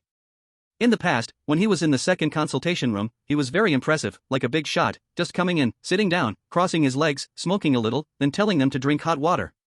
Once they'd drunk enough, it would be time to get off work. But now it's different. Two intimidating big shots were in the consultation room. If he were to be so perfunctory again, it would definitely be disastrous. The strange resident doctor forced a smile and greeted, "Hello, patients." All the strange patients? What's going on? Why has this strange resident doctor transformed? Now, our patient group leader, could you please help me distribute today's test results? His smiling appearance seemed very eerie. The strange group leader bravely walked over. But due to being overly nervous, he accidentally dropped the report all over the floor while receiving it. Oh no, this time it's over. The strange group leader could already imagine that the strange resident doctor would definitely fly into a rage and then educate him with an electric baton. However, at that moment, a bizarre scene occurred. Oh dear, I really apologize, I let go before you took it. Taking the initiative to take responsibility? Aren't strange doctors always shirking responsibility? Then an even stranger scene appeared. The strange resident doctor actually squatted down and began to pick up the test results one by one. The strange team leader was handed back the results, and politely said, "Thank you for your trouble." Isn't it? What the hell is this? Does this guy really not dare to act recklessly like Brother Tang said? Without thinking too much, the strange team leader hurriedly distributed the test results. After all the patients received their test results, the strange chief doctor began to speak. Dear patients, you all have your results, and it can be said that everyone has made some recovery. However, one patient's condition has worsened significantly. Upon hearing the strange chief doctor's words, the patient who poured concrete into his own kidney immediately turned pale with fear. Looking at the first person he killed was us? Tang Boku gave a thumbs up. Bro, it's still you. Just now you acted all mysterious, I need to learn. Ye Chuan was speechless. Heaven, I was just speaking normally. The strange attending doctor usually taught this group of strange patients a lesson. Now, suddenly changing his approach, he found that time was passing so slowly. His lips were nearly dried up from talking, yet there was still a long time until he could get off work. Patients, they say long illness makes one a doctor. Since you've been sick for so long, do you have your own judgments about your condition? Then we can discuss next. If anyone has thoughts about their condition, feel free to speak up. Or if you think there's no hope, and have any wishes before you die, you can boldly bring them forward. I am your attending doctor and will do my best to prevent you from having regrets. The strange patients in the second consultation room looked at each other, and then the one who had his kidney injected with concrete stood up. Doctor, I have an immature idea. Chapter 128, Speak out your suggestions. As we all know, kidneys are very important for each of us strange ones. To ensure that all of us have indestructible kidneys, I propose initiating an action to inject concrete into kidneys at our strange people's hospital. The other strange patients turned pale with fear, as if they were just meeting this patient friend for the first time. How could someone be so vicious? Although injecting concrete would increase kidney durability and strength, the process was excruciatingly painful. There was a limit to how much concrete could be injected each day, and it needed to be done multiple times in small amounts. Each injection required undergoing a takeoff and reinstallation process, which involved constant welding. This process was undoubtedly incredibly painful, and ordinary strange ones simply couldn't bear it. Let alone these already sick patients, even the robust strange attending doctor probably couldn't endure it. Everyone thought the strange attending doctor would dissuade him from this horrific idea. But to their shock, the strange attending doctor actually praised him. This proposal is good. I think it's feasible. What? The strange attending doctor actually agreed? Is he crazy? Just thinking about daily being constantly taken off and put back on kidneys, everyone felt a shiver run down their spine.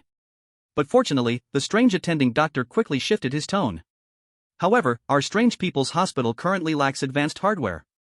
So, I'll first report to the board to purchase advanced equipment, and in the future, when injecting concrete into kidneys, we can use catheter injection, eliminating the need for frequent welding. Really? The strange one who proposed the idea could hardly believe his ears. The strange attending doctor smiled lightly. Of course it's true. I also want to give this action a catchy name. Let's call it the Hardness Project, and you will be the ambassador of this project. Thank you, doctor, I will definitely be a good ambassador. The strange attending doctor found his rhythm, feeling just right. He looked at the other strange ones and asked, "Is there anyone else who wants to speak?" Doctor, me. Another strange one stood up to speak. Doctor, can we change the nurses at our strange people's hospital? The current strange nurses are too old, and not pretty either. I want to change to a group of young and beautiful ones. This would be more helpful for recovery. Is that really for recovery? I'm too embarrassed to point it out. Everyone looked down on this lecherous strange one. He suffered from a venereal disease. But he didn't get it voluntarily, it was transmitted by his wife. Honestly, this proposal was a bit excessive. Shouldn't the strange attending doctor reject it? That proposal of yours is quite good. But I still want to explain, the reason our hospital's strange nurses are all so old is. That is because they are experienced. We only thought about the effectiveness but ignored your feelings. This is our mistake at work. So, I will submit the report to the board later, applying to introduce professional technicians to the Hong Romance Bath Center. This way, everyone can be happy in body and mind, and also, it gives young people an opportunity. Of course, most importantly, it responds to the authorities' call for technicians to re-employ. This might be a bit far-fetched. Seeing such a ridiculous suggestion could actually pass, patients in the second consultation room went crazy and proposed all sorts of bizarre ideas. Doctor, to promote our strange world fusion, I suggest disassembling all the oddities and then reassembling them. Finally, it was time to get off work. The strange chief doctor let out a breath of relief. Friends, you can move around freely here for now, and later I will bring you the targeted adjustment plan. After saying this, the strange chief doctor left with a smile. As soon as he stepped out of the second consultation room, the strange chief doctor's face instantly darkened. Still making suggestions? Go suggest that to someone else. I was just trying to fool the foolish. So annoying, I'll go snack on some sunflower seeds in the department. Once the strange chief doctor left, all the patients quickly surrounded Tang Buko and Ye Chuan, expressing their gratitude. After all, before Ye Chuan came, the attitude of the strange chief doctor towards the patients in the second consultation room was very poor. Whatever they did, it was always wrong. No matter what the true situation of the test results was, it would always be altered. Today, being treated with such respect was a first. They knew that the strange chief doctor's sudden change in behavior must have been due to some unknown event. And the protagonists of this event were, of course, the two of them. In the strange matchmaking live broadcast room. Wow, technicians entering the hospital, so envious. I think our country can also include foot therapy in the medical insurance system. In this aspect, we should indeed learn from the strange people's hospital, be more open. But honestly, this strange chief doctor is quite a character, adaptable. First-class flattery. Such a person, no matter where they are, can achieve great things. If they came to our Huaxia, they could accomplish even more. Truly speaking the truth. Now, in the hearts of all patients in the second consultation room, Yichuan's status was as high as the Himalayas.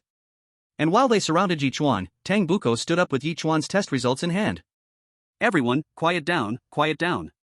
Let me tell you, our brother Yichuan is not just amazing in this one aspect. Look at these test results, they're practically lined with gold. Almost perfect body test, I ask you, who else can compare?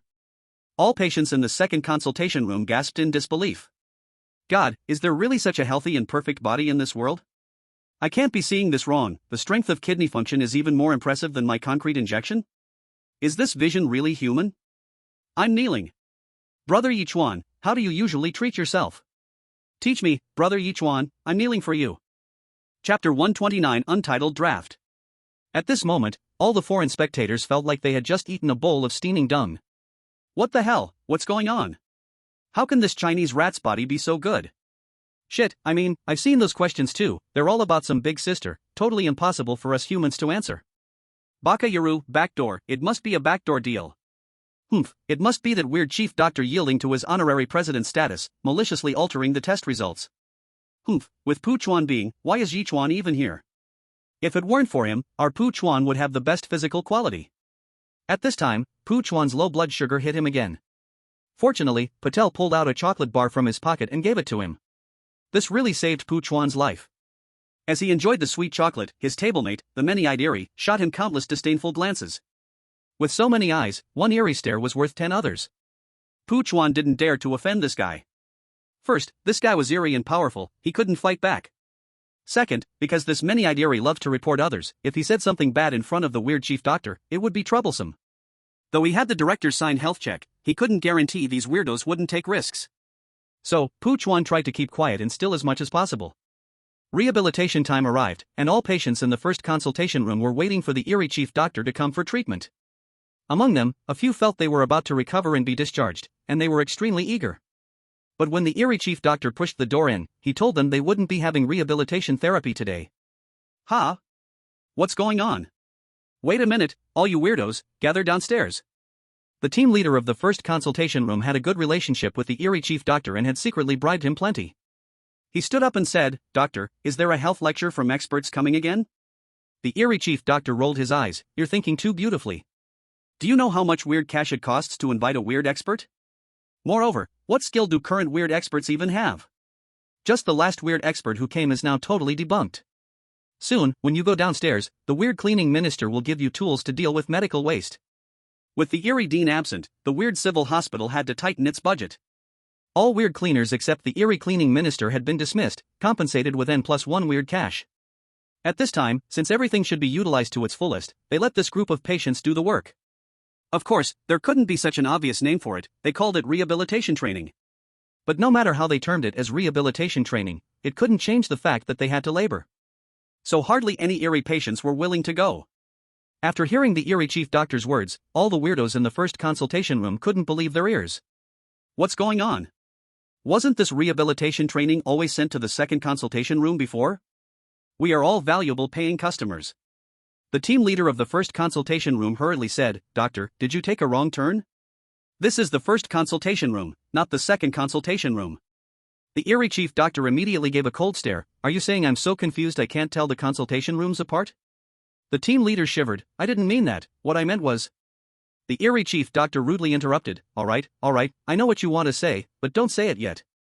Rehabilitation training is a good opportunity, it's your turn now, the second consultation room has participated many times already. And the effects have been very significant, just look at their recent health check results, they're about to surpass you. Stop the nonsense, gather downstairs quickly. After saying that, the strange doctor got ready to leave. But before leaving, he took a deep look at Ye Chuan. It's this damn stinky mouse that made him offend the honor director. Not only was his salary deducted, but he was also harshly humiliated in front of his colleagues. Even his colleagues were punished because of this, forcing him to apologize to each one. And the root of all this trouble was this bastard. Humph, just wait for me to report to the board. I'll come back and deal with you. After the strange attending doctor left, the strange patients in the first consultation room were still in shock. What just happened? Usually, the strange attending doctor takes good care of them. When they heard about rehabilitation exercises before, they were all eager to try, but in the end, it was the strange attending doctor who told them the inside story. What exercise? It's just free labor.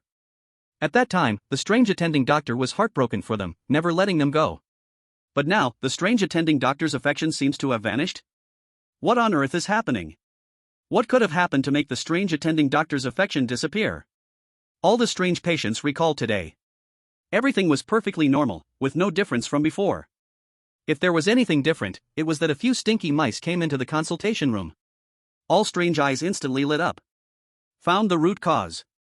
It's because of this group of stinky mice. They have always excluded Ye Chuan and others, and now they are openly bullying them. It must be your group of stinky mice that offended the doctor, which dragged us down. Damn it, you all deserve to die. What if we kill them to calm the wrath of the strange attending doctor? I think it's feasible. Listening to the strange words, all the players trembled in fear. What the hell? We didn't do anything wrong, okay? Why is all the blame getting thrown on us? We came to the strange people's hospital and never offended any of the strange beings. We only offended one person, Ye Chuan. Could it be because of Ye Chuan that the strange attending doctor's attitude has changed so much? That's ridiculous. Patel nervously squeezed the board's emblem tight. He really wanted to take it out right now, that way he definitely wouldn't be bullied. But he was also afraid of revealing his cards too early, letting Ye Chuan be on guard, making it impossible to deal a fatal blow. Ye Chuan's heart was also burning with rage, he even thought about taking the physical examination sheet signed by the director to find the hospital's higher-ups. But doing so would surely offend the strange attending doctor. After thinking it over, he decided to prioritize the big picture and hold back for now. As for the child emperor, his eyes were rolling around. He had a hunch that the strange attending doctor's change of attitude had to be related to Ye Chuan. He must seize this opportunity to show his goodwill to Ye Chuan. Otherwise, he would be in trouble with this group of idiots. Chapter 130, Ripping Off the Masks. While all the strange beings in the first consultation room were filled with hostility towards Ye Chuan and others, the wisest among them, a strange with a big tumor on his head, spoke up. These stinky mice are annoying, but they have been honest since they came in, so the attending doctor's change in attitude shouldn't be related to them. If not them, then who else? The tumor strange said, I heard that a new stinky mouse has also arrived in the second consultation room, perhaps this incident is his doing. Damn. We must teach him a lesson. Team leader, how about it? You are the strongest in our consultation room, having top-level strength, and you also have the best physical fitness. Why don't you step up and handle him? Under the thorough planning of the tumor strange, all the strange beings quickly settled on a plan. Let the group leader of the first clinic come forward and call Ye Chuan out in the name of learning exchange. If the strange attending doctor's change in attitude really has to do with him, then let's just take him out. Someone expressed their worries. Will this affect our relationship with the second clinic? Although their physical strength isn't great, their power should not be underestimated. You think too much. That stinky mouse just arrived and has no friends in the second clinic. Exactly, those poor weirdos in the second clinic won't support him. Don't worry, they in the second clinic have never been as united as us. Even if someone wants to support that stinky mouse, after seeing us charge in, they'll have to obediently tuck their tails. This strange discussion didn't hide from anyone. So Patel was listening clearly.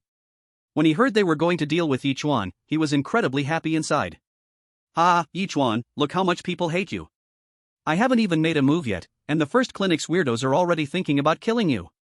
Suddenly, Patel felt someone staring at him. Turning around, it was Pu Chuan, who, like Patel, had an indescribably excited expression. However, the knight's weird was only asking him to test Ye Chuan. Now the first clinic's weirdness was going to kill him. Would the knight's weird blame him later? No, this has nothing to do with me. It's not like I made the first clinic's weirdos go after him. It was completely the first clinic's weirdos volunteering. As a weak human, how could I possibly stop them? After watching this segment in the live broadcast room, the audience in Huaxia couldn't help but laugh. Wow, this is too coincidental. When Ye Tiandi tames the second clinic's weirdness, the first clinic comes looking for trouble? What do you all think? In this big brawl between the two clinics, which one will win? The first clinic, of course, their physical fitness is better.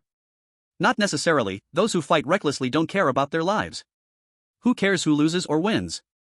I only know Ye Chuan can show off again. Ye Tiandi is still quite low-key. I bet this time he will let Tang Buk be in the spotlight. Really envy Tang Buk. Being close to Ye Tiandi can let him show off freely. Since the first clinic was arranged to clear out the medical garbage, the second clinic was freed. So when the strange attending doctor went back to issue their personal rehabilitation plans, he told them they could move freely. As long as they don't leave the strange people's hospital. This decision left the second clinic's weirdness utterly shocked. Is it New Year's?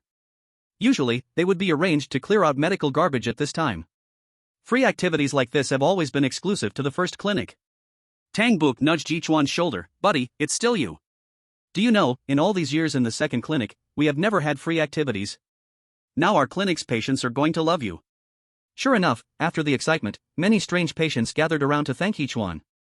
Big brother Yi, this is my kidney filled with concrete. It's a complete version, as hard as can be. I'm giving it to you now. Big brother Yi, this is a weird reagent I scavenged that can strengthen the body. Just accept it. Big brother Yi. There were too many weirdos, and it was very noisy. Ye Chuan quickly made an excuse to go to the bathroom and left. Seeing this, Tang Buk hurriedly followed him out. Not long after the two left, the group leader from the first clinic came in, followed by two lackeys. He had an arrogant expression as if he looked down on everyone else. This was the true mentality of all patients in the first clinic. We are paying patients. And you guys are just poor patients. Looking down on you, isn't that perfectly normal? He glanced around the second clinic, his brow slightly furrowed. Ha! Why didn't I see that human little mouse? Could it be that they got the news and ran away? At this moment, the team leader from the second examination room also came over and asked, is there something? The team leader from the first examination room darkly said, it's nothing, just heard that a human came to your class, with almost perfect physical quality, so I wanted to come over and exchange experiences. What? Exchange experiences? Team leader, didn't we come here to kill that stinky mouse? The team leader from the first examination room frowned and glared fiercely at this fool. Although what he said was true, he shouldn't have said it so bluntly. That fool also realized he had misspoken, shrank his neck, and awkwardly smiled. However, the team leader from the first examination room didn't take it to heart. Just a stinky mouse, could it be that the weirdness from the second examination room still had to come forward for her? Impossible. Seeing Ye Chuan was not there, the three returned. After they left, the strange patients from the second examination room immediately closed the door to hold a meeting. Did you hear what they just said? I heard, they said they wanted to find Boss Yi, and they wanted to kill him. I heard it too. Damn, the strange patients from the first examination room are too arrogant. How dare they come to our room and say they want to kill Boss Yi? They really don't take us in the second examination room seriously. Damn it, let's fight back. The strange patients from the second examination room were all fired up. Before Ye Chuan came, they were seen as trash by the strange attending physician, but now, with Ye Chuan there, they stood up, they became dignified strange beings. Even the usually aloof strange attending physician began to treat them kindly. And now, those bastards from the first examination room actually wanted to deal with the person who helped them stand up. How could they possibly agree? Everyone, please listen to me. The team leader from the second examination room still held considerable authority.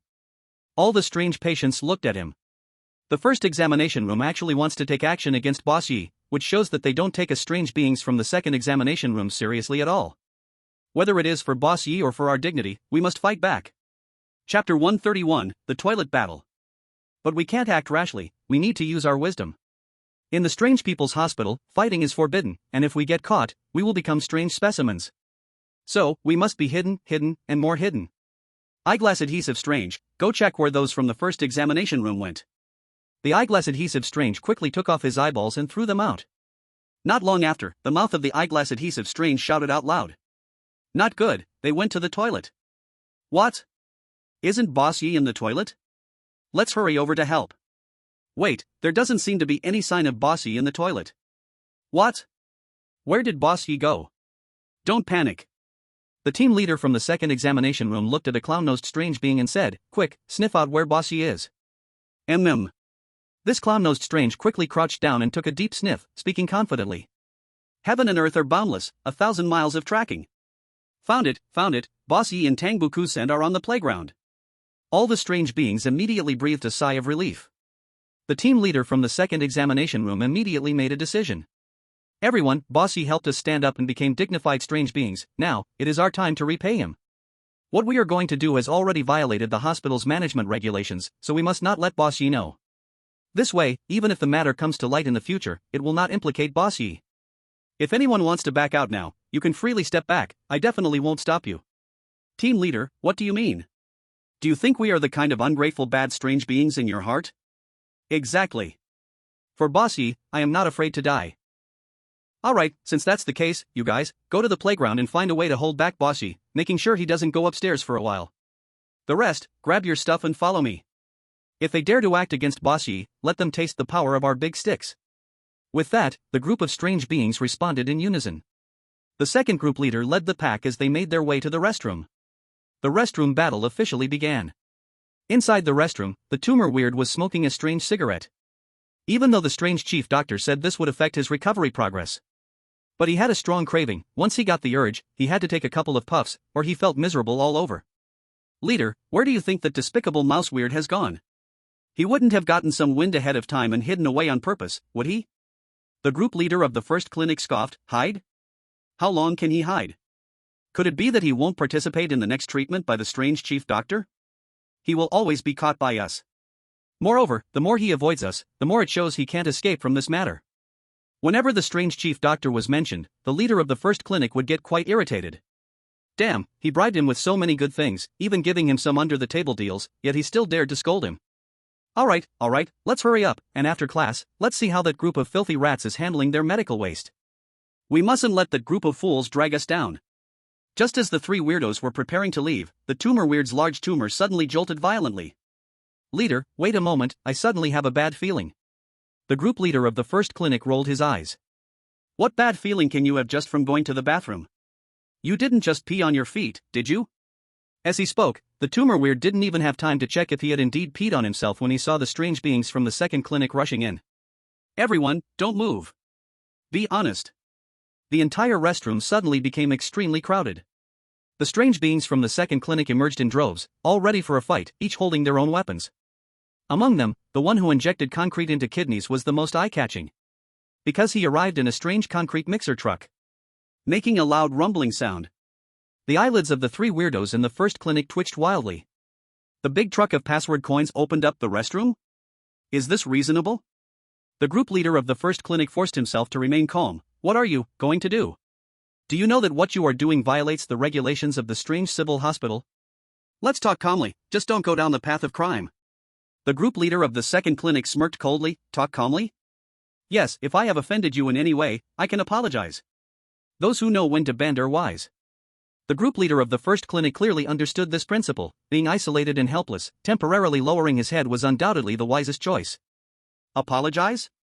The group leader of the second clinic sneered. You want to lay hands on Boss Yi, there's nothing to talk about. Why Yi boss? Hearing this title, the group leader of the first clinic was stunned.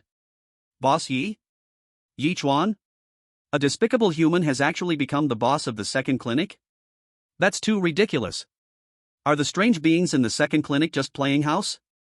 After realizing why the strange beings from the second clinic came to ambush them, the group leader of the first clinic wished he could kill the tumor weird.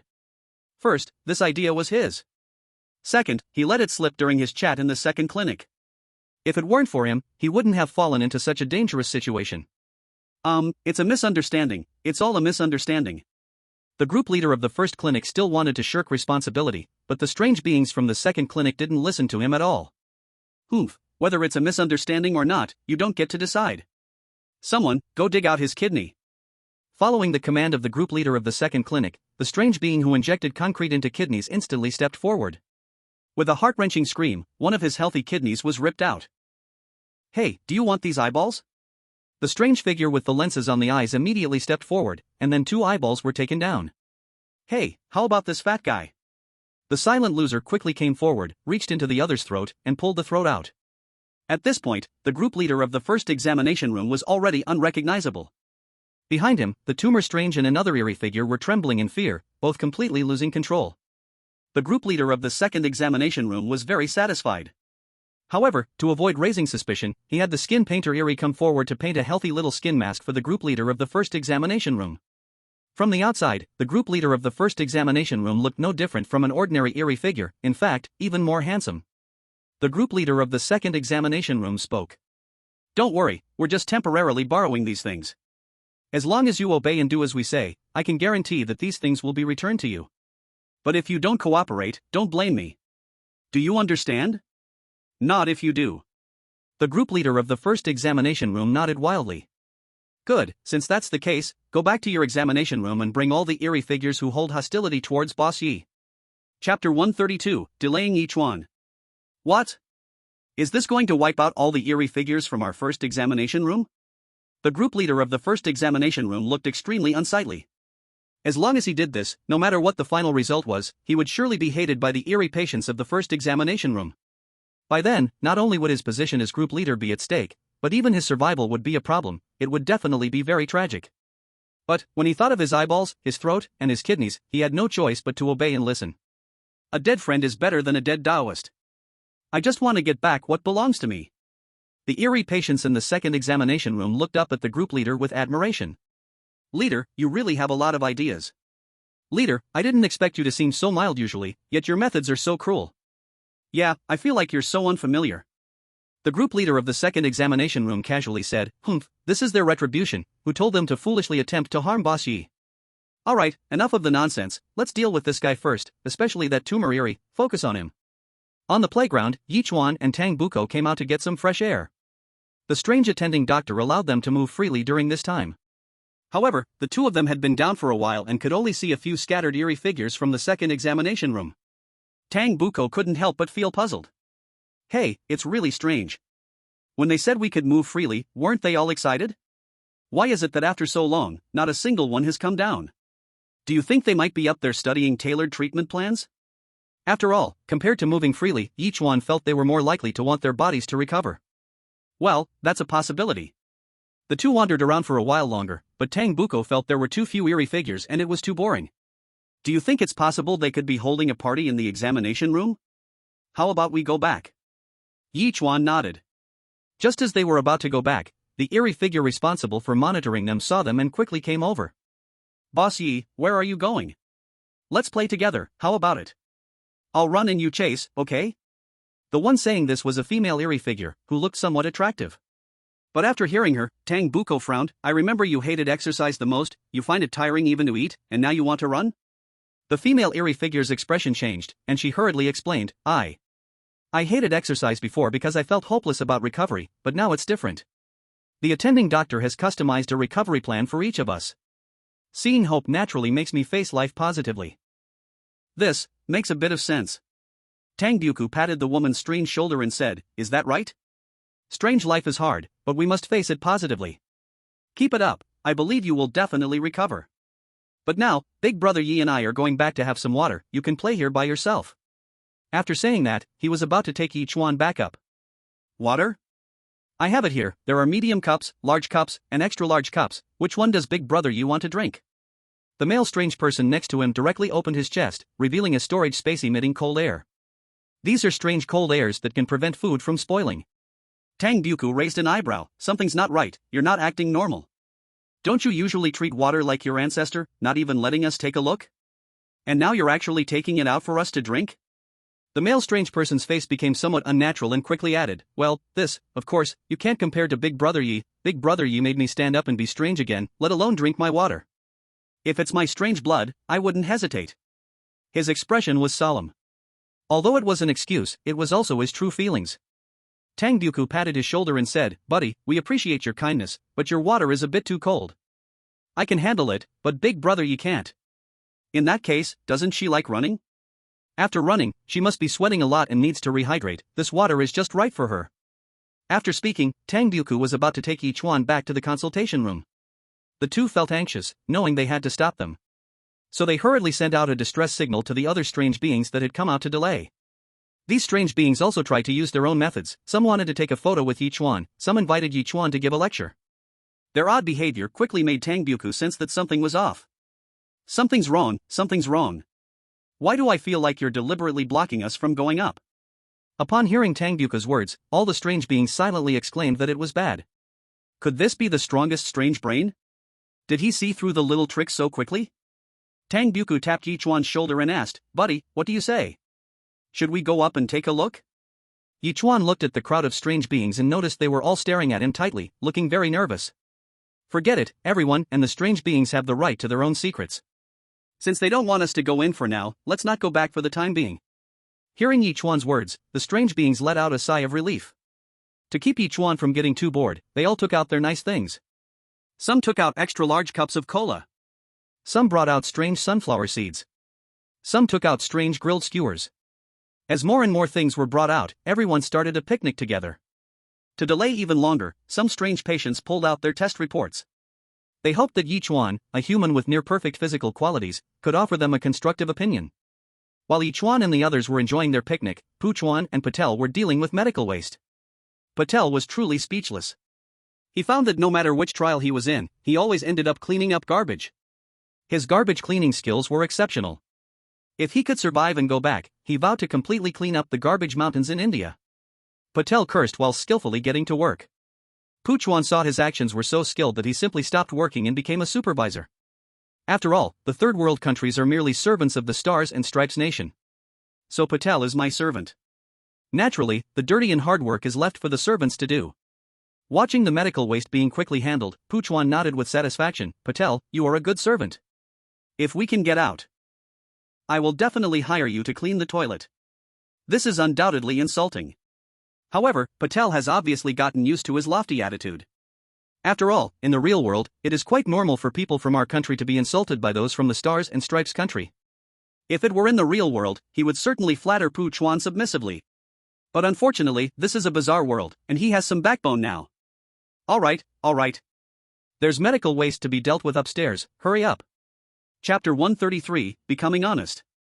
Just as the two arrived on the third floor, they heard some movement in the bathroom. Someone was making painful whimpering sounds. And there were loud banging noises. Patel instantly got excited and nudged Pu Chuan's arm. Pu Chuan was equally thrilled. It seemed that the bizarre plans of the group from the first consultation room had succeeded. The one making those painful sounds must be Ye Chuan. Oh dear, this kid is quite tough.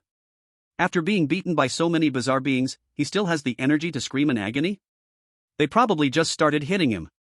No problem, after hitting him for a while longer, he will definitely not be able to withstand it and will be beaten to death.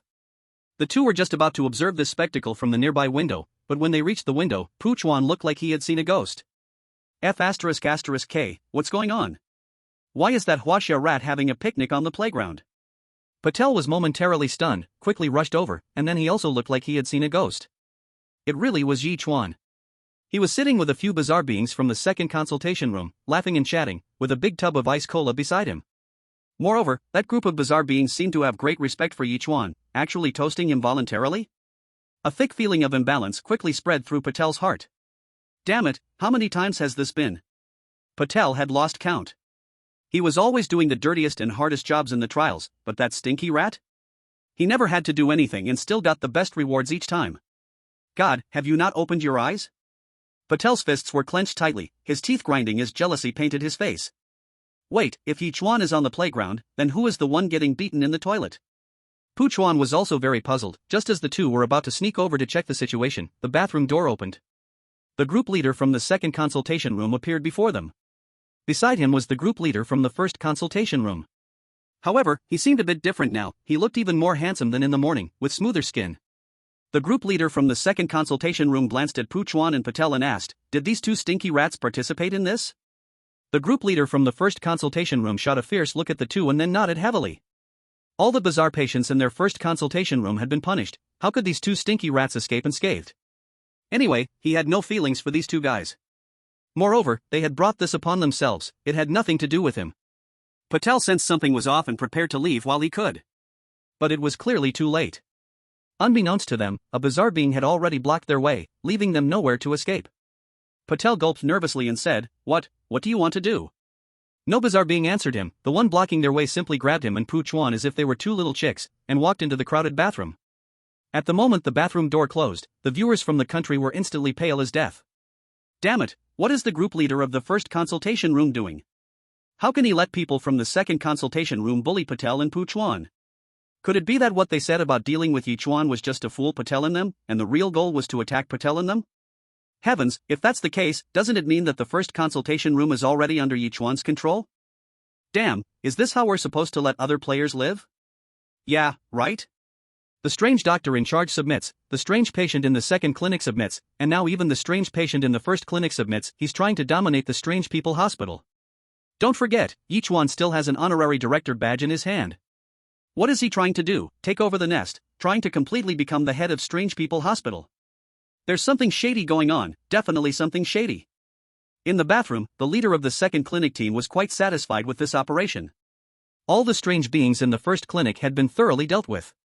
Of course, there were a few that slipped through the cracks. The humans cleaning trash in other buildings. But just a few humans, they're not a threat. Seeing the strange beings in the first clinic all sitting on the ground with their hands on their heads, their breathing weak, obviously they had been severely dealt with. The eye-patched strange being said, "Leader, we've dealt with everyone. How about you say a few words to the group, unify the mental instructions?" The leader of the second clinic team nodded. "Today, the reason I'm talking to you in a friendly and warm way is because there was a deviation in thought. I'm here to correct that deviation. Leader, Ye boss and the others are heading back." A strange being from the second clinic quietly reported. The team leader nodded, signaling he understood. Let them go back and reflect, think about what they should do next. All right, meeting dismissed. What the hell? Meeting dismissed? You're really good at talking. Before leaving, the leader of the second clinic threw a black plastic bag to the leader of the first clinic. Inside the bag were his throat and kidney. The leader of the first clinic breathed a sigh of relief, but when he couldn't see his own eyeballs, he started to feel nervous again. My eyeballs. Shoo, why are you panicking? Didn't I say I won't give them to you? The leader of the first clinic felt a headache coming on, but damn it, then just give it to me. It's not that I won't give them to you, I'll give them to you slowly, in an orderly fashion, letting the first give to the second. Eventually, you'll get yours. The leader of the first clinic, can you speak normal words? Your eyeballs are a bit special. Eye-patch strange being said he'll research them for a few days, and once he understands them, he'll give them to you. By the way, keep your mouth shut about today's incident. If any strange being dares to report to the hospital, your eyeballs will be in danger. And I don't care who reports, I'll just blame you. Although the leader of the second clinic was smiling, the leader of the first clinic felt a chill run down his spine. He felt like a rookie in front of the leader of the second clinic. The strange beings in the first clinic were at their peak hatred for the group leader, but seeing him bowing and scraping in front of the leader of the second clinic, like a servant, left them utterly confused. What the hell was going on here? In terms of both strength and physical condition, our group leader is unbeatable, so why is he so humble? Had the people from the second clinic found some dirt on him? After saying take care of yourselves, the leader of the second clinic and his team left. Only after they had walked far away did the leader of the first clinic slowly stand up. He stuck his head out to look, and when he saw that the people from the second clinic were far enough away, he quietly returned to the first clinic. When Tong Di and the other players returned to the clinic, they were completely stunned. What's going on here? They went out to check the board. Yep, it's definitely the first clinic. But why do all the strange beings look like they've been beaten up? Wait, is that Patel? Tong Di's pupils shrank as he saw Patel, beaten to a pulp. Chapter 134, is that human patient injured? You're Tong Di stammered. Isn't it just dealing with some medical trash? It wasn't supposed to be this dangerous, right? How did you end up with such severe injuries? But to be fair, Patel's pig face and pig body fit together even better now. Is this the power of love? Take a look at Ye Chuan, good heavens, he is worse off than Patel. Seeing the shocked expression of the child emperor, Patel felt a surge of anger. Get out, get out, get out. Ye Chuan also wore an expression of shame and anger. Losing so much face in front of the sons of the two countries made him feel very embarrassed. At the same time, a myriad of curses rushed through his mind. He really couldn't understand why, even after being so careful and letting the leader of the strange patients in the second clinic to test it, was he still the one who got hurt? Also, how did Ye Chuan manage to have so many strange beings protect him? He even went so far as to tear apart the relationship with the strange beings in the first clinic for this. It's important to note that although their powers were similar, their physical qualities were not comparable to those of the first clinic. Given the current health conditions, patients from the first clinic would definitely live longer than those from the second clinic. Aren't they afraid of being retaliated against by patients from the second clinic before they die? For example, pulling out their oxygen tanks? Or, for instance, crapping in their rice bowls? Do they really not consider the consequences at all? At this moment, the Japanese audience in the livestream was extremely relieved. Fortunately, the child emperor didn't go with Ye Chuan to deal with the medical waste, otherwise, he might have ended up with a pig's head face too. Thankfully, throughout these trials, the child emperor had been very honest and had not actively offended Ye Chuan. Otherwise, the consequences would be unimaginable. Several trials have completely proven that Ye Chuan possesses great luck and talent. He is an existence that absolutely cannot be provoked. To him, one can only take the initiative to befriend.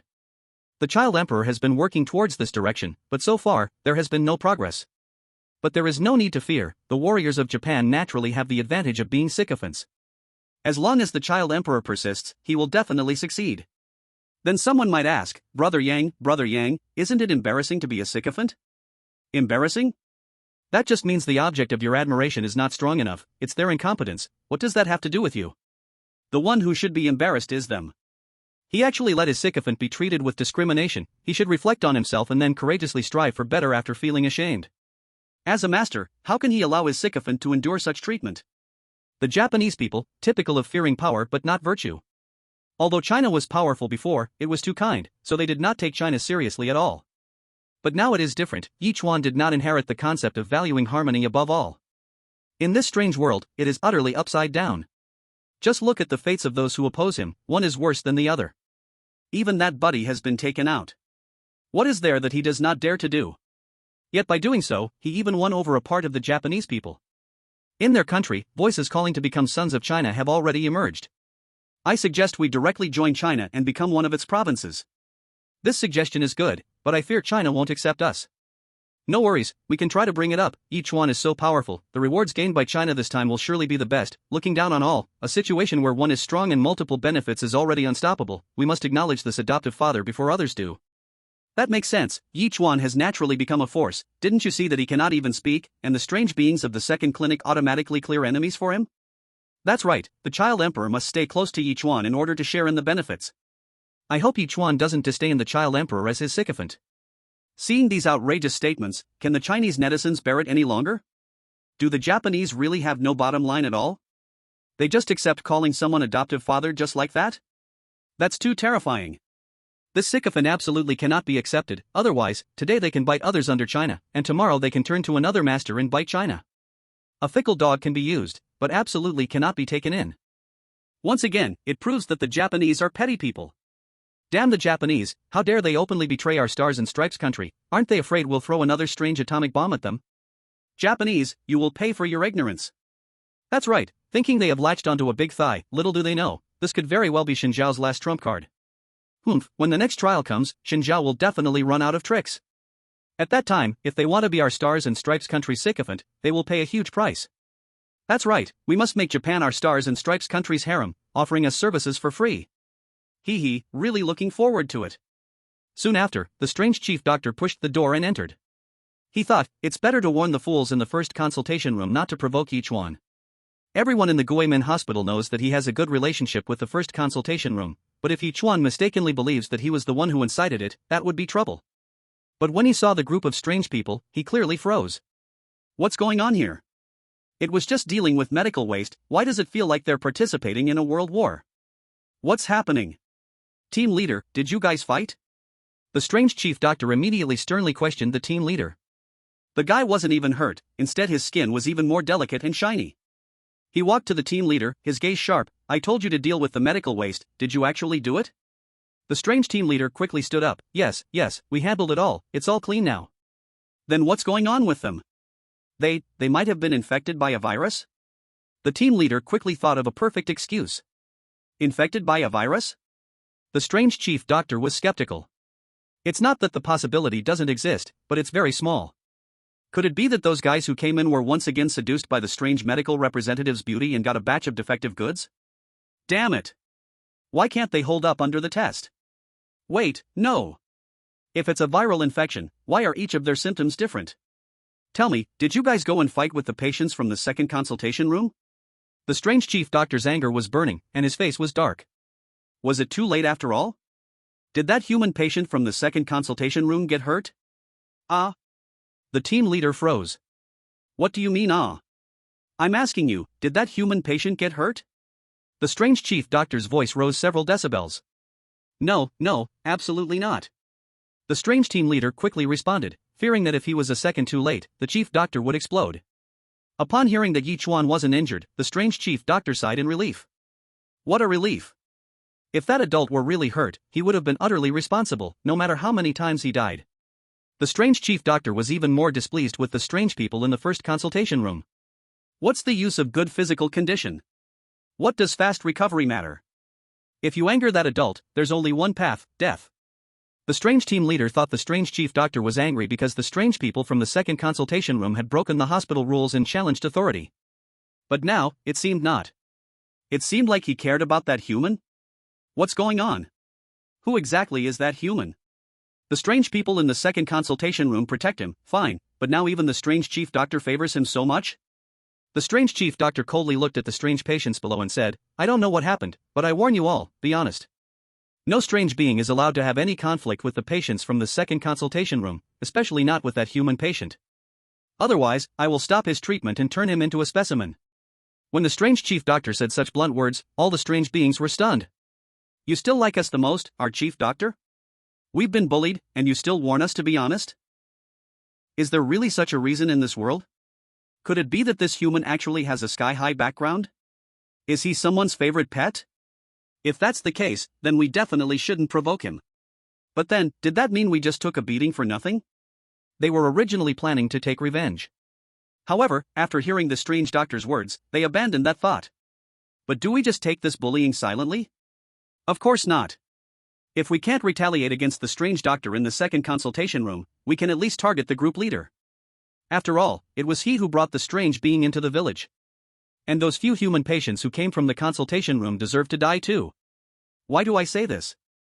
We are all human patients, so why are the ones from the second consultation room so resilient while we are suffering?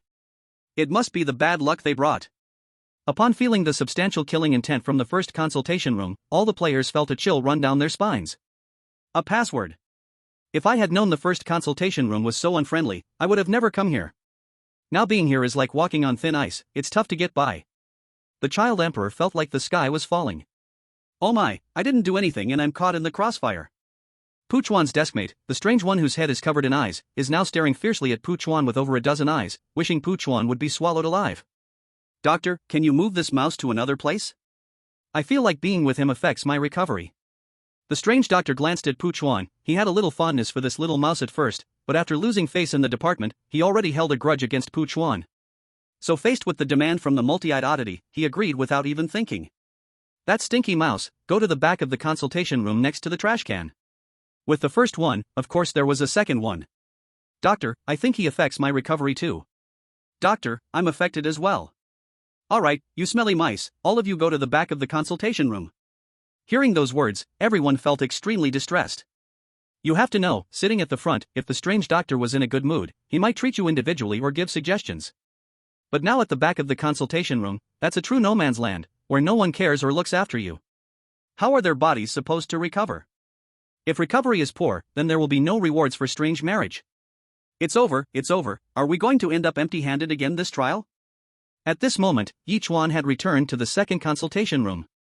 His body was near perfect, so he was in a daze. Suddenly, Tang Buku tapped him on the shoulder. "Buddy, guess what I just saw?" "What?"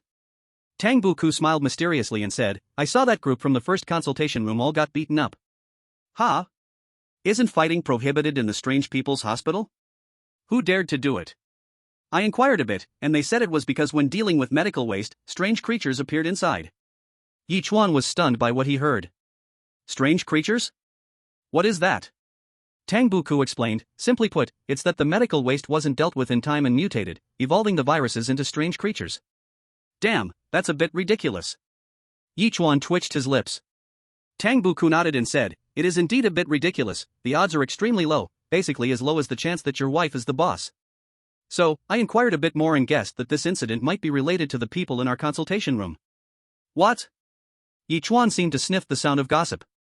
He remembered Tang Buku saying that even though the two consultation room's oddities had always disliked each other, they had been living in peace. How could they have suddenly started fighting? Could it be because of me? But I didn't do anything. Did the news leak? Do they know my identity as the honorary director? Just like Tang Bukong, do you want to show off? Maybe. But the possibility is very small. Compared to this possibility, Yichuan would rather believe that the strange patients from the first consultation room were causing him trouble, as they were fighting for their own sake. Yichuan looked at the strange patients and found that they had all been secretly observing him. But after making eye contact with him, they immediately looked away, showing signs of guilt like thieves. At that moment, Yichuan's phone bug rang. In the strange world, not many knew about Yichuan's phone. Besides old Mo, there was only Shen Zhaoyi. When he took it out to look, it was indeed Shen Zhaoyi. At the moment Yichuan took out the phone bug, Tang Bukong was stunned. Damn, a phone bug? And it's the high-definition video series? Dude, you are so freaking awesome. Yichuan motioned for Tang Bukong to be quiet and focus on chatting with Shen Zhaoyi. Shen Zhaoyi called for no other reason but to miss Yichuan, asking how he was doing and when he would return. After chatting for a while, it seemed like Shen Zhaoyi had something to do, so he hung up first. After hanging up the phone, Yichuan glanced at Tang Bukong, who had a frown of suspicion on his face. What's wrong? Yichuan asked. Tang Bukong murmured, it's nothing, I just feel like your strange wife's voice is a bit familiar, like I've heard it somewhere before, but I just can't remember. Oh my god, I won't have Alzheimer's at such a young age, right? Damn, I've transformed everything in my body except for my brain, and there's really no room left for more changes. If I change my brain to mechanical, would I still be me? Tang Bukong showed a face full of worry. But soon, he became excited again. Because he thought of a solution. That is to take out half of his brain and freeze it immediately. Then, when that half of the brain wears out, he could replace it with the frozen one. As long as he only used half each time, he could never run out in this lifetime. Sure enough, I am still too clever. Chapter 136, Strolling with the Strange and the Equipment Room. Although the strange people's hospital was a bit dark, the living conditions were truly excellent. 4 people per room, bunk beds with desks below, continuous water and electricity, and dormitories with their own bathrooms. This level, this treatment, is just superb. The next day, the second consultation room was still a harmonious family. A group of strange patients, to express their gratitude to Yichuan, brought many precious things for him after returning to the dormitory. But could Yichuan accept these things? Of course not. But they insisted on stuffing them into his hands. Yichuan thought about giving them cash, but they simply refused his strange money. They said that taking money was insulting them. With no choice, Yichuan had to accept them. Since they didn't want strange money, then let's change the method and teach them a lesson. After coming out of the Lily Strange High School, Yichuan had already reached the level of a teaching master. Taking his class would definitely greatly enhance their strange worldview. So, Yichuan began teaching in the second consultation room. Sure enough, in just 40 minutes, all the strangeness in the entire consultation room had improved to varying degrees. Several strange beings broke through their limits due to the enhancement of their strange worldview, and along with this breakthrough, their health improved significantly. This made the strange people in the second consultation room admire Yichuan even more. Some even suggested establishing a Yichuan sect to worship him. This made Yichuan hurriedly stop them. Fame can be dangerous and a big tree attracts the wind. In the end, the sect was not established. But it didn't hinder all the strange patients from establishing a sect in their hearts. Yichuan was paying attention when suddenly the strange group leader passed on a message. Later, there will be a large emergency drill, and we need to go to the equipment room to move supplies. Yichuan heard this, stood up and was ready to lend a hand, but the group leader hurriedly said, Yi, big boss, you don't need to go. This isn't quite suitable. Yi felt a bit embarrassed. Smack. Suddenly, the team leader slapped himself across the face. What's going on? Ye Chuan looked completely confused. Then, in the entire consultation room. Smack, smack, smack. All the strange patients slapped themselves across the face. Ye Chuan was left dumbfounded. Why are they losing their minds together? Boss Yi, you have helped us so much. If you go to move things, wouldn't that be slapping us in the face? Now that we've slapped ourselves, can't you not go? What kind of logic is this? Ye Chuan had never heard anything like it. It was ridiculous, but on deeper thought, there was a bit of logic to it. Seeing Ye Chuan silent, the team leader raised his hand and slapped himself again. The other strange patients followed suit. Okay, I won't go move things, Ye Chuan hurriedly said he wouldn't go, otherwise, he feared these strange patients would slap him to death. Tang Buku hadn't slapped himself just now. What a joke, why would I slap myself? He patted Ye Chuan on the shoulder and said, "Buddy, your flaunting is really top-notch." Ha? Flaunting? Ye Chuan was speechless. "I'm a fine young man who values integrity, why do you keep saying I'm flaunting?" Of course. You need to learn this flaunting skill. After saying that, Tang Buku took out a notebook and began to take notes seriously. Seeing his serious look, Ye Chuan couldn't help but ponder. Actually, if one replaced their brain with something mechanical, it wouldn't be impossible.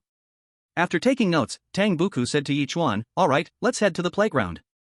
The two walked while chatting. "Buddy, actually not letting you go to the equipment room to move things is for your own good." How so? The equipment room is very eerie. Once, a human patient just like you went to move things, and after waiting for a long time, he still hadn't brought anything out. Later, when they went in to check, guess what? The person was already cold. What? Such a thing happened? Of course.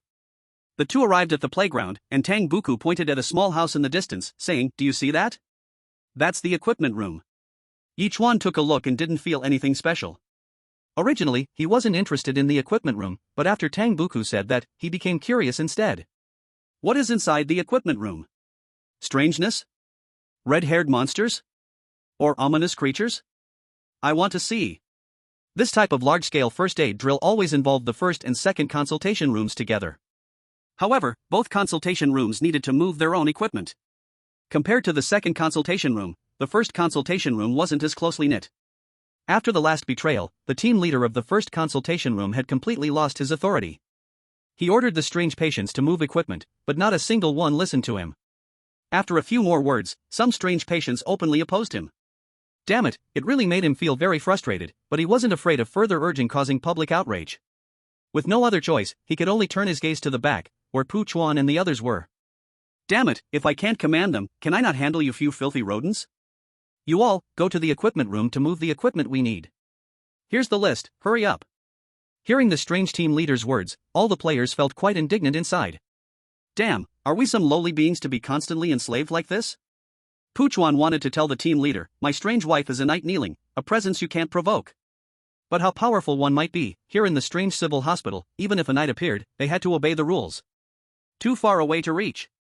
Pu Chuan, I endure. If it has to be done, then so be it. The equipment room was very eerie. It was dark inside with no lights. Yet in this darkness, there were people wandering back and forth. This was a wandering strange patient. He loved to stroll, but he was confined in this small equipment room, causing him great suffering and torment, making his temperament extremely irritable and bloodthirsty. Today, too, was a large-scale first aid training course, and surely someone would come to move equipment. Just thinking that soon he could have a killing spree made him exhilarated. Liutage was extremely excited. He kept looking out from the iron window, peering and gazing, and suddenly saw a despicable human walking over. He's coming, he's striding here with a pretentious gait. Liutage's favorite to kill is human players. Why? Because they are very succulent. Yichuan first peeked inside the window. Nothing special. He pushed the door and entered. As soon as he walked in, a musty smell of dust hit him in the face. Wait, when was the last time a large-scale emergency training event held here? Why is there so much dust on the equipment? Yichuan waved outside, waiting for the dust to settle, preparing to enter again. At that moment, Tang Buku's voice sounded behind him. "Hey buddy, are you crazy? I told you it's dangerous here, I just took my eyes off you and you came in? Why do you make it so hard for me to worry about you?" Yichuan knew he was caring for him, and his heart warmed. "I'm just curious, hee hee." Hee hee? You still have the face to say hee hee? If it weren't for you being big brother Yichuan, I would have slid in with a tackle. Chapter 137, You have 2 days off. Suddenly, Tang Buku realized something. He pointed at Yichuan, shaking his finger, then grinning maliciously said, I understand, big brother Yichuan, this is your new way to show off, right? Wait, let me take out my little notebook to jot it down. Yichuan was speechless. He really wanted to open Tang Buku's skull to see why his brain was filled with showing off. Yichuan shook his head, ignored him, and directly entered the equipment room. The setting room looked small from the outside, but upon entering, it felt a little cramped. It was crammed full of equipment, almost no place to step. Yichuan found the equipment needed for Hufenmi, buried at the back. Just as he was about to move it, he suddenly felt someone peeking at him.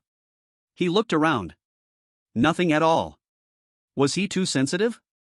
Maybe. Hey, let me know when you're done writing and hurry in. With so much equipment, Yichuan couldn't move it all by himself and needed Tang Buku to help. Tang Buku reluctantly put away his little notebook, saying, Big brother Yichuan, you're really going all out for the sake of showing off. Didn't you tell me that while showing off is nice, one must not be greedy? I'll say it again, I'm really not trying to show off. Fine, it's too difficult to explain, so come help. Yichuan handed a small device to Tang Buku. What are you mumbling about? Hurry up and take it. Tang Buku reluctantly took it. Just 3 seconds after he took it, oh no, I can't take it anymore, I can't breathe. Before he could even move the equipment out of the room, he dropped it and gasped for air.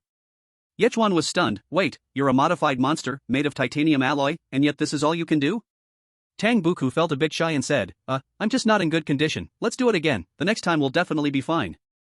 Yichuan handed him another small device. Still 3 seconds. Tang Buku felt awkward. Maybe it's because I didn't rest well yesterday. Let's do this, I'll warm up a bit to regain my strength. Tang Buku did 2 sets of eye exercises. Alright, buddy, this time it's definitely no problem. Are you sure? You bet, let me show you my strength. Yichuan was skeptical and passed him a small device. This time Tang Buku just caught it and then set it down. Isn't this the same as throwing up before even entering the room? Seeing Yichuan staring at him, Tang Buku thought, thank goodness I'm a modified monster, otherwise, I'd be blushing right now. What do you mean, if you can move it, then move it, if you can't move, then clear some space for others, don't hog the toilet without doing your business, you're still young. Tang Buku lowered his head in shame. As a modified monster, his strength was naturally unquestionable. However, he could not use his strength. Otherwise, if his power leaked, he would certainly be detected. After all, this entire monster hospital was just a big container. How about I go ask the doctor for some modified monster snacks? Or maybe get you a new energy source? Tang Buku was stunned and asked, what is the Lishan new energy? Yichuan explained, as the name suggests, this Lishan new energy is something that can make your power soar. This new energy can be considered as a power system. After you switch to it, your strength will be terrifying, a little finger can challenge a monstrous truck. Hiss. Tang Buku gasped in shock. This Lishan new energy is actually so horrifying? If you do not abandon me, I am willing to take you as my adoptive father. Tang Buku pretended to kneel, and Yichuan hurriedly stopped him. Enough, no need for all this nonsense, just promise me that after the switch, you will continue to be a great player. Tang Buku was confused. Bro, what do you mean? Yichuan frowned and said, everything has its pros and cons. After switching to Lishan new energy, you will indeed gain immense strength, but this technology currently has a downside, that is, after switching, 99.99% of people will significantly change in temperament, simply put, they won't be human anymore.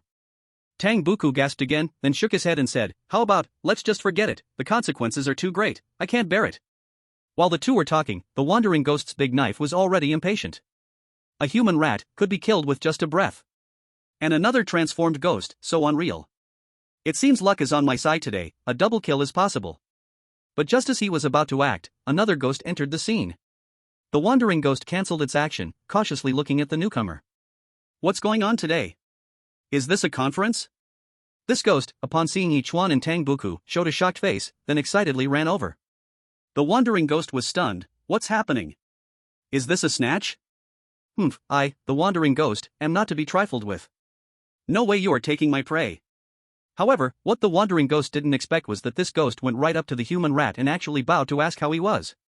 Boss Yi, why are you here? Didn't we say it would be fine? Come out, come out. Wandering ghost, what's going on? Ghosts call a lowly human boss? This is simply unbelievable. Then, many more ghosts came in. my goodness, dozens of them are going to blow up this equipment room. These ghosts, after entering, first politely greeted Ye Chuan, then began to move the equipment. The wandering ghost recognized that these ghosts were from the second consultation room. It said that the ghosts in that room are not very smart. Now it seems, the rumors were true. To actually recognize a lowly human as their boss, it's simply disgraceful. The wandering ghost dared not act, hiding in a corner, trembling in fear. He thought that this way, he wouldn't be discovered, but reality was very cruel. Just then, the eye-sticking ghost looked over. Its eyes had super-evolved and could see extremely minute things. Seeing the eye-sticking ghost staring at him, the wandering ghost hurriedly curled up, moving around like a little bug. He moved quickly, and the eye sticking to the wall couldn't focus. Maybe he is just a little bug. I thought someone wanted to harm Boss Yi, it seems I was overthinking it. With so many ghosts here, soon all the equipment was moved out. Indeed, more ghosts mean more strength. As he exited the equipment room, Ye Chuan was just about to study Tang Buku and help him get rid of his muscle weakness. At that moment, a warm breeze swept over him. Then, Ye Chuan heard a softly whispered murmur in his ear. Congratulations on receiving the blessing of the ghost citizens. Gained ability, Master Sleight of Hand. Level, Godly Hand. Ability detail, can steal anything you want to steal, such as soul, skills, power, fortunes, or even big chickens. Limitation, duration of 2.5 minutes, after each use, needs a 7-day break, note, weekends don't count, break time. Ye Chuan twitched his mouth, damn, you even get weekends off? However, this ability is still very impressive. It can even steal big chickens. But this was useless for Ye Chuan. Because his size was big enough. Of course, aside from this function, his abilities were flawless. What he could steal completely depended on the strength of the person being stolen from. Although the duration was only 2.5 minutes, at least he had once possessed it. Even in critical moments, he could change fate against the heavens. Soon, all the equipment was moved to the designated location, and the large-scale emergency rescue drill was about to begin. The emergency doctor had already taken his position, his face looking very grim as he reprimanded the strange patient in the first examination room. Where is your equipment? Why has it not arrived yet after so long? The team leader of the first examination room shrank his neck and explained, our equipment is already on the way, it should be here soon. At this moment, this team leader wished he could kill Pu Chuan and his group of filthy rats. Just moving equipment, yet it took so long? The doctor for this emergency drill was not to be trifled with. If he got unhappy, he would directly perform surgery on the spot. Although it would eventually be installed back, many times it would be intentionally misaligned. For example, installing the head and the buttocks backwards or switching the nose and the private parts. After another 30 seconds, as the emergency doctor's patience was about to run out, Pu Chuan and the others returned. Their clothes were torn, they were injured again, bleeding, and their eyes were filled with terror, trembling like they were going to collapse. Where have you been? Moving equipment takes so long. Do you know how much precious time you've wasted for other patients? The emergency doctor showed no concern at all and instead shouted loudly. Pu Chuan hurriedly explained, Doctor, there are man-eating monsters in the equipment room. They had thought it was just a regular move. Yet they didn't expect that ordinary-looking equipment room to be extremely dangerous. As soon as they reached the door and opened it, a terrifying suction force pulled them inside. Once they entered, the door slammed shut behind them. Then, with the faint light coming through the window, they saw a shadow in the darkness gradually growing larger, covering them. The shadow swallowed them from head to toe, then after a special reaction, expelled them back out like wet rags. However, the expelled people became immensely wilted, as if they had overexhausted their vitality. Among them, Patel was the worst. He had directly lost a significant amount of weight, practically a bag of bones.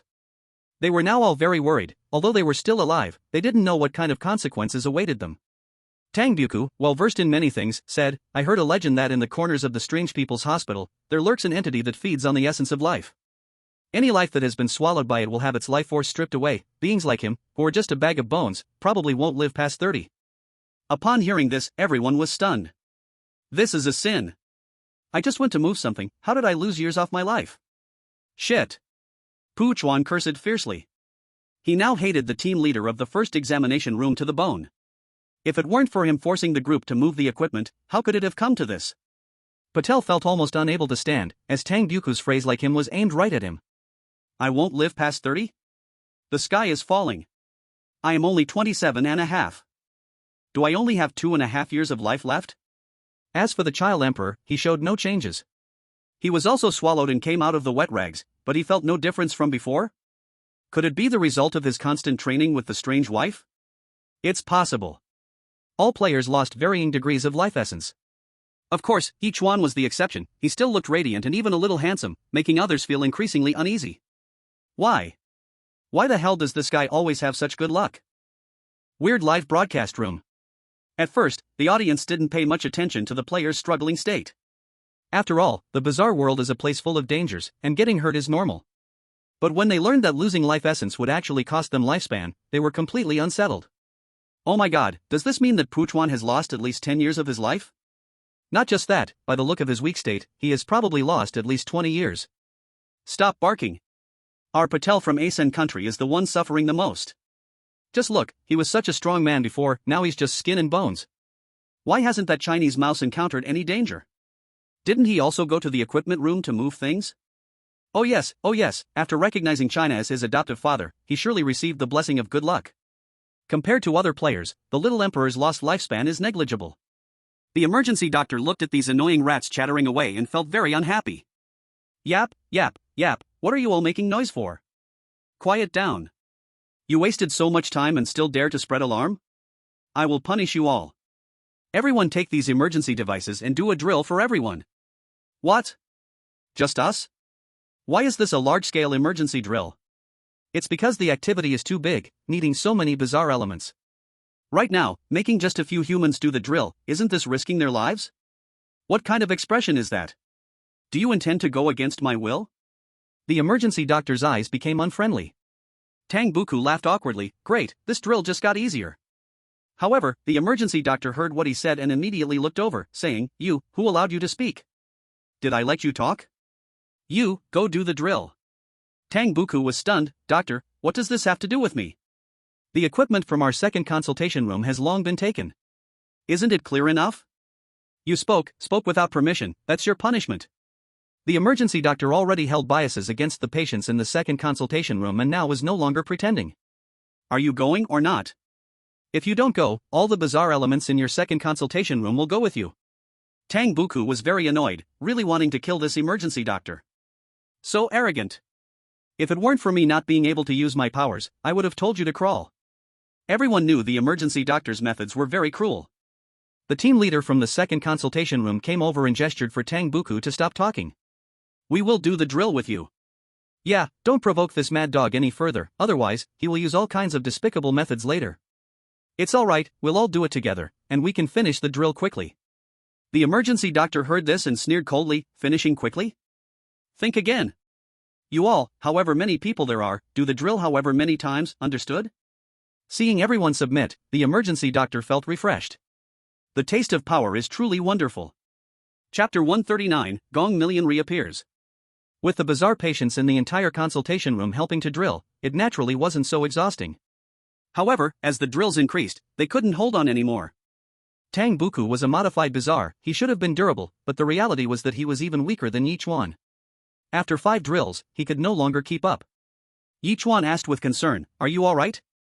Tang Buku waved his hand, saying, Bro, I'm fine, you don't need to care about me, continue the drill. Ye Chuan certainly wouldn't abandon him, saying, Come on, I'll help you. With that, Ye Chuan began to assist Tang Buku, gradually completing the drill. Time felt extremely long. Everyone else had already completed their drills, but Ye Chuan and Tang Buku were still sluggish. This made the emergency doctor's gaze become icy again. Damn it, why are you two dragging your feet so much? Because of your incompetence, you've wasted so much time for everyone. Damn it, are you deliberately going against me? Isn't it? The first aid teacher was filled with rage, his face twisted completely. Ye Chuan wanted to explain to him further, but the first aid teacher simply would not listen. With a bang, his clothes exploded into fragments. Then, he pulled out a bone from his throat, pale white like a spine. This was his ghoul weapon, a mid-grade life weapon, capable of rivaling ordinary high-grade weapons. Today, let me punish you two despicable guys well. Saying this, the first aid doctor walked toward Tang Buku, swinging the bone fiercely to strike Tang Buku's leg. With just one hit, a cut appeared on Tang Buku's leg. This alloy was sturdy, but it also needed energy to maintain its strength. Now, due to some reason, Tang Buku could not use his power, so the alloy's sturdiness was only average and could not withstand the first aid teacher's spine bone. Oil started leaking from the cut. The modified ghoul had no blood at all, only precious machine oil all over. Tang Buku was already exhausted, and being hit like this almost rendered him completely useless. Fortunately, Ye Chuan supported him, otherwise, he would have truly ended up on the ground, turned into a pile of scrap metal. You're going too far. Ye Chuan blared angrily. The first aid doctor looked at Ye Chuan and laughed disdainfully. I'm going too far? How so? What can you do? A despicable rat dares to insult me, you deserve to die. I want you to practice more, both of you, do 10 more emergency drills. And they must be finished on time, otherwise, hee. The first aid doctor waved the spine bone in his hand. It was clear that if they did not complete the task, he would resort to violence. Ye Chuan was about to refute when Tang Buku stopped him. Buddy, listen, just do as he says, wait once we finish, we'll reveal our identities and then torment him well. Ye Chuan was completely speechless. No, are you risking your life just to show off? As the two hesitated and chatted instead of moving, the first aid doctor's eyes grew cold, chattering, time to hit. This strike was aimed at Ye Chuan. Clearly, it was Ye Chuan who did not want to practice honestly. However, just as the spine bone hit Ye Chuan, a terrifying aura swept over.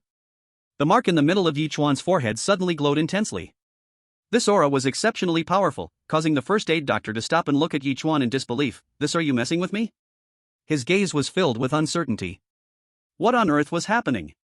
How could a despicable, stinking rat release an aura stronger than his? The intensity of this aura completely overwhelmed his existence.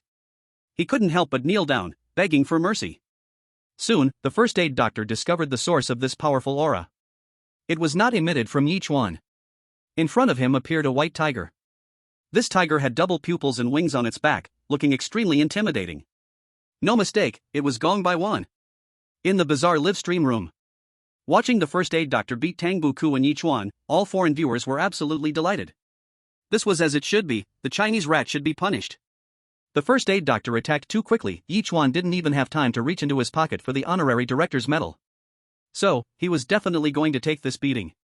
However, just as the first aid doctor swung the spine bone at Ye Chuan, a sudden unexpected scene made everyone frown. What the hell was going on? Why was it that every time the first aid doctor attacked Ye Chuan, something unexpected would happen? Damn it, was this kid the chosen one? When they saw Gong Baiwan appear in front of Ye Chuan, all the viewers were speechless. Damn it, why didn't it come out at a better time, but this particular moment? Moreover, why did Gong Baiwan seem a bit different? How did the eyes become double pupils? And wings grew on the back? Is this evolution? Crap, damn crap, why did this big cat choose to appear now? Don't be angry, he is looking for death himself. Summoning this big guy in the mystery hospital has disturbed the balance, the mysterious principal won't let him go. Oh my god, could it be that this guy is really favored by the goddess of luck, able to turn danger into safety at any time? See, once again it proves that our choice in the land of the rising sun was not wrong, Father is mighty. Damn land of the rising sun, truly a sycophant. So what if it's sycophantic? With Brother Long, we have everything. Everyone in the first and second diagnosis rooms was dazed. What is this thing? So big. Ye Chuan was also stunned. Gong Baiwan, after entering, Ye Chuan had tried to contact him, but received no response. He thought Gong Baiwan was unwilling to respond. Now it seems that was not the case, he must have been evolving before. Other players recognized Gong Baiwan, memories of the red romantic bathhouse flooded back. Oh my god, it's that big cat again? Pu Chuan exclaimed, deeply impressed by Gong Baiwan's strength. Patel had a face full of resentment. This big cat should have been mine. So close. Back then, I almost tamed it. They had all personally experienced Gong Baiwan's power, so they quickly ran far away, fearing to be affected by his destructive force. Tang Buku looked shocked, he touched Ye Chuan's shoulder and said, "Dude, is this your pet?" He didn't care about the pain anymore, gasping in awe, almost croaking like a frog. Looking at that first aid teacher now, his face was as pale as a sheet, drained of all color, trembling like a leaf, and worst of all, he had already wet himself out of fear. Chapter 140, Gong Baiwan breaks through to be a great calamity being. Why was he so incapable? Because Gong Baiwan's aura was simply too powerful. Though not yet at the level of a great calamity being, he had still broken through the threshold of top-tier purple robe. If one had to name Gong Baiwan's current realm, it would be most fitting to call it half-step calamity. And the emergency doctor? Just a low-level purple robe. In front of Gong Baiwan, he was simply insignificant. Gong Baiwan's double pupils were crimson, his killing intent unabashed, as his enormous head slowly moved forward, bringing an immense sense of oppression, as if he were about to swallow him whole. Sir, is this your pet? Could you put it away for now? The first aid teacher no longer cared about saving face, in this situation, his life was the most important. The oddities in the first and second diagnosis rooms were somewhat puzzled by the first aid teacher's attitude. At first glance, Gong Baiwan did look intimidating, with double pupils and wings, but upon closer inspection, this tiger didn't seem that scary. Because they could not sense the aura emanating from Gong Baiwan at all. They thought this guy must be very weak. Little did they know, it wasn't that Gong Baiwan was weak, but rather that they were too weak to sense his aura. Moreover, since Gong Baiwan was focused on the first aid teacher, they felt even less of his presence. What the heck, just a broken mouse, and the first aid teacher is scared like this? This tiger is really cool, I wonder where the stinky mouse was bought. This mouse should be worth a lot, because ordinary tigers don't have wings, this one should be a variant. But speaking of which, don't you feel a chill? Nope, I see a cute little tiger, I can't be happier. Hee hee, I've come to the mystery hospital, I haven't been to the zoo in ages, this is great. The ticket fees were saved. While everyone was chattering away, they suddenly saw Gong Baiwan quickly open his mouth, and then they heard the terrified scream of the paramedic. Looking again, wow, Gong Baiwan had actually bitten off the paramedic's head. That earlier scream became the paramedic's final song in this strange world. Seeing this scene, everyone in the first and second consultation rooms felt their scalps go numb. What the hell is going on? The paramedic was a purple robe strength, yet he had no power to fight back against this big tiger? He was crunched up like a sugar bean? At this moment, all the abnormal occurrences no longer felt Gong Baiwan was cute. Just then, a tiger roar erupted from Gong Baiwan, echoing throughout the hospital. The whole abnormal people's hospital shook as if there was an earthquake. Oh no, is Gong Baiwan going to go crazy again? Ye Chuan was a bit worried. Tang Buku also sensed something was wrong and hurriedly moved closer to Ye Chuan. This pet belonged to Ye Chuan, it was safest by his side. He nudged Ye Chuan's shoulder and said, "Dude, you aren't going to let it sweep through the whole hospital, are you?" At that moment, Ye Chuan was just as worried, about to speak when suddenly he received a message from Gong Baiwan in his mind. Gong Baiwan assured him to rest easy, he would not go on a killing spree. The reason he roared was that he needed to complete the final crucial step to truly become a catastrophe-level entity. This tiger roar was incredibly melodious and terrifying. As the roar echoed out, the surrounding red energy was sucked into Gong Baiwan's body like waves. With the influx of a large amount of red energy, Gong Baiwan's body rapidly expanded, and his fur gleamed with a brighter color. When it reached its peak, it erupted with an everlasting brightness like a cosmic explosion. As the light dispersed, Gong Baiwan's aura became even stronger. This time, he was no longer a half-step catastrophe-level entity, but a true catastrophe-level entity. As a result of this evolution, the wings behind Gong Baiwan transformed into 6 pairs, resembling a divine angel. Ye Chuan was stunned, clearly not expecting Gong Baiwan to break through so quickly. It seemed he had already been at the crucial moment of breakthrough before. He merely sensed danger and stopped his breakthrough. What a chaotic situation. At such a critical moment of breakthrough, how could one be so distracted? If this opportunity was missed, whether there would be another chance in the future was unknown. But thankfully, Gong Baiwan succeeded. From now on, he was also a catastrophe-level entity, on the same level as the principal of the school. Of course, he was on the same level as the director of Abnormal People's Hospital too. Gong Baiwan, congratulations, how does it feel to become a catastrophe-level entity? A joyful message from Gong Baiwan echoed in his mind. Hearing Ye Chuan's words, all the abnormal people were stunned. What? Catastrophe-level entity? This tiger? I must have misheard. He actually shares the same level as the principal of the institute?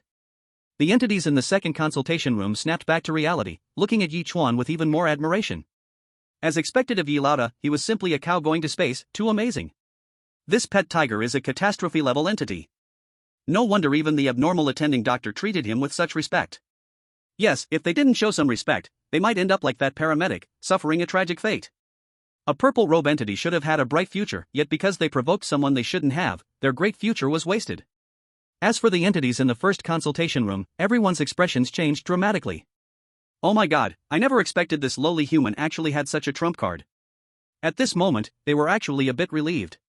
Fortunately, they didn't confront Ye Chuan, but were dealt with by the group leader of the second consultation room, otherwise, wouldn't they have already become this big tiger's food? If that's the case, then they should thank the team leader of the first consultation room. At this moment, the team leader of the first consultation room finally raised his head with pride. Tears rolled in his eyes, as if he had finally cleared his name. Just when Ye Chuan wanted to know more about Gong Baiwan told him to wait a moment. Then, Gong Baiwan looked at the strange patients in the first consultation room, and his twin pupils sliced through several strange lights, then he saw that the ones hit by the shots were brain dead. Baiwan, what are you doing? Ye Chuan asked in confusion. Gong Baiwan's explanation was that his twin pupils could see the sins on each strange being. These guys were guilty of great sins and deserved to die. Ye Chuan was not a saint. After understanding the cause and effect, he immediately expressed his understanding. They really deserved to die. Seeing Gong Baiwan rampaging again, all the strange beings in the first and second consultation rooms fell silent, fearing they would become the next victim. Yichuan looked at everyone and said, "You don't have to be afraid, those killed by Gong Baiwan were all people who deserved to die. You all aren't guilty enough to die, he won't target you." However, no one believed such words. Why? Because only you have the right to explain how serious the sins are. Chapter 141, The Fierce Tiger Crosses the River. Seeing the strange beings trembling with fear, Yichuan decided to change the situation. This time he nudged Tang Buku's shoulder and said, "Buddy, you should touch him, he's very cute." Tang Buku's head was left in stunned disbelief. What? You describe a catastrophe-level powerful strange being as cute? Insane. This world is too crazy. Gong Baiwan seemed very pleased after hearing Yichuan's words, affectionately rubbing his head against Yichuan's body to express his happiness. Seeing this scene, the strange beings were completely dumbfounded. Is this really a powerful catastrophe-level strange being? How does it have no dignity of a strong warrior? Tang Buku suddenly realized, "Buddy, I understand now. Everything you just said was just to set up for this moment to show off, right?" Yichuan was speechless. He wanted to say, "I'm really not trying to show off," but he felt that saying it would only make it more evident, so he decided to let it go. Yichuan was a bit worried. With all that noise just now, it won't bring the strange dean back, will it? If the strange dean came back, he would definitely seek revenge on Gong Baiwan. Although they were both powerful catastrophe-level strange beings, Gong Baiwan had just broken through and could not possibly defeat the long-established strong figure like the strange dean. Tang Buku laughed and said, "Don't worry, buddy. That old guy wouldn't come back even if he sensed it." "How do you know, and why are you so confident?" Tang Buku smiled awkwardly and explained, "I'm just guessing. After all, he's busy thinking about reviving his strange son, right? He wouldn't have the time for this."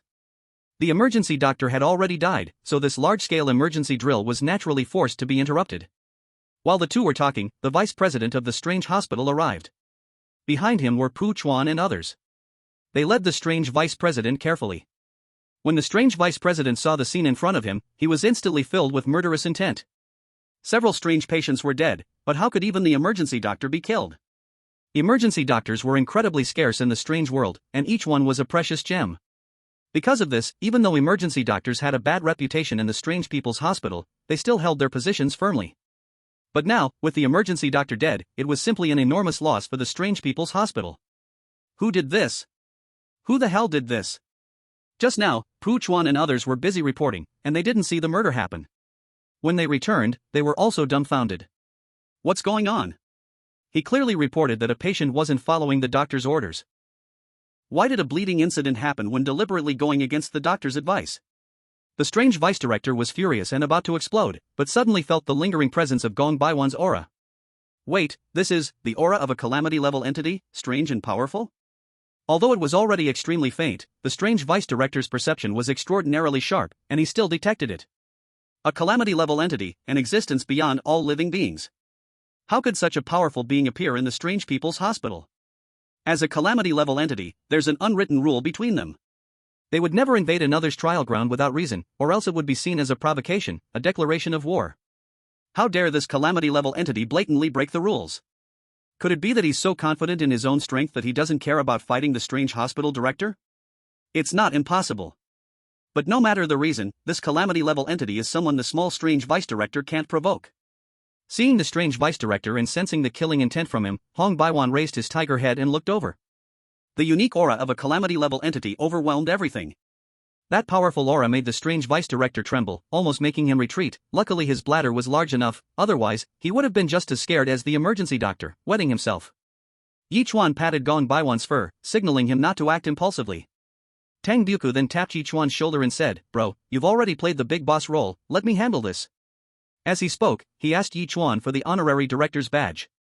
Ye Chuan helplessly knew that Tang Buku couldn't feel comfortable without showing off, so he handed it to him. With the badge in his hand, Tang Buku instantly felt invigorated. He stepped forward 2 paces and then, in a very cocky manner, took out the badge and waved it in front of the strange vice director. The badge? That's the honorary director? Oh my god, such a big deal? The strange vice director almost passed out from shock. What a sin, I've spent my whole life accumulating good deeds, why does it have to fall on me to deal with this? The strange vice director cleared his throat twice, forcing himself to stay calm. Well, I've understood the situation clearly. This patient, you've suffered injustice. As a doctor, you should have mercy, but this emergency doctor, abusing his power, is truly deserving of death.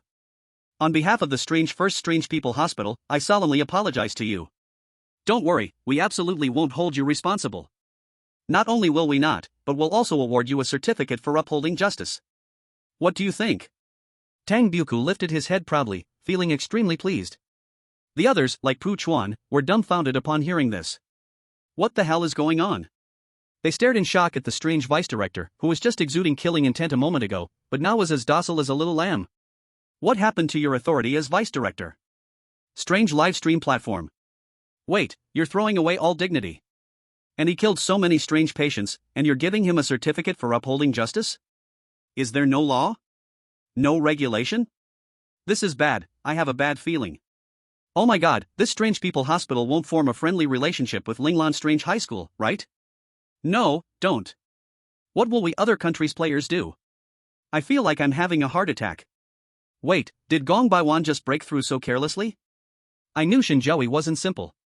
This little pet broke through into a calamity-level entity, imagine how powerful Shen Zhaoyi must be. Yo, this just proves that our Japan's national strategy is correct. Sworn to follow Shen Zhaoyi till death. I'm not afraid to tell you all that Huaxia has already begun discussions about accepting our Yamato nation as a subordinate country. I believe it won't be long before we get results. Ah, envy us fiercely. The following days were quite ordinary. Everyone knew that Ye Chuan not only held the badge of honorary dean but also had a pet that was a powerful anomaly. Whether they were doctors or patients, they all became much more subdued. The doctors wholeheartedly helped the unusual patients regain their health, while the patients were preparing to seize this opportunity to escape from the cage of the anomaly hospital. And this day, it was the most crucial re-examination. Chapter 142, Tang Buku's Identity. In these 2 days, the unusual patients in the first and second consultation rooms were exercising like madmen, strictly following the doctor's orders to take their anomaly medication. If their health was deemed satisfactory during this re-exam, they could be discharged. If their health was exceptionally good, they might even have the chance to be hired as health consultants by the anomaly hospital. The former meant freedom, while the latter represented a leap in social status. After seeing Ye Chuan's strength, Ye Chuan and others also became more compliant. First, because he had a powerful bodyguard, Gong Baiwan. Second, he was the honorary president, while he only had a shabby board of directors badge, proving he was still somewhat inferior. Now, he only hoped that his body could recover, so he could gain the reward for unusual matchmaking. During this time, the unusual patients in the first consultation room were under immense pressure. Because the affection that was once directed toward them had now completely shifted to the unusual patients in the second consultation room. There was no helping it, after all, the second consultation room had Ye Chuan backing them up, and it was useless to be unfair. For people like Ye Chuan, this was akin to adding insult to injury. They were barely managing with their health, but while moving equipment, they drained their life force, and now they desperately needed to recover. The anomaly attending doctors always treated them perfunctorily, and on top of that, the unusual patients in the first consultation room considered them to be ominous beings, purposefully making things difficult for them. So, their lives were truly miserable. Compared to them, Ye Chuan was a person among people. The anomaly hospital specifically assigned him a personal doctor to improve his physical condition. Even though Ye Chuan's physical condition was close to perfection and the improvement that could be made was quite limited, it still did not prevent the anomaly hospital from treating it as a top priority. Sir, this is a human body enhancement technique, top-notch version, that the vice president specifically had me deliver to you. Please be sure to accept it. Ye Chuan took the notebook and was just looking at it when Tang Buku's head leaned in closer, suddenly exclaiming, "Isn't this the notes from Hukai Duo, who is said to be the strongest man in the anomaly hospital? Though he is human, his physical condition surpasses all anomalies, earning him the title of the strongest being in the anomaly hospital. His physical capability is truly exceptional, surpassing even my own modified anomaly." Hearing this, Ye Chuan felt somewhat speechless. Stronger than you? Isn't that just about having hands? Speaking of Hukai Duo, Tang Buku felt a bit proud. Let me tell you, he used to be my deskmate. He looked so cold and intimidating at first, I thought he was a little scary. But after getting to know him, I found he was a nice person, and we became good friends, only. Suddenly, Tang Buku stopped talking. Ye Chuan noticed his change in mood and started comforting him. Tang Buku sighed and said, "Once a life is lost, it cannot return. It's been so long, I should let go." Due to Kai Duo's excessively strong physique, his methods of enhancing physical condition have been collected by the anomaly hospital. Not only collected, but they have also refined them into anomalies. I heard that anyone who can touch this notebook, no matter how good their physical condition is, will take it to the next level. Right now, you have gotten hold of this strange object, and your physical condition will definitely improve. When that happens, it won't just be close to perfection, but true perfection. At that time, you can show off again. Ye Chuan's mouth twitched. This Tang Boku really could relate everything back to showing off, no matter what he said. He looked at the notebook, never expecting that this thing would actually be a strange object. As he flipped through it, it seemed that a forgiving green light emerged from within the notebook, enveloping Ye Chuan completely. This was the light of health, capable of repairing all of Ye Chuan's physical defects and making him healthier. Without realizing it, he finished reading the notebook. And that forgiving light came to a sudden stop. Ye Chuan felt comfortable all over and thought to himself that this was truly a good treasure. But at that moment, he noticed something suspicious. The notebook in his hand had actually begun to fade away a bit. What was going on? Seeing his confusion, Tang Boku hurriedly explained. It turned out that this strange object was a consumable. The content in the notebook could only be read 5 times. Each time he read it, the entire notebook would fade a little more. Once it reached 5 times, this notebook would completely disappear. What? It can't be like this? Yichuan hurriedly closed it, already thinking about whether to ask Shen Zhaoyi for help in lifting the restrictions on this strange object. After all, this was a relic from Tang Boku's good friend, and keeping it was at least a way to remember. At that moment, a voice suddenly rang in Yichuan's mind: "You must not let the strange director find Tang Boku." It repeated 3 times. It seemed this matter was very important.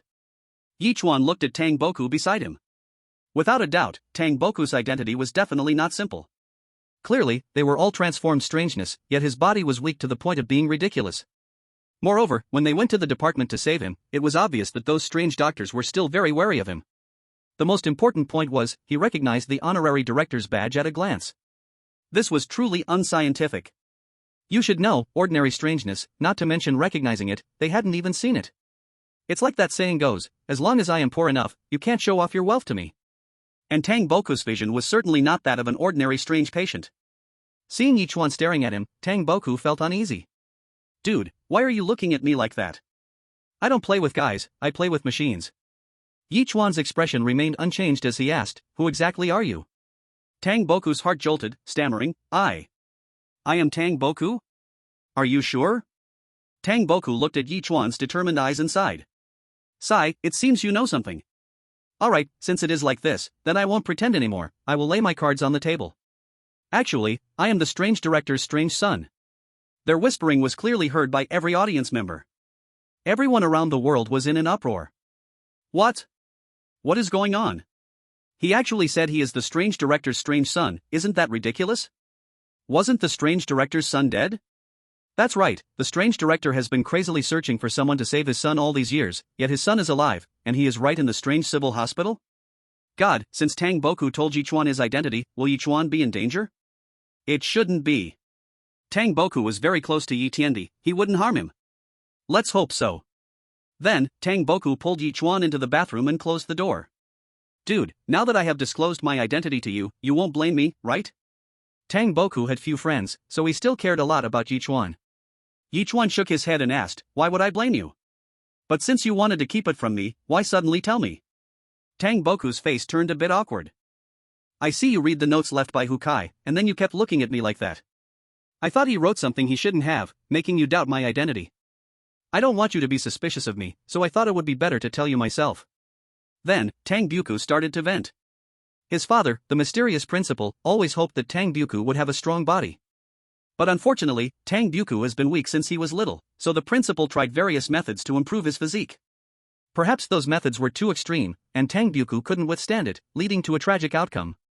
Afterwards, the principal was filled with pain and kept seeking ways to bring Tang Boku back to life. Ah, sometimes I really envy you for having such a good body. If only I had a body like that. Then since you want to avoid your father, why not just leave here? Tang Boku sighed, the strange world is too dangerous. I'm afraid of getting killed if I go out. This place is still relatively safe for me. Yichuan nodded, clearly agreeing deeply. Of course, here, I can still intimidate those strange doctors, so if I encounter misfortune like you, I can lend a helping hand. How about I take you away? Yichuan was worried that after he left, Tang Boku would be alone here. But in response to his suggestion, Tang Boku refused. Forget it. Although this place is like a prison, I've already gotten used to it. If I really go out, I won't be able to adapt. By the way, let me tell you, when moving equipment, it's not that I'm weak, but because I can't use my own strength here, otherwise my dad would sense it. There have been several occasions when I couldn't control myself and used my powers, and my dad came back, flipping the hospital upside down. I was terrified, fearing he would discover me. In the end, my dad didn't find me, but he brought someone over, and that person was very powerful. He found me in no time. He wanted to take me to meet my father, but I hurriedly told him my story with tears. That senior, upon hearing it, was moved and ultimately didn't tell my dad. In the end, that senior did a good deed all the way, modifying my body to become a modified strange. In addition, he installed a mechanical heart for me, and the amazing thing about this heart is that it can perfectly conceal my aura. One time, my dad and I were in the same restroom urinating, and he didn't even notice my presence. That senior said, as long as I behave, my dad will never find out about me. Ye Chuan frowned and said, but you aren't behaving well.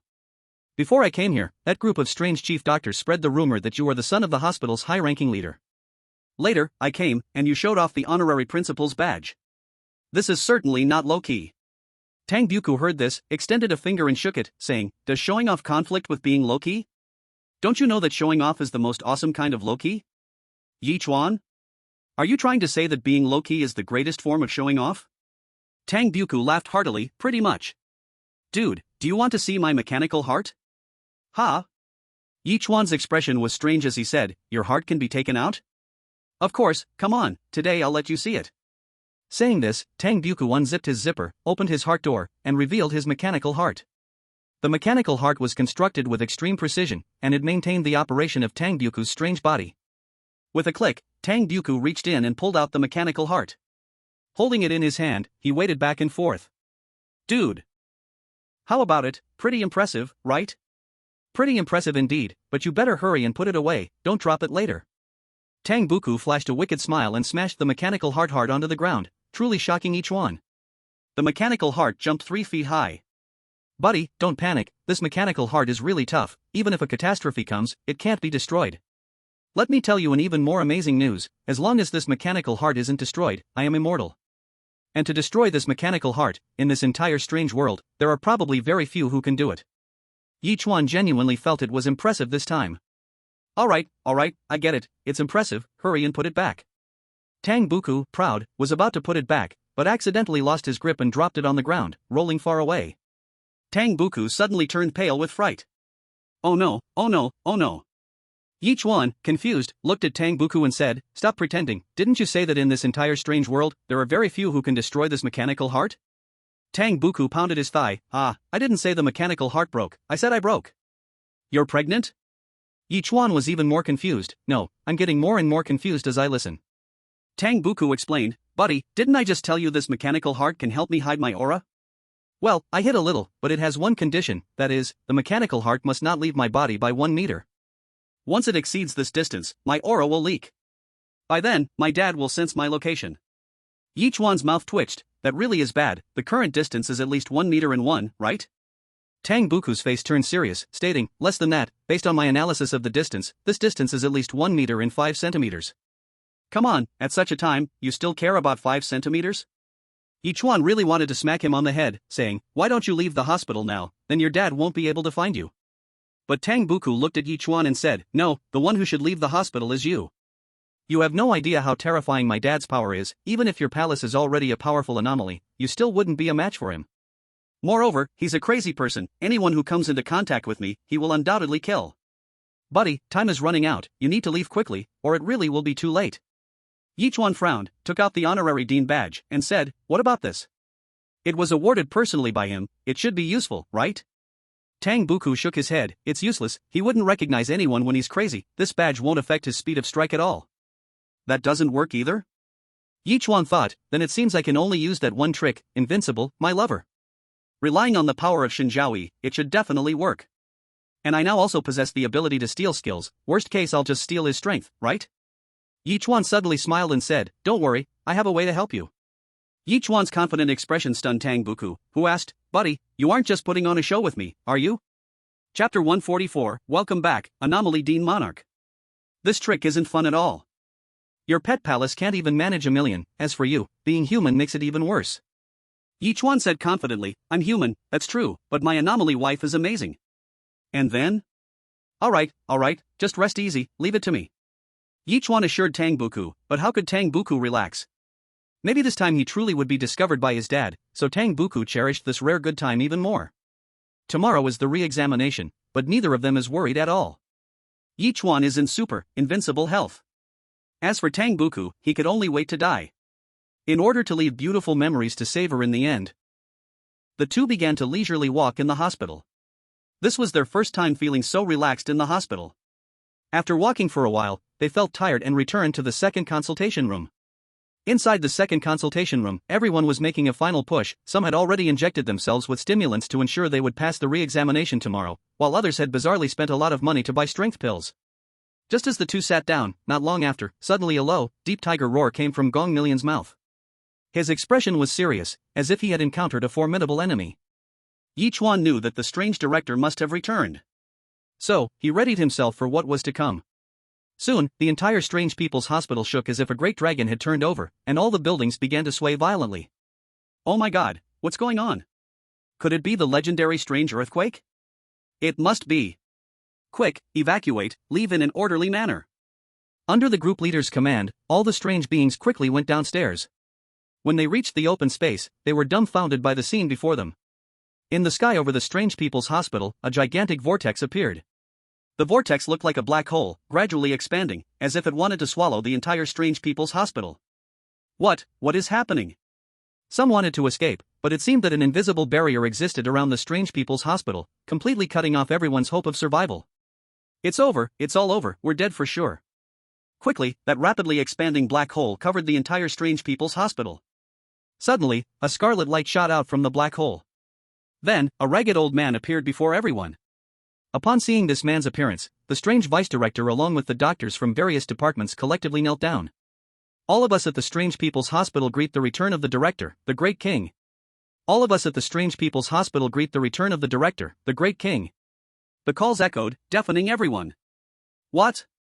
This is the legendary strange director? How did he come back? Didn't he once vow that he would never return if he couldn't revive his son? Could it be that he has resurrected his son?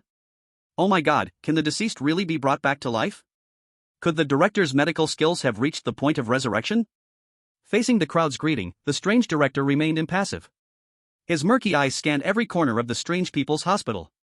He was outside searching for a way to revive his son, and suddenly felt his son's presence in the Strange People's Hospital, so he rushed back without stopping. He was very sure that he had not sensed incorrectly, that presence must belong to his son. To prevent his son from slipping away, he immediately sealed off the entire Strange People's Hospital after returning. Kur, is that you? Where are you? Come out, Daddy misses you so much. Although Tang Buku's presence had disappeared, the strange director firmly believed he was still in the hospital. Tears streamed down the strange director's murky eyes. Over the years, to bring Tang Buku back to life, he had tried various methods, even killing for strange treasures in the trials. Everything he did was to revive Tang Buku. The Strange People's Hospital was very quiet. Tang Buku did not come out. Kur, come out. Why are you hiding from Daddy? Do you know, Daddy has missed you so much all these years? The once iron-willed strange director now cried like an inept husband. Kur, come out. You are my only family. When you were little, you always listened to Daddy the most. Come out. Kur, don't torment Daddy anymore, quickly come out. Ye Chuan glanced at Tang Buku, who was at the back of the crowd. His face showed a strong struggle. He didn't know whether he should go out or not. He felt sorry for the strange director. But the thought of the director's suffocating love made him hesitate. He had a feeling of suffocation. At this moment, he was very conflicted inside. Ye Chuan was not an emotional person, but he still felt a bit of heartache. From the cryptic words of the creepy director, he had roughly pieced together the story. At first, Tang Buku and the creepy director must have been harmonious. Then, an incident occurred that drastically changed the director's personality, and his love for Tang Buku became increasingly twisted and abnormal. Then Tang Buku could not bear it and chose to commit suicide. After that, the creepy director wanted to use various methods to bring Tang Buku back to life. So he sought out a certain master of transformation. The transformation master turned Tang Buku into a transformed ghost, and after hearing his story, specially granted him a mechanical heart that could hide his presence. Then Tang Buku continued to pretend to be dead while the creepy director kept looking for ways to revive him. Everything was going well until Tang Buku pretended so well he seemed like a fool, leaking his presence, and then the creepy director came back and killed him. At that moment, another unexpected event occurred. The creepy director suddenly howled like a madman, and then his body began to expand at an incredible speed, soon becoming a towering giant. This giant had a massive mouth, and the creepy director decided to swallow everything in the creepy hospital, so he could surely find Tang Buku. As for what was not Tang Buku, he would simply excrete it. Whether it was alive or dead after being excreted was hard to say. Not good, the director has gone mad. Damn it, are we really going to die here? No, I'm not willing to die. My body has just recovered, I'm about to be discharged, how can I die now? God, someone save me. Ye Chuan and Patel and others were also in despair. Numbed, we just came to participate in a trial task, how could we encounter something so terrifying? Indeed, whether in the human world or the Eerie world, the scariest thing is a madman. You look for your son just for your little son, what do we do if we get eaten? At this moment, Ye Chuan finally understood why the night ghost said that this creepy director was a madman. It seems the words were not false. It's over, it's really over. Ye Chuan was in despair, and he saw the giant mouth of the creepy director slowly lowering. Chapter 145, I Want to Pretend Too. Seeing this scene, the hearts of all the viewers in the Eerie live broadcast room rose into their throats. This creepy director was as crazy as the legends described. For the sake of his son, he completely disregarded the lives of everyone in the hospital. Even all the Eerie matchmaking players participating in the trial would be implicated. What about Tang Buku? Come out, you bastard. Show your responsibility as a man. And what about Ye Chuan? You should convince him. I'm really at my wit's end. This creepy director is way stronger than the creepy principal. Of course, this already counts as an evil cultivator, right? Such a terrifying character, can Gong Million handle him? He definitely can't handle it, if he could, he would have jumped out to fight by now. Ye Chuan, hurry and push Tang Buku out. My god, don't let the child emperor die here. The action actresses from Japan all cried. The child emperor was a good colleague, to die like this in the Eerie world was truly a pity. Those wonderful days seemed to be a memory to save her alone. Ye Chuan forced himself to calm down. No, I can't just die like this. Slurp. He took a sip of cola. Ye Chuan felt that maybe revealing his identity could save his life. At least there was a chance to live. So, he gathered his courage and boldly said, "Respected creepy director, we are innocent testers, we came to the Eerie hospital just to complete our task. You see, can you let us go? Rest assured, after we leave, What do you want to do with the rest of these people?" Everyone blinked their eyes in confusion. Why does this sound so strange? It seems like only someone with power can say such things, right? You, a lowly rat, actually dare to speak so shamelessly? Other players looked hopefully at Dean Gue, but Dean Gue had never looked at Ye Chuan even once. Where did this fool come from? Are you talking to me? I'm looking for my son, don't bother me. Seeing that Dean Gue ignored them completely, Patel took out his board member badge. He wanted to step forward to reveal his identity. But fearing an accident, he looked towards Ye Chuan on the side. So he decided to give the badge to Ye Chuan, letting him hold it to show their identity. When Ye Chuan saw the badge, his brow furrowed slightly. You foul slave, how come you only bring out such a thing now? Damn it, I'll settle the score with you after we get out. Patel stepped forward with the badge and raised it high, saying, Dean Gue, look, what is this? This time, Dean Gue's eyes finally looked over. His voice was cold and emotionless. Where did this come from? Ye Chuan was very excited, he knew there was hope, he could survive this. So he hurriedly said, this was given to me by my strange wife, she is the famous Knight Gue, you should remember her. You even once gave her a signed health report, which shows you care a lot about her health. Care? Dean Gue's eyes showed not a hint of emotion. He indeed remembered Knight Gue, she was a person of note. But this badge was not in her possession. Just when Ye Chuan was feeling proud and thought he could escape disaster, Dean Gue's large hand came crashing down from the sky. With a slap, Ye Chuan was flattened into a meat paste. Poor Ye Chuan didn't even have time to let out a scream before he died. Before dying, he had only one thought. Damn it, I was tricked. Damn Patel, you foul slave, how dare you deceive your master. Watching Ye Chuan turned into a meat paste, Patel was scared into silence. Fortunately. That was close, really close. If it weren't for my wit, it would have been me who died. All the players looked ashen. They knew it was over. There was no escape this time. Just when everyone was waiting for their doom, Tang Bukong slowly walked up in front of everyone. And Ye Chuan followed closely behind. When Dean Gue saw that thin figure, he became very excited, and tears actually welled up in his eyes. Tears poured down like rain. Hi, long time no see, Dad. Tang Bukong forced a smile. Cour, it's really you, you're alive. Dean Gui was extremely excited, his cour stood right in front of him, truly resurrected. Dad, let them go. As long as you are willing to let them go, I am willing to listen to anything you say. Seeing his son so sensible, Dean Gui agreed at once. Okay, I'll let them go right now. Tang Bukong felt relieved at this, thankfully this crazy old dad was still obedient, otherwise, it would really be a headache. Tang Bukong glanced at Ye Chuan and said, Buddy, you should go back too. Please don't do anything foolish for my sake. I don't want to see Kaido's incident again. He was flattened into a meat paste just to help me. My old man is crazy, but powerful, you can't defeat him. Ye Chuan raised an eyebrow, you said we are good buddies, how can we just watch you being taken away? Didn't you say that living is all about showing off? You've been showing off in this strange hospital, it's my turn now, right? Tang Bukong was stunned, what's going on? You're also about showing off? Ye Chuan smiled wickedly, not really. But there are still some insights. This time, I'll let you open your eyes.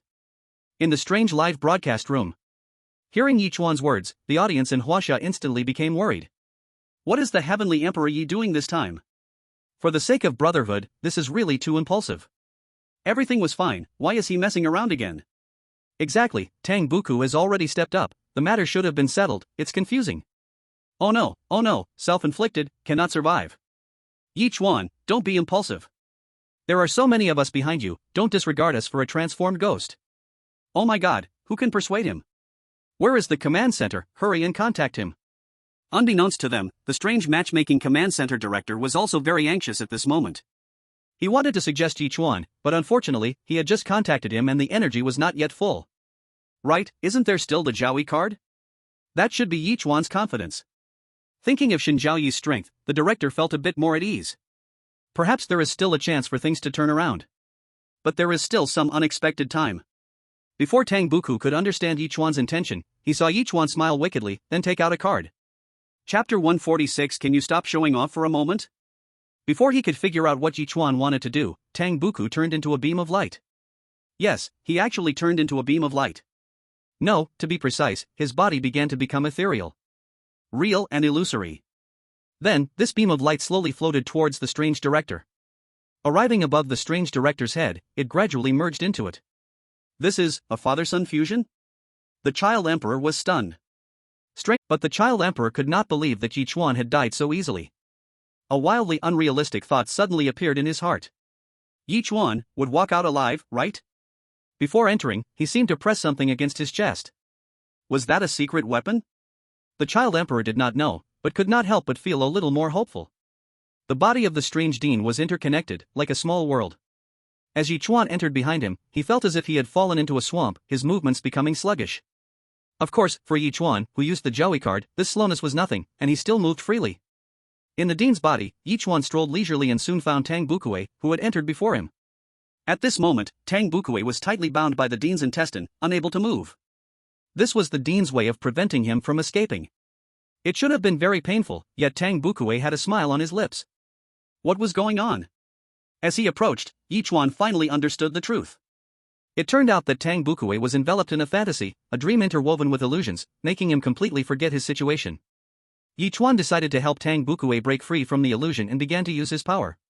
Meanwhile, in a room, Shen Zhaoyi, who was trying on new clothes to prepare a surprise for Ye Chuan, sensed something. Are you going to use your power? As expected, what comes will come eventually. Since my husband wants it, then I will give it. Then, Shen Zhaoyi allowed that inexplicable connection to draw her power. In the Eerie live broadcast room, the Chinese audience was dumbfounded. Confused. Yi Tiandi, what do you really want to do? It's like a birthday star hanging itself, living impatiently. No matter how powerful you are, doesn't going into someone else's body only lead to being toyed with? Moreover, you are not that powerful. They say he has great tricks, that's a win. Fighting on his home ground, that's 2 wins. I heard he has a big killing move, that's 3 wins. Isn't this hopeless? He still wants to save Tang Bukue, risking his life in the process. It's good for young people to be passionate, but they can't get carried away. Such brotherhood is truly touching. I once had a great brother like that until he slept with my wife. Sending a comforting hug. It's okay, later I slept with his mom, smiley face. You brat. Seriously, what time is it, and you're still thinking about other things? Then what do you expect? We are just powerless viewers, even if we care, we can't help. Anyway, failing a marriage game in this strange world is nothing new, I'm used to it. But Ye Chuan is clearly the most hopeful one. Youth, does it affect your brick moving tomorrow? What do you mean, looking down on me for moving bricks? I'm telling you, even the big central network said they want to salute us. Salute, definitely salute. Move an extra couple of bricks tomorrow, I see you move too few and still have the energy to rant online. Stop cursing, please don't curse, it's too dirty. Ye Chuan felt an immense strength coursing through him. Is this what it feels like to have power? He felt like he could wave his hand and cut through the sun, moon, and stars. At the same time, a lotus mark appeared on Ye Chuan's forehead. It was a black lotus. No, it was a dark black. Ye Chuan casually pointed, and the illusion surrounding Tang Bukue shattered like glass, falling to the ground. Tang Bukue's eyes gradually became much clearer. He looked at Ye Chuan, his eyes filled with confusion. Buddy? Damn, this illusion has leveled up?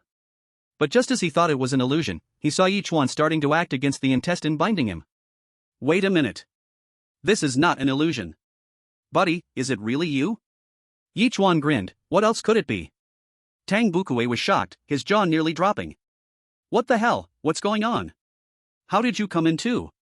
Ye Chuan whispered, I just thought I could come in. Tang Bukue anxiously said, what time is it? Can you stop showing off for a moment? Chapter 147, Tang Bukue's Memory. Showing off? Ye Chuan questioned, confused. I'm a righteous character, I never engage in such showboating. Of course, you think you can come and go as you please? Do you think I'm here on vacation? Tang Bukue was extremely anxious and started shouting, Director Gue, Tang-san, let my friend go. He shouted loudly, but unfortunately, there was no response. Tang Bukue sighed helplessly. Bro, you shouldn't have come here. You came in fine, but now you can't leave. Ye Chuan said calmly, you're trapped here, as a friend, of course, I want to save you. Save me out? Tang Bukue was quite upset, do you even know where this is? This is a terrifying body world of a powerful evil, it's definitely a small domain, and you think you can save me? You can't even get out yourself. Why are you so foolish? Ye Chuan grinned, foolish or not, you'll find out soon. Tang Bukue was taken aback. You can't possibly still be confident you can get out, right? Ye Chuan was full of confidence, what else?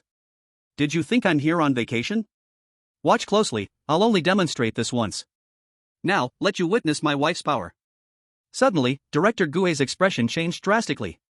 His body was his small domain, he could sense every wind and movement within. The illusion I personally set up actually shattered? What's going on? How did that human do it? Director Gue felt a moment of panic. Just now, that human entered his body, and he didn't stop it at all. Because he never regarded a human as a threat. Once inside his body, they would be digested and absorbed. However, the scene just now made him feel a bad premonition rise in his heart. Things seemed a bit out of control. No, I can't let this happen. I must control the whole situation. I absolutely cannot let that bad guy take my Bukue away. So, Director Gue, to be safe, decided to use his ultimate move. To integrate with the evil hospital, completely refine the evil hospital, so that they can never escape from my palm again. Director Gue was a man of action, he acted immediately. A great vortex appeared again, bursting forth with a terrifying, incoherent suction. This terrifying suction was not the kind of wind suction, but rather an extraction of strange energy in human souls. The powers being extracted merged fully into Director Gue's body. And the evil hospital was continuously shrinking, slowly floating towards the principal. All the evils truly felt the terrifying power of a catastrophic entity. Any random move had terrible destructive power. Seeing this scene, the global audience fell silent collectively. At first, they were gloating, because players from Huaxia had died. But now, no one could laugh. Because the players from their own countries were going to die too. This time, there were no winners. Yichuan used the Zhaoyi card, his ability to borrow Shen Zhaoyi's power was very limited. Could he really deal with such a terrifying Director Gue? It's over, everything is over. Go wash up and sleep. Director Gue really leaves no chance for survival. Everyone, do you not believe in the existence of miracles? Miracles? I used to believe when I was sick, but now, sorry, I'm healed. I'm afraid only Shen Zhaoyi at his peak state can rival Director Gue. No one can help, I'm telling you, even Jesus can't hold on. Within Director Gue's body, Yichuan slowly raised his hand. With a casual sweep. A glimmer of light shone through the dark red body. Tang Buku's eyes widened. How strong was his father Tang San's body? Tang Bukuan knew it best. Once he was locked up in here, even when he exerted all his strength, he couldn't leave a single scratch. But Ye Chuan, on the other hand, was able to tear it open? So awesome. Damn, dude, are you that amazing? Ye Chuan turned to ask, isn't it impressive? Tang Bukuan gave a thumbs up, impressive indeed. Alright, it's just us now, no need to show off, we'll show off big when we get out. Then, Ye Chuan made another swipe, and the light completely flooded in. The strange dean's complexion changed dramatically. How is this possible? A human, a weak human, actually just swiped open his body? This is too ridiculous. I'm a mid-level calamity master. And why does my heart race? Why does this human strength give me such a lingering fear? And there is a strange sense of familiarity? Is this an illusion? There was no time to think further, his body had already been torn apart. Then, two small figures burst out. Those were two shadows, which quickly solidified. Looking at Tang Bukuan, the strange dean's face was filled with pain. He didn't understand why his son did not want to stay in his body, that way he would never be harmed again. Why couldn't he understand my good intentions? When the two actually came out, the strange matchmaking livestream room was completely boiling. There was a generous big brother who directly sent 100 small hearts, and left a message saying today is payday, leaving $5 for noodles, and spending the rest, just being willful. My goodness, what happened? Ye Chuan really came out of the strange dean's body? Why does this strange dean seem paper thin? Same feeling. My god, even a tiny bit of Shen Zhaoyi's power is so impressive? If all the power is unleashed, how terrifying would that be? Damn, I'm dazzled by him again. Damn it, why does Huaxia have such good luck? Who on earth is Shen Zhaoyi? Seeing his father's pained expression, a trace of heartache flashed across Tang Bukuan's face. I'm sorry, Dad. If there's no freedom, I'd rather die. Tang San's body trembled, unable to accept the truth. He kept murmuring, why, I love you so much, I would fight others to revive you, yet why can't you understand my good intentions? Want to know? The one speaking was Ye Chuan. The strange dean looked at Ye Chuan, seemingly wanting to know the answer. So Ye Chuan directly used his ability, a clever hand. He stole Tang Bukuan's memories. Then he directly handed them to the strange dean. This is your son's memory, you can take a good look. After saying that, the strange dean absorbed this mass of memories. Then he could feel Tang Bukuan's inner world. The strange dean felt carefully, while Tang Bukuan looked at Ye Chuan as if dumbfounded, asking, dude, what's going on, how do you have my memories? Ye Chuan smiled wickedly, this is a little ability of mine, surprising, isn't it? Chapter 148 The Final Re-Examination. After reading the memories, Tang San and the strange dean trembled all over, as if greatly shocked. All the strange beings were cautious. Although the dean's emotions were still unstable, that terrifying and frightening aura had weakened a lot. This made their hearts feel relieved, it seemed they would survive today. The one feeling the luckiest was the strange attending doctor. He never thought that Tang Bukuan was actually the son of the hospital's upper management, and he was actually the dean's son. Oh my goodness. Fortunately, he hadn't attacked Tang Bukuan earlier, otherwise today would have been the end. The strange beings in the second consultation room were all shocked by the brilliance of Ye Chuan and Tang Bukuan. Wow, Tang Bukuan is the dean's son, oh my god. We have such a good relationship with Tang Bukuan, we'll really soar in the future. Ye Chuan is also not to be underestimated, actually can arm wrestle with the strange dean, that strength, so terrifying. Hearing the flattery from everyone, Tang Bukuan was quite pleased, casually saying, keep a low profile, just basic skills. This bastard, he has run into him again. Refreshing. At this moment, all the players who came to participate in the bizarre matchmaking game were stunned. Why is Ye Chuan so excellent among the players? Our lives are hanging by a thread, but what about Ye Chuan? A fierce dragon crossing the river. They all thought Ye Chuan was doomed, happily gloating, but then Ye Chuan surged out, almost blasting Principal Tang San into pieces. Is this the power a human can possess? I must have joined a fake bizarre matchmaking. Patel's gaze was fixed on Ye Chuan fiercely. Damn it! How is this guy still alive? Not only alive but also so formidable? Listening to the praises directed at Ye Chuan, Patel's teeth were about to shatter. How can the gap between people be so huge? They had just begged so humbly, yet the bizarre principal didn't even spare them a glance. Taking out the board member's badge, Puchuan was slapped to death. Such a dominant principal treating Ye Chuan with equality? What virtue does he possess? Why is he human, while we are as humble as ants? I, Patel, am truly dissatisfied. The childish emperor, who always believed Ye Chuan could survive, was also in shock. He knew Ye Chuan could survive, but he never expected it would be in this way. He thought Ye Chuan would use emotions and reason. After all, in traditional Chinese thinking, it is to find a big brother or big sister as a mediator. Thinking Ye Chuan would have been deeply influenced and would act as a mediator in the bizarre world. He never imagined he would resort to violence. There are actually such bold individuals in China? It's one thing to be bold, but the key is having strength. With a human body, standing shoulder to shoulder with the mighty forces of calamity? In the end, he even used unpredictable means to take away Tang Buku's memories. If Yichuan can complete the bizarre matchmaking tasks, China may dominate Blue Star. The audience in China was dizzy from Yichuan's display of power. Is this still a human? Even superheroes are not this impressive. With this ability, what's any trial even worth? Overpowering, just directly overpowering. No, emigration, just all emigrate. Soon, the 2.5-minute ability time was up. The bizarre principal felt those memories fade away. His expression grew darker. So my dear son's memories were like this? He looked at Tang Buku, his gaze indescribable. Kuer, I was wrong, I was truly wrong. I named you Buku to ensure you would never suffer, but who would have thought the one who caused you pain was me? I was wrong, I was truly wrong. The aura on the bizarre principal was completely retracted, and when he looked at Ye Chuan, there was a hint of respect in his expression. Tang Buku was stunned. He actually apologized? This made him feel incredibly unreal. Such a stubborn father would actually lower his head to admit his mistakes? Then, the voice of the bizarre principal rang out again. Can you forgive me? Tang Buku took a deep breath, feeling his eyes sting a bit. He wasn't a sentimental bizarre, but at this moment, he really couldn't help it, and then nodded heavily. Seeing this scene, a smile broke out on Tang San's face. Great, my son has forgiven me. Suddenly, the bizarre principal began to cough violently. He spat out a mouthful of dense bizarre blood. His aura also fluctuated unusually.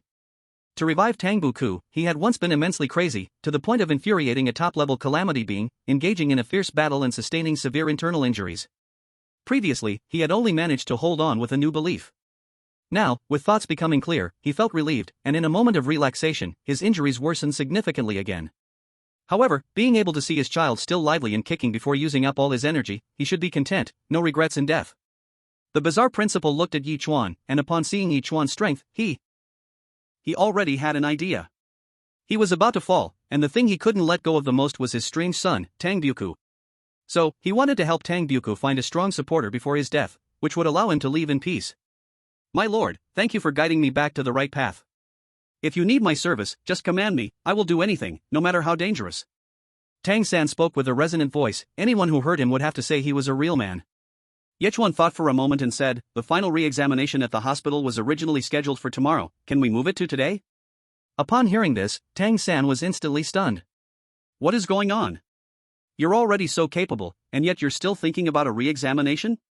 Could it be that you want to trick the strange insurance? That would be too humiliating. Seeing Tang San's expression change repeatedly, Yichuan quickly said, I came to the Strange People's Hospital to participate in the trials, and it's been several days since this final re-examination. I kindly asked the director to agree.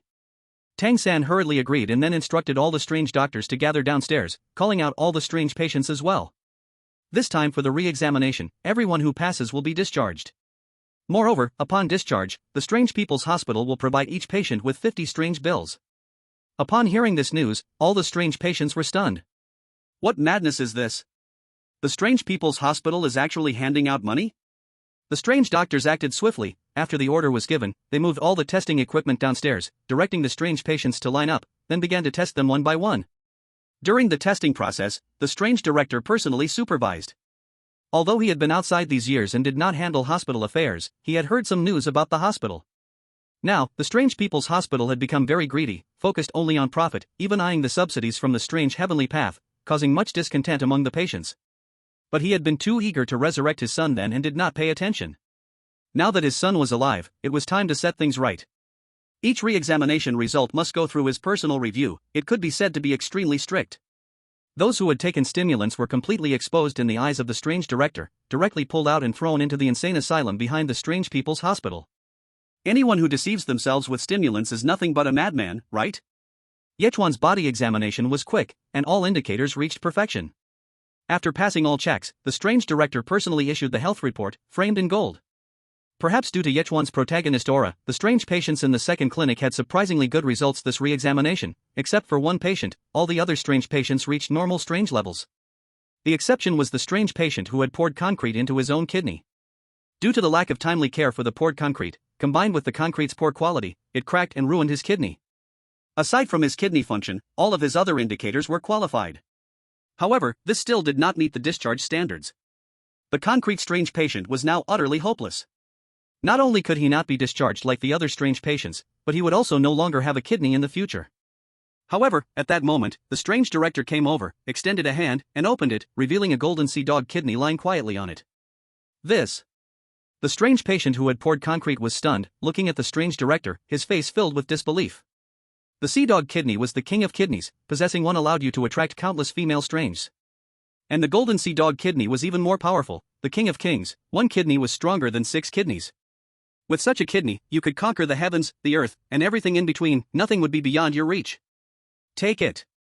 The reason the strange director gave him such a treasure was that he had developed a sense of valuing talent. After all, aside from his kidney function, all his other physical indicators had already reached a good level. If he stayed here due to insufficient kidney function, it would indeed be a pity. Naturally, this is because he is a peculiar patient of the second clinic and has a good relationship with Ye Chuan, so the strange principal didn't mind doing a favor, treating it as a way to please Ye Chuan. With this arrangement, all the oddities in the second clinic passed their evaluations. However, the first clinic wasn't so lucky. The strange principal was realistic with them. If they passed, and if they didn't, they would stay in the strange people's hospital to continue generating income, continuing their recovery. Although Patel lost a lot of lifespan, he still had a solid foundation left, and the titles of Infiltrator and Komodo Dragon Slayer were not earned for nothing. So he barely made it to the passing line.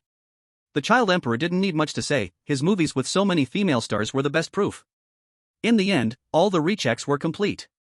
All participating players passed their evaluations and even received scores personally given by the strange principal, which would serve as a comparison index for their future rewards.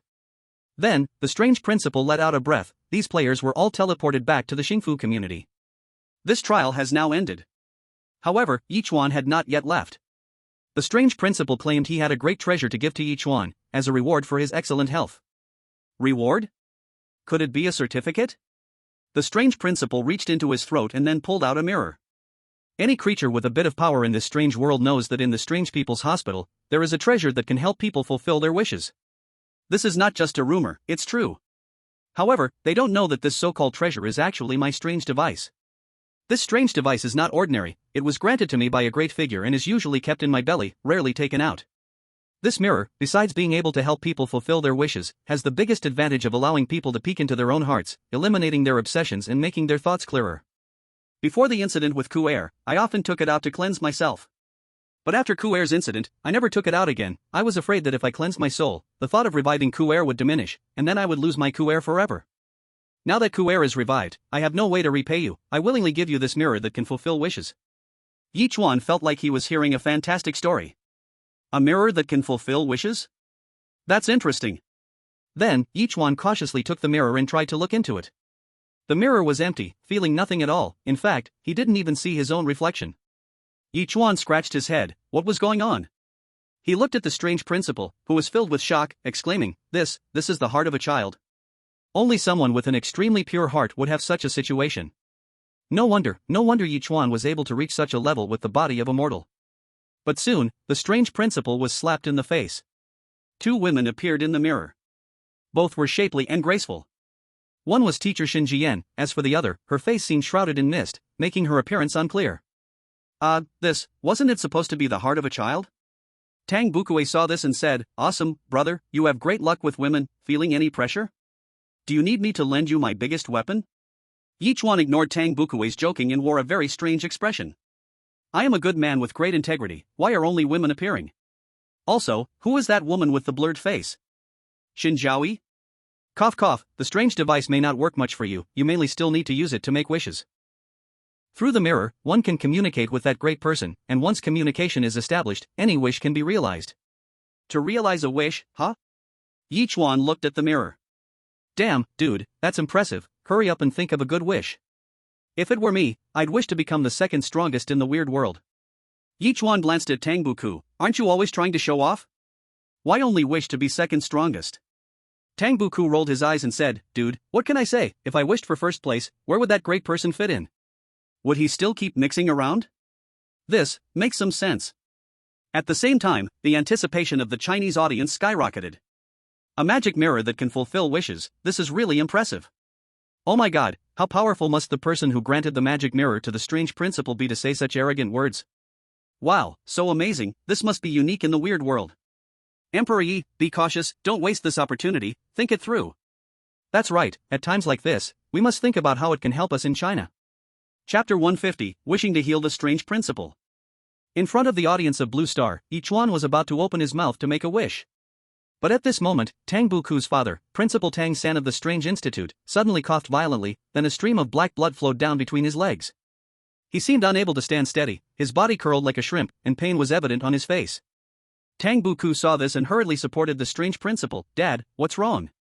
What happened to you?" The strange principal didn't want to worry Tang Buku, shook his head, and said, I'm fine, just too tired, it's nothing, I'll rest for a bit and it'll be okay." "How can you be fine?" Tang Buku pointed at the blood on the ground and said, "You're bleeding between your legs, and you say it's nothing, are you injured? Quickly, take off your pants and let me see." Yichuan also stopped wishing and looked at the strange principal, asking, "Principal, you wouldn't be injured because of me, would you?" Yichuan felt anxious. Although he had been very restrained, after all, it was the first time wielding Shen Zhaoyi's incredibly strong power, and not being able to control it could lead to serious consequences. However, who would have thought the control would be so off? He had nearly beaten the strange principal to death. He was a mid-level supreme being of the weird, powerful enough to be the second most capable Yichuan had seen. The first, of course, was Shen Zhaoyi. His strange body was so strong, as long as it wasn't a fatal injury, it should be able to heal automatically. How could he be bleeding black blood between his legs? Could it be a sinister omen attacking him from the dark? Tang Buku kept asking, but the strange principal remained vague, until Tang Buku was about to pull down his pants to check the injury. The strange principal finally told the truth. It turned out, the top-tier supreme bizarre being he had faced was a master of poison. Not only did he severely injure him during the fight, but he also secretly poisoned him without him noticing. This poison was incredibly domineering, capable of causing shrinkage of the cerebellum and a decline in the view of the bizarre. The reason the strange principal could possess such terrifying strength was largely due to his powerful view of the bizarre. Once the cerebellum shrinks and the view of the bizarre declines, his body would deteriorate, and when he couldn't withstand such immense power, he would explode and die. He never expected that this poison would start acting from between his legs. Tang Buku's face darkened, it was indeed a threat from a top-tier cataclysmic being's poison. He looked to Ye Chuan for help. "Dude, can you help my dad?" He knew that Ye Chuan's teaching ability had reached a master level, and listening to his lectures could enhance the view of the bizarre. Previously, those bizarre patients in the clinic greatly improved their views just by attending Ye Chuan's classes. "I'll give it a try." Ye Chuan then began a trial lesson for the strange principal. Through the mirror, one can communicate with that great person, and once communication is established, any wish can be realized. To realize a wish, huh? Ye Chuan looked at the mirror. "Damn, dude, that's impressive, hurry up and think of a good wish. If it were me, I'd wish to become the second strongest in the weird world." Ye Chuan glanced at Tang Buku. "Aren't you always trying to show off? Why only wish to be second strongest?" Tang Buku rolled his eyes and said, "Dude, what can I say? If I wished for first place, where would that great person fit in? Would he still keep mixing around? This makes some sense." At the same time, the anticipation of the Chinese audience skyrocketed. A magic mirror that can fulfill wishes, this is really impressive. Oh my god, how powerful must the person who granted the magic mirror to the strange principal be to say such arrogant words? Wow, so amazing, this must be unique in the weird world. Emperor Yi, be cautious, don't waste this opportunity, think it through. That's right, at times like this, we must think about how it can help us in China. Chapter 150, Wishing to Heal the Strange Principle. In front of the audience of Blue Star, Yichuan was about to open his mouth to make a wish. But at this moment, Tang Buku's father, Principal Tang San of the Strange Institute, suddenly coughed violently, then a stream of black blood flowed down between his legs. He seemed unable to stand steady, his body curled like a shrimp, and pain was evident on his face. Tang Buku saw this and hurriedly supported the strange principal. "Dad, what's wrong? What happened to you?" The strange principal didn't want to worry Tang Buku, shook his head, and said, I'm fine, just too tired, it's nothing, I'll rest for a bit and it'll be okay." "How can you be fine?" Tang Buku pointed at the blood on the ground and said, "You're bleeding between your legs, and you say it's nothing, are you injured? Quickly, take off your pants and let me see." Yichuan also stopped wishing and looked at the strange principal, asking, "Principal, you wouldn't be injured because of me, would you?" Yichuan felt anxious. Although he had been very restrained, after all, it was the first time wielding Shen Zhaoyi's incredibly strong power, and not being able to control it could lead to serious consequences. However, who would have thought the control would be so off? He had nearly beaten the strange principal to death. He was a mid-level supreme being of the weird, powerful enough to be the second most capable Ye Chuan had seen. The first, of course, was Shen Zhaoyi. His strange body was so strong, as long as it wasn't a fatal injury, it should be able to heal automatically. How could he be bleeding black blood between his legs? Could it be a sinister omen attacking him from the dark? Tang Buku kept asking, but the strange principal remained vague, until Tang Buku was about to pull down his pants to check the injury. The strange principal finally told the truth. It turned out, the top-tier supreme bizarre being he had faced was a master of poison. Not only did he severely injure him during the fight, but he also secretly poisoned him without him noticing. This poison was incredibly domineering, capable of causing shrinkage of the cerebellum and a decline in the view of the bizarre. The reason the strange principal could possess such terrifying strength was largely due to his powerful view of the bizarre. Once the cerebellum shrinks and the view of the bizarre declines, his body would deteriorate, and when he couldn't withstand such immense power, he would explode and die. He never expected that this poison would start acting from between his legs. Tang Buku's face darkened. It was indeed a threat from a top-tier cataclysmic being's poison. He looked to Ye Chuan for help. "Dude, can you help my dad?" He knew that Ye Chuan's teaching ability had reached a master level, and listening to his lectures could enhance the view of the bizarre. Previously, those bizarre patients in the clinic greatly improved their views just by attending Ye Chuan's classes. "I'll give it a try." Ye Chuan then began a trial lesson for the strange principal. 15 minutes later, Ye Chuan glanced at Tang Buku, shaking his head helplessly. During the lecture, he could clearly feel how dominating that poison was, continually weakening his teaching ability, to the point that the real impact on Principal Gue was barely noticeable. Principal Gue seemed to have known this outcome long ago, saying, "Don't worry about me, I can hold on. Perhaps, this is heaven's punishment for me, this is my destiny." Principal Gue had come to terms with it, being able to witness Tang Buku's resurrection in his lifetime, he asked for nothing more. He looked at Tang Buku with reluctance in his eyes. "In the future, you will have to rely on yourself. Don't be sad, I will always watch over you from above." Tang Buku felt his eyes welling up, hot tears spilling out like boiling oil. "Dad, I can't bear to let you go." Yichuan quickly interrupted Tang Buku, saying, "Why are you crying? Isn't there a magic mirror? Just let that big figure intervene and cure your dad." Tang Buku was taken aback. "Right. Dude, you're awesome. Magic mirror, let's make a wish." Suddenly, the scene spun, opening a dark passage. To make a wish, one had to enter this passage. Ye Chuan and Tang Buku entered together. The passage was long, lasting for 2.5 minutes, then the two found themselves in a different dimension. "Is this the place?" Tang Buku said to Ye Chuan, "Dude, I won't be polite with you." He immediately knelt down and closed his eyes in devotion. "Sir, are you home? I came to make a wish. My dad, Tang-san, is poisoned with a strange toxin, his life is short, I hope you can intervene and cure him." Time passed, and their hearts were anxious. There was no response at all. Was the big figure not home? How could they contact him? Just as Tang Buku felt hopeless, a faint voice echoed, making both of them shudder. "Yes." Then, a powerful, invisible force descended from the passage directly into Principal Gue's body. Principal Gue's expression turned solemn. Feeling it firsthand, no one understood better than him how strong this power was.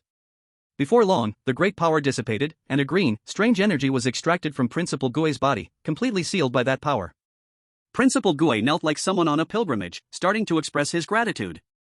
No one knew better than him just how dominating that strange energy was. It had tormented him to the brink of death. Even so, the great figure did not need to take action in person, just a strand of power could easily control it. Moreover, that great figure effortlessly healed all of his injuries, including long-standing ailments. The power of the great figure was indeed terrifying.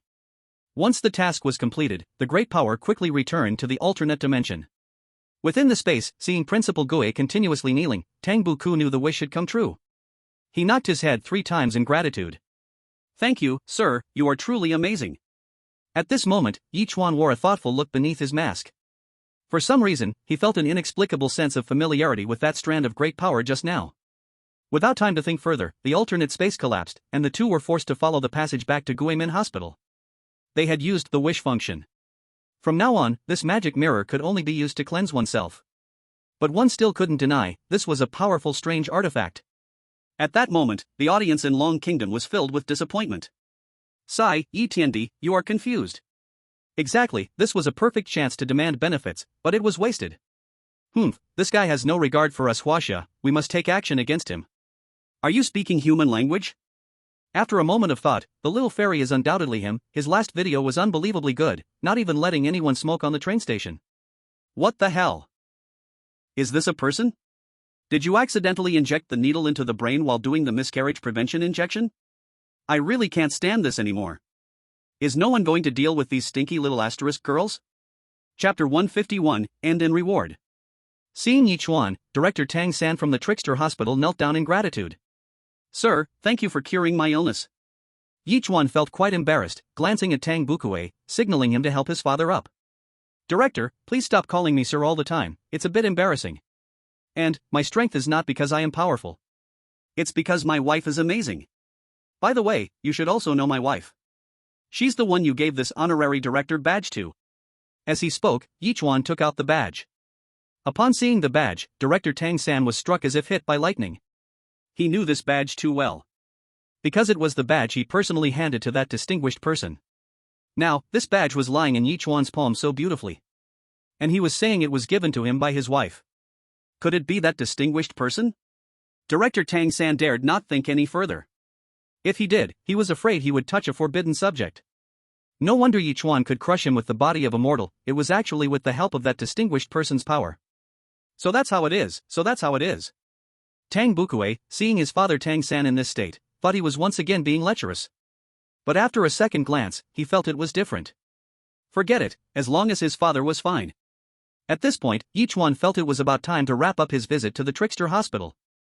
However, before leaving, he took out his phone bug, ready to exchange contact information with Tang Bukue. To his surprise, Tang Bukue bitterly said that he didn't have a phone bug. Because phone bugs were extremely rare and expensive. Ye Chuan, it's okay, my wife seems to have a lot of them. I'll bring you one the next time I come. Really? You're truly my real bro. The excitement in Tang Bukue's eyes could no longer be hidden.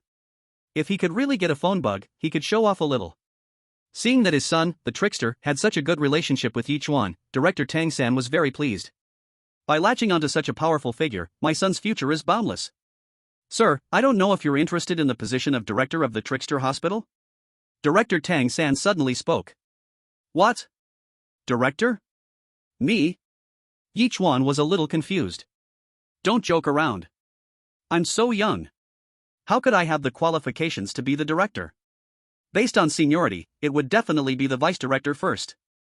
From a distance, the vice director, hearing this, immediately collapsed to the ground. Then he kept kowtowing to Ye Chuan, Sir, I am unworthy to take the director's position. Please don't mock me. The vice director's attitude was as humble as dust.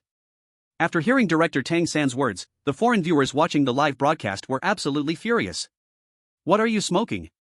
You're actually trying to hand over the director's position? Ye Chuan is already incredibly impressive. If you give him the director's position, doesn't that mean he'll become the emperor of this Trickster Hospital? Are you crazy? You have a son. Why not give the position to your own son? And this Ye Chuan, he's also useless. Even if given the opportunity, he won't know how to seize it. If he took the director position, he could walk through the trickster world with ease. If anyone provoked him, he could immediately summon the whole hospital. Besides that, the director of the hospital is also a figure that countless strange and powerful beings in the trickster world desperately try to please. The director has a terrifying status in that society. Damn, this is almost becoming a special show for China. What the hell, this kid is useless. I recommend our Patel from India. He's hardworking and very capable. Fuck, this is just wrong. That damn Shen Zhaoyi. If it weren't for her, this kid wouldn't be so cocky. Who the hell is this Shen Zhaoyi? A little bit of power is so strong, could he really be the supreme ruler of the strange world?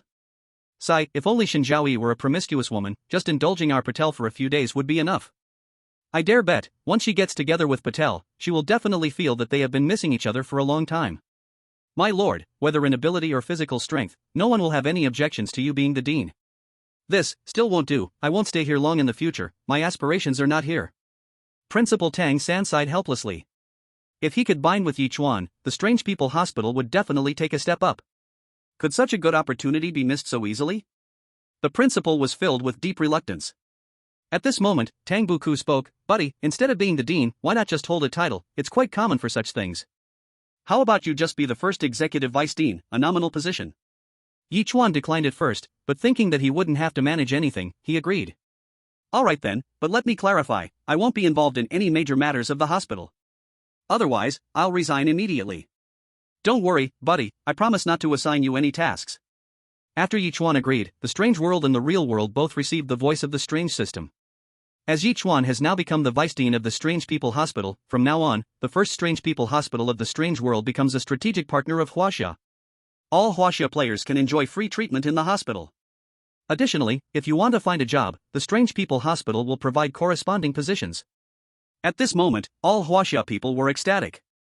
Oh my god, in the strange world, Huaxia people now have a second base. First it was the Linglan Strange High School, and now it's this first Strange People Hospital, covering both the medical and educational sectors. That means that Huaxia players participating in strange matchmaking have a natural advantage, they are already ahead from the start. At Hong Romance Bathing Center, Su Ro Ro is already a manager. Upon hearing the strange system's prompt, her heart trembled tremendously. Brother Xiao Chuan has already become so powerful? At this moment, Aku and others from Linglan Strange High School also heard the voice of the strange system. Damn! Ye Chuan is simply the light of Huaxia people. So, after we graduate from Linglan Strange High School, we can directly go for an interview at the first Strange People Hospital. The visit to the Strange People Hospital was completely over. After Yichuan bid farewell to Principal Strange and Tang Buku, he left the Strange People Hospital. He returned to the happy community. Upon returning to the community, he heard the system's prompt again. Detected that your final physical examination results at the Strange People Hospital have reached perfection, your body enhancement will now commence. Ordinary human grade kidney enhancement, ultimate invincible sea dog kidney. Strange skill roulette, now drawing. Yichuan knew that the main event was coming. And the other players who had been teleported back also received the same strange system prompt. Chapter 152 Strange Skill, Great Path's Voice. However, their faces looked extremely ugly. Because their retest results were not excellent, and were barely passing. They thought that by sending gifts they could enter the first examination room to obtain precise recovery plans and advanced equipment. But they never expected that the final result would leave them in a complete mess. Beyond initially being targeted by those strange patients, who would have thought that even the strange attending doctors had changed their personalities and became indifferent to the strange patients in the first examination room. In the end, even Principal Strange personally supervised the retests, leaving them with no room to maneuver. Ultimately, they could only accept their miserable physical retest results with tears. Patel received the reward Submit to My Charm. This reward could increase his appeal to strange wives. Although it's only at the competent level, this reward is still considered quite strong in the bizarre marriage game. If used properly, it will definitely bring unexpected benefits. However, the unfortunate part is, this ability has an extra limitation. That is to only attract those with physical disabilities in the bizarre world. For example, blind bizarre, deaf bizarre, and paralyzed bizarre. What the heck? Do you think I, Patel, am doing charity? Patel was incredibly furious, this skill was simply useless to him. Attracting those handicapped bizarre is of no use at all. At this moment, Patel finally realized that he had been backfired. It must be that his retest results were too poor, which is why the reward has such a lousy limitation. If his retest results were good enough, perhaps the reward could work on any bizarre. At that time, he could just curl his finger, and all the bizarre would obediently listen, just thinking about it was thrilling. Seeing Patel's bad mood, the caring Zhu quickly came over to show concern. "Honey, what's wrong? You seem not very happy." Zhu 2 rows of buttons shook non-stop, eager to ease Patel's worries. If she could help her husband, then she could take the opportunity to ask for a reward tonight. "Honey, do you want me to help you blow off some steam?" Upon hearing this, Patel looked at Zhu. "Don't look. Just one look makes me want to throw up." Seeing Patel shake his head repeatedly, Zhu pleaded, "Honey, I'm feeling so bad, if you don't help me, even just like last time would be fine." Mentioning last time made Patel feel a surge of nausea in his stomach. "How dare you bring that up?" Patel was infuriated at that moment. But he had no choice with Zhu. After all, she was powerful, and he needed her protection to survive in the bizarre world. Inside, Patel wanted to refuse, but he feared that it would anger Zhu. So he could only endure the physical discomfort and said, "Let's take a shower first." "Alright, honey, I'll go right now." Zhu rushed into the bathroom, movements very swift. After confirming that she was clean and fragrant, she even sprayed some bizarre perfume just in case. "Honey, I'm all set. Come quickly." After that, Zhu Lalo beckoned towards Patel. Patel took a deep breath. What comes will always come. He felt like a warrior about to go to battle, and then resolutely walked into the bedroom. When he entered the bedroom, Patel's livestream abruptly stopped. Now here comes the inappropriate visuals. At this moment, the bizarre marriage livestream room was filled with congratulatory messages from foreign viewers. However, the viewers from India looked incredibly grim. Though their country was known for such disreputable things, there was one big premise: it should be initiated by them. But now, Patel was completely forced. This is an entirely different nature. For them, this was an absolute shame. Especially with the condescending comments from other country viewers, making them feel even more embarrassed. Thus, they also began to retaliate wildly. Are you saying you look down on Zhu Lalo? What a joke. Sure, she's a bit ugly, and her desires are a bit big, but don't forget, this is a top-tier purple robe. The value of a top-tier purple robe, I don't think it needs more explanation, right? Exactly. Besides, our Patel's rewards are already quite impressive. Although they are all handicap bizarre, united, they form a powerful force that shouldn't be ignored. That's right, although your country's child emperor has better retest results, I feel like his rewards aren't as good as Patel's. Exactly. Summoning some bizarre skulls is of no use. Patel can directly gather many bizarre with charm. Even if the disability is strange and trashy, isn't it still better than the strange skull? I say, little beggar from a 3 country, have you forgotten something? Patel merely boosts the favorability of the disabled weirdness, it doesn't mean they will serve you. Exactly, this A3 country is really crazy about wanting to be powerful. Jealousy, absolutely jealousy. I don't care, you guys are just jealous of Patel. The people of A3 country have gone completely insane. They have started to babble incoherently. Everyone's rewards are trash, why should we say ours belong to Patel? If we are to die, let's all die together. At this moment, Yichuan also gained his own skill. Great Path Whisper. This is a voice-type weird skill that, once used, can instantly turn a violent weirdness into a good baby. This is kind of useless. Yichuan feels that every weirdness he has encountered is actually quite obedient. Moreover, he sings very badly. Can he be sure that after he sings, that group of violent weirdness won't become even more violent? However, how can he say this is his first weird skill? It's still quite commemorative. Yichuan started practicing singing at home. Wow, honey, your singing sounds so good. Shen Zhaoyi clapped enthusiastically, appearing like a little fan. Oh dear, there's no effect seen at all. Shen Zhao is too cooperative with Su Yichu. However, making Shen Zhaoyi happy is also nice. Honey, you sit for a bit. I'll go make you lunch. Yichuan rested on the sofa while Shen Zhaoyi busied herself in the kitchen. Before long, Shen Zhao and Su Yichu prepared a whole table of dishes. All right, honey, come eat. At the dining table, Yichuan said, Wife, do you have any phone bugs left? If you do, could you get me some more? A friend of mine likes them. Sure, honey, I'll get you some right now. Shen Zhaoyi went to the room and brought out a whole box. It's filled with the top-tier phone bugs from the weird world. Honey, just take these. If you meet good friends in the future, you can give them directly. We may not have much at home, but we have plenty of phone bugs. Chapter 153, Classmate Xiao in Another Dimension. Wife, you're so good. Hearing Yichuan's praise, Shen Zhaoyi was overjoyed. Then, he even used the weird world as a runner, having someone deliver a phone bug to the weird hospital for Tangbuku. As for the other phone bugs, they were all packed away into the magic mirror's space. That space wasn't small, it was about the size of a storage room. Seeing Yichuan achieve the best results in this trial again. And Shen Zhaoyi even gave him a whole box of phone bugs, so he can use them for favors in the future. Such a wife is truly hard to find, even with a lantern. Compared to Shen Zhaoyi, other weird wives are simply worthless. They have no skills and love to lose their temper. They can't even hold a candle to Shen Zhaoyi's little toe. The audience from A3 country saw this and were grinding their teeth in frustration. Damn it, didn't the experts from the Star-Spangled Country say Shen Zhaoyi was seriously injured last time? Then how could he, with just a little power, defeat the head of the weird school? That is an actual mid-level catastrophe power weird. What experts? More like bricklayered experts. But, how strong is Shen Zhaoyi really? Even 1% of his power is so terrifying? He can't be that legendary terrifying weird master, right? This feels a bit too much. All the audience didn't believe it, even the supporters from Japan did not trust it. If he truly were a terrifying weird master, wouldn't a simple word suffice? Why put Yichuan in danger? However, this expert's debate clearly had some skill. After the last misjudgment, he quickly developed his own theory.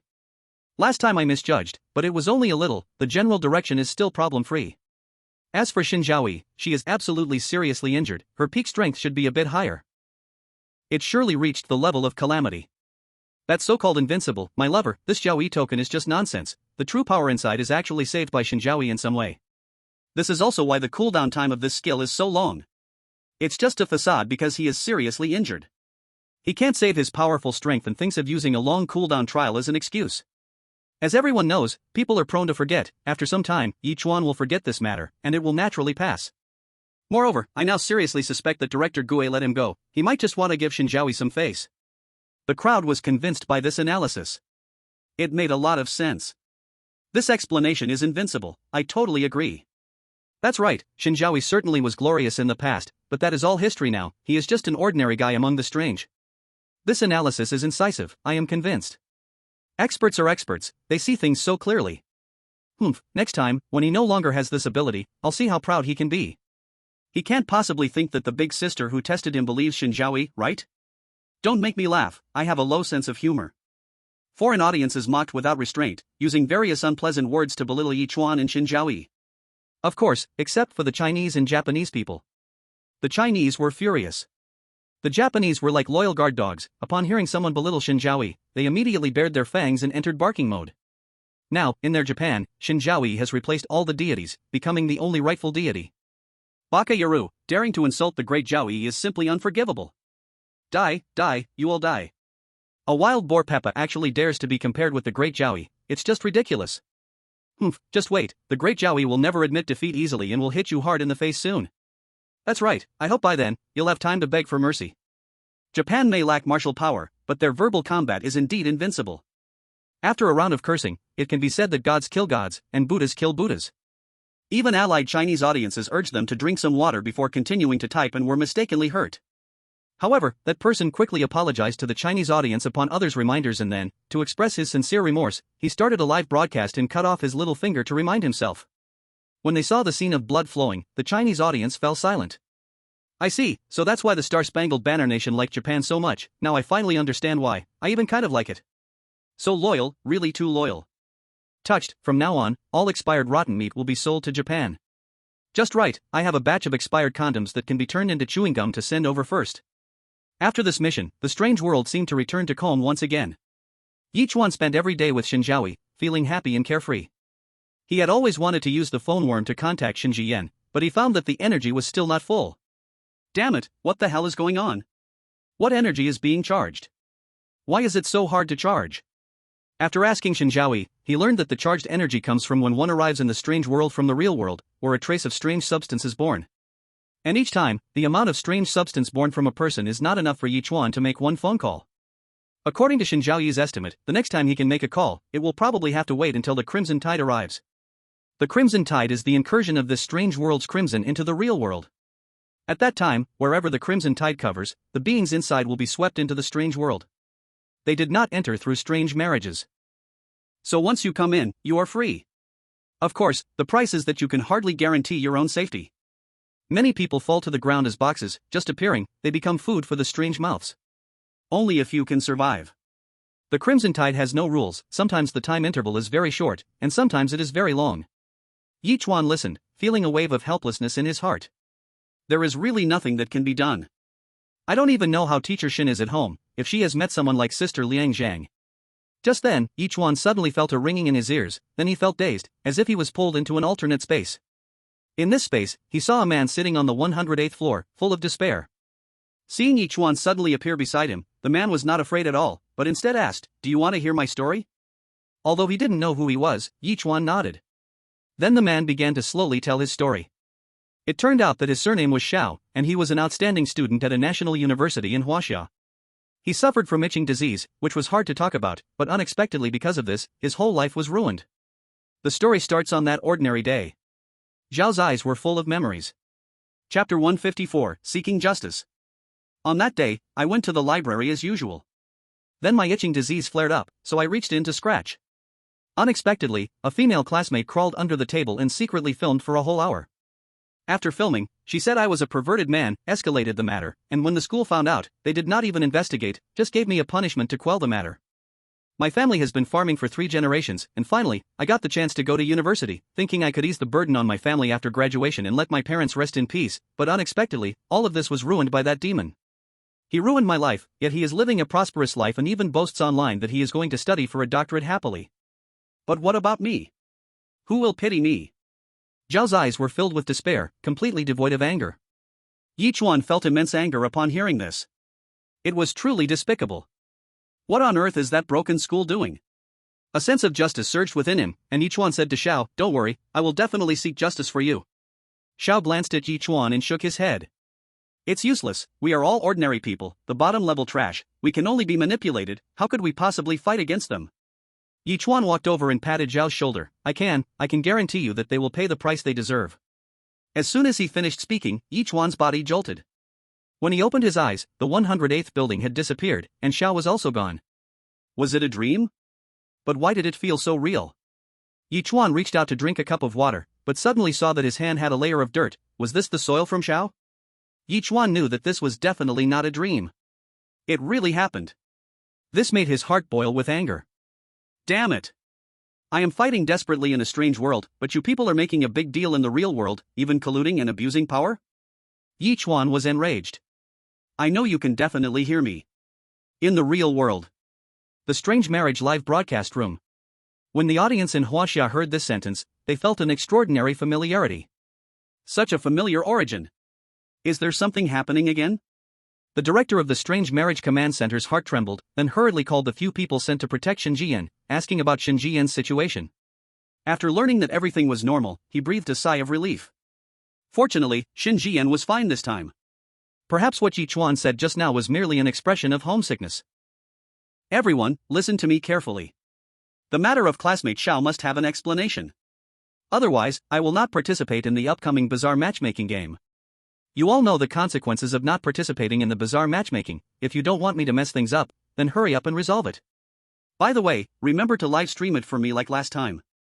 Otherwise, I might not recognize it. If you think this won't threaten you, then what if I announce in this bizarre world that I give up representing China in the game and switch to another country? How much national luck do you think China will lose? Everyone instantly felt an overwhelming fear. In the history of the bizarre matchmaking game, there was indeed a player who gave up representing his country, and that country was attacked by others the moment he announced his withdrawal. Of course, this was related to that country's weak national luck. If it were China, it could at least hold out for 2 days. All the high-level officials of the Blue Star countries, upon hearing Yichuan's words, immediately began discussing how to win Yichuan over. If they could bring Yichuan to their country's camp, it would really be a win-win situation. Not only would they avoid confrontation with a strong enemy from China, but they could also enhance their national luck through Yichuan's strength. Star-Spangled Country. President Ye Chuan held a high-level meeting. By all means necessary, we must win him over. I know that the people of China all love my daughter Ivanka. For the glory of the Star-Spangled Country, I am willing to grant Ye Chuan access to Ivanka's boudoir. President Ye Chuan made this public statement. Instantly, it shocked the entire Blue Star. Oh my god, is he really so bold? Ivanka is indeed called the most beautiful woman on Blue Star. No man can resist her charm. Is Ye Chuan really willing to use her as a bargaining chip? If Ye Chuan hears this, it would be hard not to waver. Soon, the country of Hua was also unwilling to back down. If Ye Chuan can join our Hua country, as emperor, I am willing to abdicate my throne. All the women of Hua country, anyone Ye Chuan desires, can come into his embrace. Of course, even those who are already married must unconditionally make sacrifices. What the hell, Hua country is still as perverse as ever. However, didn't they just acknowledge China as their leader? Isn't it a bit inappropriate to backstab so openly? Come on, what's the big deal? For the sake of national development, no shame in that. Seeing other countries making statements, the head of the command center in China panicked. He was afraid that other countries would find a way to contact Ye Chuan, and if Ye Chuan wavered, it would truly be a disaster. Quick, go check what exactly happened with classmate Zhao. The head was furious. He knew that Ye Chuan wouldn't speak without reason. Since he dared to say this, he must have solid evidence. The power of the bizarre matchmaking game is, in a sense, supreme, and it quickly cleared up the situation. After hearing the report, the head slammed the table angrily. Bastard! In a prestigious university, a place for teaching and educating, to so openly lie like this, isn't this ruining China's 100-year foundation? You all, immediately bring back everyone involved. His subordinates took their orders and left. At a national university, in the president's office. The president was enjoying the attentive service of his secretary on the bed. The president was truly in bliss. He was practically the local emperor of this university, doing whatever he pleased. Whoever he took a liking to, he went straight for it. If the person was a teacher? Do you still want to conduct research? If you don't obey, I'll fire you. If the person was a student? If you want to graduate, you better come to my office. If the person was the young teacher's wife? You wouldn't want your husband to be at a disadvantage, would you? This president has probably pursued thousands of women. Sometimes he had different ones for breakfast, lunch, and dinner. Of course, there were also times of fun, where everyone played together. At that moment, the secretary serving this principal was the wife of one of his subordinates. He had already issued a warning. I won't allow your husband to touch you, I need to inspect. So he didn't have to worry about getting sick at all. Chapter 155, Our Soldiers Are Lost. The people from the Bazaar Marriage Command Center barged in. This shocked the principal greatly. Who are you? What do you want? The principal covered his face. We are discussing academics. He thought he had been reported for debauchery, but little did he know, they didn't care about that at all. After confirming he was the principal, the people from the command center directly took him away. To take care of him, they simply placed his underwear on his head. Yang, who framed classmate Xiao, has been very happy recently. Besides wanting to beautifully pursue a doctorate. At this moment, the two were discussing English in their rented room. Even so, Yang was more than willing. Honey, I am so happy. Yang sighed like this. What is happiness? This is it. The little boyfriends I had before were all trash. Moreover, what made Yang most proud was that his boyfriend was the son of a wealthy chief. And this boyfriend had already promised him to take him to enjoy life in the tribe. He even handed over his entire monthly income with both hands. Darling, please feel free to command little Yang. Yang was like a servant. Humph, in his eyes, this Yang was just a tool. After bringing him back to the tribe, he would sell him to the old bachelors in the tribe. No, directly at home, letting him earn money every day. With a bang. The door was kicked open. Seeing several men suddenly burst in, Yang quickly hid under the blanket. Who are you? What do you want? My boyfriend is here. The man got out of bed, looking provocatively at the newcomers. Verbal provocation. The newcomer had a blank expression. Angrily, he provoked again. Dare to defy my wishes? Very well. However, in the next second, the newcomer dealt with it directly. With one punch. With a bang, he was taken out. Before dying, he couldn't believe he was taken out. How dare he make a move? Still wondering if he was really taken out. Yang peeked out from under the blanket. Seeing his black boyfriend taken out, he screamed in fright. Honey! Honey, what's wrong with you? The newcomer, expressionless, dressed Yang and then carried him away. Soon, all related personnel were taken to the Bazaar Marriage Command Center. Including the principal, Yang, the counselor, and the judge who made the unjust decision. As they met, everyone instantly became tense.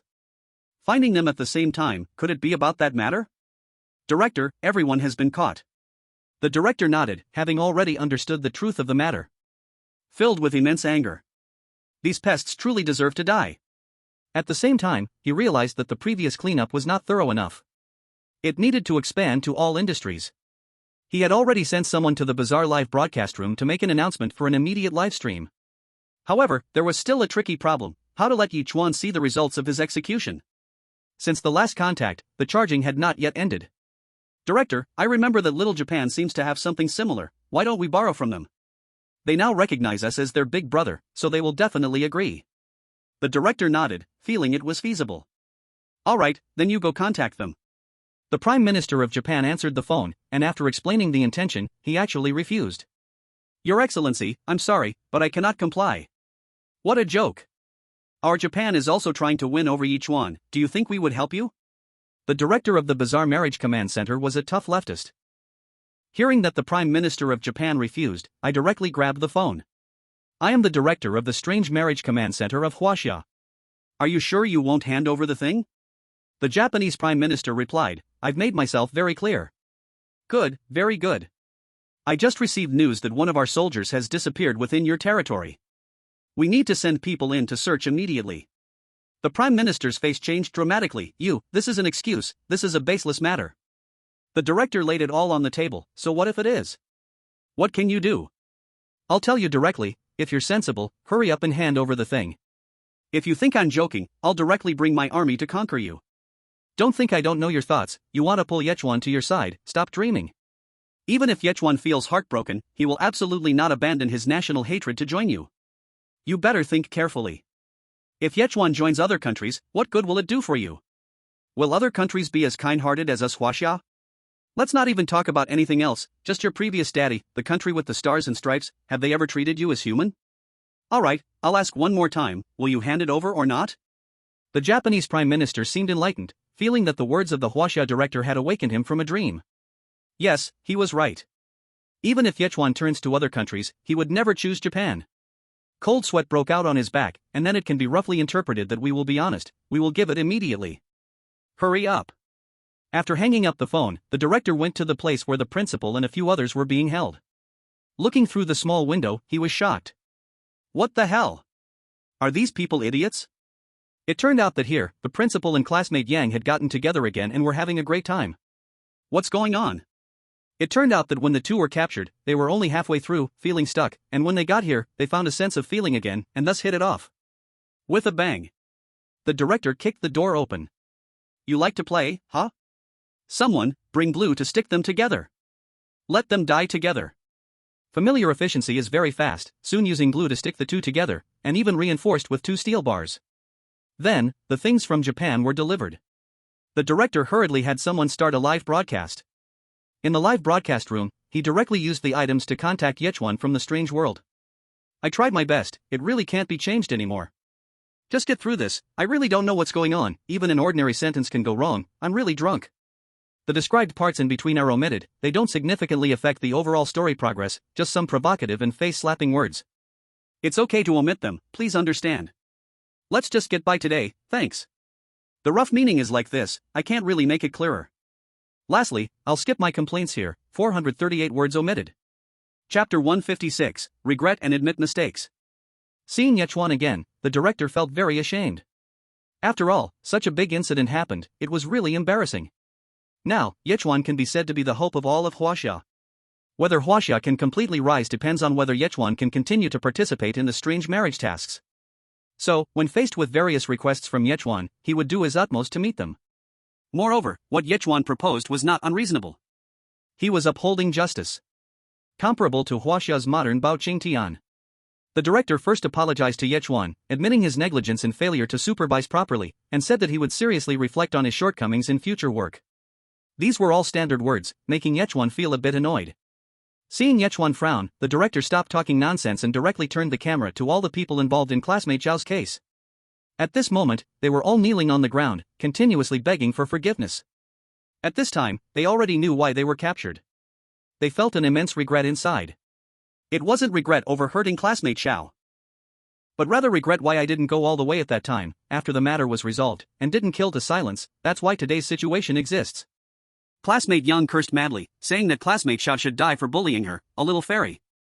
The principal was also cursing, saying that classmate Zhao was ungrateful, he should be thankful the school had treated him lightly at that time and did not expel him.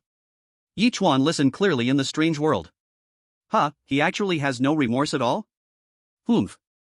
Ye Chuan snorted coldly, and the director's face involuntarily turned a bit ugly upon hearing this. If I had known these two brats would talk such nonsense, I should have stuffed their mouths with smelly socks earlier. The director hurriedly adjusted the camera angle, asking Ye Chuan how he wanted to deal with them. Why are you asking me about this? Shouldn't you ask the victim how he wants to handle it? Ye Chuan did not overstep his bounds. Although he secretly wished to kill these scum, he felt it was important to respect classmate Zhao's thoughts, after all, he was the victim. Yes, it was my oversight. I will have someone invite classmate Zhao over right away. The director hurriedly arranged, fearing Ye Chuan would grow impatient. In the live broadcast room, the people of Huaxia were all in tears. Oh my god, finally someone is here to seek justice. Our wonderful country is being destroyed by these parasites. Exactly, if it weren't for them, we would definitely be more prosperous. Although evil forces are rampant, there are still some people silently protecting us, otherwise, we would be in a worse situation. What protecting? They treat us merely as blood bags. What's going on? Organization, I haven't seen a single word. Okay, don't overreact, if you have nothing to do, just think about who gave us a safe country. That makes sense, indeed, there are many problems, but the flaws do not overshadow the virtues. I declare that starting today, Yi Tiandi is our modern justice Bao. Yi Tian, that's a good name. Once this matter ends, let's ask classmate Xiao how he contacted Yi Tian. In the future, if we have grievances, let's have him support us. I agree, to be honest, I also have grievances. Oh? Tell your story. It's like this, I went on a blind date, and I clicked with the blind date little fairy, so we decided to go to a hotel together, but just as I took off my pants, she accused me of sexual assault. I swear, I really didn't. Crying loudly. What happened afterward? Later, I was sentenced to 5 years. Hiss, brothers, let's support this buddy. Seeing something off in the live broadcast room, the administrator hurriedly closed the comment function. He was feeling pleased, thinking that when the director found out, he would definitely praise him. However, he forgot one thing. That's that Ye Chuan was also in the live broadcast room. When Ye Chuan saw the words comment function closed by author, his face darkened like a pot bottom. What? Now I can't even speak the truth? Classmate Xiao was quickly invited over. When he saw the people at the strange marriage command center, he screamed in fright. Because he thought this was classmate Yang's forces arranging people to deal with him. Until the other side repeatedly explained that they were here to seek justice for him. This made classmate Xiao feel utterly unbelievable. Seek justice for me? The sun must be rising in the west? He still remembered when he reported the case, he was detained for several days for disturbing the peace. From that moment on, he knew he had no way to clear his name. That group had too much power. As a common man, he was no match for them. He had even planned to jump off a building, following them to the strange marriage command center. When he saw the principal and classmate Yang together, kneeling on the ground with the counselor, classmate Xiao was dumbfounded. What's going on? Am I dreaming again? He first dreamed of someone saying they would help him take charge of his own life, and then he immediately dreamed of this? He pinched himself to confirm that this was not a dream.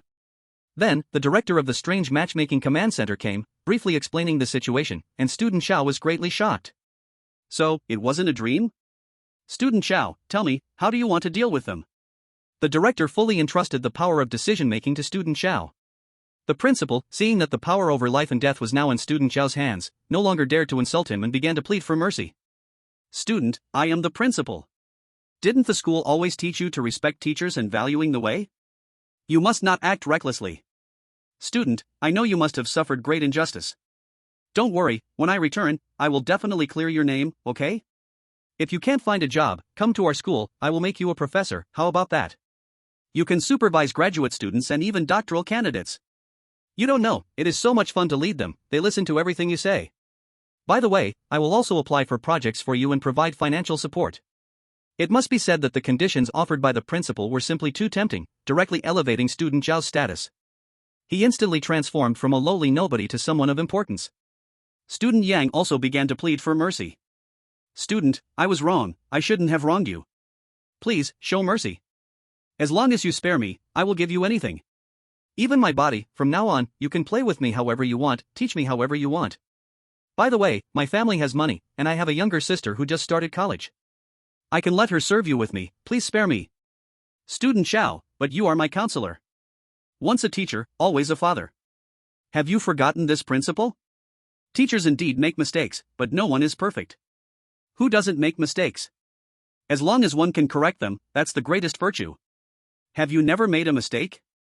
Chapter 157, Taking Matters into My Own Hands. Damn, this counselor is still an old fairy. My worldview has shattered. Haven't you ever made a mistake? Classic. Speaking of which, the conditions offered by the principal are really enticing. Who can argue with that? If it were me, I might really not be able to hold back. You are not alone. The conditions offered by student Yang are no less tempting. After all, it's about sister flowers. She's a lost cause, but the sister is still an option to consider. That doesn't seem right. Why should her sister pay for her mistakes? Exactly, don't you know the principle that family should not be affected by one's misdeeds? I have a say in this, I went to high school with her sister. Her sister is a well-known bully at school, often picking on her classmates. In that case, just forget what I said before, we must go for it. Do you think student Xiao will compromise? If he truly compromises, that would really be disappointing. What makes you say that? Then these people will be even more reckless in the future. Exactly, if they can't be exposed, they will bully you to death. If exposed, they just need to pay a small price to settle things. Ah, but that's just the way reality is. Let's see what student Xiao chooses. Even if he chooses the latter, I will understand. Because the Strange Matchmaking Command Center's live broadcast room prohibited comments, all viewers from Huaxia went to the Strange Matchmaking livestream to discuss. This is the platform of the Strange system, there is no such thing as prohibited comments. The director glanced at the command center's live broadcast room. Inside was a sea of positive comments. Moved, the country really hasn't disappointed us. What a blessing to be born in Huaxia. I love my country. Keep it up, may Huaxia prosper and flourish. The director looked at the comments and thought to himself that this group of netizens was truly positive energy. Unbeknownst to him, these were all hired trolls from his subordinates. Everything was simply a surface prosperity. After a long silence, Student Zhao finally spoke. He looked at Ye Chuan and asked, "Sir, do they really let me deal with this?" "That's right." Ye Chuan gave a definite answer. He fully handed this power over to classmate Zhao. No matter what decision he made, Ye Chuan would support him unconditionally. Even if classmate Zhao chose to compromise, he would understand, after all, people have to live. But if that were the case, he would be disappointed. With Ye Chuan's affirmative answer, classmate Zhao pointed at the three kneeling on the ground, constantly begging for mercy, and said, "I want those three troublemakers dead." As soon as these words came out, the bizarre matchmaking live broadcast reached its peak. Great, just like this, payback for hate. Classmate Zhao, well done, you didn't let me down. These guys need to know that they did wrong, and they also have to pay the price. Top. This year's refreshing story has appeared. 3 days of constipation are instantly relieved. Ye Chuan smiled with satisfaction upon hearing this decision. After all, he was also a person who hated evil as if it were his own. So he greatly appreciated classmate Zhao's way of repaying hatred with hatred. Ye Chuan looked at the director and said, "Did you hear what he said? Just do it." If anyone dares to retaliate after this, that would be provoking me, Ye Chuan. You know the consequences, I hope you all think carefully. The director's heart sank, he knew Ye Chuan was giving himself a precaution. So immediately, the director made a decision, planned to report to Ye Chuan, and then dig into their connections, warning them all. When the principal heard classmate Zhao say he wanted to kill him, his face turned pale with fright. What the heck? Are you serious? I'm scared. I have no idea where I peed. Classmate, calm down. Our Huaxia values peace. Classmate, how about this? To compensate for my mistakes, I'll promote you to vice principal later. Our school is a key institution in Huaxia, the power of a vice principal is obvious. Think it over. Classmate Yang also panicked. No, I'm still young, I don't want to die. Please spare me, I know I was wrong. Just tell me what conditions you want, I will definitely do what I can. I beg you, let me go. Even the counselor begged for mercy. Can you live with yourself doing this? 3 innocent lives ended because of your one word, how can you bear to? Aren't you afraid you'll live in nightmares for the rest of your life? Hearing the counselor's words, the principal and classmate Yang were stunned. No way, you're so brave? Don't drag us down with you. Bizarre matchmaking live broadcast. Damn, is this counselor a normal person? I feel like he has some issues. Did you not see the principal's eyes? He looked ready to kill him? Classmate Zhao, you must hold on. Yang does not regret what he did, but he knows he's going to die. When the handgun was brought in and it was about to be fired, classmate Zhao suddenly called for a stop. Wait. The principal instantly perked up. That's it, classmate Zhao, why ruin your future? Don't worry, follow me in the future, and you'll have a good life. Although he said this, he thought about how to make classmate Zhao disappear after getting out. Classmate Yang also breathed a sigh of relief, thinking you'll pay for making me lose face in front of a national audience, I'm going to skin you alive. Classmate Zhao, you can't be confused. Don't let these two demons go so easily. Sigh, in the end, it's a compromise. Understanding is one thing, but it's so infuriating. Ye Chuan also frowned slightly. Is it really going to be like this? The next second. Classmate Zhao's voice rang out again. He looked at the director, can I pull the trigger myself? Silence. Dead silence. The principal's face looked extremely grim. He obviously didn't expect that classmate Zhao's weight meant he wanted to pull the trigger himself. Classmate Yang, who had just relaxed, was instantly tense again, shaking like a leaf. The director did not hesitate at all. Directly handing the gun over to classmate Zhao. Ah, classmate Zhao, well done. This is a historic moment, worthy of recording. Hopefully, those high and mighty will hold back in the future. Refreshing, truly refreshing. Ye Chuan's brow also relaxed. It was clear he was very pleased with classmate Zhao. Classmate Zhao took the pistol, the black muzzle aimed at the counselor. At this moment, the counselor finally panicked. Zhao. Xiao. Classmate Xiao, calm down, let's talk this over. Bang. Before he finished speaking, classmate Xiao fired the gun directly. The counselor fell to the ground. His eyes widened in terror, clearly unable to believe he was really dead. Watching the silent counselor, the principal and classmate Yang were frozen in fear. Chapter 158, The Great Lord of Justice. Bang bang. 2 more shots. The principal and classmate Yang also fell to the ground, lifeless. They could never have imagined that their entire lives, so lofty, were cut short by a small decision from years ago. Who? Classmate Xiao let out a long breath.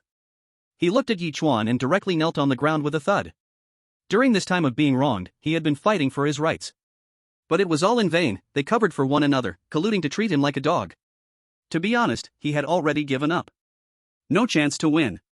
Reasoned with them, they would cheat. Cheated with them, they would bring up laws. How can people be this shameless? He had long lost all hope, and if it weren't for meeting Ye Chuan, he might never have been able to take revenge in this lifetime. Ye Chuan looked at this pitiful person and said, "Get up, if you encounter any unfairness in the future, just tell me." After saying that, Ye Chuan glanced at the strange head of the matchmaking office beside him. This sentence was directed at him. The meaning was clear: this classmate Xiao is under my protection. If anyone dares to bully him, HM. The head was also a clever man, quickly stating, "Don't worry, we will take good care of classmate Xiao. Not only will we help him clear his name, but we will also assist him in finding a good job and provide compensation." Yichuan nodded, accepting this condition. After upholding justice for classmate Xiao, 3 bottles of exquisite and strange nectar suddenly appeared in front of Yichuan. What? There's also a reward? This was simply an unexpected joy for Yichuan. At first, he just wanted to stand up for classmate Xiao, not expecting any reward. But who would have thought the heavens would be so generous? Since that's the case, should he not take advantage? Ahem. Yichuan cleared his throat, turning to the head of the matchmaking office. "Alright, now it's your turn to talk." The head's heart tightened. Was there still something else? Yichuan said leisurely, "Why did you ban chatting in the livestream?" Ban chatting? The head was stunned. There's no such thing. The comments in the livestream are open, and they've always been compliments? Ha! Yichuan laughed disdainfully. Oh really? Are you sure they are open? The head felt a bad premonition rising in his heart, so he hurried to the matchmaking livestream. When he got inside, it was as if the sky had fallen. Open? Open your mother's head. Spouting nonsense with your eyes wide open, you don't even pretend. Oh, what else do you want? At least they know how to deceive you a little, you should just be grateful. Whitewashing piece, a master at it. Neza brushed it 7 times, using a Huawei phone, a domestic car. Yichuan looked at the head's ugly face and said, "Now what do you have to say?" The head's face turned pig liver color, his chest heaving. These bastards. They really know how to cause trouble. I will investigate immediately. Then the head quickly called over the person managing the livestream. At this moment, the person managing the livestream was still enjoying himself, completely unaware of the seriousness of the situation. Hearing the head calling for him, he suddenly felt hopeful. The head wouldn't want to reward me, would he? After all, I controlled the public opinion. Promotion and salary increase? Just thinking about it made him happy. Head. Calling out to the head, he saw that the head's expression was not quite right. The subordinate's heart suddenly sank. What happened? Could it be that the director thinks I acted too slowly? What's going on with the comments in the livestream? The director's voice rang out. The subordinate hurriedly explained, "Director, I have deleted all those comments. I will immediately gather more fake accounts, it won't affect our image at all." This nearly made the director's head explode. Slap. The director directly slapped the person across the face. I said, wasn't there a ban on comments in the livestream? Why did you buy fake accounts to post good reviews? Who told you to do that? The 3 big questions left the subordinate dumbfounded. I saw those people talking nonsense, so I just... Talking nonsense? The director raised an eyebrow. What do you mean, talking nonsense? Every citizen has the right to freedom of speech, didn't you know? This is our channel to understand public opinion, didn't you know? Do you think banning comments in the livestream will solve the people's problems, and everything will be just fine? Is this how you serve the people? The subordinate was terrified. He had never seen the director so angry, so he hurriedly admitted his mistake. "Director, I was wrong, I reflect, I will correct it." The director glanced at this subordinate. When you find one cockroach, it definitely means there is a whole nest. They are all hiding in dark corners and peeking. Are you resigning on your own, or do you want me to issue your dismissal? The subordinate's face turned pale, and he collapsed to his knees. Director, I really know I was wrong, please give me another chance, Director. In Huaxia, the Strange Marriage Coordination Office is indeed the best department within the system. Once you get in here, you can say goodbye to worries for life. Moreover, in the future, you might reach the peak of the power center. He was supposed to have an incredibly bright future, but now, he had ruined it with his own hands. No, you were wrong? What were you thinking when you used your power? Giving you power is to let you serve the people, not to punish them. Alright, let's keep some decorum, it won't be good for you if we really tear faces. The director's final word was like a direct sentence of death for him. Strange marriage livestream. Good, refreshing. This is not the Emperor Ye Chuan, this is Ye Chuan. Great, Huaxia finally has its own justice figure again. All the audience cheered. They desperately needed someone to stand up for them. And now, this person had stepped forward. The director looked at Ye Chuan, apologetically said, I'm sorry, this was our work issue, in the future we will definitely investigate thoroughly, and absolutely won't let this happen again. Ye Chuan nodded, considering this matter settled. At the same time, another 8 sugar beans appeared in front of Ye Chuan. Another reward? What does this even do? Ye Chuan planned to study it. Ye Chuan knew that this was a global live broadcast, so he said to everyone, I know many of you must have your own grievances, but don't be afraid, I will help the director to assist you. Ye Chuan ordered the director, now, I don't care what methods you use, you must immediately set up a working group to go to various places in Huaxia, to seek justice for those who have suffered grievances and unfair treatment. If someone pretends to be loyal and only goes through the motions, don't blame me for being ruthless. To say something unpleasant, you saw my position in this strange world, even if I don't go back, I'm living quite well here. If you disappoint me again, then it's every man for himself. By the way, don't think that just because Teacher Shen is also in Huaxia, I won't dare, how do you know I can't bring Teacher Shen over? Chapter 159, The Light of Blue Star. Hearing Ye Chuan's words, the director's heart trembled. He knew Ye Chuan wasn't just talking. Don't worry, I will implement it, and I will release the reporting phone number right away, and set up a work group to go to various places. The Strange Marriage live broadcast room made the audience in Huaxia completely boil over. Great, I have grievances. I have grievances too. I also have grievances. I have also suffered unfair treatment. Thank you, Ye Chuan. Heaven has eyes. Watching the Huaxia audience so passionate, the international audience felt envy. Because they also want to have but before he let the director hang up the phone, Xiaojinji Akiro began to tell his story. Yichuan, after hearing it, was extremely angry inside. Sure enough, all the poor souls in the world are the same. Oh, heavenly magistrate, I beg you, help me, I, Xiaojinji, am willing to pay any price. Then, there was a loud knocking sound. It was probably Xiaojinji Akiro kowtowing. Yichuan sighed. Being both lost souls in this vast world, he nodded at the director. Seeing Yichuan's gesture, the director replied, Don't worry, we will have someone help you get justice. So, he hung up the phone and directly contacted the Prime Minister of the Yamato country to inform him of this matter. When the Prime Minister of Yamato heard this was Yichuan's instruction, he immediately stated that he would handle it properly right away. At the same time, he also expressed his request indirectly. That is to let the director of the Strange Marriage Command Center talk to Yichuan, asking him to take care of the child emperor in the strange world. The director responded superficially, but in reality, he said nothing.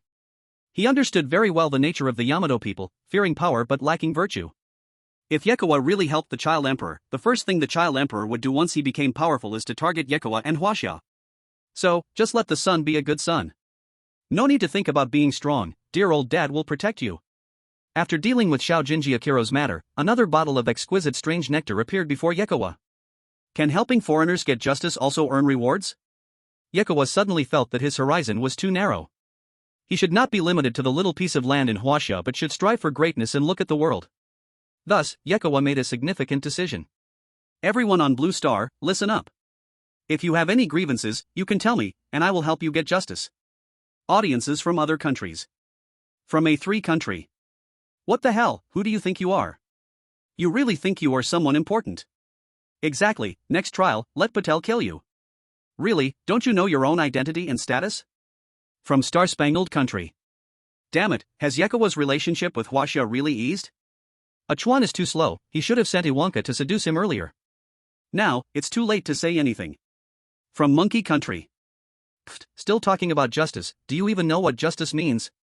Yeah, you can't even handle your battleships, and now you're going to deal with this? Of course, those who had suffered grievances thought differently, they directly regarded Yichuan as a savior, the last light of Blue Star. They had already decided to contact Xiao classmate immediately to ask how he got in touch with Yekawa. They also wanted Yekawa to speak for them. In the strange world. Honey, are you done? Dinner is ready. The voice of Shen Zhaoyi rang out in the living room. Yekawa no longer paid attention to the live broadcast. Those who could reach him would naturally reach out, and those who couldn't would go to the director. I'm coming. Yekawa picked up the exquisite strange nectar and candy beans, preparing to give them to Shen Zhaoyi. Chapter 160, Amusement Park Trial. When Shen Zhaoyi saw the exquisite strange nectar, she was immensely happy. Because this strange nectar could make her magic master progress further. However, at that moment, a red light shone brightly in the bedroom. Shen Zhaoyi's little mouth immediately pouted. She knew that this was emitted by that little red fruit. That little thing must have sensed the existence of the strange nectar, so it came again to seek life force. Although she felt reluctant, Shen Zhaoyi also understood. This red fruit used exquisite strange nectar as life force, and it must be more precious than the strange nectar itself. In the end, she still gave all the exquisite strange nectar to the little red fruit. After absorbing it, the little red fruit swayed around, looking very joyful. Shen Zhaoyi pouted, "You are all full, but I didn't get a drop." Yekawa saw this and laughed heartily, then took out the candy beans. This is awarded together with the exquisite and strange nectar, it should also be a good thing. Husband, what is this? Yichuan smiled and said, I don't know either, but it should be a good thing. You should try it. Shen Zhaoyi took the candy bean, feeling it was slightly cool to the touch, with no taste. It looks quite delicious. Then, she tossed it directly into her mouth. As soon as it entered her mouth, the candy bean transformed into a warm current that flowed down her throat, warming her entire body. This feeling was very pleasant, causing Shen Zhaoyi to involuntarily moan softly, very tempting. Soon, Shen Zhaoyi felt her temperature rising, becoming a bit heated, her whole body seemed to be covered with a layer of rosy blush, making her even more charming. However, this blush came quickly and disappeared just as fast, soon vanishing completely. Shen Zhaoyi's pupils widened, a look of disbelief flashing in her eyes. The power contained in this candy bean was incredibly pure, far surpassing the exquisite strange nectar. After absorbing it, her magic lord's perfection increased directly by 10%. Shen Zhaoyi felt her strength growing stronger again. If she had a few more, wouldn't she be able to completely break through the magic lord realm? What realm would be above the magic lord? Shen Zhaoyi couldn't help but feel a bit excited. Husband, do you have more of these? Though she knew the hope was slim, Shen Zhaoyi still couldn't help but ask. Yichuan shook his head and said, I don't have any right now, but there should be more in the future. As long as he continued to uphold justice for the Blue Star people, this reward should keep coming. Hearing there were none, Shen Zhaoyi felt a bit disappointed, but thinking that there would be more in the future, she felt full of anticipation again. Husband, if you get more in the future, can you save them for me? For this small request, Yichuan naturally wouldn't refuse. Okay, I will save all the candy beans for you in the future. Husband, you are so nice, I want to reward you. You want, Shen Zhaoyi's red lips leaned in. Then, the screen disappeared. In the strange platform livestream room. Wait, what's happening? The screen? Do I lack that little traffic? Could it be we have to buy a membership now? But speaking of which, has Emperor Yi really reached that level? He shouldn't have. If he really reached that level, Emperor Yi would have completed the strategy and should be back. Dude, are you okay? With a strange wife like Shen Zhaoyi, would he even want to come back? Don't forget, his wife in the Blue Star, Shen Zhiyan, is also a big beauty. Oh, come on, stop bickering, didn't you hear Ye Tian say? He is looking for a way to bring Shen Zhiyan over. Wow, wouldn't that mean he could shine with 2 moons, enjoying dual blessings? Ye Tian deserves such treatment. 10 minutes later. The screen turned on again. Shen Zhaoyi was lovingly tidying up Yichuan's clothes. Her face was flushed, lips glistening and moist, her brows full of shyness. Just thinking about a moment ago really made her feel a bit shy. And Yichuan was in complete comfort at this moment. The feeling from just now was unforgettable for a lifetime. Husband, you go eat first, I will brush my teeth. After saying that, Shen Zhaoyi hurriedly left. Once she finished brushing her teeth, her breath felt fresh again. Returning to the dining table, the two began to enjoy their happy time. At this moment, the strange system's voice echoed again between the strange and the real world. The 4th trial is about to begin. Every strange wife hopes her husband has a childlike heart. Players, please go to the amusement park to retrieve your childlike heart. As this task mainly targets individual players, strange wives are prohibited from providing help, otherwise, both sides will face severe penalties. Task rewards will be distributed based on the purity of the player's childlike heart. In addition to retrieving the childlike heart, there are 3 extra tasks this time. Completing the extra tasks will elevate the reward tier by 1 level from the original reward. Now announcing the extra tasks. Task 1, obtain a lifetime free pass from the amusement park's manager. Task 2, investigate the secret of Happy Loan. Task 3, investigate the truth behind the carousel stopping. When hearing the requirements of this trial, all players except Ye Chuan looked extremely grim. This time, they are actually not allowed to receive help from their spooky wives? Isn't this asking for death? Without the help of their spooky wives, how is it different from sending them to die? As for those 3 extra tasks, they are just nonsense, completely unnecessary. They can't even complete the normal trial, how can they focus on extra tasks? They are just ordinary weak humans, it's impossible for them to get a lifetime free pass to the amusement park, let alone have the park manager personally award it. This really is like grandma getting into bed, it's just too funny. They really overestimate us. And that happy loan, involving loans, what good person can it be? The forces behind it must be terrifyingly powerful.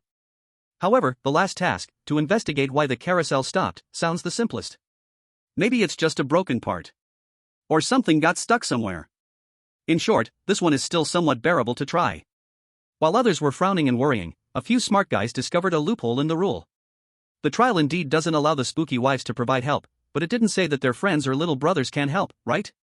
If I have my spooky wife call her good friends for help, that can't be considered a violation, can it? After all, the trial hasn't started yet. Once it starts, I just won't contact my spooky wife anymore, and that'll work, right? Thinking of this, they hurried to find their spooky wives to discuss and explain the situation. Facing their requests, the spooky wife readily agreed. After all, if the task is completed well, there will be rewards. When that time comes, those rewards will all belong to them. So they did it like this. As all the spooky wives were calling their friends to prepare for this trial, Night Spook went downstairs. Chapter 161, Congratulations on joining the organization. Night Spook was going to find Patel. She had heard about the matter at the first spooky citizen hospital. The reason Pu Chuan died was that he was tricked by Patel. Although she had no feelings for Pu Chuan, she was deeply fond of the rewards associated with him. Since Patel caused Pu Chuan's death, she had to exit the game early. But how could Night Spook willingly exit? She found Patel because she wanted to coerce and entice him to become her husband. Only in this way could she continue the game. Since you caused Pu Chuan's death, then take his place. But what Night Spook never expected was that when Patel heard her intentions, he flatly refused. What? I can't be hearing this wrong, right? You actually refuse me, Night Spook? Night Spook could hardly believe her ears. How dare you refuse me, someone so powerful? Unbeknownst to her, Patel had his own reasons. Firstly, Night Spook was equally strong as the pig, and switching to a spooky wife made no difference for him. Secondly, the pig was infatuated with him, and if he truly abandoned her, she might do something crazy, risking everything in a mutual destruction. So it's better to play it safe. Night Spook also knew that the pig was not to be underestimated, so she could only look for other targets.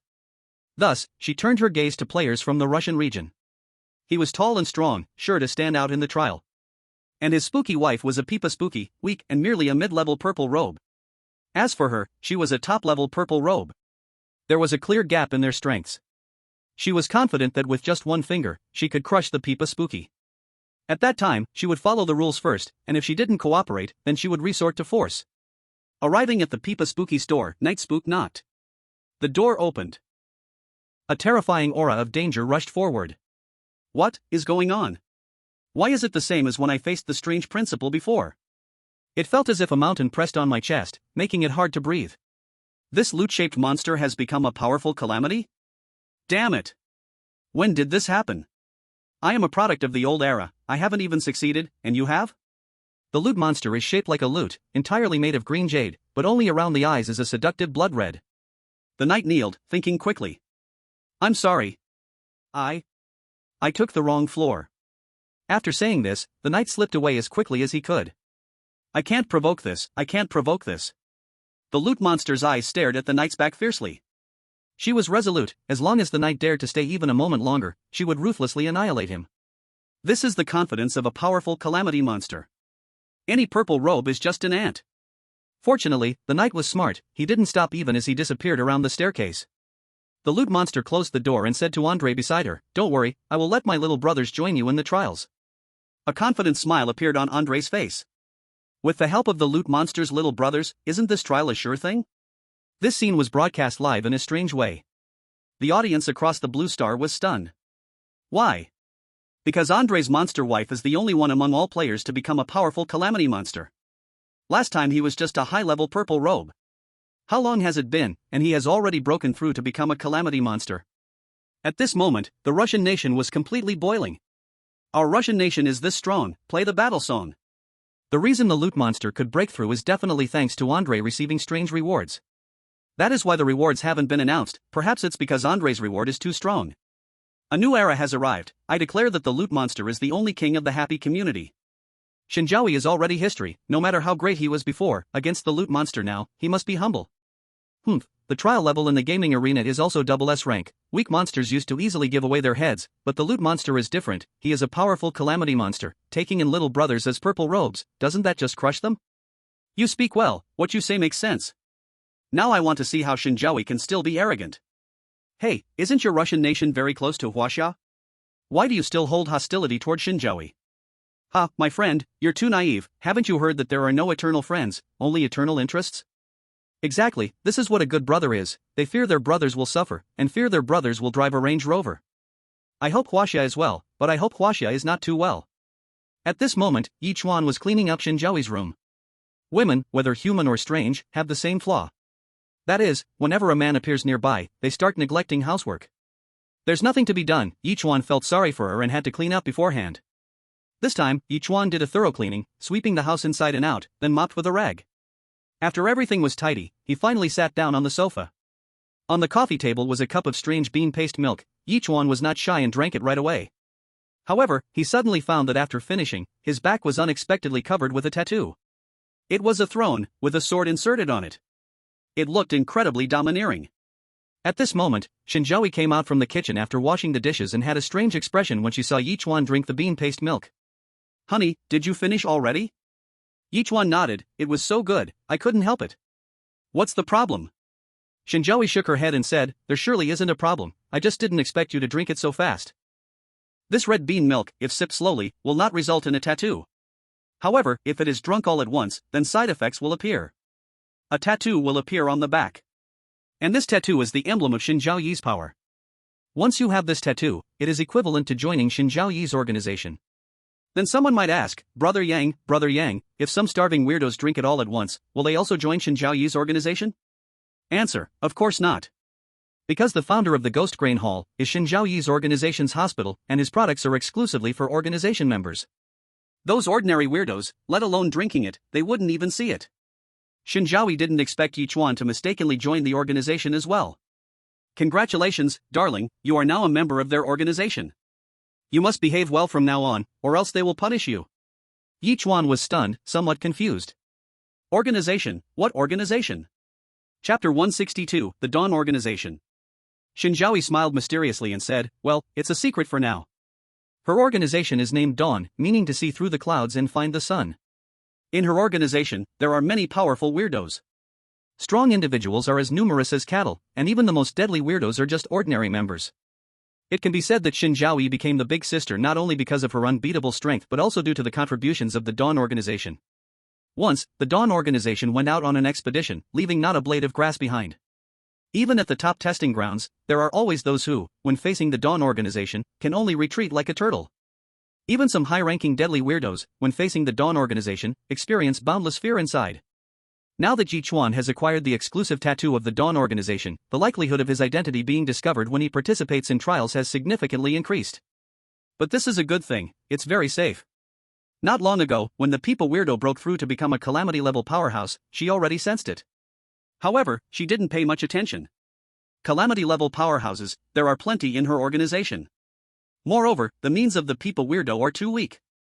Let alone breaking through to become a calamity-level powerhouse, they don't even qualify to join the Dawn Organization. In fact, they don't even have the qualification to know about the Dawn Organization. In the Eerie Matchmaking livestream, the audiences from Huaxia were very excited. Shen Zhaoyi actually has her own organization? In the Eerie world, organizations are not like in the real world, where all members are equal. There, the leader has supreme authority, and calling them an emperor is not an exaggeration. Moreover, currently, the real world knows very little about the organizations in the Eerie world. Even if they know the organization's name, they absolutely do not know the leader. The Eerie wife written by Shen Zhaoyi and Su Yichu is really too cool, she actually has her own organization. Oh my god, Shen Zhaoyi must have many testing grounds under her command. I remember she said her testing ground was an aquarium, but now it seems she might have just said that casually. I am really curious about the joining conditions of Shen Zhaoyi's organization. It is well known that the stricter the conditions, the stronger the organization. The viewers from the Russian country sneered at the excited comments from the Huaxia audience. Is this bragging? Does she really think organizations are like playing house? Exactly, anyone can brag. I could say I'm the leader of my village's organization too. That's right, there are differences between organizations, hers might not even be worth mentioning. The truth is, unless she lets her organization's members protect Ye Chuan in this trial, otherwise I absolutely don't believe it. Perhaps Shen Zhaoyi did create an organization when she was strong, but now, I'm afraid it has surely declined. There's an old saying in Huaxia, whether it's a donkey or a horse, let's take a look. Take it out for a walk. When moving to participate in the trial, was there any organization that was clear at a glance? After enjoying the last dinner, all players were teleported to the amusement park. The amusement park should be an incredibly prosperous and lively place. But the amusement park they arrived at was very desolate, eerily deserted. Especially at the entrance of the amusement park, the sign was tattered, swaying in the ghostly wind, howling like a wailing ghost, very eerie. Is this really an amusement park? It looks more like a cursed graveyard. From the outside, there seemed to be many facilities inside the amusement park. Some looked quite new, while others appeared to be old and neglected, as if they could break down at any moment. This time's task is to retrieve the childlike heart. So how do we find it back? Could it be that the more we play, the more we can retrieve? Perhaps only in the trial can we find the answer. While Yichuan was pondering, a commotion suddenly arose nearby. Turning his head, he saw a group of strange beings following behind Andre. All those strange beings were dressed in purple robes. Not to be underestimated. Yichuan was stunned. Wasn't it said that this trial wouldn't allow the strange wives to help? Isn't this a contradiction? However, he didn't see any punishment from the strange heavenly path. It seemed that this really isn't the case. I didn't expect this big Russian to be so clever, daring to exploit the loophole in the strange heavenly path. If I had known, I would have asked Shen Zhao to call out a couple from the Xiaozu organization to be bodyguards. But Yichuan didn't care much. After all, he still had Gong Baiwan to protect him at all times, and it would be a bit difficult to harm him. Moreover, she had the ability Miao Shou Kong Kong and the strange skill the Dao Xiyin. One could steal the opponent's ability, while the other could turn the furious strange beings into obedient strange babies. So, safety was completely not an issue for him. As for retrieving the childlike heart, no matter how many bodyguards he had, it ultimately depended on himself. The normal reason was that some players were dissatisfied that Andre had brought the strange beings over. Damn, isn't this cheating? Andre looked down at him. How so? What of it? I'm going to report you and get you punished. Feel free, but if I'm not punished later, you'd better be prepared for my revenge. This. The person wanting to report hesitated. Does this really count as cheating? It's hard to say. According to the nature of the strange heavenly path, if it was truly a violation, wouldn't they have punished him long ago? But since there's been no movement so far, what does that mean? It means this is within the range of rules allowed. It wasn't just Andre who thought of this loophole. At this moment, they looked both arrogant and smug. As for the other players who hadn't thought of it, they now wore expressions of frustration. Why? Why is my brain so useless? Andre was overjoyed, glancing at Ye Chuan, who was empty behind him. His heart was instantly filled with immense satisfaction. The other few who had brought strange minions were the same.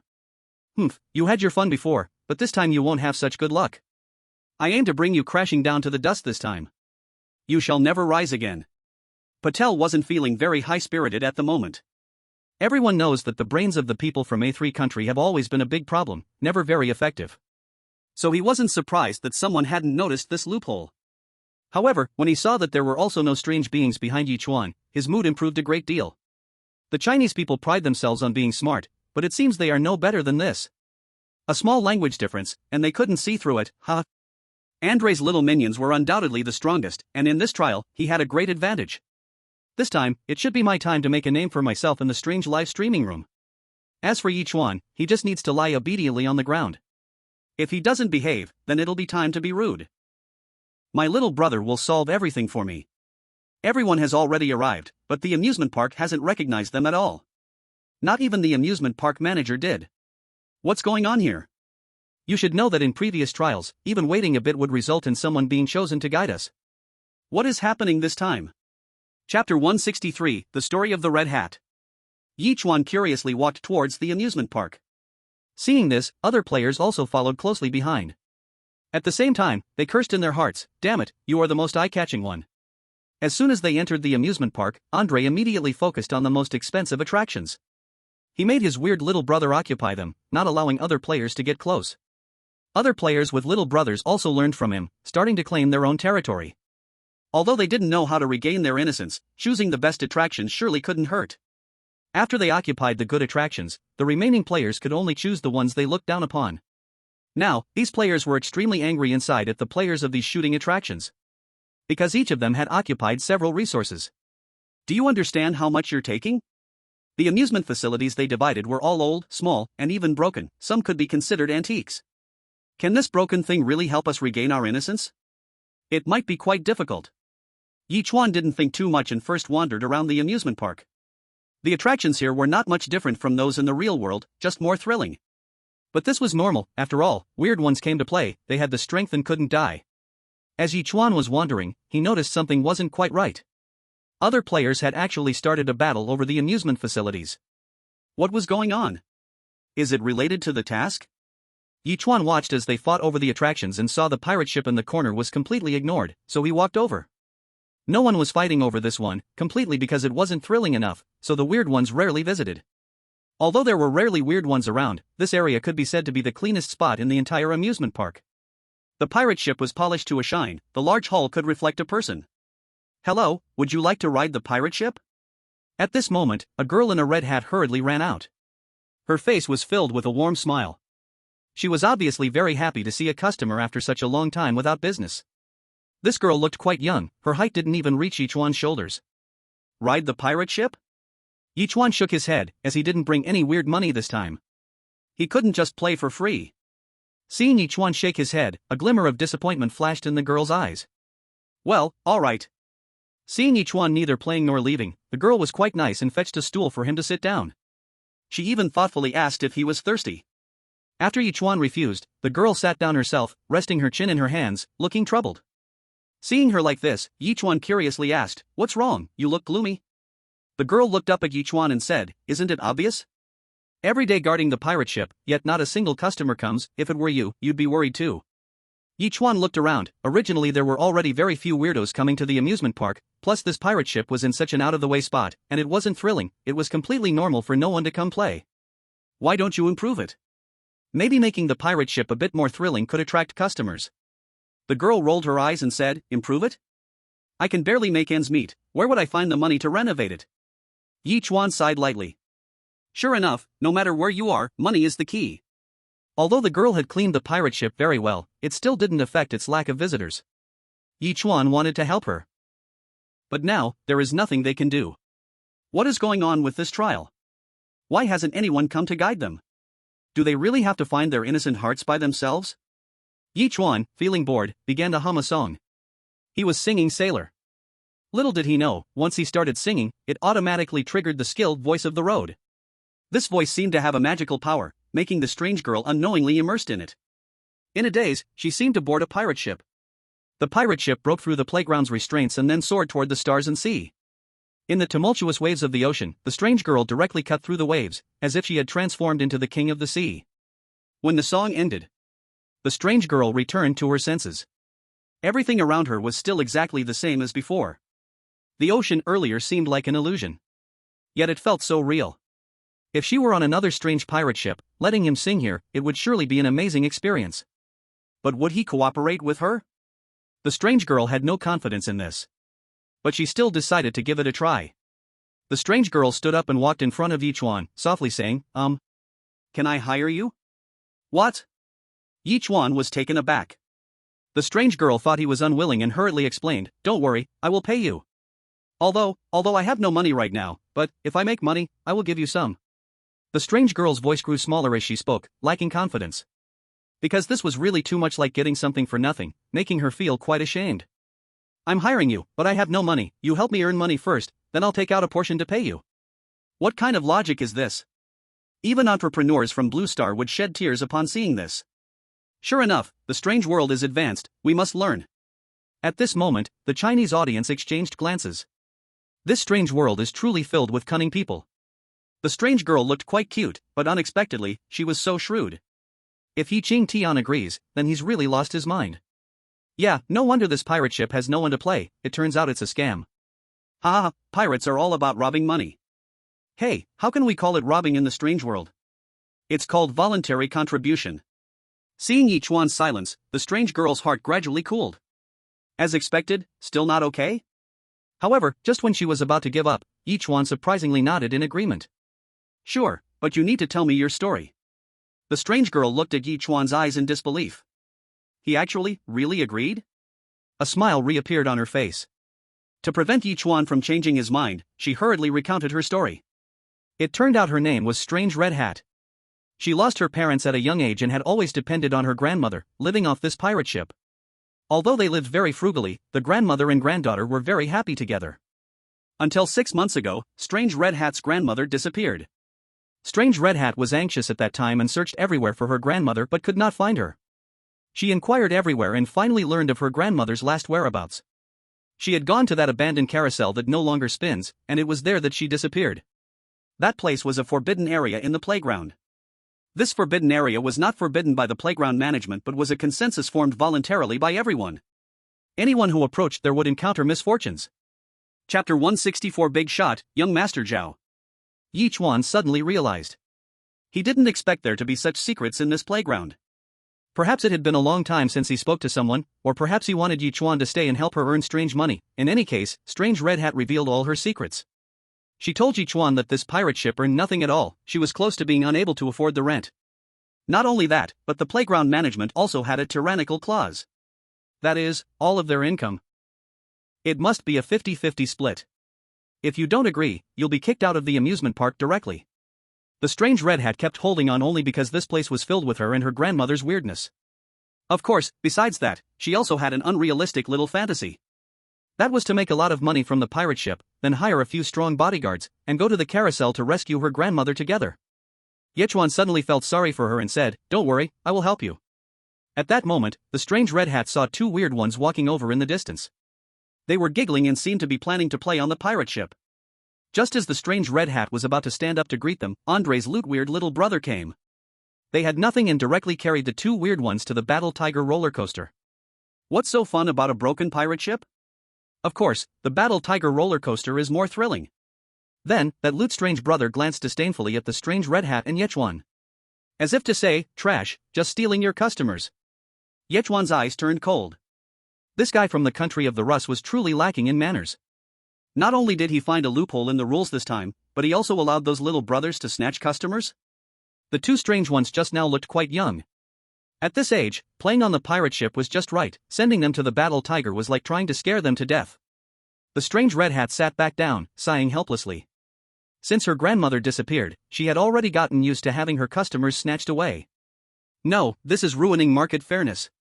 Yichuan wanted to protect his rights through proper means. Let's go, we'll complain to the amusement park management.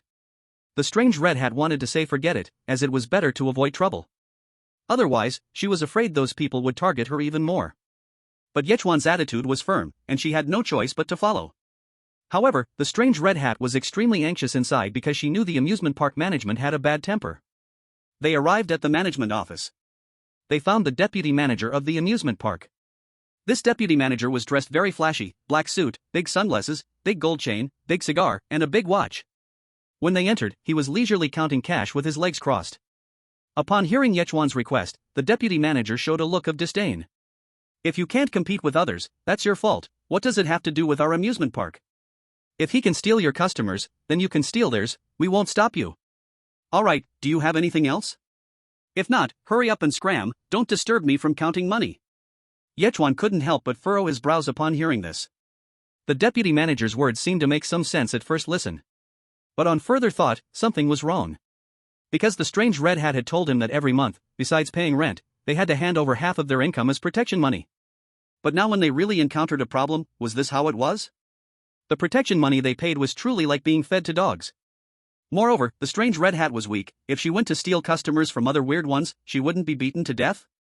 Suddenly, the deputy manager looked at the Strange Red Hat and warned, "By the way, I remembered, it was you who spread rumors before, saying there was a big terror at the carousel, right?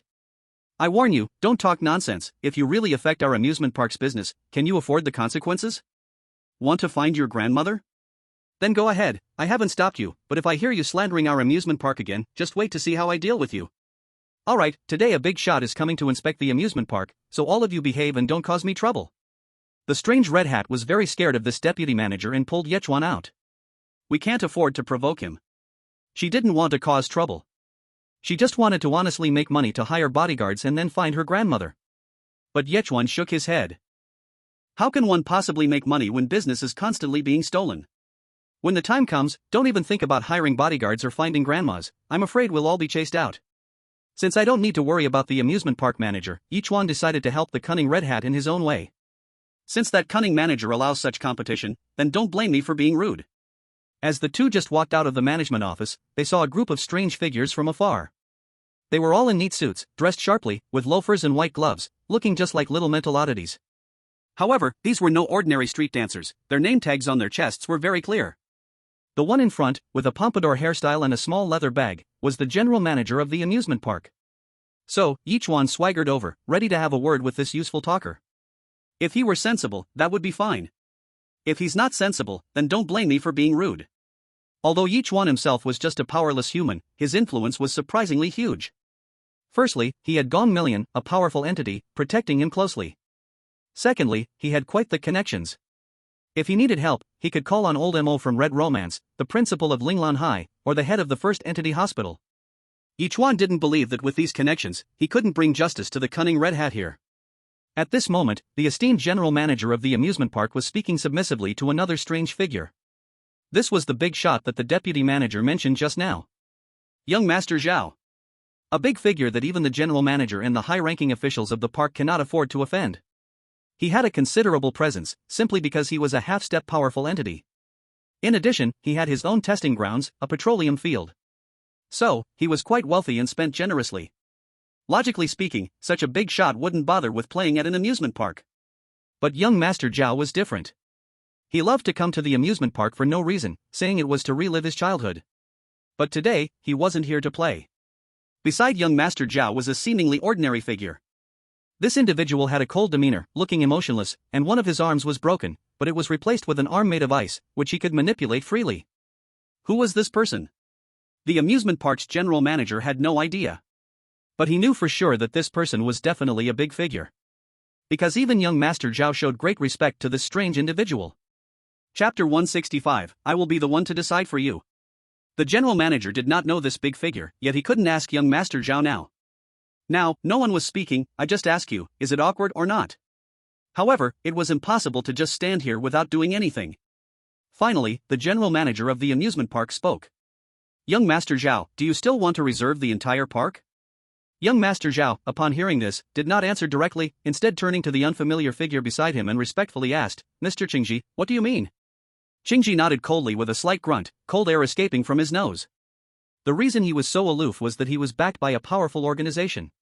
The Akatsuki organization. As a member of the Akatsuki, he had his own pride. Of course, all of this was supported by his own strength.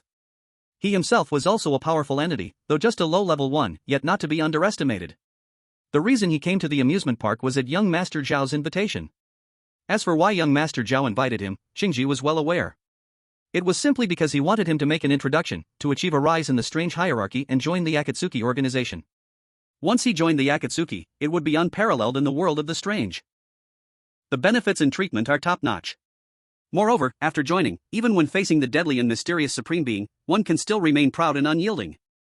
However, with such favorable conditions, the difficulty of joining is just as imaginable.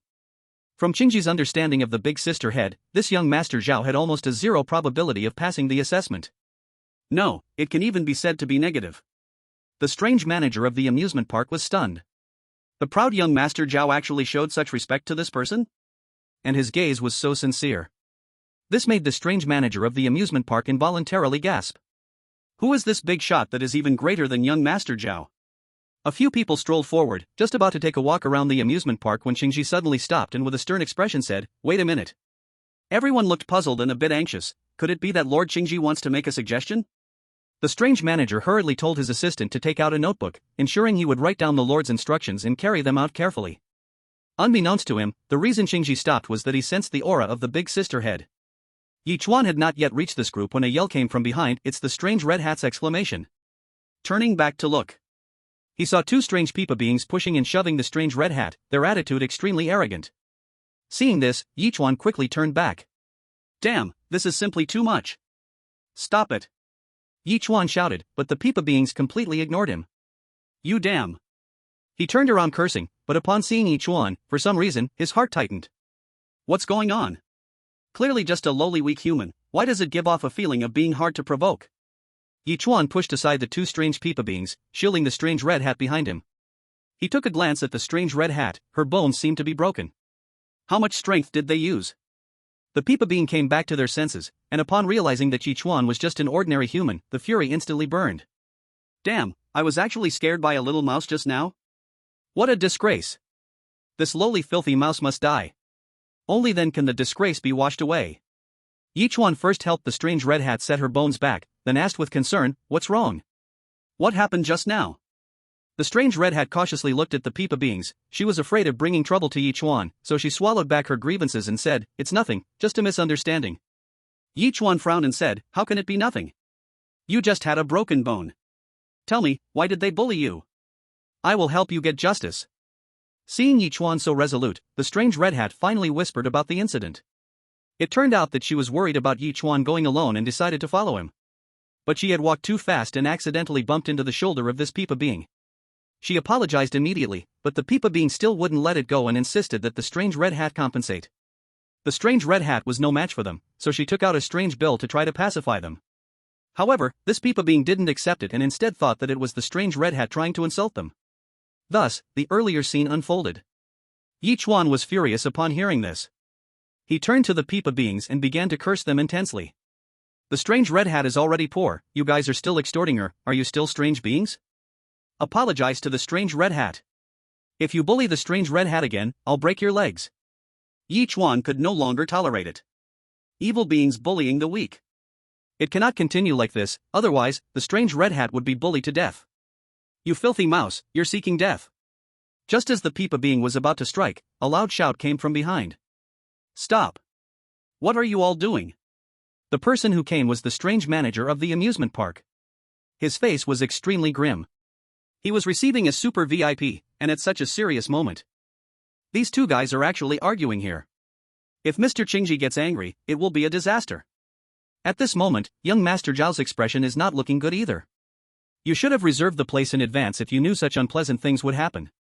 Now look, having ruined Mr. Qingji's mood, won't my joining the Akatsuki organization also go down the drain? He glared fiercely at the bizarre general manager. Damn it, I had already notified to host a heavyweight guest, yet he doesn't take it seriously at all. Seeing the bizarre general manager, Yichuan was about to explain the situation.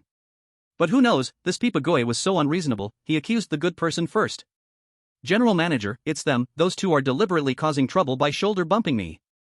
I am an employee of the Bingshan roller coaster, since we have so many visitors, this stinky Goi Hongmao is jealous that our business is good, so she came to bump into me, wanting to injure me so that I can't serve the tourists well, then give us bad reviews, then we go bankrupt, then she can acquire us, then she'll monopolize, then she'll become a dictator. Yichuan was dumbfounded. I can't believe this strange mouth can be so smooth. General manager, you must make a decision for the little person. Such malicious competitors should be expelled, and then seize her pirate ship.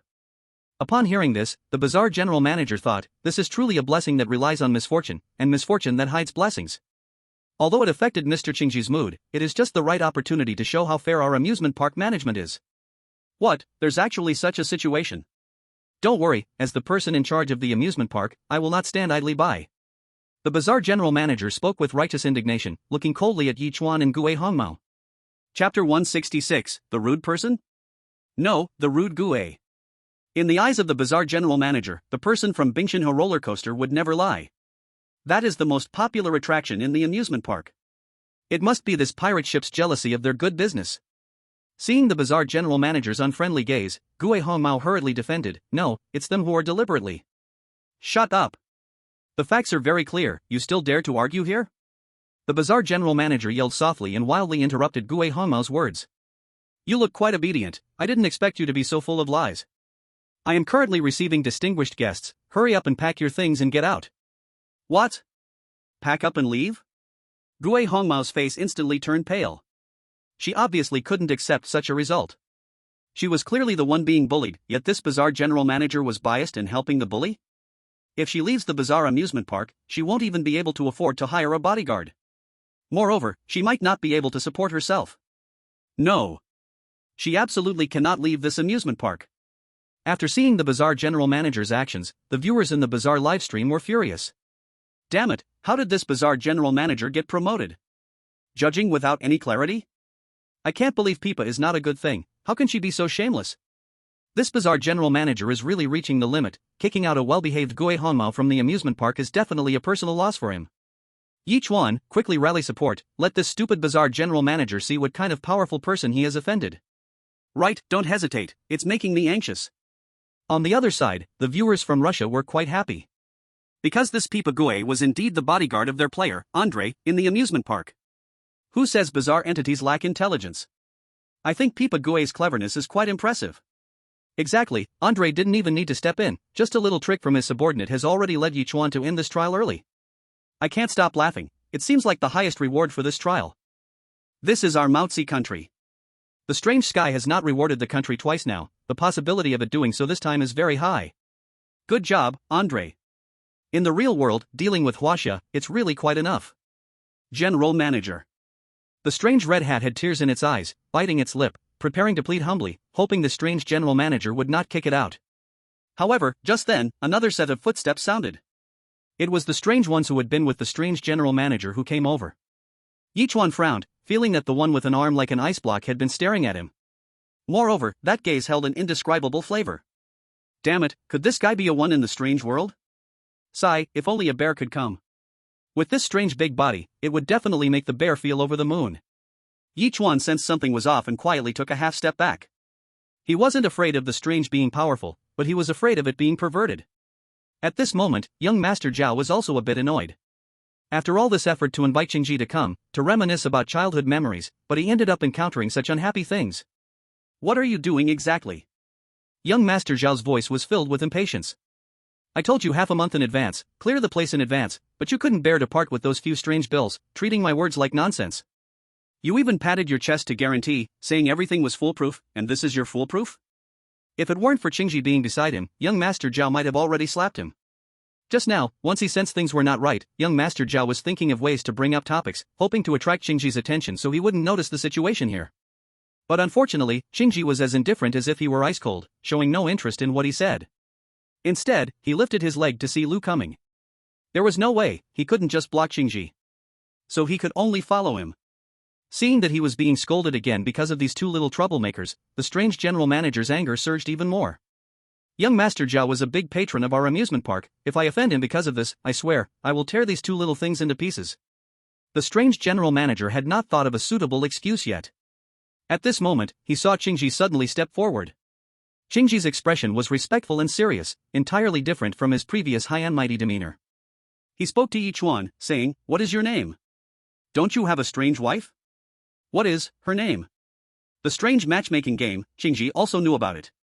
Now, he just needed to verify his guess. Hearing Qingji's question, the strange general manager was taken aback, and young Master Zhao was also stunned. What's going on? Could it be that Lord Qingji knows this stinky mouse? Thinking of this, the strange general manager broke into a cold sweat, cursing to himself that it was bad. Ye Chuan's heart became more vigilant, feeling that Qingji was a pervert. Seeing Ye Chuan not speak, Qingji was not angry but only more respectful, saying, "Did your strange wife not mention me, us?"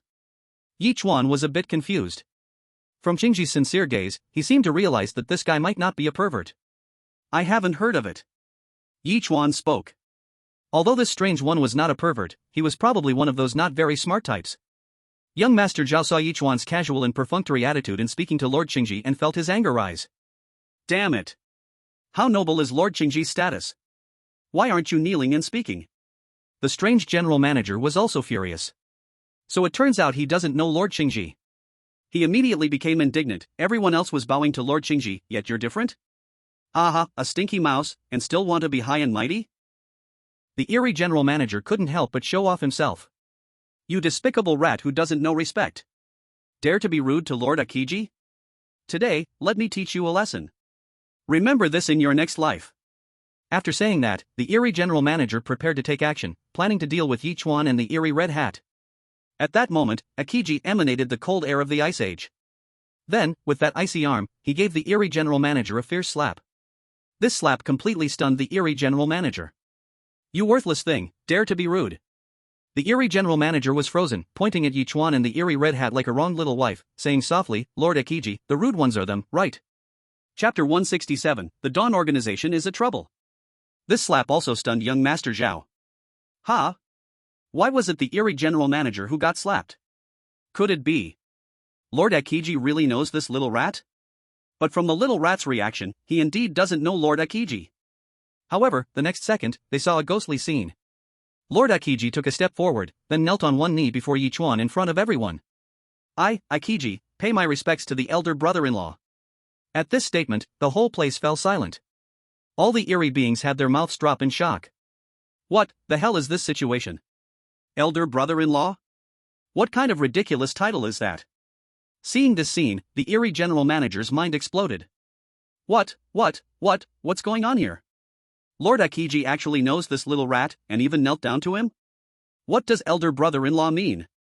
Though unheard of, it sounded excessively oppressive. Oh my god, one must know that Lord Akiji is an existence that even young Master Zhao treats with respect. Yet before this little rat, he showed respect like a rookie. The Eerie general manager instantly felt the pressure building. I just wanted to kill the one whom even Lord Akiji had to respect as elder brother-in-law. Thinking about it, the Eerie general manager felt he was doomed. Who on earth is this elder brother-in-law? Such a powerful being should not be unknown. Could it be that they are too strong and he is too weak, so he does not even have the qualification to hear it? The Eerie general manager panicked, fearing that his ignorance would create a terrifying enemy for the Eerie amusement park. No, perhaps they don't even have the qualification to be called enemies. If the owner of the Eerie amusement park holds him accountable, he would truly be in deep trouble. Other high-ranking officials in the Eerie amusement park secretly felt relieved. Luckily, the Eerie general manager didn't let them handle this affair earlier. Otherwise, they would have been the ones with a huge headache. At the same time, the Eerie general manager's enemies secretly felt lucky, joyful in misfortune. After all, the Eerie general manager had offended a big shot. It's going to be hard for him to keep his position now, and this means they might have a chance to rise. Young Master Zhao was dumbfounded at the moment. Elder brother-in-law? Is he that elder brother of that big sister? Young Master Zhao's pupils shrank repeatedly. That elder brother-in-law of the Dawn Organization? He had learned of the existence of the Dawn Organization by chance. That is a T0 level organization. It is the #1 organization in the Eerie world. Moreover, it is countless Eerie beings' nightmare. He invited Akiji over only to establish a connection, to join the Dawn Organization. If he could join the Dawn Organization, he wouldn't mind losing everything he has now. Because joining the Dawn Organization is equivalent to transcending. After all, that elder sister's strength has broken through the realm of the most fearsome Eerie being, becoming the unquestionable #1 in the Eerie world. Thinking of this, young Master Zhao felt relieved. Luckily, he had just restrained his fiery temper. Did not directly smash this little mouse. Did not directly smash the big sister's husband. Otherwise, my strange life would come to an end. Offending the big sister of the Shao Organization's husband, it doesn't even require the members of the Shao Organization to act personally, just needing to spread the news, then countless strange ones will act on their behalf to gain the favor of the Shao Organization. If luck is good enough, being directly absorbed into the Shao Organization is also not impossible. Big sister's husband? Ye Chuan heard this familiar title. Before, the strange principal called him that. And the strange principal knows Shen Zhaoyi. Could it be that he also knows Shen Zhaoyi? Do you know Shen Zhaoyi? When he heard these 3 words, Xingji's heart trembled violently. Oh, my big sister's husband. You called the big sister's name so carefreely? Isn't that a bit inappropriate? Although it feels inappropriate, as a subordinate, how can I question it? At most, I'll just warn these strange ones later. Force them to make a strange heavenly oath. Just now, Xingji had been carefully sensing Yichuan's aura. Although he felt the aura of the big sister on him. But Xingji had never heard that the big sister had a husband. So he had been hesitant. Then, when he got closer, he fully felt the tattoo on Yichuan's back. No doubt about it. This is definitely the big sister's handiwork. Since that battle, the big sister has been missing for many years. These people have been searching for the big sister's whereabouts, wanting to see her holy face. Seeing Xingji's excited expression, Yichuan knew his guess was right. Since he is Shen Zhaoyi's person, then be a bit more polite. Can you stand up and talk? Yes. Qingji respectfully stood up. What did you mean by what you just asked, saying that you know me? Qingji respectfully said, mainly, I want to know if the big sister knows of my existence. In the organization, I am just a junior member. It's normal if the big sister doesn't know me, but I still have a glimmer of hope. If the big sister knows about me, it would be a great honor for me. Seeing Qingji say this, Ye Chuan was even more curious about what kind of existence this organization was. Can you tell me the details of this organization? I guess you must have sensed the tattoo on my body, right? That was from when I accidentally drank all of the strange red bean milk in one go. Hearing about the strange red bean milk, Qingji was even more convinced of his guess. This is the exclusive drink of Shao organization members, and it is never open to outsiders. Being able to have the big sister personally order him a cup indicates that this person is absolutely closely related to the big sister. However, regarding Yichuan wanting to know about the organization's situation, Qingji shook his head. There are rules in the organization, and you cannot easily disclose the situation of the organization, otherwise, you will be expelled. Qingji always kept this in mind. Even when facing Yichuan, the big sister's husband, he had no intention of speaking. The big sister did not tell him directly, there must be her own plans, I absolutely cannot cause trouble for the big sister. Qingji changed the subject and asked, big sister's husband, how do you want to handle him? The him that Qingji referred to was the strange general manager. After all, this guy just smashed into the big sister's husband and must be dealt with. Otherwise, where would the authority of the Shao organization be? Will killing him cause any trouble? Yichuan asked tentatively. This strange general manager falsely accused without reason, and so skillfully, he must have falsely accused many people before. Such a person is not worth pitying. Qingji chuckled, it seems the big sister's husband knows nothing about the Shao organization's might. Trouble? The Shao organization would never encounter trouble. Because the Akatsuki organization itself is a hassle. Chapter 168, The Thoughts of the Weird Red Hat. Hearing Yichuan's words, the strange general manager immediately wet himself. What? You want to kill me? He hurriedly knelt on the ground and begged for mercy. My lord, it's my fault for not recognizing greatness, please have mercy and just let me go.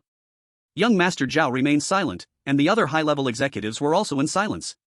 The strange general manager really knows how to bend and stretch. He actually knelt down just like that. Indeed, he can endure and yield. It seems like today's matter will end here. After all, the true owner of the amusement park is not weaker than Qingji's existence. If they were to kill the strange general manager, it would be too dismissive of the amusement park owner. However, what they didn't expect was that Qingji lightly exhaled a breath and the breath quickly condensed into a sharp ice spike, which swiftly pierced into the strange general manager's head. The strange general manager died. His body was instantly frozen into an ice sculpture. Then, Qingji stepped forward and kicked it, and the ice sculpture turned to dust.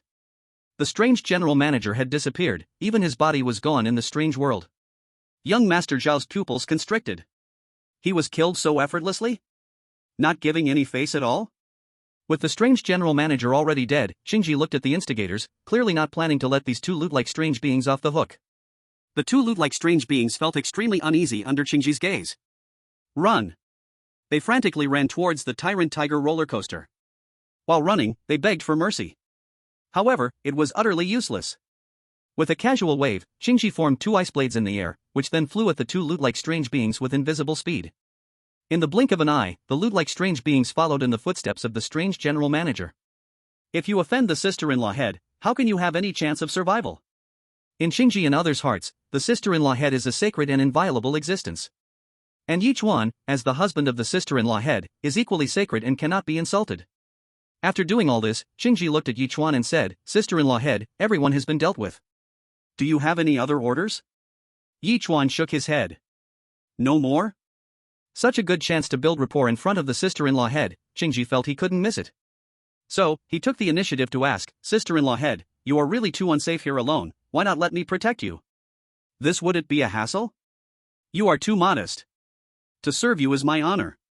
Qingji was extremely excited in his heart. He had gained the qualification to protect the sister-in-law head closely. If this spreads back to the organization, it would definitely cause a huge earthquake. They would be so envious. Wait. Would he get beaten for this? After all, this behavior is not much different from eating alone. So, Qingji bravely said, sister-in-law head, this amusement park has a complex strength. How about I call a few friends over to protect you as well? Huh? So cautious? Ye Chuan couldn't bear to refuse his good intentions. Okay, then you can contact them. Qingji was overjoyed and quickly sent a message to his friends. Moments later. Sister-in-law head, I've contacted them all. They will be here within half a day. Don't worry, before they arrive, even if I die here, I absolutely won't let you get a single scratch. Ye Chuan, isn't it that serious? This reversal was too intense, all the viewers in the strange broadcast room hadn't processed it yet. Wait, isn't that strange with an ice arm the oddity from the amusement park? He is actually a member of Shen Zhaoyi's organization? And he is still a powerful strange being. That strange general manager and the loot-like strange beings were no match for him at all. When killing them, it could simply be described with 2 words. Elegant. How powerful must this presence be? Yet such a strong existence is merely a junior presence in Shen Zhaoyi's organization? How could he not even have the qualification to be remembered by Shen Zhaoyi? Crazy. This world is absolutely insane. A powerful being of disaster, dominating a region, yet in Shen Zhaoyi's organization, he is just a pawn. What pawn could ever be a powerful being of disaster? That Pipa of the happy community, after breaking through to become a powerful being of disaster, was incredibly fierce, daring to face the knights head-on. This is exactly how a powerful being of disaster should behave. And what about this blue pheasant? He has strength, but he lacks the dignity of a powerful being of disaster. Instead, he seems like a shameless sycophant. Look, I told you, Shen Zhaoyi's organization cannot be nonsense. Damn, this organization, though unknown, is incredibly strong, with even a powerful being of disaster as just a junior member, not even qualified to have his name known by Shen Zhaoyi. In the country of Wokoku. The Extraordinary Marriage Command Center. Director, the latest discovery. The Shao organization was once a ninja organization from our Warring States period. What? You're saying it's true? Absolutely true. Yoshi, doesn't that mean Shen Zhaoyi is actually one of us from Wokoku? That should be the case. Ha, great, hurry and contact the Child Emperor, let him quickly inform Shen Zhaoyi. The director of the Wokoku Extraordinary Marriage Command Center was very excited. Shen Zhaoyi must have supported the wrong person. If she knew there were players from Wokoku in this extraordinary marriage game, she would definitely help. We are all from the same village. In the country of Mirskov. The spectators in Mirskov had very ugly expressions. Damn it! How could this Ye Chuan have such good luck? He was about to be killed by the extraordinary general manager, yet suddenly, a member of the Shao organization appeared? And it's even a powerful being of disaster. Moreover, this powerful being of disaster even actively requested close protection. How can we still play? The strongest Pipa brought by Andre is only the purple robe. What can we use to compete with a powerful being of disaster? With just one breath, he could easily kill. Damn, this guy from Huaxia is cheating. So despicable, relying on a powerful being of disaster to escape calamity, I despise him. Isn't one not enough? He even wants to shake people? He has no shame. He clearly violates the rules of the trial, why hasn't misfortune occurred? I have already divined and seen the final victor is Andre. Andre, well done. Humph, a strong person needs no more words. The scene before him changed too quickly, the extraordinary Red Hat was completely dumbfounded. This is so terrifying. The extraordinary general manager usually exploits them a lot, relying not only on his title but also on his powerful strength. But now? He was actually killed. And it was done perfectly and efficiently. Who exactly is this extraordinary being, and what is that organization, to be so unrestrained? And this, human?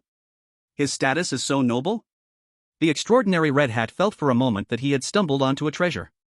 At this time, the extraordinary Red Hat not only wanted Ye Chuan to sing on the pirate ship but also to be his bodyguard.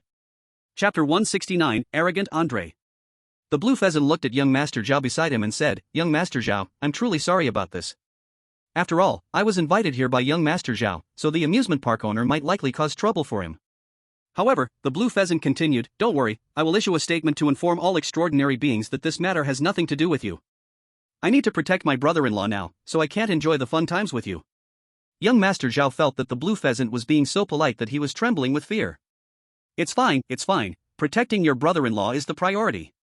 Although he usually acted tough, it depended on who was present. In front of general extraordinary beings, putting on airs was just that. But in front of the strange organization, it's better to be a grandson if you have to be one. Young Master Zhao regretted a little in his heart. He missed the opportunity when it came. If only he had known the identity of the brother-in-law earlier, how much more could he have shown? Maybe before the breakthrough of the catastrophe, the powerful entity could have already been absorbed. But now, everything is too late. Because he didn't take the initiative to show his worth earlier, it's already too late to try to show off now. Young Master Zhao, along with other high-level members of the strange amusement park, left. He said, "If your boss wants to cause any trouble, let him come to me, I will use oil to apologize to him." The high-level members replied, "No, we wouldn't dare. It's fine, the general manager already has a way to deal with death. He deserves this. By the way, we should thank that gentleman, so we didn't have to make a move ourselves." They had all realized the noble status of Ye Chuan. Anyone who could have the powerful being protecting them so closely must not be an ordinary person. A general manager, if they die, so be it. Even if the boss finds out, he won't be angry at all. Singing is like a strange general manager's little brother, the boss still has plenty of those under him. There's no need to create a powerful enemy for him just because of that person. These high-level members of the amusement park, in order to show off themselves, quickly started to clean up the situation. With so much ice shavings on the ground, they didn't want to hurt the brother-in-law's feet. Strange Red Hat was so happy, she felt like she was flying. She suddenly thought that she shouldn't just let Yichuan be a bodyguard. That would be an insult to his identity. He was older than her, being a godfather would be more appropriate. But she heard that in the human world, a godfather could do all kinds of bad things to his goddaughter. Would he? Strange Red Hat carefully glanced at Yichuan. He probably wouldn't, he was so upright. Looking down at her own underdeveloped body, she felt more at ease. I haven't even grown yet, he surely won't be interested. Even if he were interested, he would wait until I grew up to act. A few more years, maybe by then I'd accept it? As for the rich inner drama of Strange Red Hat, Yichuan had no idea. If he had known, he definitely would have sent her to the Strange Movie Academy to study screenwriting. Just as the high-level members of the strange amusement park were thinking about how to please Yichuan, Andre came over. He had sent 2 people, little strange beings, to attract visitors, but after a long time, they still hadn't come back. Damn guys, they must have gone to slack off. Wait until I catch them in the act, see how I punish them. But then, he suddenly saw Yichuan and Strange Red Hat standing there, dumbfounded in front of the broken pirate ship. In front of them, a group of strange beings were cleaning. What's going on? Not focusing on attracting customers, cleaning up some dirty stuff? They must be so bored. There are hardly any customers, so what good is it to clean up so much? No matter how clean it gets, it's still unappealing. At that moment, a visitor walked over in the direction of the pirate ship. I must intercept him. Andre personally stepped forward. Handsome, don't go play the pirate ship, it's really not interesting, it's just some trashy strange beings trying to entertain you. A person of your status clearly deserves something more like our Batian Tiger roller coaster, it fits your aura. Andre leaned in closer and started badmouthing Strange Red Hat. See, that's the owner of the pirate ship. Don't be fooled by her cute appearance, she has a black heart. If you get on the ship and don't pay the fare, she can make you stay on it all day long.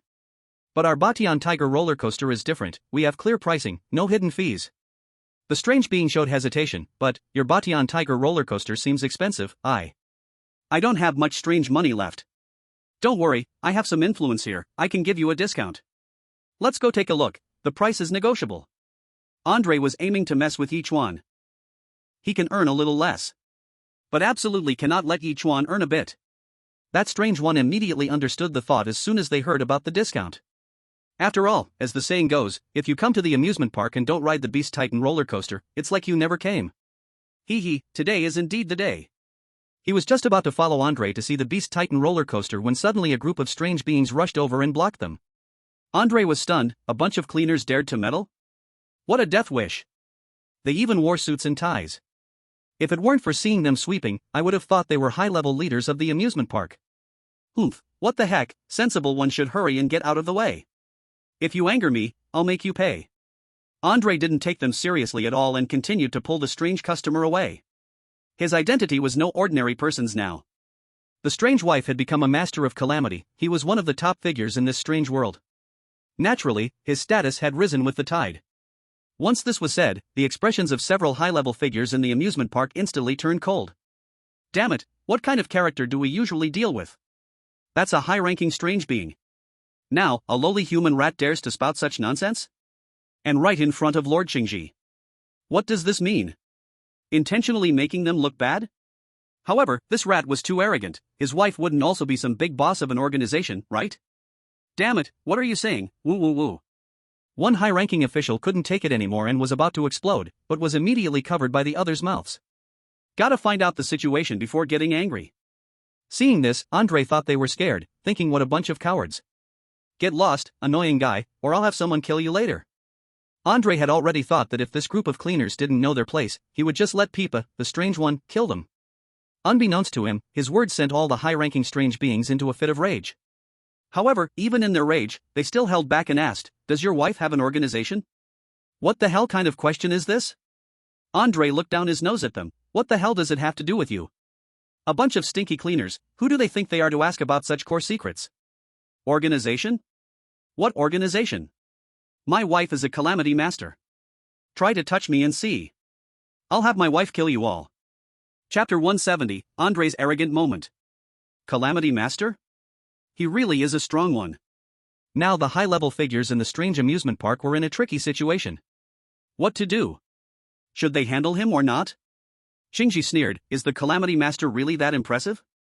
In our Shao organization, even the extremely fierce strange beings are everywhere. How dare you, a mere disinfecting calamity, bark here? You all handle it. If there are any consequences, our Shao organization will take care of it. With Xingji backing him up, what was there to fear? The high-level strange beings in the amusement park said ominously, "You want to take him to the Beast Titan roller coaster?" So what? The Beast Titan roller coaster is the most popular attraction in this amusement park. Stealing customers from me is your honor. Andre looked toward Yichuan not far away, with a smug expression, boldly saying, "You little brat from Huaxia, this time with Andre here, don't even think about getting the best rewards. This time, I will stomp you underfoot in front of everyone." All the strange beings stared at Andre as if he had gone mad. Has this guy lost his mind? He even dared to threaten someone's brother-in-law? What a death wish. The Beast Titan roller coaster, huh? Alright. The strange safety director took out a red card and said, "I am the safety officer of the amusement park. Due to severe safety hazards at your Beast Titan roller coaster, it will be indefinitely closed for rectification starting now." Strange safety officer? Andre then noticed the identity badge hanging on the other's chest. The identity badge clearly said, "Strange safety officer." Andre was like seeing a ghost. "No, you strange safety officer, you just went to mop the floor? Is this right? Is this definitely not a trap set for me?" Andre fiercely glared at Ye Chuan. Damn it, this kid must have set a trap. Back in that strange shopping mall, he used traps to harm Patel and the Child Emperor badly. I didn't expect that so much time has passed, and he actually used the same trick again? What a cunning scoundrel. Andre was flustered. This time, the task was to pursue a heart of innocence. His understanding of this task was to play every ride in the amusement park. And to play the rides, he needed strange money. So, the first step to complete the trial was to earn strange money. That's why he found a partnership with the hottest ride, the Tiger roller coaster. The two had reached an agreement that every time he snatched a customer from another merchant, the money would be split in half. In just that little moment, he had already taken quite a few customers with the Pipa Ghost and earned a good amount of strange money. By now, the funds to enjoy the amusement park were almost half saved up. But now, these high-ups of the strange amusement park actually wanted to shut down the strange shopping mall for rectification? Isn't that suicidal? These strange high-ups are simply too arrogant. They truly don't take my strange wife seriously. Wait for it. Andre hurriedly ran back to the Tiger roller coaster. He needed to rally people. He wanted to bring all the Pipa Ghost minions to seek justice. As long as there were enough people, the strange amusement park would definitely consider the impact and take back that red card. In the strange live broadcast room, the viewers from the Russian country were now unable to laugh. Andre's reliance was nothing more than a calamity power strange wife. However, there were unknown numbers of such low-level minions that Ye Chuan did not know about. If he wanted to regain face, it would be harder than climbing to the sky. Hurry and stop Andre, don't do anything stupid. Isn't it good to be alive, why must you act cool? These amusement park high-ups deserve to die, actually misleading Andre into making wrong judgments. Now, I can only pray that what that Blue Jay said is all nonsense. That is bound to be the case. How rare is a supreme strange master, yet they walk all over the place. I see that is going to hell. Exactly, his hand is probably just broken while showing off. Perfect explanation. After a while, Andre came with the Pipa Ghost. These Pipa Ghosts had cold expressions, looking down from above, completely disregarding the many strange beings. They were now the minions of the calamity power, their presence had to be established. Moreover, the leading Pipa Ghost was a high-level purple robe, incredibly strong. As it seemed like a fight was about to break out, all the ride merchants watched from afar for the excitement. Strange Red Hat once again felt a prickly sensation on her scalp. She always felt that this was bad, secretly nudged Ye Chuan, and whispered, How about we just forget it? Upon hearing this, Ye Chuan said seriously, how can this be forgotten? You have too good a temper, that's why you're always bullied by the strange ones. Being kind is not wrong, but you need to let kindness grow teeth, this way you can protect yourself, understand? Don't worry, with Blue Jay around, we won't be in trouble. Ye Chuan was full of confidence. At this moment, the strange high-ups coldly watched Andre arrogantly rally people. This way, there wouldn't be any fish slipping through the net. However, what they didn't expect was that Andre actually really recruited a high-level purple robe. This was a bit tricky. After all, they were only mid-level purple robes and low-level purple robes. The only top level had naturally been removed by the strange general manager. It seemed a bit difficult to take down the opponent. The strange safety officer looked at Blue Jay for help. My lord, Blue Jay was about to speak when suddenly he let out in him. His expression moved as he looked towards the amusement park outside, then turned to Yichuan and respectfully said, brother-in-law, my friends have arrived, they are asking if they can come in. Yichuan nodded. He was also very curious about what kind of strange friends Qingji had. Qingji quickly replied, and then all his friends came. With a loud bang, a beam of light fell from the sky. A huge meteorite pit appeared on the ground. A strange man covered in golden light appeared in the center. He radiated brilliance, making it impossible to look directly at him. Boom! The earth suddenly cracked, and a big toad crawled out from inside, with 9 furry fox tails growing on its backside. 9-tailed toad. Extremely impressive. Boom! Ha ha ha ha. Ha ha ha ha. Ha ha ha ha. Countless laughter echoed from all directions, and then numerous identical strange beings arrived at the strange amusement park, almost bursting it apart. In the end, it was still Chang Ji who scolded loudly, and this clone finally dispersed, leaving only the main body. Boom! Boom boom! Boom boom boom! Soon, all the strange beings arrived. 12 of them. Could it be the 12 heavenly kings? Each strange being exuded a powerful aura, far surpassing that advanced purple-robed Peepa Strange. Clearly, without exception, these strange beings were all powerful calamity beings. Andre still had not figured out the situation. Thinking that these were all his strange wives, sensing that he was in trouble, calling friends to support him. Hee, my wife is really awesome, now I can put on a big show. If you kneel down and beg for mercy now, and take back the red card, plus apologize, I might consider letting you go. Otherwise I will kill you all. Chapter 171, Andre, die. Yichuan was stunned. No, buddy? If I didn't know the truth, I would really think these were all your people. However, in the next second, Andre was dumbfounded. As soon as his words fell, those 12 strange beings actually walked towards Yichuan in unison. And at that moment, Yichuan revealed a mocking smile in his eyes. As if to say, idiot, hurry up and gouge your eyes out to shove them down your throat. When they reached Yichuan, all the strange beings knelt down on one leg, moving in perfect unison. We meet the big sister-in-law. The whole place fell silent. You could hear a pin drop. Although these 12 strange beings looked very different, they all shared one thing in common: they exuded a powerful aura all over. Yichuan didn't speak, and they maintained their half-kneeling position. The high-ups of the strange amusement park were completely numb at this moment. So many powerful calamity beings? They hadn't seen this in their whole lives. This situation was just so impressive. Lord Qingji's message had not spread for long, yet so many had come all at once. What does this indicate? It shows that the members of the Shao organization are widely distributed. They felt their hearts were about to jump out. Normally speaking, they could also be considered figures. Although their strength was not top-notch, because of their backing from the powerful testing ground of the strange amusement park, they would be treated well after entering. They had seen many grand occasions, but compared to what they saw before their eyes, everything they had seen before was just rubbish. When did powerful calamity beings become so common? Without a doubt, with the arrival of these strange beings, they no longer had the qualification to receive them. It had to be the amusement park owner who personally welcomed them.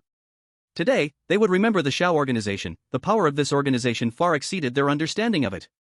If it weren't for the big sister-in-law personally coming to their amusement park to have fun, if it weren't for being bullied, they absolutely wouldn't have known that such a thing as the Shao organization existed in the strange world. The strange red hat was so frightened that her little mouth formed an O. So many people, so tense. I really want to pee. But, would it be inappropriate to go to the bathroom now? Better hold it in. Oh dear, it seems I need to find a transformation expert in the future to make my bladder bigger. It would be best to swap for a tank, no matter how long I can hold it in, even a month. The child emperor got down from the big swing. He had just hosted a strange client. The client insisted on playing with him. This made him so dizzy that he vomited up last night's meal.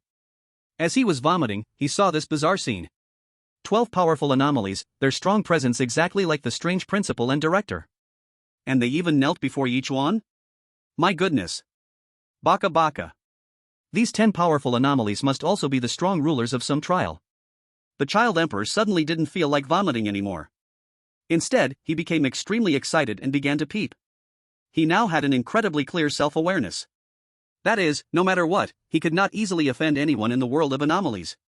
Take him for example, he initially looked down on Ye Chuan. And the result? Ye Chuan became truly amazing. The child emperor was now deeply regretting, he should have clung tightly to Ye Chuan's thigh from the very beginning. If he had pledged allegiance back then, his life now, oh, it would surely be wonderful. Now, trying to please Ye Chuan, there were no good opportunities left. This scene excited the Huaxia audience tremendously. Although they already knew that Qin Ji had notified his friend. However, when these 12 anomalies knelt before Ye Chuan, they couldn't help but feel thrilled. My goodness, Ye Tianxia is so impressive. 12, no, 13 calamity-level anomalies, this is definitely not a dream, right? Shen Zhaoyi's strength appears to need another upgrade, it's far stronger than we imagined. Very good, other players brought little brothers, Ye Chuan didn't bring any, but now it's fair, everyone has little brothers. Only, this little brother is a bit too powerful. At this moment, the audience from the Rus were filled with despair, no longer having the earlier principle. That Ye Chuan does not follow the rules. Since when did calamity-level anomalies become little brothers? Bringing 13 calamity-level anomalies to participate in the trial, is there still a chance for others?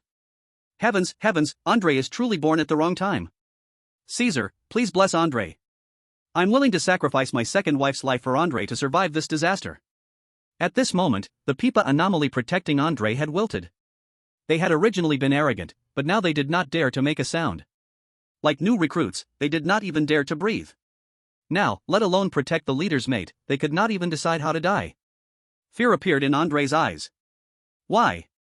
Why? Why does this woman still have opportunities in this trial? No, I will not admit defeat like this. I want to confront Ye Chuan to the end. I want everyone on Blue Star to know that I, Andre, am not a coward.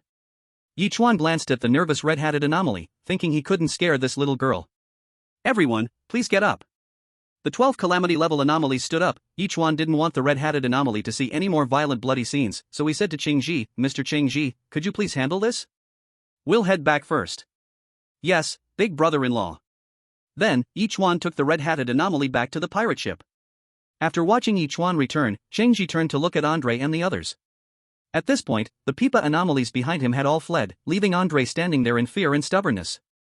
Qing Ji let out a sneer and said, Big brother-in-law has ordered, everyone, handle it all. Be careful when you act, don't dirty the floor. By the way, kill quietly, don't create a commotion. This was the first order from the big sister head. It must be completed perfectly to leave a good impression on the big sister head. Hunting time has begun. Although those Pipa anomalies had run away for a while, in the eyes of these calamity-level anomalies, it was nothing at all. This was like a two-person running competition. Another person directly opened a GTR. Not only does it run fast, but it can also easily knock you out. That's mine, no one come near. That's mine now. Hee hee, sorry, I've already taken it. Damn it, I'll settle the score with you later. This human belongs to me. The nine-tailed toad swallowed in one bite. A strange, huge voice of the heavenly way echoed. Andre is out. Ye Chuan heard the voice and was stunned. So soon it was resolved? Such strange speed, worth recommending. Oh Andre, if only you had been honest, why did you have to jump around? You truly met a tragic end. Chapter 172, Attracting Customers. All players heard the news. Patel was stunned. What the heck? Andre is dead? How is that possible? He brought so many strange instruments, earned a lot of weird cash in a short time. I was going to talk to him. How did he die before we could even talk? Patel hurried to the behemoth roller coaster to see what was happening. But as he approached, he saw a group of strange people, each one giving off a terrifying powerful aura from afar. Could it be that while Andre was attracting customers, he provoked someone he shouldn't have? Other players also curiously came out to watch the excitement. It should be. When Andre came, he was so arrogant, his nostrils almost touching the sky. Isn't it normal to provoke big shots? Humph, truly a fool. The trial level of this amusement park is even more powerful than the strange hospital. Here, one must learn to act humble. Sure, the purple robe he brought has strength, but this amusement park's trial master must be a great being of calamity, at least of intermediate level. Andrei's strange wife is only a low-level calamity being, she doesn't have the capital to be so arrogant.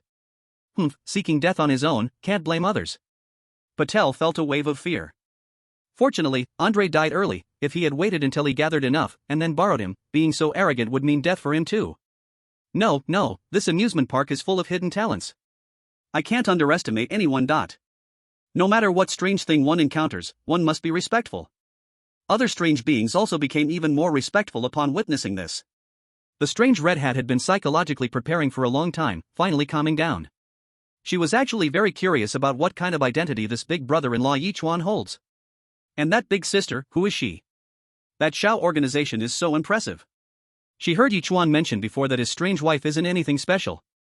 If one had to say, it's that she is excessively beautiful. She was very curious, but didn't dare to ask. Soon, Akiji came over. His attitude remained very respectful. Although Ye Chuan was approachable, there is still a hierarchy. Subordinates should have the appearance of subordinates. Big brother-in-law, everything has been handled. Ye Chuan nodded, seeing only him, and asked curiously, where are the others? They are all outside. There are too many people, they didn't dare to come in recklessly, afraid of affecting business. Business? Ye Chuan glanced at the strange red hat. The strange red hat's face was flushed, shyly twisting her clothes. What business is there? The store is empty, a group of big shots are outside guarding the door for her? How about letting them come in for a drink? The strange red hat said softly. Ye Chuan thought for a moment, the key is that your room can't hold that many people. The strange red hat wished she could dig up a 3-bedroom apartment to accommodate everyone. Seeing this, Akiji suddenly had a clever idea. How about I let them help attract customers? Let great calamity beings attract customers? That's too cool, isn't it? Though Ye Chuan also wanted to, he felt it was somewhat inappropriate. They are all important figures, isn't it a bit beneath them to do such things? This isn't quite good. Who says it isn't good? This is great. Akiji asserted emphatically, being able to serve the big brother-in-law. It's our honor. Ye Chuan nodded and said, then let's give it a try? Qingji went out to convey Ye Chuan's message. What's this, recruiting customers? The strange being, glowing yellow all over, looked shocked. Qingji nodded lightly. The big brother said he can pay wages. All the strange beings became excited. We can earn wages, ha! Being able to work for the big brother is the most important thing. This is a chance that many members of the Shao organization can't even dream of. Going back after this will surely allow them to boast. Other members will envy them to death. Of course, the most important thing is to gain favor in front of the big brother. When the big brother goes back to handle things with his wife and mentions it, wouldn't that be amazing? Let's go. The doppelganger grinned. This is a perfect match for business, isn't it? Ha ha ha. With so many of my doppelgangers, who can recruit customers better than me? The 9-tailed frog hurriedly put on a big cloak, revealing only its 9 tails. Otherwise, it would look too scary.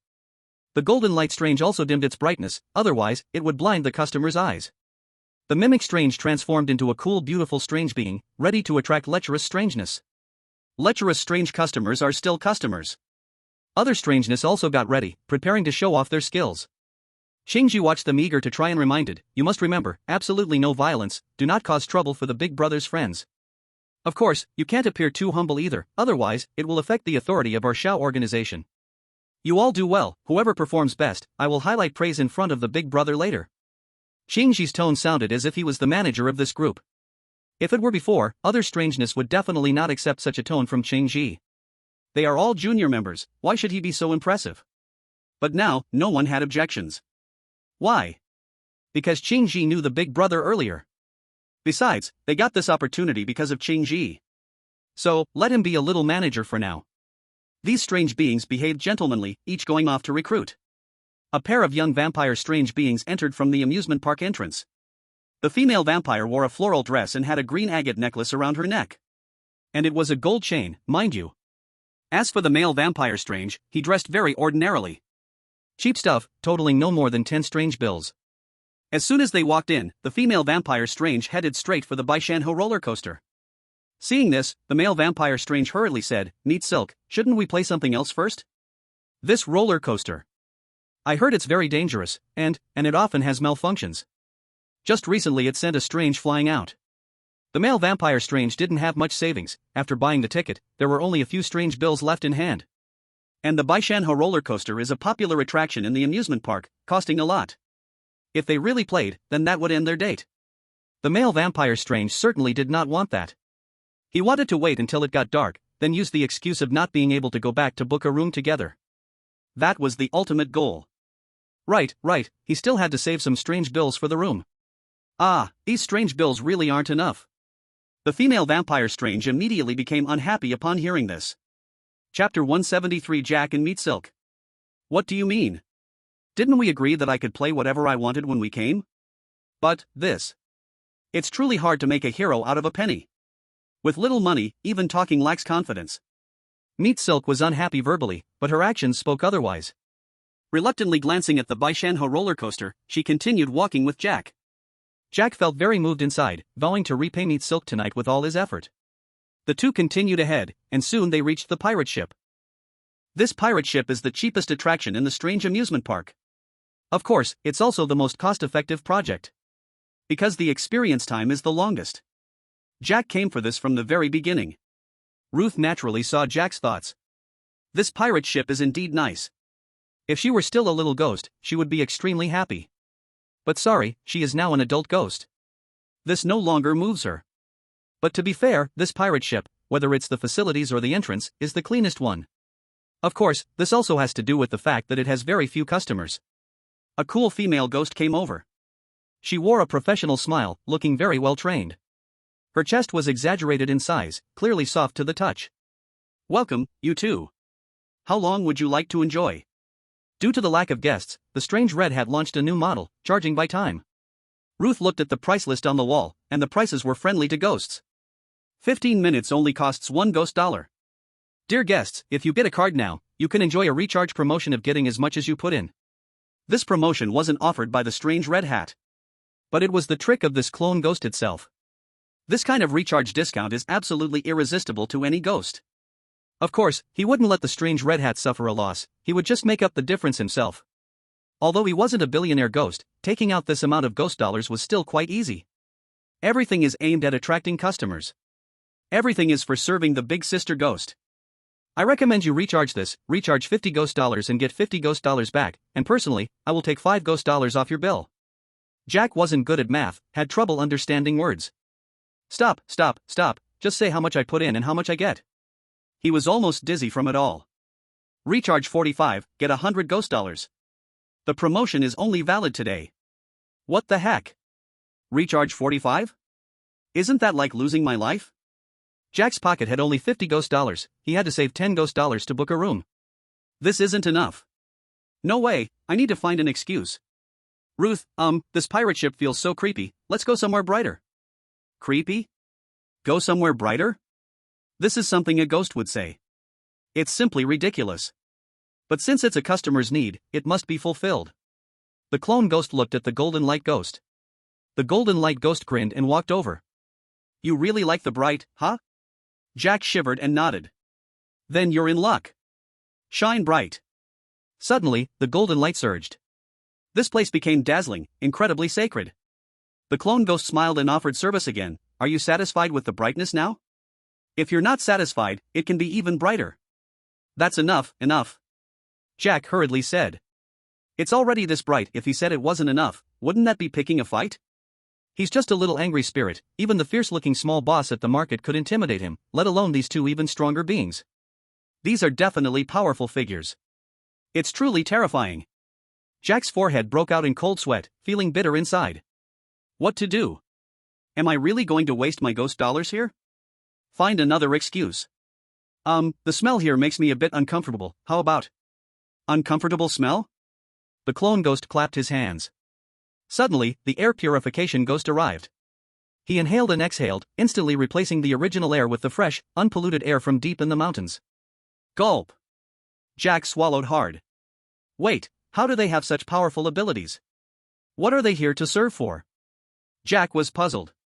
Could it be they are part of an organ-selling gang? After they get on the pirate ship, will they rip out their organs to sell for money? That's it. It must be like that. Well, to be honest, I get seasick. Jack suddenly felt this excuse was brilliant. Once this excuse was out, they couldn't do anything to me, right? The doppelganger thought for a moment and said, "This is really a bit difficult, but I have a way." He clapped his hands twice. Then the nine-tailed frog spat out two mysterious liquids and presented them in front of the two. "You two have truly come to the right place. Drink these 2 cups of rejuvenation liquid, and you will never get seasick again. Forget about seasickness, you won't feel sick from anything in the future." Jack was on the verge of a breakdown. Is this a theme park? Why does it feel like he walked into a full-service scam? To be honest, Jack felt he was crumbling inside. At this moment, Rosie was also a bit scared. They had heard about the strong in this bizarre amusement park, but they never expected the strength would be so overwhelming. While Jack was at a loss, Rosie regained her composure and took out 100 strange bills from her pocket. "Then I'll charge 100. All right." The doppelganger was very happy. Business is coming in. Opening auspiciously. Seeing that the two had already paid, the other strange entities went to attract more customers. Jack stared at Rosie's 100 strange bills, feeling a bit dumbfounded. "Rosie, where did you get these strange bills?" Jack knew very well his girlfriend's financial situation. She couldn't possibly have that much money. Unless she sold something. Rosie whispered, "Humph, of course, I saved up. I knew we were going out to have fun, so I took it all out. I know you spent quite a bit on me, so I plan to treat you this time." Rosie. Jack couldn't help but shed tears. With a partner like this, what else could he want? Looking at Jack, Rosie suddenly became gloomy. "Jack, I really want to be with you for a lifetime, but I'm sorry, I have to go back on my word." Jack was stunned. "Today, let's play happily for a whole day and leave the best memories." What does that mean? Jack panicked. Is Rosie going to abandon him? That shouldn't be. They had withstood the test in the 7-day lock, and their bond was incredibly sincere and passionate. They would never fall for someone else unless. Jack thought of something and despaired. Is it your boss? Chapter 174, The Power of the Dao Sound. Rosie's eyes were reddened, and she was already in tears. There was no other way. When at ease, one had to bow their head. She had always been earnest and diligent at the store. Only because of her overwhelming beauty was she noticed by the boss. So the boss began to force Rosie, pressuring her to make a choice. Either be with him from now on, or he would take action against Jack. First kill Jack, then come for her. That boss was terrifyingly powerful, a low-level purple-robed expert. They were simply no match for him. With no other choice, to save Jack's life, Rosie had to sacrifice herself and choose to compromise. Tears fell from Jack upon learning the truth. This time, he only felt like an incompetent boyfriend. "I am too weak. Rosie, it's all because I am too weak." Jack howled to the sky, "No. No. No." At that moment, he wished he could find Rosie's boss and fight to the death. But as soon as he thought of the other party's low-level purple robe strength, he felt defeated again. As a mere wraith, he couldn't even beat a purple robe, let alone a fierce killer. Even if he went, he would be crushed like an ant. "Rosie, how about we commit suicide together, all right?" Hearing 3 no's, Yichuan couldn't help but recall an old friend's image, so he curiously came out to take a look. As soon as he stepped out, he heard Jack's words and couldn't help but become curious. What's going on? Committing suicide together? Jack glanced at Ye Chuan. A human? It's nothing, just. Then Jack told Ye Chuan the story. He thought Ye Chuan would surely laugh at his incompetence. But unexpectedly, Ye Chuan became indignant. This is just too much. The trickster in the red hat also came out halfway and expressed after hearing, "This is really too outrageous." Ye Chuan decided to help Jack and Rosie, so he looked at Shen Zhiyan and asked, "Do you know the boss they mentioned just now?" Shen Zhiyan awkwardly shook his head. After all, he is a powerful trickster himself. What kind of being is that boss? An inferior purple robe. Not to mention knowing him, he doesn't even have the right to lick Shen Zhiyan's feet. Then can we find a way to help them? No problem. Shen Zhiyan hurriedly called all the members of the Akatsuki organization who had come over, then discussed a solution. "Clone trickster, you know many people. Do you have any impression of this little boss?"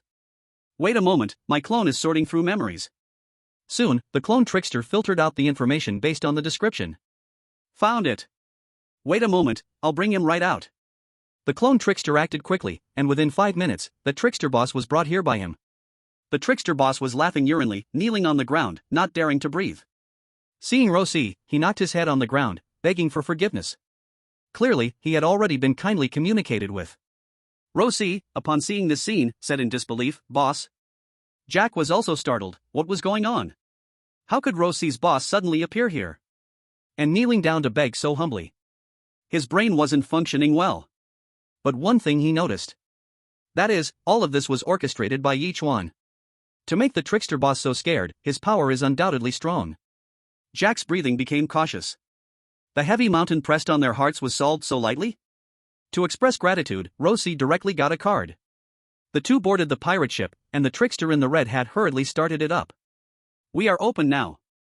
Then, the trickster in the red hat quickly ran over to Yichuan, asking him to sing. Yichuan cooperated fully. A mighty song began. Let's get started. Sailors, sing out. Soon, Jack and Rossi were immersed in the sound of the song, as if they were really cutting through waves in the vast sea. This feeling was refreshing.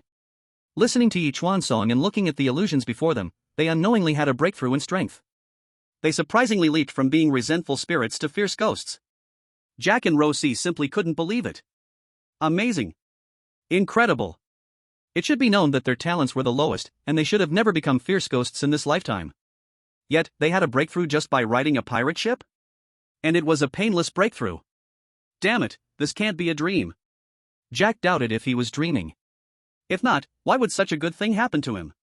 No way, he had to kiss Rossi to see if he was dreaming. After a warm and lingering kiss. Hey, this is really not a dream. Not only them, even the Akatsuki organization members without Qingji were incredibly shocked upon hearing Yichuan's song. This voice actually possessed such powerful magic? Not only did it calm their minds significantly, but it also gave them deeper insights into trickster cultivation? It could be said to directly save them 10 years of hard training. No wonder he is the brother-in-law, this method is truly amazing. After finishing a song, the pirate ship had already stopped, but Jack and Rossi were still immersed in it. Qingji and a few members of the Akatsuki organization were also in a state of loss. Sigh, if only it could last a little longer. Wait, if there are more guests to ride the pirate ship, will the brother-in-law sing again? Thinking of this, they started to work even harder to attract customers. If before they worked hard, it was because it was Yichuan's task. Now, they worked hard for the sake of gaining more insights for themselves. If they amassed enough insights, who knows, they might directly break through. Come on, for the sake of their insights. They had completely gone crazy. Several other amusement facilities, which were just as deserted as the pirate ship, had nothing to do, so they began to take up sunflower seeds and watch these trickster powerhouses attract customers. This is a rare event. Once this village is past, it will be gone forever. The strange live broadcast room. The foreign audience is completely desperate. Damn it. Can others still play? Come on, who can outdo you guys? Simply stop the trials in the future, it's too much trouble. Just give the rewards to Ye Chuan, wouldn't that be better? Ha, this damned calamity master uses strange tricks to attract customers. Even if they don't want to go, it's hard to refuse. Exactly, it's not fair at all. Does this strange amusement park care nothing for the other businesses? The calamity master is indeed trying to please Ye Chuan, they don't even care about their reputation. Ah Chuan, stop it. Under the attraction of 12 calamity masters, no matter if they wanted to play or not, they were all drawn to the pirate ship. The strange red hat was very excited, happily starting the machine and joyfully collecting money. As for Ye Chuan, he still cooperated, still using the great sound of the Tao, still being a sailor. By noon, the strange red hat's earnings were almost equal to the total for the entire previous year. Furthermore, during this time, the new strange general manager came personally to offer support, asking if there was anything they needed help with. Upon hearing the strange red hat say they were excited, the manager happily exempted the strange red hat from 3 years of venue fees, as well as all income, declaring that the strange mall would permanently not participate in profit sharing. Chapter 175, The Secret of Happy Strange Loans. I'm rich. The strange red hat suddenly laughed out loud. At this rate, he would soon save enough money to hire a calamity master as a bodyguard, and then he could go find his grandma. Go for it, strange red hat. The strange red hat went out to get some fresh air, but as soon as he stepped outside, he saw a fierce strange creature. This is a debt-collecting strange. The debt-collecting strange had a fierce expression, his whole body exuding a chilling aura, and he held a bloody steel pitchfork in his hand. Behind the debt-collecting strange were 2 little brothers, both looking fierce, clearly not good strange beings. Seeing the newcomers, the strange red hat's face changed dramatically. Why are you here again? The debt-collecting strange snorted coldly and cackled. Strange red hat boss, business seems to be going well, huh? I see this little pirate ship of yours hasn't opened for 3 years, but once it does, you're gonna make a fortune. Today, it seems like you're about to steal all the customers from this amusement park. I guess you made quite a bit today, shouldn't you pay back the money from our happy strange loan? The strange red hat nervously said, "Pay back, I will, just let me know how much I owe, and I will pay you back in full." Last month, the strange red hat exhausted all his savings to pay the venue fee, leaving him with not a dime, not even enough for the basic expenses of the pirate ship. In desperation, he had no choice but to go for the Happy Strange loan. Happy Strange loans were high-interest loans. If it weren't absolutely necessary, the strange red hat would never have come to this point. He borrowed 800 strange notes, agreeing to pay it back within half a month. But the Happy Strange loans are exceedingly unreasonable. In less than half a month, they kept coming to harass the strange red hat. Each time, they caused such a commotion that they scared away customers who originally intended to play on the pirate ship.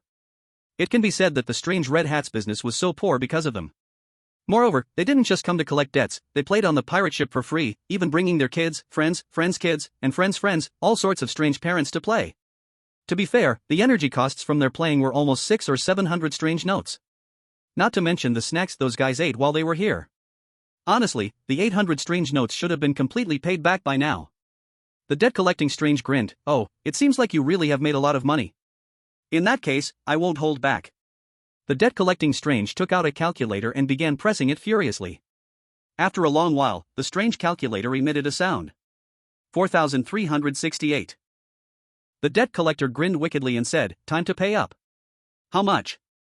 4,368? Hearing this number, the red hat girl was stunned. Not really, 800 ghost money, just in half a month, and it rolled to 4,368? This happy ghost loan is way too ominous. This isn't high interest, it's simply black-hearted lending. To be honest, the red hat girl does have this money. Because today there were many people getting cards. But even if today's performance was great, it was only 5,000 ghost money at most. If she pays back this money to the happy ghost loan, then she won't have much left. Wanting to find a bodyguard to seek her grandmother will be even more distant. Because she knows very well that today's good performance is due to Ye Chuan singing, and the powerful ghost attracting customers. But what about tomorrow? They will definitely go back. Then at that time, relying solely on her own abilities, earning money will take ages. "Why you, how did you calculate this?" "I haven't defaulted, nor has the due date come, you must have made a mistake." Seeing the red hat girl daring to question him, the debt collector's expression instantly turned cold. "What do you mean? You don't acknowledge the debt? Let me tell you, it's clearly written in black and white here, and your name is right there. I'm just collecting based on the agreement at that time, you can't wriggle out of this. And let me tell you, this is still our boss being lenient and giving you a discount, not calculating compound interest, otherwise, you'd owe even more." The red hat girl was furious. Seeing the red hat girl not speaking, the debt collector's expression grew even colder. "Oh, so you're tough now? I see from your attitude that you don't plan on paying? Really unrepentant. In that case, it seems necessary for my little brother to eat a leg off you so you can think twice." The red hat girl was suddenly scared and trembling. Just then, Yichuan returned. Having sung too much earlier, his throat felt uncomfortable, so he went to the outside ghost pharmacy to buy a box of ghost throat lozenges. These ghost lozenges have soothing throat effects, and after taking one, Yichuan felt fine again. Walking in with Yichuan was also Changji. When Changji saw the scene here, her expression instantly turned cold. "You dare!" Threatening the friend of her brother-in-law. "Get lost!" When facing Yichuan, Changji was naturally courteous, but when facing this troublemaker, she wasn't so polite. The ferocious aura belonging to the powerful ghost surged forth like a tidal wave. The debt collector and his two little brothers instantly felt overwhelmed by this immense pressure, unable to breathe. With a thud, the debt collector was scared to kneel on the ground, shaking like a leaf. "G-ghost. G-ghost." He was already unable to speak properly. Oh my god, how could a powerful ghost be here? So childlike? But even if they had a childlike heart, they should be playing thrilling rides like a roller coaster, right? Who plays on a pirate ship like this? Moreover, it was unheard of for the red hat girl to know any powerful ghost. If they had known, they wouldn't have dared to scam the red hat girl. Damn it, you really are my biological father. If you had mentioned this relationship earlier, I wouldn't have had to give up that 800 ghost money. Xingji let out a cold sneer, freezing the three men in coldness. Yichuan walked up to the nearly crying red hat girl, concerned. "Red hat girl, are you okay? Who are they, and why are they bothering you?" Then, the red hat girl quietly recounted what happened. When she heard about 800 ghost money, and needing to repay over 4,000 without a payment deadline? So black-hearted. Even Changji couldn't help but gasp in shock. The other powerful ghosts were also stunned. My goodness, can it really make money so ruthlessly? Yichuan frowned. Not only did they come to scare you, but they also brought people over to play for free? The red hat girl nodded gently. Ye Chuan was furious and declared firmly, I know. This happy loan is a tumor that must be eradicated. Moreover, during the trial, there was a task to investigate the secrets of Happy Loan, and now is the perfect time to solve it. Chapter 176, The Boss of Happy Loan. Ye Chuan looked at Xing Ji, can you deal with this happy loan? Of course, it's not for nothing, consider it a task I am issuing. Hearing Ye Chuan's words, everyone showed expressions of disbelief. This is also a task? Damn it! It turns out that pies can indeed fall from the sky. All the peculiar beings were so excited they could almost fly. You have to know that in the Dawn organization, every task has contribution points. And contribution points are like the currency of the Dawn organization, which can buy many good things within the organization. However, in the organization, there has never been such an easy task to earn contribution points. Moreover, this task is the first one issued by the big brother-in-law. Not only can they earn contribution points, but they can also gain favor from the big brother-in-law. This time, they truly struck gold. In the Spectacle Live broadcast room, Chinese viewers were already mourning for Happy Loan at this moment. They came to bully the Red Hat, but really hit a solid wall. The Red Hat's backup is Ye Chuan now. Who is Ye Chuan? Shen Zhaoyi's husband. The big brother-in-law of the Dawn organization. With one word, he can command the existence of 13 calamity-level peculiar beings. With such background, if you dare to cause trouble, you are truly asking for death. These black-hearted loans should be completely eradicated. Our country should take action as well. To be honest, I am a victim of campus naked loans. Oh my god, then aren't you? Already in debt, selling goods. Damn. Ye Emperor truly has status. I've never seen anyone give tasks to peculiar beings before. Sure enough, look at how happy those peculiar beings are, they are almost lost. If it were me, I would also be lost. Who isn't? Isn't this equivalent to the leader giving me money to have me do homework for his first-grade child? Being rich and powerful is really great, I envy it so much it makes me pale. A few members of the Dawn organization couldn't wait any longer and directly grabbed the debt-collecting peculiar beings, making them lead the way to the headquarters of Happy Loan. This commotion quickly attracted quite a few merchants. When they saw this group of calamity-level peculiar beings angrily dragging the debt-collecting peculiar beings outside, someone couldn't help but approach, cautiously looking toward Ye Chuan. Sir, are you going to the headquarters of Happy Loan? Ye Chuan nodded and asked, what's the matter?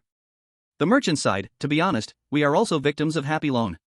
They are very heartless, we only borrowed a few hundred peculiar coins, yet they made us repay thousands. We can't come up with the money, and they keep coming to trouble us every day. They chase away our customers and play on our facilities for free. Several merchants have already packed up and fled overnight. Sir, I have a humble request, can I go with you to demand an explanation? Sure, then you can come along. With the first, there came a second, and soon almost all the merchants arrived. Of course, these were all small facility merchants. Merchants like the Tyrant Tiger roller coaster, which had huge profits, would never take loans from Happy Loan. The headquarters of Happy Loan was not far from the peculiar amusement park. At this moment, the accountant of Happy Loan was busy tallying this month's income. The boss was leisurely lying on a recliner nearby, enjoying himself while giving instructions. This account must be calculated carefully, it can't be off by a bit, got it? The accountant chuckled, boss, you can rest assured, have I ever made a mistake? As for this month's accounts, apart from the amusement park's pirate ship, everything else has been collected back. What's going on? Why hasn't it been collected back yet? He has already left and should be back soon. The boss nodded and said, this must be collected back. If she doesn't return it, let her use the broken boat to pay off the debt. The accountant nodded and said, that's what I told the collector. Just then, a strangely dressed person walked in, looking very extravagant. From this person's aura, the boss immediately judged that this eccentric was definitely not short on money. Because that kind of aura is not something a person lacking money can have. A big fat sheep is here. The boss quickly got up from the lounge chair, his face full of smiles as he approached. Hello, welcome to Happy Eccentric Loans, how may I assist you? The eccentric looked at him and asked, are you the boss? I am. I don't know if you want to borrow money or use a collateral? Happy Eccentric Loans has a wide range of business, not only loans but also collateral. Borrow money, 1,000 eccentric dollars. Alright, I'll go get the eccentric dollars and the loan agreement. After bringing the eccentric dollars and the loan agreement, the boss initiated small talk. You don't seem to be from around here. Just moved here. Where are you working now? I just took over a facility at the amusement park, so I'm a bit tight on cash and plan to borrow some money to tide me over. Is it another eccentric amusement park? The boss chuckled to himself, feeling very pleased. Loans should be sought by those who do business because they often lack liquidity. They need money often, naturally they will need to borrow. A fat sheep, ready to be heavily sheared. Please take a look at the loan agreement. If there are no objections, please sign. The eccentrically dressed person carefully began to read the loan agreement. Suddenly, 2 ultraviolet beams shot from his eyes. At once, the entire loan agreement was laid bare before him. In the blank spaces of the loan agreement, numerous hidden clauses could be found. All these clauses were unfavorable to the borrower. This is a special tactic of happy eccentric loans, they use specially treated pens to write them down. These pens have the function of delayed disclosure. When first written, they do not show up. But after a while, the text will become visible. This is also the reason why happy eccentric loans can make so much money. When the boss of happy eccentric loans saw the eccentrically dressed person shoot ultraviolet light, he stopped smiling. Oh no, I've run into an old hand. However, don't panic. This is my territory. The boss's expression turned cold, filled with murderous intent. Damn, I just wanted to shear you for a profit, but now that you discovered our core technology, you cannot be spared. Today, you will die. The boss lightly waved his hand, and 2 strong men instantly slammed the door shut. He originally thought this eccentrically dressed person would kneel and beg for mercy, but unexpectedly, he remained calm and kept smirking. If it weren't for my brother-in-law suggesting to investigate first whether you are truly this shameless, you wouldn't even have the right to talk to me. Ye Chuan is a Huaxia person and deeply understands that without investigation, there is no right to speak. That's why there was this situation. Otherwise, it wouldn't be fair to unfairly label someone. Now, it seems that this boss is definitely not a good guy. Then there is no need to be polite. Everyone come in. The eccentrically dressed person shouted towards the door. Chapter 177, The Memory of Blue Quail. The door was kicked open. A few more eccentrics walked in. In their hands, several debt collectors were gasping for breath. This group of eccentrics made no effort to conceal their presence, the aura emanating from each of them far surpassed that of the purple robe. What the hell, what kind of extraordinary figures are these? Behind this group of powerful individuals, there was a group of businessmen. The boss recognized them, they were the businessmen from the eccentric amusement park. Damn, did these strong individuals come here at their request? Are they crazy? The accountant saw that the situation was not good and quietly shielded the boss behind him, then slipped out the back door. Working is one thing, risking my life is another. The boss's heart was racing. He kept swallowing saliva, feeling a bit nervous. His own strength was purple robe level, but when facing this group of eccentrics, feeling as small as an ant. That feeling is like an ant facing an elephant, a puddle facing the sea. It's simply not on the same level. This is definitely a calamity master. What is going on? At this moment, a handsome human slowly walked in, followed by a strange red hat, with timid eyes, very scared. Seeing Ye Chuan, Shen Zhiyan respectfully said, "Big brother-in-law." Then, the other strange beings all turned to look at Ye Chuan and bowed their heads in respect. The strange boss, seeing this, revealed an unbelievable expression in his eyes. This shock was even stronger than the one he felt when he saw so many calamity masters. Calamity masters are common, but such a noble human is rare. He, a single human, is actually the leader of this group of calamity masters? This is just absurd. This person must not be human. He must be a powerful being. Some powerful beings have a strange sense of humor. This strange being must be one of them. Being able to command a group of calamity masters, those people must be the ultimate terrifying masters. The strange boss's heart felt cold, remembering all the bad things he had done in his life. I only lent some high-interest loans, forced strange beings into prostitution, and stole a widow's bath. Besides that, I am really a good strange being. My lord, I was wrong. The strange boss suddenly knelt down on the ground. Spare me, I will never dare to do it again. In response to his plea for mercy, the nine-tailed toad spat a thick loogie. Ye Chuan said to the strange red hat, "Take what he owes you back." On the way, Ye Chuan had the strange red hat calculate an account. He told him to figure out the losses from the happy strange loans during this time, and subtract the strange money he borrowed, taking everything else back. The strange red hat was a bit hesitant, and Ye Chuan directly grabbed a handful and asked, "Is this enough?" "Enough, enough." Then, Ye Chuan took the strange red hat and left. Before leaving, he told Cheng Ji, "Do whatever you want." This sentence was equivalent to announcing the death sentence to the strange boss. As a calamity master, he would not normally waste time on such small characters. But this strange boss was different, he had offended the big brother-in-law. Naturally, he would receive special attention. If they didn't torture him a bit, it would be disrespectful to the task given by the big brother-in-law. So, a group of calamity masters started a brutal torment. And those merchants who followed along, after getting Ye Chuan's permission, also began to take action. They wanted to reclaim their losses. The strange boss watched as these merchants, whom he had bullied before, began to carry away his possessions piece by piece, so angry that he yelled wildly. Put it down, those are my things. Stop, you all stop. However, no one paid him any mind. When the merchants had taken nearly everything, they all waited outside. The strange boss's howling continued for more than 10 minutes, then suddenly stopped. Then, the powerful group of calamity masters came out one after another, and the strange boss was no longer inside. He had been played to death, turning to ashes. Yichuan saw Qingji and the others come out and asked, "Is it settled?" Qingji nodded, then waved his hand, and the entire headquarters of Happy Strange Loans was suddenly covered with a layer of frost. The frost grew thicker, and in the blink of an eye, it formed into an iceberg. From now on, not just the strange boss, but the entire Happy Strange Loans would be removed from this strange world. The Strange Marriage live broadcast room. The whole world was shocked to see this scene. Qingji's methods were indeed terrifying like this? With a simple wave, he created an iceberg? This power is truly frightening.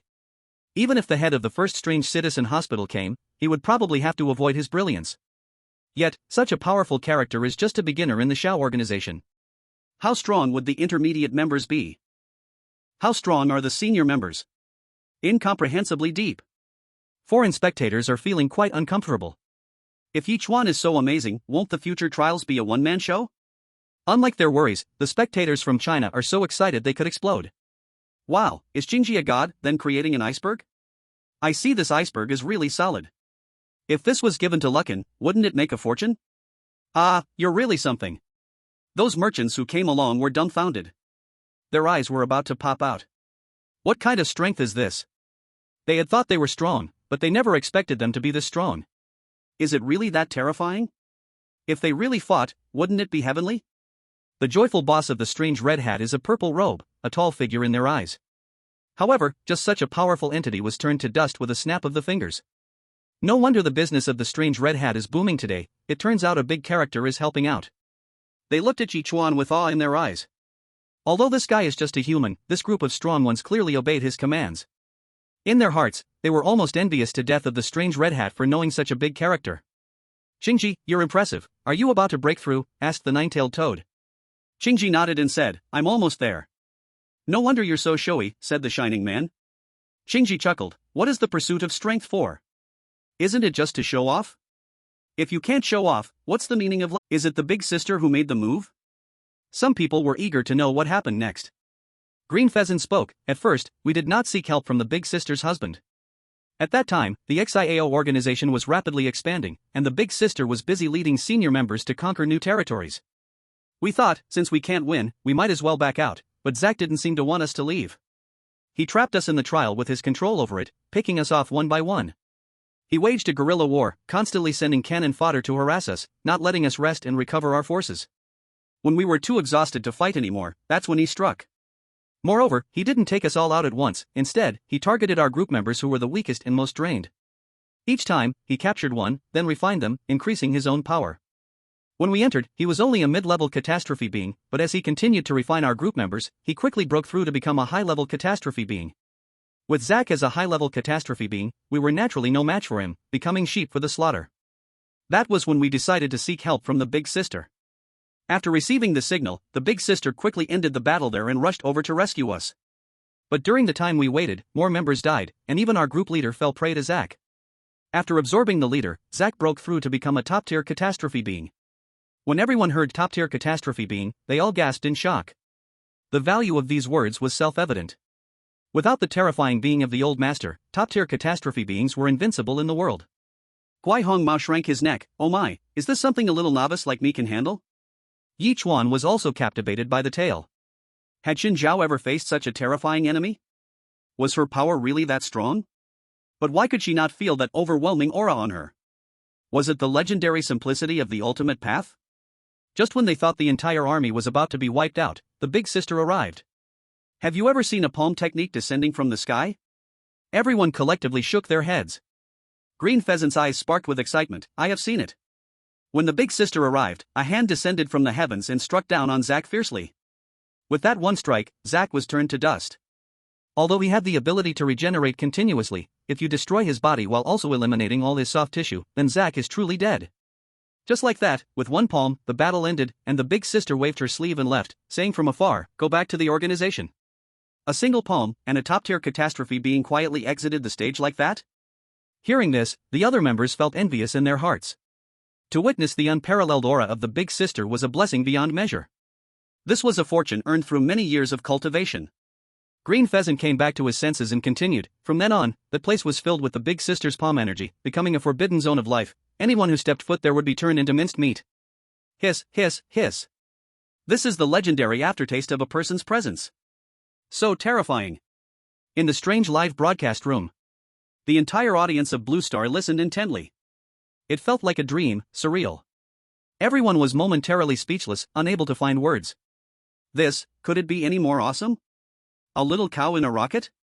So amazing. While I am a fan of Shen, it can't be this exaggerated. What a drama to say it's not nonsense, to adapt isn't to distort, this is just too ridiculous. Such things must be recorded in the Strange Marriage Command Center, after all, it involves a forbidden zone of life. At this moment, the foreign audience expressed strong doubts. If only what Green Pheasant said was a bit more believable, like saying the big sister fought for 2 or 3 days, or that it came at a huge cost. They would all believe if they were saved by them. But just one slap, do you think I will believe it? Even the sci-fi movies from the Star-Spangled Nation wouldn't dare to shoot something like this. Damn, the weirdness just loves to boast. I still don't believe it, just like the old saying, I don't trust it at all. Is this the legendary Tathagata palm? Even the wind of flattery has blown into the strange world. I believe it, I believe everything, even if you tell me our heads or our butts, I would believe it. Everyone returned to the Eerie amusement park once again. On the way, after Qingji finished talking about the boss lady's deeds, no one spoke a word. At this moment, they were still digesting what had just been said. The boss lady had disappeared many years ago, and no one knew whether the strange life still had the honor of seeing her take action in person. If they could see it, it would truly be without regrets even in death. Patel's life wasn't going well. Because he didn't have little brothers like Piggy to protect him, he, as a human, was bullied a lot here.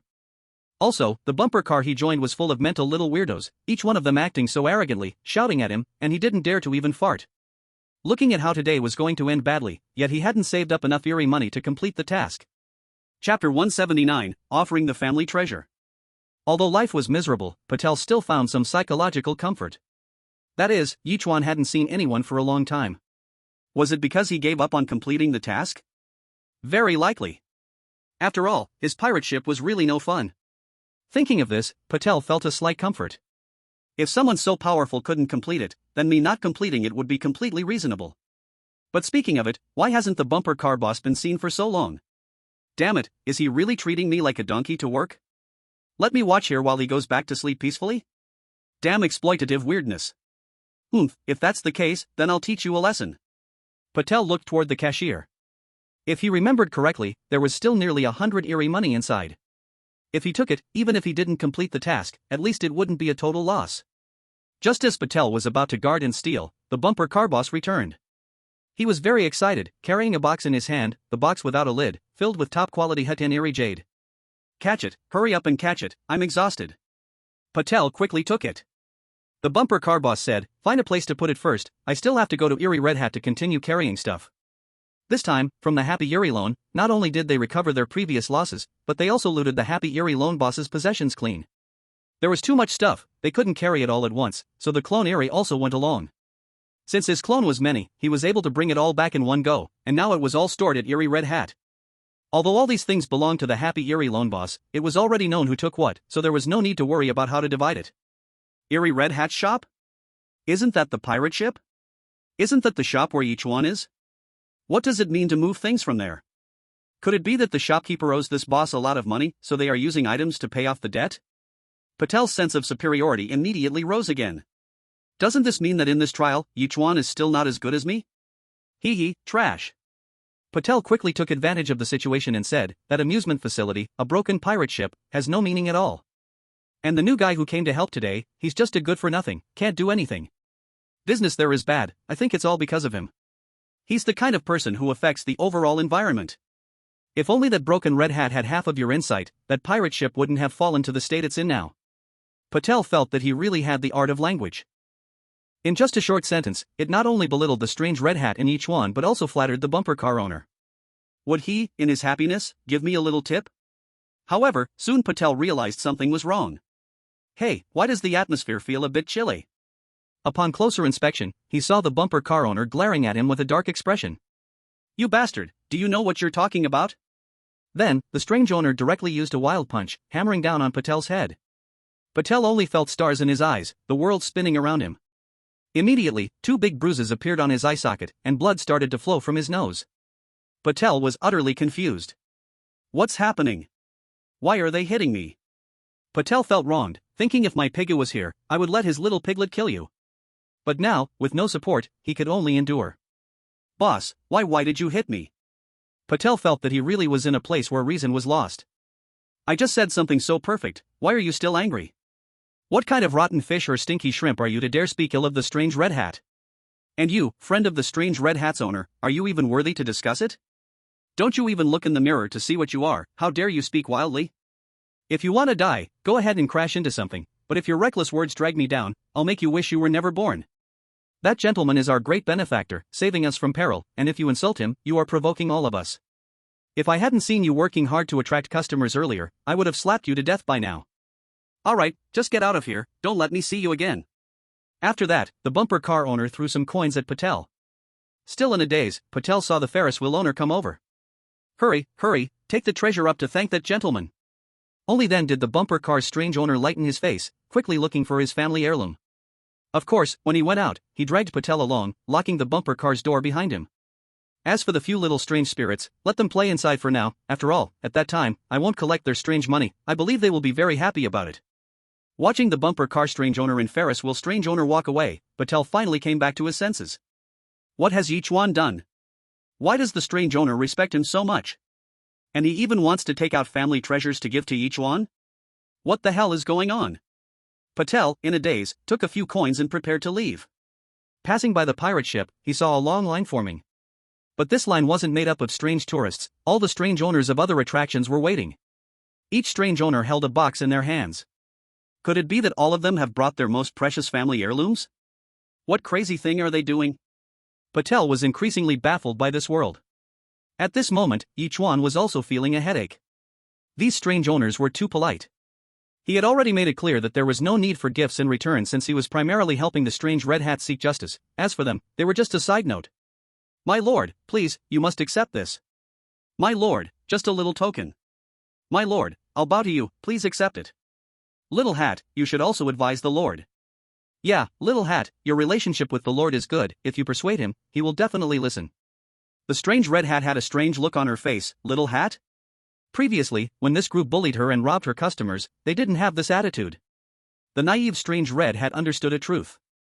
In this world of strangeness, one must either be powerful to earn respect or know a powerful strange being and use that to instill fear. In the heart of the strange red hat, there was a thought, if only Ye Chuan could stay by her side forever.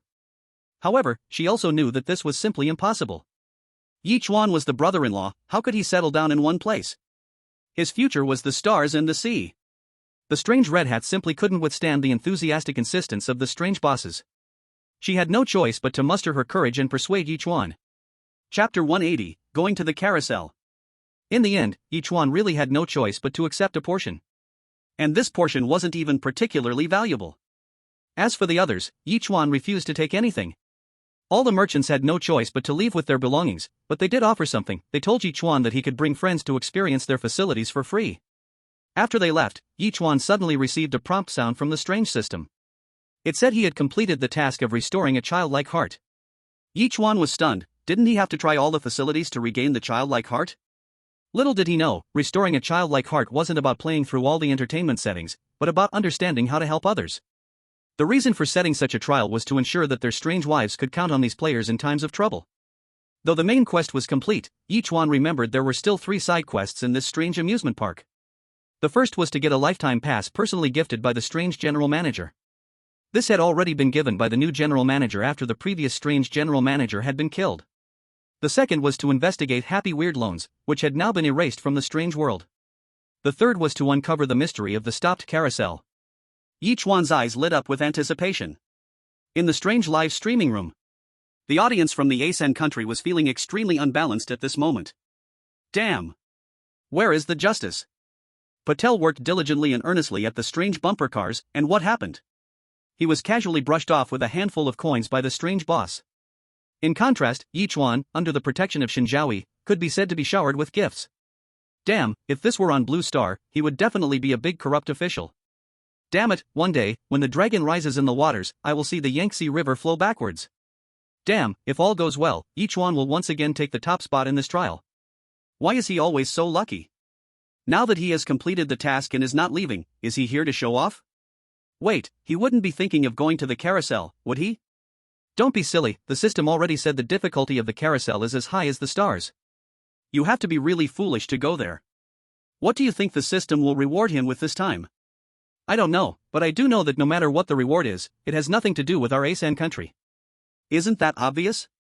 Don't underestimate our ASEAN country. That's right, one day we will make Huaxia know our strength. After all the merchants left, the strange red hat hurriedly took out her small safe for her strange cash. She opened the safe and then placed it in front of Ye Chuan with a thud. Could you do me a favor? Ye Chuan looked at the safe full of strange cash. Most of it was earned today, except for that steel G.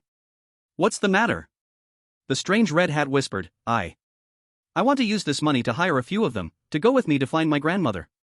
I know, this money is far from enough, but I really can't wait any longer. My grandmother has been missing for a long time, and I'm afraid that if it drags on, she really won't be able to hold on. Consider it my down payment, and I will pay you back later when I earn more money. Speaking of her grandmother, the strange red hat's eyes reddened a lot. She looked at Ye Chuan with trepidation, her eyes filled with pleading. Ye Chuan closed the safe. Then he handed it to the strange red hat and said, I can help you, but you need to put away this money first. The strange red hat could hardly believe her ears. Is there really such a good thing in the world? Really? Of course it's true, when have I ever lied to you? The strange red hat was extremely excited and directly jumped into Ye Chuan's arms. You are so nice. Ye Chuan lovingly ruffled her hair, then turned to Qingji and asked, do you guys have time to help me with this? If you don't have time, I'll look for someone else. Ye Chuan had already thought about it. If they really didn't have time, he would call over Director Gue. He was so powerful, he must have a way. We have time, we have time. Big brother-in-law, we're quite free. Speaking of which, we should thank Big brother-in-law for giving us the chance to work for you. Big brother-in-law, you may not know, but what we like most usually is to act as heroes. Ye Chuan felt very touched, but still said, don't rush to agree. The place we are going is the stopped carousel. I suspect it is very likely related to the boss of the strange amusement park. This trial is very strong. That boss of the strange amusement park is very likely to be a mid-level catastrophe expert. If you find it difficult, please feel free to bring it up. I will definitely not force you.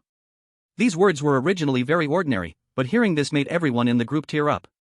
Big brother-in-law is really too kind. He even knows to care about us. They felt warmed. Qingji also had more faith in Ye Chuan, saying, Big brother-in-law, you may not know, but any order you give us is a mission for us. Completing the mission, we can all earn contribution points. And I have told you before, contribution points are hard currency in our organization. The things we can buy with them are definitely not available outside, so for the tasks you arrange, we are all more than happy. Oh? Is that so? Ye Chuan never expected that his power in the organization was actually this great. He could assign tasks even in the third route. Soon, their group grandly arrived at the stopped carousel. This place had been abandoned for a long time and was already surrounded by bricks from the strange amusement park. There must be a problem inside. The nine-tailed toad waved its 9 tails wildly, breaking apart the bricks that blocked the way, and then everyone entered. The strange red hat instinctively felt a bit scared. Ye Chuan noticed her tension, rubbed her head, signaling that it was okay. As soon as everyone entered, they immediately sensed a strong bloody smell. Before, the walls of bricks had surrounded them, keeping the blood smell inside, but now, with the walls broken, it could no longer be concealed. From afar, they saw the carousel, which was already very worn down, but the strange mounts beneath it were either brand new, without a speck of dust, or very old. What is going on? They were clearly all locked. However, before they could pass through, suddenly the barrier shook violently and then collapsed on its own. After the collapse, a sea of blood surged out, instantly enveloping Ye Chuan and the others within it. Quick, protect the big brother-in-law's head. Akiji urgently called the other members to protect Ye Chuan and the strange red hat in the central position to prevent them from getting hurt. That sea of blood was gradually shrinking, seeming to want to swallow Ye Chuan and the others. The 9-tailed frog attacked with its tail, but as soon as the tail touched the sea of blood, it withered and was instantly dissolved. Seeing this, everyone's expression turned even more serious. What is going on? Is this sea of blood trying to kill them? Is he really a member of the Akatsuki organization? If he is, can he sense the unique connection between them? If it were someone else, they might really be helpless against this highly corrosive sea of blood. But who is Akiji? His ability is ice. Using ice to restrain this sea of blood is simply too easy. Everyone, step back. Akiji instructed everyone to retreat, preparing to show off. He turned his ability to the maximum, radiating cold air all over his body, and after a moment, he shouted loudly. Once the extremely cold air burst out of his mouth, it was the coldest essence of his mysterious power, possessing the coldest force of the bizarre world. When this cold air came into contact with the sea of blood was instantly frozen, unable to move forward by even a tiny bit. Amazing, 666. It's still you. Alright, I am willing to become very strong. The other Akatsuki members praised him. How powerful was this sea of blood? They had just seen it with their own eyes. The nine-tailed frog even lost a tail because of it and had no way to deal with it. But Akiji, upon making a move, easily handled it. Humph, putting on a show. That's right, I see that despicable ambusher has run out of tricks. Let's continue forward. As members of the Akatsuki organization, they had fought through mountains of corpses and seas of blood. What terrifying scenes had they not seen? The current situation was merely a small scene for them, nothing to mention. After all, just now was merely a test, they had not yet revealed their trump card. The strange figure hidden in the shadows also had to show itself at this moment. It was a dwarf strange, not even as high as the knees of the people. Seeing everyone, this dwarf strange couldn't help but start to lecture. You young people really don't know how to respect your elders and love the young. How rude to intrude into the master's territory without any courtesy. The strange red hat hurriedly asked, "Where is my grandmother? Are they here?" Many strange figures turned to look at the dwarf strange, their eyes filled with murderous intent. The dwarf strange was not too powerful, and seeing everyone's posture, it was frightened and began to retreat. Damn, so many are actually all calamity-level powerful strange beings? What the heck? When did calamity-level powerful strange beings become as common as cabbages on the street? Isn't the master making things difficult for me? What am I? What qualifications do I have to stop so many calamity-level powerful strange beings? This is tough. Especially since the master just instructed, that handsome guy in charge must not be harmed, just drive them away. To make the master so wary, this young man's identity is definitely not simple.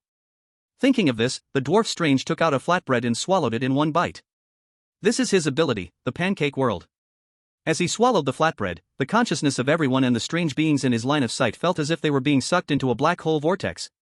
Although he was only of purple robe strength, this move was his innate strange skill, and had even once trapped mid-level calamity-level powerful strange beings. Eat in my pancake world. Only those who can't die from overeating have the qualification to come out alive. However, so far, no one has ever managed to come out alive. The dwarf strange laughed wildly. Unbeknownst to him, he wasn't feeling good either at this time. This method is simply a double-edged sword. The damage to himself is also very significant. Just when the dwarf weird thought everything was going well, he felt his neck being grabbed by someone, and then he was lifted up. He saw the doppelganger weird snort disdainfully and say, "This little pancake isn't even enough for me to fill my teeth." The doppelganger weird, skilled in tricks, found that the pancakes in the dwarf weird's pancake world were not limitless. The doppelganger weird summoned his duplicates, and one person and one mouth finished the pancake completely. Hee, the taste was okay. The dwarf weird was utterly shocked. What's going on? My pancake world, which was unbeatable, has been broken so quickly. No, I have to strengthen my power. The dwarf weird bit his tongue, causing blood to flow, but he found he simply couldn't swallow it. He could only look reluctantly at the doppelganger weird. Looking at the other weirds behind him, they gazed at him with a look of ridicule. This old man's methods are somewhat interesting, he would definitely be a good hand in wilderness survival. The taste is not bad, he seems to be an experienced eater.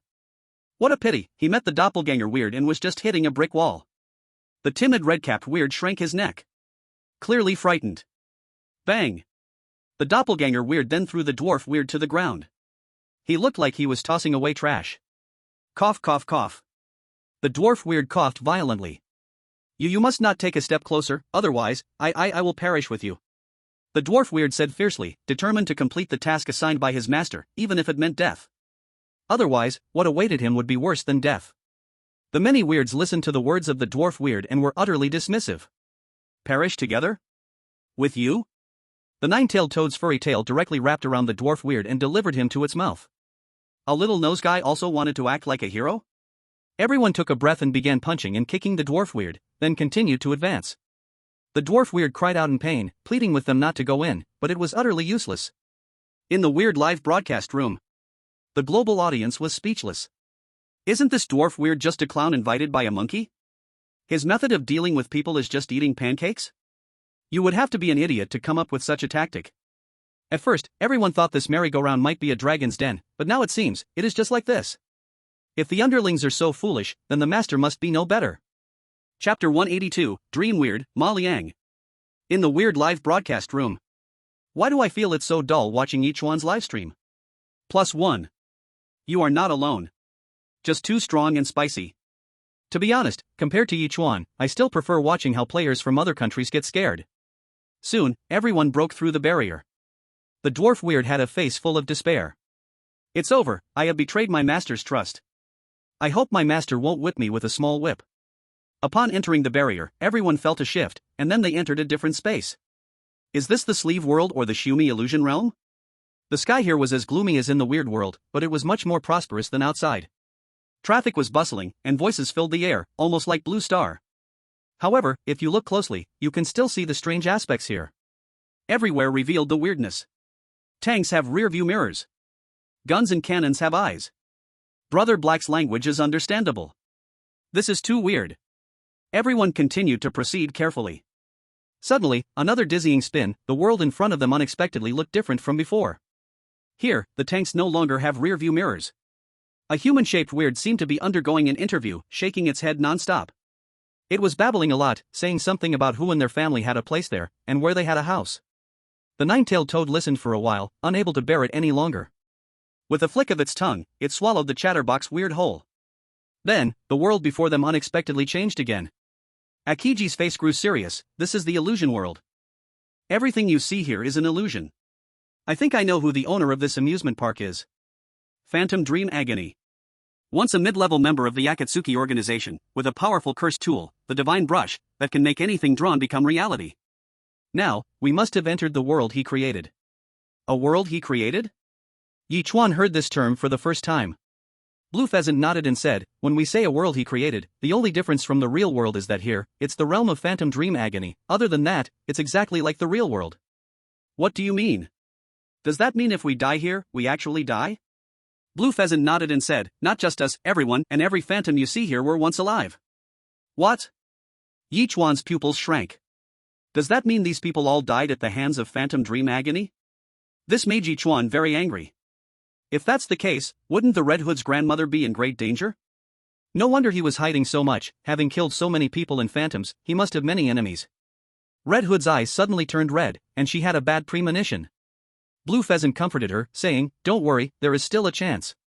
As long as we capture Phantom Dream Agony, maybe he has a way to bring the people and phantoms in this world back to life.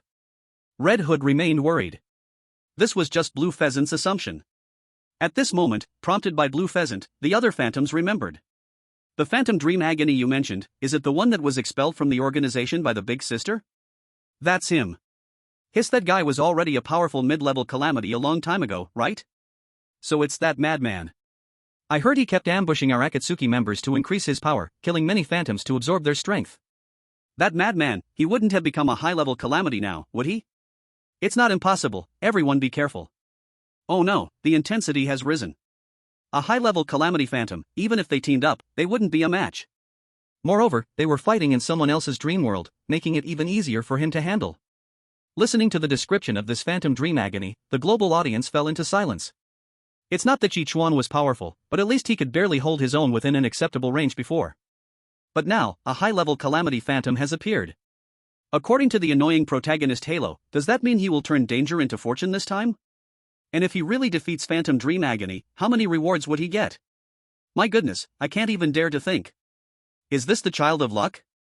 Surely there should be a setback this time, a high-level calamity phantom, don't say 13 low-level calamity phantoms, even if 20 come, what can they do? Kicked out by the Big Sister from the Akatsuki organization, he must hate the organization members to the bone. My god, this Eerie amusement park is really hidden deep. This time, isn't Ye Chuan going to die? Ye Chuan and the other phantoms cautiously walked forward, and at this moment, a phantom approached. This phantom was tall and handsome, dressed in very bizarre attire, wearing ancient blue star clothing, and had a flower in his hair. He looked a bit perverse. But it was understandable.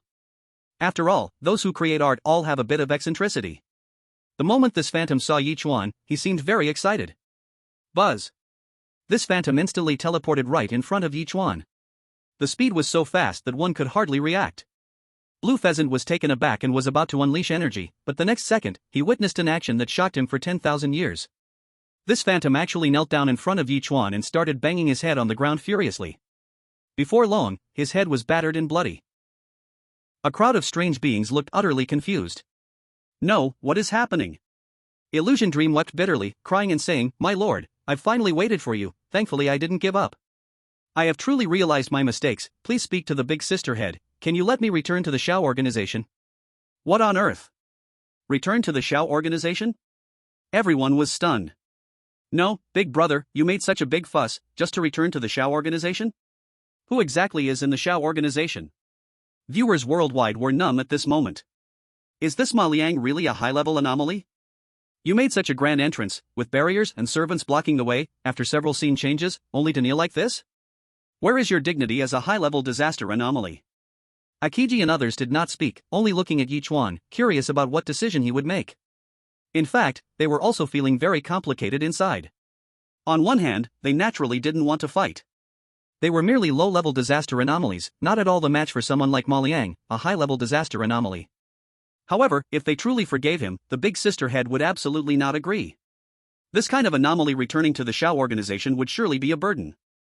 And most importantly, the big sister head would absolutely not allow it. Chapter 183, Making a Call to Shake Things Up. The crowd of anomalies looked towards Ye Chuan. Illusion Dream was also anxiously waiting for his fate. Would he be willing to return to the Shao organization? Of course he would. Then why didn't he show himself actively after sensing Ye Chuan, instead letting a servant block their way? Is it because he is kind? No, it's because he is afraid. He feared that the big sister head would sense through Ye Chuan's presence. The reason he stood out now was simply because he had no other choice. Ye Chuan did not hesitate. This illusion dream had committed serious crimes, having done evil in the Shao organization before being expelled by the big sister head, and now in this strange amusement park, continued his old ways, even killing so many humans and anomalies. If such an anomaly were allowed to return to the Shao organization, what would people think of the Shao organization? I'm sorry, someone like you does not deserve to return to the Shao organization. Ye Chuan said firmly. You were expelled before, showed no remorse, and instead continued your misdeeds. Such evil behavior cannot allow you to return to the Shao organization. Everyone was shocked. A high-level disaster anomaly was rejected like this without any hesitation? All members of the Shao organization looked at Ye Chuan with admiration. This is how it should be. The big sister head truly didn't see the wrong person, the big brother head is indeed bold. Although this might provoke illusion dream, so what if it does? Who is afraid of whom? Moreover, does the big brother head not have the means of the big sister head? How could she possibly stand by while the big brother head encounters danger? This was obviously impossible. In the anomalous live streaming room, foreign viewers were currently extremely excited. Just moments ago they were praying that Ye Chuan wouldn't agree, but unexpectedly, their beautiful dream came true so quickly. Happiness came too suddenly. Humph, an official high-level disaster anomaly even knelt before you, yet you didn't give him any face at all. What do you take him for? A cabbage by the roadside? Chinese people, after all, are still as rigid as ever. This world is indeed a survival of the fittest. Who are the Chinese people being hypocritical for? Isn't it just killing some organization members? Isn't it just killing some innocent humans? Go ahead, kill, and by eliminating those useless people, you get a strong subordinate in return. This business is simply too profitable, why don't the Chinese understand? If it were someone from their country, they would have agreed at once. After all, this small matter could exchange for the loyalty of a high-level disaster anomaly. Compared to this real benefit. You fools, but I like it. Why isn't Illusion Dream Monster angry yet? This is very Huaxia. Alright, Illusion Dream Monster, stand up and kill. Use blood to regain the dignity you just knelt down. Kill, kill, kill.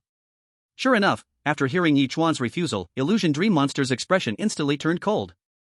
Unforgivable. Simply unforgivable. He looked at Ye Chuan with resentment, the murderous aura around him chilling. Damn it, as a powerful being of calamity, I have humbly bowed to you, a worthless human, and yet you give me no face at all? Alright, if that's the case, then don't blame me. Why? Why do you all think I am wrong? Illusion Dream Monster questioned unwillingly. No one answered him. The other members of the Shao organization simply shielded Ye Chuan and Guai Hongmao behind them. They showed with their actions that they would fight to the death to protect big brother-in-law. What's wrong with wanting to become stronger? Those members are just trash. Letting them become my nourishment, helping me evolve, is their honor. Why don't you all understand? I am a powerful being of calamity. Even if there are 10 or 20 of them, they are not as important as me. Why can't you understand such a simple fact? It's not me that's wrong, it's you. What's the use of them staying in the organization? Can they complete those high-difficulty tasks? Isn't it still up to me, a pillar in the middle? What's wrong with them contributing a little value for my breakthrough? Why can't you all understand such a simple reason? It's fine if you all don't understand, but even Big Sister Head doesn't understand? Illusion Dream Monster's unwilling voice echoed in the ears, his murderous intent spreading throughout the illusion dream world. Xingji realized that Illusion Dream Monster had walked into extremity, reminding, no matter what, protect big brother-in-law well. Xingji said coldly, stop flattering yourself, saying such grand words. In reality, you are just a selfish and self-centered guy. To improve your own strength, you can even turn on your own partners. Truthfully, big brother-in-law has not eradicated you completely, already considering your past contributions. Otherwise, based on your actions, how could you still cause trouble here? Hearing Xingji rebut him, Illusion Dream Monster scoffed, big brother-in-law? Humph, is she a kind person? The strange beings that died under her hands far exceed those under mine. So, now that you're not killing, you pretend to be virtuous? Let me tell you, even if the fish is on land, that fishy smell can't be removed. His sins, no matter how many good deeds he does, cannot be washed away. Illusion Dream Monster's face was full of resentment. He could have had a bright future, even breaking through to become an exceptionally fierce version of himself was possible. But because he was expelled by Big Sister Head, everything was gone. I know, the reason you all speak for her is simply because you think she is stronger than me, so you want to flatter and please her. Since you refuse to give me a chance, then just stay here forever. Don't worry, my illusion dream world is very happy. You will die in happiness. Not a bit of pain at all. After saying that, Illusion Dream Monster began to exert power in the dream world. In an instant, the entire illusion dream world started to shake violently. Massive meteorites fell from the sky, and the ground began to shake intensely. Countless stones oddly formed giant monsters that began to attack several people. Ye Chuan was not the slightest bit flustered. Why? Because he still had the ability of empty hands. Just as Ye Chuan was about to use his ability, Xingji spoke up, Sir, could I trouble you with one thing? Ye Chuan was taken aback, asking, what is it? Xingji said, could you give Big Sister Head a call? Big Sister Head is immensely powerful, just by making a call, she can easily subdue him. Call Shen Zhaoyi? He left his phone at home. Sir, please use mine. Fenshen offered his phone sincerely. Ye Chuan did not hesitate, picking up the phone and dialing. Chapter 184, The Suicide of Ma Liang. The audience in Huaxia was initially tense, but upon hearing that Ye Chuan was going to call Shen Zhaoyi, they immediately relaxed. What's there to be afraid of? With Shen Zhaoyi coming, isn't it an easy win? Little K is dead. Not to mention a powerful foe, even a terrifying oppressor would be nothing. In front of Shen Zhaoyi, they would have dragon-like service or get whipped by a tiger. The moment to witness Shen Zhaoyi's true strength is finally here. But, the situation is ever-changing, it might be tough for Shen Zhaoyi to arrive in time? That makes sense. Oh my, will Shen Zhaoyi compromise with this illusion demon for Ye Chuan's safety? That would truly be a pure love warrior. But I heard that the man on the opposite side will have bad luck. Where did this little fairy come from? Get lost. British police became honest once they entered Belgium. When the call connected, Shen Zhaoyi's excited voice came through. Hello, husband, do you miss me? A group of organization members did not dare to breathe, all looking at Xingji with questioning eyes. This sweet voice is the leader? Xingji nodded lightly. Indeed, it was the leader's voice. If he hadn't heard it for himself, he definitely wouldn't have believed it. Wife, I encountered some trouble in the bazaar amusement park. Ye Chuan didn't feel ashamed at all, instead he was very calm. Come on, this is my wife. If I encountered trouble, who else would I ask for help? If I could solve it myself, would I even turn to her? Clearly not. Otherwise, I would just seem like a useless husband. Bazaar amusement park? Shen Zhaoyi paused and asked, did you run into Ma Liang? How did you know, wife? Ye Chuan was a bit surprised. Shen Zhaoyi, with a proud look, said, of course I know, he once joined the organization, so I naturally keep track of his movements. How is he? Has he truly repented? Truly repented? Ye Chuan's expression became somewhat strange. Then, he shared everything that had happened. Shen Zhaoyi immediately became unhappy. This Ma Liang really just won't change his ways. Speaking of which, she could be considered Ma Liang's savior. At that time, Ma Liang begged her to take him in and then asked Shen Zhaoyi for ways to become stronger, but after joining the organization, he committed all sorts of crimes. She caught him 3 times. In the first 2 times, he cried and pleaded to reform, and Shen Zhaoyi's heart softened to agree. But little did she expect, he wouldn't repent at all and ended up getting expelled the 3rd time. If it were someone else, they would have died a long time ago, but Ma Liang was saved by her and had been with her for many years. There were still feelings involved. After Ma Liang left, she could naturally sense his position, but at that time, Ma Liang had been behaving well, so she didn't think much of it. Don't worry, I'll handle this. Shen Zhaoyi was very confident. Daring to lay hands on my husband? They really don't know how to write the word death. Ma Liang. Ma Liang. Illusion demon Ma Liang. A huge voice echoed 3 times in the sky. Illusion demon Ma Liang instantly showed a look of terror. A frightening silhouette appeared in his mind. Ma Liang's breathing became very heavy. Leader's voice? How is this possible? That despicable human, the call just now was actually to the leader? No wonder this group of organization members fought to protect him, it turned out he was connected to the leader? Ma Liang's body shook like a sieve, with a huge shadow looming over his heart. Ma Liang, I gave you a chance. Yet, you remain stubbornly unrepentant. If that's the case, then I can only send you into the cycle of reincarnation. If you want it to be more dignified, then just take your own life. Hearing these words, the illusionary dream horse, Liang, felt despair in his eyes. However, at that moment, he realized he could no longer control his own body. His body was completely dominated because of a single sentence from Shen Zhaoyi. Words turned into law? Liang struggled desperately, but it was of no use at all.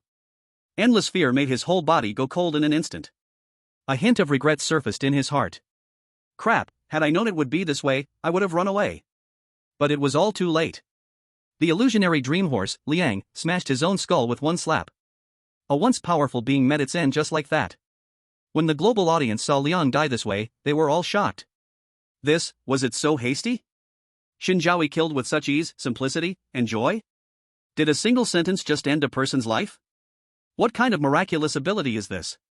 Ye Chuan was also stunned. This was the first time he saw Shen Zhaoyi's ability. It was truly unimaginable.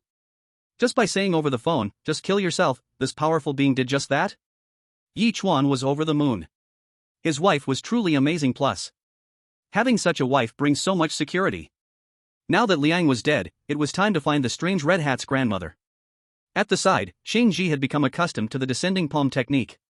But for the other members, this was the first time seeing the big sister make a move. At this moment, their hearts were filled with incomparable excitement. The big sister was simply too fierce. So strong it was beyond belief. In the strange matchmaking livestream, the audience in Huaxia had their jaws dropped in shock. Is this over? Is this how easily it ends? A high-level powerful being just vanished like this?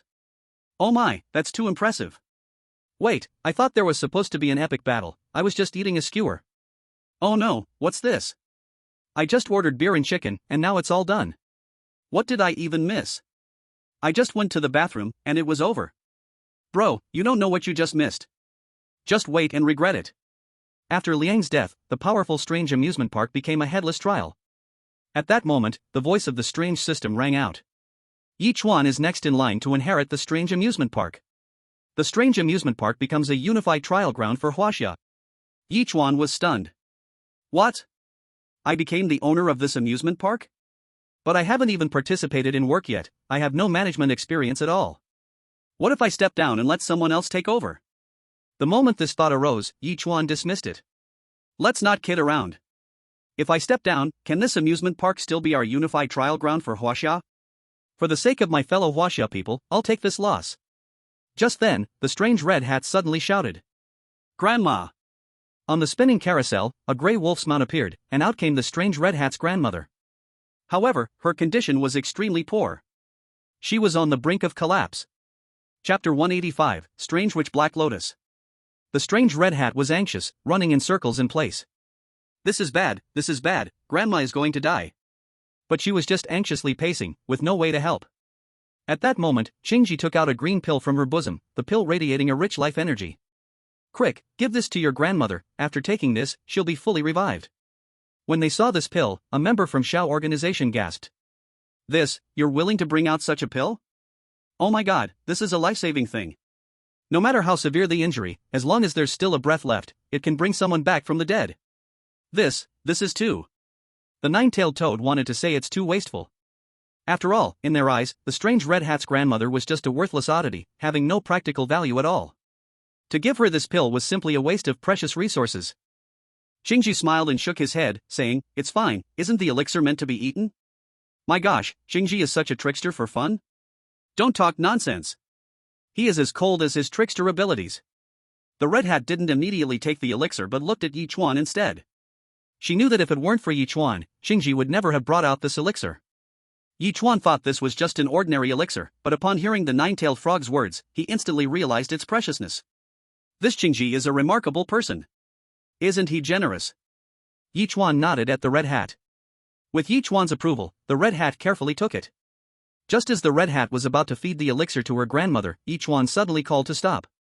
Wait a minute. The red hat looked at Ye Chuan in confusion and said cautiously, "What's wrong?" I suddenly thought, maybe I can give it a try? Everyone was taken aback, looking at Ye Chuan with confusion. What do you mean, you can heal? Ye Chuan cleared his throat and began to sing. This time not as a sailor, but borrowing another 500 years from the heavens. I really want to live another 500 years. As the song ended, the red hat's grandmother instantly became full of life. The red hat was stunned. What is this unbelievable method? How can it be so magical? Other members of the organization looked at Ye Chuan as if they had seen a ghost.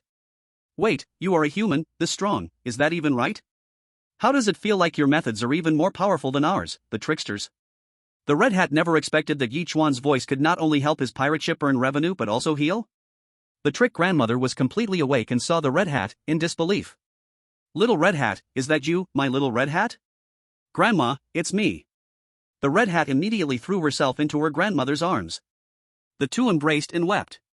Ye Chuan knew they must have a lot to say at this moment, so he led the organization members to step aside. When their emotions calmed down, the red hat came back with her grandmother. As the trick grandmother approached, her eyes were filled with shock. Because just now, the red hat and these people were all brought by her to ask Ye Chuan. The trick grandmother stared at Ye Chuan for a long time, very sure he was just a human. But the others? Their auras were incredibly powerful, and just now the red hat said they were legendary trickster powers. Oh my god, 13 revered trickster powers. They actually listened to a human? This world is too crazy. At that moment, the trick grandmother felt happy but also deeply worried. Why is Ye Chuan being so nice to them for no reason? Could it be that he has designs on my little red hat? But, little red hat is still so young, how could he harm her? The trick grandmother wanted to talk to Ye Chuan, to express her thoughts, to see if he could spare little red hat, as they are working to pay off debt. But Ye Chuan's words stunned her. Because, Ye Chuan actually said it was free. There are really such kind people in the world? You all should never go to such dangerous places again, just honestly operate your pirate ship. By the way, I'm the owner of this strange amusement park now, you won't need to pay rent anymore, and nobody will bully you again. The trick grandmother was even more shocked. What? A human became the owner of this amusement park? This must be a dream. Until Ye Chuan called over the high-ranking officials of the strange amusement park and ordered them in front of her, the trick grandmother finally believed. The high-ranking officials of the strange amusement park charmingly called the trick grandmother Grandmother. Grandmother, you can rest assured, we will never charge you a penny in rent, and we even plan to move your pirate ship to a prime location. What kind of theme park general manager, human resources director, financial director, at this moment, all appeared extremely obsequious. The relationship between the strange red hat and Bossy is so good, they must serve him well. The strange grandmother paused and glanced at the strange red hat, who was thanking Ye Chuan, thinking that this child has really succeeded, making connections with powerful people. Having received such great benefits, how could they not give something back in return? The strange grandmother is not a stingy person, she immediately decided to take out the family heirloom and present it to Ye Chuan. Bossy, wait a moment while this old woman goes for something. The strange grandmother hopped onto the pirate ship, opened the deck, and then climbed inside. About 5 minutes later, the strange grandmother came out holding a redwood box. She walked in front of Ye Chuan and opened the box. Then she took out a black lotus flower from inside. Although this black lotus had been picked, it had not withered, instead, it was full of life. When Xingji saw this lotus, his expression changed drastically. Could it be the legendary strange sorcerer Black Lotus? The other members of the Shao organization also changed their faces hearing this name. This name was like thunder in their ears. Because the strange sorcerer Black Lotus also had another name, the other shoreflower. It was a pure product of the underworld. It possessed an incredible amount of strange energy. Legend has it, sitting on it for training, one could advance rapidly, and there was a chance to enter a state of sudden realization. Moreover, this effect would not weaken as one's strength increased, instead, it would get stronger. It was like a snowball effect of advancement. This was a deadly attraction for any strange being. Ye Chuan did not expect that the strange grandmother would have such a treasure. But why, with such a treasure, was their strength still so weak? Upon hearing Ching Ji's words, the strange grandmother smiled bitterly.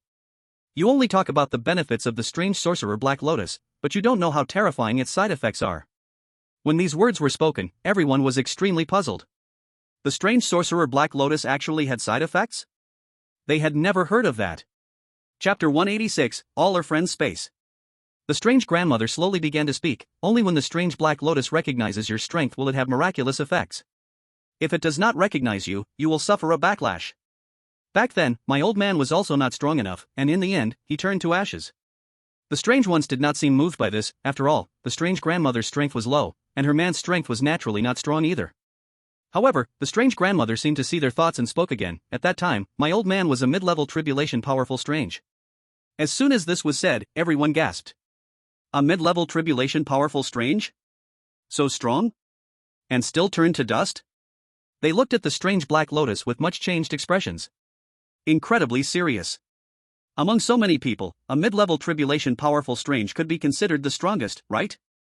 If it happened to them, the outcome would certainly be the same. Upon hearing how sinister this thing was, Yichuan instinctively wanted to refuse. What if he gave it to Shen Zhaoyi and accidentally harmed her? But then he thought again. Shen Zhaoyi was so strong, she should be fine, right? After all, he had defeated the high-level tribulation powerful strange dream strange Ma Liang with just one sentence.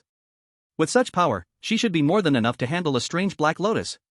Of course, when giving it to Shen Zhaoyi, he should remind her a bit to prepare her mentally. Everything here was already a tribulation. Yichuan let Xingji call back the organization members he had summoned. He also promised to tell Shen Zhaoyi everything about their performance here in detail. The strange beings all expressed their gratitude to Ye Chuan. After all, being able to show one's face in front of the big sister is a privilege not everyone has.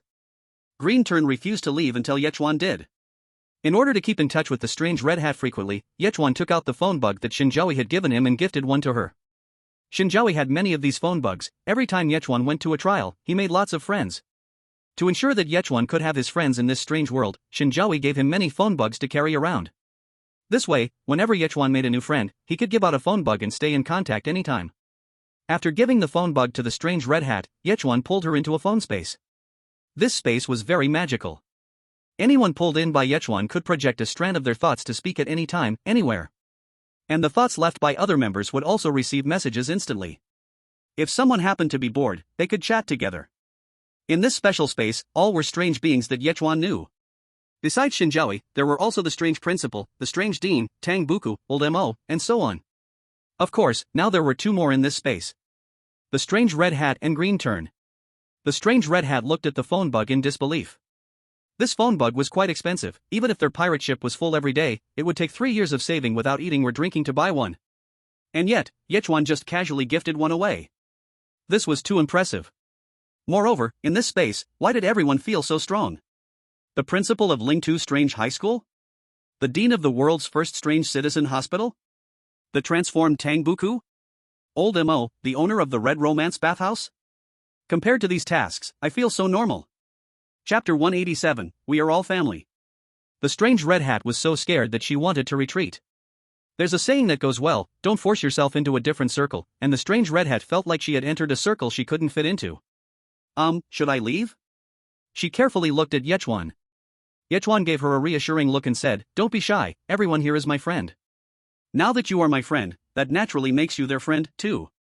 If you ever encounter any problems you can't solve, you can directly ask for help in this space, they will definitely help with enthusiasm.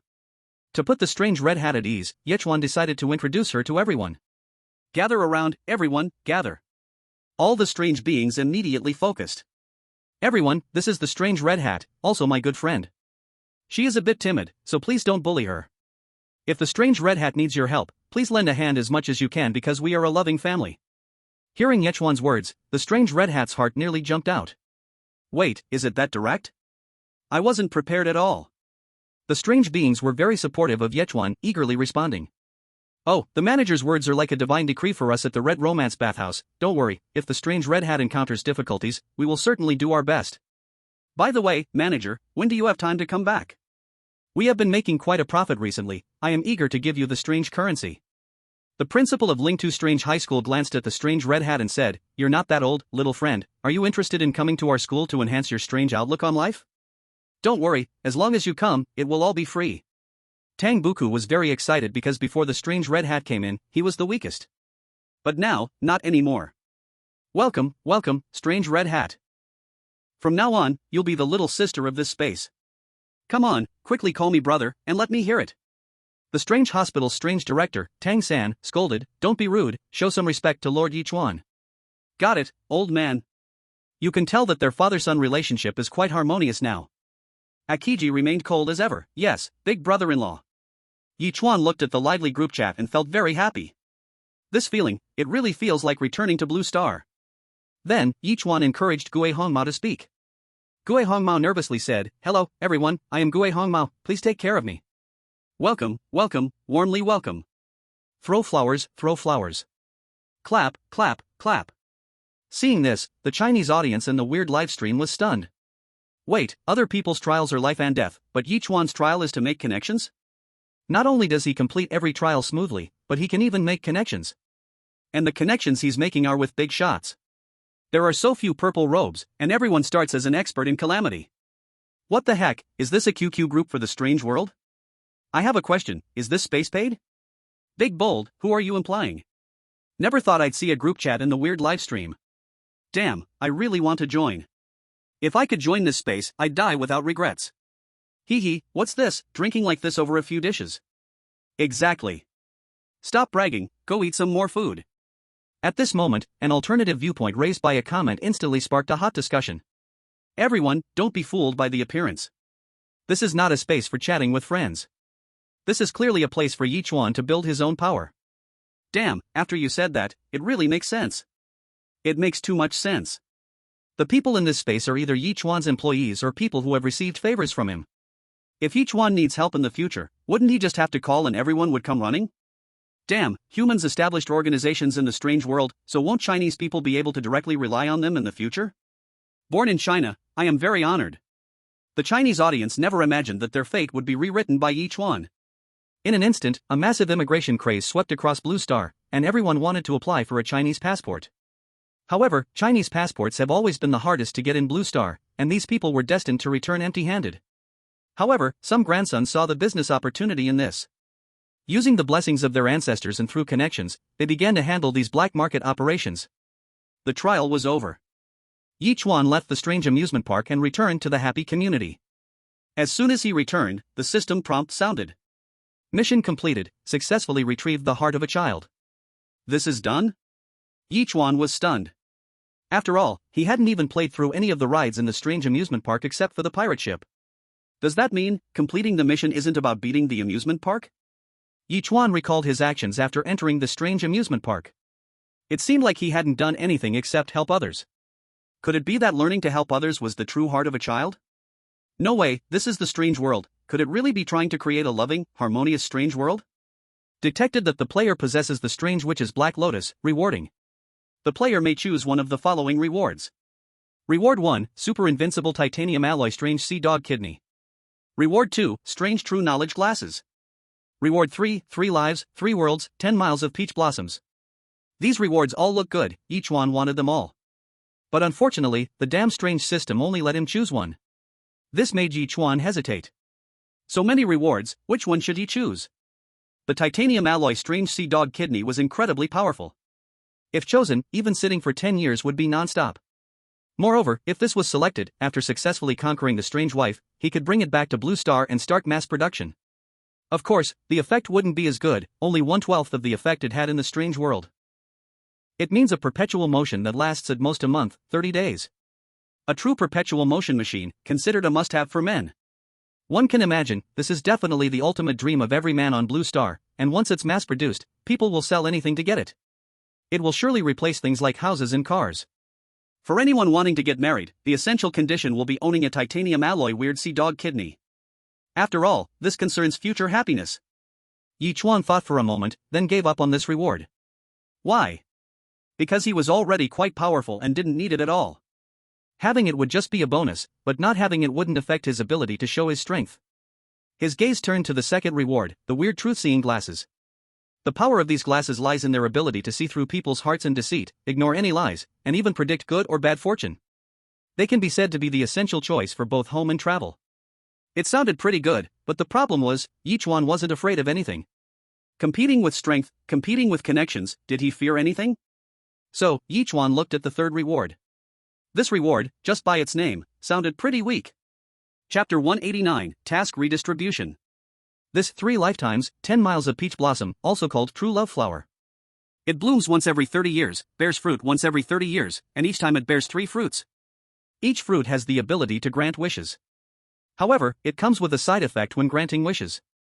It will definitely help you fulfill your wish, but the process, don't ask. Back in his room, Yichuan still felt a little conflicted. Although the first 2 rewards were somewhat useless, this third reward, 3 lifetimes, 10 miles of peach blossom, seemed very weird. Choosing it was risky. Shen Zhaoyi saw Yichuan so conflicted, so she kindly came over to ask what the situation was. After learning about Yichuan's dilemma, Shen Zhaoyi smiled.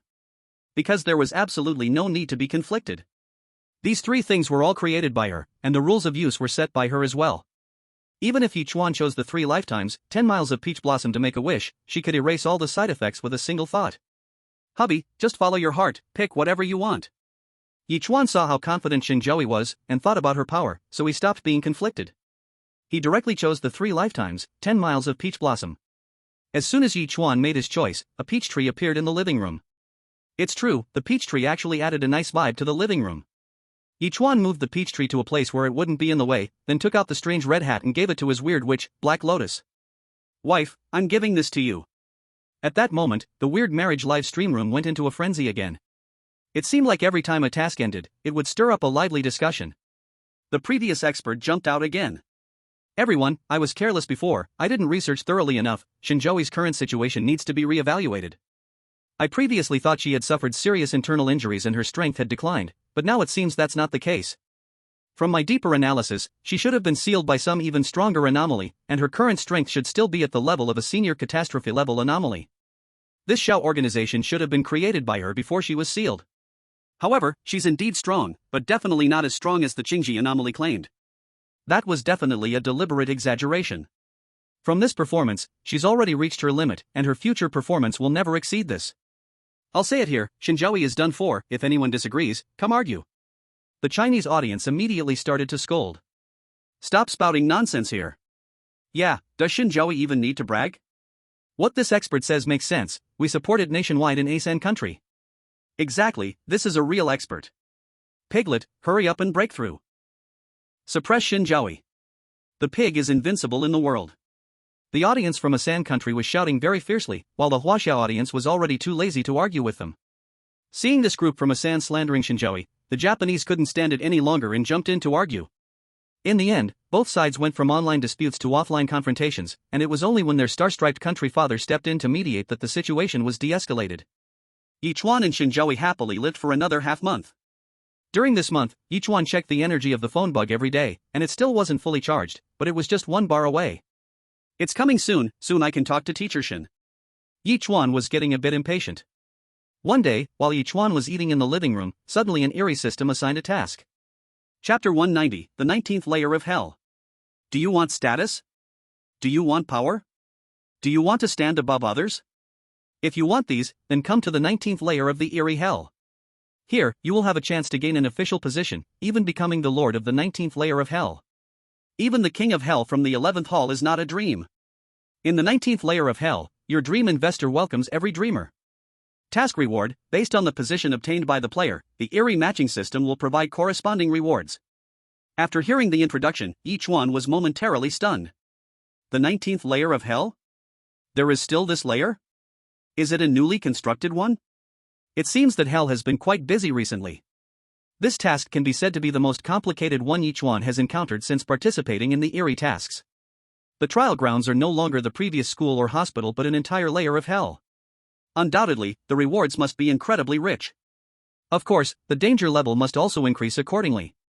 Yichuan looked at Shen Zhaoyi and told her the task he had just learned about. Shen Zhaoyi's eyes lit up upon hearing this, murmuring, the 19th layer of hell.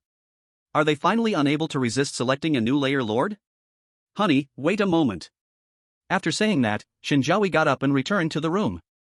When she came back out, she handed a jade pendant to Yichuan. Honey, take this jade pendant with you for the trial, it will help you. Yichuan did not decline. After all, practice brings true knowledge. Shen Zhaoyi's gifts have proven valuable many times before. They always turned out to help him escape danger. However, Shen Zhaoyi did not tell Yichuan that this jade pendant was a token, symbolizing the lord of the 19th layer of hell he was about to trial for. Yes, Shen Zhaoyi was the lord of hell. She initially wanted to take her role as the lord seriously, but after some time, she found it utterly uninteresting, filled with trivial matters. In the end, she simply found a spokesperson, becoming a hands-off manager, and never returned. Now, with Yichuan receiving this task, maybe the Eerie system feels she was too responsible and wants to find a diligent hell lord. Seeing the jade pendant Shen Zhaoyi gave, the Huaxia audience became excited again. Wow, what is the relationship between this jade pendant and the 19th layer of hell? Although I don't know, I know it must be significant. What you say is worth more than 1,000 words. The 19th layer of hell is the only trial that has appeared since the Eerie Matchmaking game began. That's right, the last time was merely working inside, today it's about obtaining an official position, and they're taking it this far?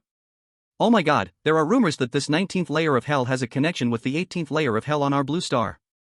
Is there such a thing? Then doesn't it mean that if someone becomes the lord of this layer, they can freely travel between blue star and the Eerie world? This trial really sounds fantastic. I wonder if Yichuan has a chance to become the lord of this hell. Bao Bei definitely has a chance. Other spectators from different countries were sneering coldly at this moment. This Shen Zhaoyi is truly a puzzling person, so mysterious, one would think she is the lord of the 19th layer of hell. Exactly, what nonsense. The lord of hell cannot just be someone strong, one must also have management skills. Although Shen Zhaoyi is indeed powerful, she is simply a love-struck brain. Even if she holds a position in the 19th layer of hell, it certainly isn't a high-ranking one. Chapter 191, Attack on the Giant Enigma. As for the other players, after returning from the strange amusement park, they all gave the rewards they received to their strange wives. Among all the surviving players, Patel's reward can be said to be the worst. Her performance in this trial could almost be described as zero, so the weird matchmaking system fairly rewarded her with a fart. The so-called fart means nothing at all. When Pig Lalo realized that Patel did not receive any rewards this time, she wasn't angry, instead, she was a bit excited. She sat beside Patel, comforting him, "Honey, it's okay, if we didn't complete the task this time, we can keep trying next time. I believe in you." Patel looked at Pig Lalu and, in that moment, felt a touch of emotion in his heart. This Pig Lalu, although she is quite ugly, does have some understanding of feelings. However, Pig Lalu's map of Yen country was too short, it quickly reached its limit. Pig Lalu looked at Patel with shining eyes, excitedly saying, "Honey, look, you haven't rewarded me anything. Why don't you give me one?" Damn, this bastard, so this was the idea. Patel cursed inwardly, and seeing Pig Lalu's amorous expression, he suddenly felt nauseated. He naturally didn't want to, but thinking about how he needed Pig Lalu's help for the upcoming trials, he endured the nausea and agreed. "I can give you one. But we agreed, this time I will only use my legs. If you agree, fine, if you don't, then forget it." Pig Lalu was even more excited when she heard using legs. Using legs is great, they are thick and long, and if you really used a needle, I wouldn't be happy. It's a deal. After saying that, Pig Lalu directly picked Patel up by the waist and walked into the room. Patel's expression was one of despair, tears of regret streaming from his eyes. "It's over, my legs are ruined. Bai Gang just went to the East Asian players. He is tall and strong, with dark skin, a healthy wheat color. His strange wife is a legendary attack on Giant Enigma. Although the name sounds impressive, this so-called Giant Enigma is not even as tall as Bai Gang." The Giant Enigma patted Bai Gang on the shoulder, praising, "Well done, honey." This Giant Enigma was originally a top purple-robed existence, half a step away from being a world-class powerful being. Originally, she needed long-term accumulation to completely break through, but this time, Bai Gang participated in the trial and received a reward, a mad giant elixir that eliminates bottleneck restrictions and breaks through 2 levels. After consuming this mad giant elixir, the Giant Enigma's power finally broke through that crucial step, becoming an intermediate calamity powerful being. She had become the strongest existence in the happiness community, even the previous Pipa Enigma was just a stinky younger sister in front of her. After becoming an intermediate calamity powerful being, the Giant Enigma's various perceptions received an epic enhancement. Her mind had already covered the entire happiness community.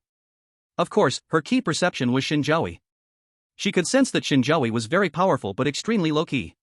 So, she speculated that Shen Zhaoyi was likely suffering from severe internal injuries. If I can eat her, I will definitely gain an incredibly pure trickery power. Maybe by then, I can break through again and become a powerful trickster of high calamity. By gang, remember what I told you, you must deal with her husband in this trial. Chapter 192, The Lucky Ring. Of course, you don't need to worry too much, because I will provide you with the necessary help. Bai Gang had long been unhappy with Ye Chuan, but he had always dared not to voice it. But now it was different. The giant trickster had broken through to become a mid-level calamity power, becoming the uncrowned king of the happy community. So why should he be afraid? He would definitely trample Ye Chuan underfoot. Bai Gang showed a flattering smile and said, "My dear wife, you can rest assured, this time I will absolutely make him vanish without a trace. This hell's 19th layer is a natural grave for him." Bai Gang was so confident because he had always been invisible, even never cursing Ye Chuan even once. In front of Ye Chuan, he always shrank his neck, not daring to let out a breath. So, Ye Chuan would never expect that he would dare to lay a hand on him. Let's see him build high towers and hold banquets. Now I will personally make his towers collapse. The giant trickster was very satisfied with Bai Gang's statement, then took out a brown ring and handed it to Bai Gang. "This is the lucky ring, keep it well, it will help you when you face choices." Bai Gang's eyes brightened, he was instantly full of excitement. "This thing is great, it will provide guidance when making choices, which means that all future choices will be the right ones, right? This is simply a ladder to success. It's a shortcut. Thank you, my wife." The giant trickster chuckled and said, "With this ring, when you seek a position in Hell's 19th layer, you will likely be several levels above your ant-like villagers." Bai Gang was even more excited. Didn't this mean that in Hell's 19th layer, he would be the king among all Blue Star players? When the time comes, his words would be the imperial decree to them. Who would dare to disobey? Then they would be served by Hell's law. Hearing the giant trickster's words, all the players from Macedonia were so excited they were about to burst. You have to know that this creepy matchmaking game has been tested many times, and Bai Gang has shown no bright performance. If there is anything to praise, it is that he is still alive. Of course, even though he survived, he was of no value at all. After so many trials, he didn't bring back any gifts for Macedonia. This made the people of Macedonia utterly unable to lift their heads in Blue Star. Don't say they are as powerful as Huaxia, at least they should have something, even an Eerie traffic light would do. However, this time, Bai Gang finally turned his life around. With this lucky ring, he would completely change from defense to offense. Macedonia is about to rise. Huaxia finally met an opponent this time. That's right, it's a pity that in this battle, Macedonia will eventually trample him underfoot. Good job, Bai Gang. It's about time to deal with Ye Chuan and his trickster wife, just looking at them makes me angry. Don't rush, good brother, this time, they will experience what cruelty really is. On this side, Shen Zhaoyi handed a jade pendant to Ye Chuan, then took out something else from her bosom and handed it to Ye Chuan. This was a small transparent glass mirror, inside the bottle was a swirling purple gas. Ye Chuan looked and asked curiously, "Wife, what is this?" Chapter 193, The Fantasy of Arunan People. Shen Zhaoyi smiled and said, This is the murky air I expelled when I broke through before. But dear, you shouldn't underestimate it, This thing is a treasure that is hard to come by for other anomalies.